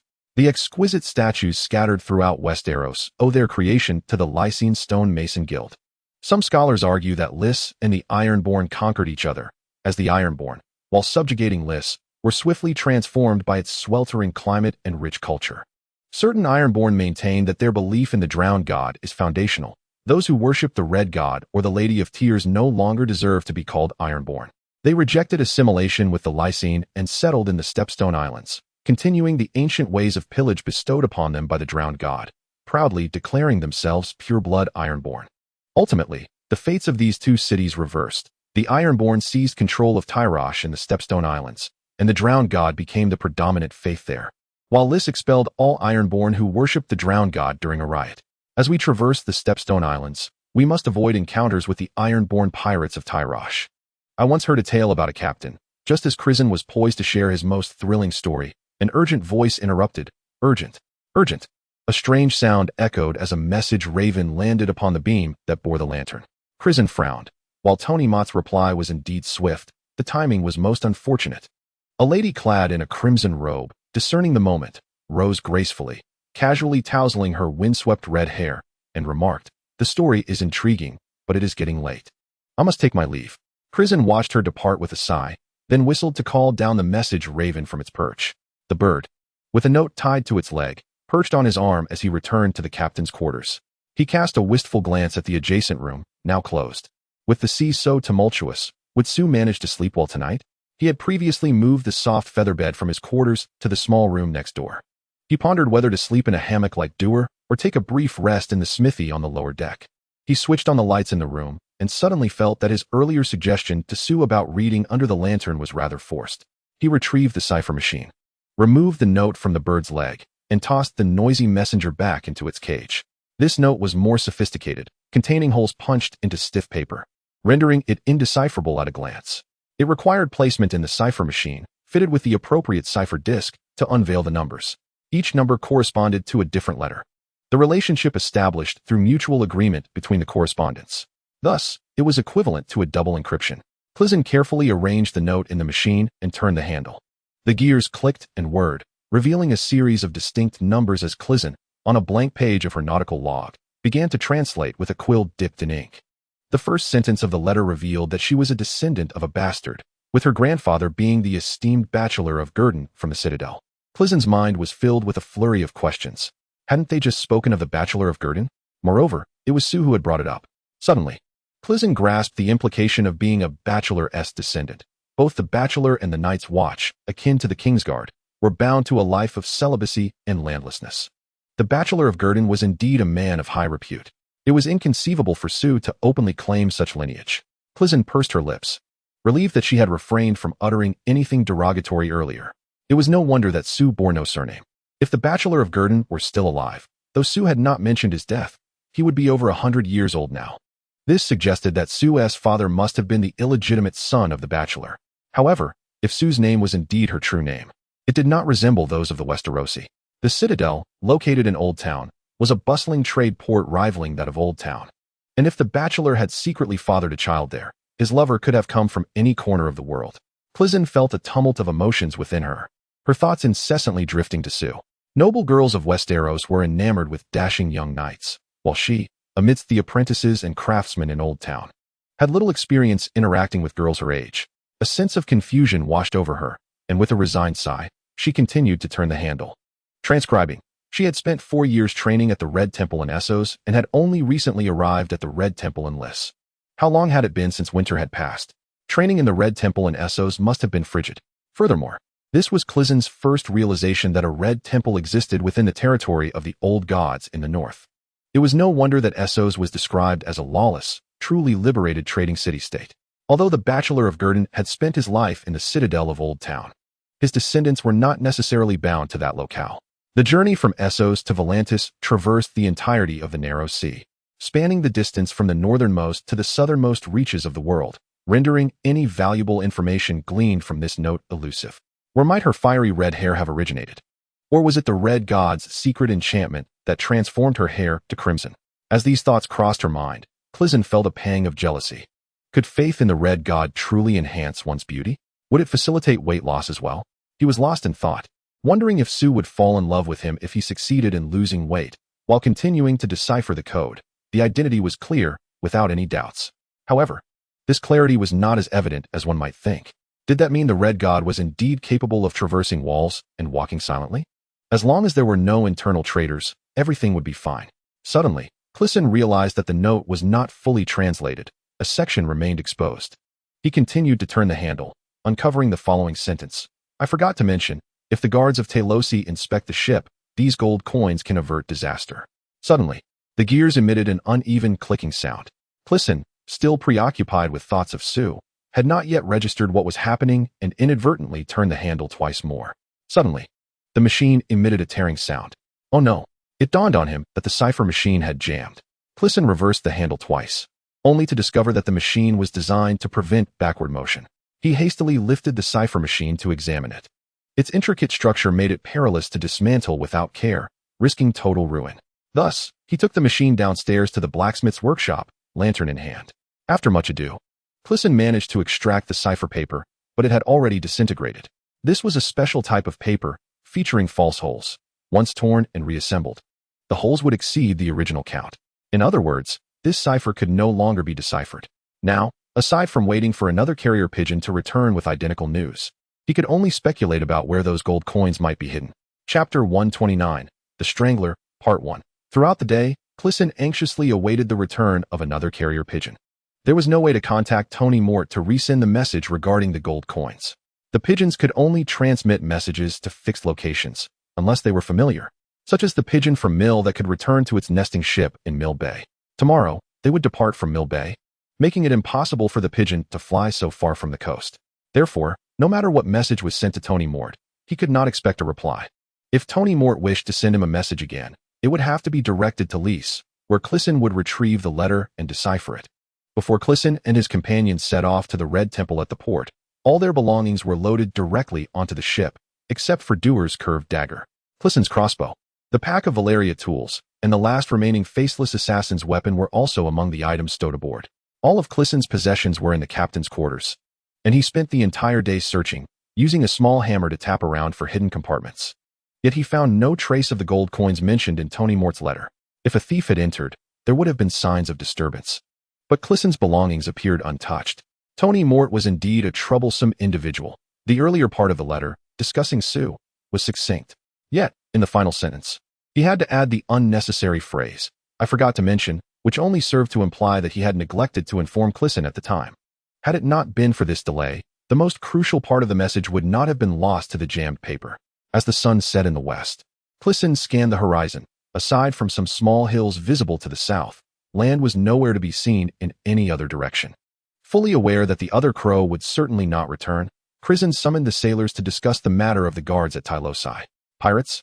The Telosi are not mere private marauders. Telosi is the capital of the new Iron Islands. Lemon remarked that any vessel passing the Stone Steps Islands, once spotted by the Ironborn, would be boarded and charged, a fee they refer to as iron money. Once your ship halts, dozens of boats would suddenly emerge from all directions, and you would be liable for all the vessels present, or you must defeat them all. I can do that, Dewar boasted, eager to display his most cherished muscles before Sue. A simple crossbow could fell you from 300 yards, the first mate retorted. Dewar's recent bravado was becoming tiresome for his Dothraki brothers. Then let them move, one sailor suggested, whose name Crisen had yet to remember. We could remove all the provisions from the ship. I could fashion the sails into fishing nets to catch whales from the sea.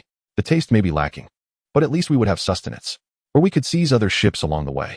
Hey, Will, Another sailor called, noting that many in Westeros bore the name well.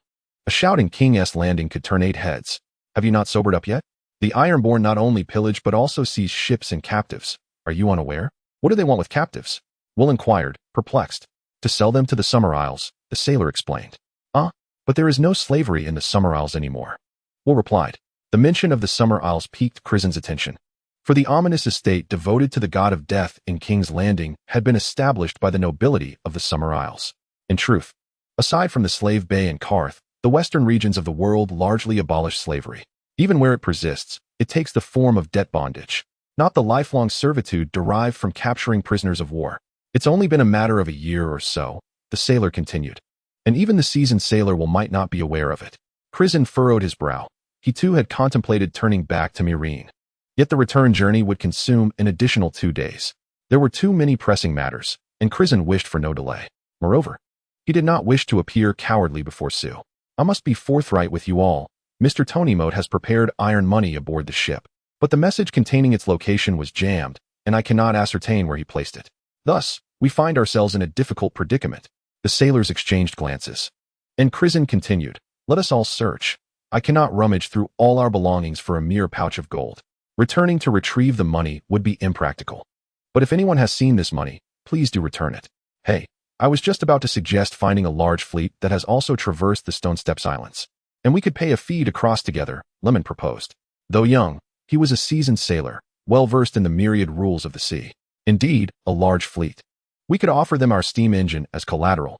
At least they wouldn't detain us, the sailors chimed in. Sue observed from a distance, neither too close nor too far. To be honest, we could simply charge through the checkpoint. Dewar continued to expound on his naive theory, and it was evident that the morale was beginning to waver. Crisen refrained from interrupting him, hoping he would utter something to inspire the crowd. This would also hasten their arrival at Riss, a place he had not visited in quite some time. As Dewar spoke, he suddenly paused noticeably, prompting Crisen to recall the mention of Riss and its notorious theater of unclad performers. You are unaware, are you? Telesai has recently convened a king selection council. Leaving few captains with the leisure to be at sea, he remarked. What? A king selection council? Is it for the Sea Salt King or the Rock King? Crisen inquired. After the Iron Folk seized Telesai, they habitually reverted to antiquated customs, particularly since a band of Iron Folk, over a century ago, proclaimed their return to the Iron Smoke Sea and retrieved a collection of tomes chronicling the history of the Iron Islands from the ruins of Ten Tower City. Consequently, Telesai reinstated the ancient practice of the King Selection Council. During the inaugural council, the final 2 candidates were at an impasse, and the prophet of the drowned god claimed to have received a divine calling, subsequently crowning them as the Sea Salt King and the Rock King, with one overseeing urban affairs and the other maritime matters. Both Iron Kings eventually met their demise. Suddenly, Sue, who had been listening intently to the conversation, interjected. No one dared to question her words. In their minds, her assertions were accepted as truth. What transpired exactly? Crisen asked. Sue smiled but remained silent. Crisen understood that the kings of the Iron Folk were never timid souls confined to palace walls. Each was a valiant warrior, capable of holding their own even against Dewar, who wielded the scythe of the stranger.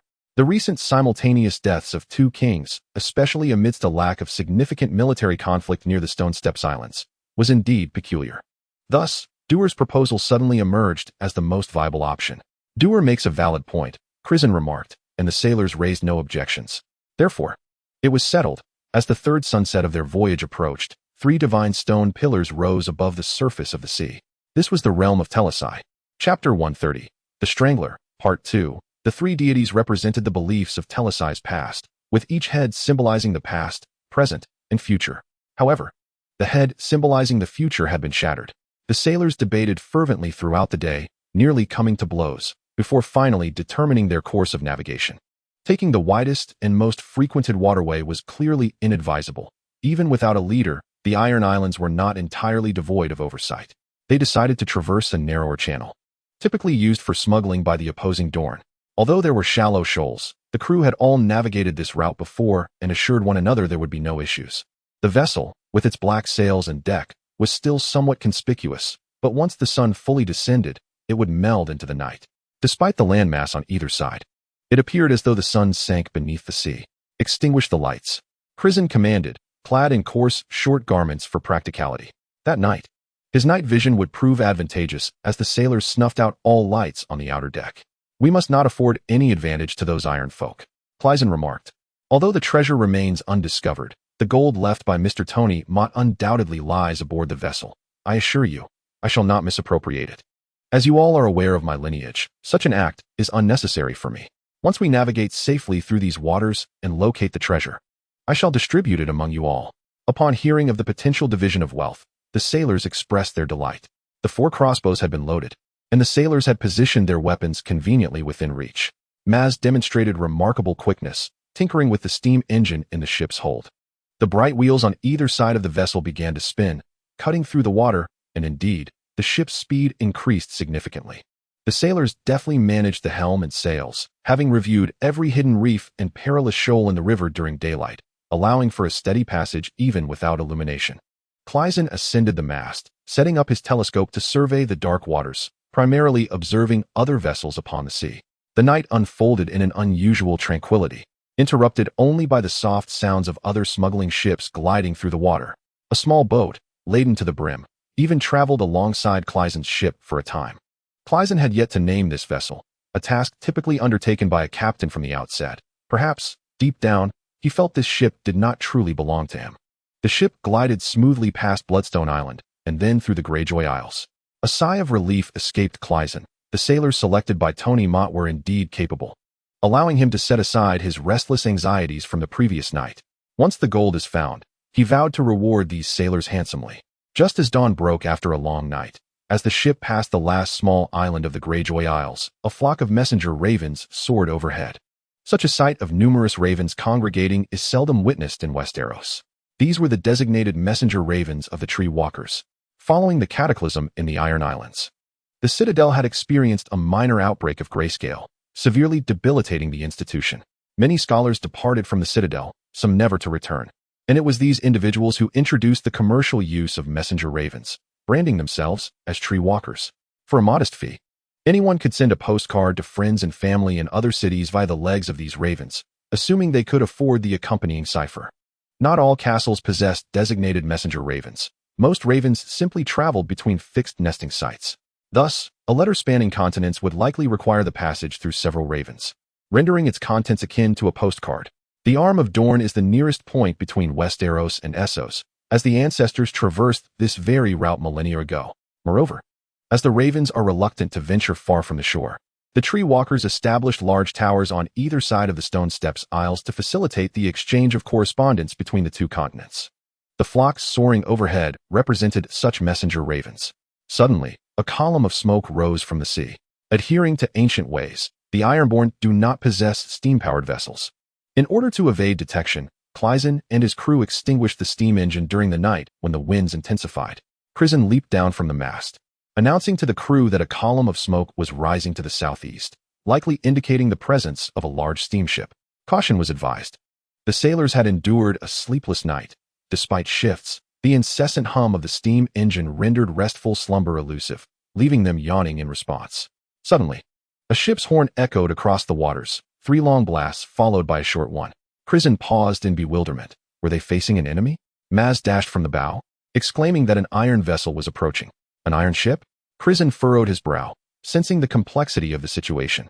If possible, it would be wise to avoid confrontation. Maz, ignite the steam engine, he commanded, while the first mate continued to steer, and Lemon directed the crew. Dulker, prepare yourself, Crisen called out, extending his voice. If battle ensues, it will be up to you. With his crossbow conveniently at hand, Crisen hoisted it onto his back and ascended the mast once more to survey the scene. The opposing vessel was now visible on the horizon. It was small, merely half the size of Crisen's ship, yet it was entirely crafted of iron, devoid of a mast and powered by a steam engine, employing the most advanced technology. Notably, the vessel lacked paddle wheels on its sides. This ship was decades ahead of Crisen's in design. What astounded Crisen most was the monstrous flag that adorned it. Traditionally, the Ironborn had no heraldic symbols, but after surrendering to the Targaryen dynasty, the Greyjoy family, lords of the Iron Islands for centuries, had adopted the fashion of the sea serpent emblem for their house. Subsequently, as sailing ships replaced the Ironborn longships, the banner emerged, becoming the insignia for all Ironborn vessels, much like how pirates from the Sisters Islands favored the skull and crossbones. Thus, Before him was an ironborn ship. Should it catch up, all their efforts from the night would be rendered futile. Crisen's mind was awash with questions. This was too absurd. When had the Ironborn acquired iron ships? Although they referred to themselves as Ironborn, they had always been merely human iron, and their vessels had never been made of iron. They rejected iron armor, iron currency, and iron ships. Armor was understandable, as iron would sink in water. Some nations used iron as currency, which they also disdained, as the low denominations would sink as well. Regarding iron ships, perhaps it stemmed from a fervent nostalgia that engulfed the Iron Islands, with some Ironborn even wishing to revert today's Tyrosh back to the days of Pike centuries ago. Not a single Ironborn ship had ever been fitted with a steam engine, yet here was an Ironborn vessel that had seemingly leapt forward by centuries. Arriving in an iron ship, Crisen was not alone in his astonishment. Upon hearing the news, the sailors were equally bewildered. The vessel's construction was subpar. Its hull was not forged from solid cast iron, but rather assembled from multiple iron plates welded together. A silver lining was that the ship bore no cannons. Chapter 131, The Strangler, Part 3. In the blink of an eye, the ironclad ship bearing the monstrous flag had approached the vicinity of Crisen's wooden vessel. Crisen readied his crossbow, adjusting the scope to an appropriate magnification, and drew back his hand, releasing an arrow. The ship's horn was silenced by the impact of the tri-pronged bolt. As dawn gradually breaks, the surrounding darkness reveals no ships coming to aid. Yet, it is imperative to prevent any enemy from being lured here. Full speed. We cannot allow them to board. Lemon shouted from beneath the mast. Crisen aimed once more at the adversary. A sailor ascended to the crow's nest to repair the steam whistle, only to be struck down by an arrow. The unfortunate foe fell, merely wounded in the leg, and as he writhed on the deck, other sailors rushed to his aid, only to be felled as well. At the instant the door to the helmsman's cabin swung open, an arrow flew in with uncanny precision, bringing the helmsman to the ground and leaving the ship's wheel uncontrollable. The vessel began to spin wildly, tilting dangerously as the wooden ship narrowly evaded the iron one, charging full speed away from the Stairs Islands. Gunfire erupted from the iron ship, a projectile whizzing perilously close to Crisen's scalp. The situation was becoming increasingly absurd. It was only after the Battle of the Trident that all of Westeros began to equip themselves with air guns, yet the Ironborn, as obstinate as iron itself, had seemingly armed themselves with such weaponry overnight. What could one say? Truly, times had changed. In the heat of battle, the airgun's straight trajectory allowed for blind shots that would not stray far, while the heavy crossbow bolts, affected by gravity and wind, proved less accurate. Both ships surged forward at full speed, and even Crisen's efficient lever-action crossbow struggled to maintain its aim. Crisen mused that this design could benefit from further refinement upon his return. The iron ship, having lost control for but a few breaths, quickly regained its bearings and charged once more towards the wooden vessel. The wooden ship's four crossbows positioned on either side were rendered ineffective against the iron ship closely trailing its stern, now reliant entirely on the wind. The sailors expertly adjusted the sails to propel the ship forward, while the iron vessel, powered by steam, could disregard the wind's direction altogether. The bow of the iron ship veered slightly, indicating an intention to overtake.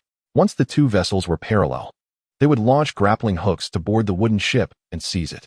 In this moment of reprieve, the paddle wheels on either side of the wooden ship began to turn languidly.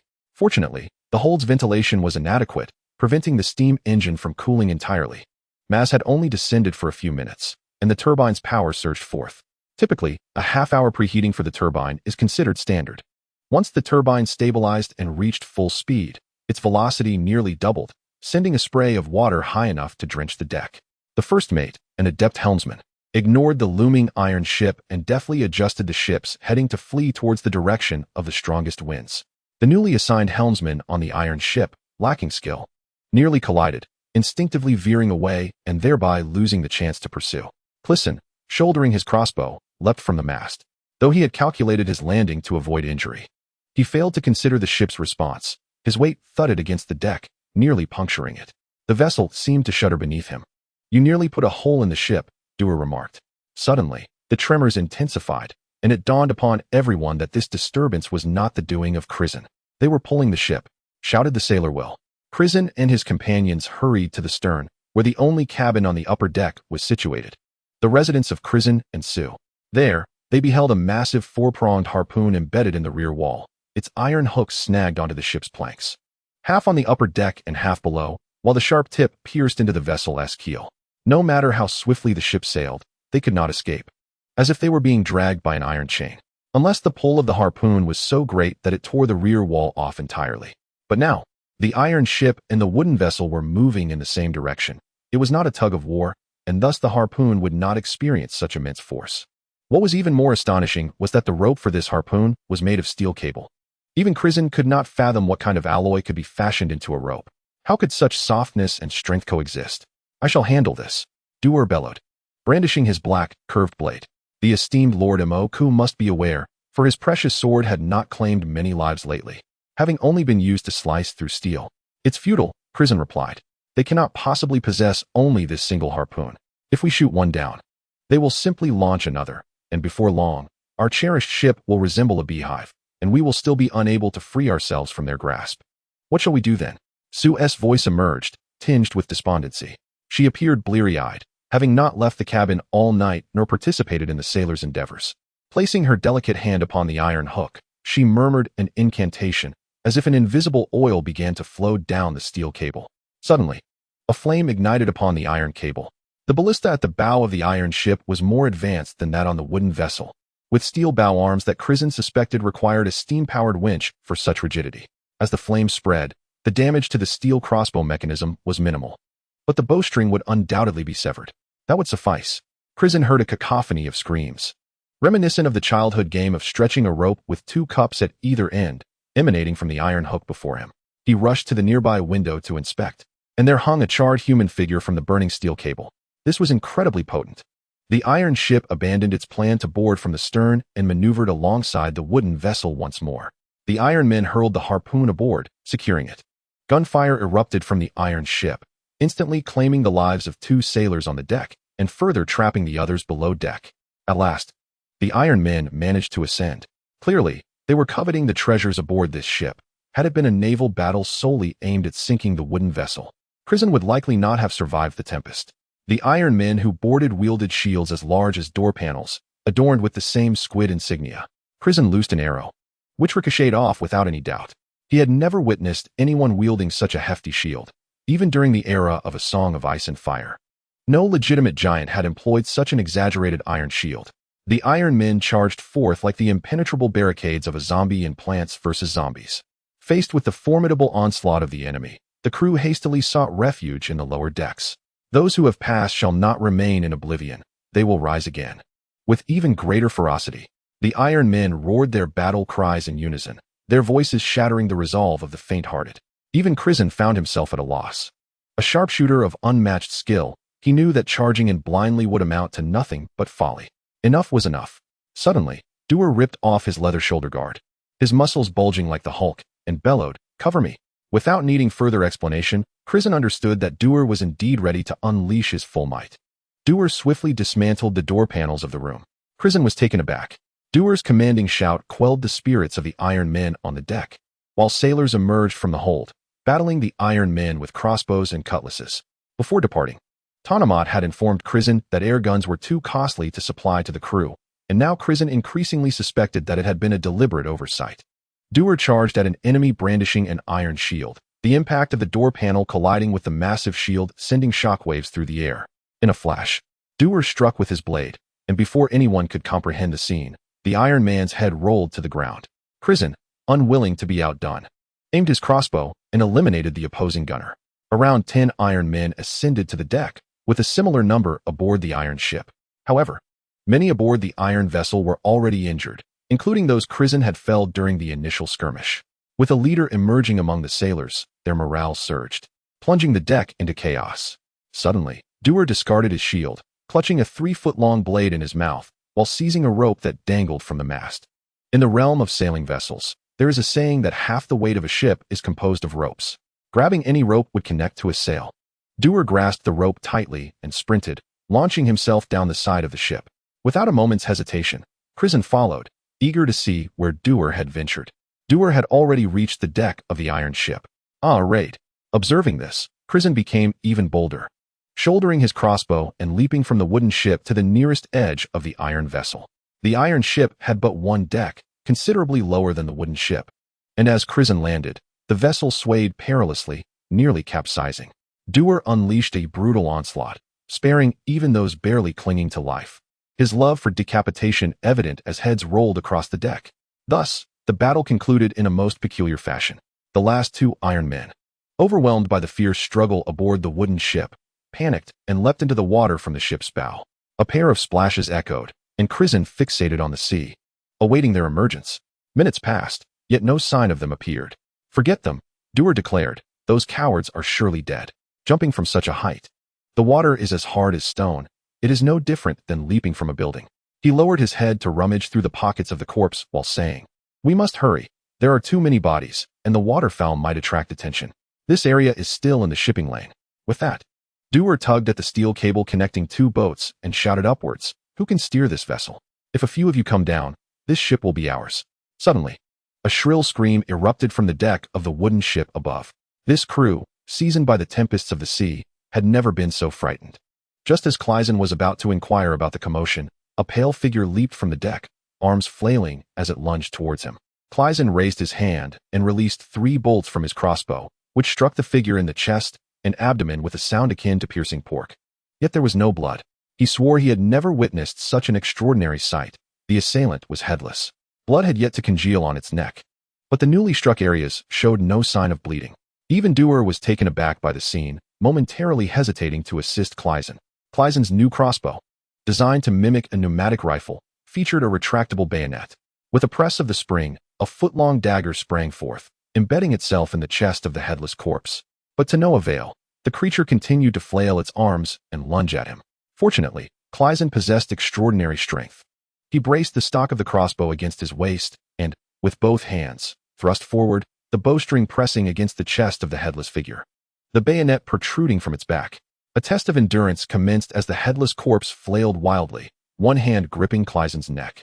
"By the gods, that hand is cold," Crisen shouted, realizing that even the undead should not possess such ferocity. Dewar, uncertain of how to intervene, severed the arms of the corpse that were reaching for Crisen. The creature remained steadfast, maintaining its standoff with him. Suddenly, Sue leaped down from the wooden ship, her red velvet cloak billowing like wings as she landed gracefully. "Step aside," she commanded, and as if invoking some incantation, she gestured towards the headless corpse. Crisen felt a tremor emanate from the crossbow as wisps of green smoke began to rise from the neck of the headless figure, which subsequently weakened. Crisen withdrew the bayonet, now searing hot, his arms trembling slightly, the kind of shake that follows intense exertion. "Thank you, Miss Sue, for saving my life. I am at a loss for how to repay you," he said. "No need for that. It was quite refreshing. Even my shoulder pain has vanished," he retorted stubbornly. It then dawned upon Crisen that the corpse was entirely unclothed. "Hold on, there's a young lady here.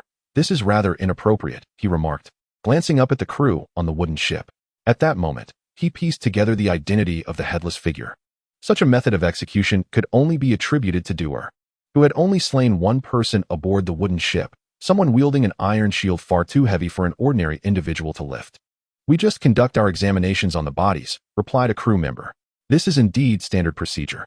Dewar was just doing the same on the iron ship. Everything was fine until he suddenly jumped up. "You ought to ponder why this individual seeks you out as soon as he leaps into action," Sue remarked with a smile. A sense of foreboding settled over Crisen as he lowered his gaze to the corpse, noticing a pronounced bulge at the waist, marked by a seam running through the center. Remarkably, it featured double eyelids. He inhaled sharply and prodded it with a dagger, extracting an eye. Wiping the sweat from his brow with his sleeve, Crisen inquired of Sue, "Is this thing suitable for disposal in the water? It should return whence it came. However, are you certain we should not set sail and wait for Tarosi to arrive?" This utterance stirred the others to action, prompting them to hasten their departure. After all, the iron vessel was already tethered to the wooden ship by steel cables, allowing them to simply tow it away. The iron ship had previously dropped anchor to assist in dragging the wooden vessel. Dewar proceeded to hoist the anchor, and the two ships advanced once more. Crisen, having suffered the most profound psychological shock, clenched his fists tightly, feeling the eye in his palm rotate ominously. "If I were to experience such a fate, perhaps Sue should mark me as well. Oh, my new deity, the old god, the merfolk king, the crimson god." Dewar fervently prostrated at the bow of the ship. "Please, Master Crisen, do not resort to such measures." The eye in Crisen's palm had only been revealed to a select few, who had kept it a secret. Those present who were aware of the eye's existence were all aboard the iron ship, while none on the wooden vessel were privy to it. "Sue, it is now just the 3 of us, Enlighten me on what exactly is transpiring, Crisen demanded. Have you harnessed the power of the frozen god? Sue countered. Crisen nodded, admitting, I was compelled to do so. No wonder I sensed you were unlike them. Sue chuckled. Doer's chaotic prayers abruptly ceased. Those who accept the power of the frozen god do so willingly. This is the first time I have heard of someone being coerced. Let us proceed to Riss. However, the relics of the frozen god can only be claimed by themselves. Do not harbor any hopes for rituals conducted by the red-robed monks or red-robed witches. Crisen nodded, appearing somewhat dazed. Sue chuckled lightly, remarking, I had forgotten that someone like you would not place faith in any exorcism rites. If the high priest can summon the crimson god, you may pose your inquiries to him. As for the others, do not take their words at face value, myself included. Indeed, this aligned with Crisen's experiences. Doer, reluctant to remain a third wheel, quietly retreated into the iron ship's cabin for inspection. Oh, by the way, I had a restless night. As something kept jabbing at me, Sue said, tossing a pouch of coins to Crisen. This is your gold. How delightful. I searched everywhere but dared not approach Sue, Crisen replied, noting that the mattress had been personally moved by him from his chamber to hers. Well, this is a gift for you, especially since you just saved my life. Crisen insisted. I have no use for money. As Crisen extended his hand, it felt as though an invisible force pushed it back, yet Sue had not even stirred. After enduring a series of relentless blows, Crisen felt a profound sense of calm within, even finding himself craving roasted chicken. Young master, come see this. A shrill scream akin to a pig being slaughtered suddenly echoed from the ship's cabin. The awkward atmosphere was finally shattered, prompting the two individuals on deck to rush into the cabin. Inside the modest space, half of it was cluttered with barrels of wine, while the other half prominently featured a wooden frame wrapped in straw matting, concealing a large object. Upon entering the cabin, the first thing that caught Doer's eye was this peculiar item. Fearing that his formidable black, curved dagger might damage the treasure within, he picked up an axe to unwrap it. As he began to peel back the layers, he initially mistook it for a gigantic, indescribable object made of black stone, which piqued his curiosity. It was only halfway through the unwrapping that he realized it appeared to be a squid head. Once the wooden frame was entirely dismantled, revealing the object in its entirety, Doer was equally astonished. Though he was illiterate, every sailor in the world is a master of tales, and before him lay a story he had heard before. He quickly called for Crisen and Sue, his voice and fingers trembling with excitement as he pointed at the object and exclaimed, Young master, this is the seat of the sea stone. Crisen could hardly believe his eyes, yet he could not deny the reality before him. It was an ancient throne, crafted from a hard, refined black stone. With the backrest intricately carved in the form of a giant squid, its tentacles entwining to form the armrests. Crisen and Doer had recently encountered this type of black stone on Dragonstone. It was a common building material in the ancient realm of Valyria. However, there existed a black stone even older than Valyrian creations. The origins of this stone remain a mystery, yet it can be found in various corners of the world. The seat of the sea stone had stood by the seashore since the first ancestors set foot on the Iron Islands. Its presence had profoundly impacted the ancestors, leading to the birth of the drowned god's faith under the influence of this throne. The Valyrian blackstone was dry, while the true seat of the sea stone possessed an oily texture. As Crisen removed his gloves, he touched the seat with his right hand, which bore the mark of magical eyes. It felt exquisitely smooth and lustrous. To ascertain that it was not merely patina, Crisen moved to the base of the horizontally positioned throne. The underside, in contact with the ground, exhibited the same oily quality as every part of it. This was real. Crisen felt his voice quiver with disbelief. Before the three of them stood the authentic seat of the sea stone, hailing from the smoky seas of the Iron Islands. This indicated that the iron vessel had returned from the depths of the post-apocalyptic smoky seas. Although over a century ago, a group of iron men claimed to have ventured deep into the Iron Sea to retrieve a tome chronicling the history of the Iron Islands. The condition of the book led most, aside from the Iron Men, to believe it was merely a copy pilfered from elsewhere. After all, if someone truly managed to return alive from the smoky seas, they would not have come back with merely a single book. However, this time was different. The seat of the sea stone before them belonged to House Greyjoy of Pike, prior to the sinking of the Iron Islands. When the 100 ships set sail, no one managed to persuade the patriarch of House Greyjoy to take it with him. There has never been a documented case of anyone emerging unscathed from the smoking sea, whether it be the Valyrian smoking sea or that of the Iron Islands. Those who inadvertently wandered into the smoking sea during a storm were often found either deranged or gravely afflicted by the grayscale. Yet, the Iron Men who had just crossed the line were clearly not of such a disposition. although the man with the magical eye on his waist was particularly outrageous. In an instant, Crisen felt a twinge of sympathy for them. They had braved the treacherous smoking sea to reclaim their most revered seat of the sea stone, even going so far as to beseech the powers of the frost god, only to return to their longed-for home, only to be ambushed by Crisen and his crew. However, this did not imply that Crisen held them in esteem. How reckless could one be? Would you wrestle with a precious oriental porcelain bowl worth a ton of gold clutched in your arms? The Ironmen would. They dared to sail with their most sacred relic while attempting to rob others. Was that not the epitome of misfortune? Burn all the squid flags on this ship. We need to keep this vessel, Crisen commanded. He regretted allowing to slaughter indiscriminately earlier. They should have spared at least one life, even if it meant resorting to torture to extract information. Now, they could only rely on nautical logs to infer what had transpired. When the headless man jumped down, Crisen had initially planned to transfer valuables from the ship and let the rest sink. That was no longer an option. This ship was now his sole conduit to uncovering the secrets of the smoking sea. He sensed that the entire affair was profoundly connected to the frost god, whether it involved the Iron Men, the Blackstone throne, or even the impending cataclysm in the smoking sea. However, the more pressing dilemma was how to deal with the Blackstone throne before him. Chapter 134, The Captain, Part 1. Sue, what do you think we should do with the seat of the sea stone? This matter is grave, and with so many voices. Crisen was reluctant to let more crew members become aware of it. Hey, let me have a word, interjected. In my opinion, we should just toss it. The Iron Men will pursue us endlessly. To outsiders, it's merely a piece of black stone, unsellable. Who would dare buy such a thing? The Iron Men would surely throw both buyer and seller into the sea to feed the sea monsters. Crisen nodded, saying, but if I return it, one tea that lead to my demise as well, then let us smash it. Exclaimed, I saw a steam-powered hammer in the smithy. It could flatten a 20-pound ingot with a single blow. Let us bring it over, connect it to the steam engine here, and crush it. If the Iron Men hold a knife to your throat and demand to know where the seat of the sea stone is hidden, will you simply say you smashed it and left a small, smooth piece for a footrest? Wouldn't that still lead to your death? That is true. The Iron Men's worship of the drowned god stands in stark contrast to the peaceful and benevolent faith in the Seven. In his beliefs, the deity Yenshin created the Iron people to engage in plunder and destruction, to forge a new heaven and earth through bloodshed, flames, and jubilant songs, thereby glorifying the name of Yenshin. They resolutely refrain from unnecessary quarrels over matters that can be resolved through action. Suddenly, I discerned the source of Leighton's cunning. Crisen sighed and remarked that his survival thus far was solely due to his unique knowledge of the true whereabouts of the Holy Sword. Shall we take a cue from this? Dewar inquired. Are you aware of any hidden treasures in this vast ocean? Taken aback, Dewar contemplated for a moment before responding. Although we have traversed various routes, we are merely sailors, not seasoned adventurers. I have not paid particular attention to uninhabited islands. However, I do know of one. Sue interjected after a prolonged silence. To the southwest of Riss, beneath the shallow waters, there lie coral reefs. The statue can be concealed among the rocks, rendering it invisible from the outside. Crisen concurred.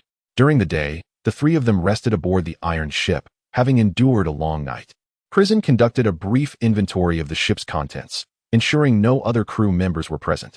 As dusk settled and the sea became tranquil, Crisen perused the navigation manual and, after some exploration during the day, had gained a rudimentary understanding of maneuvering the iron vessel. Do not let your brother join the first mate and the others. Let the three of us handle this. The fewer who know, the better, Crisen proposed to Dewar. I agree. That boy Maz was terrified by the fishmen. We should not bring him along, Dewar acquiesced. Crisen instructed Dewar to sever the steel cable connecting their ship, informing those aboard the wooden vessel that they would sail to a distant location to dispose of the stolen goods, and to anchor in place and wait for the iron ship's return. Crisen assessed the valuable items aboard, noting the presence of a steam engine, an air gun compressor, and air rifles. The ship even contained a significant amount of coal, which is as precious as silver by weight, potentially worth more than the steam engine itself if sold. Fearing a leak of information, he decided to first dispose of the sea stone location before dismantling the ship. The vessel was poorly constructed, and it would indeed be a marvel if it could navigate to the Iron Islands and back. Crisen estimated that the iron plates along the hull could be removed. A blacksmith would gladly accept such forged steel. There were also numerous documents aboard, including navigational logs and maps, which Crisen gathered into a briefcase. Before discovering the sea stone location, he had intended to transport the entire ship to Riss for dismantling. to prevent any skilled individuals aboard from inadvertently concealing a treasure map within the mattress. However, now he dared not bring the ship to the port of Riss and was left with no choice but to dismantle it on site. Although the sailors aboard the wooden ship were puzzled, they did not question further and allowed Crisen and the others to set sail. With the maps in hand, Crisen marked their current position and the intended destination, accelerating their journey. The power of the coal was indeed formidable. Within less than an hour, they beheld two small islands side by side ahead. This shall do, Sue. You mentioned these islands are made of coral? Indeed. The seabed is shallow. Let us sink to the bottom between the two islands. Crisen glanced at the map once more, only to find that the two islands were absent, indicating that the Iron Folk were unfamiliar with this region. Relieved, he observed that the vessel had already reached the space between the two small islands.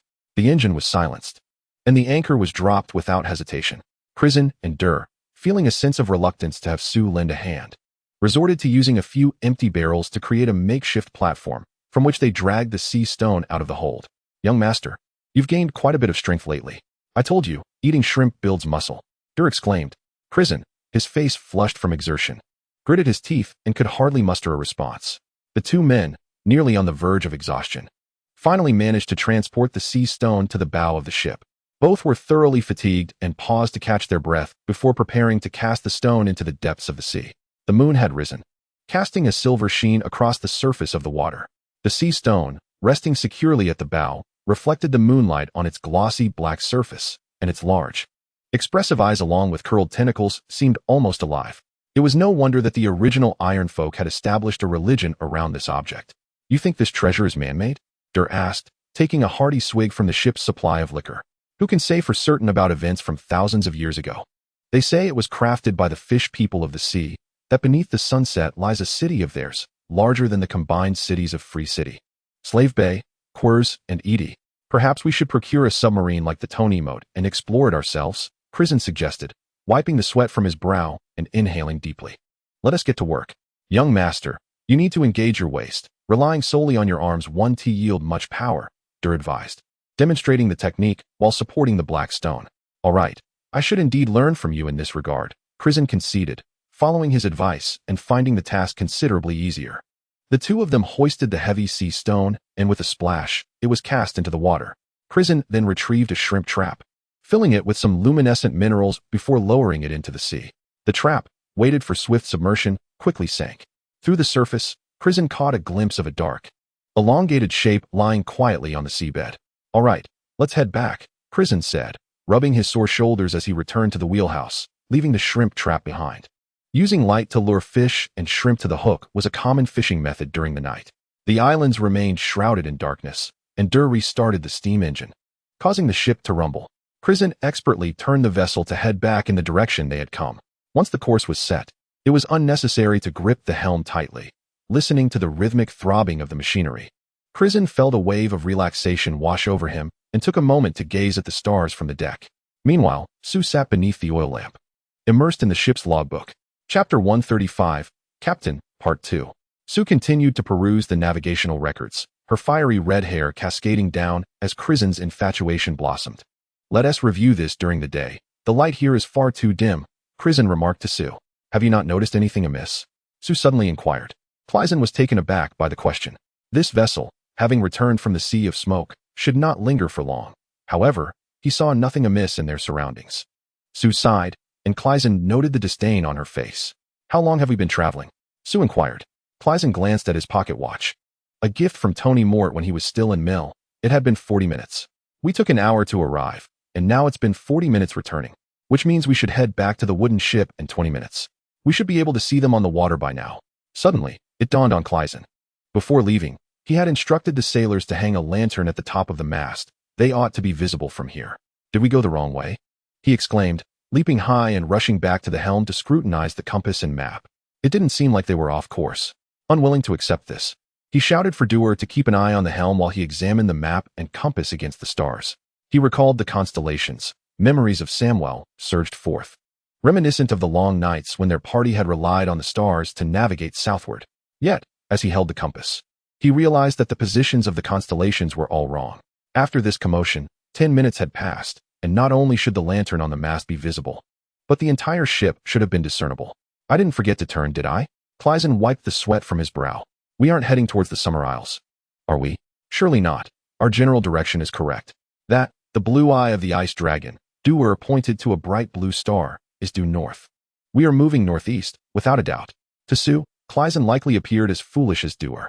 She closed the book in her hands and remarked, "We must have veered off course by 1,000 miles. The stars above indicate we are near Valyria." Clisen. Doer. What? Valyria? The Sea of Smoke? Before anyone could react, the ship grazed a rocky outcrop. A rock above the water signified a vast expanse of rocks beneath the surface. Clisen and Doer hurried below deck to halt the vessel. Something is definitely amiss. The sea we traversed was not this shallow. Clisen reached for the shrimp trap, only to discover the rope had snapped. "The ghosts are seeking vengeance," Doer said, her brow furrowed, gripping the curved blade hanging from her belt. "We killed over 20 of them. Their spirits must be here to cause us trouble." Clisen was at a loss. In both his lives, he had always been a sailor, never contemplating where the ship should head. "What shall we do?" he asked, knowing the sailors might have their own solutions. "Let me give it a try. The old sailor said this method works. Miss Sue, you mustn't watch." With that, Doer made her way to the aft deck. Clisen recalled what Lemon had said at the departure. Having women aboard brings misfortune. Although he knew that saying was likely unfounded, the current situation made him think of it. Then he observed that Doer's so-called solution was merely to circle the ship along the deck and urinate.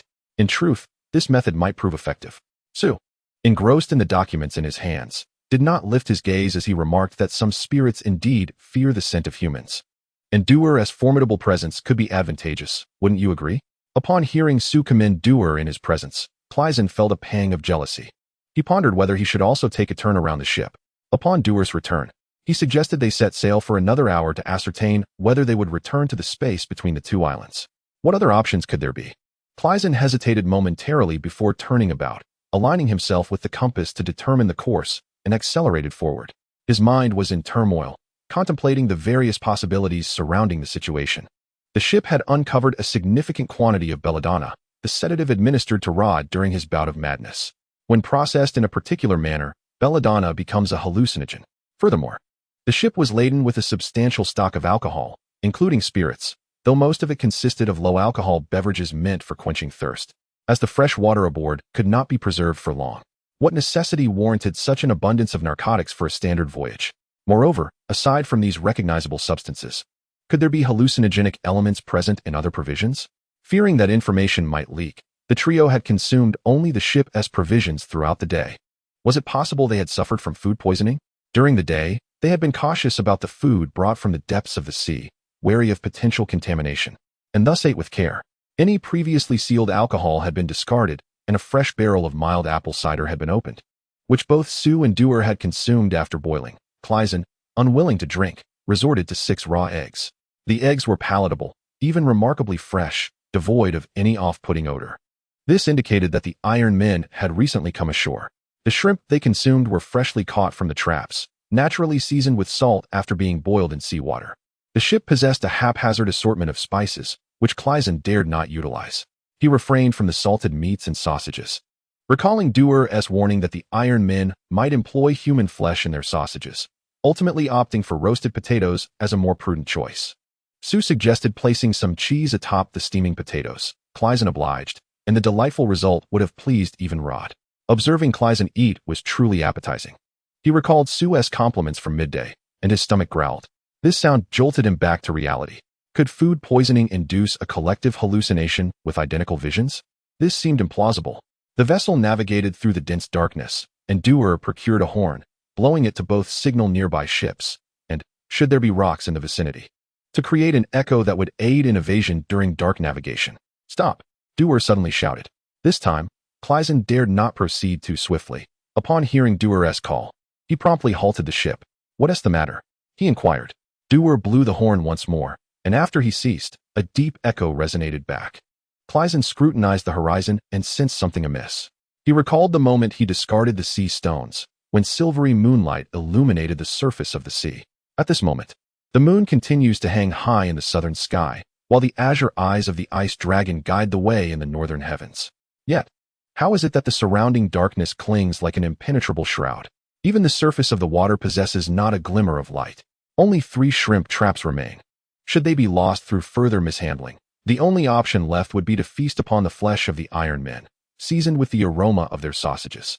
Crisen selected a sizable piece of luminescent ore, secured it with a rope, and cast it into the sea. Not a single ray of light penetrated the water's surface. Chapter 136. The Captain, Part 3. Crisen raised his gaze, peering toward the direction of the echo. His vision was remarkably keen, capable of discerning the stitches on others' garments from a distance of several meters. He recalled the two dark islands flanking the channel when he discarded the sea stone. In stark contrast, the cliffs ahead, which reflected the echoes, were utterly engulfed by the darkness. Such an atmosphere sent shivers down one's spine. Dur was indeed a peculiar character, and Sue was nearly the same. Crisen was uncertain if they felt any fear, though he himself was drenched in perspiration. A glance at his pocket watch revealed it was merely 10:30 in the evening. "Let us anchor the ship here," he proposed, "and wait until daylight to discern what has transpired." The other two concurred. They lowered the anchor, and the steam engine could be extinguished as well. Crisen recalled the tales of coal that would not extinguish. He ladled a bucket of seawater and swept the coal from the furnace into the iron container. A thick plume of smoke, redolent of the sea, billowed forth, with crystallized salt clinging to the bucket's walls, revealing a heap of silvery gray blocks that resembled heavily rusted silver. He pried a piece apart with a pair of tongs, and indeed, the coal was still smoldering. He returned the coal to the furnace, while Dur nearby nearly choked, tears welling in his eyes, and after a moment exclaimed, "I wondered why this furnace ignited so easily." Moreover, it had been extinguished all day, towed by the wooden ship. Yet when we needed to light it at night, the furnace was still warm. "Indeed, coal is the solid breath of a dragon," Sue remarked. "Its flames do not extinguish on their own, akin to wildfires and dragon's breath." "Is that so?" Dur, in his naive manner, replied, "I have encountered both coal and wildfires." "But do dragons still exist in this world? You have seen wildfires?" Sue inquired, bewildered. "At Junlin, crafted by Master Crisen," Dur proudly declared. "No wonder I sensed you were different from others." Sue turned to Crisen and asked, "Where did you learn that formula?" "The formula is, in truth, a widely known one. The key lies in the creation of that day by the god of cold." Crisen reminisced about the tempestuous day in Junlin City, feeling as though it were a lifetime ago. "Have you ever encountered that black viscous substance, as if alive, on rainy days, when idle?" Crisen recounted the tale of Junlin City to Sue. Finding it dull, Dur retreated to the depths of the cabin to sleep, soon snoring thunderously. Upon finishing the story, Sue offered no opinion. Crisen felt that this enigmatic woman had never shared any story of her own. Yet, he was at a loss as to how to broach the subject. Thus, he continued to converse about the long night and their present predicament. "Do you believe that everything is connected to the cold god?" Sue inquired. Crisen had lost track of time, having taken down 2 seagulls that landed on the deck, preparing a small barbecue for Sue. "Indeed, everything that has transpired in recent days. I drank the nightshade water that the Red God provided and dreamt of traversing to the north of the Great Wall, pursued relentlessly by the Night King at the ancestral Fist Peak. A talking raven rescued me," Crisen recounted, recalling the note that mentioned Sue's journey to the East Sea. "Have you ever been to the north?"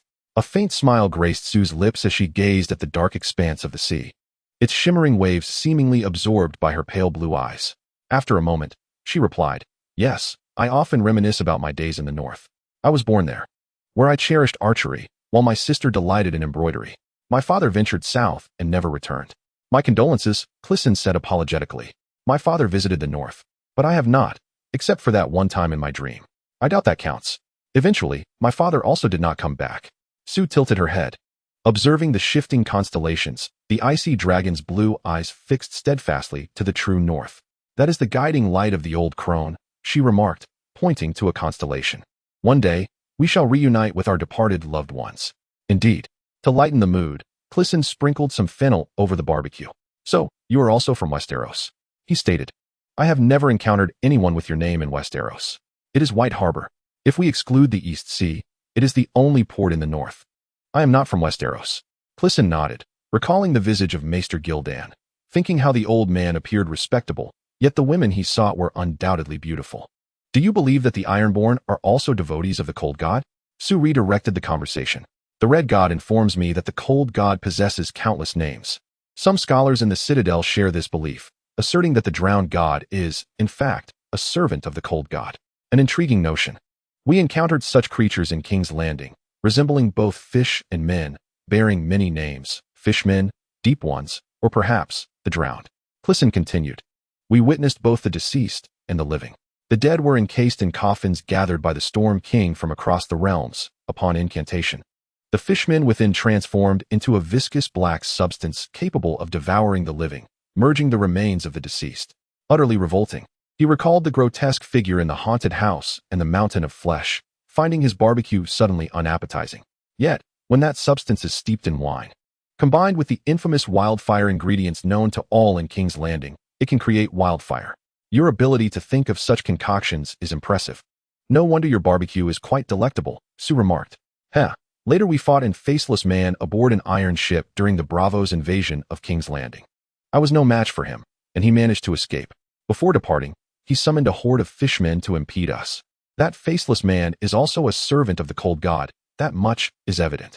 The individual accompanying the Storm King is, I suspect, the faceless man. This constitutes an entire chain of evidence. Upon hearing the term faceless man, Sue's expression hardened, yet she refrained from interrupting Crisen. As Crisen became increasingly animated, he continued, moreover, when we first entered King's Landing, we inadvertently stumbled upon a haunted mansion. This abode was constructed by a noble from the Summer Isles within King's Landing. Some months ago, during the winter, bizarre occurrences transpired there, resulting in the untimely demise of all its inhabitants, with no discernible cause. Upon our entrance, we discovered an alchemical circle on the hall's floor, identical to the one in the throne room. After aligning himself with the cold god, the Storm King's corporeal form transformed into a nebulous black mist, compelling him to assume a human shape solely within that alchemical circle.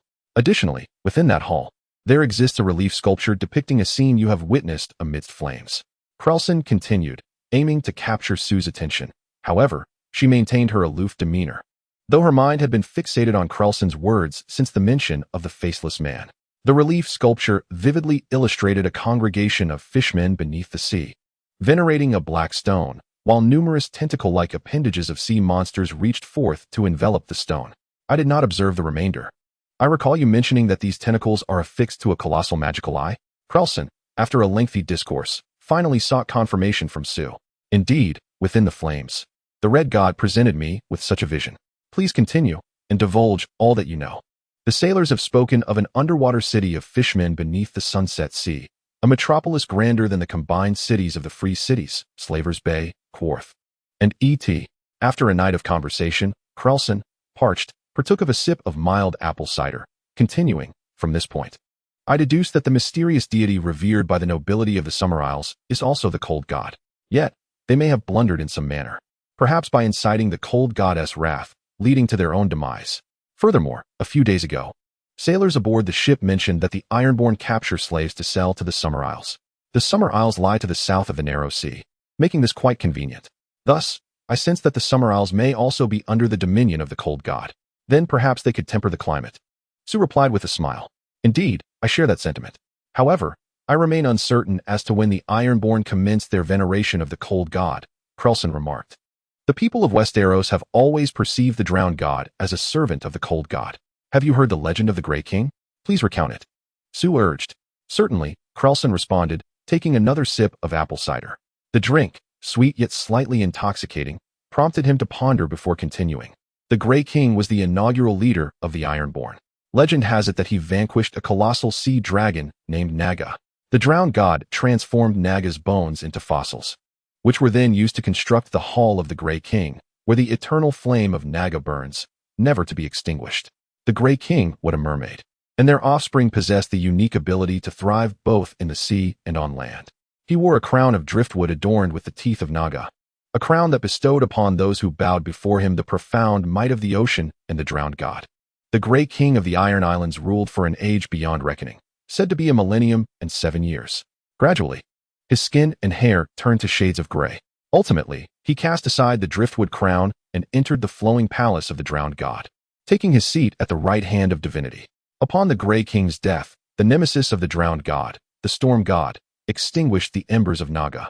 Scoundrels pilfered the thrones and tapestries, while the roofs and walls decayed, leaving only the skeletal remains of Naga, eternally commemorating the past glories of the Ironborn. Those bones stood on Pike Island even before the cataclysm that befell the Iron Islands. After the tale was told, a heavy silence enveloped the two. This story sounds familiar. I believe I have encountered many variations of it, remarked Sue. Indeed, We cannot ascertain the truth solely based on tales. However, the flowing palace and the city of the deep dwellers spoken of by sailors in the Sunset Sea bear a striking resemblance. Crisen nodded thoughtfully. The location aligns as well. West of the Iron Islands lies the Sunset Sea, Sue added. Furthermore, the offspring of the Grey King and the Mermaid indeed seem reminiscent of the deep dwellers. It is said that the deep dwellers are also immortal. Unless killed by external forces, they will live eternally. Crisen paused suddenly, recalling the term flowing garden, which his father had uttered in his dying moments. This should not be. Although their identities were peculiar, they did not resemble the Ironborn.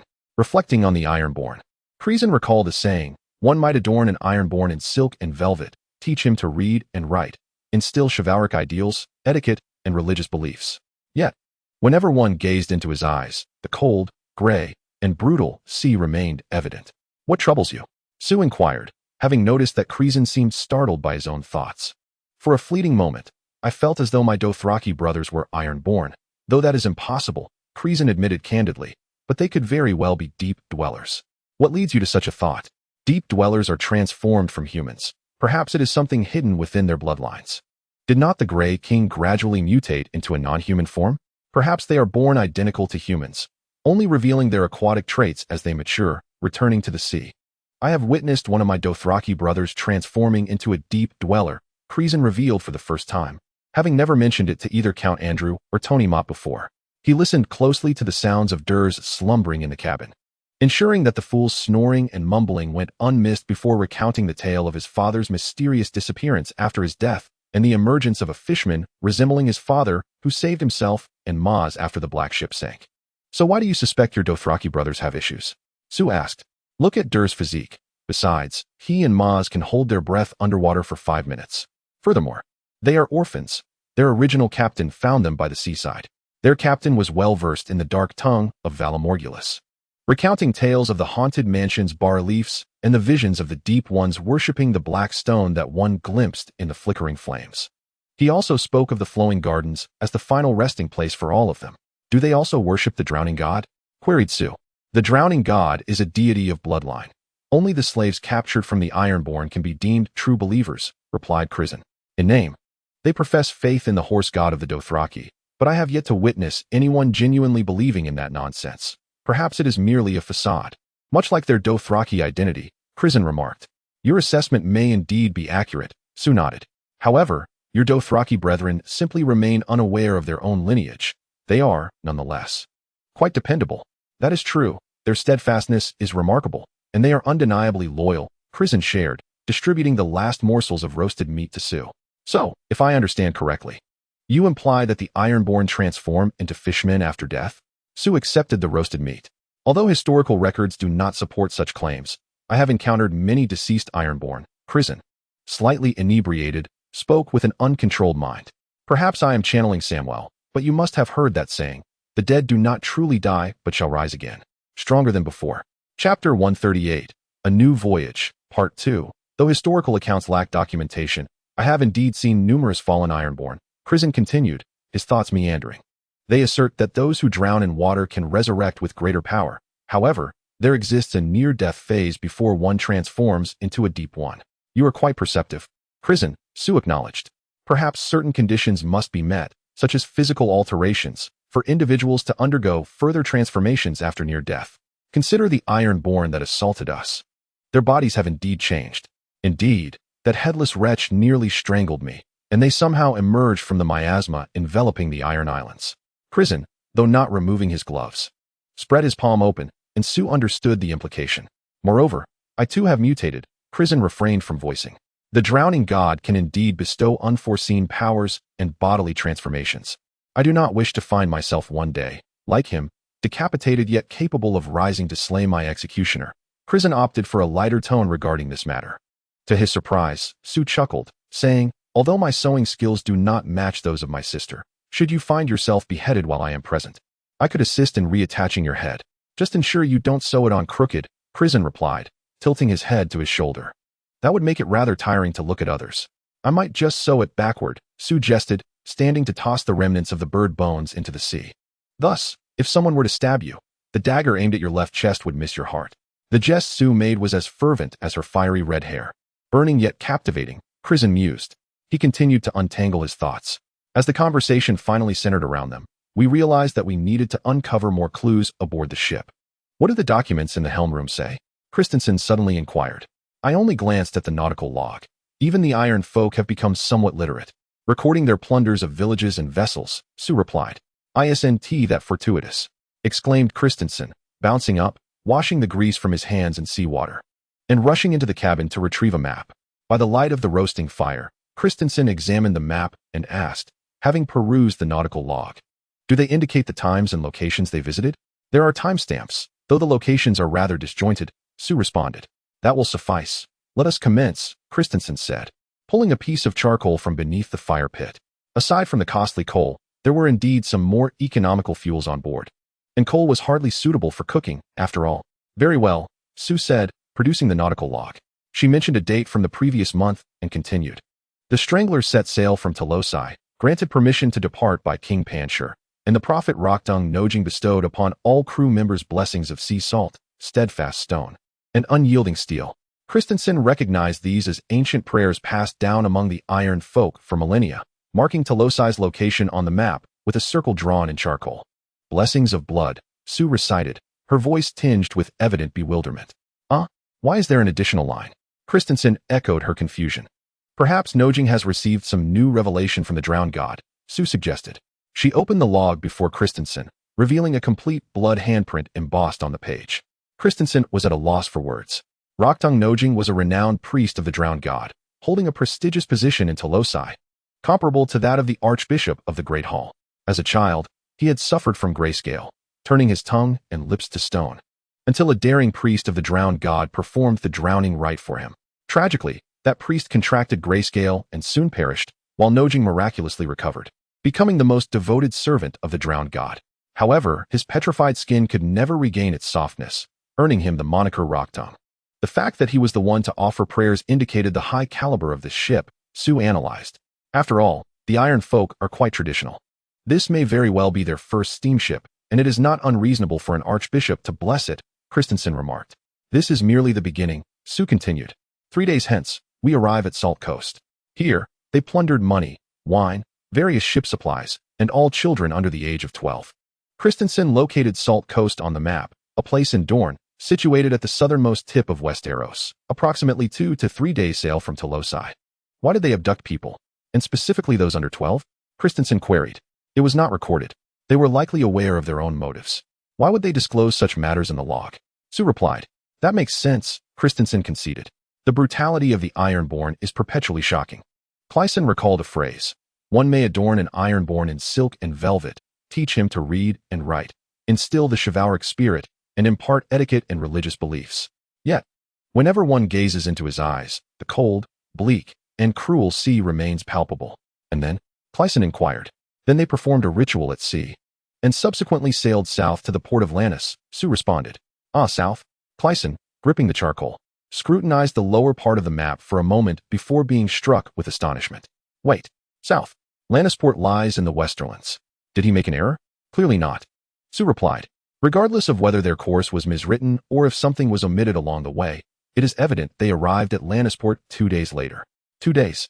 My lady, even with Tony Mott's airship, one could not traverse such a distance in that time. Clyson exclaimed. The ink used in this logbook is unique to the Ironborn, crafted from the ink of squids. This ink possesses the peculiar trait of being water-soluble immediately upon writing, dissolving upon contact with water, yet transforming into a water-resistant script after a month, shifting from pitch black to deep brown. Clyson leaned closer to examine the text within the nautical log. The entire booklet exuded a peculiar odor. To put it simply, it was foul. The script was indeed black on every page, corroborating the departure date of the Ironborn. Their entire journey transpired within a month. Clyson still found it hard to believe this fact. He dipped his hand into seawater, locating the inconsequential opening prayer on each page, and wiped it away. The ink gradually dissolved. Clyson looked puzzled at Sue, who mirrored his confusion. Chapter 139, A New Voyage, Part 3, Clyson gazed at Sue, both equally bewildered. It's thousands of miles from the Salt Coast to Lannisport, even under calm conditions. The fleets from Qingting Island and the Shield Islands would not have missed them.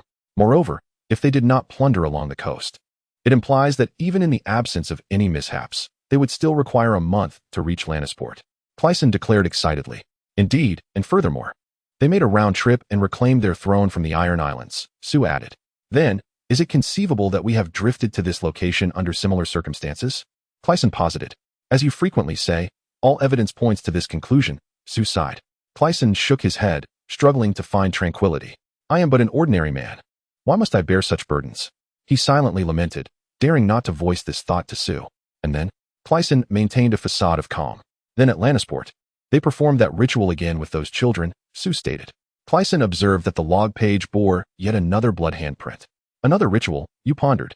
Is it the same one you mentioned earlier? The one from the Salt Coast? I cannot say. They merely referred to it as a ritual, Sue replied. They then ventured to the north, where they seized a few children along the stony coast. Sue continued speaking. Crisen, in a fit of frustration, tossed the charcoal back into the fire. He had anticipated a navigable route along the coast, but instead, he received only a handful of disjointed locations. It was hardly worth marking. Although one could not dismiss the possibility of omissions in the logs, these words gnawed at him, akin to a relentless torment. It was all in disarray, utterly chaotic, he muttered. The charcoal he hurled into the fire sparked, and Crisen glanced at the flames, yearning for the emergence of the old, unyielding red god. They had sacrificed all the children in Lannisport, then abducted new ones from the stony coast, ultimately offering them at the Iron Islands. All these locations lay to the west of Westeros, along the shores of the Sunset Sea. The stony coast was the northernmost, with the Iron Islands in between, and Lannisport to the south. This indicated a vessel's erratic dance among these disparate points. Crisen felt a throbbing at his temples, and the act of sacrificing children reminded him of Castor from before the Long Night, a memory belonging to Samwell.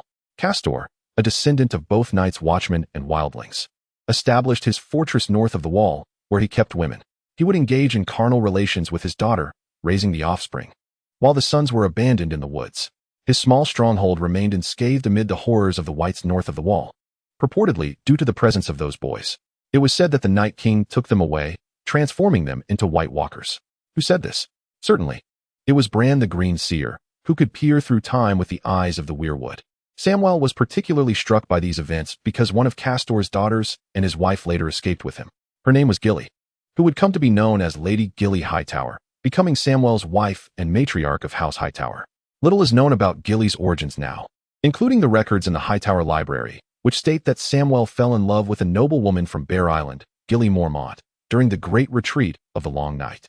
The Mormont family made significant contributions during that dark time, but was ultimately annihilated by the Night King. After the waters froze, the wights from the north crossed the sea, slaying all the remaining souls on Bear Island. Samwell concealed Gilly's identity under the Mormont name, granting the family a semblance of lineage. Moreover, with the Night's Watch disbanded upon the Wall's fall, Samwell's quest for a bride during the Long Night did not violate his oath.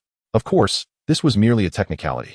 If it truly did not breach his vow, then what need was there for a name change? Samwell's secrecy was impeccable, apart from Crisen, who directly inherited Samwell's memories. It seemed no one else was privy to these secrets. Such matters are truly revolting, Crisen remarked. Indeed, the sacrifice of children is something even the Red God forbade. Sue replied. Ah, do you mean that the followers of the Red God once practiced blood sacrifice? Queried Crisen. Otherwise, how do you think Valyrian steel is forged? Replied Sue, rendering Crisen momentarily speechless. Tony Mort claims that swords are reforged every decade. Perhaps you should ask him if he has committed child murder. Oh, continue your tales about those Ironborn. Where did they go after leaving the Iron Islands? Sue remarked. I was quite astonished when I reviewed this log earlier, even regretting not having looked at it 10 minutes sooner. What is so serious? Crisen asked, perplexed. The ship returned directly from the Iron Islands. Not far from where we cast aside the stone throne, Sue explained. A sudden epiphany struck Crisen. Does that mean we killed a fair number of people on that ship? I did not kill anyone, Sue interjected coolly. All right. Doer killed a considerable number of people on the ship. Crisen hastily diverted blame. I, too, possess a magical eye like that headless one, and thus we met the conditions required for the ritual, crossing through a specific location. So, we inadvertently completed the ceremony by passing through from the other side of that location? Ah, it seems someone is calling me, Doer said, rubbing his eyes as he emerged, catching the scent of roasted meat. He then noticed the skewers, glistening with oil yet devoid of any food. Well, there's none for me, he grumbled. Brother, do not be angry. I can roast another for you, Crisen offered. Now that we've finally discussed serious matters, lend your thoughts to this as well, he added. Oh, so our previous conversation was not serious? Doer replied, plopping down beside the fire. No, it was quite serious with Miss Sue, Crisen insisted, his face flushed. He then recounted the details of the log to Doer, including part of his prior analysis on the Ironborn. The conjecture about him and Maz turning into fish remained unspoken between Crisen and Sue. Is that all there is to it? Doer exclaimed in frustration. That can't be right. If we head north, we encounter rocks, and if we retreat south, we face cliffs. This indicates that the starting point has shifted as we attempt to return. Chapter 140. The Cursed Sea, Part 1. The hounds caught his scent and began to howl wildly. They sought to rend my throat or devour the chicken hidden within my cloak. Retracing my steps, I passed by the chapel. A woman dashed past, laughing breathlessly, pursued relentlessly by a bald knight. The man stumbled repeatedly, until the woman had no choice but to turn back and assist him. I ought to sneak into the chapel and pray to the seven to make that knight my first opponent, Crisen mused, though he recognized such an act would be sacrilegious. I was in dire need of a restroom, not a prayer. Nearby stood a thicket of low trees, adjacent to a set of white stone steps, perfectly suited to my needs. As I groped my way behind the thicket, a door opened above me. Crisen heard footsteps on the stairs, the sound of boots scraping against the rock. The bitter steel does not arrive, which is truly a great dampener. Damn the bitter steel, a familiar voice insists. Bastards are all unreliable, and he is no exception. Once he wins a few battles, he will hurriedly come rushing over. My Lord Peak. Crisen holds his breath, stifling his urge to relieve himself. The term victory is easy to utter, but achieving it is a different matter altogether. This voice is deeper than Peak's, rolling forth like thunder, edged with sharp anger. The old fellow, Milkblood, had initially hoped that the child would bring it, and others shared this belief. Mere flattery and personal charisma cannot compensate for this deficit. A single mighty dragon would suffice. The prince firmly believes that the dragon egg will hatch. He has dreamt of it, just as he once dreamt of the demise of his brothers. A living dragon will secure for us all the military strength we require. Dragons are one thing, dreams another. I assure you, Bloodcrow would not indulge in idle fantasies. What we need are warriors, not dreamers. Is he truly the tiger's son and no dogs? You need only to attend to your own duties. I have my plans. Once we seize the wealth of Bartwell and the troops of the Fry family, Herrenberg will naturally join us, followed by the Brecken family. Oso knows he cannot withstand this. The two men drifted further apart, their voices fading away. Crisen continued to relieve himself. He shook off the residue and fastened his trousers. The tiger's son and no dogs, he muttered. Who were they speaking of? The son of Fireball? As he emerged from the stairs, the two nobles had already reached the other end of the venue. He almost called out to them, urging them to reveal their faces, but thought better of it. Alone, unarmed, and quite possibly more than half drunk. He stood there frowning for a moment before returning to the hall. In the hall, the last course had been served, and a playful performance was underway. One of Lord Frey's daughters played two hearts beating as one on the harp, though her rendition was rather poor. Jugglers tossed flaming torches to each other, and after a few rounds, one performed a somersault. Lord Frey's nephew began singing The Bear and the Beauty, while Lord Kilbeepim kept rhythm on the table with a wooden spoon. Others soon joined in, until the entire hall resonated with a raucous chorus. This bear, bear, bear, all black and brown, covered in fluff. Lord Caswell had drunk himself into oblivion, burying his face in a puddle of red wine on the table, while Lady Vivel wept, though no one could precisely discern the source of her sorrow. Meanwhile, everyone indulged in copious amounts of red wine. The rich, robust Qingting Island red had made its exit, replaced by local fine wine, or so claimed the violinist. To be frank, Crisen could not discern the difference between the two. There were also sweet wines, concocted with wine and spices, of which he sampled a glass. Perhaps it would be a year before he had the chance to drink again. The other hired knights, being good companions, spoke of the women they knew. Crisen found himself pondering where Tanshili might be tonight. He knew that Lady Rohani would be sleeping in the cold moat castle, beside Lord Eustace, who would be snoring away. Thus, he tried to push her from his thoughts. Did they ever think of me? He wondered. His melancholic thoughts were abruptly interrupted as a throng of flamboyantly adorned dwarfs surged forth from the belly of a wheeled wooden pig, chasing Lord Bartwell's jester around the table, hurling inflated pig bladders at him, each impact eliciting a raucous sound. This was the most amusing spectacle that Crisen had witnessed in years, and he joined in the laughter with the others. Lord Frey's son was so captivated by the comical antics that he joined in, wielding a pig bladder borrowed from the dwarfs to strike at the guests. The child's laughter was the most exasperating sound Crisen had ever heard, a sharp, hiccup-like cackle that made him want to spank the boy or toss him down a well. If he struck me with that pig bladder, I might be inclined to do just that. It was he who facilitated this marriage. When the cheeky lad with no chin dashed past him grinning, Lord Maynard remarked, "What do you mean by that?" The fiddler raised his empty wine glass, prompting a passing servant to refill it. Lord Maynard cast a glance at the dais where the bride was feeding cherries to the groom. The Count was not the first to spread butter on that little biscuit. Rumor had it that the bride had long been sullied by a kitchen scullion back in Riverrun. She would often sneak into the kitchen to rendezvous with him. Alas, one fateful night, she was caught. Her pursuer, upon witnessing the scene, let out a shriek. The cook and guards rushed in, discovering the lady and the lad busily working on a marble slab, both covered in flour from head to toe, as if it were their name day. This cannot be true. Clissen pondered. Lord Bartwell possessed vast estates and immense wealth. How could he marry a girl already tainted by a kitchen boy, and offer his dragon eggs as prizes for the contest? The Fry family at the ferry crossing was no nobler than the Bartwell family. Their cash cow was a bridge, not a dairy cow. That was the only distinction. Nobility. Who could truly comprehend them? As Clissen munched on nuts, he ruminated over the words he had overheard while relieving himself. Drunken Clissen, what do you suppose you heard? He took another sip of sweet wine, finding the first glass delightful. Then, crossing his arms, he rested his head upon them and closed his eyes for a brief moment, as the surrounding smoke was indeed irritating to his sight. When he opened his eyes once more, half of the wedding guests had risen, shouting with thunderous roars, causing Clissen to awaken from a beautiful dream concerning Tansy and the Red Widow. The clamoring echoed all around. Clissen sat up straight, rubbing his eyes. Chapter 141. The Mad Seas. Part 2. Clissen experienced an utterly peculiar sensation, as though he had encountered all of this before. "I have dreamt of you," he said. "But my dreams differ from yours, Lord Clissen. Mine shall come to fruition." "You have dreamt of me?" he inquired, his voice heavy with intoxication. "What manner of dream?" The fiddler replied, "I dreamt that you were clad entirely in pure white, a pale long cloak cascading from your broad shoulders. You are a valiant knight, a noble gentleman, a sworn brother of the King's Guard, the most illustrious knight across the 7 kingdoms. Your singular mission is to protect, serve, and delight your king." He placed a hand upon Clissen's shoulder.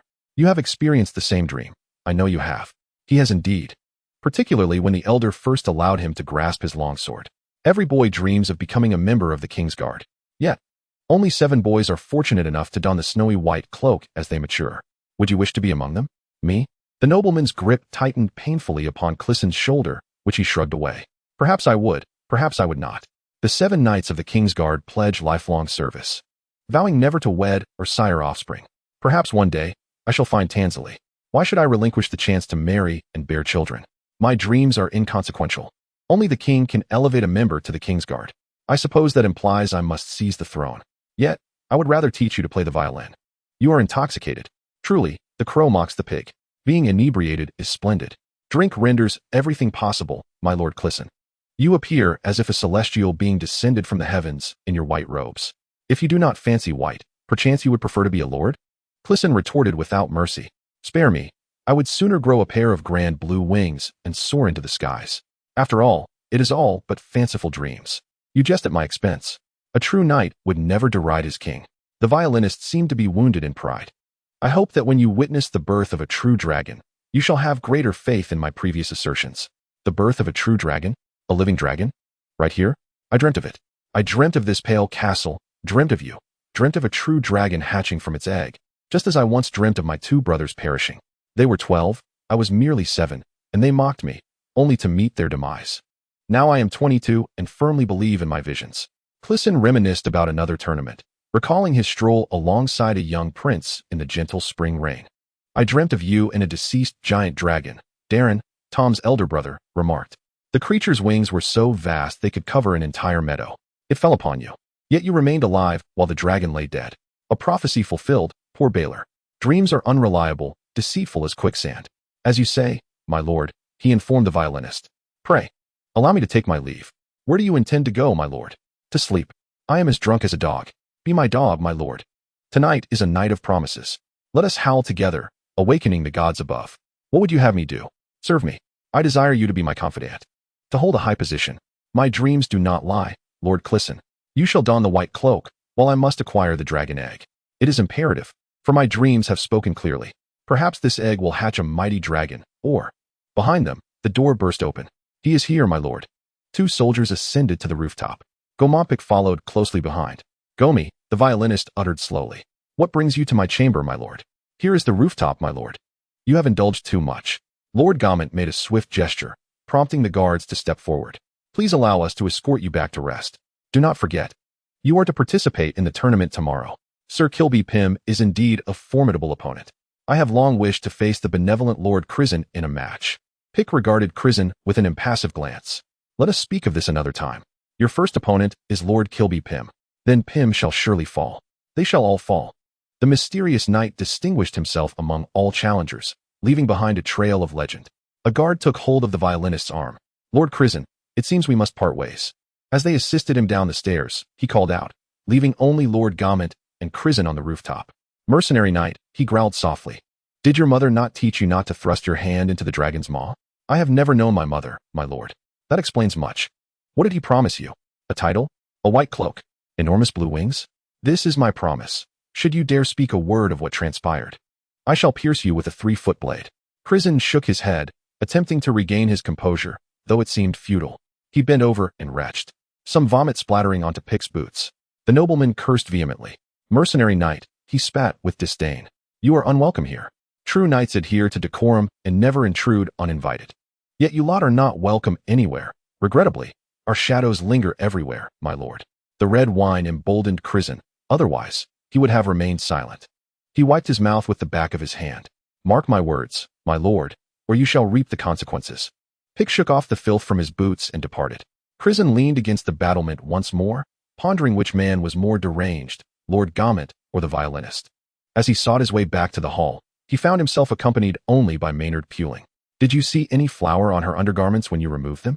He inquired with keen interest. Crisen shook his head and poured himself another glass of red wine, concluding that he had had enough.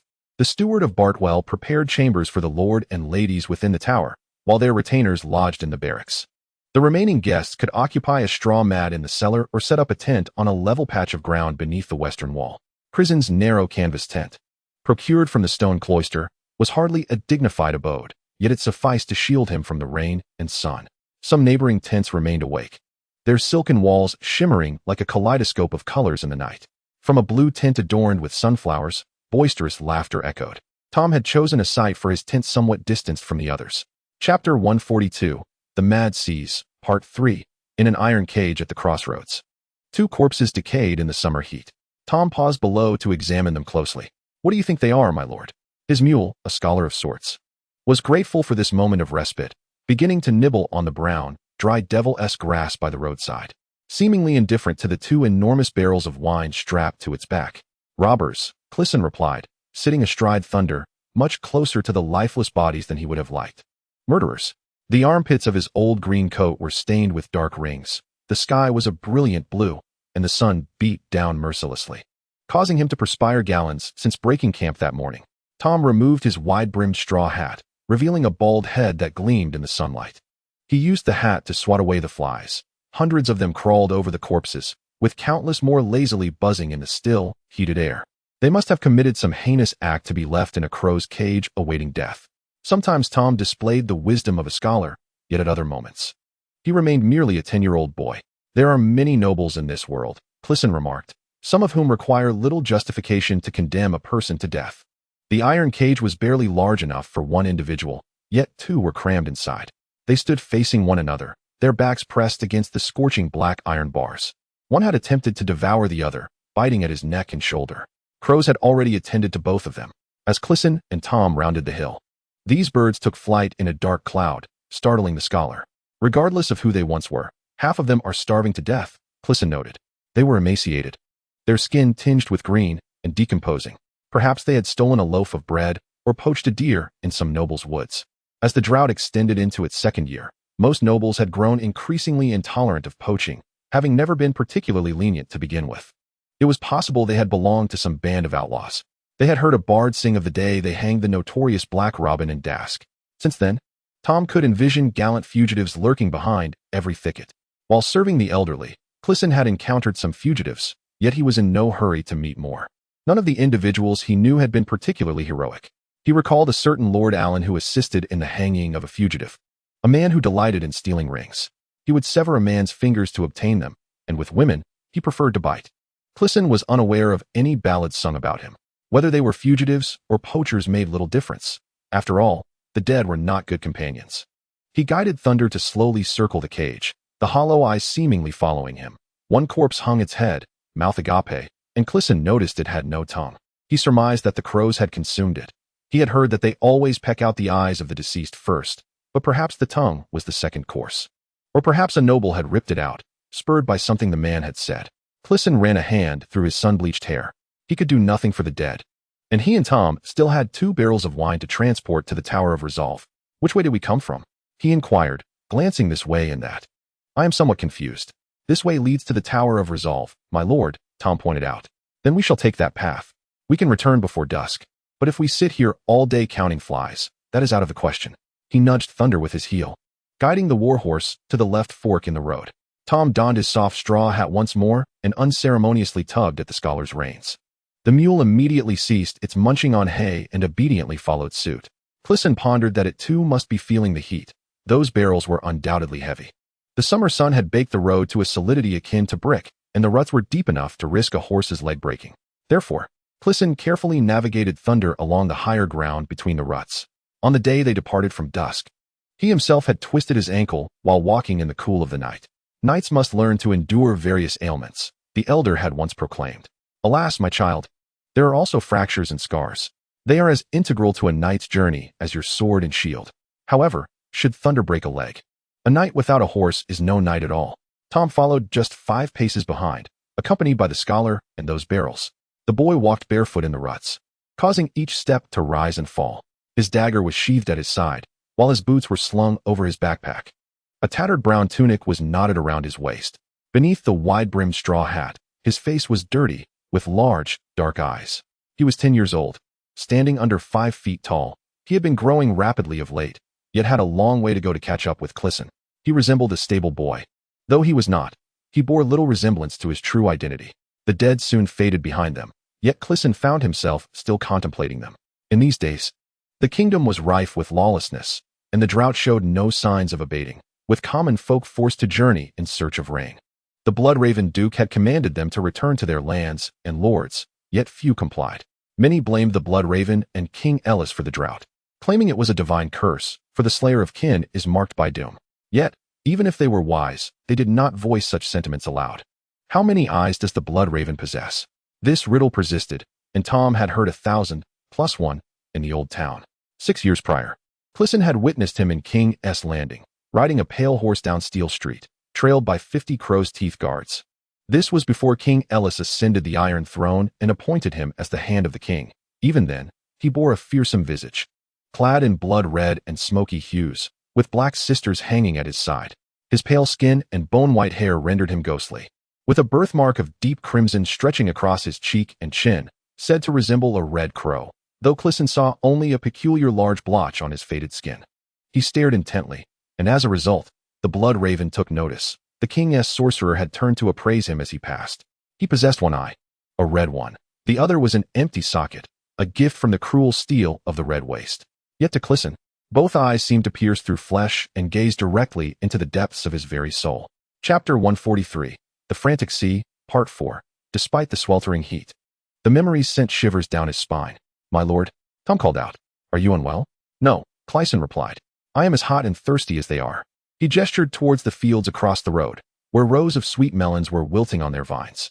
The roadside pigweed and the stubborn devil's grass still thrived. Yet the crops lagged far behind in their vitality. Clisson understood well how the melons felt. Lord Eland had once remarked that no hired knight ever suffered from thirst, as long as he possessed a helmet to catch the rainwater. Rainwater is the finest drink in the world, my child, he would say. However, the old man had never encountered a summer such as this. Clisson had left his helmet at the Tower of Resolve, for wearing it would be too hot and cumbersome, and there was little precious rainwater to collect.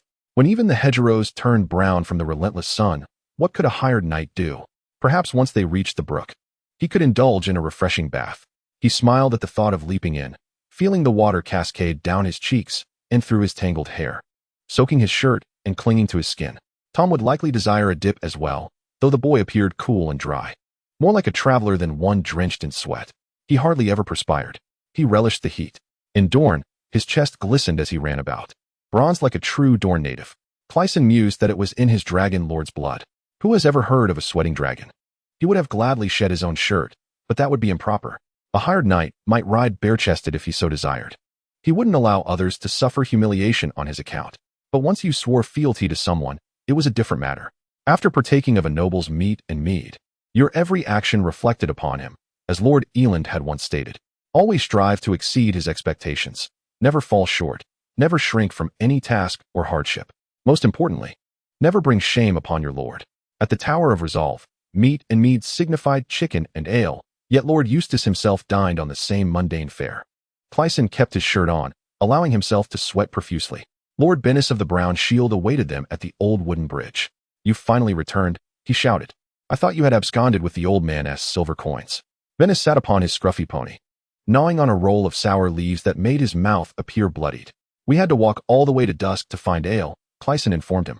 "The Sea Creature clan looted Little Dusk, taking away treasures and women, and half of what they left was burned." "That demon Greyjoy wants to be hanged," Bennis remarked. "Alas, who can hang him? Did you see old Pate the Perv? They told us he was dead. They killed him while he tried to prevent the Ironborn from taking his daughter." "By the gods," Bennis turned away and spat. "I saw that daughter once. If you ask me, dying for her is hardly worth it. The foolish Peter still owes me half a silver coin." The Brown Knight appeared just as he did when we last saw him. Worse still, he smelled the same. He wore the same attire every day, brown riding trousers, an unshaped coarse tunic, and horsehide boots. When clad in armor, he draped a loose brown cloak over his rusted breastplate. His sword belt was a piece of rawhide, and his battered visage might have been fashioned from the same material. His head resembled the withered melons we passed, and even his teeth were brown, stained with the remnants of the sour leaves he so enjoyed chewing. Amidst this sea of brown, his eyes stood out. They were a pale green, squinting, small, and close-set, glinting with a malicious sparkle. He discovered only 2 barrels. "The wasteful lord demands 4. Finding 2 would be fortunate," Crisen remarked. "Green Pavilion Island is similarly afflicted by drought. We have heard that the grapes are shriveling on the vine, and the Ironborn are pillaging at sea."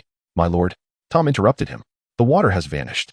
Previously, Crisen had been wholly focused on bannies, neglecting to notice that beneath the warped planks of the bridge, only sand and stones remained.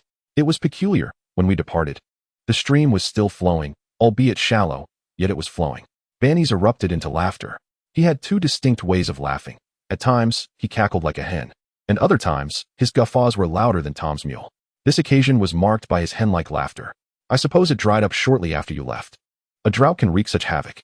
Crisen was greatly disheartened. "Now I cannot even take a bath." He dismounted his horse. "What will become of the crops? Half of the wells in this region have run dry, and all the rivers are but trickles, even the Blackwater and Mander rivers. Water," Bannies asserted, "is a wretched thing. I once drank a bit and fell ill as a dog. Ale is far superior. Not so for oats. Barley, carrots, onions, cabbage, each requires water. Even grapes need it." Crisen shook his head. "How can it dry up so swiftly? We have only been gone 6 days. There was little water to begin with, Crisen. The stream I once made with a mere urination was larger than this." "Not Crisen," he replied. "I told you." He wondered why he bothered. Bannies was a man of unpleasant speech, deriving amusement from mockery. "I am called Tall Crisen, my lord." "Who calls you that?" "That bald-headed fool of yours." He glanced at Tom, unleashing his hen-like laugh. "You are taller than when you assisted Paniki, but I still think Crisen suits you best." After rubbing the back of his neck, Crisen glared down at the rocks. "What shall we do?" "Take the ale home. Then inform the wasteful lord that his stream has dried up. The well at the Steadfast Tower is still operational. He shall not suffer thirst. Do not call him wasteful. Crisen holds that old knight in esteem. You sleep beneath his roof. Show him some respect." "Your respect suffices for both of us, Crisen," Bannies replied. "I shall call him as I please." As Clyson ascended the bridge, the silver-gray planks groaned heavily beneath him. He furrowed his brow and peered down at the sand and stones below. He observed several small brown puddles glinting between the rocks, no larger than his palm. "Dead fish. Here and there, do you see them?"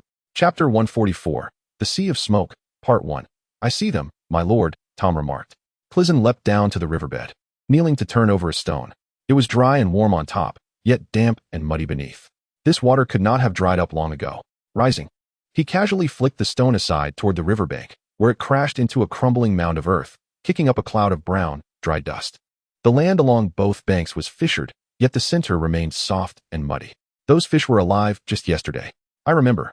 Paniki once called you fool, Clyson." Lord Bannies spat a roll of sour leaves onto the rocks, where it glistened with a sticky red sheen in the sunlight. Fools should not strain their minds. Their brains are too dreadfully thick for such endeavors. Fool Crisen, with a head as solid as a city wall. When Elander spoke these words, they were delivered with kindness. He was a gentle man, even when cursing. Yet, in the mouth of the brown shield bannies, these words took on a different flavor. Elander had been dead for 2 years, Crisen remarked, and I am now known as Tall Crisen. The temptation to smash my fist into the face of the brown knight and shatter those reddened, rotten teeth is immense. Though bannies may not be easily provoked. Crisen stood 1.5 feet taller and outweighed him by 4 stone. He may be a fool, but he possesses a formidable physique. At times, it seemed he might bang his head against the doorframes of half of Westeros, let alone every beam in every inn from Dorne to the neck. Tom's brother, Iman, had measured him in Old Town, discovering he was just an inch shy of 7 feet, but that was half a year ago. He may have grown since then. The only thing Crisen excelled at was growing taller, as the old man used to say. He returned to Thunder and mounted once more. Tom, fetch the wine and return to Stronghold. I wish to ascertain what has transpired with this water. Streams run dry. It happens. Banny stated. I merely wish to take a look. Just as you would peer beneath that stone. You ought not to disturb stones, fool. You never know what might crawl out. At Stronghold, we have managed to secure ourselves a fine straw mattress, and the days when we can eat eggs outweigh those when we cannot. Aside from listening to the tiresome Lord prattle on about his past glories, I said, it is just as well. The stream is dry. That is the matter of it. Crisen's obstinacy was unparalleled. Lord Eustace awaits his wine, he informed Tom. Tell him where I have gone. I shall, my lord. Tom tugged at the scholar's reins. The mule's ears twitched momentarily before it resumed its pace. It sought to rid itself of the wine barrel on its back, and Crisen could not fault it. The stream flowed toward the northeast. Thus he directed Thunder southwest. When bannies caught up with him, he had scarcely ventured a few paces. I ought to keep an eye on you, lest you meet a dire fate, he remarked, popping a sour leaf into his mouth. Beyond that cluster of sand willows, the entire right bank seemed to be ensnared by spiders. I shall remain on our side. Crisen seeks to avoid any trouble with that lady from Cold Hollow Keep. In the steadfast tower, one would hear numerous ill tales about her, known as the Red Widow, for the husbands she buried in the earth. Old Hunchback Sam declared her a witch, a purveyor of poison, and even worse. 2 years prior, she had dispatched her knights across the river to capture an Osprey man for the theft of sheep. When our lord rode to Cold Hollow to demand the return of his man, he was directed to the bottom of the moat, as Sam recounted. She had already sewn the poor Dake into a sack of stones to sink him. Subsequently, Lord Eustace took bannies under his wing to prevent those spiders from encroaching upon his territory. Thunder rumbled beneath the scorching sun, maintaining a slow and steady pace. While the sky loomed relentlessly blue, devoid of a single cloud, the brook wound its way between small hills and neglected willows, traversing the barren brown ridges and fields of dying grain. After riding upstream for an hour from the bridge, they found themselves traversing a small expanse adjacent to the forest of what woods belonging to the Osprey family. From a distance, the verdant patch appeared alluring, filling Crisen's mind with visions of shaded valleys and babbling brooks. Yet upon reaching the woods, they discovered the trees were thin and uneven, their branches drooping. Some grand oaks were shedding their leaves, and half of the pines had turned a brown akin to bannies, with dead needles encircling the trunks. It grows increasingly dire. Crisen pondered. Just a spark, and it would ignite like tinder. However, at that moment, the underbrush along the banks of the Chaika River remained thick with bramble, nettles, and clusters of white stone fruit and young willows. They did not navigate through the thicket, but instead crossed the dry riverbed to the side of Cold Hollow Keep, where the trees had all been felled to create pastureland. Amidst the scorched brown grasses and wilting wildflowers, a few black-nosed sheep grazed. I never knew there was a creature more foolish than a sheep, bannies quipped. Fool, consider if they might be your kin. Crisen remained silent while bannies chuckled with his characteristic clucking laugh. Continuing southward for half a league, they encountered the dam. It was not as grand as such structures typically are, yet it appeared sturdy. 2 solid wooden beams had been thrown across the banks to block the flow of the stream, the trunks still bearing their bark. The space between was filled with packed earth and stones. Behind the dam, water flowed over the banks, leaking into a channel previously excavated in Lady Wybo's field. Crisen rose in his stirrups for a clearer view. The sun's reflection on the water revealed the existence of over 20 small waterways radiating in all directions, akin to a spider's web. They are pilfering our brook, he fumed, particularly incensed when he realized those trees had undoubtedly been felled from what woods. Look at the havoc you have wrought, fool, bannies remarked. He stubbornly refuses to acknowledge the demise of the stream. Initially, it may have been a matter of water, but it will ultimately culminate in bloodshed. The most probable outcome involves you and me. The Brown Knight unsheathed his sword. Well, there is little use in discussing it now. Those accursed diggers remain, and it is prudent that we instill in them a sense of fear. He spurred his horse, charging forth from the thicket. Crisen, having no choice, followed suit. Lord Alan's long sword rose and fell at his side, a fine piece of straight steel. Chapter 145. The Sea of Smoke. Part 2. If those diggers possessed even a modicum of intelligence, they would flee. The thunderous hooves of the horses churned up countless clods of earth. Upon seeing the approaching knights, one individual dropped his iron spade. But that was the extent of their reaction. There were more than 20 diggers, varying in height and age, all sunburnt to a deep brown, as Banny slowed his pace. They formed a ragged line, gripping their shovels and hoes tightly. "This is the territory of Cold Hollow Keep," one shouted. "And that is a stream belonging to House Osprey." Bannies gestured with his longsword. "Who constructed that damn dam?" "It was the work of Bachelor Sarek," replied a young digger. "No," insisted an older man. "That young whippersnapper merely pointed and directed what needed to be done, but it was us who built it." "Then you damned well ought to tear it down." The diggers wore expressions of grim defiance, one wiping the sweat from his brow with the back of his hand. Silence enveloped them. "Are you all deaf?" Bannies demanded. "Must I sever a couple of ears to get through to you? Who's first?" "This is the territory of House Vibur," spoke an older digger, thin and hunched yet stubborn. "You have no right to be here. If you attempt to cut off any ears, Our Lady will have you stuffed into a sack and drowned." Bannies rode closer. "I see no lady here, only boastful farmers," he said, prodding the digger's brown chest with the tip of his sword, just enough to draw a drop of blood. "You have gone too far. Withdraw your sword," Crisen warned him. "This is not his fault. The bachelor commanded them to do this." "It is for the crops, my lord." A digger with large ears spoke up. "The bachelor said the wheat is at stake. The pear trees too." "Very well, either those pear trees perish, or you shall meet your end." "Your words do not frighten us," the elder replied. "Do not frighten you?" Bannies' long sword sliced through the old man's cheek with a shrill whistle from ear to chin. "I say, either the pear trees die, or you do." The blood of the digger flowed, staining one side of his face crimson. He should not have done that. Crisen struggled to suppress his anger. For Bannies stood resolutely on this matter. "Leave this place," he shouted at the diggers. "Return to your lady's castle." "Run," Bannies urged. 3 of them abandoned their tools and did just that, sprinting through the thicket. However, another sunbaked, muscular individual raised his hoe and declared, "They are but 2 Joes." "Only a fool would wield a shovel and a sword," the old man remarked, his hands covering his face as blood dripped through his fingers. "This matter cannot simply conclude here. Do not presume it can. One more word, and I may just provide you with a resolution. We did not intend to harm you," Crisen stated, addressing the old man's bloodied visage. "We merely seek our water. Relay this to your lady." "Oh, we shall inform her, my lord," the burly man assured, still clutching his hoe. "Indeed, we shall." On their way home, they took a shortcut through the heart of the Watt woods, grateful for the small patches of shade the trees offered. Yet, the heat remained oppressive. By rights, deer ought to have inhabited the forest. But the only living creatures they encountered were flies. As Crisen rode, they buzzed around his face, crawling incessantly around Raymond's eyes, incessantly bothering the warhorse. The air hung stagnant and stifling. In Dorne, at least the days were arid, while the nights grew cold enough to compel one to shiver beneath a cloak. In the Riverlands, the nights afforded little respite from the day's heat, even in such a northern clime. Crisen swiftly ducked to evade an extending branch, simultaneously plucking a leaf, which crumbled in his fingers like ancient parchment. "There is no need to slay that man," he advised Bannies. "It would merely be a scratch on his jawline to teach him to restrain his tongue. I ought to have severed his wretched throat. But then he would flee like a rabbit, forcing us to pursue them with horse hoofs." "Do you wish to kill 20 men?" Crisen queried, skepticism evident in his tone. 22. 2 more than the total of your fingers and toes, you fool. You must eliminate them all, otherwise, they will escape and spread word of our actions." They navigated around a pitfall. "We ought to have informed the useless lord that the drought has dried up his meager stream." "It is Lord Eustace."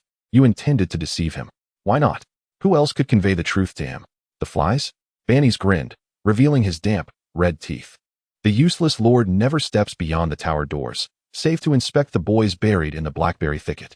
A loyal swordsman ought to impart the truth to his lord." "There is much truth, fool, some of which is of no consequence." He spat. "The gods have wrought this drought. There is not an individual can do against them. And when we tell the useless lady that the Red Widow has stolen his water, he will feel compelled by honor to reclaim it. Just wait and see. He will believe he must act. He ought to act. Our people require water to irrigate their crops. Our people? Bannies laughed heartily, akin to a braying donkey. Did I not rest while the useless lord designated you as his heir? How many subjects do you believe you possess? 10. That includes the dim-witted son of cross-eyed Jean, who cannot determine which end of the axe to wield. Let us bestow knighthood upon each individual, and thus we shall surpass the widow's retinue, not to mention her attendants, archers, and others. You would require both hands and feet to count them all, including the fingers and toes of your bald companion. I have no need to resort to counting with toes. Crisen is thoroughly vexed by the sweltering heat, the incessant flies, and the company of the Brown Knight. Bannies may have once galloped alongside Lord Allen, but that was many years past. This man has devolved into a despicable, hypocritical coward. He nudged his horse forward with a kick of his heel, eager to leave that stench behind. Only out of courtesy is the steadfast tower referred to as a castle. Though it stands valiantly atop a rocky hill, visible from afar, it is merely a tower. A partial collapse centuries ago necessitated some reconstruction, resulting in pale gray stone above the windows on the northern and western sides, while the lower sections remain of ancient black stone. Chapter 146. Old Guerrilla. The tower has been fitted with a roof, but only on the reconstructed sides. In the other two corners, ancient stone-carved beasts crouch. Severely eroded by wind and weather, their original forms nearly indecipherable. The pine roof is flat, yet severely warped, threatening to leak. A winding path leads from the foot of the hill directly to the tower, narrow enough for only a single rider. Crisen led the ascent, with Bannies closely behind. He could see Tom above them, standing on a protruding rock, donning his soft straw hat. They halted at a stable close to the base of the tower, a diminutive structure of mud and twigs, half covered by a peculiar mass of purple moss. The old man's gray gelding was stabled within, adjacent to the scholar. It appeared that Tom and the hunchbacked Sam had already moved the wine inside. A flock of hens wandered about the courtyard. Have you discovered what has transpired with the brook? Tom jogged over. The widow's men have constructed a dam to block it. Crisen dismounted and handed Thunder's reins to Tom. Do not let him drink too much at once. Very well, my lord. I shall not. You there? Bannies called to the boy. You may also take my horse. Tom cast him an arrogant glance. I am not your servant. One day, his tongue would land him in trouble, Crisen thought. You will lead his horse away, or you shall receive a slap upon your ear. Tom wore a sullen expression, but complied nonetheless. However, as he reached for the horse's bridle, Bannies cleared his throat and spat. A glistening, red-hued globule landed between the boy's toes. He shot a cold glance at the Brown Knight. You have spat upon my toes, my lord. Bannies laboriously dismounted. Indeed. Next time, I shall aim for your face. I do not abide by your damn nonsense. Crisen could see the anger flaring in the boy's eyes. Tend to the horses, Tom, he advised, before matters worsen. We must converse with Lord Eustace. The sole entrance to the steadfast tower is an oak iron door, situated 20 feet above them. The lower staircase is composed of smooth black stones, worn to form a bowl-like depression at their center. Higher up, a steep wooden ladder replaces them, capable of suspending like a drawbridge in times of trouble. Crisen shushed the hens aside and ascended 2 steps at a time. The tower appeared larger than it truly was. Its deep cellar and wine vault occupied a significant portion of the hill it resided upon. At ground level, the tower stood 4 stories tall. The upper 2 levels boasted windows and balconies, while the lower 2 were merely equipped with arrow slits. Inside, the tower felt cooler yet exceedingly dim. Crisen had to allow his eyes to adjust. Hunched over the fireplace, the old woman was sweeping out the ashes. Is Lord Eustace upstairs or down? Crisen inquired. Upstairs, my lord, she replied. The woman was severely stooped, her head resting lower than her shoulders. He had just seen the boys returning from the blackberry thicket below. The boys referred to Lord Eustace Osgrey's sons, Edwin, Harold, and Adam. Edwin and Harold had once been knights, while Adam was a young squire. They perished 15 years prior on the Red Plains, at the tail end of the Blackfire Rebellion. They died honorably, fighting bravely for the king, as Lord Eustace had informed Crisen, and I brought them home to be buried in the blackberry thicket. His wife lay buried there as well. Whenever the old man uncorks a new bottle of wine, he descends to offer a cup to each of the boys. Just before drinking, he would proclaim loudly, for the king. Eustace's bedroom occupied the 4th story of the tower, while his single room was just beneath it. Crisen knew he would find him there, passing the time amid boxes and barrels. The thick gray walls of the single room were adorned with rusty weapons and captured banners, relics from long ago, now forgotten by all save Lord Eustace. Half of the banners were moldy, and all had faded significantly, caked in dust, their once vibrant colors now a muted greenish-gray. As Crisen ascended the stairs, Lord Eustace was diligently wiping dust from a damaged shield with a rag. Bannis followed closely behind, exuding a delightful aroma. Upon seeing Crisen, the old knight's eyes seemed to brighten.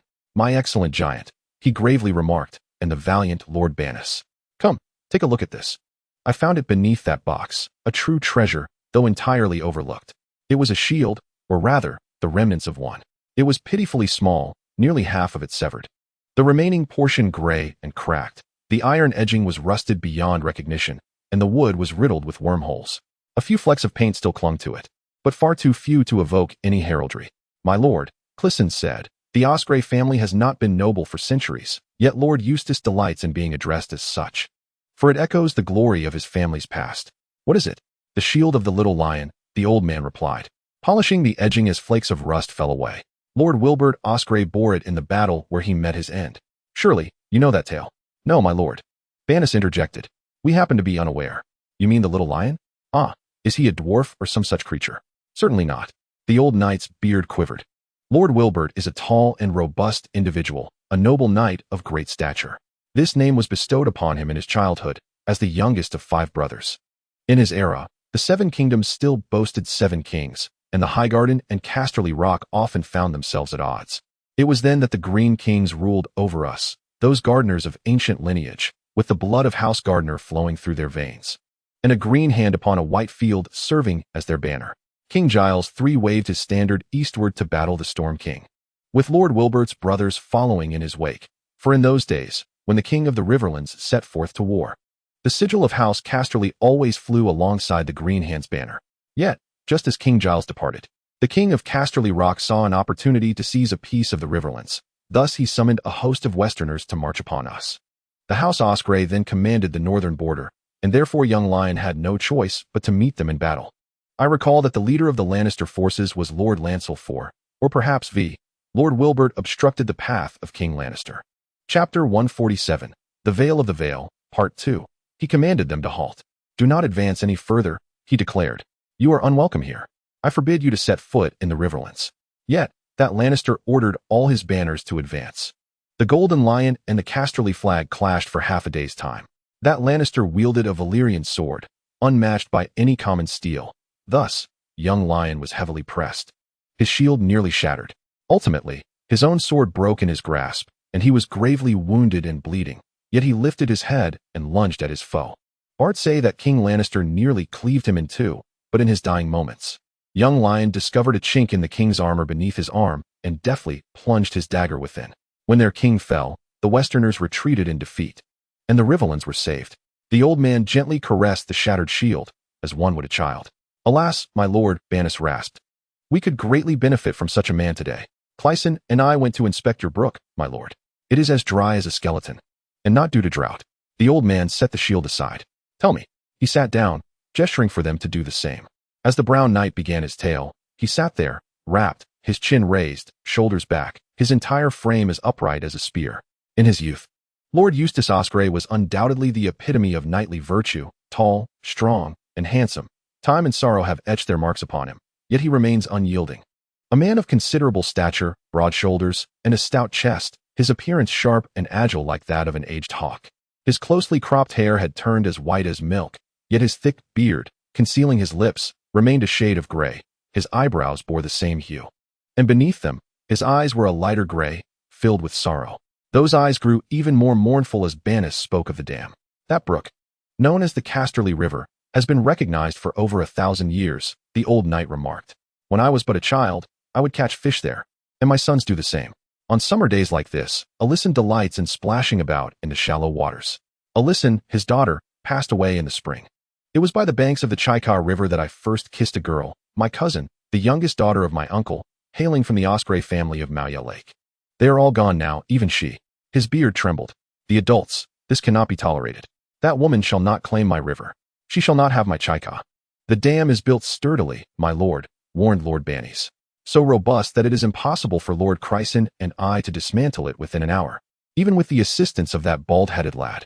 We require ropes, shovels, axes, and a dozen men. And that is merely for this task, not for battle." Lord Eustace fixed his gaze upon Little Lion's shield. Crisen cleared his throat. "My lord, about that matter, when we encountered those ditch diggers, Crisen." "Do not trouble our lord with trifles," Banis interjected. "I merely taught a fool a lesson, nothing more." Lord Eustace swiftly raised his head. What sort of lesson? With my sword, that is how. I drew a small wine-red line upon his cheek, and that is all, my lord. The old knight regarded him for a long moment. That was unwise, my lord. That woman possesses a heart as cold as a spider's. She has murdered 3 husbands. All her brothers died in the cradle. There were once 5 or 6. I cannot recall. They hindered her from obtaining that castle. I have no doubt she would whip any peasant who offends her to the point of bloodying their skin, but should you strike one down, she will not tolerate such an affront. Make no mistake. She will come for you, just as she did for Lamb. Dake, my lord, Lord Banny said. Please forgive me. Noble sir, although you knew him and I did not, his name was Dake. If you wish, my lord, I could go to Golden Tree City to inform Lord Rowan about this dam, Crisen suggested. Rowan is the liege lord of the old knight. The Red Widow is likewise subject to him. Rowan? No, do not seek assistance there. Lord Rowan's sister is wed to Lord Wyman's cousin, Wendell. Thus he and the Red Widow are related. Moreover, he does not favor me. Lord Crisen, tomorrow you must inspect all my villages to identify every able-bodied man fit for battle. I am old, yet I am not dead. That woman will soon discover that the lions of Chaika still possess sharp claws. 2 of them, Crisen grimly thought. And I am one. Lord Eustace's domain sustains 3 small villages, each comprising a few cottages, several sheepfolds, and a handful of pigs. The largest has a thatched-roof chapel, where rough charcoal images of the 7 gods adorn the walls. Maggie, a hunchbacked old swineherd who has visited Old Town, leads prayers there every 7 days. True monks come twice a year to absolve sins in the name of the Holy Mother. The common folk rejoiced at the amnesty but remained averse to the arrival of the knights, as they were obliged to provide for them. Observing the expressions of Cresen and Tom, it seemed they shared little joy. In these villages, the inhabitants recognized Cresen, but only as the new knight of Lord Eustace, rather than as someone deserving of a drink of water. Most of the men were tending to the fields. Thus the figures emerging from the cottages were primarily women and children, along with a few elderly men too frail to work. Tom bore the banner of Osprey, a white field adorned with green and gold, featuring a lion of Checky standing on its hind legs. We have come from the firm tower bearing Lord Eustace's summons. Cresen informed the villagers. Every able-bodied man between the ages of 15 and 50 is commanded to gather before the tower tomorrow. Is there to be fighting? Inquired a gaunt woman, 2 children hiding behind her skirts, while an infant nursed at her breast. Has the black dragon returned? This has nothing to do with dragons. Be they black or red, Cresen replied. It concerns the lion of Checky and the spider. The Red Widow has claimed your rivers. The woman nodded, albeit casting a glance at Tom as he removed his hat to fan his face. Does that child have no hair? Is he ill? His hair has been shaved. Tom explained. He replaced his hat, turned his scholar's cap around, and ambled away. Chapter 148, Gorelia, Part 3. Today, the boy's disposition was quite sullen. Since their departure, he had scarcely uttered a word. Cresen prodded Thunder with his spurs, quickly catching up to the mule. Are you upset that I did not assist you against Lord Bannis yesterday? He asked his gloomy squire as they approached the next village. I have no greater fondness for that man than you do, yet he is a knight. You ought to speak to him with courtesy. I am your squire, not his. The boy retorted. He is filthy, speaks poorly, and he pinched me. If he had even the slightest inkling of who you are, he would have soiled himself before daring to touch you, Cresen replied. He has pinched me as well. Cresen had forgotten this incident until Tom's words rekindled the memory. Lord Bannis and Lord Allen had once joined a band of knights hired by a merchant from Dorne to escort him from Lannisport to the Prince's Pass. Cresen was not much older than Tom at that time, though slightly taller. He would pinch me under the arm with such force that bruises would form. His fingers felt like iron pincers, yet I never confided this to Lord Allen. If he pinches you again, let me know, and I shall put an end to it. Until then, tending to his horse should not trouble you too greatly.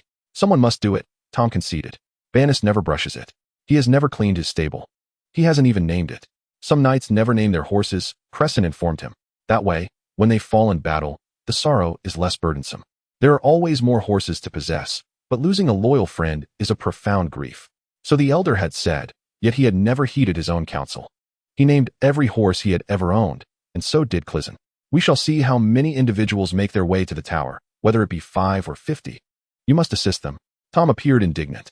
Must I serve the common folk? It is not serving, it is assisting. We must transform them into warriors. If that widow grants us sufficient time. If the gods are merciful, some may have fought before, yet the majority will be as inexperienced as summer grass, more accustomed to wielding a hoe than a spear.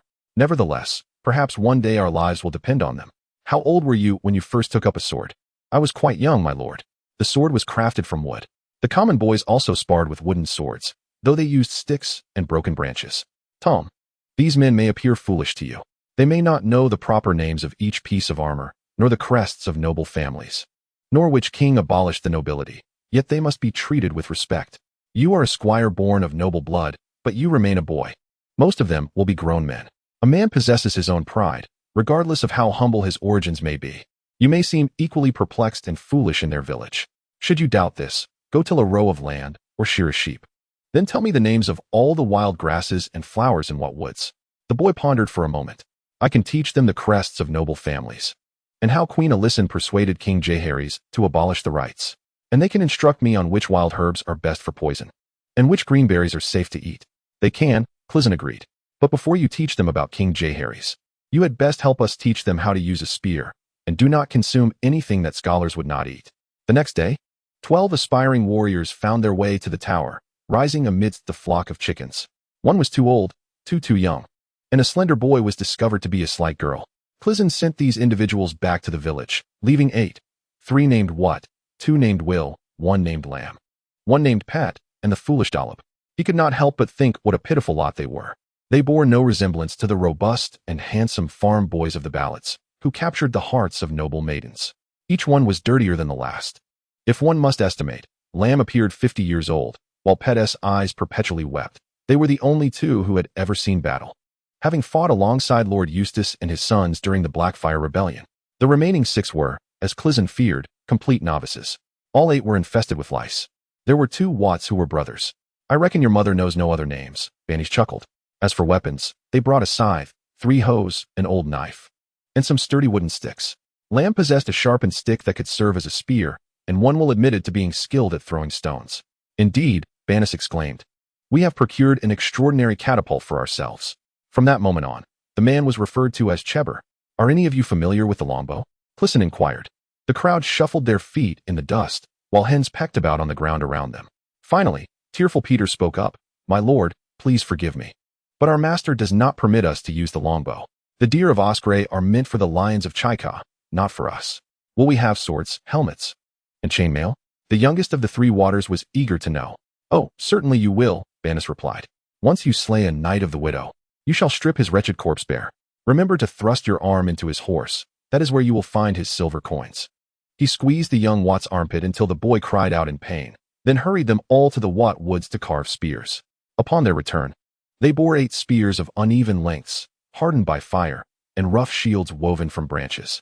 Banis fashioned a spear for himself and demonstrated how to pierce with the tip, how to evade with the shaft, and where to aim to kill. I have found that the belly and throat are the most effective targets. He pounded his fist against his chest. The heart is located here. That can be effective as well. The issue is that the ribs obstruct the path. The belly, however, is both delightful and soft. Evisceration may be slow, but it is inevitably fatal. I have never heard of anyone whose intestines spilled out and lived. Now, if some fool were to turn his back to you. Chapter 149, Ancient Govalyria, Part 4. That evening, Sue lacked the strength to leap onto the roof to sleep. Crisen prepared a bed for her in the helm's cabin, as the ship's hold was open, and the helm was the only room on the vessel. Sue's bright red velvet robe had burned away. It was wise for her to sleep in a warmer place. The ship anchored in a relatively open expanse of sea, with Crisen and Dur alternating their watch through the night.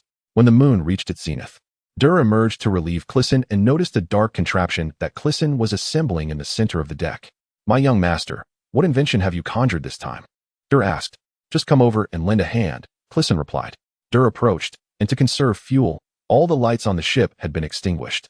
Under the moonlight, Crisen was tying barrels together with steel cables, the end of which was weighted down with a large stone. The stone had been excavated that afternoon. Crisen had selected a small, smoke-free reef with no trees atop it, and pried a sizable rock to the bow of the ship. A creaking sound emanated from the barrels, as if a child were mimicking Crisen's voice. This commotion sent shivers down even the spine of a man like Dur, who muttered, no wonder the iron folk used up half a barrel of anesthetic. He then asked Crisen, are you intending to sink this heap?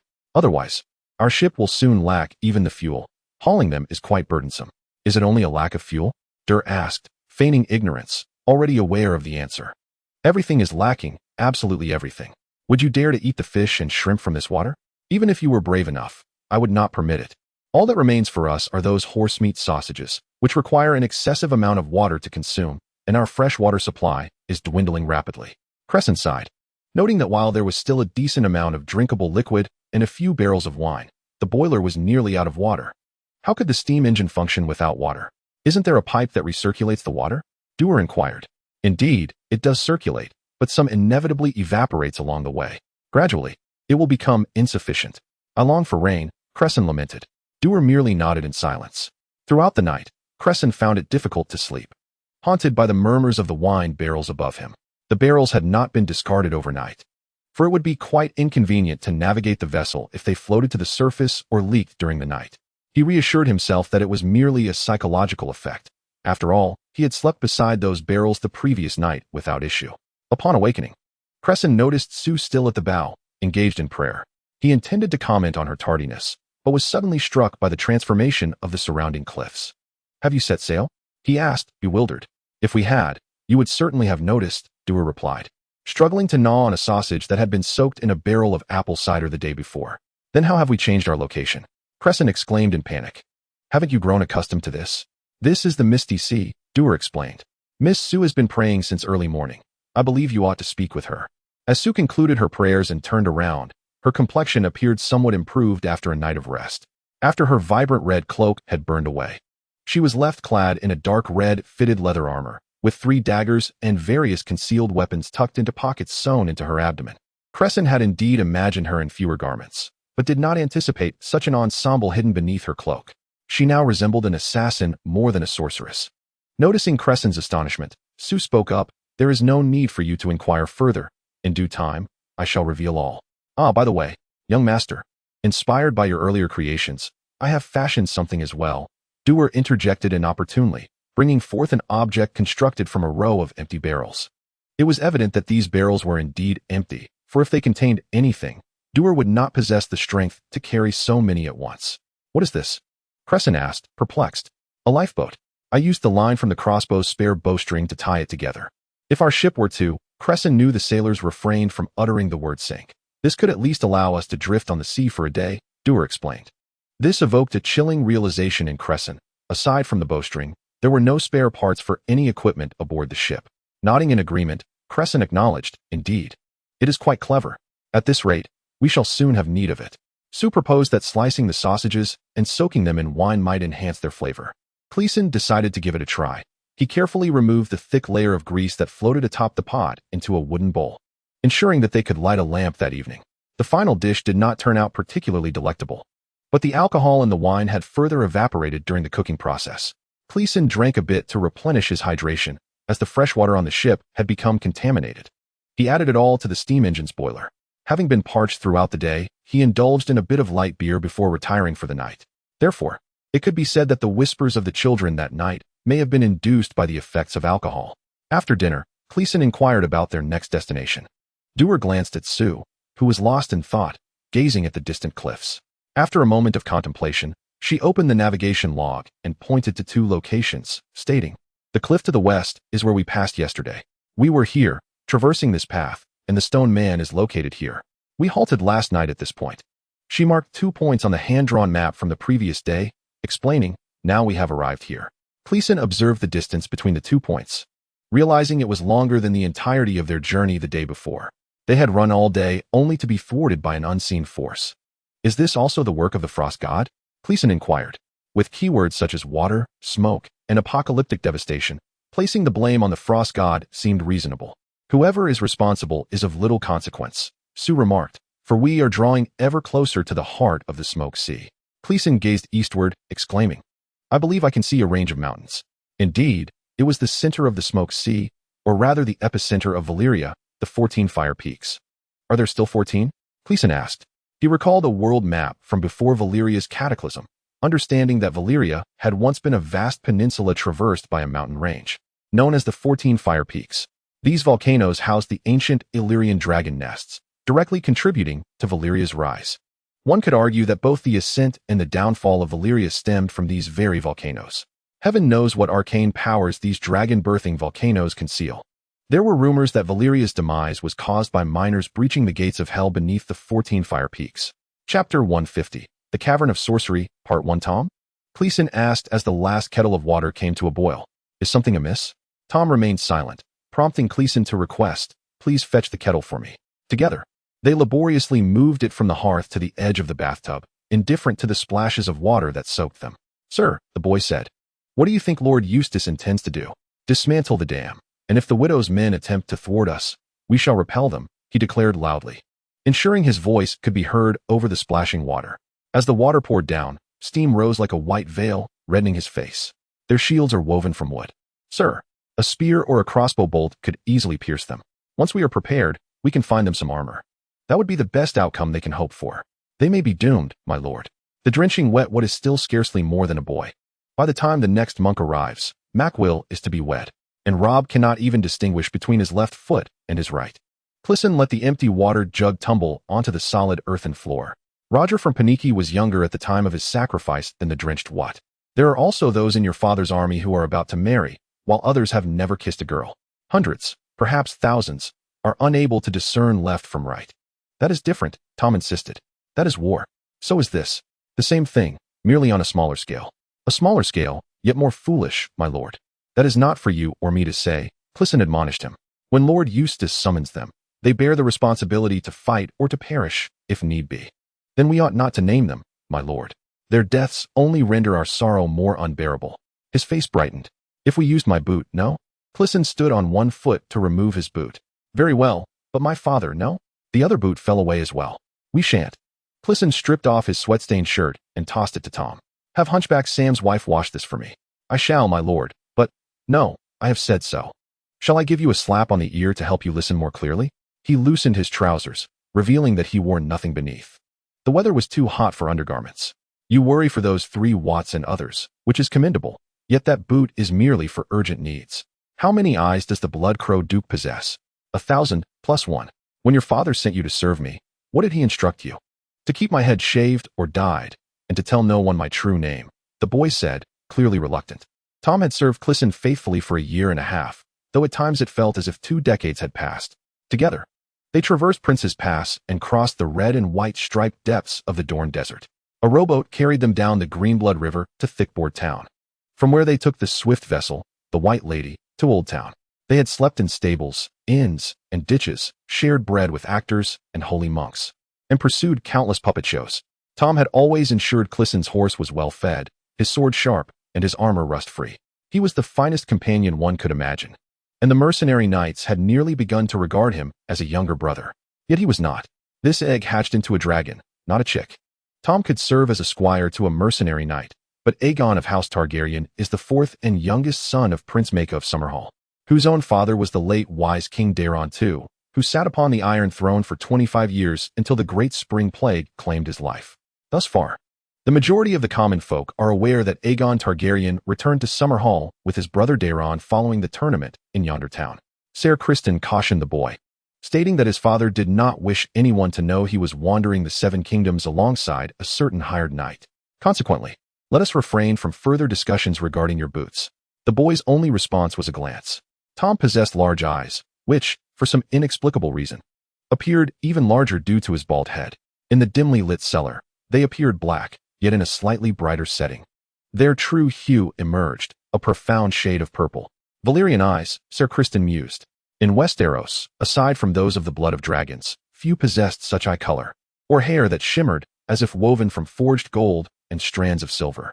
As they traversed the Greenblood River by boat, the orphan girls had made a game of rubbing Tom's shaven head for good luck. This rendered the boy's face redder than a pomegranate. Those girls are so foolish, he would declare. The next to touch me shall find themselves in the river. Ser Criston had to inform him.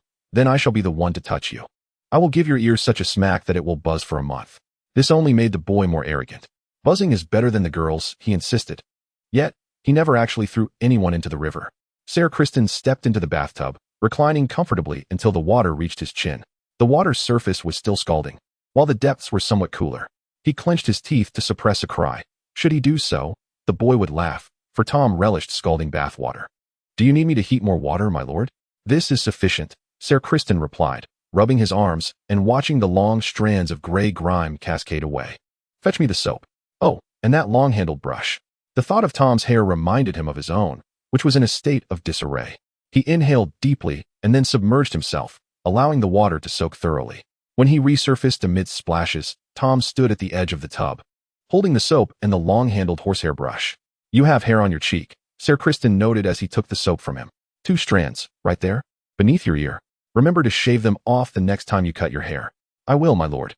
The boy appeared delighted by this revelation, undoubtedly believing that a hint of facial hair would signify his transition into manhood. Sir Crisen had similarly felt when he first noticed a few wisps above his upper lip. "I once attempted to shave with a dagger and nearly severed my own nose. Now go to sleep," he instructed Tom. "I shall not require your assistance until morning." It took considerable time to wash away all the dirt and sweat. Afterward, he set the soap aside, stretching out his body as much as possible before closing his eyes. The water had grown cool by then. Following a day of sweltering heat, this was a much-anticipated reprieve. He soaked until his hands and feet wrinkled, and the water turned gray and cold. Only then did he reluctantly emerge. Though he and Tom were provided with thick straw mats in the cellar, Crisen preferred to sleep on the roof. The air there was fresher, occasionally graced by a gentle breeze. He seemed to have little fear of rain, for the next downpour would be the first. By the time Crisen climbed up to the roof, Tom was already asleep. Crisen lay back, hands cradling his head, gazing at the sky. It was a tapestry of stars, countless and brilliant. This sight reminded him of a night in Yeongton Town, just before the tournament began.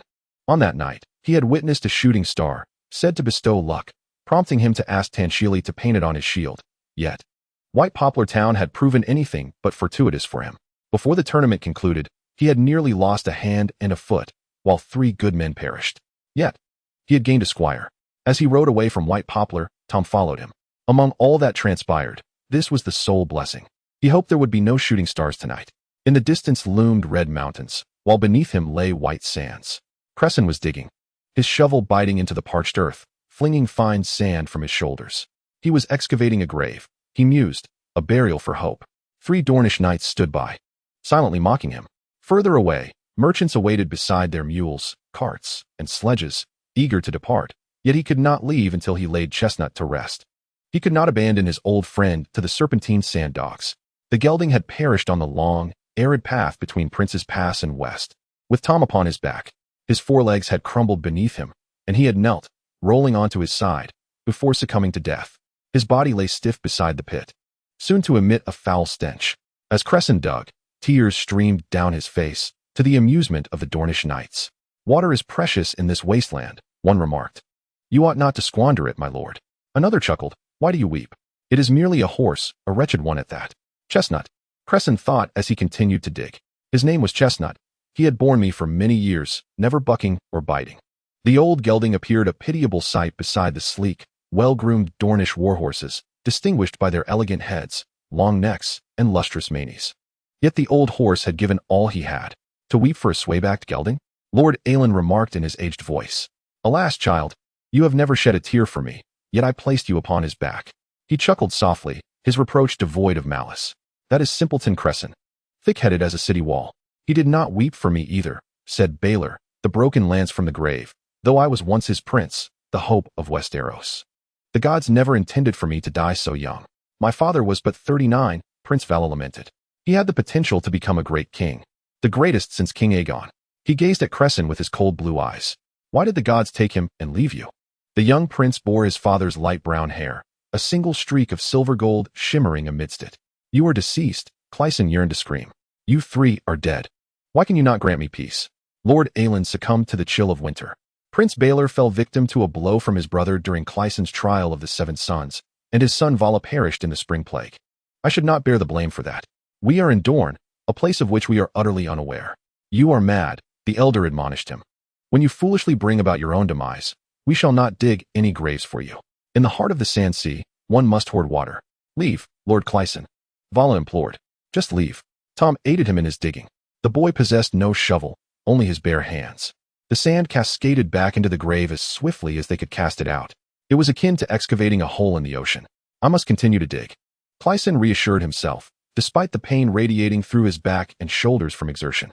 "I must bury him deep, far beyond the reach of the sand dogs." "I must die?" The foolish Darrow bellowed from the depths of the pit. He lay there, motionless and cold, a gruesome red wound gaping on his abdomen. He appeared scarcely larger than a child. Clyson halted, glaring at him. "You are not dead." You are merely sleeping in the cellar.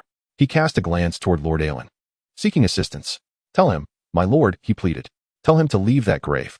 Crisen fumbled at his face, pulling away the cloth. The torchlight flickered against the lofty ceiling above. Ravens traversed the beams overhead, peering down at him with their small black eyes, cawing incessantly. At least I am not blind. He found himself in a bachelor's tower. The walls were lined with shelves filled with herbs and potions encased in clay jars and green glass vessels. Nearby, a table was cluttered with parchment, books, and peculiar bronze tools, all speckled with the droppings of the ravens above. He could hear them murmuring to one another. He attempted to sit up, which proved to be a grave miscalculation. Dizziness overwhelmed him, and applying even the slightest weight to his left leg sent pain shooting through him, nearly eliciting a scream. He observed his ankle wrapped in linen, and his chest and shoulders similarly bound. Do not move. A visage appeared above him, young and taut, with a hooked nose flanked by two dark brown eyes. Crisen recognized that face. Its owner was clad in gray. A loose chain draped around his neck, a bachelor's chain forged from various metals. Crisen grasped his wrist. Where am I? Cold Hollow Castle, the bachelor replied. You are too gravely injured to return to the firm tower, so Lady Rohanith ordered us to bring you here. Drink this. He raised a cup of something to Crisen's lips. The potion was bitter and sour like vinegar. Yet, at the very least, it washed away the taste of blood. Crisen compelled himself to consume it entirely. Afterward, he clenched the fingers of his sword hand, followed by the other. At least my hands still function, as do my arms. What injuries have I sustained? Chapter 152, The Cave of Magic, Part 3. What injuries have you not sustained? The bachelor scoffed. Your ankle is fractured, your knee is sprained. A collarbone is broken, and the majority of your upper body is bruised and mottled, while your right arm is a deep shade of purple. I presumed your skull had shattered, yet, in truth, it remains intact. You bear that gash upon your visage, my lord. I fear you shall acquire a scar. Oh, when we hauled you from the water, you were nearly drowned. Nearly drowned? Crisen exclaimed. I never conceived a man could ingest so much water. Even one as robust as yourself, my lord. Count yourself fortunate. I am of iron constitution. The priests of the drowning god are adept at submerging a person and then reviving them, and I have once delved into their beliefs and customs. I came perilously close to drowning. Crisen attempted once more to rise, yet lacked the strength. I nearly succumbed in water scarcely deeper than my neck. He erupted into laughter, only to be followed by a pained groan. What of Sir Lucas? Deceased. Do you harbor any doubts? No. Crisen was skeptical of many things, but not this. He recalled how Longchuan's limbs had abruptly lost their strength. Tom, he blurted. I wish to see Tom. Hunger is a favorable sign, the scholar remarked. Yet what you require now is slumber, not sustenance. Crisen shook his head, immediately regretting the motion. Tom is my squire. Is he? A valiant lad, stronger than he appears. He was the one who pulled you from the stream. He also aided us in removing your armor and sat beside you in the cart as we transported you here. He refused to rest himself, opting instead to remain by your side, sword resting upon his lap, ready to defend against any threat. He even expressed doubt towards me, insisting I sample any food I intended to offer you. A peculiar child, yet wholly devoted. Where is he? Sir Eustace has summoned the boy to attend the wedding feast. There is no one else with him. To decline would be quite impolite. A wedding feast? Crisen was bewildered. Indeed, you could not possibly know. Cold Hollow and Stalwart Tower reconciled following your battle. Lady Rohan requested old Sir Eustace's permission to traverse his lands to visit Adam's grave, and he granted her that right. She knelt before the blackberry thicket and wept, and he, moved by her sorrow, went to comfort her. They spent the entire night reminiscing about young Adam and the lady's noble father. Lord Wyman and Sir Eustace were once close friends until the Blackfire Rebellion. Your lordship and the lady wed this morning, with our good Friar Sefton officiating the ceremony. Sir Eustace Osprey has become the Lord of Cold Hollow, his Checky lion flying alongside the widow's spider atop every tower and wall. Crisen's world spun slowly around him. That potion, it beckoned him into slumber once more. He closed his eyes, allowing all pain to dissipate. He could hear the cawing of ravens squawking to one another, the sound of his own breath, and amidst it all, a softer sound, steady and heavy, inexplicably comforting. What is that? He drowsily inquired. That sound. The scholar listened for a moment. It is merely the rain.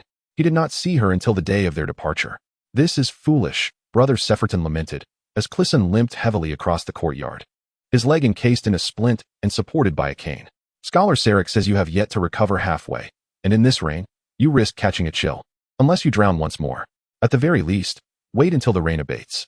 That may take years, Crisen replied, feeling gratitude towards the portly monk, who visited him almost daily. ostensibly to offer prayers, yet more often seemed preoccupied with recounting rumors and gossip. He would miss the monk's boisterous and animated discourse, as well as his delightful companionship, yet that would not alter his circumstances. I must take my leave. Rain lashed around them, thousands of icy gray tendrils striking his back. His cloak was thoroughly soaked. It was the white woolen mantle once bestowed upon him by Sir Eustace, adorned with a green-gold checkered trim. The old knight had draped it over him once more as a parting gift. For your bravery and loyal service, the knight had said. The brooch that secured the cloak at his shoulder was also a gift, a spider crafted from ivory with silver legs, its back dotted with clusters of garnets. I hope this is not a mad quest to hunt down bannies, Brother Sephardan remarked. You look battered and worn. If that man finds you in such a state, I would be quite concerned. Bannies, Crisen thought bitterly, that accursed bannies. While Crisen struggled against the stream, bannies had tied up hunchback Sam and his wife, looted the steadfast tower from top to bottom, and fled with every valuable he could find: candles, garments, weapons, even the ancient silver cup of Osgray, and a small sum of money hidden behind a moldy tapestry in an old man's room. Crisen hoped one day to encounter Sir Bannies of the Brown Shield again. And when that day came, Bannies could wait. Where are you headed? The monk puffed heavily. Even following Crisen with his cane, he struggled to keep pace. The Isle of Beauties. Herrenberg. The Trident. There are hedgerows everywhere. Crisen shrugged. I have always desired to see the wall. The wall? The monk halted abruptly. I truly despair for you, Sir Crisen, he exclaimed, standing in the mud with arms outstretched as the rain poured around him. Pray, sir, may the old crone illuminate your path. Crisen continued on his way. She awaited him in the stable, standing beside a large bundle of yellow straw, clad in a gown as green as summer. Sir Crisen, she said as he squeezed through the door. Her red braids hung before her, the tips brushing against her thighs. I am delighted to see you on your feet, he thought. You did not visit me when I lay abed. Madam, what brings you to the stable? It seems rather damp for riding today. I could say the same to you. Did Tom inform you? I must give him another slap. You should be grateful he did, or I would have sent someone to pursue you and drag you back. To attempt to slip away without so much as a farewell is rather cruel. She had never come to visit him while he was under Scholar Saric's care, not once. That green suits you very well, my lady, he remarked. It accentuates the color of your eyes. He awkwardly shifted his weight onto his cane. I have come to collect my horse. You need not leave. There is a place for you here until you recover, my captain, and Tom may join my other attendants. No one need know who he is. Thank you, my lady. But that will not be necessary. Thunder sounded from a stable a distance away. Crisen staggered towards him. Please reconsider, sir. There are perilous times ahead, even for the dragonkin and their allies. Stay until you are well. She walked alongside him. It would also please Sir Eustace. He holds you in high regard. Very much so, Crisen conceded. Had his daughter not perished, he would have wished for me to marry her. Then you would have been my mother, my lady. I have never known a mother, let alone a mother of nobility. For a fleeting moment, Lady Rohani appeared as if she might strike him again. Perhaps she would merely kick my cane, he mused. You vex me greatly, sir, she retorted. You must allow me to make amends. Very well, he replied. You may assist me in saddling Thunder. I have other plans. She reached out to grasp his hand, which was freckled and adorned with strong, slender fingers. I wager she is freckled all over. How well do you know horses? I ride one. An old war horse trained for battle, slow of step and ill-tempered. Not a mount suited for mere travel from one place to another. If I must journey, it will be either with him or on foot. He gestured to his own feet. You have large feet, she noted, and large hands. I suspect you are quite large overall, too big for most riding horses. Perched upon them, they would seem like ponies. But a swift mount would still serve you well. A grand steed, perhaps with some Dorn's bloodlines, possessing great endurance. She pointed towards the stable across from Thunder. A horse akin to her. She was a chestnut mare, with bright eyes and a fiery, flowing mane. Lady Rohani produced a carrot from her sleeve and stroked the mare's head as she nibbled. A carrot, not a finger, she instructed the horse before turning back to Crisen. I have named her Flame, but you are free to rename her as you wish. Call her Amends if you prefer. For a moment, he was rendered speechless, gazing at the chestnut mare through newly opened eyes. She was magnificent, a horse superior to any he had ever known. One merely needed to observe her long, clean limbs to recognize her agility. I bred her for beauty and speed. He turned to Thunder. I cannot accept her. Why not? She is too fine a horse for me. One need only look at her to see that. Lady Rohani's cheeks flushed. She clutched her braid, twisting it between her fingers. I must marry, you know. My father's will. Oh, do not be so foolish. What else can I do? My mind is as impenetrable as a fortress. And I am but a bastard. Accept this horse. I refuse to let you depart without something that will remind you of me. I shall remember you, madam. Do not fret over that triviality. Take her. Crisen grasped her braid, pulling her face closer to his. The height difference, due to the cane, rendered the act somewhat clumsy. As their lips met, he nearly stumbled. He kissed her fervently. One of her hands encircled his neck while the other embraced his back. In that brief moment, he learned more about kissing than he had ever witnessed before. Yet, when they finally parted, he drew forth his dagger. I know precisely what I wish to remember you by, madam. Tom awaited him at the gatehouse, mounted on a new chestnut steed, holding the reins of the bachelor's horse. As Crisen approached them on his galloping stallion, the boy appeared taken aback. She said she wanted to gift you a new horse, my lord. Even a lady of noble lineage cannot always have her desires fulfilled. Crisen remarked as they rode forth from the drawbridge. I do not wish for a horse. The moat has risen so high that it nearly overflows its banks. Instead, I have acquired other tokens to remember her by. A strand of red hair. He reached into his cloak, retrieving the braid, and smiled. In the iron cage at the crossroads, two corpses remained entwined. They appeared utterly alone, forsaken by all. Even the flies had abandoned them, as had the crows. Only remnants of skin and hair clung to the bones of the dead. Crisen halted, frowning. His ankle ached from riding, but that was of little consequence. Pain, much like sword and shield, is an integral part of a knight's life. Which way leads south? He inquired of Tom.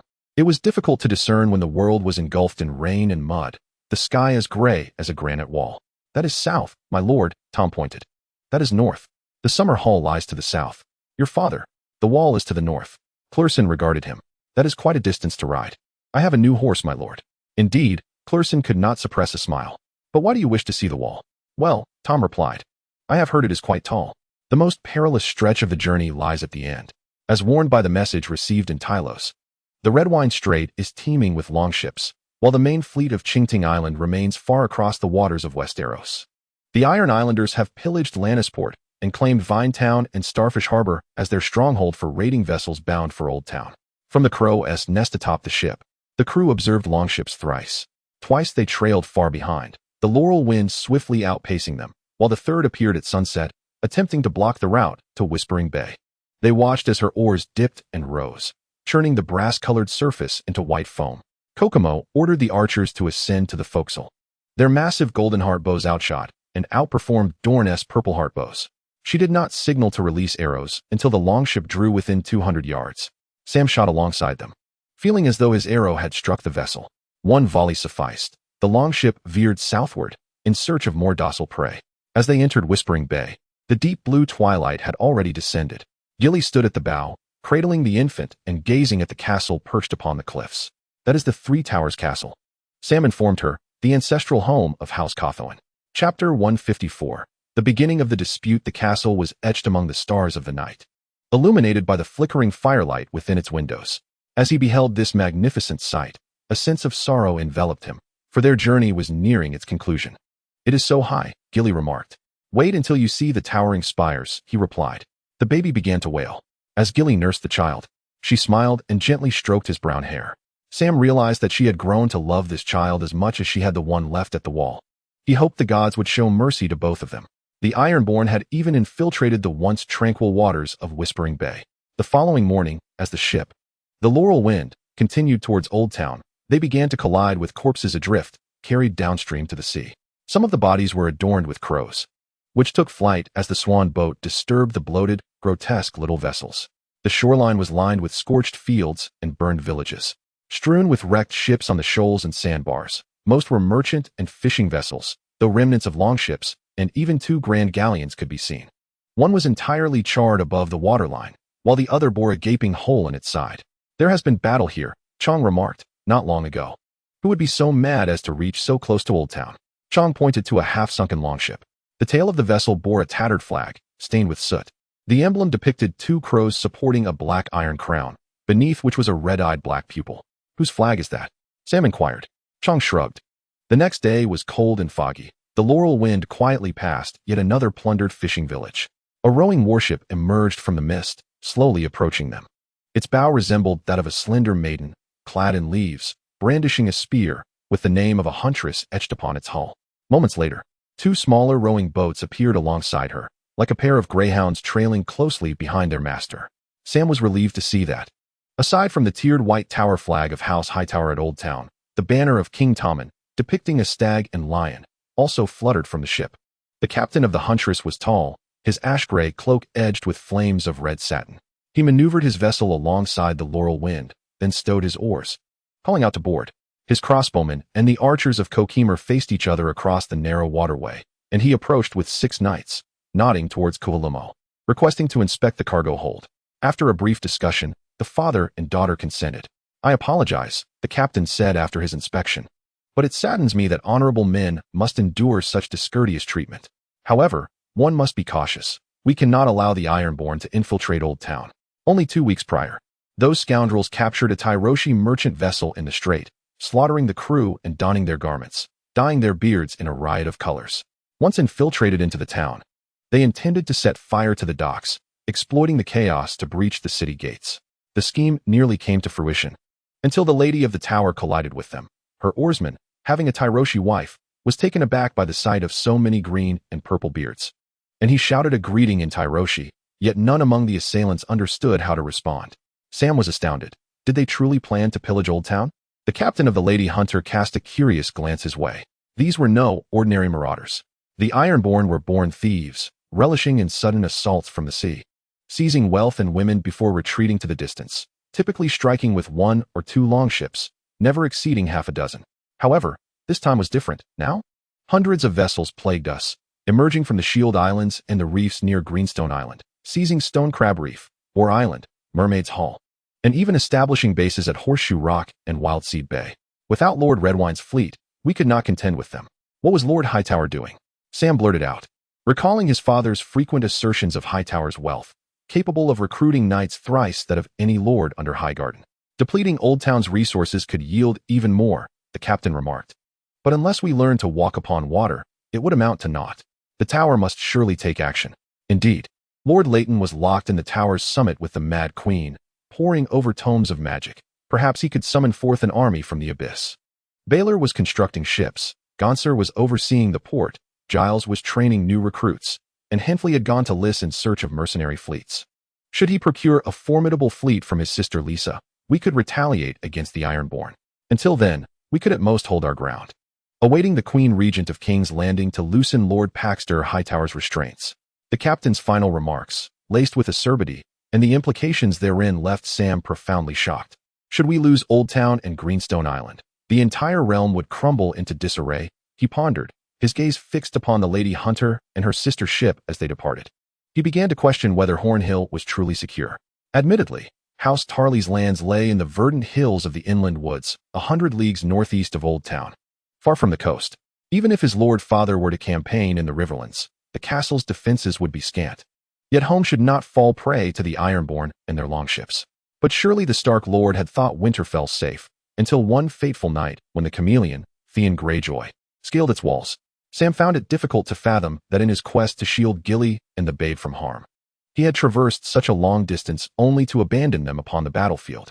Throughout the remainder of the journey, he remained indecisive, uncertain of what to do. Perhaps he ought to have Gilly remain with him in Old Town, he mused.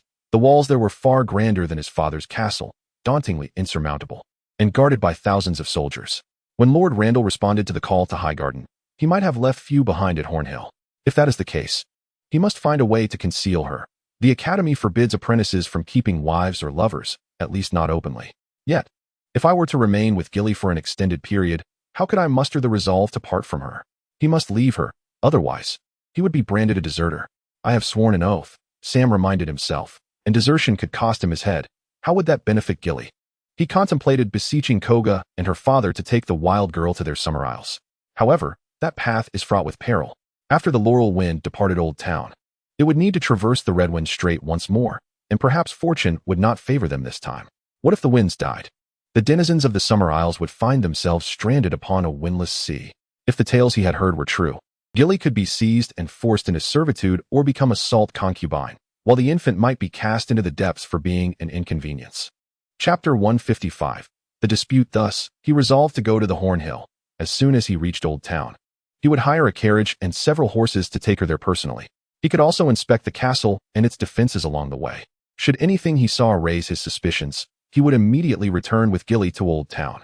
They arrived at Old Town on a cold, damp morning, with fog so thick that only the beacon atop the towering spire was visible.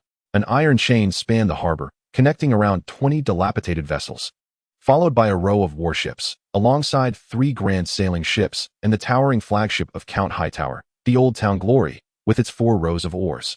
Here, the Laurel Wind was inspected once again, with Lord Leighton's son, Gonsel, personally boarding the ship, adorned in a silver cloak and clad in gray glazed scale armor. Sir Gonsel had studied at the academy for several years and spoke the language of the Summer Isles. Thus he engaged in a private conversation with Captain Cagolmo in the captain's cabin. During this time, Sam explained his plan to Gilly. First, they would go to the academy to deliver John's letter and inform them of the death of Maester Eamon. I believe the scholars will send a carriage to transport his body. Then I will prepare horses and a cart to take you to Horn Hill to my mother. I shall return as swiftly as I can, though it may not be until the morrow. Tomorrow, she echoed, then bestowed upon him a kiss, wishing him well. Finally, Gonsel emerged, signaling for the chain to be lifted, allowing the Laurel Wind to dock. Once the Swan ship was secured, Sam accompanied Koga and her 3 archers to the gangplank. The people of the Summer Isles donned their resplendent feather cloaks, which they only wore upon disembarking, beside them. He felt woefully out of place in his oversized black garb, his faded cloak clinging to salt-stained boots. How long will you remain in the harbor? 2 days. 10 days, who can say? We will depart once the cargo hold is emptied and filled anew, Koga cheerfully replied. My father will surely visit the gray-cloaked scholars. He has several books to sell. Can Gilly stay aboard to await my return? Gilly may remain on the ship for as long as she wishes. She poked Sam in the belly. She is not as greedy as some. I am not as plump as before, Sam retorted. The journey south has taken its toll. He had been tirelessly on duty, and aside from fruit and fish, there was little else to eat. The people of the Summer Isles delighted in fruit and fish. Sam walked with the archers across the gangplank, but as soon as they reached the shore, they parted ways. He hoped he still remembered the way to the academy. The old town was a labyrinth, and he had no time to lose his way. The air was damp, and the cobblestones beneath his feet were slick with moisture, while the narrow alleys were shrouded in mist. Sam did his utmost to avoid them, opting for the broader path along the Honeywine River, which wound sinuously through the heart of the ancient city. It felt wonderful to step once more onto solid ground, leaving the swaying deck behind. Nevertheless, he remained uneasy as he walked, sensing the weight of strangers' gazes upon him, some peering down from balconies and windows, others lurking in the shadows of dark doorways. On the moonlight wind, he recognized every face. Here, he was surrounded by unfamiliarity. What troubled him more was the fear of being recognized. The Count of Tarley was a well-known figure in the old town, yet he was not well-liked. Sam could not decide which was worse, being identified by his father's enemies or by his friends. He could only pull up his cloak and quicken his pace. Flanking the entrance to the academy were a pair of towering green sphinxes, with the body of a lion, the wings of an eagle, and the tail of a serpent, one bearing a man's face, the other a woman's. Upon entering, he encountered the clerk's desk, where the townspeople sought assistance from scholars to draft wills and read letters. 5 or 6 clerks sat languidly at open stalls, awaiting customers. Other stalls were dedicated to the buying and selling of books. Sam paused at a stall selling maps, examining a hand-drawn map of the academy in search of the shortest route to the steward's hall. The road forked before the statue of King Daron, who sat majestically upon a tall stone horse, sword pointed towards Dorne. At that moment, a seagull perched upon the head of the statue, while 2 others settled upon the sword. Sam took the left path, continuing along the riverbank. At the Weeping Dock, he watched 2 scholars assist an elderly man onto a small boat, preparing to set off to the nearby Blood Island. A young mother followed the elderly man, climbing aboard with a wailing infant in her arms, roughly the same age as Gilly's child. Below the dock, several kitchen boys waded through the shallows, catching frogs. A group of rosy-cheeked apprentices hurried past him, heading towards the chapel. I should have come here at their age, Sam thought, if I had secretly run away then. Adopting a false name, perhaps I could have vanished among the other apprentices. Father would have pretended that Dickon was his only son. I suspect he would not have bothered to search for me unless I left on a mule. Then he would hunt me down, merely for the sake of the mule. Outside the steward's hall, instructors were locking an older apprentice in a storage room for stealing from the kitchen. One of the instructors explained to the scholars that they were waiting to pelt the prisoner with rotten vegetable scraps. Sam's black cloak billowed behind him like a sail as he hurried past, drawing curious glances from onlookers. Inside was a hall with a stone floor and high arched windows. At the far end of the hall sat a gaunt man on a raised platform, diligently writing in a ledger with a quill. Though he wore a scholar's robe, there was no chain around his neck. Sam cleared his throat and greeted him with a good morning. The man looked up, seemingly displeased by what he saw, and remarked, You have the scent of an apprentice. I hope to become one soon, Sam replied, producing Jon Snow's letter. I come from the Wall, having traveled with Maester Aemon. But he passed away during the voyage. I wish to converse with the overseer. Your name? Sam. Sam Wulfhere. That individual inscribed it in the register, then waved a quill and gestured towards the long bench against the wall. Take a seat. When it is your turn, I shall call your name. Sam settled onto the bench. Others came and went. Some departed after delivering news, while others, after speaking with the dignitaries on the platform, entered the door behind them and ascended the spiral staircase. A few joined Sam's ranks, taking a seat on the bench to await their summons.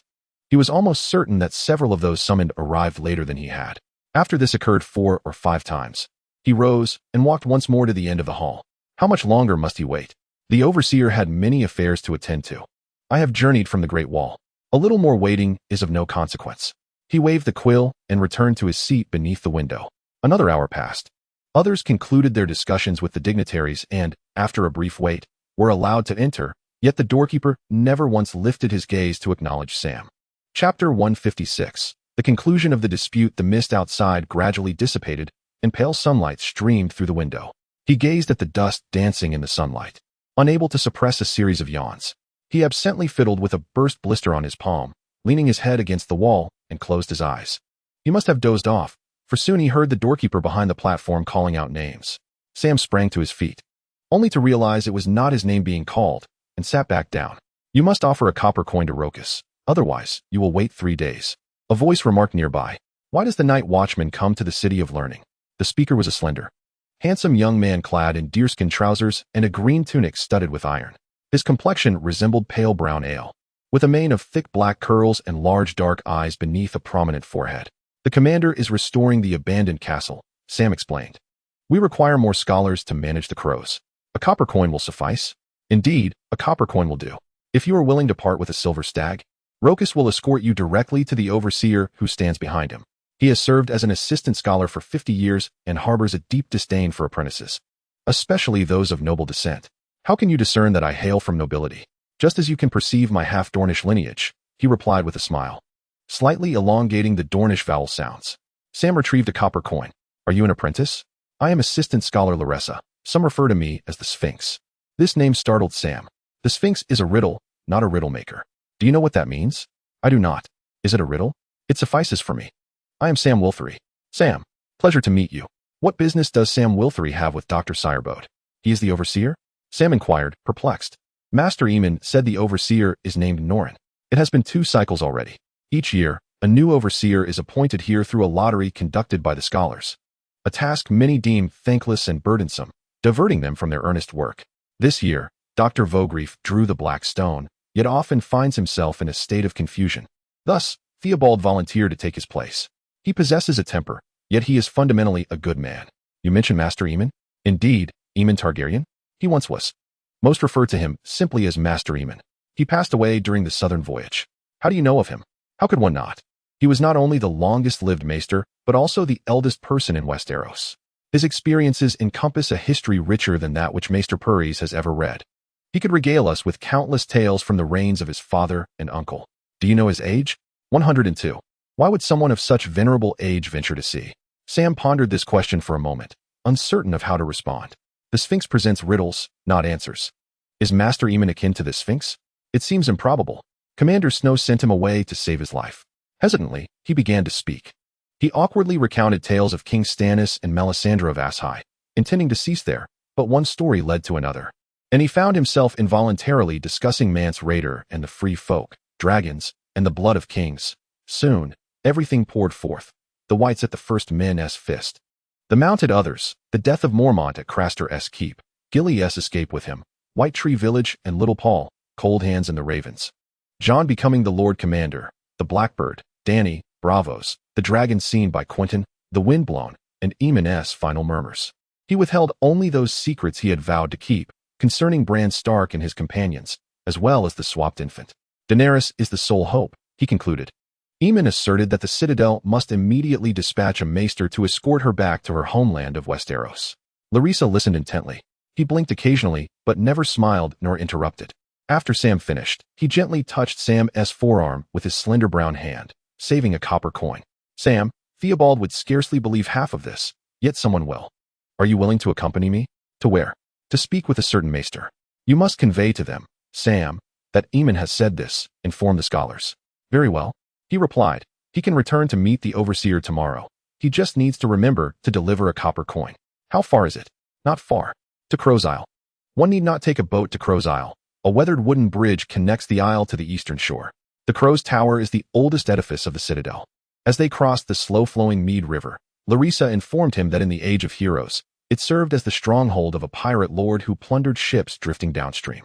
Sam observed the moss and vines cloaking the walls, while on the battlements, crows had replaced the archers. In the memories of the people, the drawbridge had never been raised. The keep's interior was cool and dim.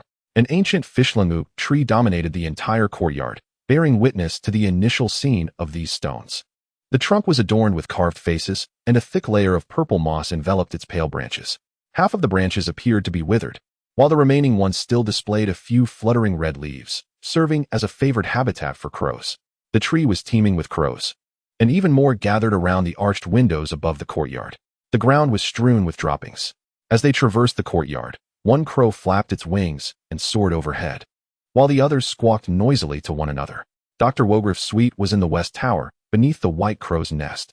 Larissa informed him that the white and black crows quarreled like the people of Dorne and the borderlands, necessitating their separation. Will Dr. Wogriff understand my situation? Sam pondered. You mentioned he is often in a confused state. He has his good days and bad days, Larissa replied, but the one you are to meet is not Wogriff. He opened the door leading to the north tower and began to ascend. Sam followed closely behind, climbing the stairs.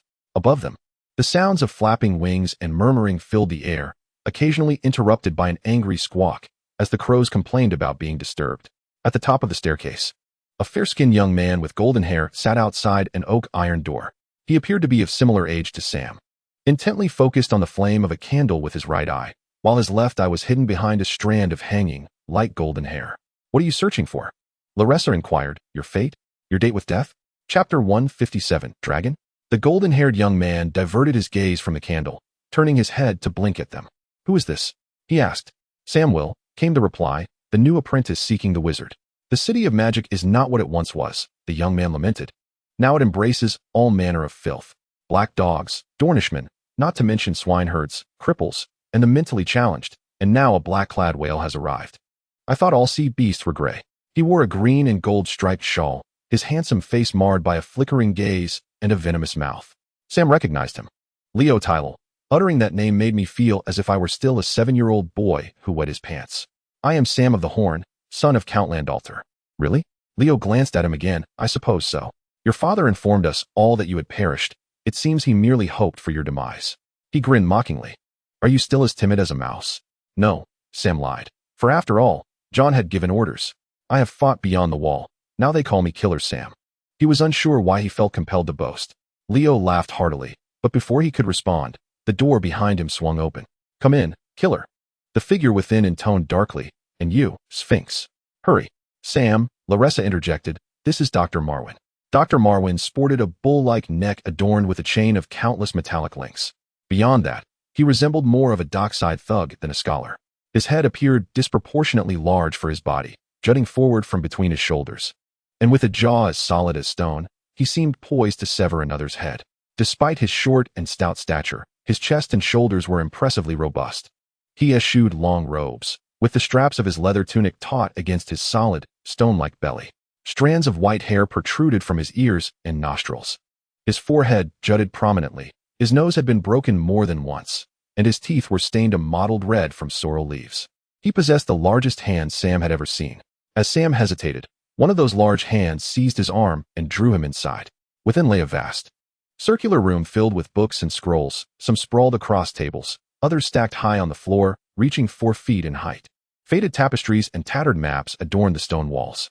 A fire crackled in the hearth, atop which a copper kettle simmered, exuding a scent of something burnt. The only illumination came from a tall black candle in the center of the room, its brightness unsettling and disquieting. Dr. Marwyn forcefully shut the door, causing the papers on the adjacent table to tremble, yet the candle's flame remained unwavering. Its colors were peculiar, white as fresh snow, yellow as molten gold, red as fierce flames, while the shadows it cast were pitch black, resembling a void of darkness. Sam found himself transfixed by it, The candle stood 3 feet tall. Slender as a sword, its spiraled edge sharp as a blade, glimmering with a faint black light. "What is this?" "Obsidian," came the reply from another figure in the room. This was a pale, plump young man with rounded shoulders, soft hands, and close-set eyes, his robe stained with remnants of food. "Call it dragon glass." Dr. Marwyn observed the candle for a moment. "It burns without consuming itself. Does that flame lack fuel?" Sam inquired in astonishment. "What sustains dragonfire?" Marwyn settled onto a stool. "Valyrian sorcery is founded upon blood and fire. With this glass candle, the sorcerers of the ancient freehold could see across mountains, oceans, and deserts, sitting before such a candle. They could enter the dreams of others, conjuring illusions, or communicate across half the world. Do you find this useful, assassin? We shall have no need for crows." "Only after the battle," he replied as the doctor chewed a leaf of sorrel from a pouch. "Recite everything you discussed with the Sphinx of Dorne. I have learned much. Yet some finer details may have been overlooked." He was the sort of person one could not refuse. Sam hesitated for a moment before recounting the tale once more for Marwyn, Laressa, and the other apprentice. Master Aemon believed that Daenerys Targaryen was the one foretold, not Stannis. Nor Prince Rhaegar, nor the young prince whose head was dashed against the wall.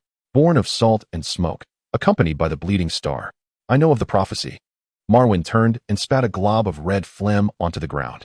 "Yet I do not believe it. The High Valyrian of the Giscari Empire once wrote that prophecies are like treacherous women." He chewed thoughtfully. "That being said," Laressa approached Sam, "if Aemon still possessed strength, he would seek Daenerys himself. He desires us to send a scholar to aid her, to instruct her, to protect her, and to escort her safely home.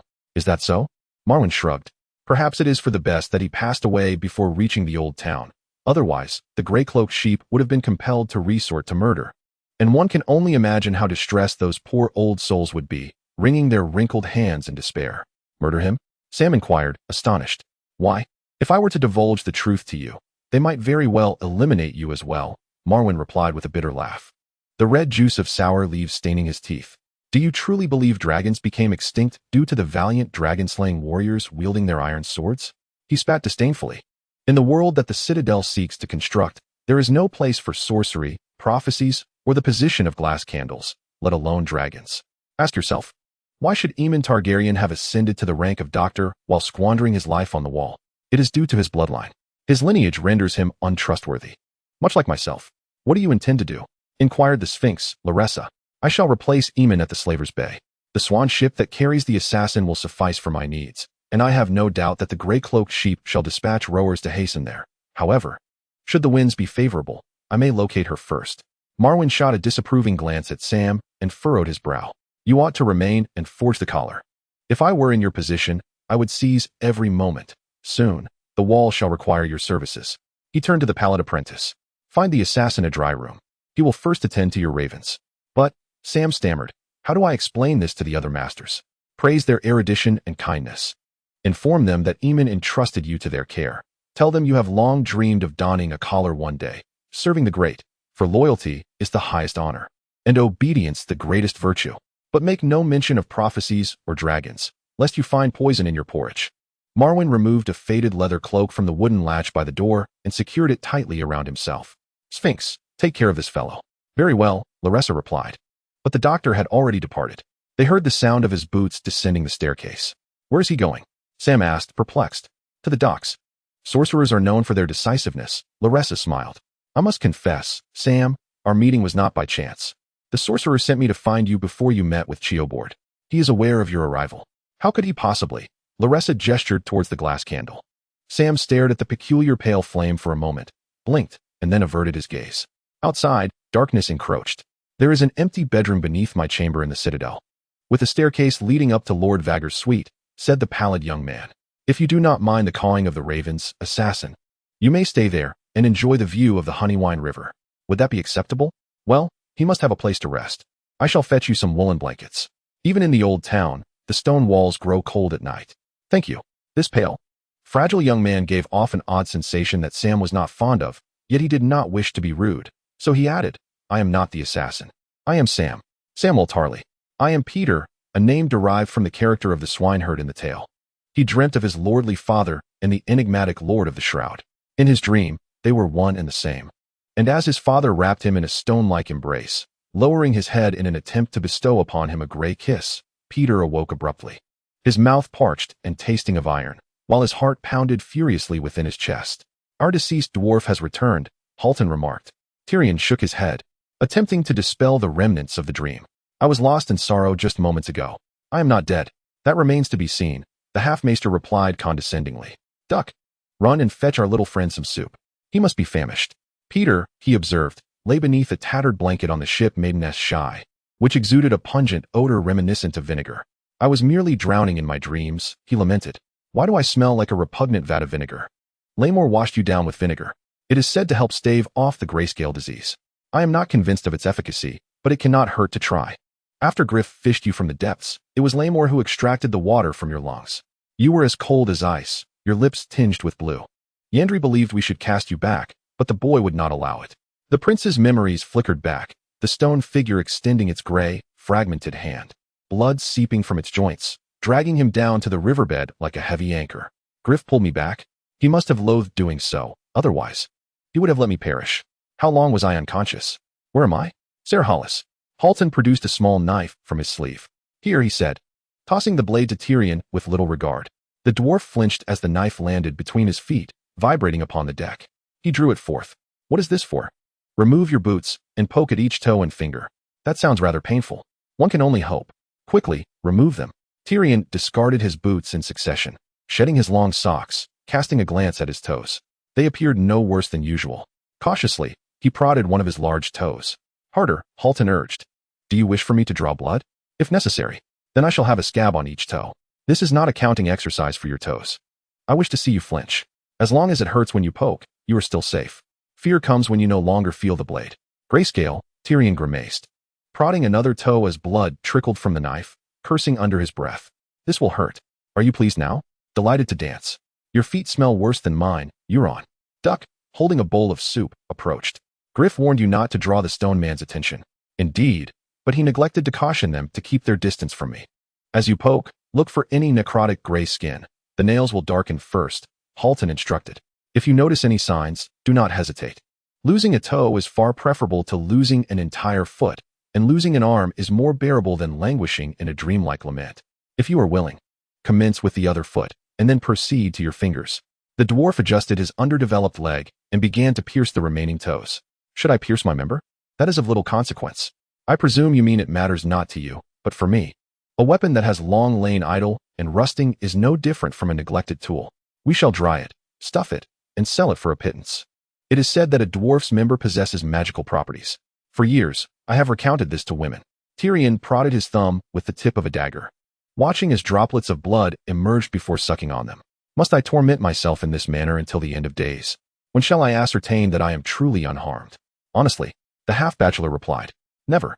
You have swallowed half a river. Perhaps you are transforming, turning to stone from within, beginning with your heart and lungs.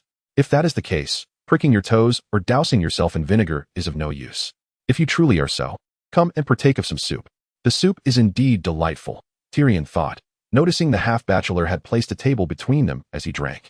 The shy maiden had drifted to a weathered dock on the western shore of Roida. Just 2 more docks away, a Valyrian ship was disembarking soldiers. Market stalls and warehouses clustered beneath a stony wall, while the towers and domes of the city-state loomed behind, bathed in the hues of sunset. No, it is not a city-state. Solhoris is merely a town, ruled since ancient Valyrian times.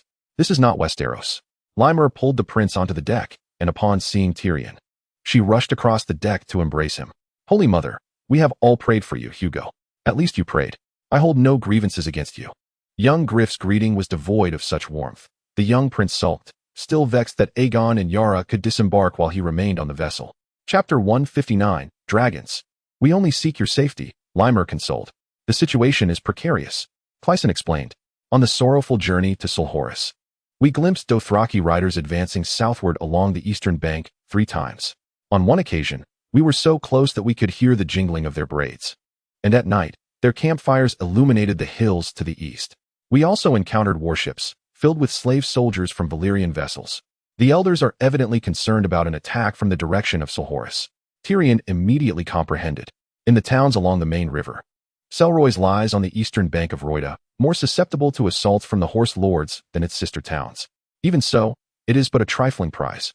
Were I Caro, I would stage a feigned attack on Solhoris, luring the Valyrians to come to its rescue, only to stealthily advance southward and seize Valyrian. I am well versed in the art of swordplay, young Griff asserted. Even the most valiant of your ancestors understood the peril of straying from their sworn protectors. Lymore had exchanged her nun's habit for attire more befitting the daughters of affluent merchants. Tyrion observed her with keen interest. While he could effortlessly discern the truth behind the blue-haired Griff and young Griff, Yandri and Isilla appeared to be exactly as they claimed, and the duck was similarly unremarkable. Yet who was Lymore? What was her purpose here? I surmise it is not for monetary gain.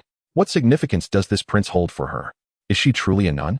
Crisen had also taken note of her transformation. Have we so easily forsaken our faith? I preferred the sight of you in your nun's garb, Lymore. I find her attire devoid of any garments far more appealing, Tyrion quipped. Lymore cast him an admonishing glance. That is because you possess a rather unsavory soul. The habit representing the faith of Westeros may attract unwelcome gazes. She turned once more to Prince Aegon. You are not the only one in need of concealment. The boy appeared somewhat unconvinced. His demeanor suggested he was a perfect prince, yet still a mere boy, blissfully ignorant of the world's sorrows. Aegon, Tyrion proposed. Since we are both trapped upon this vessel, perhaps I might have the privilege of engaging you in a game of Cyvasse to pass the time?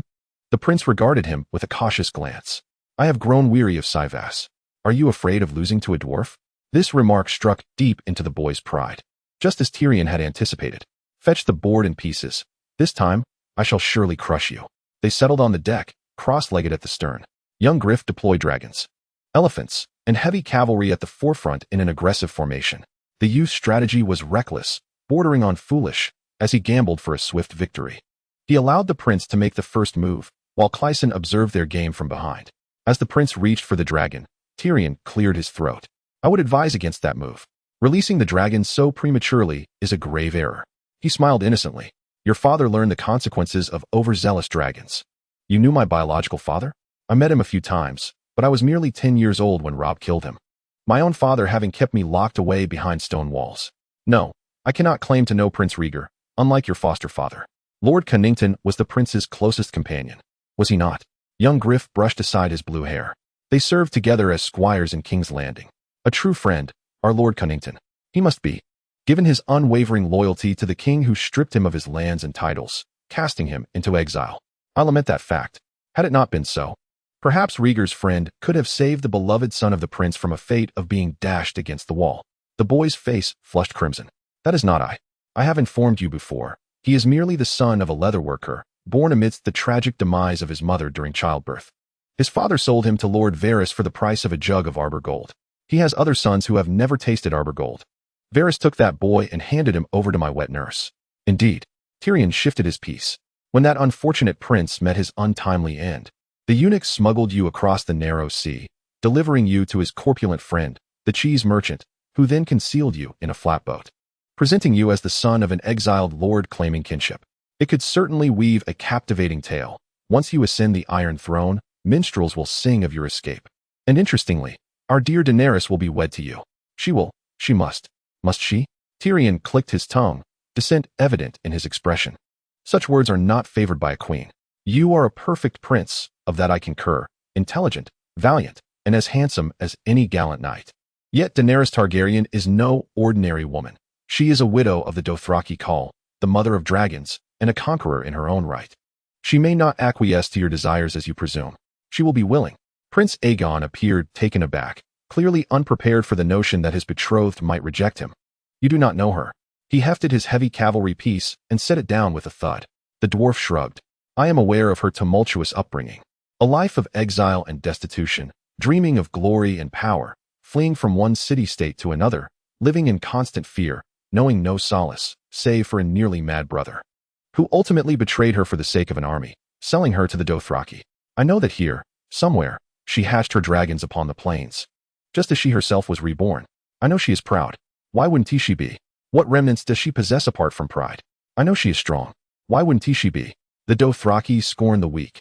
Had Daenerys shown any sign of frailty, she would have perished alongside Viserys. I know she is fierce. Astapor, Yunkai, and Meereen stand as testament.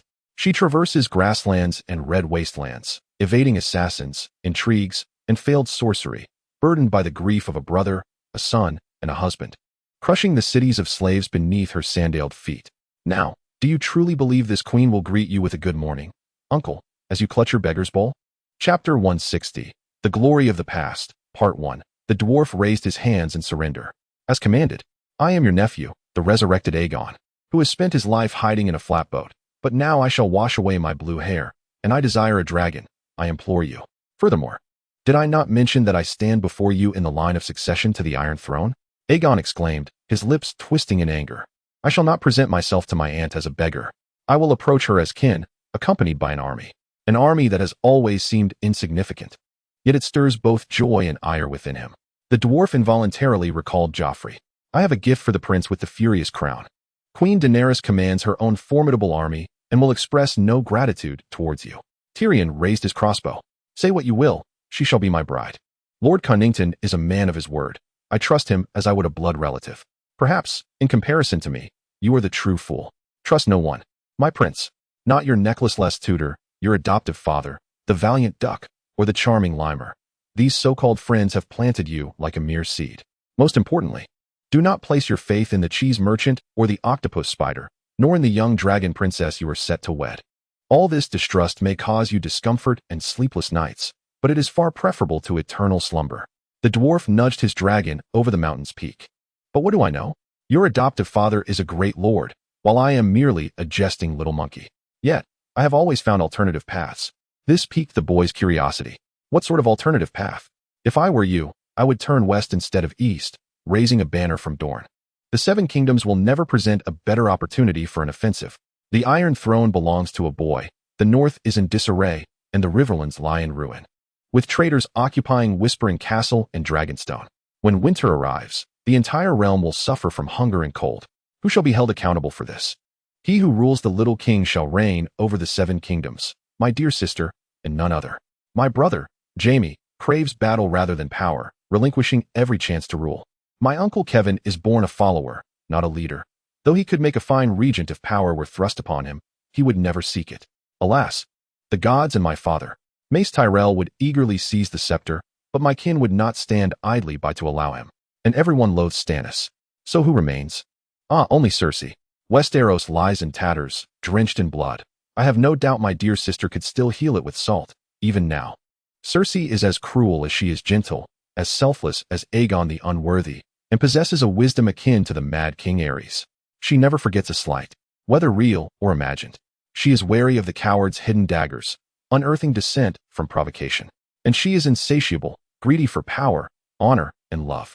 Tommen's reign is built upon the alliances painstakingly crafted by my father, yet she will soon destroy them, piece by piece. Land upon the shores, raise your banner, and the people will rally to your cause, be they great lords, minor landholders, or common folk alike. But do not tarry too long, my prince. Opportunities are fleeting. The tide that lifts you now shall recede swiftly. Ensure you ascend before my sister makes her grand entrance into Westeros, lest a stronger contender seize her position. But, Prince Aegon said, without Daenerys and her dragons, how can we hope for victory? You do not require victory, Tyrion informed him. You must raise your banner, rally your supporters, and retain them until Daenerys arrives with her strength to join you. You once claimed she would not acknowledge me. Perhaps I exaggerated slightly. When you seek her support, she may indeed feel pity for you. Do you wish to stake your throne on the whims of a woman? Yet, to Westeros you go, for you are a rebel. Not a mere beggar unafraid of peril, but a true descendant of House Targaryen, treading in the footsteps of Conqueror Aegon, a true dragon. I have told you. I understand our little queen. Let her hear that her brother Rhaegar's son still lives, and that this brave boy has once again raised the banner of his ancestors in Westeros, fighting valiantly to avenge his father and reclaim the Iron Throne for House Targaryen. She will swiftly soar to your side, buoyed by the winds and waters. You are her last kin, and this mother of dragons, breaker of chains, is fundamentally a savior. This girl has drenched the slave cities in blood, yet is unwilling to leave her brother's son to the shackles of bondage. It is improbable she would abandon him in danger. And when she arrives in Westeros, your first encounter will be one of equality, man to woman, not queen to supplicant. How could she not love you? He laughed as he grasped his dragon, letting it fly over the game board. I beseech your majesty's forgiveness. Your king has no escape. Doomed in 4 moves. The prince stared at the game board. My dragon cannot extinguish distant flames. You should have sent him to the heart of battle long ago. Yet you said I told a little lie. Trust no one, and keep a close watch on your dragon.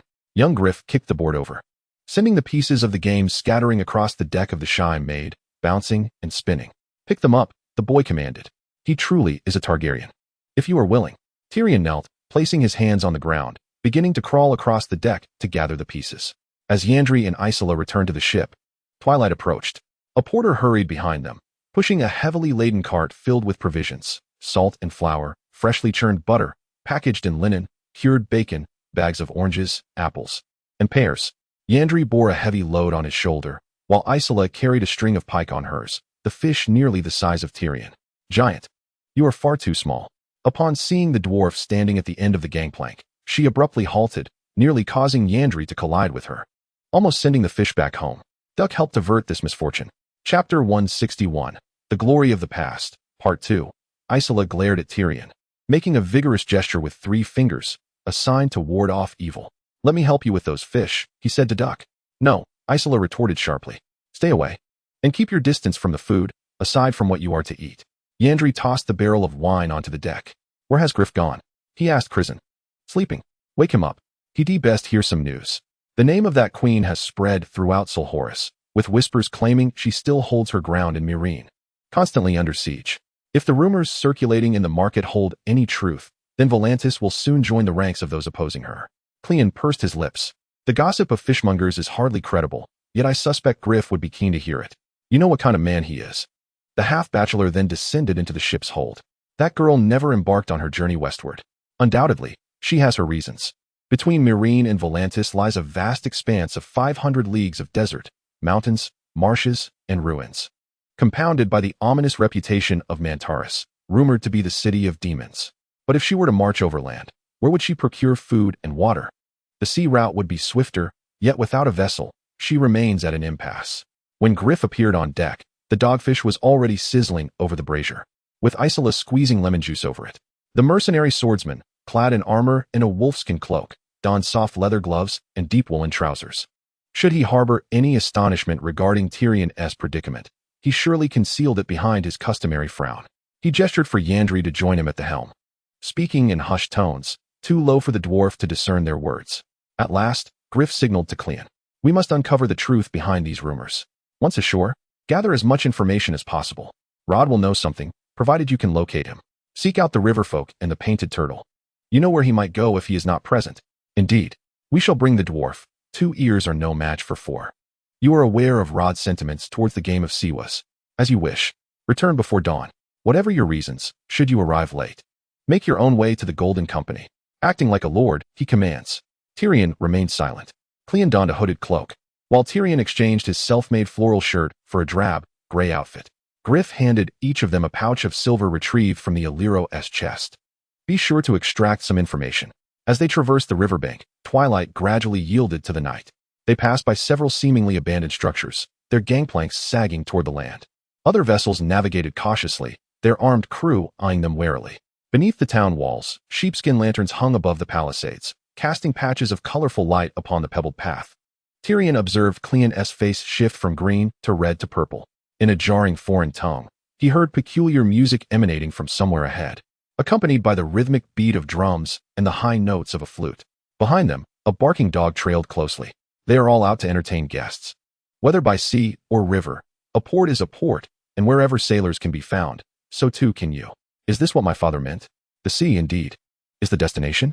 The free folk of Lannisport and King's Landing, unlike their sisters in Solhoris, are bound as slaves. The tears tattooed beneath their eyes serving as evidence of their shackles. Many among them are aged and unattractive, enough to dissuade any man. Tyrion felt their eyes following his unsteady steps, overhearing their whispered conversations. It is likely that they had never encountered a dwarf before. A small contingent of Valantian spearmen stood guard at the gateway leading to the river. The flickering light of the torches illuminated their gleaming adamantine claws that protruded from their gauntlets. They donned helmets adorned with tiger masks, their cheeks marked with striking green stripes. Tyrion understood that the Valantian slave soldiers took immense pride in their tiger stripes. Did they yearn for freedom? He pondered. If the little queen were to grant them liberty, where would they go? If they were not tigers, who could they possibly be? If I were not a lion, then who would I be? One of the tiger soldiers spotted Tyrion and uttered something that prompted the others to burst into laughter. Upon reaching the gate, he lifted his clawed gauntlet along with his perspiring hand within, and with one arm, he clamped it around the dwarf's neck while roughly tousling his hair. Tyrion, startled, dared not resist, fortunate that it was merely a fright. What was that all about? He inquired of the half-scholarly man. He mentioned that rubbing a dwarf's head brings good fortune, and after conversing with the guards in their tongue, Crisen relayed this. Tyrion forced himself to smile at the man. It was best not to provoke, for tigers are notoriously sharp-toothed. Another guard, impatient, waved his torch and gestured for them to proceed through the gate. Half-scholarly Crisen dutifully led them into Sol Horus, with Tyrion cautiously following at his side.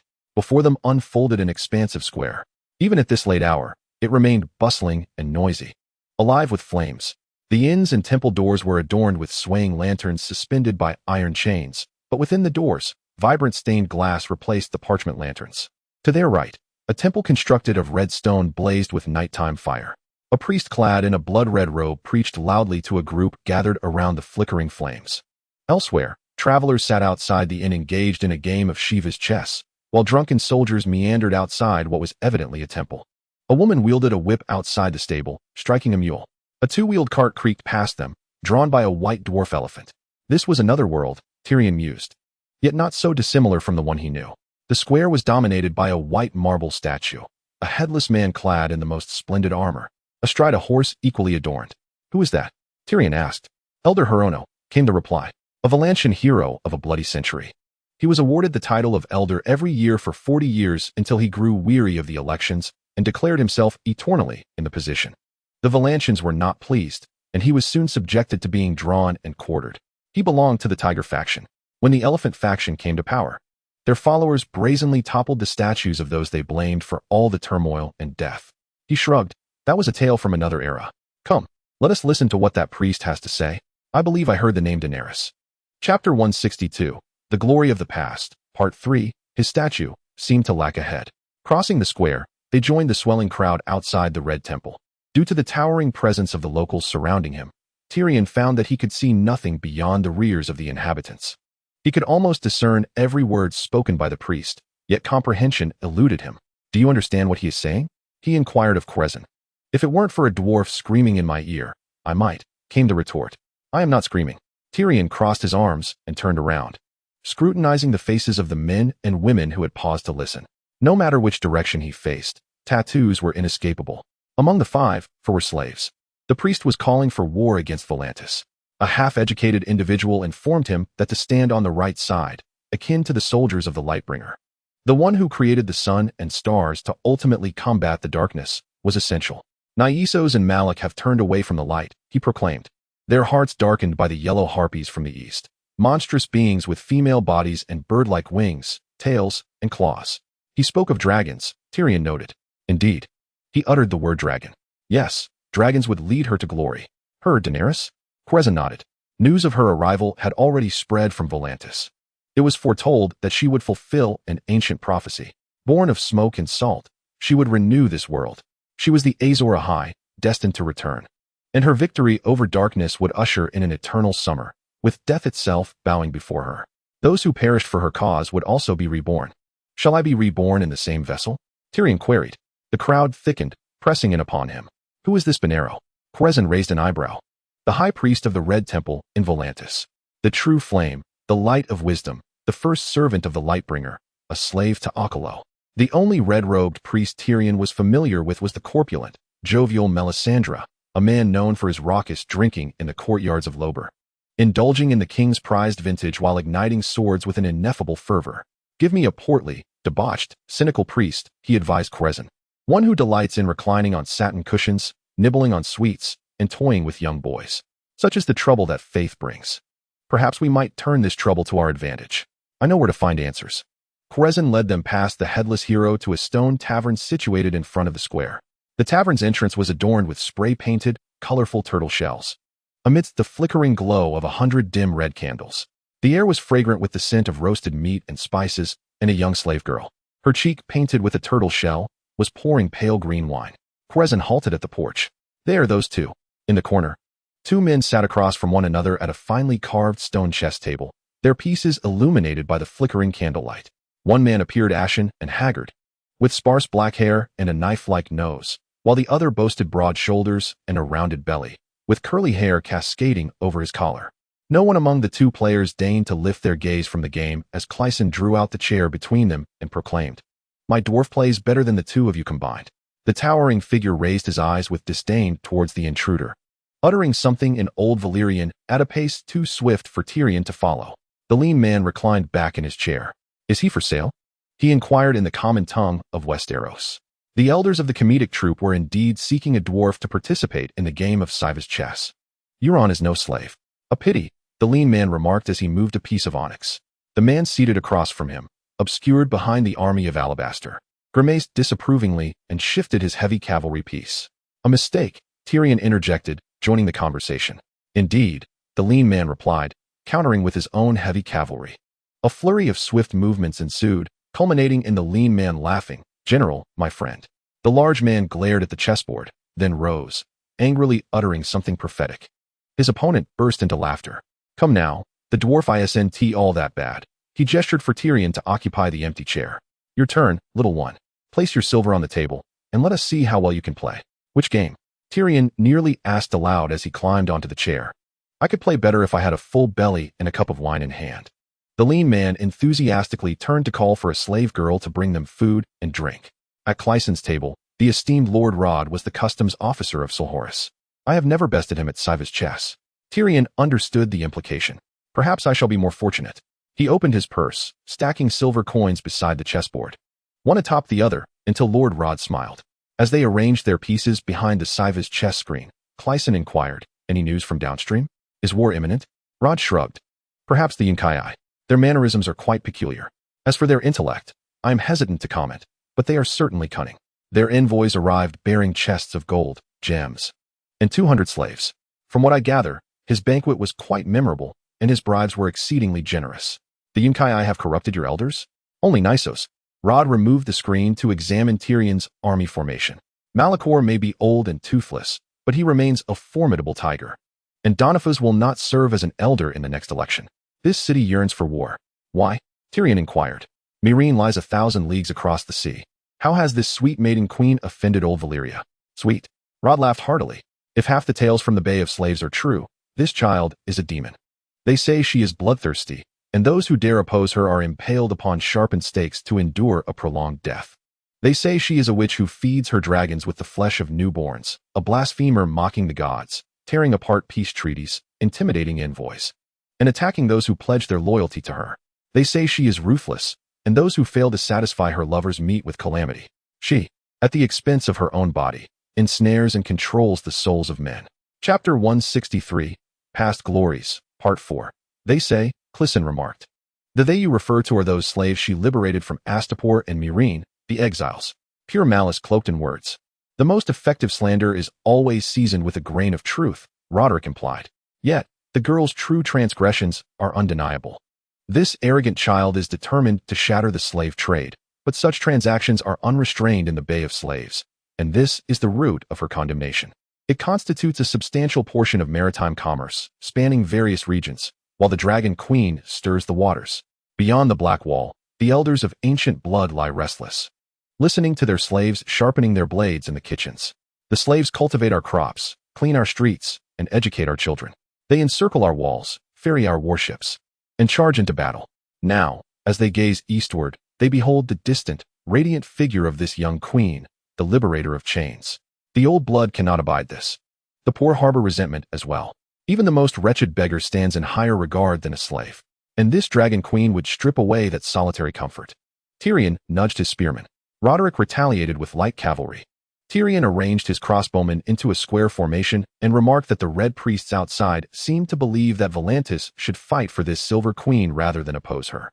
"If the red priests had any sense, they would mind their tongues," Roderick said, noting the clash that had erupted between their followers and those who worship other gods.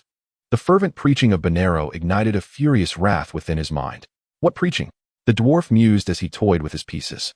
"Oh, good heavens," Tyrion thought. "My soul would warmly welcome her." The Valantian waved his hand dismissively. "In Volantis, thousands of slaves and freedmen gather each night in the temple square to hear Bonero's piercing proclamations that the Blood Star and the Flame Sword will cleanse this world. He warns that if the Triarchs form an army against the Silver Queen, Volantis is doomed to burn. If I could, I would make such a prophecy myself." "Oh." Dinner is served. Dinner consisted of a roast lamb placed upon a bed of onions, its meat emanating a fragrant aroma, crispy on the outside and tender within. Tyrion tore off a piece, scalding his fingers, yet the deliciousness compelled him to reach for another morsel. He washed it down with Valantian green wine. Having not tasted wine in quite some time. Excellent, he declared, seizing his dragon. The most potent piece in the game, he remarked as he devoured one of Roderick's elephants. And Daenerys Targaryen possesses three. Roderick mused, against 3 times 3,000 foes. Not the only envoy excluded from the Yellow City, when the wise oppose Meereen. The legions of new guys will stand alongside them, along with the Tolosi, the Illyrians, and even the Dothraki. Dothraki are lurking right outside your door, Clisson noted. Bonacao. Roderick waved his pale hand dismissively. If the horse lords come, we shall offer them gifts, and they will depart. He shifted his catapult once more, seizing Tyrion's marble dragon and devouring it. What remained was a massacre, despite the dwarf's numerous attempts to relocate. It is time to shed tears, Rod finally declared, pocketing the silver. Another round? No, thank you, Crisen replied. My dwarf has learned a lesson in humility. I believe it is prudent for us to return to the ship. Beyond the square, the night flames continued to blaze, but the holy man had departed, and the crowd had dispersed. Flickering flames illuminated the chapel's window, accompanied by peals of laughter from within. The night is still young, Tyrion remarked. Rod likely had no inkling. What they received from the revelers far outweighed their losses. Are you so starved for women, Euron? A man who can only solve his problems with his hands would wither away. Solhoris might be a destination. Tessa could very well be there now, her cheeks adorned with tears. I nearly drowned. After such an experience, a man must seek a woman to indulge in pleasures. Moreover, I must ensure my manhood has not turned to stone, the half-scholar chuckled. I shall wait for you at the inn's entrance. Do not keep me waiting too long. Oh, fret not about that. This chapel is rather conventional compared to the revelries of Lannisport and King's Landing. All 4 of us bear teardrop tattoos beneath our eyes. Does that girl speak the tongue of Westeros? Tyrion inquired. The priest gave him a puzzled glance, prompting him to repeat his question in High Valyrian. This time, the man understood a few words and responded in Valantian. Sunset Girl was the only phrase Tyrion could decipher, which he assumed referred to a girl from the Sunset Empire. Only one girl fit the description, and she was clearly not Tessa. She was a freckled lass with fiery red curls. She will do, Tyrion stated. I require a jug of wine, red wine to accompany red meat. The girl regarded his disfigured nose with unabashed distaste. Have I offended you, sweetling? I am not an unpleasant fellow, as my father would be pleased to inform you, provided he hasn't succumbed to decay. Though the girl appeared to be of Westerosi descent, she spoke not a word of the common tongue. Perhaps she had been captured by slavers in her childhood. Her chamber was small, yet adorned with a fine carpet and a mattress stuffed with feathers rather than straw. I have seen worse. Might I know your name? He inquired as he accepted a cup of red wine from her. No, the wine was undoubtedly potent and sour. It seems I must advance upon you, he said, wiping his mouth with the back of his hand. She regarded him with confusion until she seized the wine jug and lifted her skirt over her head. Only then did she comprehend what awaited her, yet she felt no need to prove the wildness of her patron. An overwhelming sense of shame surged within him, overshadowing any satisfaction. What a wretched creature I have become. Do you know a woman named Tessa? He asked, observing his essence flow from her body onto the bed. Silence enveloped her. Do you know where she might be? Still, she remained mute. Her sorrow etched deep into her raised scars. This girl was nearly lifeless. I have just bedded a corpse. Even her eyes were devoid of life. She had lost even the capacity to disdain my power. He craved a goblet of wine, an abundance of it. Grasping the wine jug with both hands, he pressed it to his lips. The crimson liquid cascaded down his throat, spilling over his chin and trickling from his beard, staining the feather mattress beneath him. Chapter 162, The Light's Howl, Part 1, in the dim candlelight. It resembled the cup of poison that had claimed Joffrey's life. Once he drained it, he cast aside the empty jug and stumbled, curled up on the ground, groping for the chamber pot. Yet he found nothing. His stomach churned, and he realized he was kneeling on the carpet, retching. The thick, plush carpet felt surprisingly comfortable beneath him. A cry of anguish escaped him. He understood they would punish her for this. How unfortunate. Behead me and take my head to King's Landing, Tyrion urged her. My dear sister will treat you like a lady, and no one shall whip you again. She failed to comprehend this, yet surely she would grasp it now. After the wine was finished, it was as if he too had reached his end. Thus, he gathered the girl's belongings and tossed them to the doorway, allowing her to slip away, leaving him alone in the darkness, sinking into the feather bed. In a stupor, he feared to close his eyes, anxious about succumbing to sleep. Beyond the veil of slumber, sorrow awaited him. The stone steps stretched endlessly upward, steep and treacherous. And somewhere at the summit, the god of the shroud awaited. I do not wish to meet the god of the shroud. Tyrion once more fumbled with his garments and staggered back toward the stairs. Griff will surely chastise me. Well, why not? If a dwarf were to be flayed, it would be me. Halfway up the staircase, he slipped. Fortunately, he managed to halt his tumble with his hands, clumsily preventing a full fall. As he rolled to the bottom of the stairs, the occupants of the room gazed at him in astonishment. I am more agile when intoxicated, he remarked. Turning to the priest, I fear I've soiled your carpet. Do not punish that girl. I shall make amends. He produced a handful of coins and tossed them to him. Little demon, a deep voice resonated from behind him. In the corner of the room, a man concealed in shadows cradled his knees. I did not see that girl just now. Had I would have claimed her rather than the freckled one. She was younger than the others, slender, beautiful, with long silver hair. I suspect she is of the Roiner, yet the man she sat with hailed from the Seven Kingdoms. Broad-shouldered, he appeared to be around 40, perhaps even older. His head was balding, but coarse stubble adorned his cheeks and chin, and hair grew thickly even at his joints. Tyrion did not like his appearance, nor did he appreciate the hulking figure wrapped in a woolen coat. Wool, in this temperature? Who but a knight would be so reckless? He was pleased to hear the common tongue of his homeland. He compelled himself to speak. I believe you have mistaken me. My name is Hugo Ishan. Allow me to offer you a drink, my friend. I have had my fill, the man replied, rising as he pushed aside his chair. His sword dangled at his waist. He unsheathed his blade, the fine steel rasping against the leather. The onlookers watched eagerly, their eyes reflecting the flickering candlelight. The priest had long since fled. You are mine now, Hugo. Tyrion could not escape, just as he could not engage in battle. He was so inebriated that concocting schemes to deceive his captor was beyond his capabilities. He spread his hands and asked, What do you intend to do with me? Dragons. Morland replied, tossing a withered apple between his hands. Throw it, urged Laressa, known as the Sphinx. He drew an arrow from his quiver and knocked it to his bowstring. I want to see a dragon, piped up Rooney, the youngest among them, short and stout, still 2 years shy of adulthood. Even just a glimpse. He shifted restlessly on the bench. By morning, the girl would be his. He envisioned taking her far from the old town, across the narrow sea, to the free cities, where scholars held no sway and he would not be apprehended. Emma's laughter floated down from the narrow window above, mingling with the deep baritone of the patrons. She was the oldest waitress at the Feather and Flagon, well past 40. Peter had painstakingly saved 9 silver stags, along with a jar of copper stars and loose coins. But to fill a single gold coin seemed a task more arduous than hatching a true dragon. You were born too late to see a dragon, lad. Assistant scholar Eamon informed Rooney. Eamon wore a leather thong around his neck from which hung chains of white, tin, lead, and copper. Like most assistant scholars, he seemed to believe that apprentices had turnips rather than brains atop their shoulders. The last dragon perished during the reign of Aegon III. That was the final dragon of Westeros, Morland underscored. Throw the apple, Laressa urged once more. This lad, known as the Sphinx, charmed the waitresses.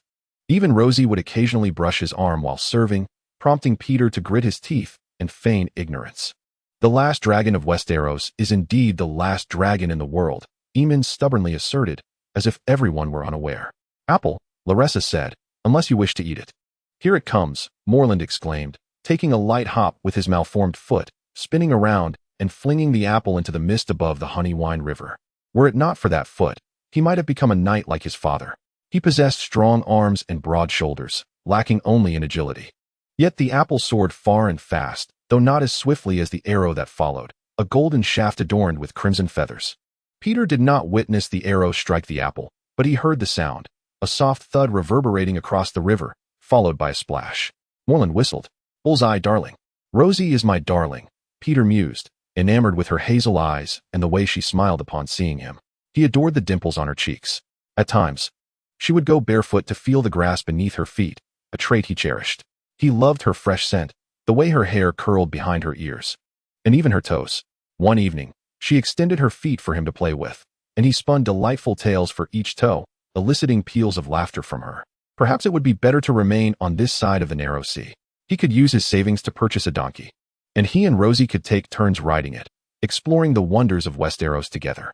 Though Ambrose believed himself unworthy of the silver chain, Peter had already learned the art of bone setting and how to employ leeches for bloodletting to alleviate fevers. The common folk would come to value his skills. If he were to master the craft of hair cutting and shaving, he might even become a barber. That would suffice, he assured himself, as long as he had Rashi. Rashi was the embodiment of all his desires. Once, his aspirations soared higher.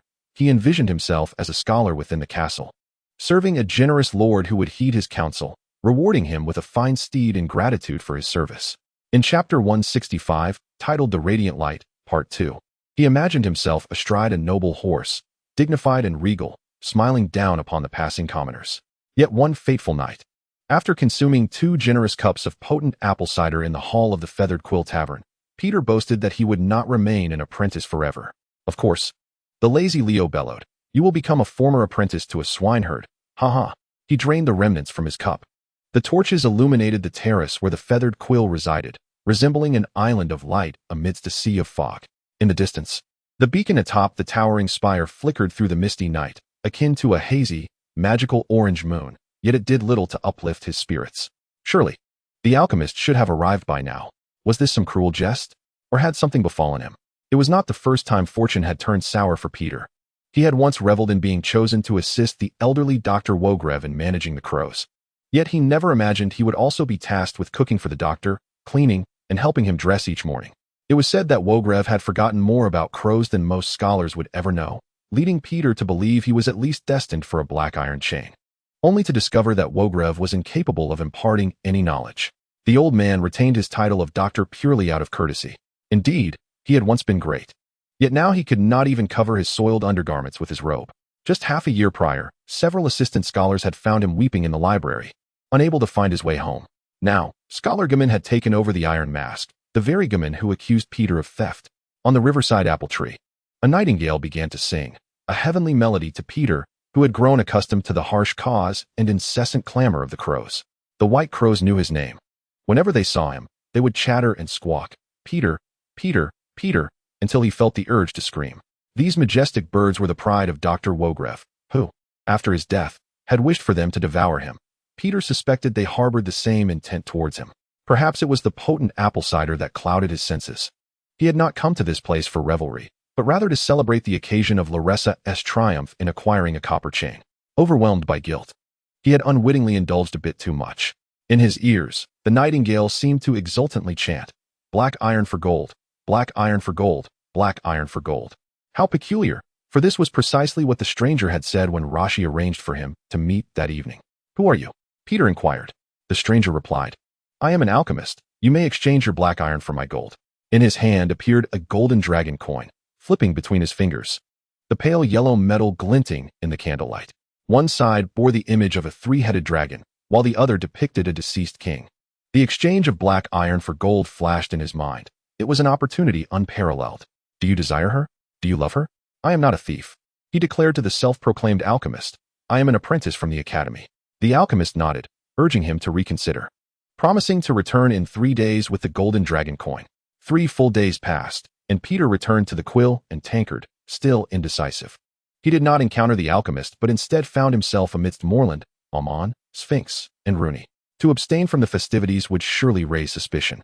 The quill and tankard had never closed its doors. For 6 centuries, it had stood steadfast on an isle in the Honeywine River, never ceasing operations. Though the grand wooden structure leaned southward like a drunken apprentice, Peter had no doubt it would endure for another 6 centuries, serving wine, ale, and strong cider to travelers, sailors, blacksmiths, singers, monks, and nobles, with apprentices and assistant scholars from the academy being regular patrons. "Old Town is not the entirety of the world," Morland shouted. The son of a knight, now thoroughly inebriated. Since learning of his father's demise at the Blackwater River, he had taken to drowning his sorrows nightly. Alas, even in the distant Old Town, fortified by towering walls, the War of the 5 Kings impacted everyone. However, Dr. Benedict insisted that there was no such War of the 5 Kings, for Balon Greyjoy had declared himself king long after the death of Baelor the Blessed. "My father often said that beyond the Lord's castle lies the true world," Morland continued. "In Karth, Ashai, or the lands beyond, dragons must be the most unremarkable of creatures." Recently, sailors' tales claimed. Almon interrupted him. "Sailor stories are merely that, stories. Dear Morland, I wager you could find such men at the docks at any time, claiming to have lain with mermaids or boasting of spending a year within the belly of a fish. How do you know they haven't?" Morland, with heavy footsteps, searched the grass for apples, unless you personally ventured into a fish's belly. Individual sailors' tales, certainly, can be dismissed with a laugh, but when 4 ship's oarsmen, each speaking 4 different tongues, recount the same story. Not the same story, Amon insisted. The dragons of Ashai, the dragons of Karth, the dragons of Meereen, the dragons of Dothraki. Each version of the tale varies. Only the details differ. After becoming intoxicated, Morland grew more obstinate. He was stubborn enough when sober. Each story contains dragons and a young, beautiful queen. Peter was solely concerned with the golden dragon. He pondered the alchemist. This was the 3rd day. He had promised to return. You have an apple at your feet, Larissa called to Morland. I have 2 arrows left in my quiver. To the devil with your quiver, Morland retorted, picking up the fallen fruit. It's rotten, he complained, but discarded it nonetheless. As the apple began to descend, it was cleanly severed in 2 by an arrow, one half landing atop a tower and rolling down to a lower eave, coming to rest merely a foot away from Amon. When a worm is severed in twain, it astonishingly transforms into 2 separate creatures. Larissa, with her customary smile, mused that if apples could do the same, no one in the world would ever experience hunger. The Sphinx perpetually bears a smile, as if privy to some clandestine jest, which lends him an air of malevolence, particularly with his pointed chin, sharp nose, and a forehead that tapers sharply, crowned by a mop of dense, dark curls. Larissa is destined to become a bachelor. Despite having resided in the scholarly city for merely a year, he has already forged 3 links of his chain. Though Amon possesses many links, each demands a year of toil. Ultimately, he too shall attain the title of bachelor. Rooney and Morland remain neck-bare apprentices. For Rooney is still quite young, while Morland favors drink over reading. Chapter 166, Bearing the Burden, Part 1.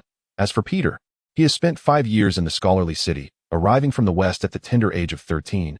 Time has swiftly passed. Yet his neck remains as smooth as when he first arrived. He has believed himself prepared on 2 occasions.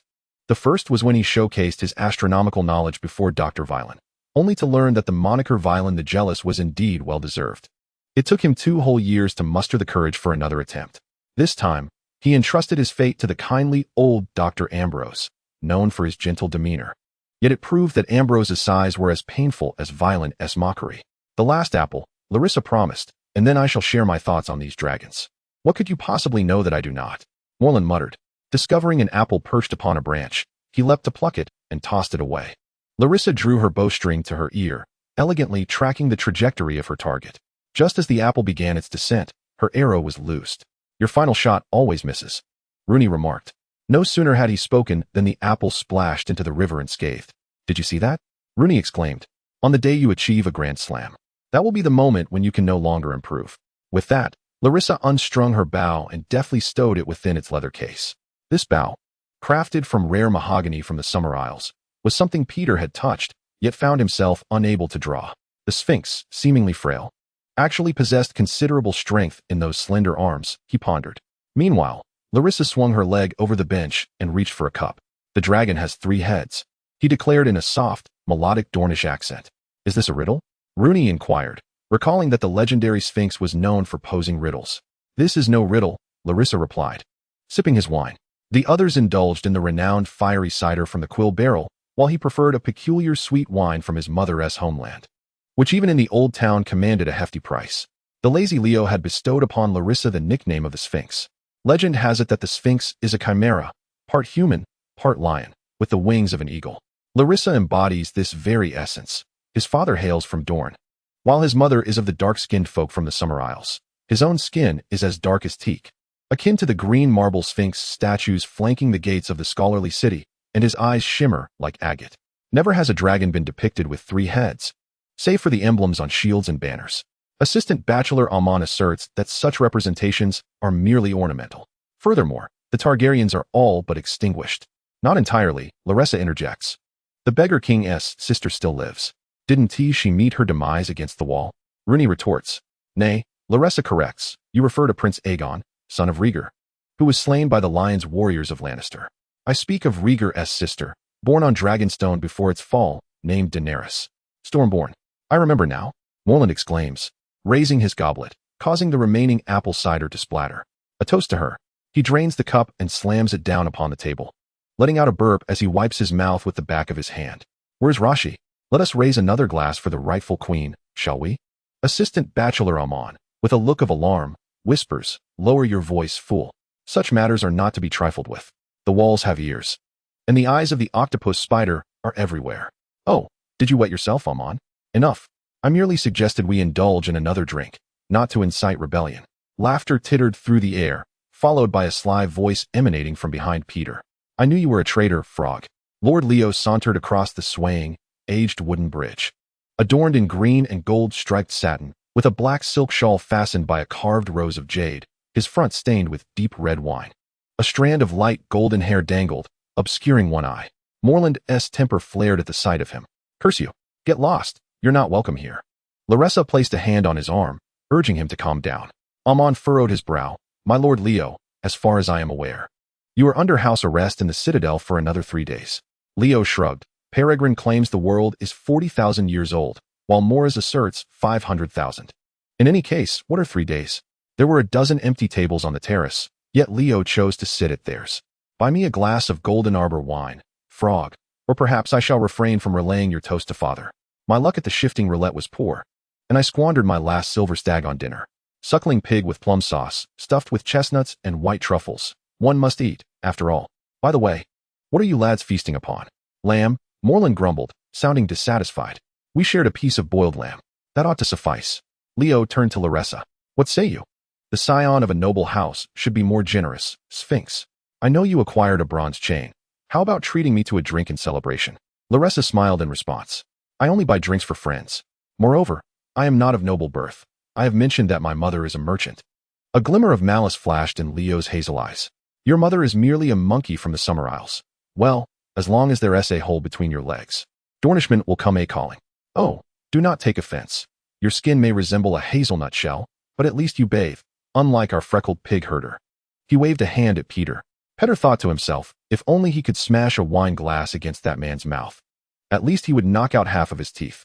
Freckled Peter, the pig herder, is the protagonist of numerous folktales, a kind-hearted yet foolish rustic, who invariably triumphs over the vile oppressors, including the corpulent lord, the arrogant knight, and the hypocritical monk. Although he is dim-witted, he often turns his clumsiness into cleverness. At the conclusion of each tale, Freckled Peter either ascends to the lord's high-back chair or shares a bed with the daughter of a knight. However, stories are merely fiction. In the real world, a pig herder cannot expect to live a prosperous life. Sometimes Peter mused that his mother must have despised him to bestow such a name upon him. Laressa suppressed a smile. You must apologize. Must I? Leo retorted. With my throat so dry, how can I apologize?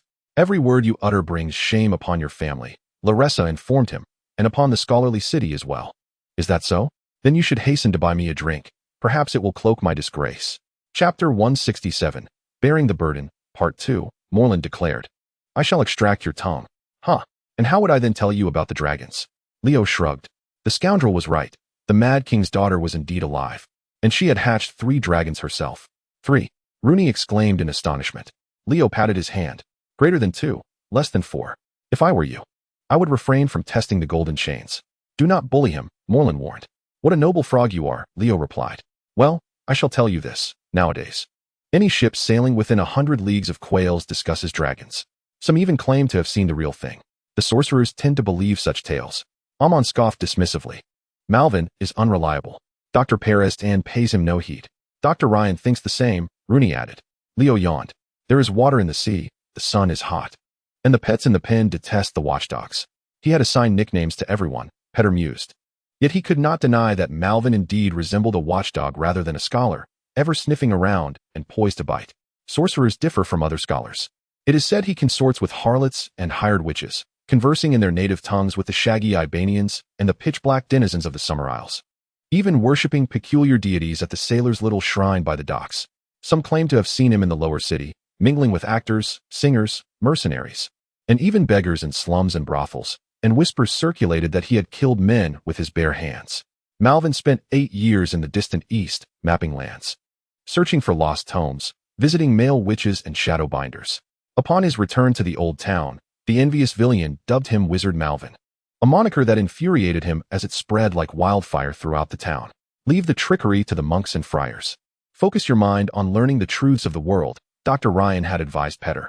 Yet Dr. Ryan was adorned in gold from his rings to his staff and mask, while his scholar's chain bore no Valyrian steel links.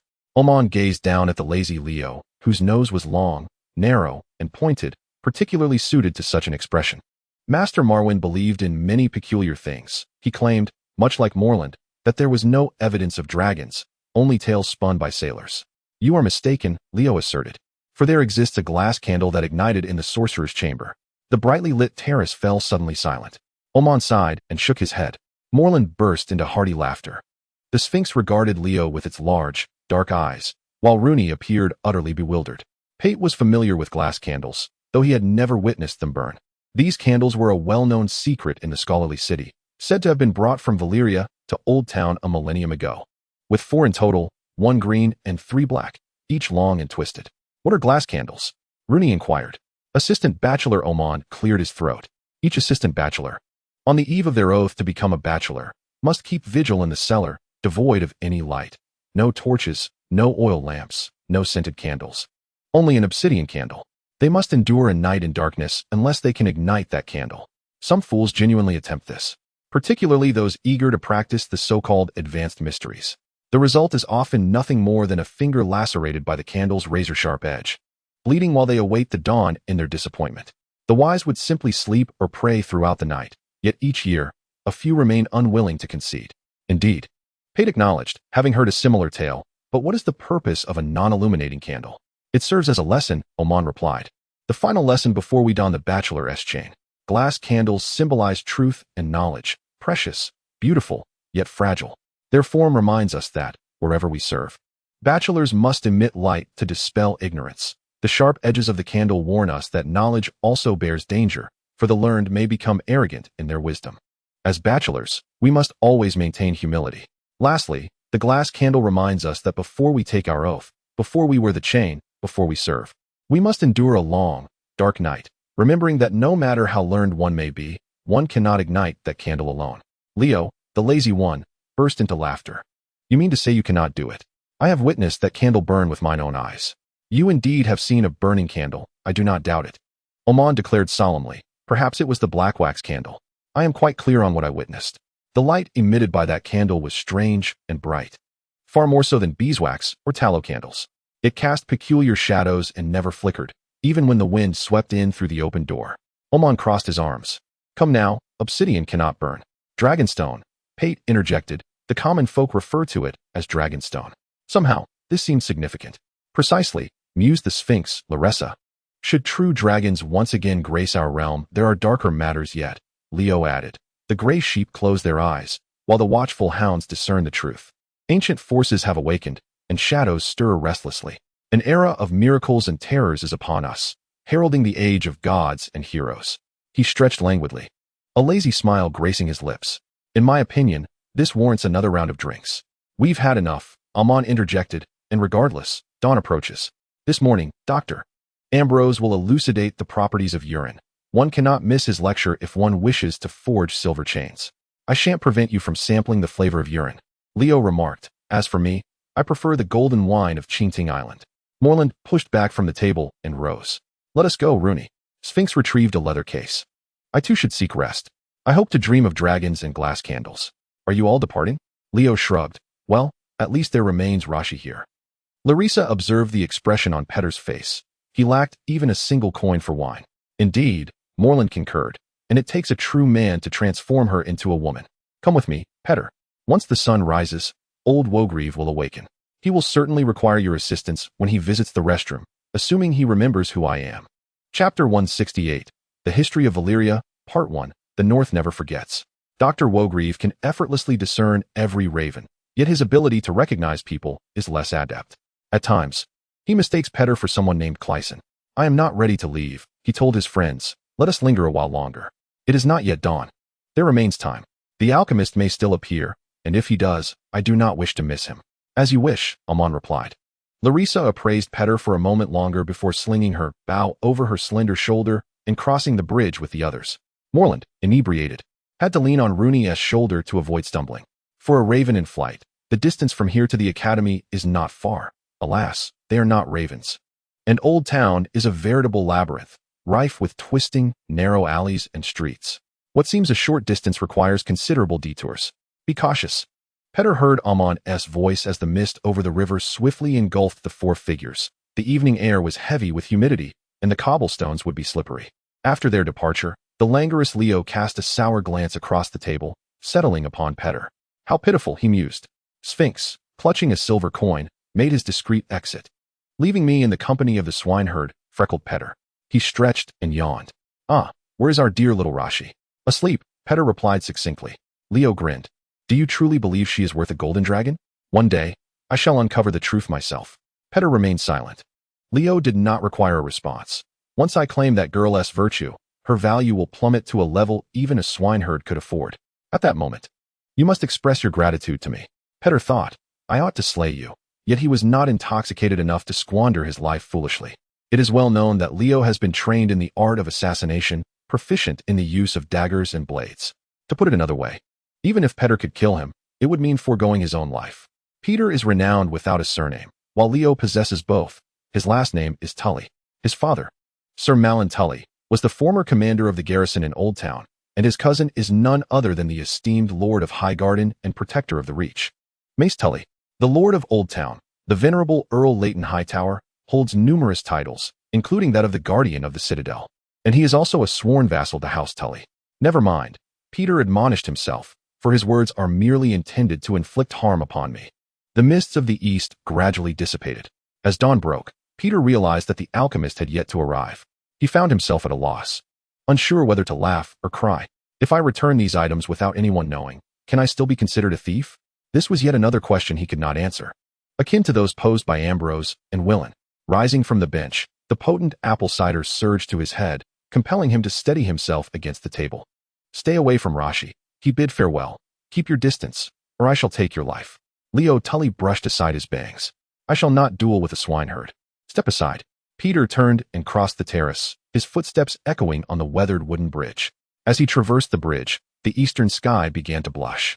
The world is vast, he reminded himself. I could purchase that donkey and still wander along the highways and byways of the Seven Kingdoms, tending to the common folk, bleeding them for their ailments, ridding them of lice.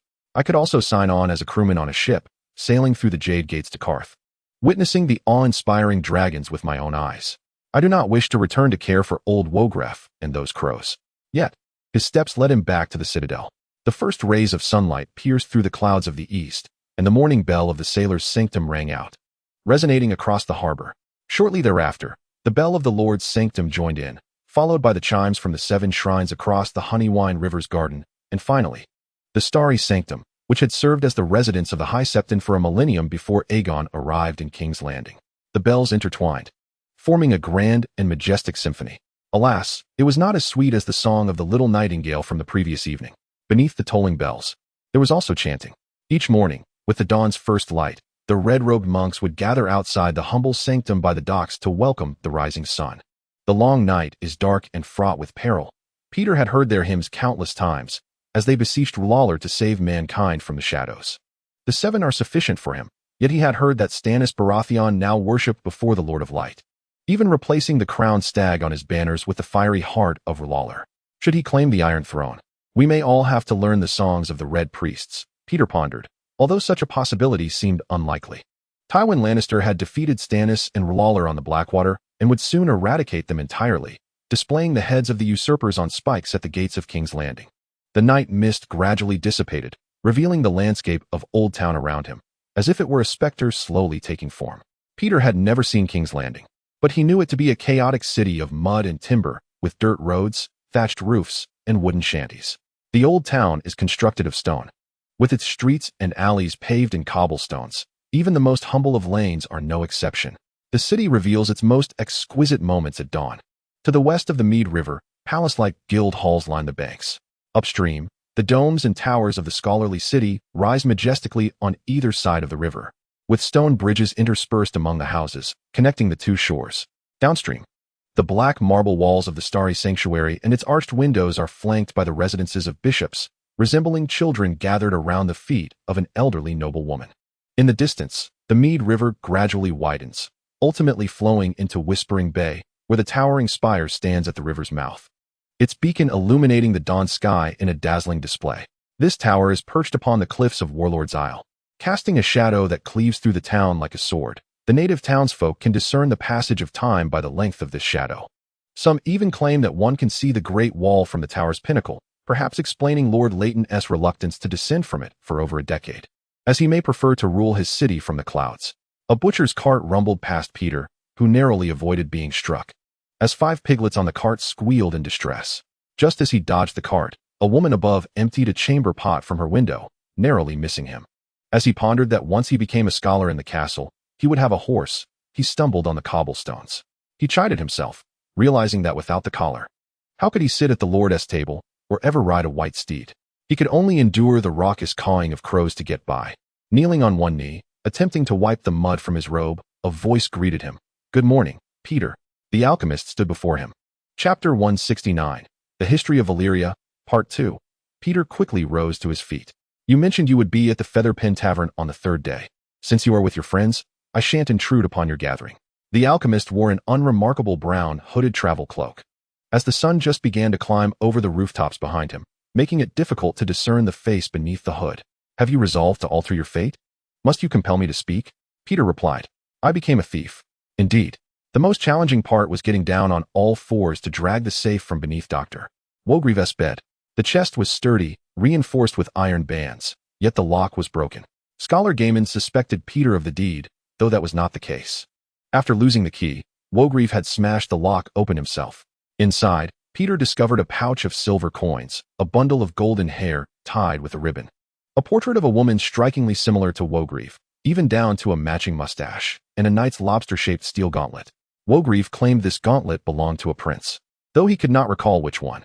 When Peter shook the gauntlet, a key fell out, clattering to the ground. Picking it up, he realized he had become a thief. Recalling his thoughts at that moment, the key was forged of black iron, ancient and heavy. It could unlock every door in the scholarly city, known only to the doctor. Other scholars kept their keys on their person or hidden securely, yet Wogreeve had concealed his, leaving it lost to all. Seizing the key, Peter made his way to the door, only to turn back halfway to retrieve the silver coins. Regardless of the magnitude of their thefts, they were all thieves. "Peter." A white crow cawed his name. "Peter, Peter, Peter. Have you brought the gold dragon?" he inquired of the alchemist. "Goods for payment. Let me see the gold dragon first." Peter was wary of being deceived. "The riverside is not suitable. Follow me." He had no time to ponder or weigh his options. The alchemist moved further away, and Peter had no choice but to follow, lest he lose both Rashi and the gold dragon coin forever. As he walked, he slipped his hand into his sleeve, feeling the keys safely nestled in the inner pocket he had sewn himself. A scholar's robe ought to be filled with pockets. He had known that since childhood. He quickened his pace to match the alchemist's long strides. They entered a narrow alley, turned a corner, and traversed the infamous black market along the scavenger's lane. Eventually, the man turned into another alley, even narrower than the last. "This should suffice," Peter declared. "There's no one around. Let us conduct our business here." "As you wish. I want my gold dragon. Here it is." The coin appeared. The alchemist rolled it with his knuckles, just as Rashi had arranged their meeting. The gold dragon gleamed, shimmering in the dawn light, as if the alchemist's fingers were gilded. Peter seized the coin.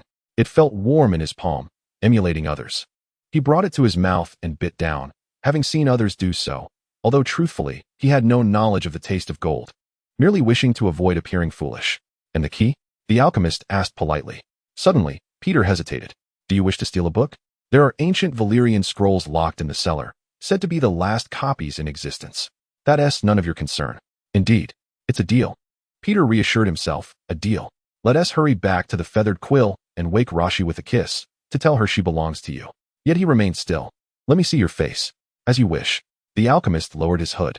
He was an ordinary man, with an unremarkable face, youthful yet commonplace, with plump cheeks, a faint stubble, and a subtle scar on his right cheek. He possessed a hooked nose and a head of neatly curled black hair. Peter did not recognize this face. "I do not know you, nor do I know you. Who are you?" "A nameless one. A nobody. Truly." "Oh." Peter found himself at a loss for words. He drew out the key, placing it in the stranger's hand, feeling dizzy and lightheaded. "Rashi," he reminded himself. "Then it is a deal." As he walked halfway down the alley, the cobblestones beneath him began to shift. The night had been damp, and the stones were slick and wet. He recalled Amon's words, yet it was morning now. His heart raced.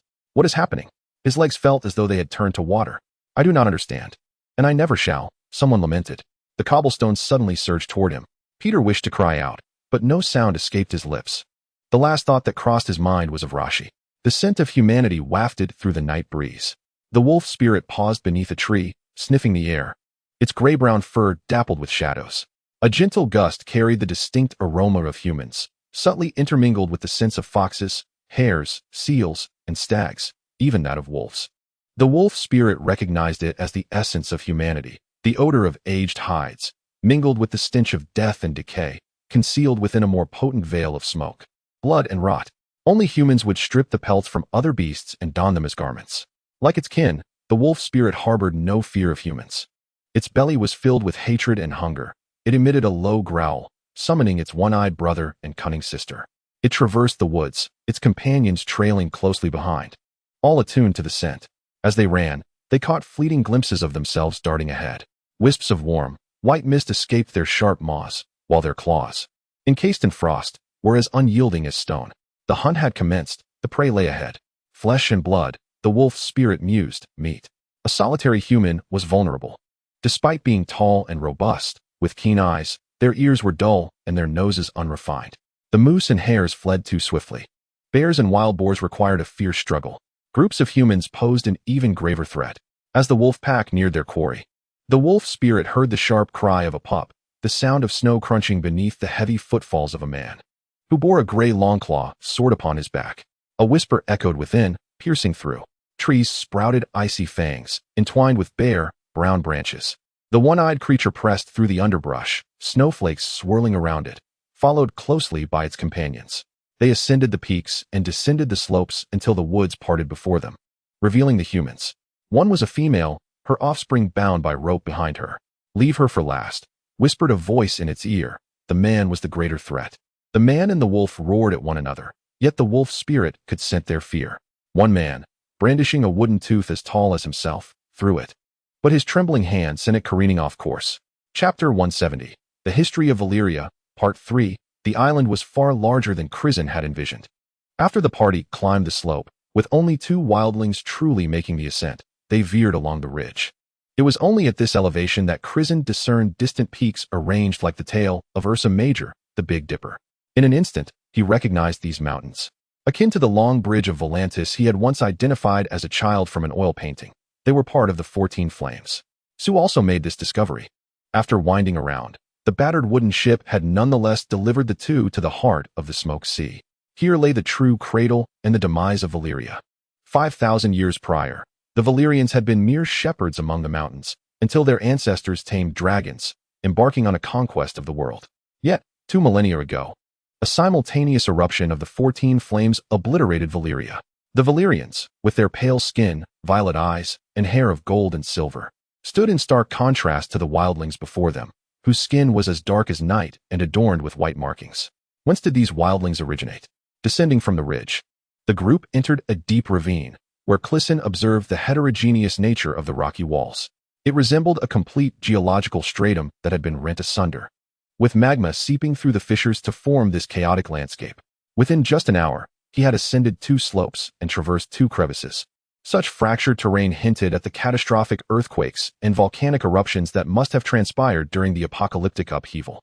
As he approached the exit of the ravine, the gentle sound of flowing water reached his ears, invigorating Crisen with the anticipation that they were nearing the abode of the wild men. Before exiting the valley, Crisen was greeted by 2 colossal stone pillars crafted by the Valyrians, made of the distinctive black stone. Throughout the journey, he had encountered numerous stones bearing Valyrian characteristics, yet none possessed the hallmark black hue. The sight of these pillars, dark as the skin of the wild men, filled Crisen with a sense of having finally arrived in the heart of Valyria. The thick tops of the pillars were interconnected, creating a semblance of a city gate. Upon emerging from the valley, Crisen turned to the side and realized that these were not mere pillars or gates. They were the remnants of a long bridge. 5 enormous black stone piers stood resolutely in the dry riverbed, their grandeur unmistakable, making it clear that the long bridge of Volantis was merely a diminutive replica of this magnificent structure. No bridge Crisen had ever seen or heard of could compare to its majestic splendor. One could only imagine that when intact, it must have stretched across the foot of the 14 Flames like a colossal black wall. In stark contrast to this grand edifice were the barbarians residing beneath the bridge, with only a narrow stream, scarcely a foot wide, trickling beneath the furthest arch. Upon sighting the returning party, the inhabitants of the bridge's arch immediately erupted in cries, which were echoed by the members of the group. Some began to beat drums made of wood and bark, and joyful songs resonated both within and outside the arch. Crisen and Sue exchanged glances of resignation, akin to spectators at a circus. The wild men brought forth 2 sleds, essentially a simple litter with a seat in the middle, where the chieftain lay before the seat's cushion. Sue, without hesitation, stepped onto the chieftain's back and seated herself. Crisen, with a semblance of conscience, recognized that his weight could easily crush the chieftain's spine. He symbolically placed a foot upon the chieftain's back before maneuvering around to sit on the sled. It took 8 men to lift him, and the 2 sleds traversed through the central arch like planets orbiting a sun, moving upstream towards the meager ribbon of water. As they passed through the arch, Crisen suddenly noticed something amiss. On the side of the central pier, someone had painted a massive heptagram using the white chalk pigment the wild men adorned themselves with. This heptagram, emblematic of the faith in the 7, was a design countless knights had emblazoned on their cloaks, and fervent zealots even etched it upon their foreheads. The audacity of such a mark, brazenly displayed upon the black stone, was outrageous. The chalk would wash away after a few rains, indicating that this heptagram had undoubtedly been freshly applied by the wild men. He intently observed the chalky patterns adorned on the chief's body, noting that near the ribs on both sides, the designs featured a 7-pointed star, which he had overlooked during their earlier confrontation. Even if he had noticed, he would not have contemplated the significance of the star. After spotting the 7-pointed star on the wall, Crisen began to pay attention to the other wildlings, discovering that each of them, to varying degrees, incorporated the 7-pointed star into their body art. This was indeed peculiar. Upon passing through the archway, they officially entered the wildling settlement.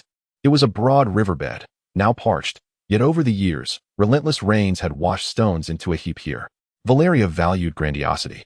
Their structures were often constructed from massive blocks of stone or indomitable black rock, materials that the wildlings could hardly move. Smaller stones had been swept into the riverbed, which the wildlings ingeniously utilized, erecting peculiar little shelters along the cliffs by the river, a result of the apocalyptic calamity that had left many sheer cliffs in its wake. Riding in such a sled was merely for show. In reality, it was slower than walking on 2 legs, at least in Crisen's estimation. Had it not been for the wildlings drumming and singing along the way, he might have dozed off, jolted by the sled's bumpy ride. Crisen recalled Dewar and thought these people seemed even more naive than him.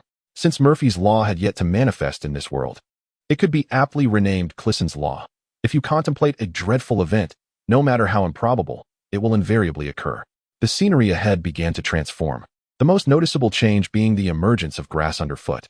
After traversing a bit further, they finally arrived at a lakeside shrouded in trees, where wooden planks had been fashioned into a gate and decorative fence. Crisen mused that the abode of their great chief seemed rather pleasant.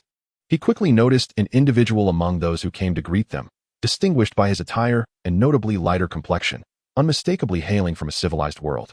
This man sported a long white beard, braided beneath his chin, nearly reaching his knees, likely left untrimmed since being marooned on the island. As the sled came to a stop, the man excitedly approached Crisen and began to speak fervently. "You have finally arrived. I am Selkirk. I have been on this island for 30 years, praying for my salvation from the Virgin and the Father each day. I support your cause."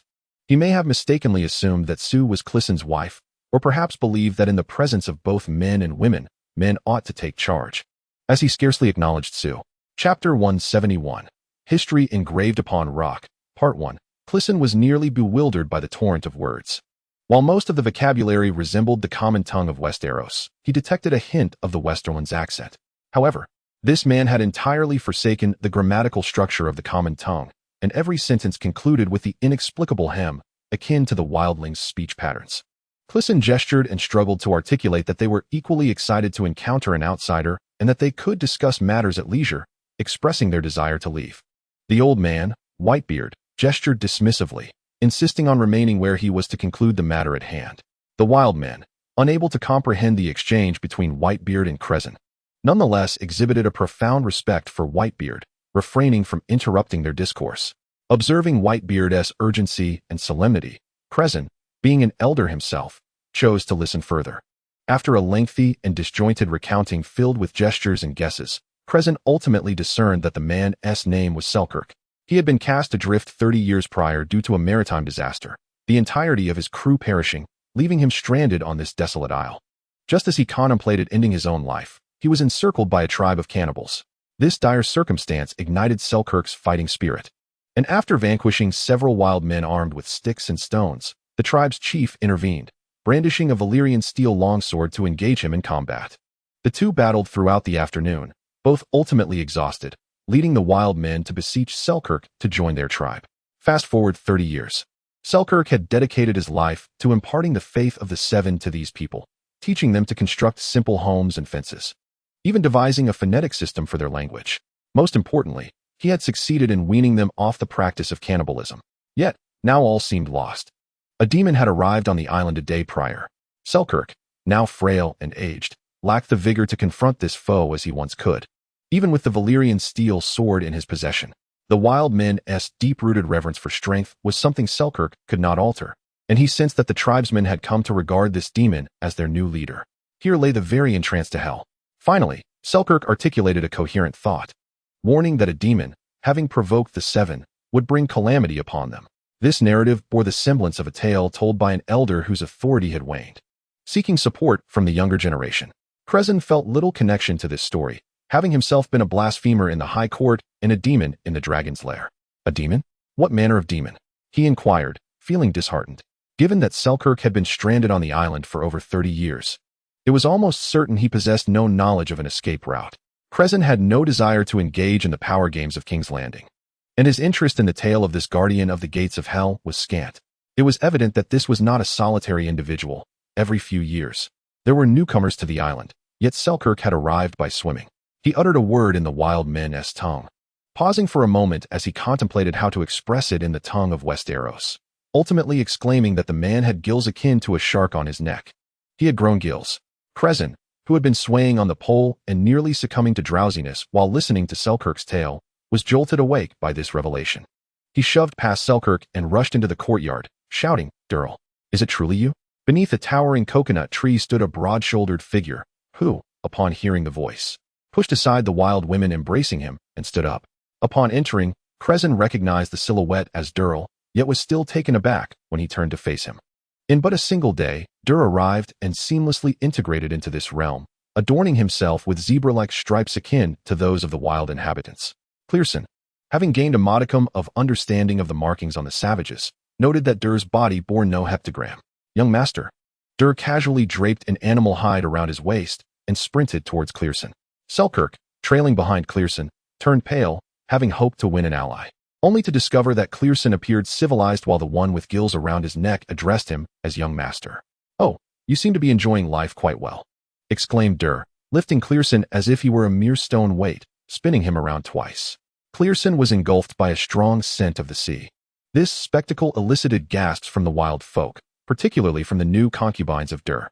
Crisen, suspecting that the avian folk might be calling for another round, urgently urged Dur to cease spinning. Stop.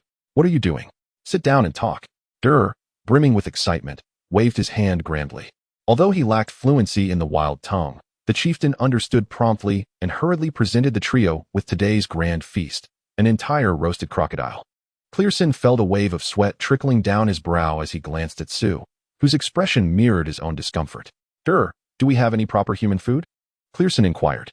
"This crocodile is quite delectable," Dur replied earnestly. "It has a flavor reminiscent of chicken." Perhaps this was a man destined to be a king among the wild. Indeed, the aesthetic sensibilities of mankind are universally relatable. "See, they even know to place an apple in the crocodile's mouth," Sue remarked. Crisen was uncertain if that comment was intended as a slight against Dur. But Dur interjected seriously, "That is not an apple, it is a bird's egg." Crisen observed Dur's untroubled demeanor, his neck resembling that of a man stricken with edema, adorned with numerous creases, 7 distinct fissures in total, each undulating as he spoke. Undoubtedly, the briny scent emanating from him was a product of these very features. The wild folk presented a large wooden platter, gleaming with an array of Valyrian steel knives, forks, and spoons. The chieftain first bowed respectfully to the trio before grasping a small Valyrian steel knife to distribute the crocodile meat. Crisen, dazzled by the brilliance of the Valyrian steel, felt a tumult of emotions swell within him. Even the most extravagant feasts in Westeros could scarcely amass such an abundance of Valyrian tableware. Upon reflection, however, it dawned on him that these wild folk could only wield weapons fashioned from stone and wood, likely unable to comprehend the significance of metal. Even if castaways were to arrive on the island, the ordinary steel they brought would succumb to rust over the centuries. Yet Valyrian steel would never corrode or falter. The wild folk might have gathered a considerable stock of Valyrian steel over the ages, perceiving it merely as a sharp and useful stone. Sir Selkirk, Crisen called to the irate elders standing aside, come join us for a meal. Crisen remained uncertain if that remark was intended as a slight against Dur. Chapter 172. History Etched in Stone. Part 2. The chieftain approached with a large wooden platter, gleaming with an array of Valyrian steel cutlery, knives, forks, and spoons. With utmost reverence, he bowed deeply before the three, then picked up a small Valyrian steel knife to distribute the crocodile meat among them.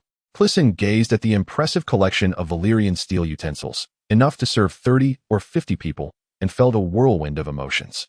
Even if Jon Snow had emerged from the Lake of the Gods, he would not have been greeted with such a grand feast. A fleeting thought crossed his mind. This very land was Valyria. Wood may decay, bricks may crumble, but Valyrian steel is eternal. These wildlings, armed only with stones and wooden clubs, likely could not fathom the essence of metal. Even if they chanced upon ordinary steel, they would be incapable of mastering the art of forging, reforging, or rust maintenance. In this heat and humidity, regular steel would succumb to rust within a century. Only Valyrian steel remained perpetually sharp. Here lay ancient Valyria, where wildlings might have scavenged and amassed a plethora of undamaged Valyrian steel throughout the cataclysmic ages. To them, it might merely appear as a sharp, useful stone. Sir Selkirk, observing the old man sulking in silence, beckoned him. Come, join us for a meal. The old man replied, Indeed, it has been over 30 years since anyone has referred to me as such. I had almost forgotten I was once a knight. His grasp of the common tongue of Westeros was commendable, yet the lingering hem at the end of his phrases remained stubbornly intact. Crisen, wishing to mend the rift between the two, recognized the old man as proficiency in the wildling tongue and deemed the discord with Dur to be trivial. If they were to escape, who would care about the title of wildling king? However, a glance at the crude tattoo of a turtle on Dur's forehead made Crisen feel somewhat uneasy, though somewhat bashful. Selkirk approached the table. Your beard, have you not trimmed it since arriving on this island? Crisen mused, pondering how one could let such a thing grow unchecked if they truly sought to leave. Selkirk sat down, winding his beard around his neck several times, shaking his head with a wry smile. Yes, I have not trimmed it since coming to this island. I keep hoping to find a way to leave, but alas, it remains impossible. Crisen began to grasp the peculiar syntax of the island's inhabitants, who favored inversion in their speech. I have yet to inquire your names, Selkirk continued. Crisen had long used an alias in the outside world, but considering the old man had been trapped here for 30 years, he boldly divulged his true name, introducing Sue and Dur alongside. Selkirk, having lingered in this place for far too long, appeared somewhat estranged from the manners of civilized society. His emotions plainly displayed on his face. He regarded Dur, with gills adorning his neck, and the heathen Sue with indifference, while his eyes sparkled with interest as they fell upon Crisen. Oh, a scion of House Heartsbane. It is a pleasure to meet you, my friend, he said, his brow furrowed as he pondered for a long moment before managing a wry smile. I have been trapped here longer than I spent in Westeros, a duration that feels as distant as a previous life. I can scarcely speak the common tongue anymore. Sighing, he gazed at the aged knight, whose life was waning in this desolate place. Do not despair, said Crisen, attempting to console him. It has only been 30 years. Your family and friends still remember you. I see many trees on this island. We could construct a boat and attempt to row away. My brother here is an exceptional sailor. That is not possible. The old knight lamented, shaking his head. One cannot escape by sea. The natives believe that the door to hell offers passage, yet if that were true, why do they remain here? Crisen, intrigued, inquired about this ominous name. The door to hell? What is that? The Black Bridge, Selkirk replied. You must have seen it upon your arrival. Indeed, I saw it. You left the mark of the 7 gods upon the central pier. They will bless you, he responded. This is my hope while I remain here, Selkirk said, his beard quivering. I strive to survive, to pass the faith of the 7 to these forsaken souls, merely so that when I die, my spirit may escape this place. Let us also endeavor for our bodies to leave, Crisen suggested. But tell me, Sir Selkirk, what exactly is this door to hell? It lies at the other end of the Black Bridge, a massive stone portal that leads to the underworld. The Valyrians, the Dragon Lords, unleashed hell from within. These words were spoken with great difficulty, as if Selkirk were not a well-educated knight of Westeros, but rather a primitive savage unsure of which end of a spoon to use. Let us not speak of hell or the underworld, Crisen interjected. Who ventures to hell is not our concern. We must focus on returning home. You have not witnessed the great black mist and cannot comprehend the terror it embodies. We are not the only survivors who have landed here. None heed my warnings, he exclaimed, frustration evident in his voice. And yet, I remain the sole survivor. This assertion did not sway Crisen. In this wild land, Valyrian steel was not a luxury. The laws of the civilized world prevailed. Who knows if other survivors have not perished by your hand? The waters of the Smoke Sea will all flow back here, and everything within will drift ashore. This island is the refuge for all trapped in the Smoke Sea, the only place free of toxic fumes. Those who completely disregarded counsel constructed vessels to venture forth, only to have their wreckage retrieved by the natives in canoes. Those who listened to the natives' nonsense insisted on exploring the door to hell, fantasizing about returning with treasures of Valyrian steel. Ultimately, they attracted the great black mist from the door to hell, nearly obliterating the village. Such outcomes need not transpire. Sue, equally disinclined to extend any courtesy to the old Selkirk, acknowledged that Crisen was the heir to the High Court. You may reside here for a lifetime, but he shall return to inherit the Riverbend lands. This proclamation effectively incensed Selkirk, causing his beard to quiver with indignation. He retorted. I too am a descendant of the noble lineage of the Mudbloods. PSS. The speech of the savages, with its inverted structure, is not intended as a regional slur. While composing, my mind was filled with the peculiar syntax of the Wind speakers, yet translating that onto the page proved arduous and unnecessary. Thus I opted for inversion, signifying that the savages possess a grammatical structure entirely distinct from that of the outside world. Chapter 173. History Carved in Stone, Part 3. I too am a descendant of the noble lineage of the Mudbloods. The white-bearded knight exclaimed with indignation. A buxom wild woman presented a split coconut, and as Crisen took a sip, he nearly spat it out upon hearing those words. He maintained his composure, pondering what fate had befallen him. It seemed he was destined to encounter a Lannister even at the gates of hell. He quickly reviewed the Lannister family tree in his mind, but could not recall any missing members of appropriate age. Moreover, this fellow had already referred to the Lannisters as mudbloods, casting doubt on his true origins. Seeing that the old man regarded Crisen with an unusually benevolent demeanor, Sue felt a surge of irritation. The man's initial request for Crisen's support suggested a lingering lust for power. Furthermore, judging by his indelible Westerland's accent, his manner of dining with knife and fork, and his fervent devotion to the faith of the Seven, Sue suspected he was indeed a minor noble. Thus, he deliberately chose words that would strike a nerve. After all, Crisen had unwittingly revealed his heritage as a husband. Yet, one remark unveiled Selkirk's identity, which took Sue by surprise. You bear the name Lannister? Crisen inquired.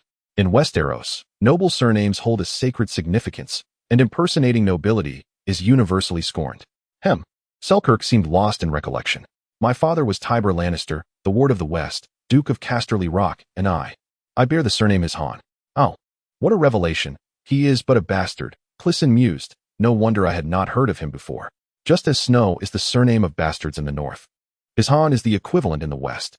By your father's regards. Do you know he has passed away? Crisen asked. Regardless, there was no need to question his identity in this setting, even if he bore the appearance of a savage as dark as charred wood beneath a roasted crocodile.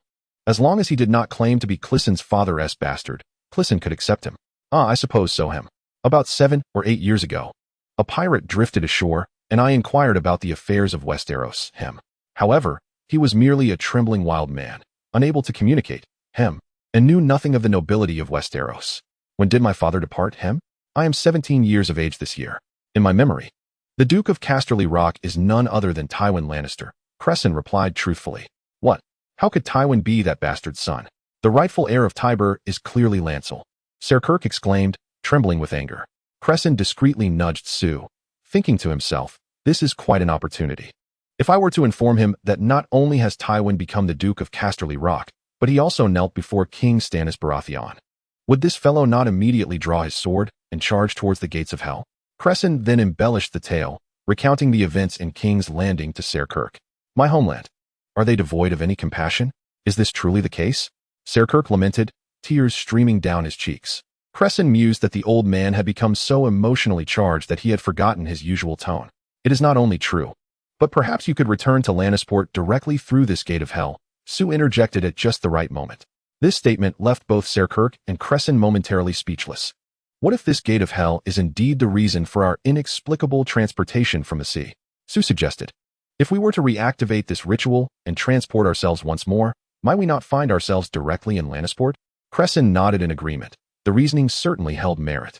All current evidence pointed to the frost god as the instigator of each apocalyptic catastrophe. If the Ironborn could conduct transportation rituals on the Iron Islands, it stands to reason that they could similarly navigate from the smoking sea of Valyria.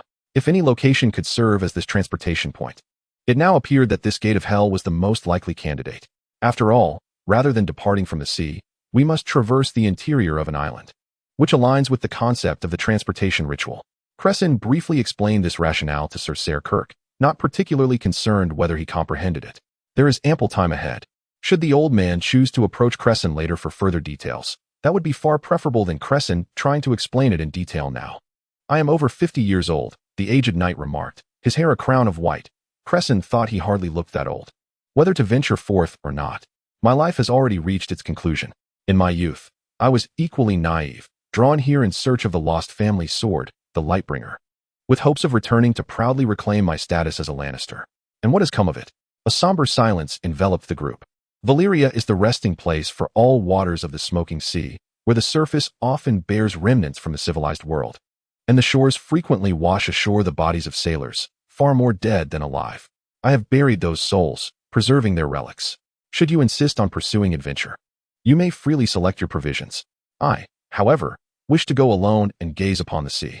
With that, the old man rose to take his leave.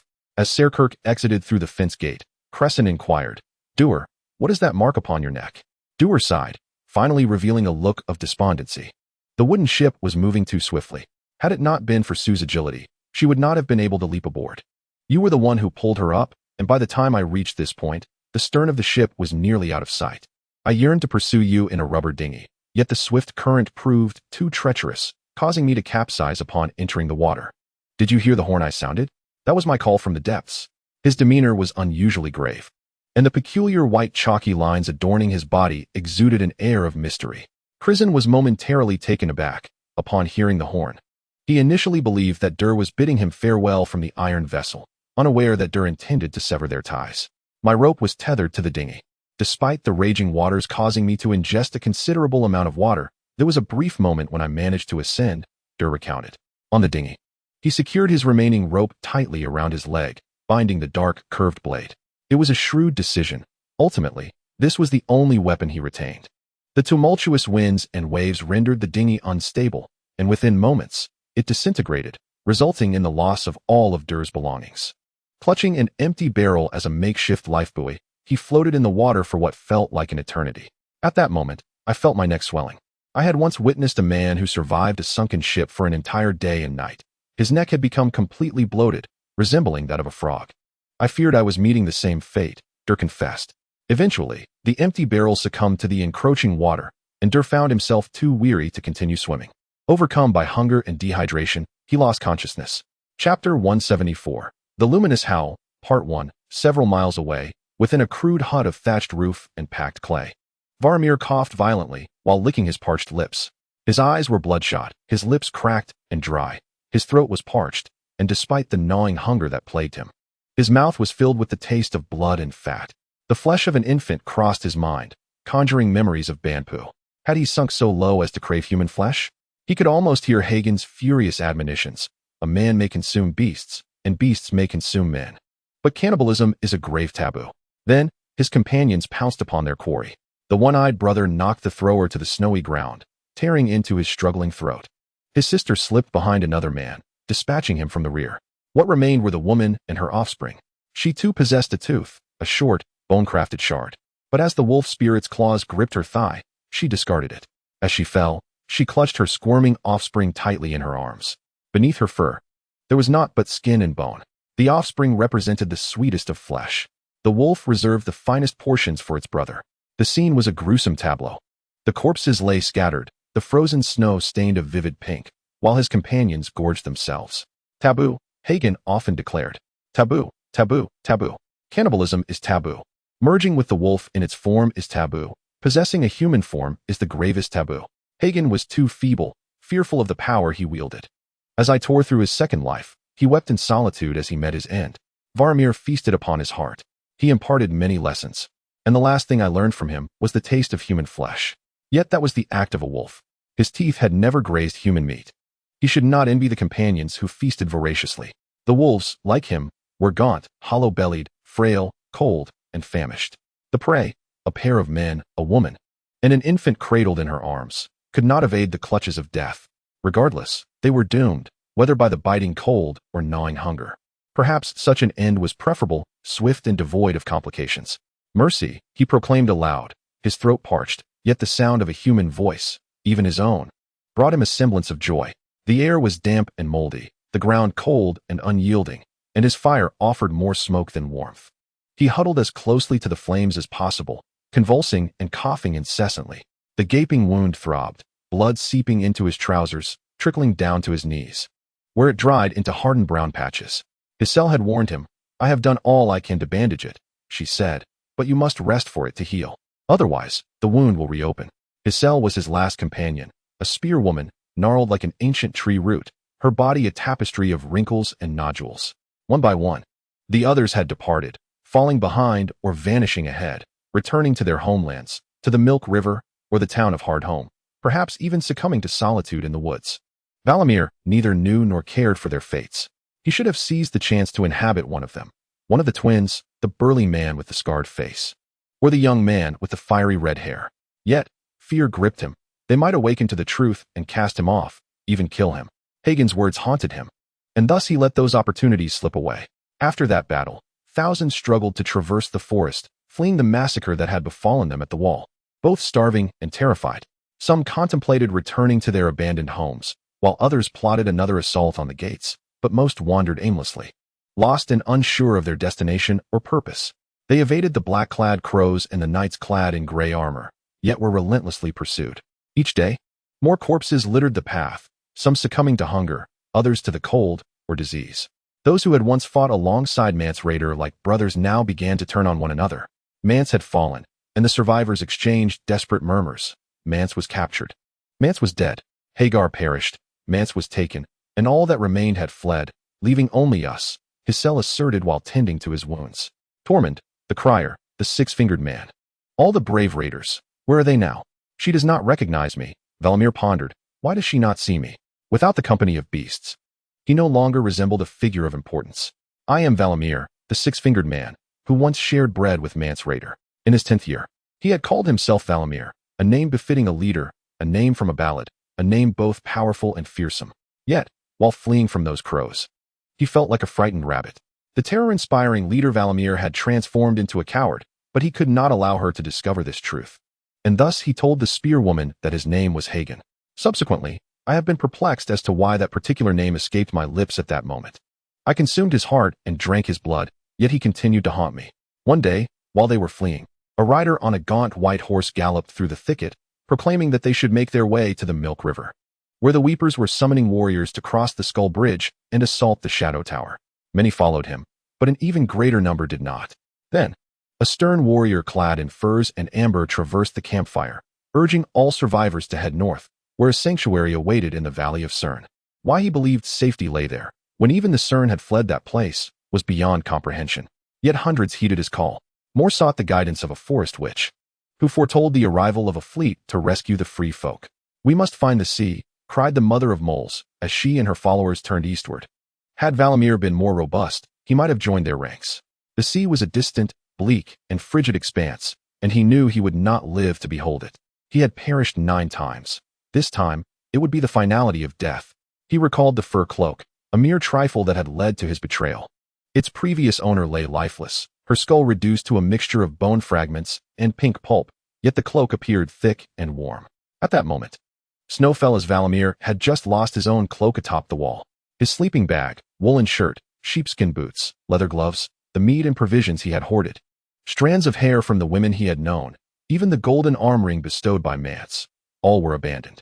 Chapter 175. The Lights Howl, Part 2. I was scorched, dead, and then fled, my pain and fear nearly driving me mad. These memories still filled me with shame, but he was not the only one who ran. Hundreds, even thousands, fled in panic. The battle was lost. The knights arrived, clad in armor, an unstoppable force, slaying all who dared resist. To remain was to invite death. However, escaping death was no simple task. In the forest, after Valamir felled that woman and knelt to strip her cloak, he did not notice the boy lurking nearby. The lad suddenly sprang from his hiding place, plunging a bone dagger into his own body while wresting the cloak from Valamir's grasp. "Mother," Hissar later recounted. "That was his damned cloak. I saw you robbing her." "She was already dead," Valamir replied, as her bone needle trembled through flesh. "Someone had cracked her skull, by a crow." "No doubt. Not a crow, but the hard foot. I witnessed it. Her needle stitched his wound. Savages, who could tame them? No one. If Mance fell, the free folk would perish. The Cern, giants, hard-foot, cavemen with teeth like files, and the indigenous people of the frozen coast, driving their walrus-bone chariots, all would be lost. Even the crows would face demise. They might not yet realize it, but those black-clad bastards were next in line for ruin. The enemy was upon us. Hagen's coarse voice echoed in his mind. "You shall die 12 times, my boy. Each time will be a sufficient torment, but when you finally perish, you shall be reborn." The second life is said to be more pure and sweet. Valamir, the shapeshifter, is about to discover this truth. He can scent the essence of death wafting through the murky air, can feel it with the fingertips that slide beneath his garments to touch the wound. His body already cold, frozen to the marrow, this bone-chilling frost will carry him away. His most recent demise was due to fire. I was ignited. Initially, in a state of confusion, he believed it was an archer on the Great Wall who had struck him with a flaming arrow, but the fire erupted from within, consuming him. Such agony. Valamir had died 9 times before. He had been pierced by a spear, had his throat torn by a bear, and once succumbed to fatal hemorrhaging while giving birth to a cub. His first death occurred when he was 6, as his father's axe shattered his skull. Yet none of these experiences matched the intolerable agony of the flames that coursed along his wings, devouring him. As he attempted to flee from the torment, the flapping wings only intensified the inferno. At the moment he soared over the Great Wall, his keen eyes had observed the movements of those below, and in an instant, the flames reduced his heart to ash, his soul screamed and recoiled into his being. For a fleeting moment, he nearly lost his sanity. That memory still sends tremors through him. It was then he realized the fire had burned out. Only a heap of charred wood remained, with a few glowing embers still smoldering. It required more fuel. Gritting his teeth against the pain, Valamir crawled towards the collection of twigs that his cell had gathered before venturing out to hunt, tossing several slender branches into the ashes. "Ignite," he implored. "Burn." He blew gently at the embers, silently praying to the unknown deities that govern the forests, mountains, and plains. The gods did not respond. After a while, even the smoke dissipated, leaving the shelter even colder. Valamir had no flint, no tinder, no spark. He could not rekindle the fire. He was powerless alone. His cell. He held. His voice sharp and hoarse with pain. His cell. Her pointed chin, her flat nose, and the blemish on her cheek adorned with 4 hairs, a visage ugly and repulsive. Yet he yearned for her presence at the door. How long had she been gone? 2 days? 3? Valamir was uncertain. The room was too dark, and in his half-conscious state, he could not discern whether it was day or night outside. "Wait," she had said. "I will return with food." He lingered like a fool, reflecting on Hagen and Bamp and all the mistakes of his life. Yet a day and a night had passed, and his cell had not returned. Valamir wondered if he had been forsaken. Did she sense my gaze upon her? Or did delirious ramblings during fever reveal his intentions? Forbidden, he heard Hagen's voice, as though he stood in this very room. "She is but an ugly spear wife," Valamir argued. "I am a grand figure. I am Valamir, the wolf spirit, the shapeshifter. It should be her who lives while I perish." No one answered. Not a soul. His cell was gone. She abandoned him, just like everyone else. His mother forsook him as well, preoccupied with embracing Bampu, completely disregarding him. That morning, when his father yanked him from bed to hand him over to Hagen, she didn't even spare him a glance. On the way to the forest, he screamed and struggled until his father struck him and commanded him to be silent. "You must submit to your fate," were the words spoken by his father as he was thrust at Hagen's feet. He was not mistaken, Valamir thought, trembling. Hagen taught him much. He imparted the knowledge of hunting and fishing, how to butcher prey and remove fish bones, and how to navigate the paths through the forest. He also revealed the way of the wolf spirit and the secrets of shapeshifters, though Valamir possessed greater talent. Years later, he sought to find his parents to tell them that their lap had transformed into the great six-shifter Valamir, but they had long since perished and been cremated. Scattered among the woods and streams, dispersed in the rocks and earth, they had become soil and ash. What had the forest which truly said to his mother on the day Bampa died? Lap did not wish to be a mere mortal. This boy dreamed that his deeds would be sung by minstrels, that maidens would crave his kiss. Lap silently vowed that when he grew up, he would become the king beyond the borders. He did not succeed, but he came close. The six-shifter Valamir was a figure of dread. He fought mounted on a 13-foot-tall snow bear, with 3 wolves and a shadow lynx at his command, serving as the right hand of Mansred. It was Mans who brought me here. I should not have listened to him. I ought to have transformed into my bear form and torn him to shreds. Before following Mans, the six-shifter Valamir was the leader of a great band of men. He resided in a hall constructed of moss, clay, and logs, which once belonged to Hagen, guarded by his beasts. Chapter 176, Sir Selkirk, Part 1. Some villagers loyal to him offered him bread, salt, and apple cider, providing fruits from their orchards and vegetables from their gardens. He procured his own meat. Occasionally, a hero wielding a spear would come, intent on slaying the beast to rescue his sister, lover, or perhaps daughter.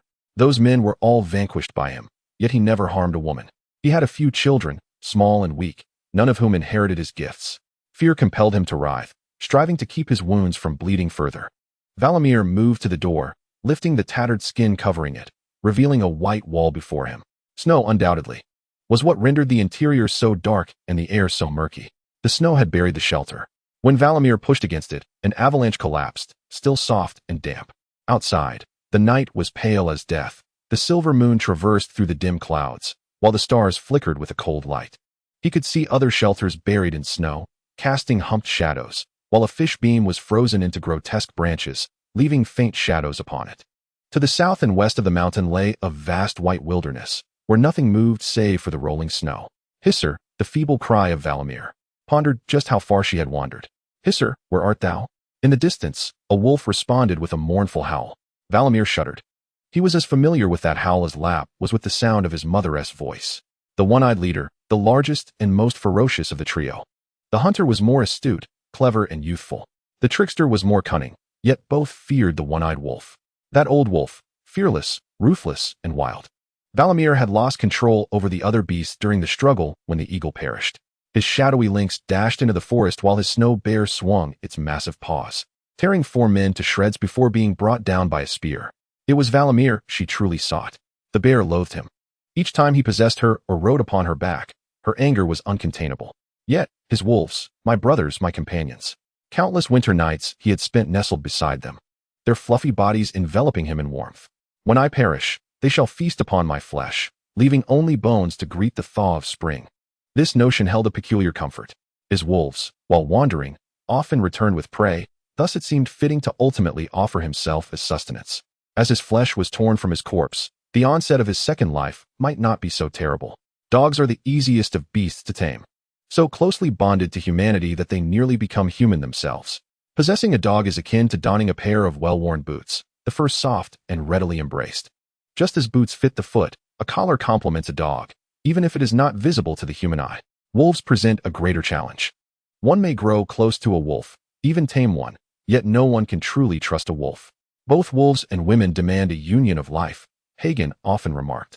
Once you've bonded with one, it becomes part of you, and you part of it. Both shall change.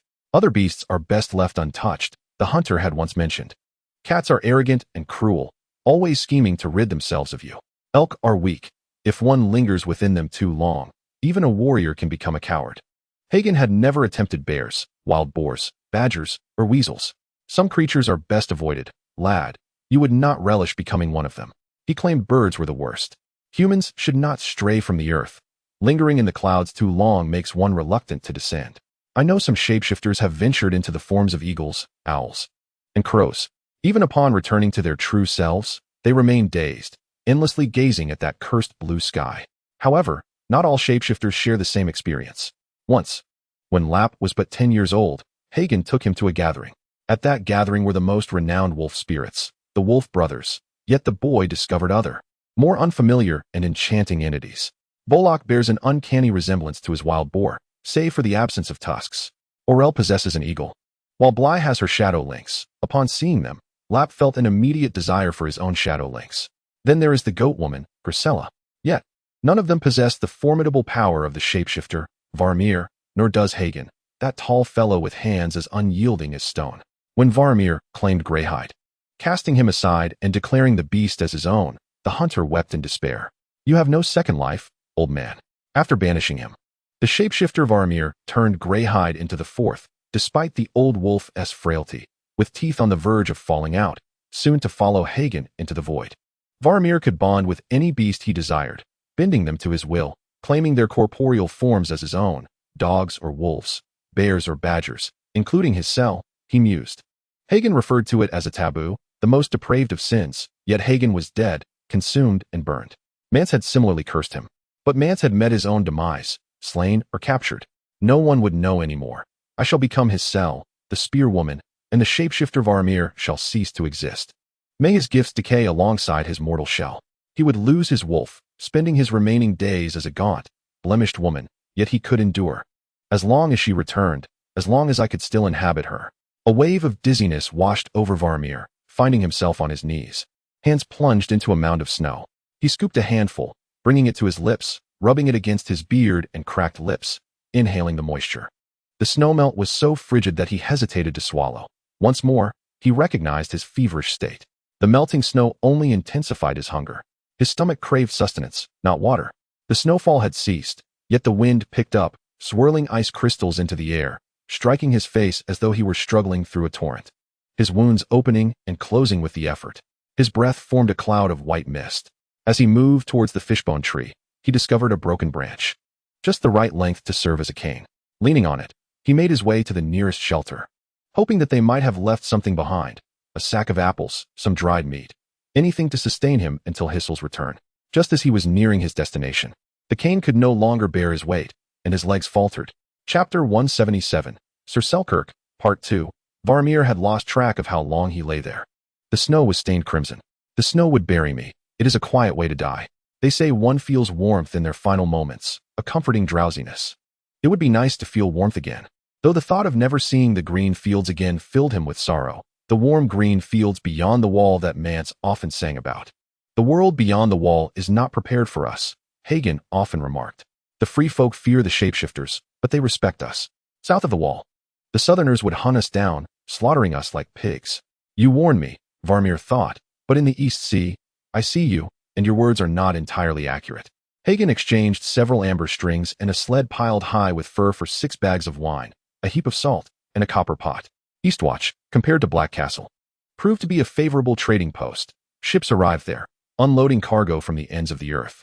The crows recognized Hagen, knowing him as a hunter and a friend of the Night's Watch, eager to listen to his fresh tales from beyond the wall. Some were aware of his shape-shifting abilities, yet they chose to remain silent. It was at Eastwatch, by the sea, that the boy first dreamed of the warm south. Valamir could feel the snow melting on his forehead. To die like this would not be so dreadful. Let me fall into eternal slumber and commence my second life. He sensed his wolves drawing nearer. He would cast off this rigid shell, becoming one with them, hunting under the cover of night, howling at the full moon.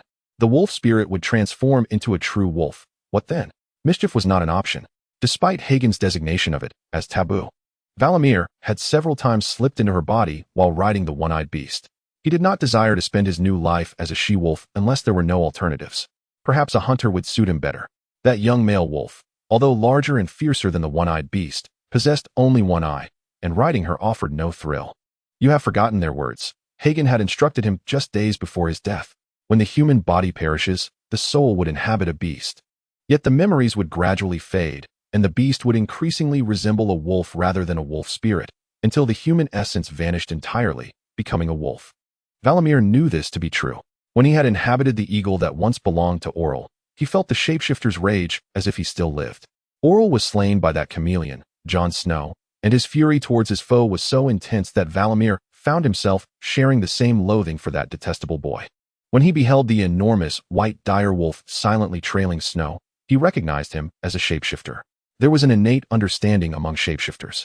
Mance should have allowed him to inhabit that direwolf. It would be a rebirth fit for a king. Undoubtedly, he could accomplish it. Snow's gift was formidable. Yet he was untrained and resistant to the instincts he ought to embrace with pride. Valamir could feel the red eyes on the white trunks of the weirwood tree fixed upon him. The gods are judging me. He shivered. He had committed grave misdeeds. Horrendous acts. He was a thief, a killer, a marauder.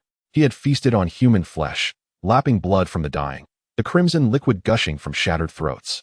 He stalked through the forest, ambushing them in their slumber, dragging their entrails from their bellies and tearing them to shreds upon the muddy ground. Their flesh tasted so sweet. It was the work of beasts, not mine, he rasped. That was the gift you bestowed upon me. The deity did not respond. His breath formed white mist in the air. He felt his beard beginning to freeze. The shapeshifter Valamir closed his eyes. He reminisced about that distant memory, the seaside cottage. 3 barking dogs, and a woman's tears. Bampu. She cried for Bampu, never shedding a tear for me. Lap was born a month premature, perpetually frail. And no one wished for his survival. His mother did not name him until he was nearly 4, far too late. In the village, he was known as Lap, a name bestowed upon him by his sister while he was still in their mother's womb. Maya also named Bampu, whose birth was smooth and delightful, rosy and robust. Eagerly sucking at her breast, she intended for him to inherit his father's name. Yet Bampu died 3 days shy of the naming day when I was 4 and he was 2. Your youngest son now accompanies the spirits, the forest which told the weeping mother. He shall no longer suffer harm, nor know hunger, nor weep. The spirits have returned him to the earth, to the forest.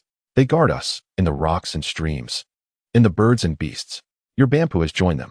He will become part of the all-encompassing world. The old woman's words sliced through Lap like a small dagger. Bampu was watching, staring at me. Lap could not evade him, nor could he hide behind his mother's skirts or flee the wrath of his father alongside the dogs. Those dogs, with their docked tails, snuffling noses, and circling movements, were good dogs, my friends. When his father discovered the dogs sniffing fiercely around Bampu's corpse, he could not ascertain which dog was responsible, and so he slaughtered all 3 with his axe. His hands trembled so violently that it took 2 strikes to silence the snuffling one, before he felled the circling one.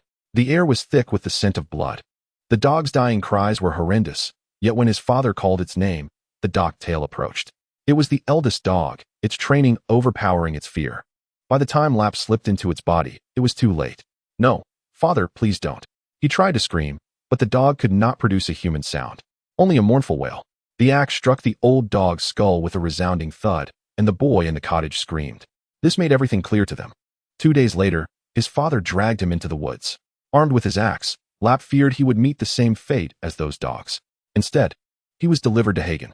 Valamir suddenly awoke, his entire body violently shaken. Get up, a voice roared. Hurry, we must flee. There are hundreds of them. Snow had blanketed him like a rigid white shroud.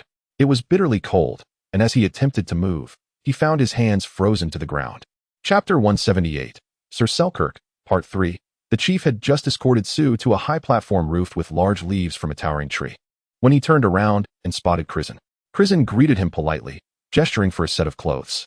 His garments were soaked with seawater, the salt crystallizing into rigid clumps that clung to him like armor. The chief listened for a while, seemingly comprehending, and then ordered someone to fetch a piece of beast hide akin to that of Dur.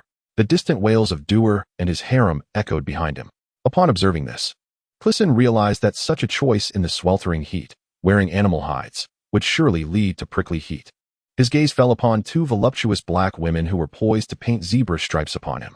Already perspiring, Crisen hastily waved his hands, uttering a simple negative, hoping they would comprehend this time. It was evident that Selkirk had previously conveyed similar refusals.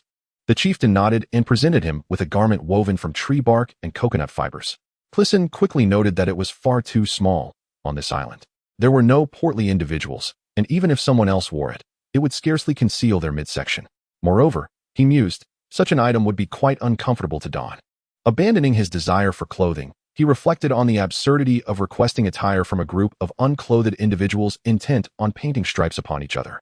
He surveyed the quaint fenced courtyard before him, where trees offered a verdant canopy, and the surroundings were tidy and well kept.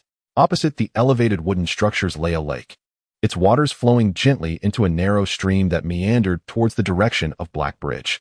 Crisen had just traversed this stream by means of a pole, and here lay the source of the river. It was evident that fresh water was scarce on this island, thus washing garments here would be ill-advised. One would need to venture downstream instead. Without delay, Crisen resolved to seek out Selkirk, who had mentioned an abundance of shipwreck relics. Perhaps there existed a few oversized garments belonging to the deceased. He attempted to communicate again with the chieftain through gestures, but their understanding faltered once more. Even mentioning names such as Selkirk, Hysand, and Lannister proved futile. After all, it was likely that the elder's accent had become so muddled that he rarely uttered those terms. Then, Crisen noticed the chieftain's sides adorned with a white 7-pointed star motif, which sparked an idea. He gestured a prayerful sign. This time, the chieftain understood, pointing to his beard, to which Crisen affirmed with enthusiasm. The chieftain not only grasped the concept of negation, but also understood affirmation. He led Crisen upstream towards the lake, where the flow of water widened and quickened, cascading into the lake with a tumultuous sound. The contrast between the volume of water entering and exiting the lake was significant. Soon, the sound transformed into a roar, and as they rounded a bend, a formidable black wall came into view. Though the top of this wall was severely damaged and crumbled, its base still reflected the craftsmanship of the Valyrians. It soared high, akin to a remnant of a long-lost wall of despair. The black stone surface revealed no seams, stretching infinitely into the unknown. A waterfall cascaded from the center of the stone wall, and as dusk approached, Crisen discerned that the wall was closely pressed against a black cliff, with springs gushing forth from the fissures within the rock. Thus, the wall was not as towering as it first appeared. The nearly 100-meter-high section that continued beyond was merely part of the mountain. Clearly, if the Valyrians were not entirely foolish, they would not have constructed a wall so intimately adjacent to such a towering cliff. This indicated that the mountain had indeed shifted. Thus, it becomes evident how remarkable the quality of their city walls is, as they withstood the shifting mountains during the apocalyptic calamity. Regrettably, the mountains were displaced from within the city walls, failing to safeguard the city itself. Crisen followed the chieftain for a while, traversing past the waterfall formed by springs cascading down the city walls, until two black stone towers came into view. One of the distant towers had been partially hewn away, while the nearer one flickered with a faint light emanating from its windows. It was likely here that the elderly Selkirk resided. The tower lacked a door, and upon entering, Crisen beheld Selkirk kneeling with his back to the entrance, praying before a grass mat adorned with a seven-pointed star. In front of the mat, an oil lamp flickered softly. Upon hearing footsteps, Selkirk rose and stepped outside to greet him. "To think you arrived so swiftly," Selkirk remarked, his demeanor considerably calmer after his prayers, reclaiming his usual intonation. "There are many matters left unclarified, Sir Selkirk. Allow us to converse in detail," Crisen suggested. "Very well," Selkirk sighed. "It is fortuitous that you can enlighten me on the happenings in Westeros over these past years." "Not a problem. First, let us send these indigenous people back. I am unfamiliar with their tongue, so please convey my gratitude on my behalf," Crisen replied. Selkirk nodded, chattering a few words in the wildling language, and the chieftain and his men departed.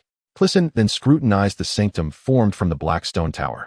At first glance, this tower appeared to be an extension of the black stone walls behind it, yet it bore a resemblance to the towering spire of Old Town.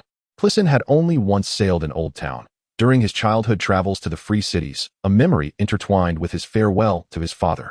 However, Samwell had apprenticed at the Citadel and recalled the appearance of the towering spire, whose base was also constructed of black stone, flanked by two stone-carved sphinxes at its entrance. Perhaps it was merely a coincidence, for there was no evidence to suggest a connection between House Hightower and Valyria during the ancient times of the spire's construction. "Did you carve that?" Crisen inquired of Selkirk, gesturing towards the upper frame of the black stone tower's entrance, where a seven-pointed star had been etched, its grooves filled with white paint. "You possess keen eyesight," Selkirk replied. "Indeed, it was I who crafted it. This black stone is exceptionally hard. The endeavor of carving it is akin to the adage of water wearing away stone," Crisen marveled. "Fortunately, I have ample time," Selkirk responded. "I chiseled it with a Valyrian steel knife. Nothing else could withstand the task. I feel rather indulgent, I must admit. I firmly believe that the light of the true God can penetrate the dense mists of the smoke-filled sea and see me," he continued, pride evident in his voice. "Though this sanctum is humble, every detail has been completed by my own hands. Would you care to pray?" Crisen acquiesced. The two entered the sanctum, and the interior space was more expansive than Crisen had surmised from its exterior. Indeed, the notion that blackness lends a slender appearance also applies to architecture. In the room, directly facing the grand entrance, hangs a mat adorned with a seven-pointed star.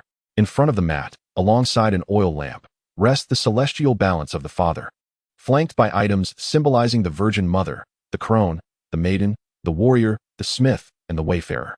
In an effort to strengthen the bond with Selkirk, Crisen agrees to worship the divine. Chapter 179. The Cult of Hell, Part 1. The true arrival of death was sudden.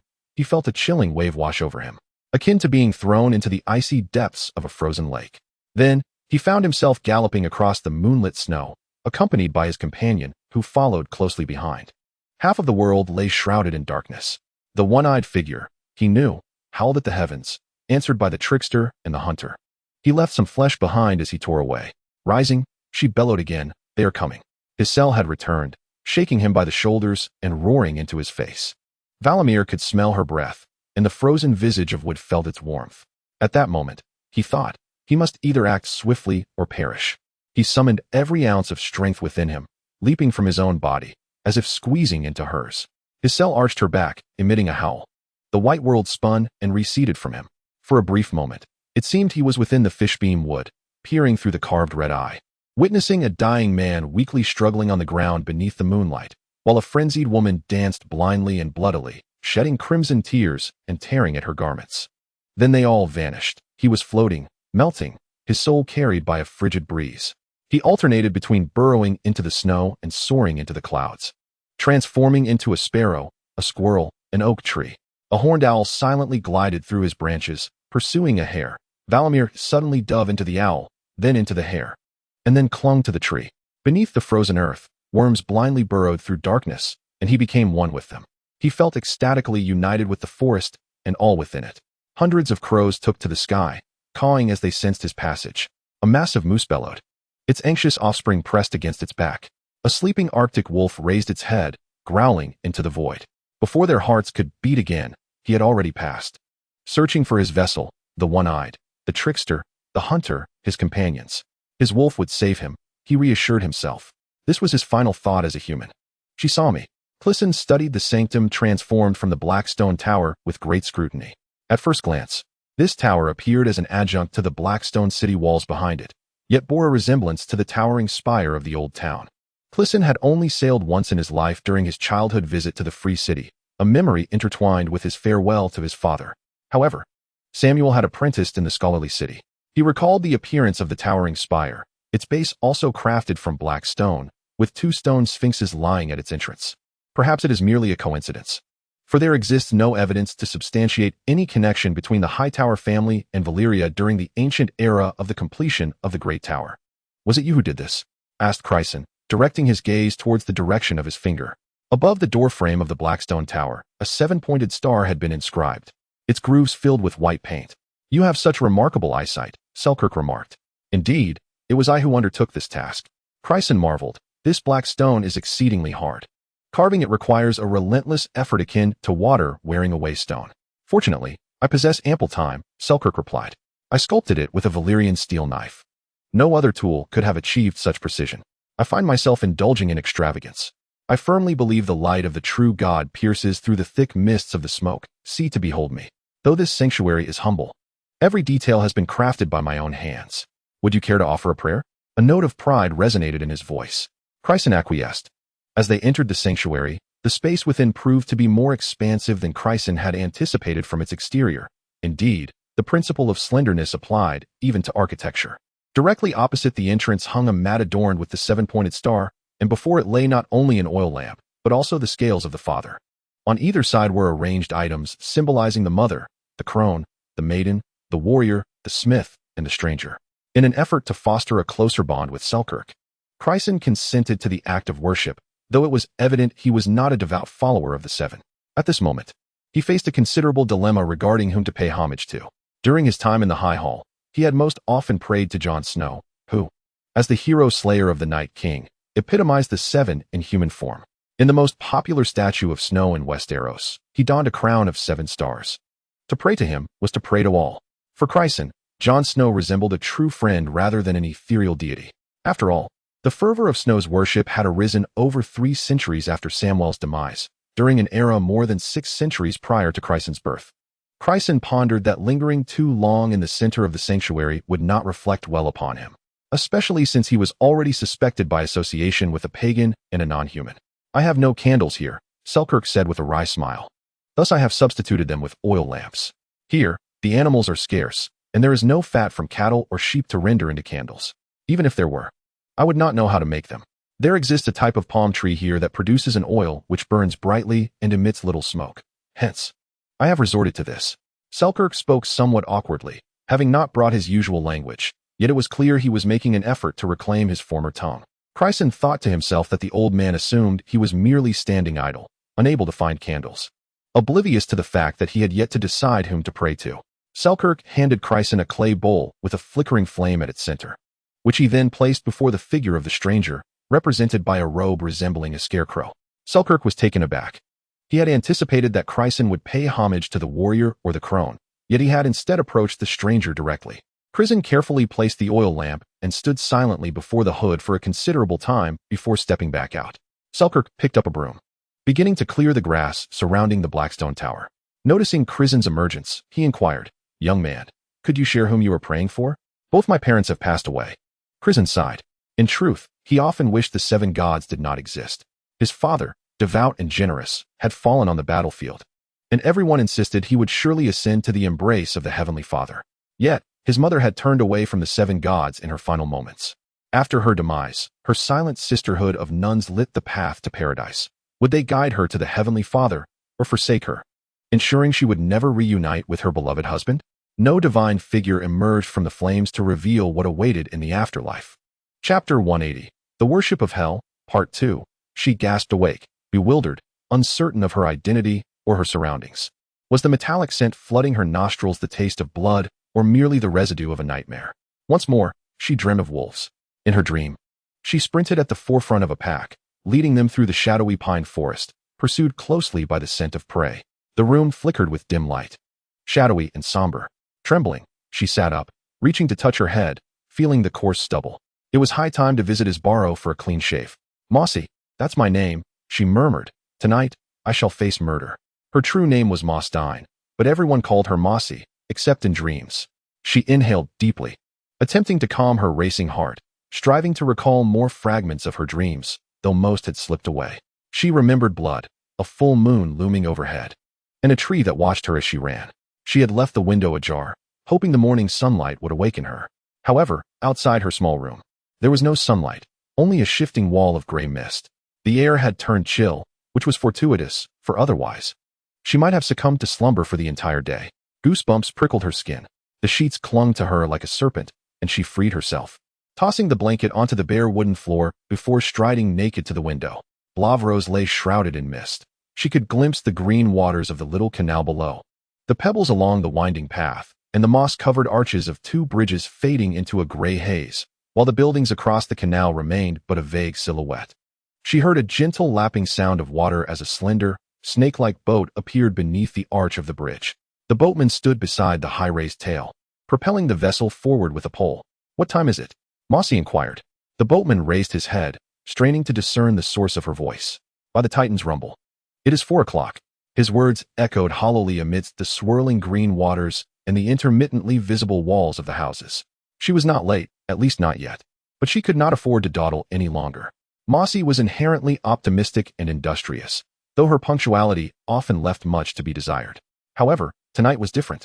The envoy from Westeros was expected to arrive at the Grand Theater, and his burrow would not be in the mood for any excuses, not even those accompanied by a sweet smile. Last night, before retiring to bed, she filled a basin with water from the canal.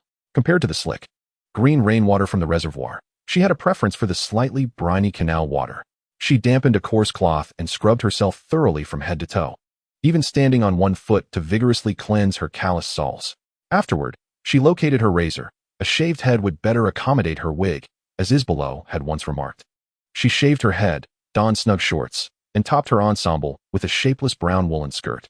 While pulling up her long stockings, she discovered that one needed mending. Perhaps she could enlist the help of a button, for her own sewing skills were woefully inadequate, and the woman in charge of costumes always mocked her. Alternatively, she could select a superior garment from the troop's wardrobe, but that would be too risky. Isabelo disdained performers parading in his costumes on the streets.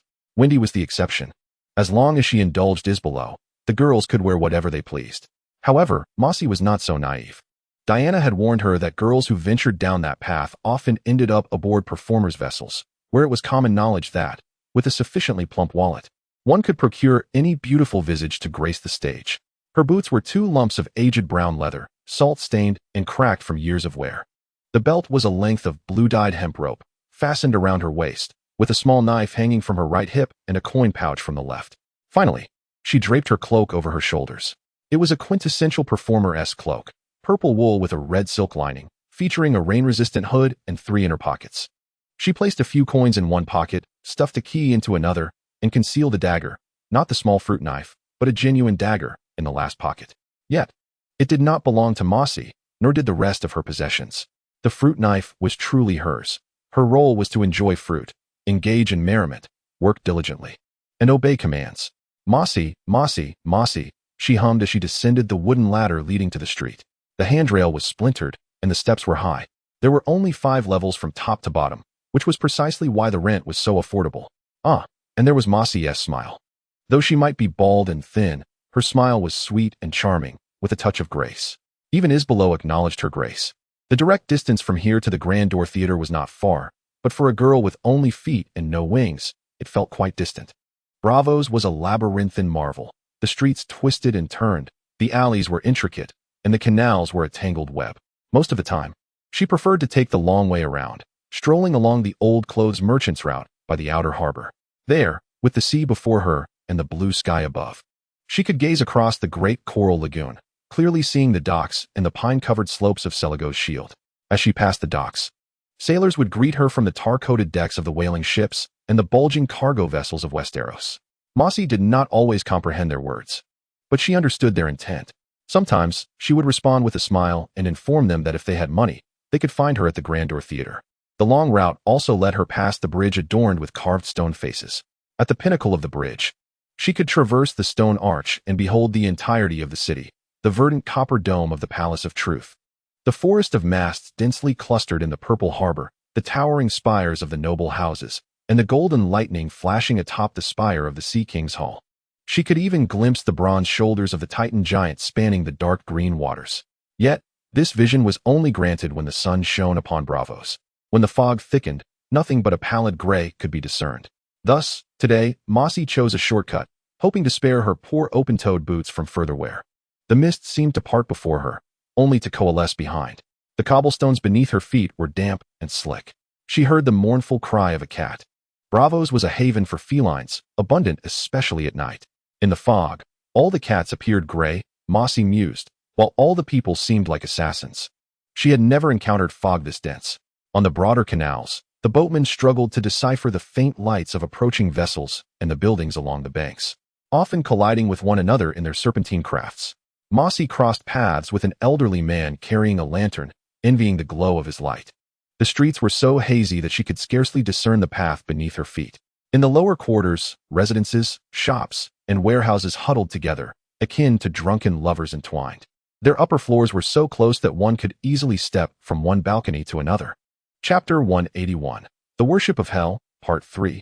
Crisen suddenly recalled that in King's Landing, the Fire People had entrusted their ailing patriarch to an old woman.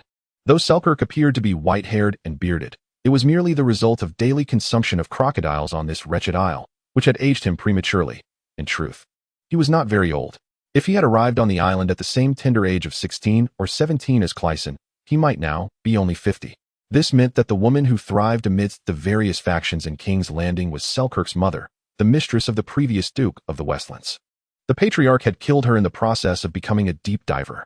Naturally, Crisen did not disclose this to Selkirk.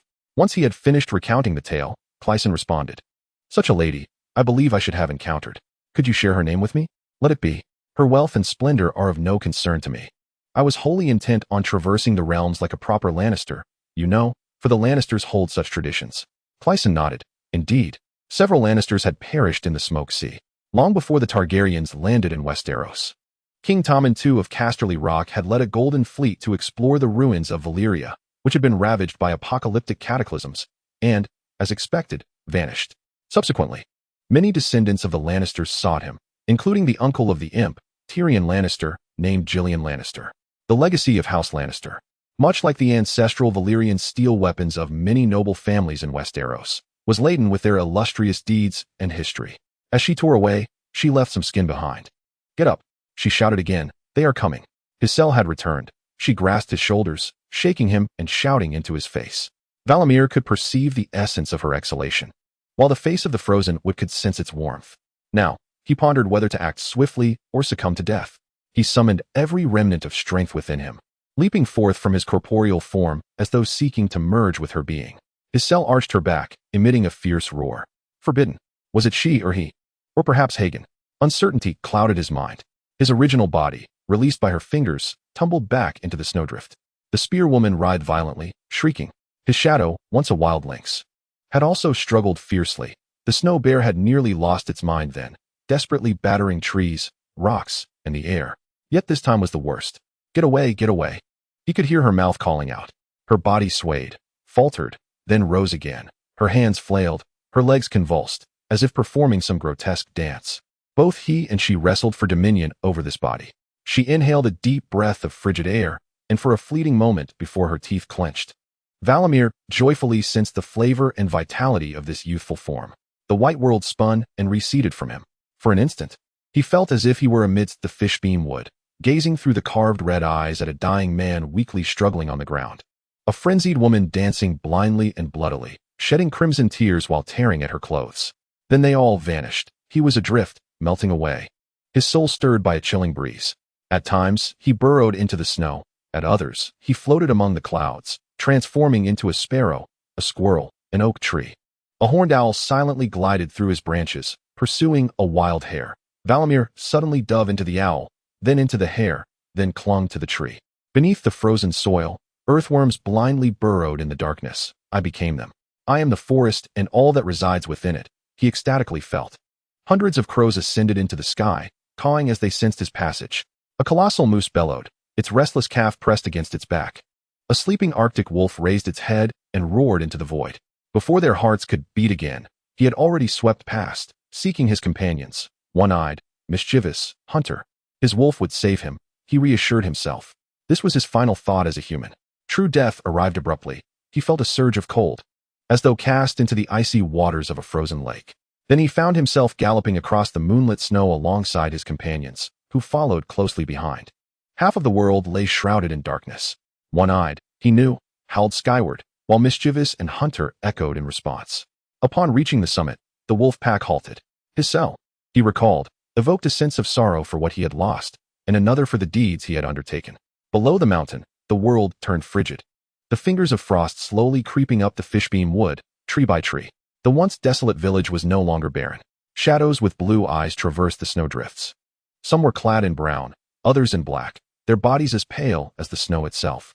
A gust of wind swept across the hills, carrying with it a heavy scent of decay, corpses, congealed blood, stagnant puddles, and a stench reminiscent of excrement. Mischief let out a howl, baring her teeth, her neck fur bristling. Not human, nor a predator. Not these. The figures below stirred, yet they were not alive. One by one, they lifted their heads, gazing at the three wolves atop the hill. The last to turn was something that had once been his Sar, draped in wool, leather, and feathers. A layer of frost coated her garments, shattering and glimmering under the moonlight as she moved. Pale ice spikes hung from her fingertips, like 10 small daggers formed from her own blood. In her eye sockets, a chilling blue light flickered, imbuing her otherwise grotesque visage with an eerie beauty previously unknown to them. She spotted me. Then the elder murmured as if lost in memories, recounting how, despite her humble origins, she was the finest singer in King's Landing, captivating countless lords and nobles. At 15, she bore me with my father, who wished to marry her. But their disparate statuses led my grandfather to intervene. I loathed my lineage and despised her. To her, she was immensely wealthy. She had acquired a house in King's Landing, mingling with foreign merchants along the river street. Before I set sail, it seemed she had polished her reputation, transforming into a lady of minor nobility. Chapter 182, The Imbalance of the World, Part 1. The streets below morphed into a dark tunnel, echoing with footsteps. The narrow canals were perilous, as many houses had built their latrines directly above the water. Isbelow enjoyed mimicking the scenes from the merchant's melancholy daughter, delivering speeches as if he were the Sea King himself, declaring that the last Titan still stood tall, straddling the shoulders of his brother. Yet, Mossy preferred another scene where the Sea King passed beneath the latrines on his golden purple yacht, just as a portly merchant happened to relieve himself. It was said that such occurrences could only happen in Bravos, and only there would the Sea King laugh heartily alongside sailors upon witnessing such a spectacle. The Great Door Theater stood adjacent to the flooded town, nestled between the outer harbor and the purple harbor. An old warehouse had once burned down here, and the ground sank year by year, making the rent quite affordable. Upon the submerged stone foundation of that warehouse, Isbelow erected his cavernous theater. He told his actors that while the surroundings of the Dome Company and the Blue Lantern Company might seem closer to the upper class, this place, situated between harbors, was rife with sailors and courtesans. He also claimed that the actors' ship had docked nearby for 20 years, continually drawing large audiences, and that the Great Door Theater would thrive as well. Time proved him correct. As the building sank, the theater's stage gradually tilted, costumes often grew moldy, and water snakes nested in the flooded cellar.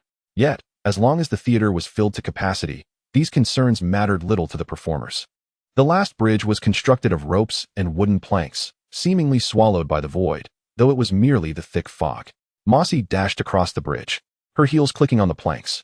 The mist unfurled before her like a tattered gray curtain, revealing the theater ahead. The soft yellow light spilled from the doorway, and Moira could hear the sounds emanating from within. Beside the entrance, the burly Brusco was erasing the title of the previous performance, replacing it with bold crimson letters reading Bloodhand. To accommodate those who could not read, he was sketching a bloody hand beneath the text. Moira paused to steal a glance, remarking, "That hand is quite impressive, though the thumb is slightly askew." Brusco gently adjusted it with his brush, saying, "The King of Actors is searching for you." The night was too dark. She felt lethargic.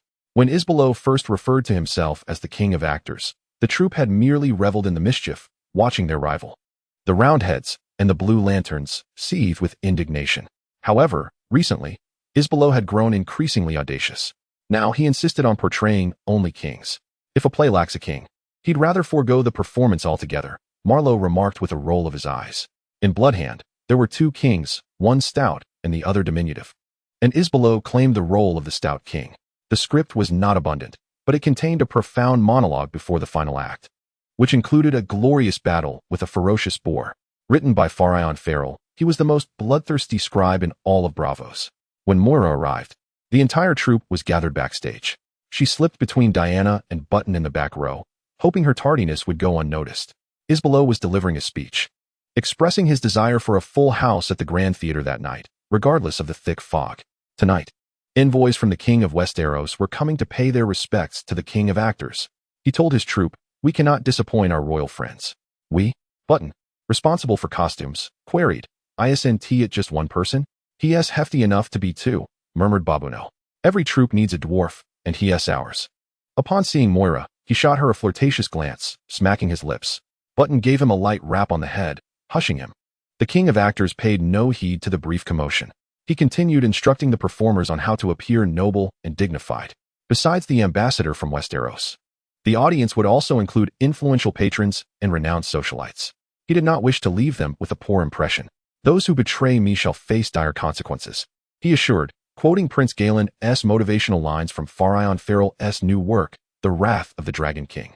By the time Isbelo concluded his address, there was less than an hour until the performance, and the actors were growing restless. Calls for Moira echoed throughout the theater. "Moira," her friend Diana implored, "Mrs. Stock has stepped on the hem of her gown again. Come help me mend it." "Moira," a stranger shouted, "bring me that damned glue. My horn has come loose."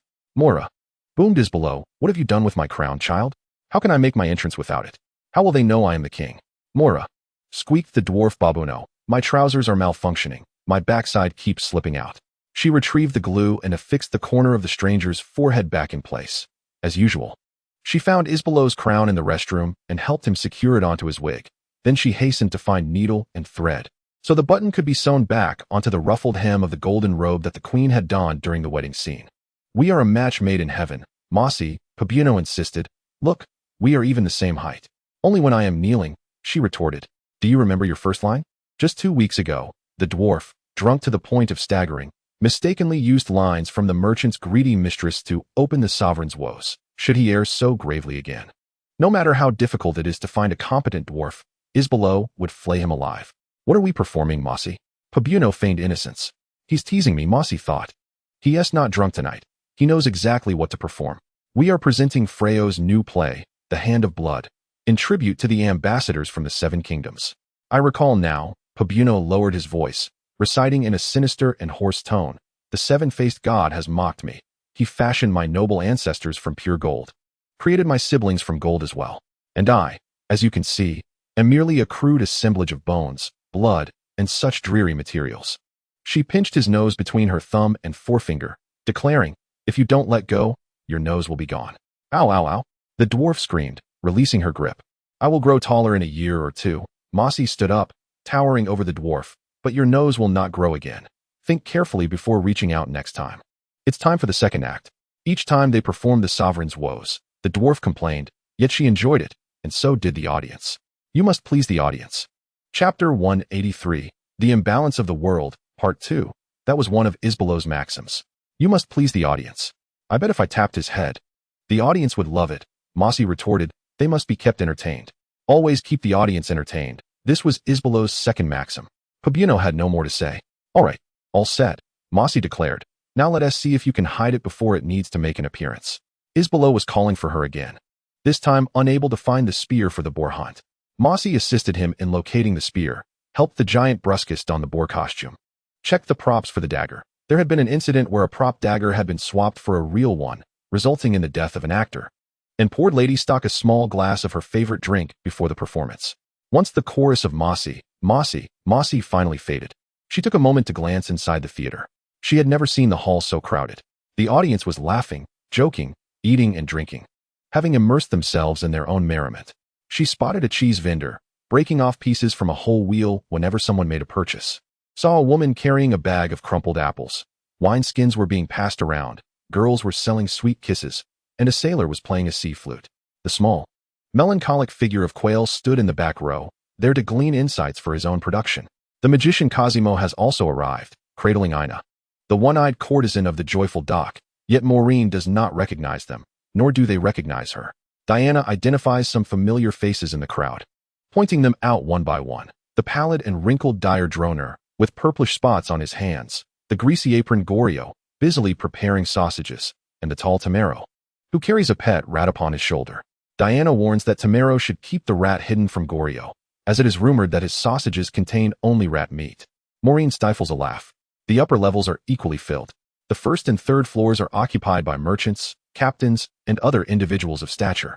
The assassins reside on the fourth floor, where the seats are the most affordable. The colors up there are vibrant, while those below appear decidedly more subdued. The second floor is divided into numerous private boxes, allowing the nobility to enjoy comfort and privacy amidst the throngs of commoners.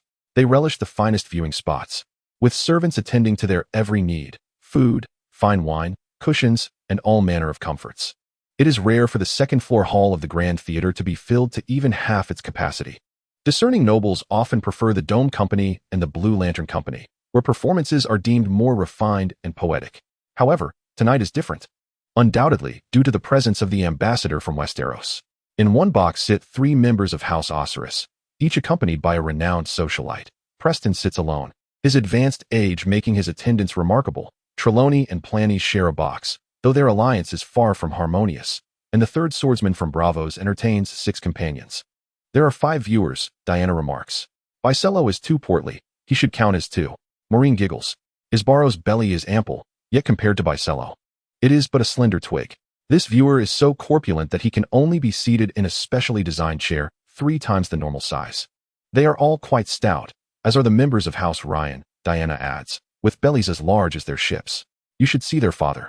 He appears almost diminutive by comparison.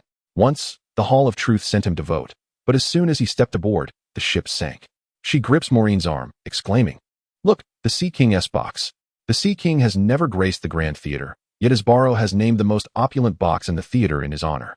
That must be the ambassador from Westeros. Have you ever seen an elder dressed in such garb?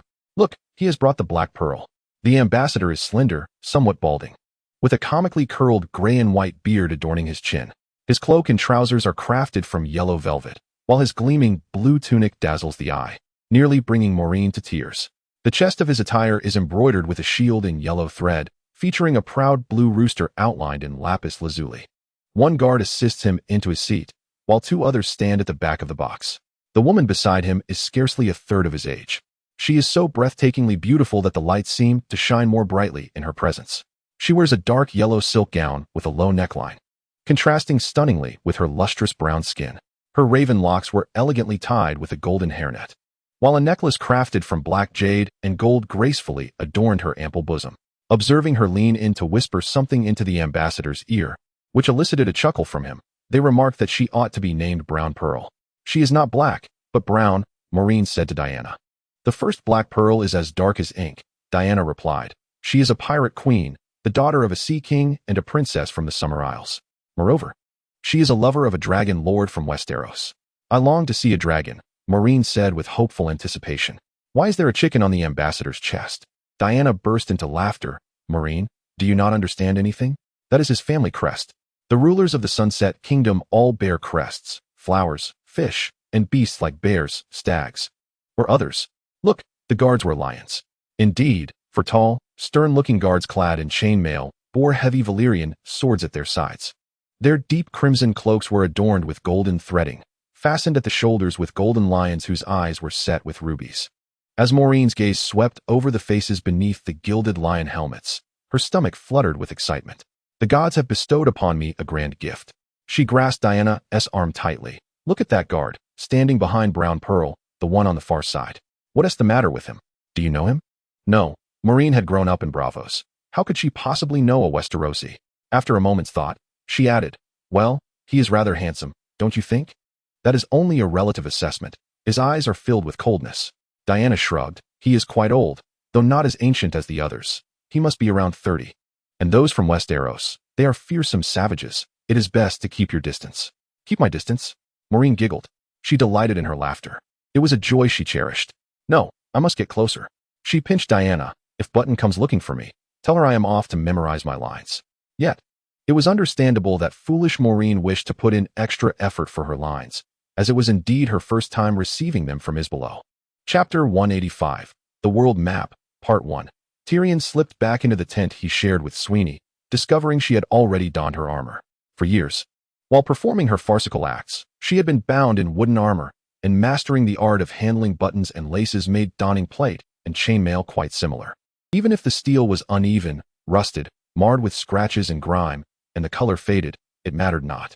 As long as it could withstand the blows of swords and daggers, it was good armor. She had yet to don her helmet. Upon his entrance into the tent, she turned to him. You are not wearing armor. What has transpired? The same old story. Mud, foul blood, and men playing the hero. Slaughter and death. The bay is ablaze with conflict, and battles rage beneath the walls. The Lannister forces are being encircled from both sides. The nearest battlefield lies a league away. Yet we shall soon be called to arms. We must choose a side. Tyrion was nearly certain it was time for the Second Sons to switch allegiances again. Though certainty was never absolute. If I make the wrong decision, we shall all meet our doom. Don your helmet and ensure the straps are securely fastened. There was a time, in my fear of drowning, that I removed my helmet, resulting in the loss of my nose. Tyrion pointed to his scar. Allow me to assist you in donning your gear first. If you are willing, we shall begin with a short-sleeved tunic, followed by boiling the leather armor and iron bolts. Next, we will don the chainmail and gorget. He surveyed the tent. Is there any wine remaining? None. There is only half a bottle of dinner left. A quarter bottle, and you have already drained it. He sighed. With a cup of wine, I could sell my sister. Give you a cup of horse urine, and you would sell your sister as well. He did not anticipate her retort, and a hearty laugh escaped him. Do the others know of my fondness for horse urine, or have you encountered my sister? I have only seen her once, during our performance for the Boy King. I distinctly found her to be a beauty. She is merely a cunning little imp, her name utterly foolish. Only a fool would venture into battle without a belly full of drink. Prolin would indulge, and to die on the battlefield without savoring fine wine would be a travesty. Hold your tongue. I must secure this short-sleeved tunic. Tyrion attempted to remain silent, yet the cacophony of slaughter outside grew increasingly deafening, and his tongue yearned to speak. Putting face wishes for the Second Sons to drive the Ironborn back into the sea, and as Dany helped him dress, he found himself speaking again. What he ought to do was command all cavalry to charge at the eunuchs with full speed, blocking them at the city gates. The left flank would be the Cap Brigade, while the right would consist of us and the Windblown, flanking them to shatter their formation. In a one-on-one clash, the Unsullied and other spearmen are comparable in combat prowess. Their danger lies in their discipline, but if they are unable to form ranks, raise your hands. Dany said, that is better. Perhaps the army of Yunkai should be under your command. Soldiers are but slaves. What harm is there in having another slave as commander? However, the rules must not be broken. The lords treat war as a game of chess, and we are merely their pawns. Tyrion tilted his head in contemplation. The demeanor of these slavers bears a striking resemblance to that of my lord father. Your father? What do you mean? I was merely reminiscing about my first battle. On one side of the battlefield lay a river, and on the other, a great road. I recall my father's formation. The beauty of it struck me at first glance, like a deep red rose adorned with steel thorns. And my father, looked resplendent beyond compare, clad in deep red armor and a golden-lined cloak. A pair of golden lions adorned his shoulders, and one rested upon his helmet. His steed was grand and robust. The Duke sat atop his mount, surveying the battlefield, with no enemy able to approach within 100 yards. He remained motionless, expressionless, not a single drop of sweat gracing his brow, while hundreds upon hundreds perished at his feet. Imagine me standing on a camp stool, gazing at the chessboard of war. If I were to mount a horse, don deep red armor and a golden-lined cloak. I too could appear as formidable as my father, despite his greater height. Though I possess more hair than he. Thank you. He ought to express gratitude to her, yet that might encourage her to try again. Child, I wish not to break your heart. He could have spoken candidly, yet Dany was no mere child, and even with the best of intentions, revealing the truth of his heart would inevitably wound her. In that moment, Tyrion Lannister found himself at a loss for words. She appeared so youthful, he mused. Merely a little girl. If only he could forget her dwarfism, she might almost be considered a beautiful girl. Her hair was a warm chestnut, thick and curly, and her large eyes radiated a trusting innocence. Too trusting, indeed. Did you hear that sound? Tyrion inquired. She tilted her head to listen. What is it? She asked, while fastening a pair of ill-fitting greaves onto his underdeveloped calves. The sound of war. We are surrounded, less than a league apart. It is a slaughter, Dany. Soldiers struggle through the mud, their entrails spilling forth. There are severed limbs and shattered bones everywhere, pools of blood. Have you ever seen worms surface after a heavy rain? I've heard that after a great battle, if blood seeps into the earth sufficiently, it produces a similar effect. That is the footfall of the stranger, Dany. The black goat, the pale child, the many-faced god, call him what you will. Death is upon us. You frighten me. Indeed. Good. You should be afraid. The Ironborn are landing. And Ser Balon and his Unsullied are marching forth from the city gates, and we find ourselves caught in the midst of it, opposing both armies. The thought of this terrifies me as well. Though you say that, you still jest. Jesting is merely a way to bolster one's courage. So is drinking. You are so brave. Even a little man can show bravery. My Lannister giant, a voice echoed in his mind. She was mocking him. His head buzzed, and he nearly struck her. I do not wish to anger you, Dany said. Forgive me, please, I am truly frightened. She touched his hand gently. Tyrion slipped back into the tent he shared with Dany, discovering she had already donned her armor. For years, she had practiced her comedic performances while strapped into wooden armor, and with a little skill in handling buckles and laces, donning plate and chainmail was nearly the same. It was only then that Tyrion became aware of the shouts outside. He had been consumed by anger, his mind occupied solely by memories of the past, but the cacophony swiftly yanked him back to reality. He opened his hands, inhaled deeply, and turned to leave Dany. Something was amiss outside. He stepped out of the tent to investigate. It was a dragon. Chapter 186. The World Map, Part 2. The green beast circled above the bay, occasionally banking to change direction, while beneath it, longships and sailing vessels collided and ignited. However, what left the mercenaries agape was the white dragon. 300 yards away, its bizarre siblings waved their long limbs, and 6 fresh corpses danced through the sky. Rising. Then, 2 of the bodies were engulfed in flames. The dragon clamped its jaws around one of the descending corpses, its upper and lower jaws tightly gripping the lifeless form, pale fire spewing from its sharp teeth. The morning air was filled with the sound of white wings flapping as the beast ascended once more. Another body was cast aside by the dragon's talons, crashing amidst several unsullied cavalrymen. Instantly, one of them ignited. A horse reared up, casting its rider to the ground, while the others galloped furiously, seeking to escape the encroaching flames that only grew fiercer. Fear permeated the camp of Yunkai, and Tyrion could almost discern its scent. The air was thick with the familiar, acrid stench of urine. The dwarf glanced around, relieved to discover that it was the ink bottle that had soiled its trousers, not himself. You would do well to change into a pair of riding breeches, Tyrion advised, and perhaps a new cloak as well. The accountant remained pale and motionless. Tyrion, too, stood still, his eyes fixated on the dragon in the sky devouring corpses, until the arrival of a messenger shifted everyone's focus. A damned official. Tyrion recognized at once. Clad in gilded armor, the man rode a horse that shimmered with gold. He proclaimed himself the envoy of the illustrious and powerful Gozaka Zalaz, the supreme commander of Yunkai. Lord Gozaka extends his greetings to Commander Polung and demands that he muster his forces to proceed to the bay. Our ships have come under attack. Your vessels are either sinking, ablaze, or fleeing, Tyrion mused. Your ships are being captured, and your soldiers are perishing. He was a Lannister from Casterly Rock. The Ironborn were no strangers to that coastline. For centuries, the Ironborn had burned Lannister port thrice and raided over 20 times.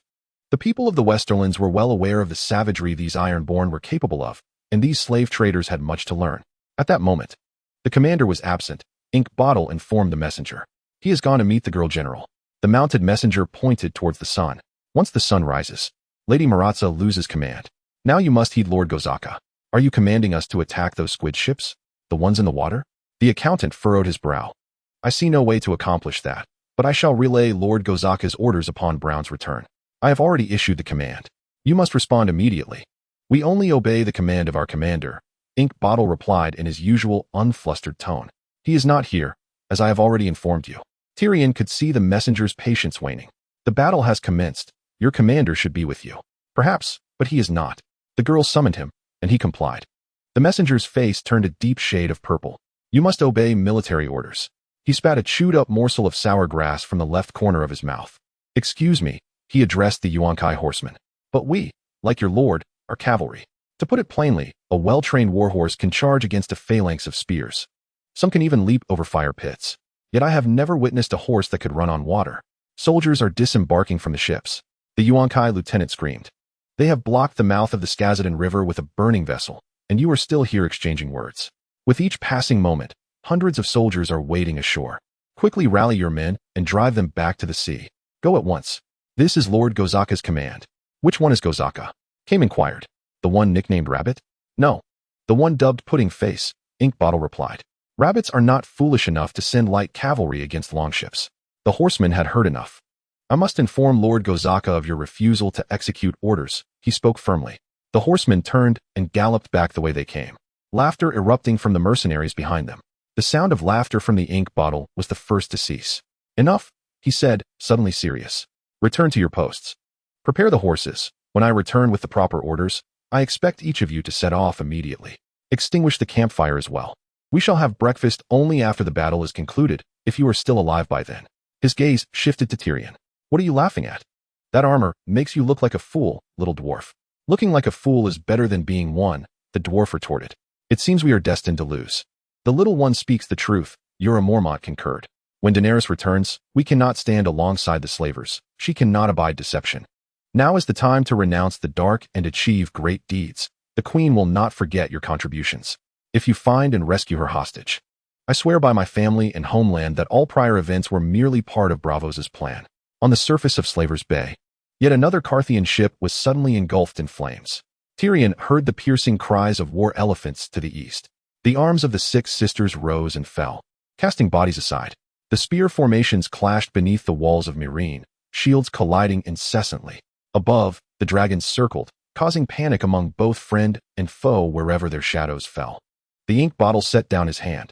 I am responsible for maintaining the ledger, guarding the gold, drafting contracts, dispersing pay, and ensuring our logistics are adequately funded. However, I do not determine when or for whom to fight. That is the domain of Braavos. We shall discuss matters with him upon his return. As Ploy and his men hastened back from the tent of the girl general, the white dragon had already returned to its lair within Meereen, while the green dragon lingered, circling above the city and the bay. Ploy, still clad in boiled leather beneath his plate and chainmail, wore only a silk cloak that fluttered with his movements. A mark of his noble status, it rippled from a pale violet to deep purple. He dismounted, handing his horse to the stable boy, then ordered the gathering of his men. Tell them to hurry, the cunning Kasparo added, though Tyrion was not even a quartermaster. His familiarity with the men from playing games of whist allowed him to enter the tent unchallenged. Besides Kasparo and the Ink Bottle, Ahan and Bakeo were summoned as well. To Tyrion's surprise, even Jorah was present. The higher-ups require us to guard the strange sisters, Ploy informed them. The audience exchanged anxious glances. No one wished to speak until Jorah inquired, by whose orders? I would do the same in your position, Sir Jorah declared. And I would do it faster. How is it that girl still gives orders? The Ink Bottle asked, perplexed. Dawn has long passed. Can she not see the sun? She still acts like the supreme commander. Consider it from her perspective. If you knew that Pudding-Faced One was about to seize power, you would continue to give orders as well, Mormont replied. Both of these fellows are cowards, Kasparo insisted. The peculiar sisters of the guard rely on crossbows and ink bottles, as stated. They require scorpion-shaped crossbows and catapults. Remaining steadfast in place offers little hope for cavalry support. Does that girl wish for us to dismount and engage in combat? If so, why not send forth her spearmen or catapult operators? The pale-faced, golden-haired Cain peered into the tent. Pardon the intrusion, esteemed ones, but another rider approaches. He conveyed that the Supreme Commander has dispatched new orders. Brown glanced at Tyrion and shrugged. Let him enter. Into the tent? Cain queried, perplexed. The girl's grandfather, the knight, is besieging the catapult at Haridan, yet she fears his next target may be the strange sisters. The hour of the dead has passed. Before the free folk of Meereen, the phalanx crumbled like a rotten stick. The girl believes that Selmy seeks to destroy all catapults. I am not going anywhere. Plum retorted with a hint of irritation. Do not expect to find me elsewhere. Came exited and returned, drawing back the tent flap to admit a noble from the house of Yunkai. Adorned in a yellow silk cloak that matched his trousers, his oiled black hair gleamed brightly, twisted into a style resembling 100 delicate roses in bloom atop his head. The design on his armor was both lewd and merry, prompting Tyrion to feel an odd kinship. The unsullied advance upon the daughter of the Harpy, the messenger proclaimed. Bloodbeard and 2 legions of Giscari are engaged against them. Seizing the opportunity while they hold the line, you must advance from behind these eunuchs and annihilate them without mercy, commanded the most noble and great Mogazozan, the supreme commander of the Yunkai. Mogaz? Kasparo frowned. That is incorrect. Today, it is Gozaka issuing orders. Gozak Azoralaz has met his demise at the hands of the traitors of Pentos. The leader of these chameleons calls himself the Prince of Rags. And the noble Moke swore to make him pay dearly for his crimes. Brown scratched his head. The windblown have betrayed us, haven't they? His tone remained unperturbed. Tyrion chuckled softly. The pudding face has transformed into that of a drunken conqueror. It is a miracle he can still find time to indulge in drink while attending to matters of state, albeit with half-hearted commands. The Yunkai man glared at the dwarf. Mind your tongue, you vile little wretch. He swallowed the latter part of his retort. This arrogant, disrespectful dwarf is a runaway slave, he declared in shock. He is the property of the late noble Yazan. You are mistaken. He is my comrade, a free man, one of the second sons. Yazan's slaves wear golden collars. Brown offered a congenial smile. Those collars are adorned with tiny bells. Do you hear the bells ringing? For I do not. The collars can be removed. I demand the immediate surrender of this dwarf as punishment. How impressive, you're amused. What do you think? Think this. Ser Mormont's sword was drawn. The rider, startled, attempted to turn, but Ser Yora thrust his blade through his throat. The tip of the sword emerged from the back of the Yunkai man's neck, red and wet.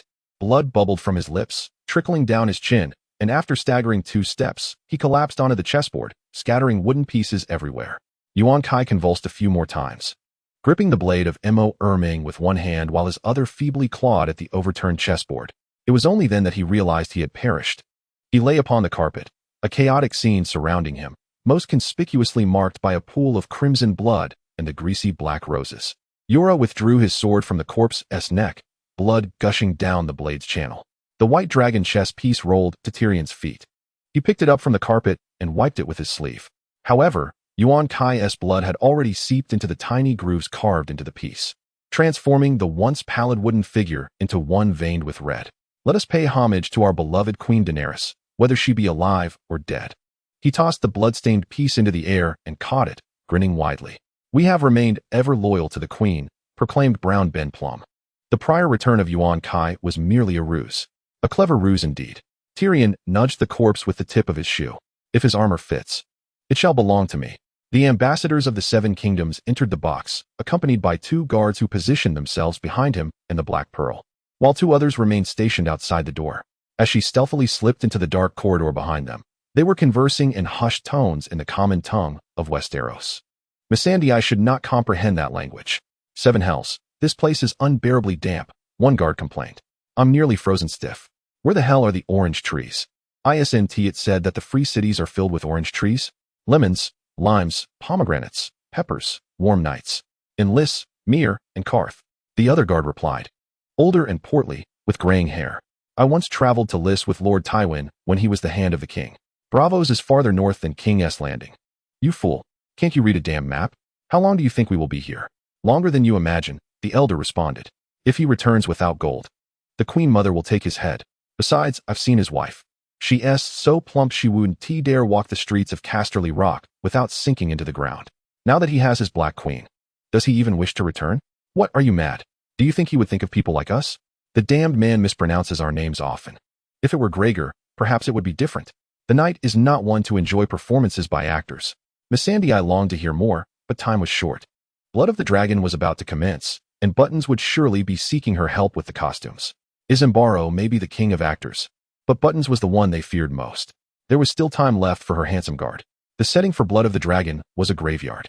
As the dwarf suddenly emerged from behind a wooden tombstone, a chorus of boos and curses erupted from the audience. The 7-faced god mocks me, for he fashioned my noble ancestors from pure gold, and my siblings from gold as well. As you can see, I am but a crude assemblage of bones, blood, and clay, mere mundane materials. In Chapter 188, Never Forgotten, Part 1, when Mia knocked on the bedroom door, Elaine was engrossed in reading a tale of the winged knights to the young duke.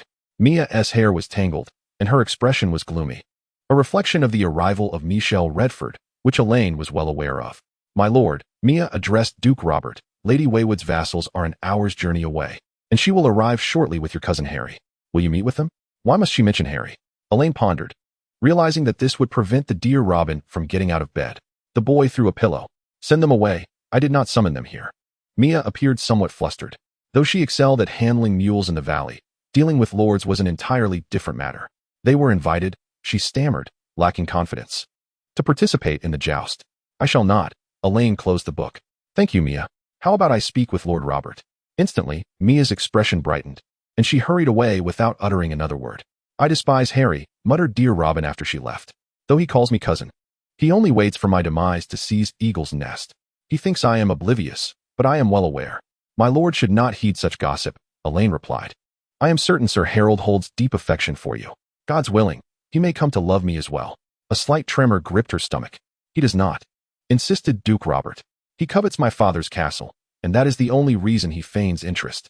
The boy grasped the bedclothes to cover his rash-covered chest. I do not wish for you to marry him, Elaine. I am the Duke of the Vale, and I object. His voice trembled with emotion. I want you to marry me, so we may share our nights together, and you could regale me with stories every day. As long as my little husband still breathes, no one shall wed me. Peter claimed that Queen Cersei had beheaded a dozen dwarfs, yet none were Tyrians. Dear Robin, you must not speak thus. You are the Duke of the Vale, the guardian of the valley. You must wed a lady of noble birth and bear a son who can inherit your esteemed position. Robert wiped his nose. But I want Elaine. She placed a finger on his lips. I know what you desire, but it is unattainable. I am unworthy to be your wife, being of illegitimate birth. I do not mind. I love no one else but you. You are such a fool. Your vassals will take issue. Some among them label my father a parvenu and an opportunist. Should you take me as your bride, they will claim it was my father who coerced you, not your own volition. The Just Alliance might once more turn their swords against my father, and neither of us would survive. I shall not allow them to harm you. Duke Robert exclaimed. If they dare come, I shall make them fly.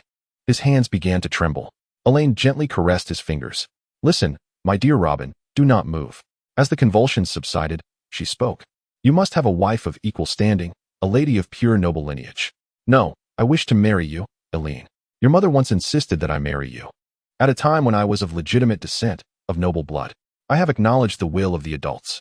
Aileen brushed her fingers through young Robert's long hair. Lady Lisa never permitted servants to touch his hair, and after her passing, whenever someone approached with a razor, Robert would tremble uncontrollably, resulting in his hair growing ever longer, cascading over his rounded shoulders, nearly reaching his drooping, pallid chest. His hair was indeed beautiful. Should the gods be merciful and allow him to reach the age of marriage, his wife would surely marvel at his locks. That was the only aspect of him that inspired affection. Our children would be commoners. Only the pure-blooded descendants of House Arryn could inherit in place of Sir Harold. My father will find you a wife of suitable standing, a noble lady far more beautiful than I.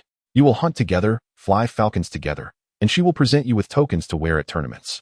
Before long, you will forget me entirely. I do not want that. You must. Her voice was firm, yet gentle. The Duke of the Vale could act as he pleased. Even if I must marry her, can I not still love you? Sir Harold has a mistress, and Banjico claims she carries his illegitimate child. Banjico ought to learn to keep his foolish mouth shut. Is this what you offer me? An illegitimate child? Aileen withdrew her fingers from Robin's grasp. Do you intend to tarnish me in this manner? The boy appeared somewhat frustrated. No, I never meant to. Aileen rose. If it pleases you, my lord, I must seek my father. Someone must attend to Lady Waywood. Without waiting for the young duke to protest, she curtsied and swiftly exited the chamber. Aileen made her way down the hall, crossing a covered bridge to the domain of the Lord Guardian. When she had left Peter Baelish that morning, he was having breakfast with Oswald, who had just arrived on a lathered horse. She hoped the two were still engaged in conversation, but Peter was absent. Someone had forgotten to close the window, and a stack of papers was blown onto the floor. Sunlight streamed through the thick yellow glass windows, and fine dust danced in the beams, resembling countless golden insects. Although the high giant's lance was blanketed in snow, the lower mountains still radiated the essence of autumn. With winter wheat flourishing in the fields, Aileen could hear the cheerful laughter of washerwomen by the well outside. and the clanking of knights practicing their swordplay at the far end of the castle. It was a delightful sound. Aline loved it all. She felt as if she had been reborn, the first time since her father's demise and the death of Duke Eddard Stark. She closed the window, gathered the scattered papers, and neatly stacked them back on the table. Among them was a list of participants. 64 knights had been invited to compete for the newly established position of Falcon Knight under Duke Robert Arryn. 64 knights, journeying from afar to don the falcon-winged helm and defend their lord with lance in hand. Participants hail from all corners of Aelinor Valley, spanning from the verdant hills to the shimmering shores, from Seagull Town to Bloodgate, and even the Sister Isles. While some are betrothed, only 3 have truly entered the bonds of matrimony. 8 victors will serve alongside Duke Robert as his personal guards for 3 years. Aelin proposed the selection of 7, akin to the King's Guard. Yet good Robin insisted that his knights must outnumber those of King Tommen, thus excluding both seasoned nobles and inexperienced youths from the invitation. Chapter 189, Never Forgotten, Part 2. Indeed, they have arrived, Aelin thought with pride. They all have come. Everything unfolded as Peter had foretold on the day the crow took flight. They are youthful and fervent, yearning for fame and glory.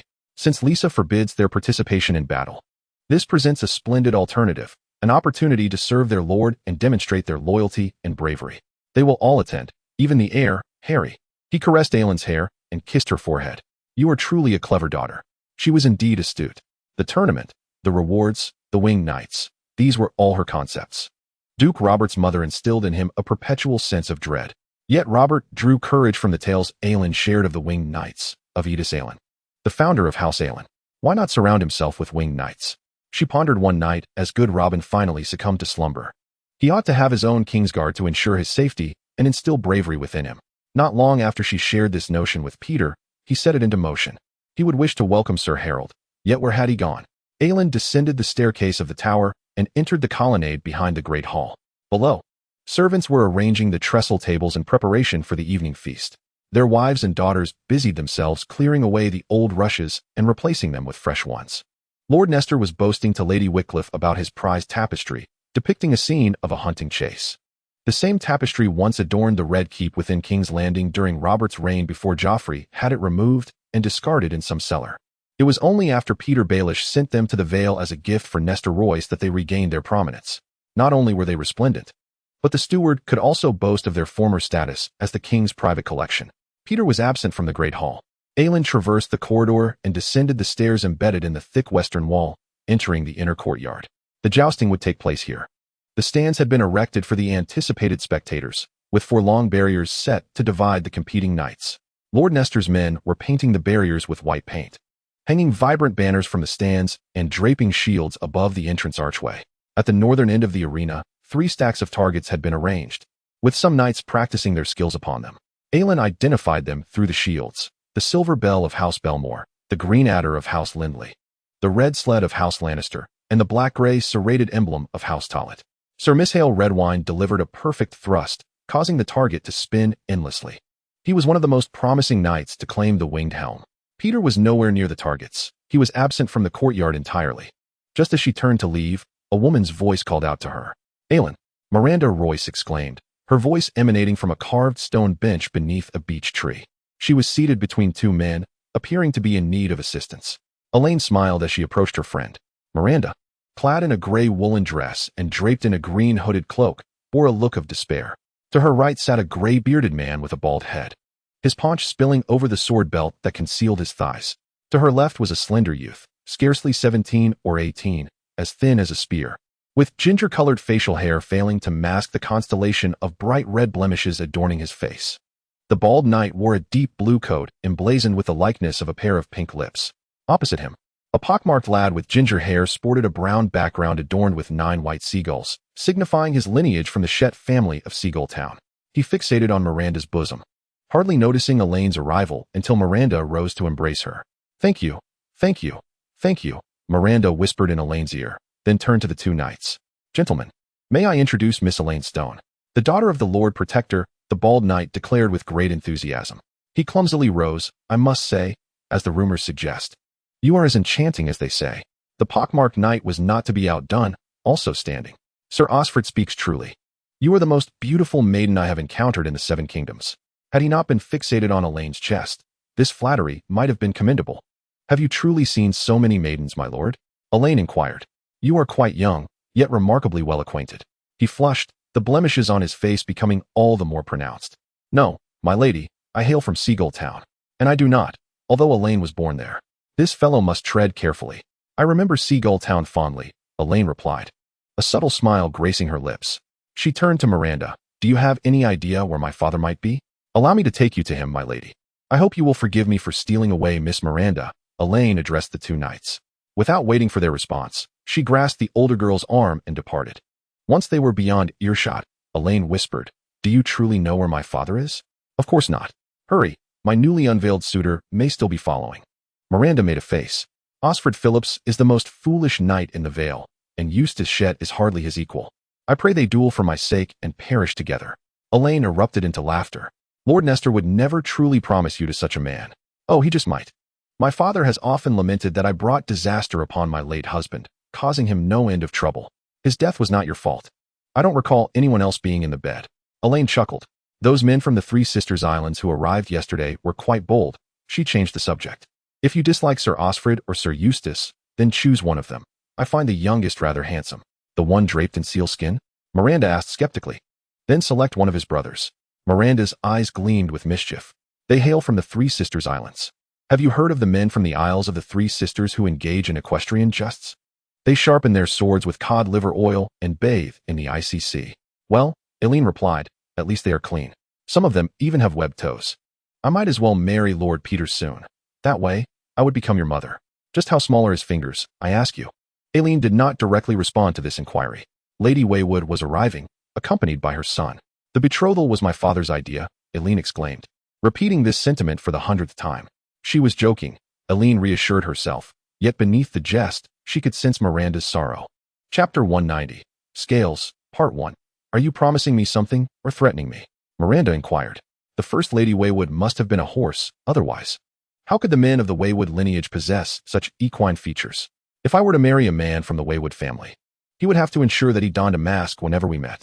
She pinched Eileen's arm. My Harry is among them, yet I notice you have not mentioned him. I will not forgive you for stealing him away from me. He is my ideal suitor. Miranda halted, her gaze fixed on the knight practicing at the far end of the yard. That is the kind of husband I desire. Not far off. Two knights were engaged in a contest with dulled swords. After 2 strikes, their blades slipped apart, and they both lunged at each other, only to be met by shields that absorbed the blows. However, the force knocked the taller knight to the ground. From Eileen's vantage point, the front of his shield was obscured, but the emblem depicted 3 black ravens, each clutching a red heart. 3 hearts, 3 ravens. She instantly discerned the outcome of the duel. Before long, the tall knight fell dazedly to the ground, his helmet askew. A squire hurried to unfasten the chin strap of his helmet, blood streaming down from his scalp. Had it not been for the dulled sword, it would have been brain matter spilling forth. The final strike to his head had been forceful, and Eileen's sympathy furrowed her brow. Miranda Royce contemplated the victor. Do you think, if I plead earnestly, Sir Lynn would assist me in eliminating those suitors? Perhaps with a large bag of gold, he might. Came the reply. The entire valley knew that Sir Lynn Cobury was perpetually short of funds. Oh dear. But dealing with Sir Lynn might be better accomplished with a sausage hidden in my skirts, Elaine quipped, her laughter attracting Cobury's attention as he handed his shield to his burly squire and removed his helmet and scarf. Good day, ladies, he said, his long brown hair damp with sweat, clinging to his brow. Sir Lynn, splendid performance. Elaine called out. I was worried you might render poor Sir Owen unconscious. Cobury cast a glance at the vanquished being supported off the field, oblivious to his own limitations. Otherwise, he would not have chosen her as his opponent. Indeed, Elaine mused. Yet this morning, the devil of sarcasm within her stirred, compelling her to strike at Sir Cobury as well. Elaine smiled sweetly. I heard from father that your brother's new wife is with child. Cobury glared at her darkly. Leona, thank you for your well wishes. He and the merchant's daughter lingered in the city of Shinshu, observing as her belly grew day by day, as if he were the first man in history to have her with child. Oh, Elaine mused, he has struck a nerve. Leonor Cobury's first wife bore frail children, all of whom perished prematurely, which left Lynn Cobury as the heir apparent for many years. When that unfortunate woman passed away, Peter Barrick facilitated a promising match for the Earl of Cobury, the second Lady Cobury, at the tender age of 16. Though merely the daughter of a wealthy merchant from Seagull Town, came with a remarkably generous dowry. It was said that she possessed a tall and robust physique. seemingly quite capable of bearing children. We all pray to the Holy Mother for a healthy child to be born to Lady Cobry, Miranda remarked. Aelin couldn't help but smile, saying, "My father is always eager to serve the loyal vassals of Lord Robb. I imagine he would also be willing to help you secure a fine match, Sir Len. Truly a good man." The forced smile from Cobry sent a shiver down Aelin's spine, but thanks to the protector of the Vale, or rather, her lord father's fortune, what use is an heir to one who possesses no lands, and likely never will? The thought of his brood mare held no allure for her.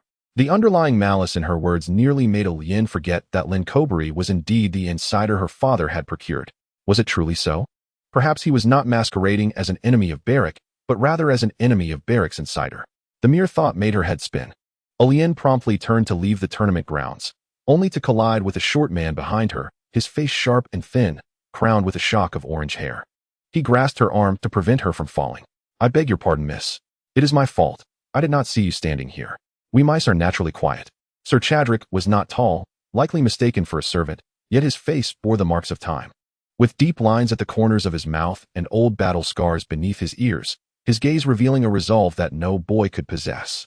This was undoubtedly a man of maturity, even if Miranda towered over him. "Do you wish to become a winged knight?" inquired the girl from House Royce. "A mouse with wings would be quite foolish. Perhaps you could enter the team tournament?" Aelin suggested. The team tournament was a later edition, allowing all competitors' brothers, uncles, fathers, and friends who had accompanied them to Moongate Castle to witness their quest for silver wings to participate. The champions would receive prizes and the chance to earn their opponent's ransom. For a hired knight, a successful team tournament was the only hope for a turnaround. Unless fortune smiled upon them with a bag of golden dragons, though the odds were slim, were they not? It should not be so. "But I must take my leave now, sir. We must find my lord father." The sound of horns echoed from the battlements. "There is no time," Miranda interjected. "They have arrived. We must personally welcome our esteemed guests." She flashed a wide smile and dashed off, the last to marry Ezerhet. They raced through the courtyard, past the stables, their skirts billowing, as knights and servants turned their attention, startled chickens and pigs scattering in their wake. The two girls exhibited not a trace of ladylike demeanor, yet Aelin found herself unable to suppress her laughter. As they raced, there was a fleeting moment when she forgot her identity, forgetting her surroundings, reminiscing about the cold yet radiant days in Winterfell, when she would race with Jennifer, with Arya relentlessly pursuing them. Upon reaching the gatehouse, both girls were flushed and breathless. Miranda had somehow lost her cloak along the way. They arrived just in time, as the gate had just risen, allowing a procession of 20 riders to enter. At the forefront was Lady Anya Velwood of Ironoak, tall and resolute. Her gray and brown hair wrapped in a scarf. Her riding cloak, crafted from deep green wool, was adorned with brown fur, fastened at the throat with a black and gold brooch shaped like a broken wheel, representing her house. Miranda Royce stepped forward, kneeling in greeting. "Lady Anya, welcome to Moonspring Keep." "Miss Miranda, Miss Aelin," Lady Anya Velwood nodded in return, expressing her gratitude for their reception. "Allow me to introduce my grandson, Sir Roland Velwood." She gestured towards the knight beside her, "and my youngest, Sir Willis Velwood. And of course, my adopted son, Sir Harold Hutton." Heir Harry, Aelin thought. If he were to marry me, he would be my betrothed. A sudden wave of apprehension washed over her, and she wondered if her face had flushed. "Don't stare at him," she admonished herself. Look away, turning her head. Her hair must have been a disheveled mess after running, and she made an effort to ignore the loose strands that fell about her. "Forget about your foolish hair, it matters not. What is important is him, and the Velwoods." Sir Roland was the eldest among the three, yet scarcely past 25. He stood taller and was more robust than Sir Willis. Yet both shared elongated faces and prominent chins, adorned with distinct strands of brown hair and flat noses. A horsey visage, Aelin mused. "And Harry, my husband, my beloved, my betrothed." Every aspect of Sir Harold Hutton exuded the air of a future lord. He was handsome, tall, muscular, and stood as straight as a lance. She knew that those who had known Jon Arryn would say Sir Harold had inherited his looks.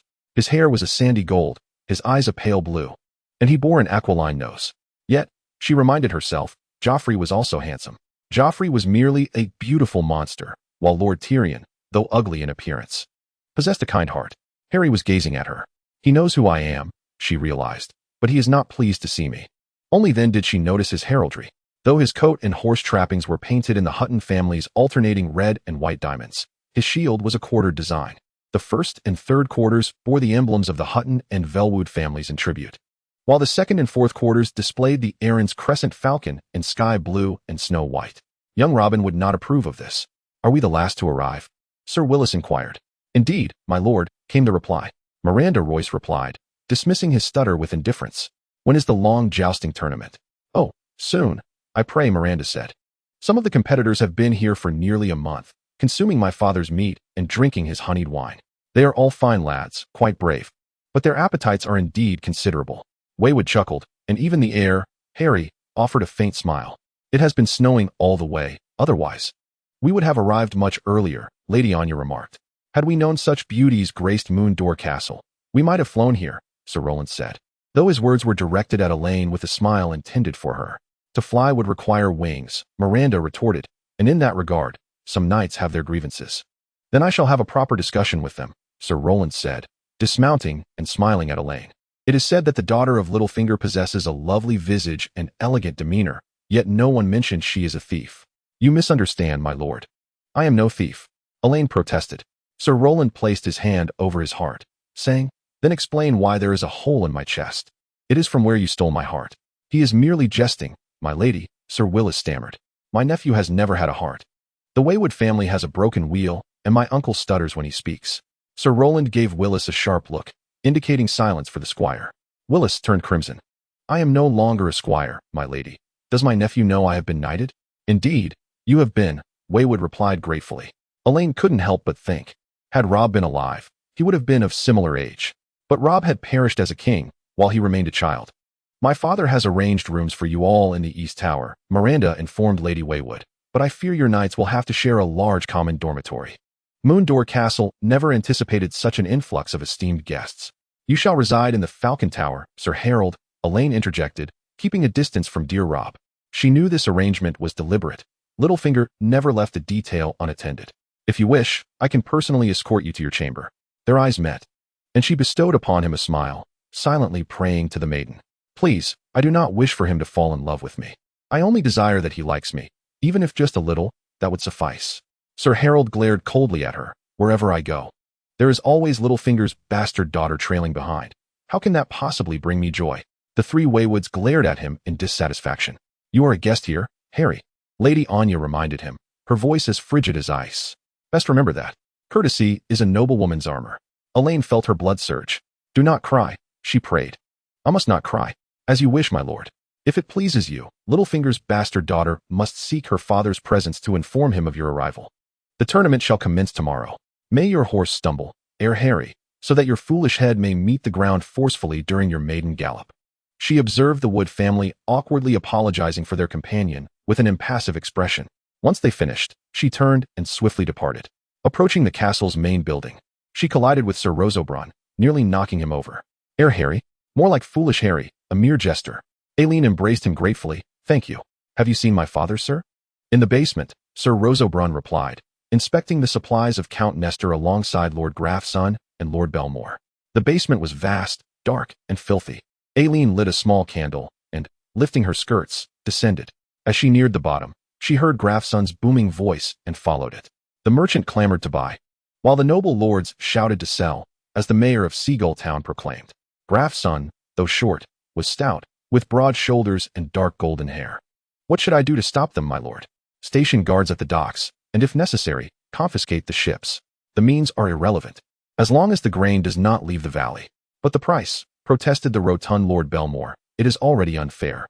"You find it unfair, my lord. While I believe it is still insufficient. Wait a moment. If needed, stock up on some grain yourself. Winter is coming, and prices will surely rise." "Perhaps," Lord Belmore replied skeptically. "Bronze John will not wait," Grafson stated. "He does not require Seagull Town for maritime trade. He possesses his own port. Though we have stockpiled considerable grain, Royce and the other lords of the Just Alliance will likely exchange grain for silver deer. You should be prepared for that." "That is precisely what I hope for," Paytel said. "When their granaries are empty, every silver they earned must be spent to purchase sustenance from us. Now, I must take my leave. My daughter is calling." "Miss Aileen," Lord Grafson remarked, "you appear radiant this morning." "Thank you for your kind words, my lord." "Father, I do not wish to intrude, but I must inform you that the Wood family has arrived." "Is Sir Harold with them?" "Poor Sir Harold, yes." Lord Belmore laughed heartily. "I never imagined Royce would allow him to come. Is he blind? Or merely foolish?" He possesses a sense of honor. Sometimes, that is tantamount to being blind or foolish.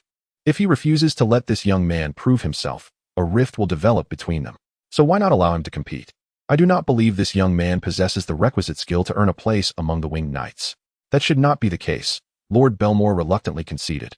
After Lord Grafson kissed Eileen's hand, the two lords departed, leaving Aileen alone with her father. Come, Patel said, let us take a walk. He took her hand and led her deeper into the basement, passing an empty dungeon. What was your impression of meeting the heir, Harry, for the first time? He is rather unpleasant. There are many dreadful things in this world, my dear. You should know this by now. You have seen enough. Yes, she replied. But why must he be so cruel? He referred to me as your illegitimate daughter, right there in the courtyard, before everyone. To his knowledge, that is precisely what you are. This engagement was never his idea from the beginning, and surely, Bronze John warned him to be wary of my schemes. You are my daughter. He undoubtedly does not believe in you and considers you beneath him. Well, I am not. He may fancy himself a remarkable knight. But Lord Rosso claims he is merely a buffoon. Peter embraced her. Indeed, that is true, yet he is also Robert's heir. Bringing Harry here was merely the first step of our plan. Now we must ensure he stays, and only you can accomplish this. He has little resistance to a pretty face, and who could be more beautiful than you? Enchant him, capture his heart, and beguile him.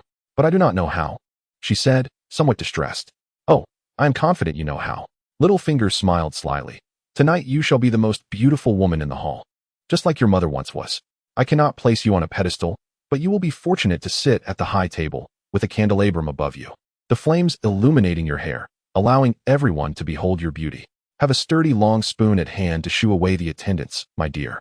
When the true knights circle around you, seeking your tokens of favor, an awkward lad could certainly ruin the charm. Who would wish to wear the token of my illegitimate daughter? Certainly Harry, if that fool possesses any sense, but do not give it to him. Find another suitor to bestow your token upon. Just be sure not to appear too eager. I certainly want tea, Alice said. Lady Waywood will insist on having Harry dance with you. I can assure you of that. That will be your opportunity. Remember to smile at the boy, and when speaking, be sure to touch him. Tease him appropriately, stir his pride. If he responds, tell him you feel a bit lightheaded, and request he take you outside for some fresh air. No knight could refuse such a lovely lady's request. Very well, she said. But he thinks of me as an illegitimate daughter. A beautiful illegitimate daughter, coincidentally the daughter of the Lord Protector of the Vale. Peter pulled her close and kissed her cheeks. Tonight belongs to you, my dear. Always remember that. I shall do my best, father, she replied. Everything promised by her father came to fruition at the feast. The table was adorned with 64 dishes, representing the 64 distant warriors vying for the silver wing on behalf of their lord. The banquet featured pike, trout, and salmon from rivers and lakes, as well as crabs, cod, and herring from the sea. As far as the eye can see, there are ducks, roasted chickens, peacocks adorned with feathers, and swans accompanied by almond milk. A succulent roasted pig, stuffed with apples, is presented at the table, while 3 whole massive wild bulls are being roasted over the fire pit in the castle courtyard, far too large for the kitchen door. The high table in the hall of Lord Nestor is piled high with freshly baked bread, and the cellar has yielded many enormous and heavy wheels of cheese. The feast also boasts fresh butter and an assortment of vegetables, leeks, carrots, roasted onions, beets, turnips, and lovage. Most splendid of all, the chefs of Lord Nestor have prepared a 12-foot-high lemon cake, shaped like a giant's lance and adorned with a sugar-crafted eagle's nest. It was made for me, Elaine thought as the chef wheeled the cake forward. Good Robin also has a fondness for lemon cake, but has learned from her example. This cake nearly consumed all the lemons from the valley, but Peter promised to procure more from Dorne.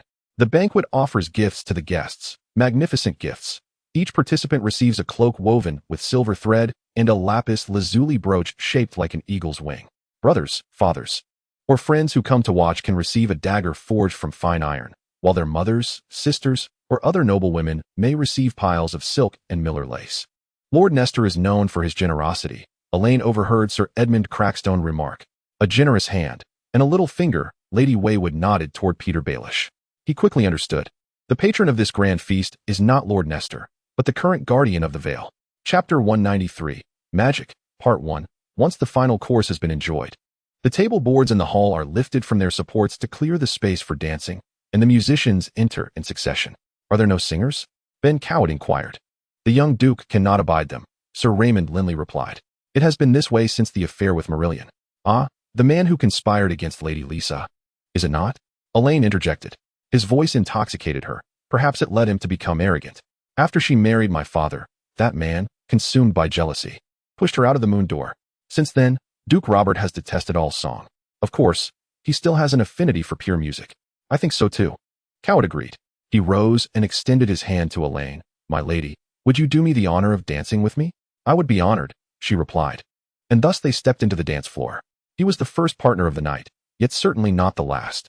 As Peter had mentioned earlier, young knights flocked to vie for her favor. After Ben came Andrew Tollet, the handsome Byron, the red-nosed Sir Mogo, and the mad mouse Sir Shadrach. Then there was Sir Elbier Royce, the robust and somber brother of Miranda, heir to Lord Nestor. She danced with the three sons of House Sunderland, though it was uncertain whether they bore webbed toes. Ethelchette bowed gracefully beneath her pomegranate skirt, attempting to flatter her with a suave demeanor, yet Sir Targan, the half-wild nobleman, proved to be far more courteous than his moniker suggested. Following him was Sir Roland de Wood, who jested with half the knights in the hall, causing her to tremble with delight, while his uncle, Willis, sought to imitate him but could scarcely utter a word. Ultimately, Elaine could no longer bear the awkwardness and engaged him in amiable conversation, salvaging his dignity. When the dance concluded, she excused herself and returned to her place, sipping a bit of wine. There he stood, the heir Harry himself, tall and handsome, yet sporting a sullen expression. Miss Elaine, may I have the honor of being your dance partner? He inquired. After a moment's contemplation, she replied, No, I do not wish to. His cheeks flushed a deep crimson. It was utterly inexcusable of me to be so rude in the courtyard. I implore your forgiveness. Implore? She murmured, adjusting her hair and taking another sip of wine, leaving him in abeyance. How does one forgive someone so irredeemably impolite? Could you elucidate that, my lord? Sir Harold appeared visibly uncomfortable. I beg you, just one dance. Ensnare him, capture his heart, beguile him. This shall be the last time. He nodded and extended his hand, guiding her to the dance floor. As they awaited the music to commence, Elaine glanced at the dais and noticed Duke Robert seated there, glaring at them. Please, she silently pleaded. Do not let him begin to twitch now. Not here, not at this moment. Bachelor Cormont should have ensured he consumed ample sweet milk before the feast, but even so, do not let there be a mishap. Then, the music began, and she commenced to dance. Say something, she urged herself. If you lack the courage to speak to him, you shall never win Sir Harry's affection. Should she praise his dancing skills? No, he must have heard such compliments countless times that evening. Moreover, Patel had advised her not to appear overly eager. Thus, she ventured, I hear you are soon to be a father. Such words were not typically uttered by a lady to someone she was on the verge of betrothal with, but she wished to see if Sir Harold would be deceitful. Indeed, for the second time. My daughter, Ollie, is 2 years old, he replied. Illegitimate Ollie, Elaine mused. Yet what escaped her lips was the mention of another half-sibling. Is that so? Yes, she was quite the charming creature when I fell in love with Sissy, but after giving birth, she grew as plump as a cow. Consequently, Lady Anya arranged for her to marry a soldier in my service. This situation was not akin to that of saffron. Saffron, as in the spice? Elaine struggled to suppress a smile. Is that true? Sir Harold appeared somewhat embarrassed. Her father once said that she was more precious to him than gold. He is exceedingly wealthy, the richest man in Seagull Town, having made his fortune through spices. And how do you intend to name the child? She inquired. If it's a girl, shall she be named Cinnamon? A boy perhaps Clove? He stumbled slightly. You truly have a knack for jesting. Oh no. Patel knows that what I say would likely earn me a scolding. Saffron is indeed quite beautiful. I must inform you that she is tall and slender, with a pair of large brown eyes and long, honey-colored hair. Elaine raised her head, wondering if she was more beautiful than I. Sir Harold scrutinized her face. You are indeed quite lovely, I must concede. When Lady Anya first mentioned this engagement to me, I feared you might resemble your father, perhaps with a pointed little mustache. Elaine laughed. No, I have never wished for you to possess greater prowess in combat than in conversation. At that moment, he appeared momentarily taken aback. Yet, as the music concluded, he erupted into hearty laughter, saying, No one ever told me you were so clever. She noted his attractive teeth, white and well-aligned. When he smiled, charming dimples appeared. She traced her finger along his cheek, suggesting, If we were to marry, you might return Saffron to her father. With me around, what spices would you still require? He grinned broadly, replying, It's a promise, my lady.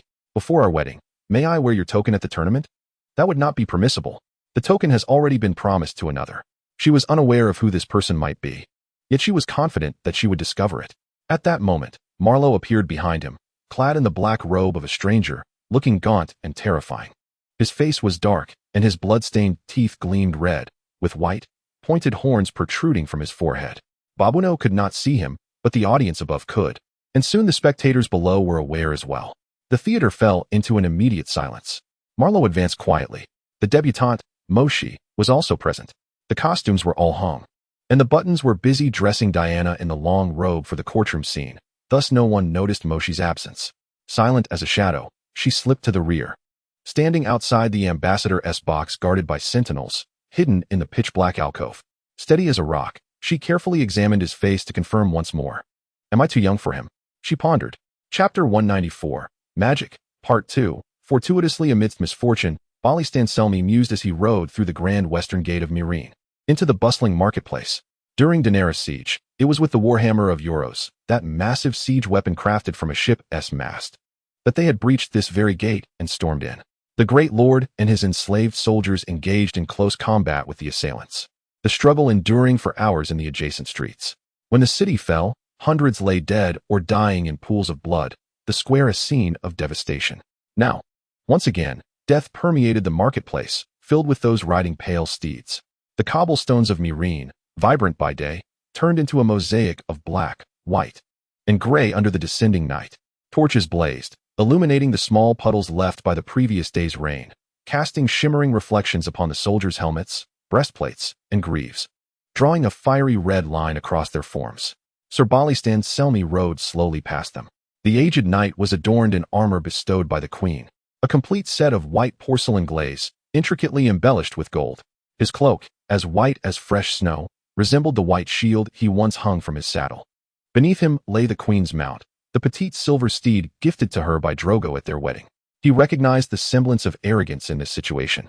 Yet if Daenerys herself could not be present with them during these trying times, Ser Jorah hoped her little silver horse would grace the battlefield, perhaps providing a modicum of comfort to his warriors, reminding them whom and what they fought for. Moreover, the little silver horse had been inseparable from the queen's dragon for many years, its form and scent familiar to them both, something no enemy steed could replicate. 3 of his young men marched alongside him. Tarly held aloft the Targaryen banner emblazoned with 3 dragons, red against a black field. Longsword Larrick bore the white standard of the Kingsguard, featuring 7 swords encircling a golden crown. Selmy wielded a massive silver-trimmed war horn, intended for issuing commands upon the field of battle. The other lads remained within the Grand Pyramid, destined either to return to the fray in the future or perhaps never again. After all, not every squire would ascend to knighthood. Now was the time of the wolves, the longest and darkest hour of the night. For many gathered in the market square at his summons, this would mark their final evening on this earth. Beneath the spire of the old slave trading post in Meereen, 5,000 unsullied stood in 10 columns, their postures rigid as if hewn from stone. Each bore 3 long spears, a short sword, and a shield. Flickering flames danced upon the long spikes of their bronze helmets, illuminating their polished faces. When corpses fell from the sky, they merely stepped back a few paces before reassembling.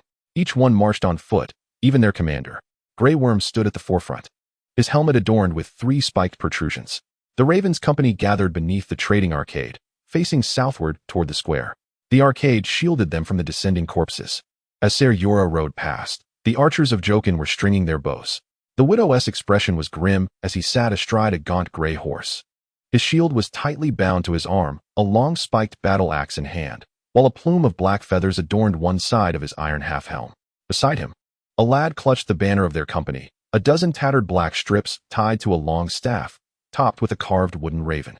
The Blood Riders had also arrived, with Ago and Rakero leading most of the Queen's small Khalasar across the Skahazadin River, though the half-lame Jaqen Hagar had to assist about 20 riders who had fallen behind. Some were aged like him, many suffering from old wounds or disabilities. The remainder were mostly beardless boys, eager for their first bell and the right to braid their hair. They scurried around the weathered bronze statue of the Chainmaker, anxious for the impending battle, each time a corpse fell causing their horses to rear. Not far from them, near the ominous ruins referred to by the lords as the Skull's Summit, several hundred gladiators assembled. Selmy noted that the Spotted Cat was among them. By his side stood the fearless Hisdar, alongside Serpentine Sinella, the fearsome Camo, the Striped Butcher, the dwarf Orel, and even the giant Grull, whose towering figure loomed amongst them like an adult among children. Freedom, after all, holds a semblance of significance for them, or at least it appears so. In comparison to Daenerys, the gladiators exhibit a greater affection for Sith'dara, yet Selmy equally rejoices in their presence. He observed that some among them had donned armor. Perhaps they had gleaned something from his triumph over Colossus. Above, the city gate and battlements teemed with warriors clad in patched cloaks and adorned with brass masks. Lord Roundskull had dispatched his beast-faced army to the walls, replacing the Unsullied who had ventured into battle. Should the fight falter, the burden of holding Meereen and repelling the Yunkish until Queen Daenerys' return would fall upon Scarrett and his men, if indeed she were to return. Beyond the city, the remaining forces congregated at other gates. Taltharko and his Shield Legion gathered at the Eastern Gate, sometimes referred to as the Hill Gate or the Caesar Gate. As merchants traveling through the Caesar Pass to Lazer typically took this route, Missandre and the Mother of Dragons attendants assembled at the Southern Gate, the Yellow Gate. Scarback Simon commanded the Brotherhood of Free Men in formation at the Northern Gate, directly facing the river. They defended the least pressured gate, surrounded by no enemies, save for a few hostile vessels upon the water. The Yunkish had stationed 2 Giscari legions to the north, but they camped across the Skazadin River, separated from the Brotherhood by the river itself and the formidable walls of Meereen. The Yunkish encampment lay to the west, nestled between the walls of Meereen and the warm, verdant waters of Slaver's Bay. 2 catapults were positioned here, one by the riverbank, the other aimed at the gates of Meereen, guarded by 24 Yunkish lords, each accompanied by their own slave soldiers. At the center of the enormous catapult, 2 fortified encampments of Giscari legions stood. The Cadas company camped between the city and the sea. Among the enemy were the Tylosian stone throwers, and somewhere beneath the deep veil of night, 300 Illyrian crossbowmen awaited. The odds were overwhelmingly against them, Sir Barristan pondered. The disparity in numbers was striking. This assault contradicted all the instincts of the old knight. The deep pools of Meereen, situated behind formidable walls, favored the defenders. Yet, he had no alternative but to lead his warriors into the jaws of the besieging Yunkish forces. The White Bulls would deem it foolhardy. He too would oppose Barristan's reliance on mercenaries. Chapter 195. Magic 3. Thus, there was no other recourse, Your Majesty. Sir Barristan thought. Our fate hangs precariously upon the greed of a mercenary. Your city, your people, our lives, all toyed within the bloodied hands of the Prince of Poppies. Despite the overwhelming despair, Selmy knew he had no choice. He might withstand the Yunkish siege upon Meereen for several years, but against the pale mare galloping through the streets, he could scarcely endure a month. Selmy and his standard-bearers rode toward the city gate, a sudden silence sweeping across the entire marketplace. He could hear the countless whispers, the labored breaths and whinnies of warhorses, the sound of hooves striking upon shattered stones, and the faint clink of sword against sheath. Everything felt so blurred, so distant. This was not tranquility, but rather a profound stillness, the deep breath before the impending roar. The torch flickered amidst swirling smoke, crackling as it illuminated the darkness of the night with its vibrant, orange glow. Thousands of soldiers turned in unison, their gaze fixed upon the imposing figure of the old knight as he guided his steed in front of the ironclad city gates. Barristan Selmy could feel the weight of their stares. The captains and commanders approached him. Joquin and the widow represented the ravens, their chainmail clinking beneath their faded cloaks. Grey Worm, the spear, and the Dogslayer stood for the Unsullied, adorned with bronze spiked helmets and padded armor. Romo represented the Dothraki, while Cameron, Gruul, and the Spotted Cat acted on behalf of the gladiators. The assault plan had been conveyed, and as the captains gathered around him, the White Knight spoke. First, cavalry would charge, and once the gates swung open, they would surge forward, directly targeting the slave soldiers. As their legions formed, they would encircle the enemy, attacking from the rear or the flanks, but never head-on against their spears. Remember your objective, the trebuchet, the widow declared. That contraption behaves just like the Unsullied. I say we either seize it, dismantle it, or set it ablaze. Joquin nodded, urging to slay as many nobles as possible and to incinerate their tents, particularly the grand ones, those of immense size. The more, the better, Romo added, with no intention of capturing slaves. Sir Barristan twisted in his saddle and addressed the Spotted Cat, Gruul, and Cameron, instructing their men to advance on foot. You are fearsome warriors. Raise your voices in battle cries to instill terror. As you approach the Unsullied lines, our cavalry should have already breached them. Follow them through the gap, and unleash carnage as best you can. If circumstances permit, bypass the slaves and target the lords, nobles, and officers. Retreat in good time before you find yourselves encircled. Gruul pounded his chest with a fist. Gruul will not retreat. Never. Then Gruul must perish, the old knight contemplated. However, there was neither time nor place for contention at this moment. He disregarded Gruul and continued. This assault should sufficiently disrupt the Unsullied. granting Grey Worm ample time to lead them safely out of the city and into formation to meet the enemy. This was the crux of his entire plan's success or failure. He understood well that if the Unsullied commanders retained their wits, they would order a cavalry charge before the Unsullied could properly align, for that was their most vulnerable moment. Our cavalry must delay long enough for the Unsullied to raise their shields and form their spear wall. When my battle horn sounds, Grey Worm will advance, crushing the slave masters and their soldiers. The Jaskari Legion will engage them, perhaps one or more, shield against shield, spear against spear. The Widow's horse silently trotted to his left. What if your horn falls silent, my lord knight? What if you and your younglings are cut down? A pragmatic query indeed. Sir Bollistan should be the first to breach the Unsullied lines, and perhaps the first to perish, as it often unfolds. If I fall, you shall command, then Joquin, followed by Grey Worm. If we all meet our demise, it will be a day of failure. He wished to add this phrase. Yet they were all acutely aware, painfully so, and none desired to hear it uttered aloud. Before the war, Commander Hightower had taught that one should not speak of defeat. At that time, the world was still young, and perhaps the gods still favored humanity. What shall we do if we discover the commander? Inquired the widower. Daario Naharis. Give him a sword and let him fight. Although Ser Bollistan Selmy harbored neither fondness nor trust for the Queen's lover, he held no doubts regarding Daario's courage and his skill with the blade. Moreover, should he perish gallantly on the battlefield, it would be a joyous outcome for all. If there are no further questions, return to your positions and pray to whatever deity you hold dear. Dawn approaches. A crimson dawn, Jokin remarked. The dawn of dragons. Ser Bollistan thought to himself. He had already completed his prayers whilst his attendants helped him don his armor. His deity resided far across the narrow sea in Westeros. But if the monks spoke true, the seven gods eternally watched over their people, even from the furthest corners of the world. Ser Bollistan prayed to the old woman, beseeching her for wisdom to lead his men to victory. For his old warrior friends, he consistently sought strength. He prayed for the mother's mercy, should he tragically falter.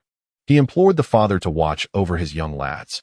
Those inexperienced attendants were the closest semblance to sons in his life. Lastly, to the stranger, he bowed his head and prayed, You shall eventually guide every soul, but if you would be so kind, spare me and my men today, and lead our enemies on their way. From afar beyond the city walls, the sounds of catapults echoed, hurling corpses and severed limbs through the night. One body landed amidst the gladiators, splattering them with brains and flesh. Another struck the weathered head of a bronze statue of a chainmaker, smashing an arm off upon impact, leaving a sticky pool at the statue's feet. A spinning human leg fell, landing scarcely 3 paces from Selmy. It was a pale mare. Tuco Liho murmured, his voice muffled, with dark eyes flickering incessantly upon his dusky visage. He then whispered a few phrases in the dialect of the Isle of Snakes, as if in prayer. He feared the pale mare more than their enemies, Ser Bollistan realized. His other young men appeared equally terrified. Despite their bravery, they had yet to witness bloodshed. He turned his horse's head. Come here to me. As the riders slowly drew near, he spoke. I understand your feelings. At this moment, I am just like you. As I have been in countless encounters before,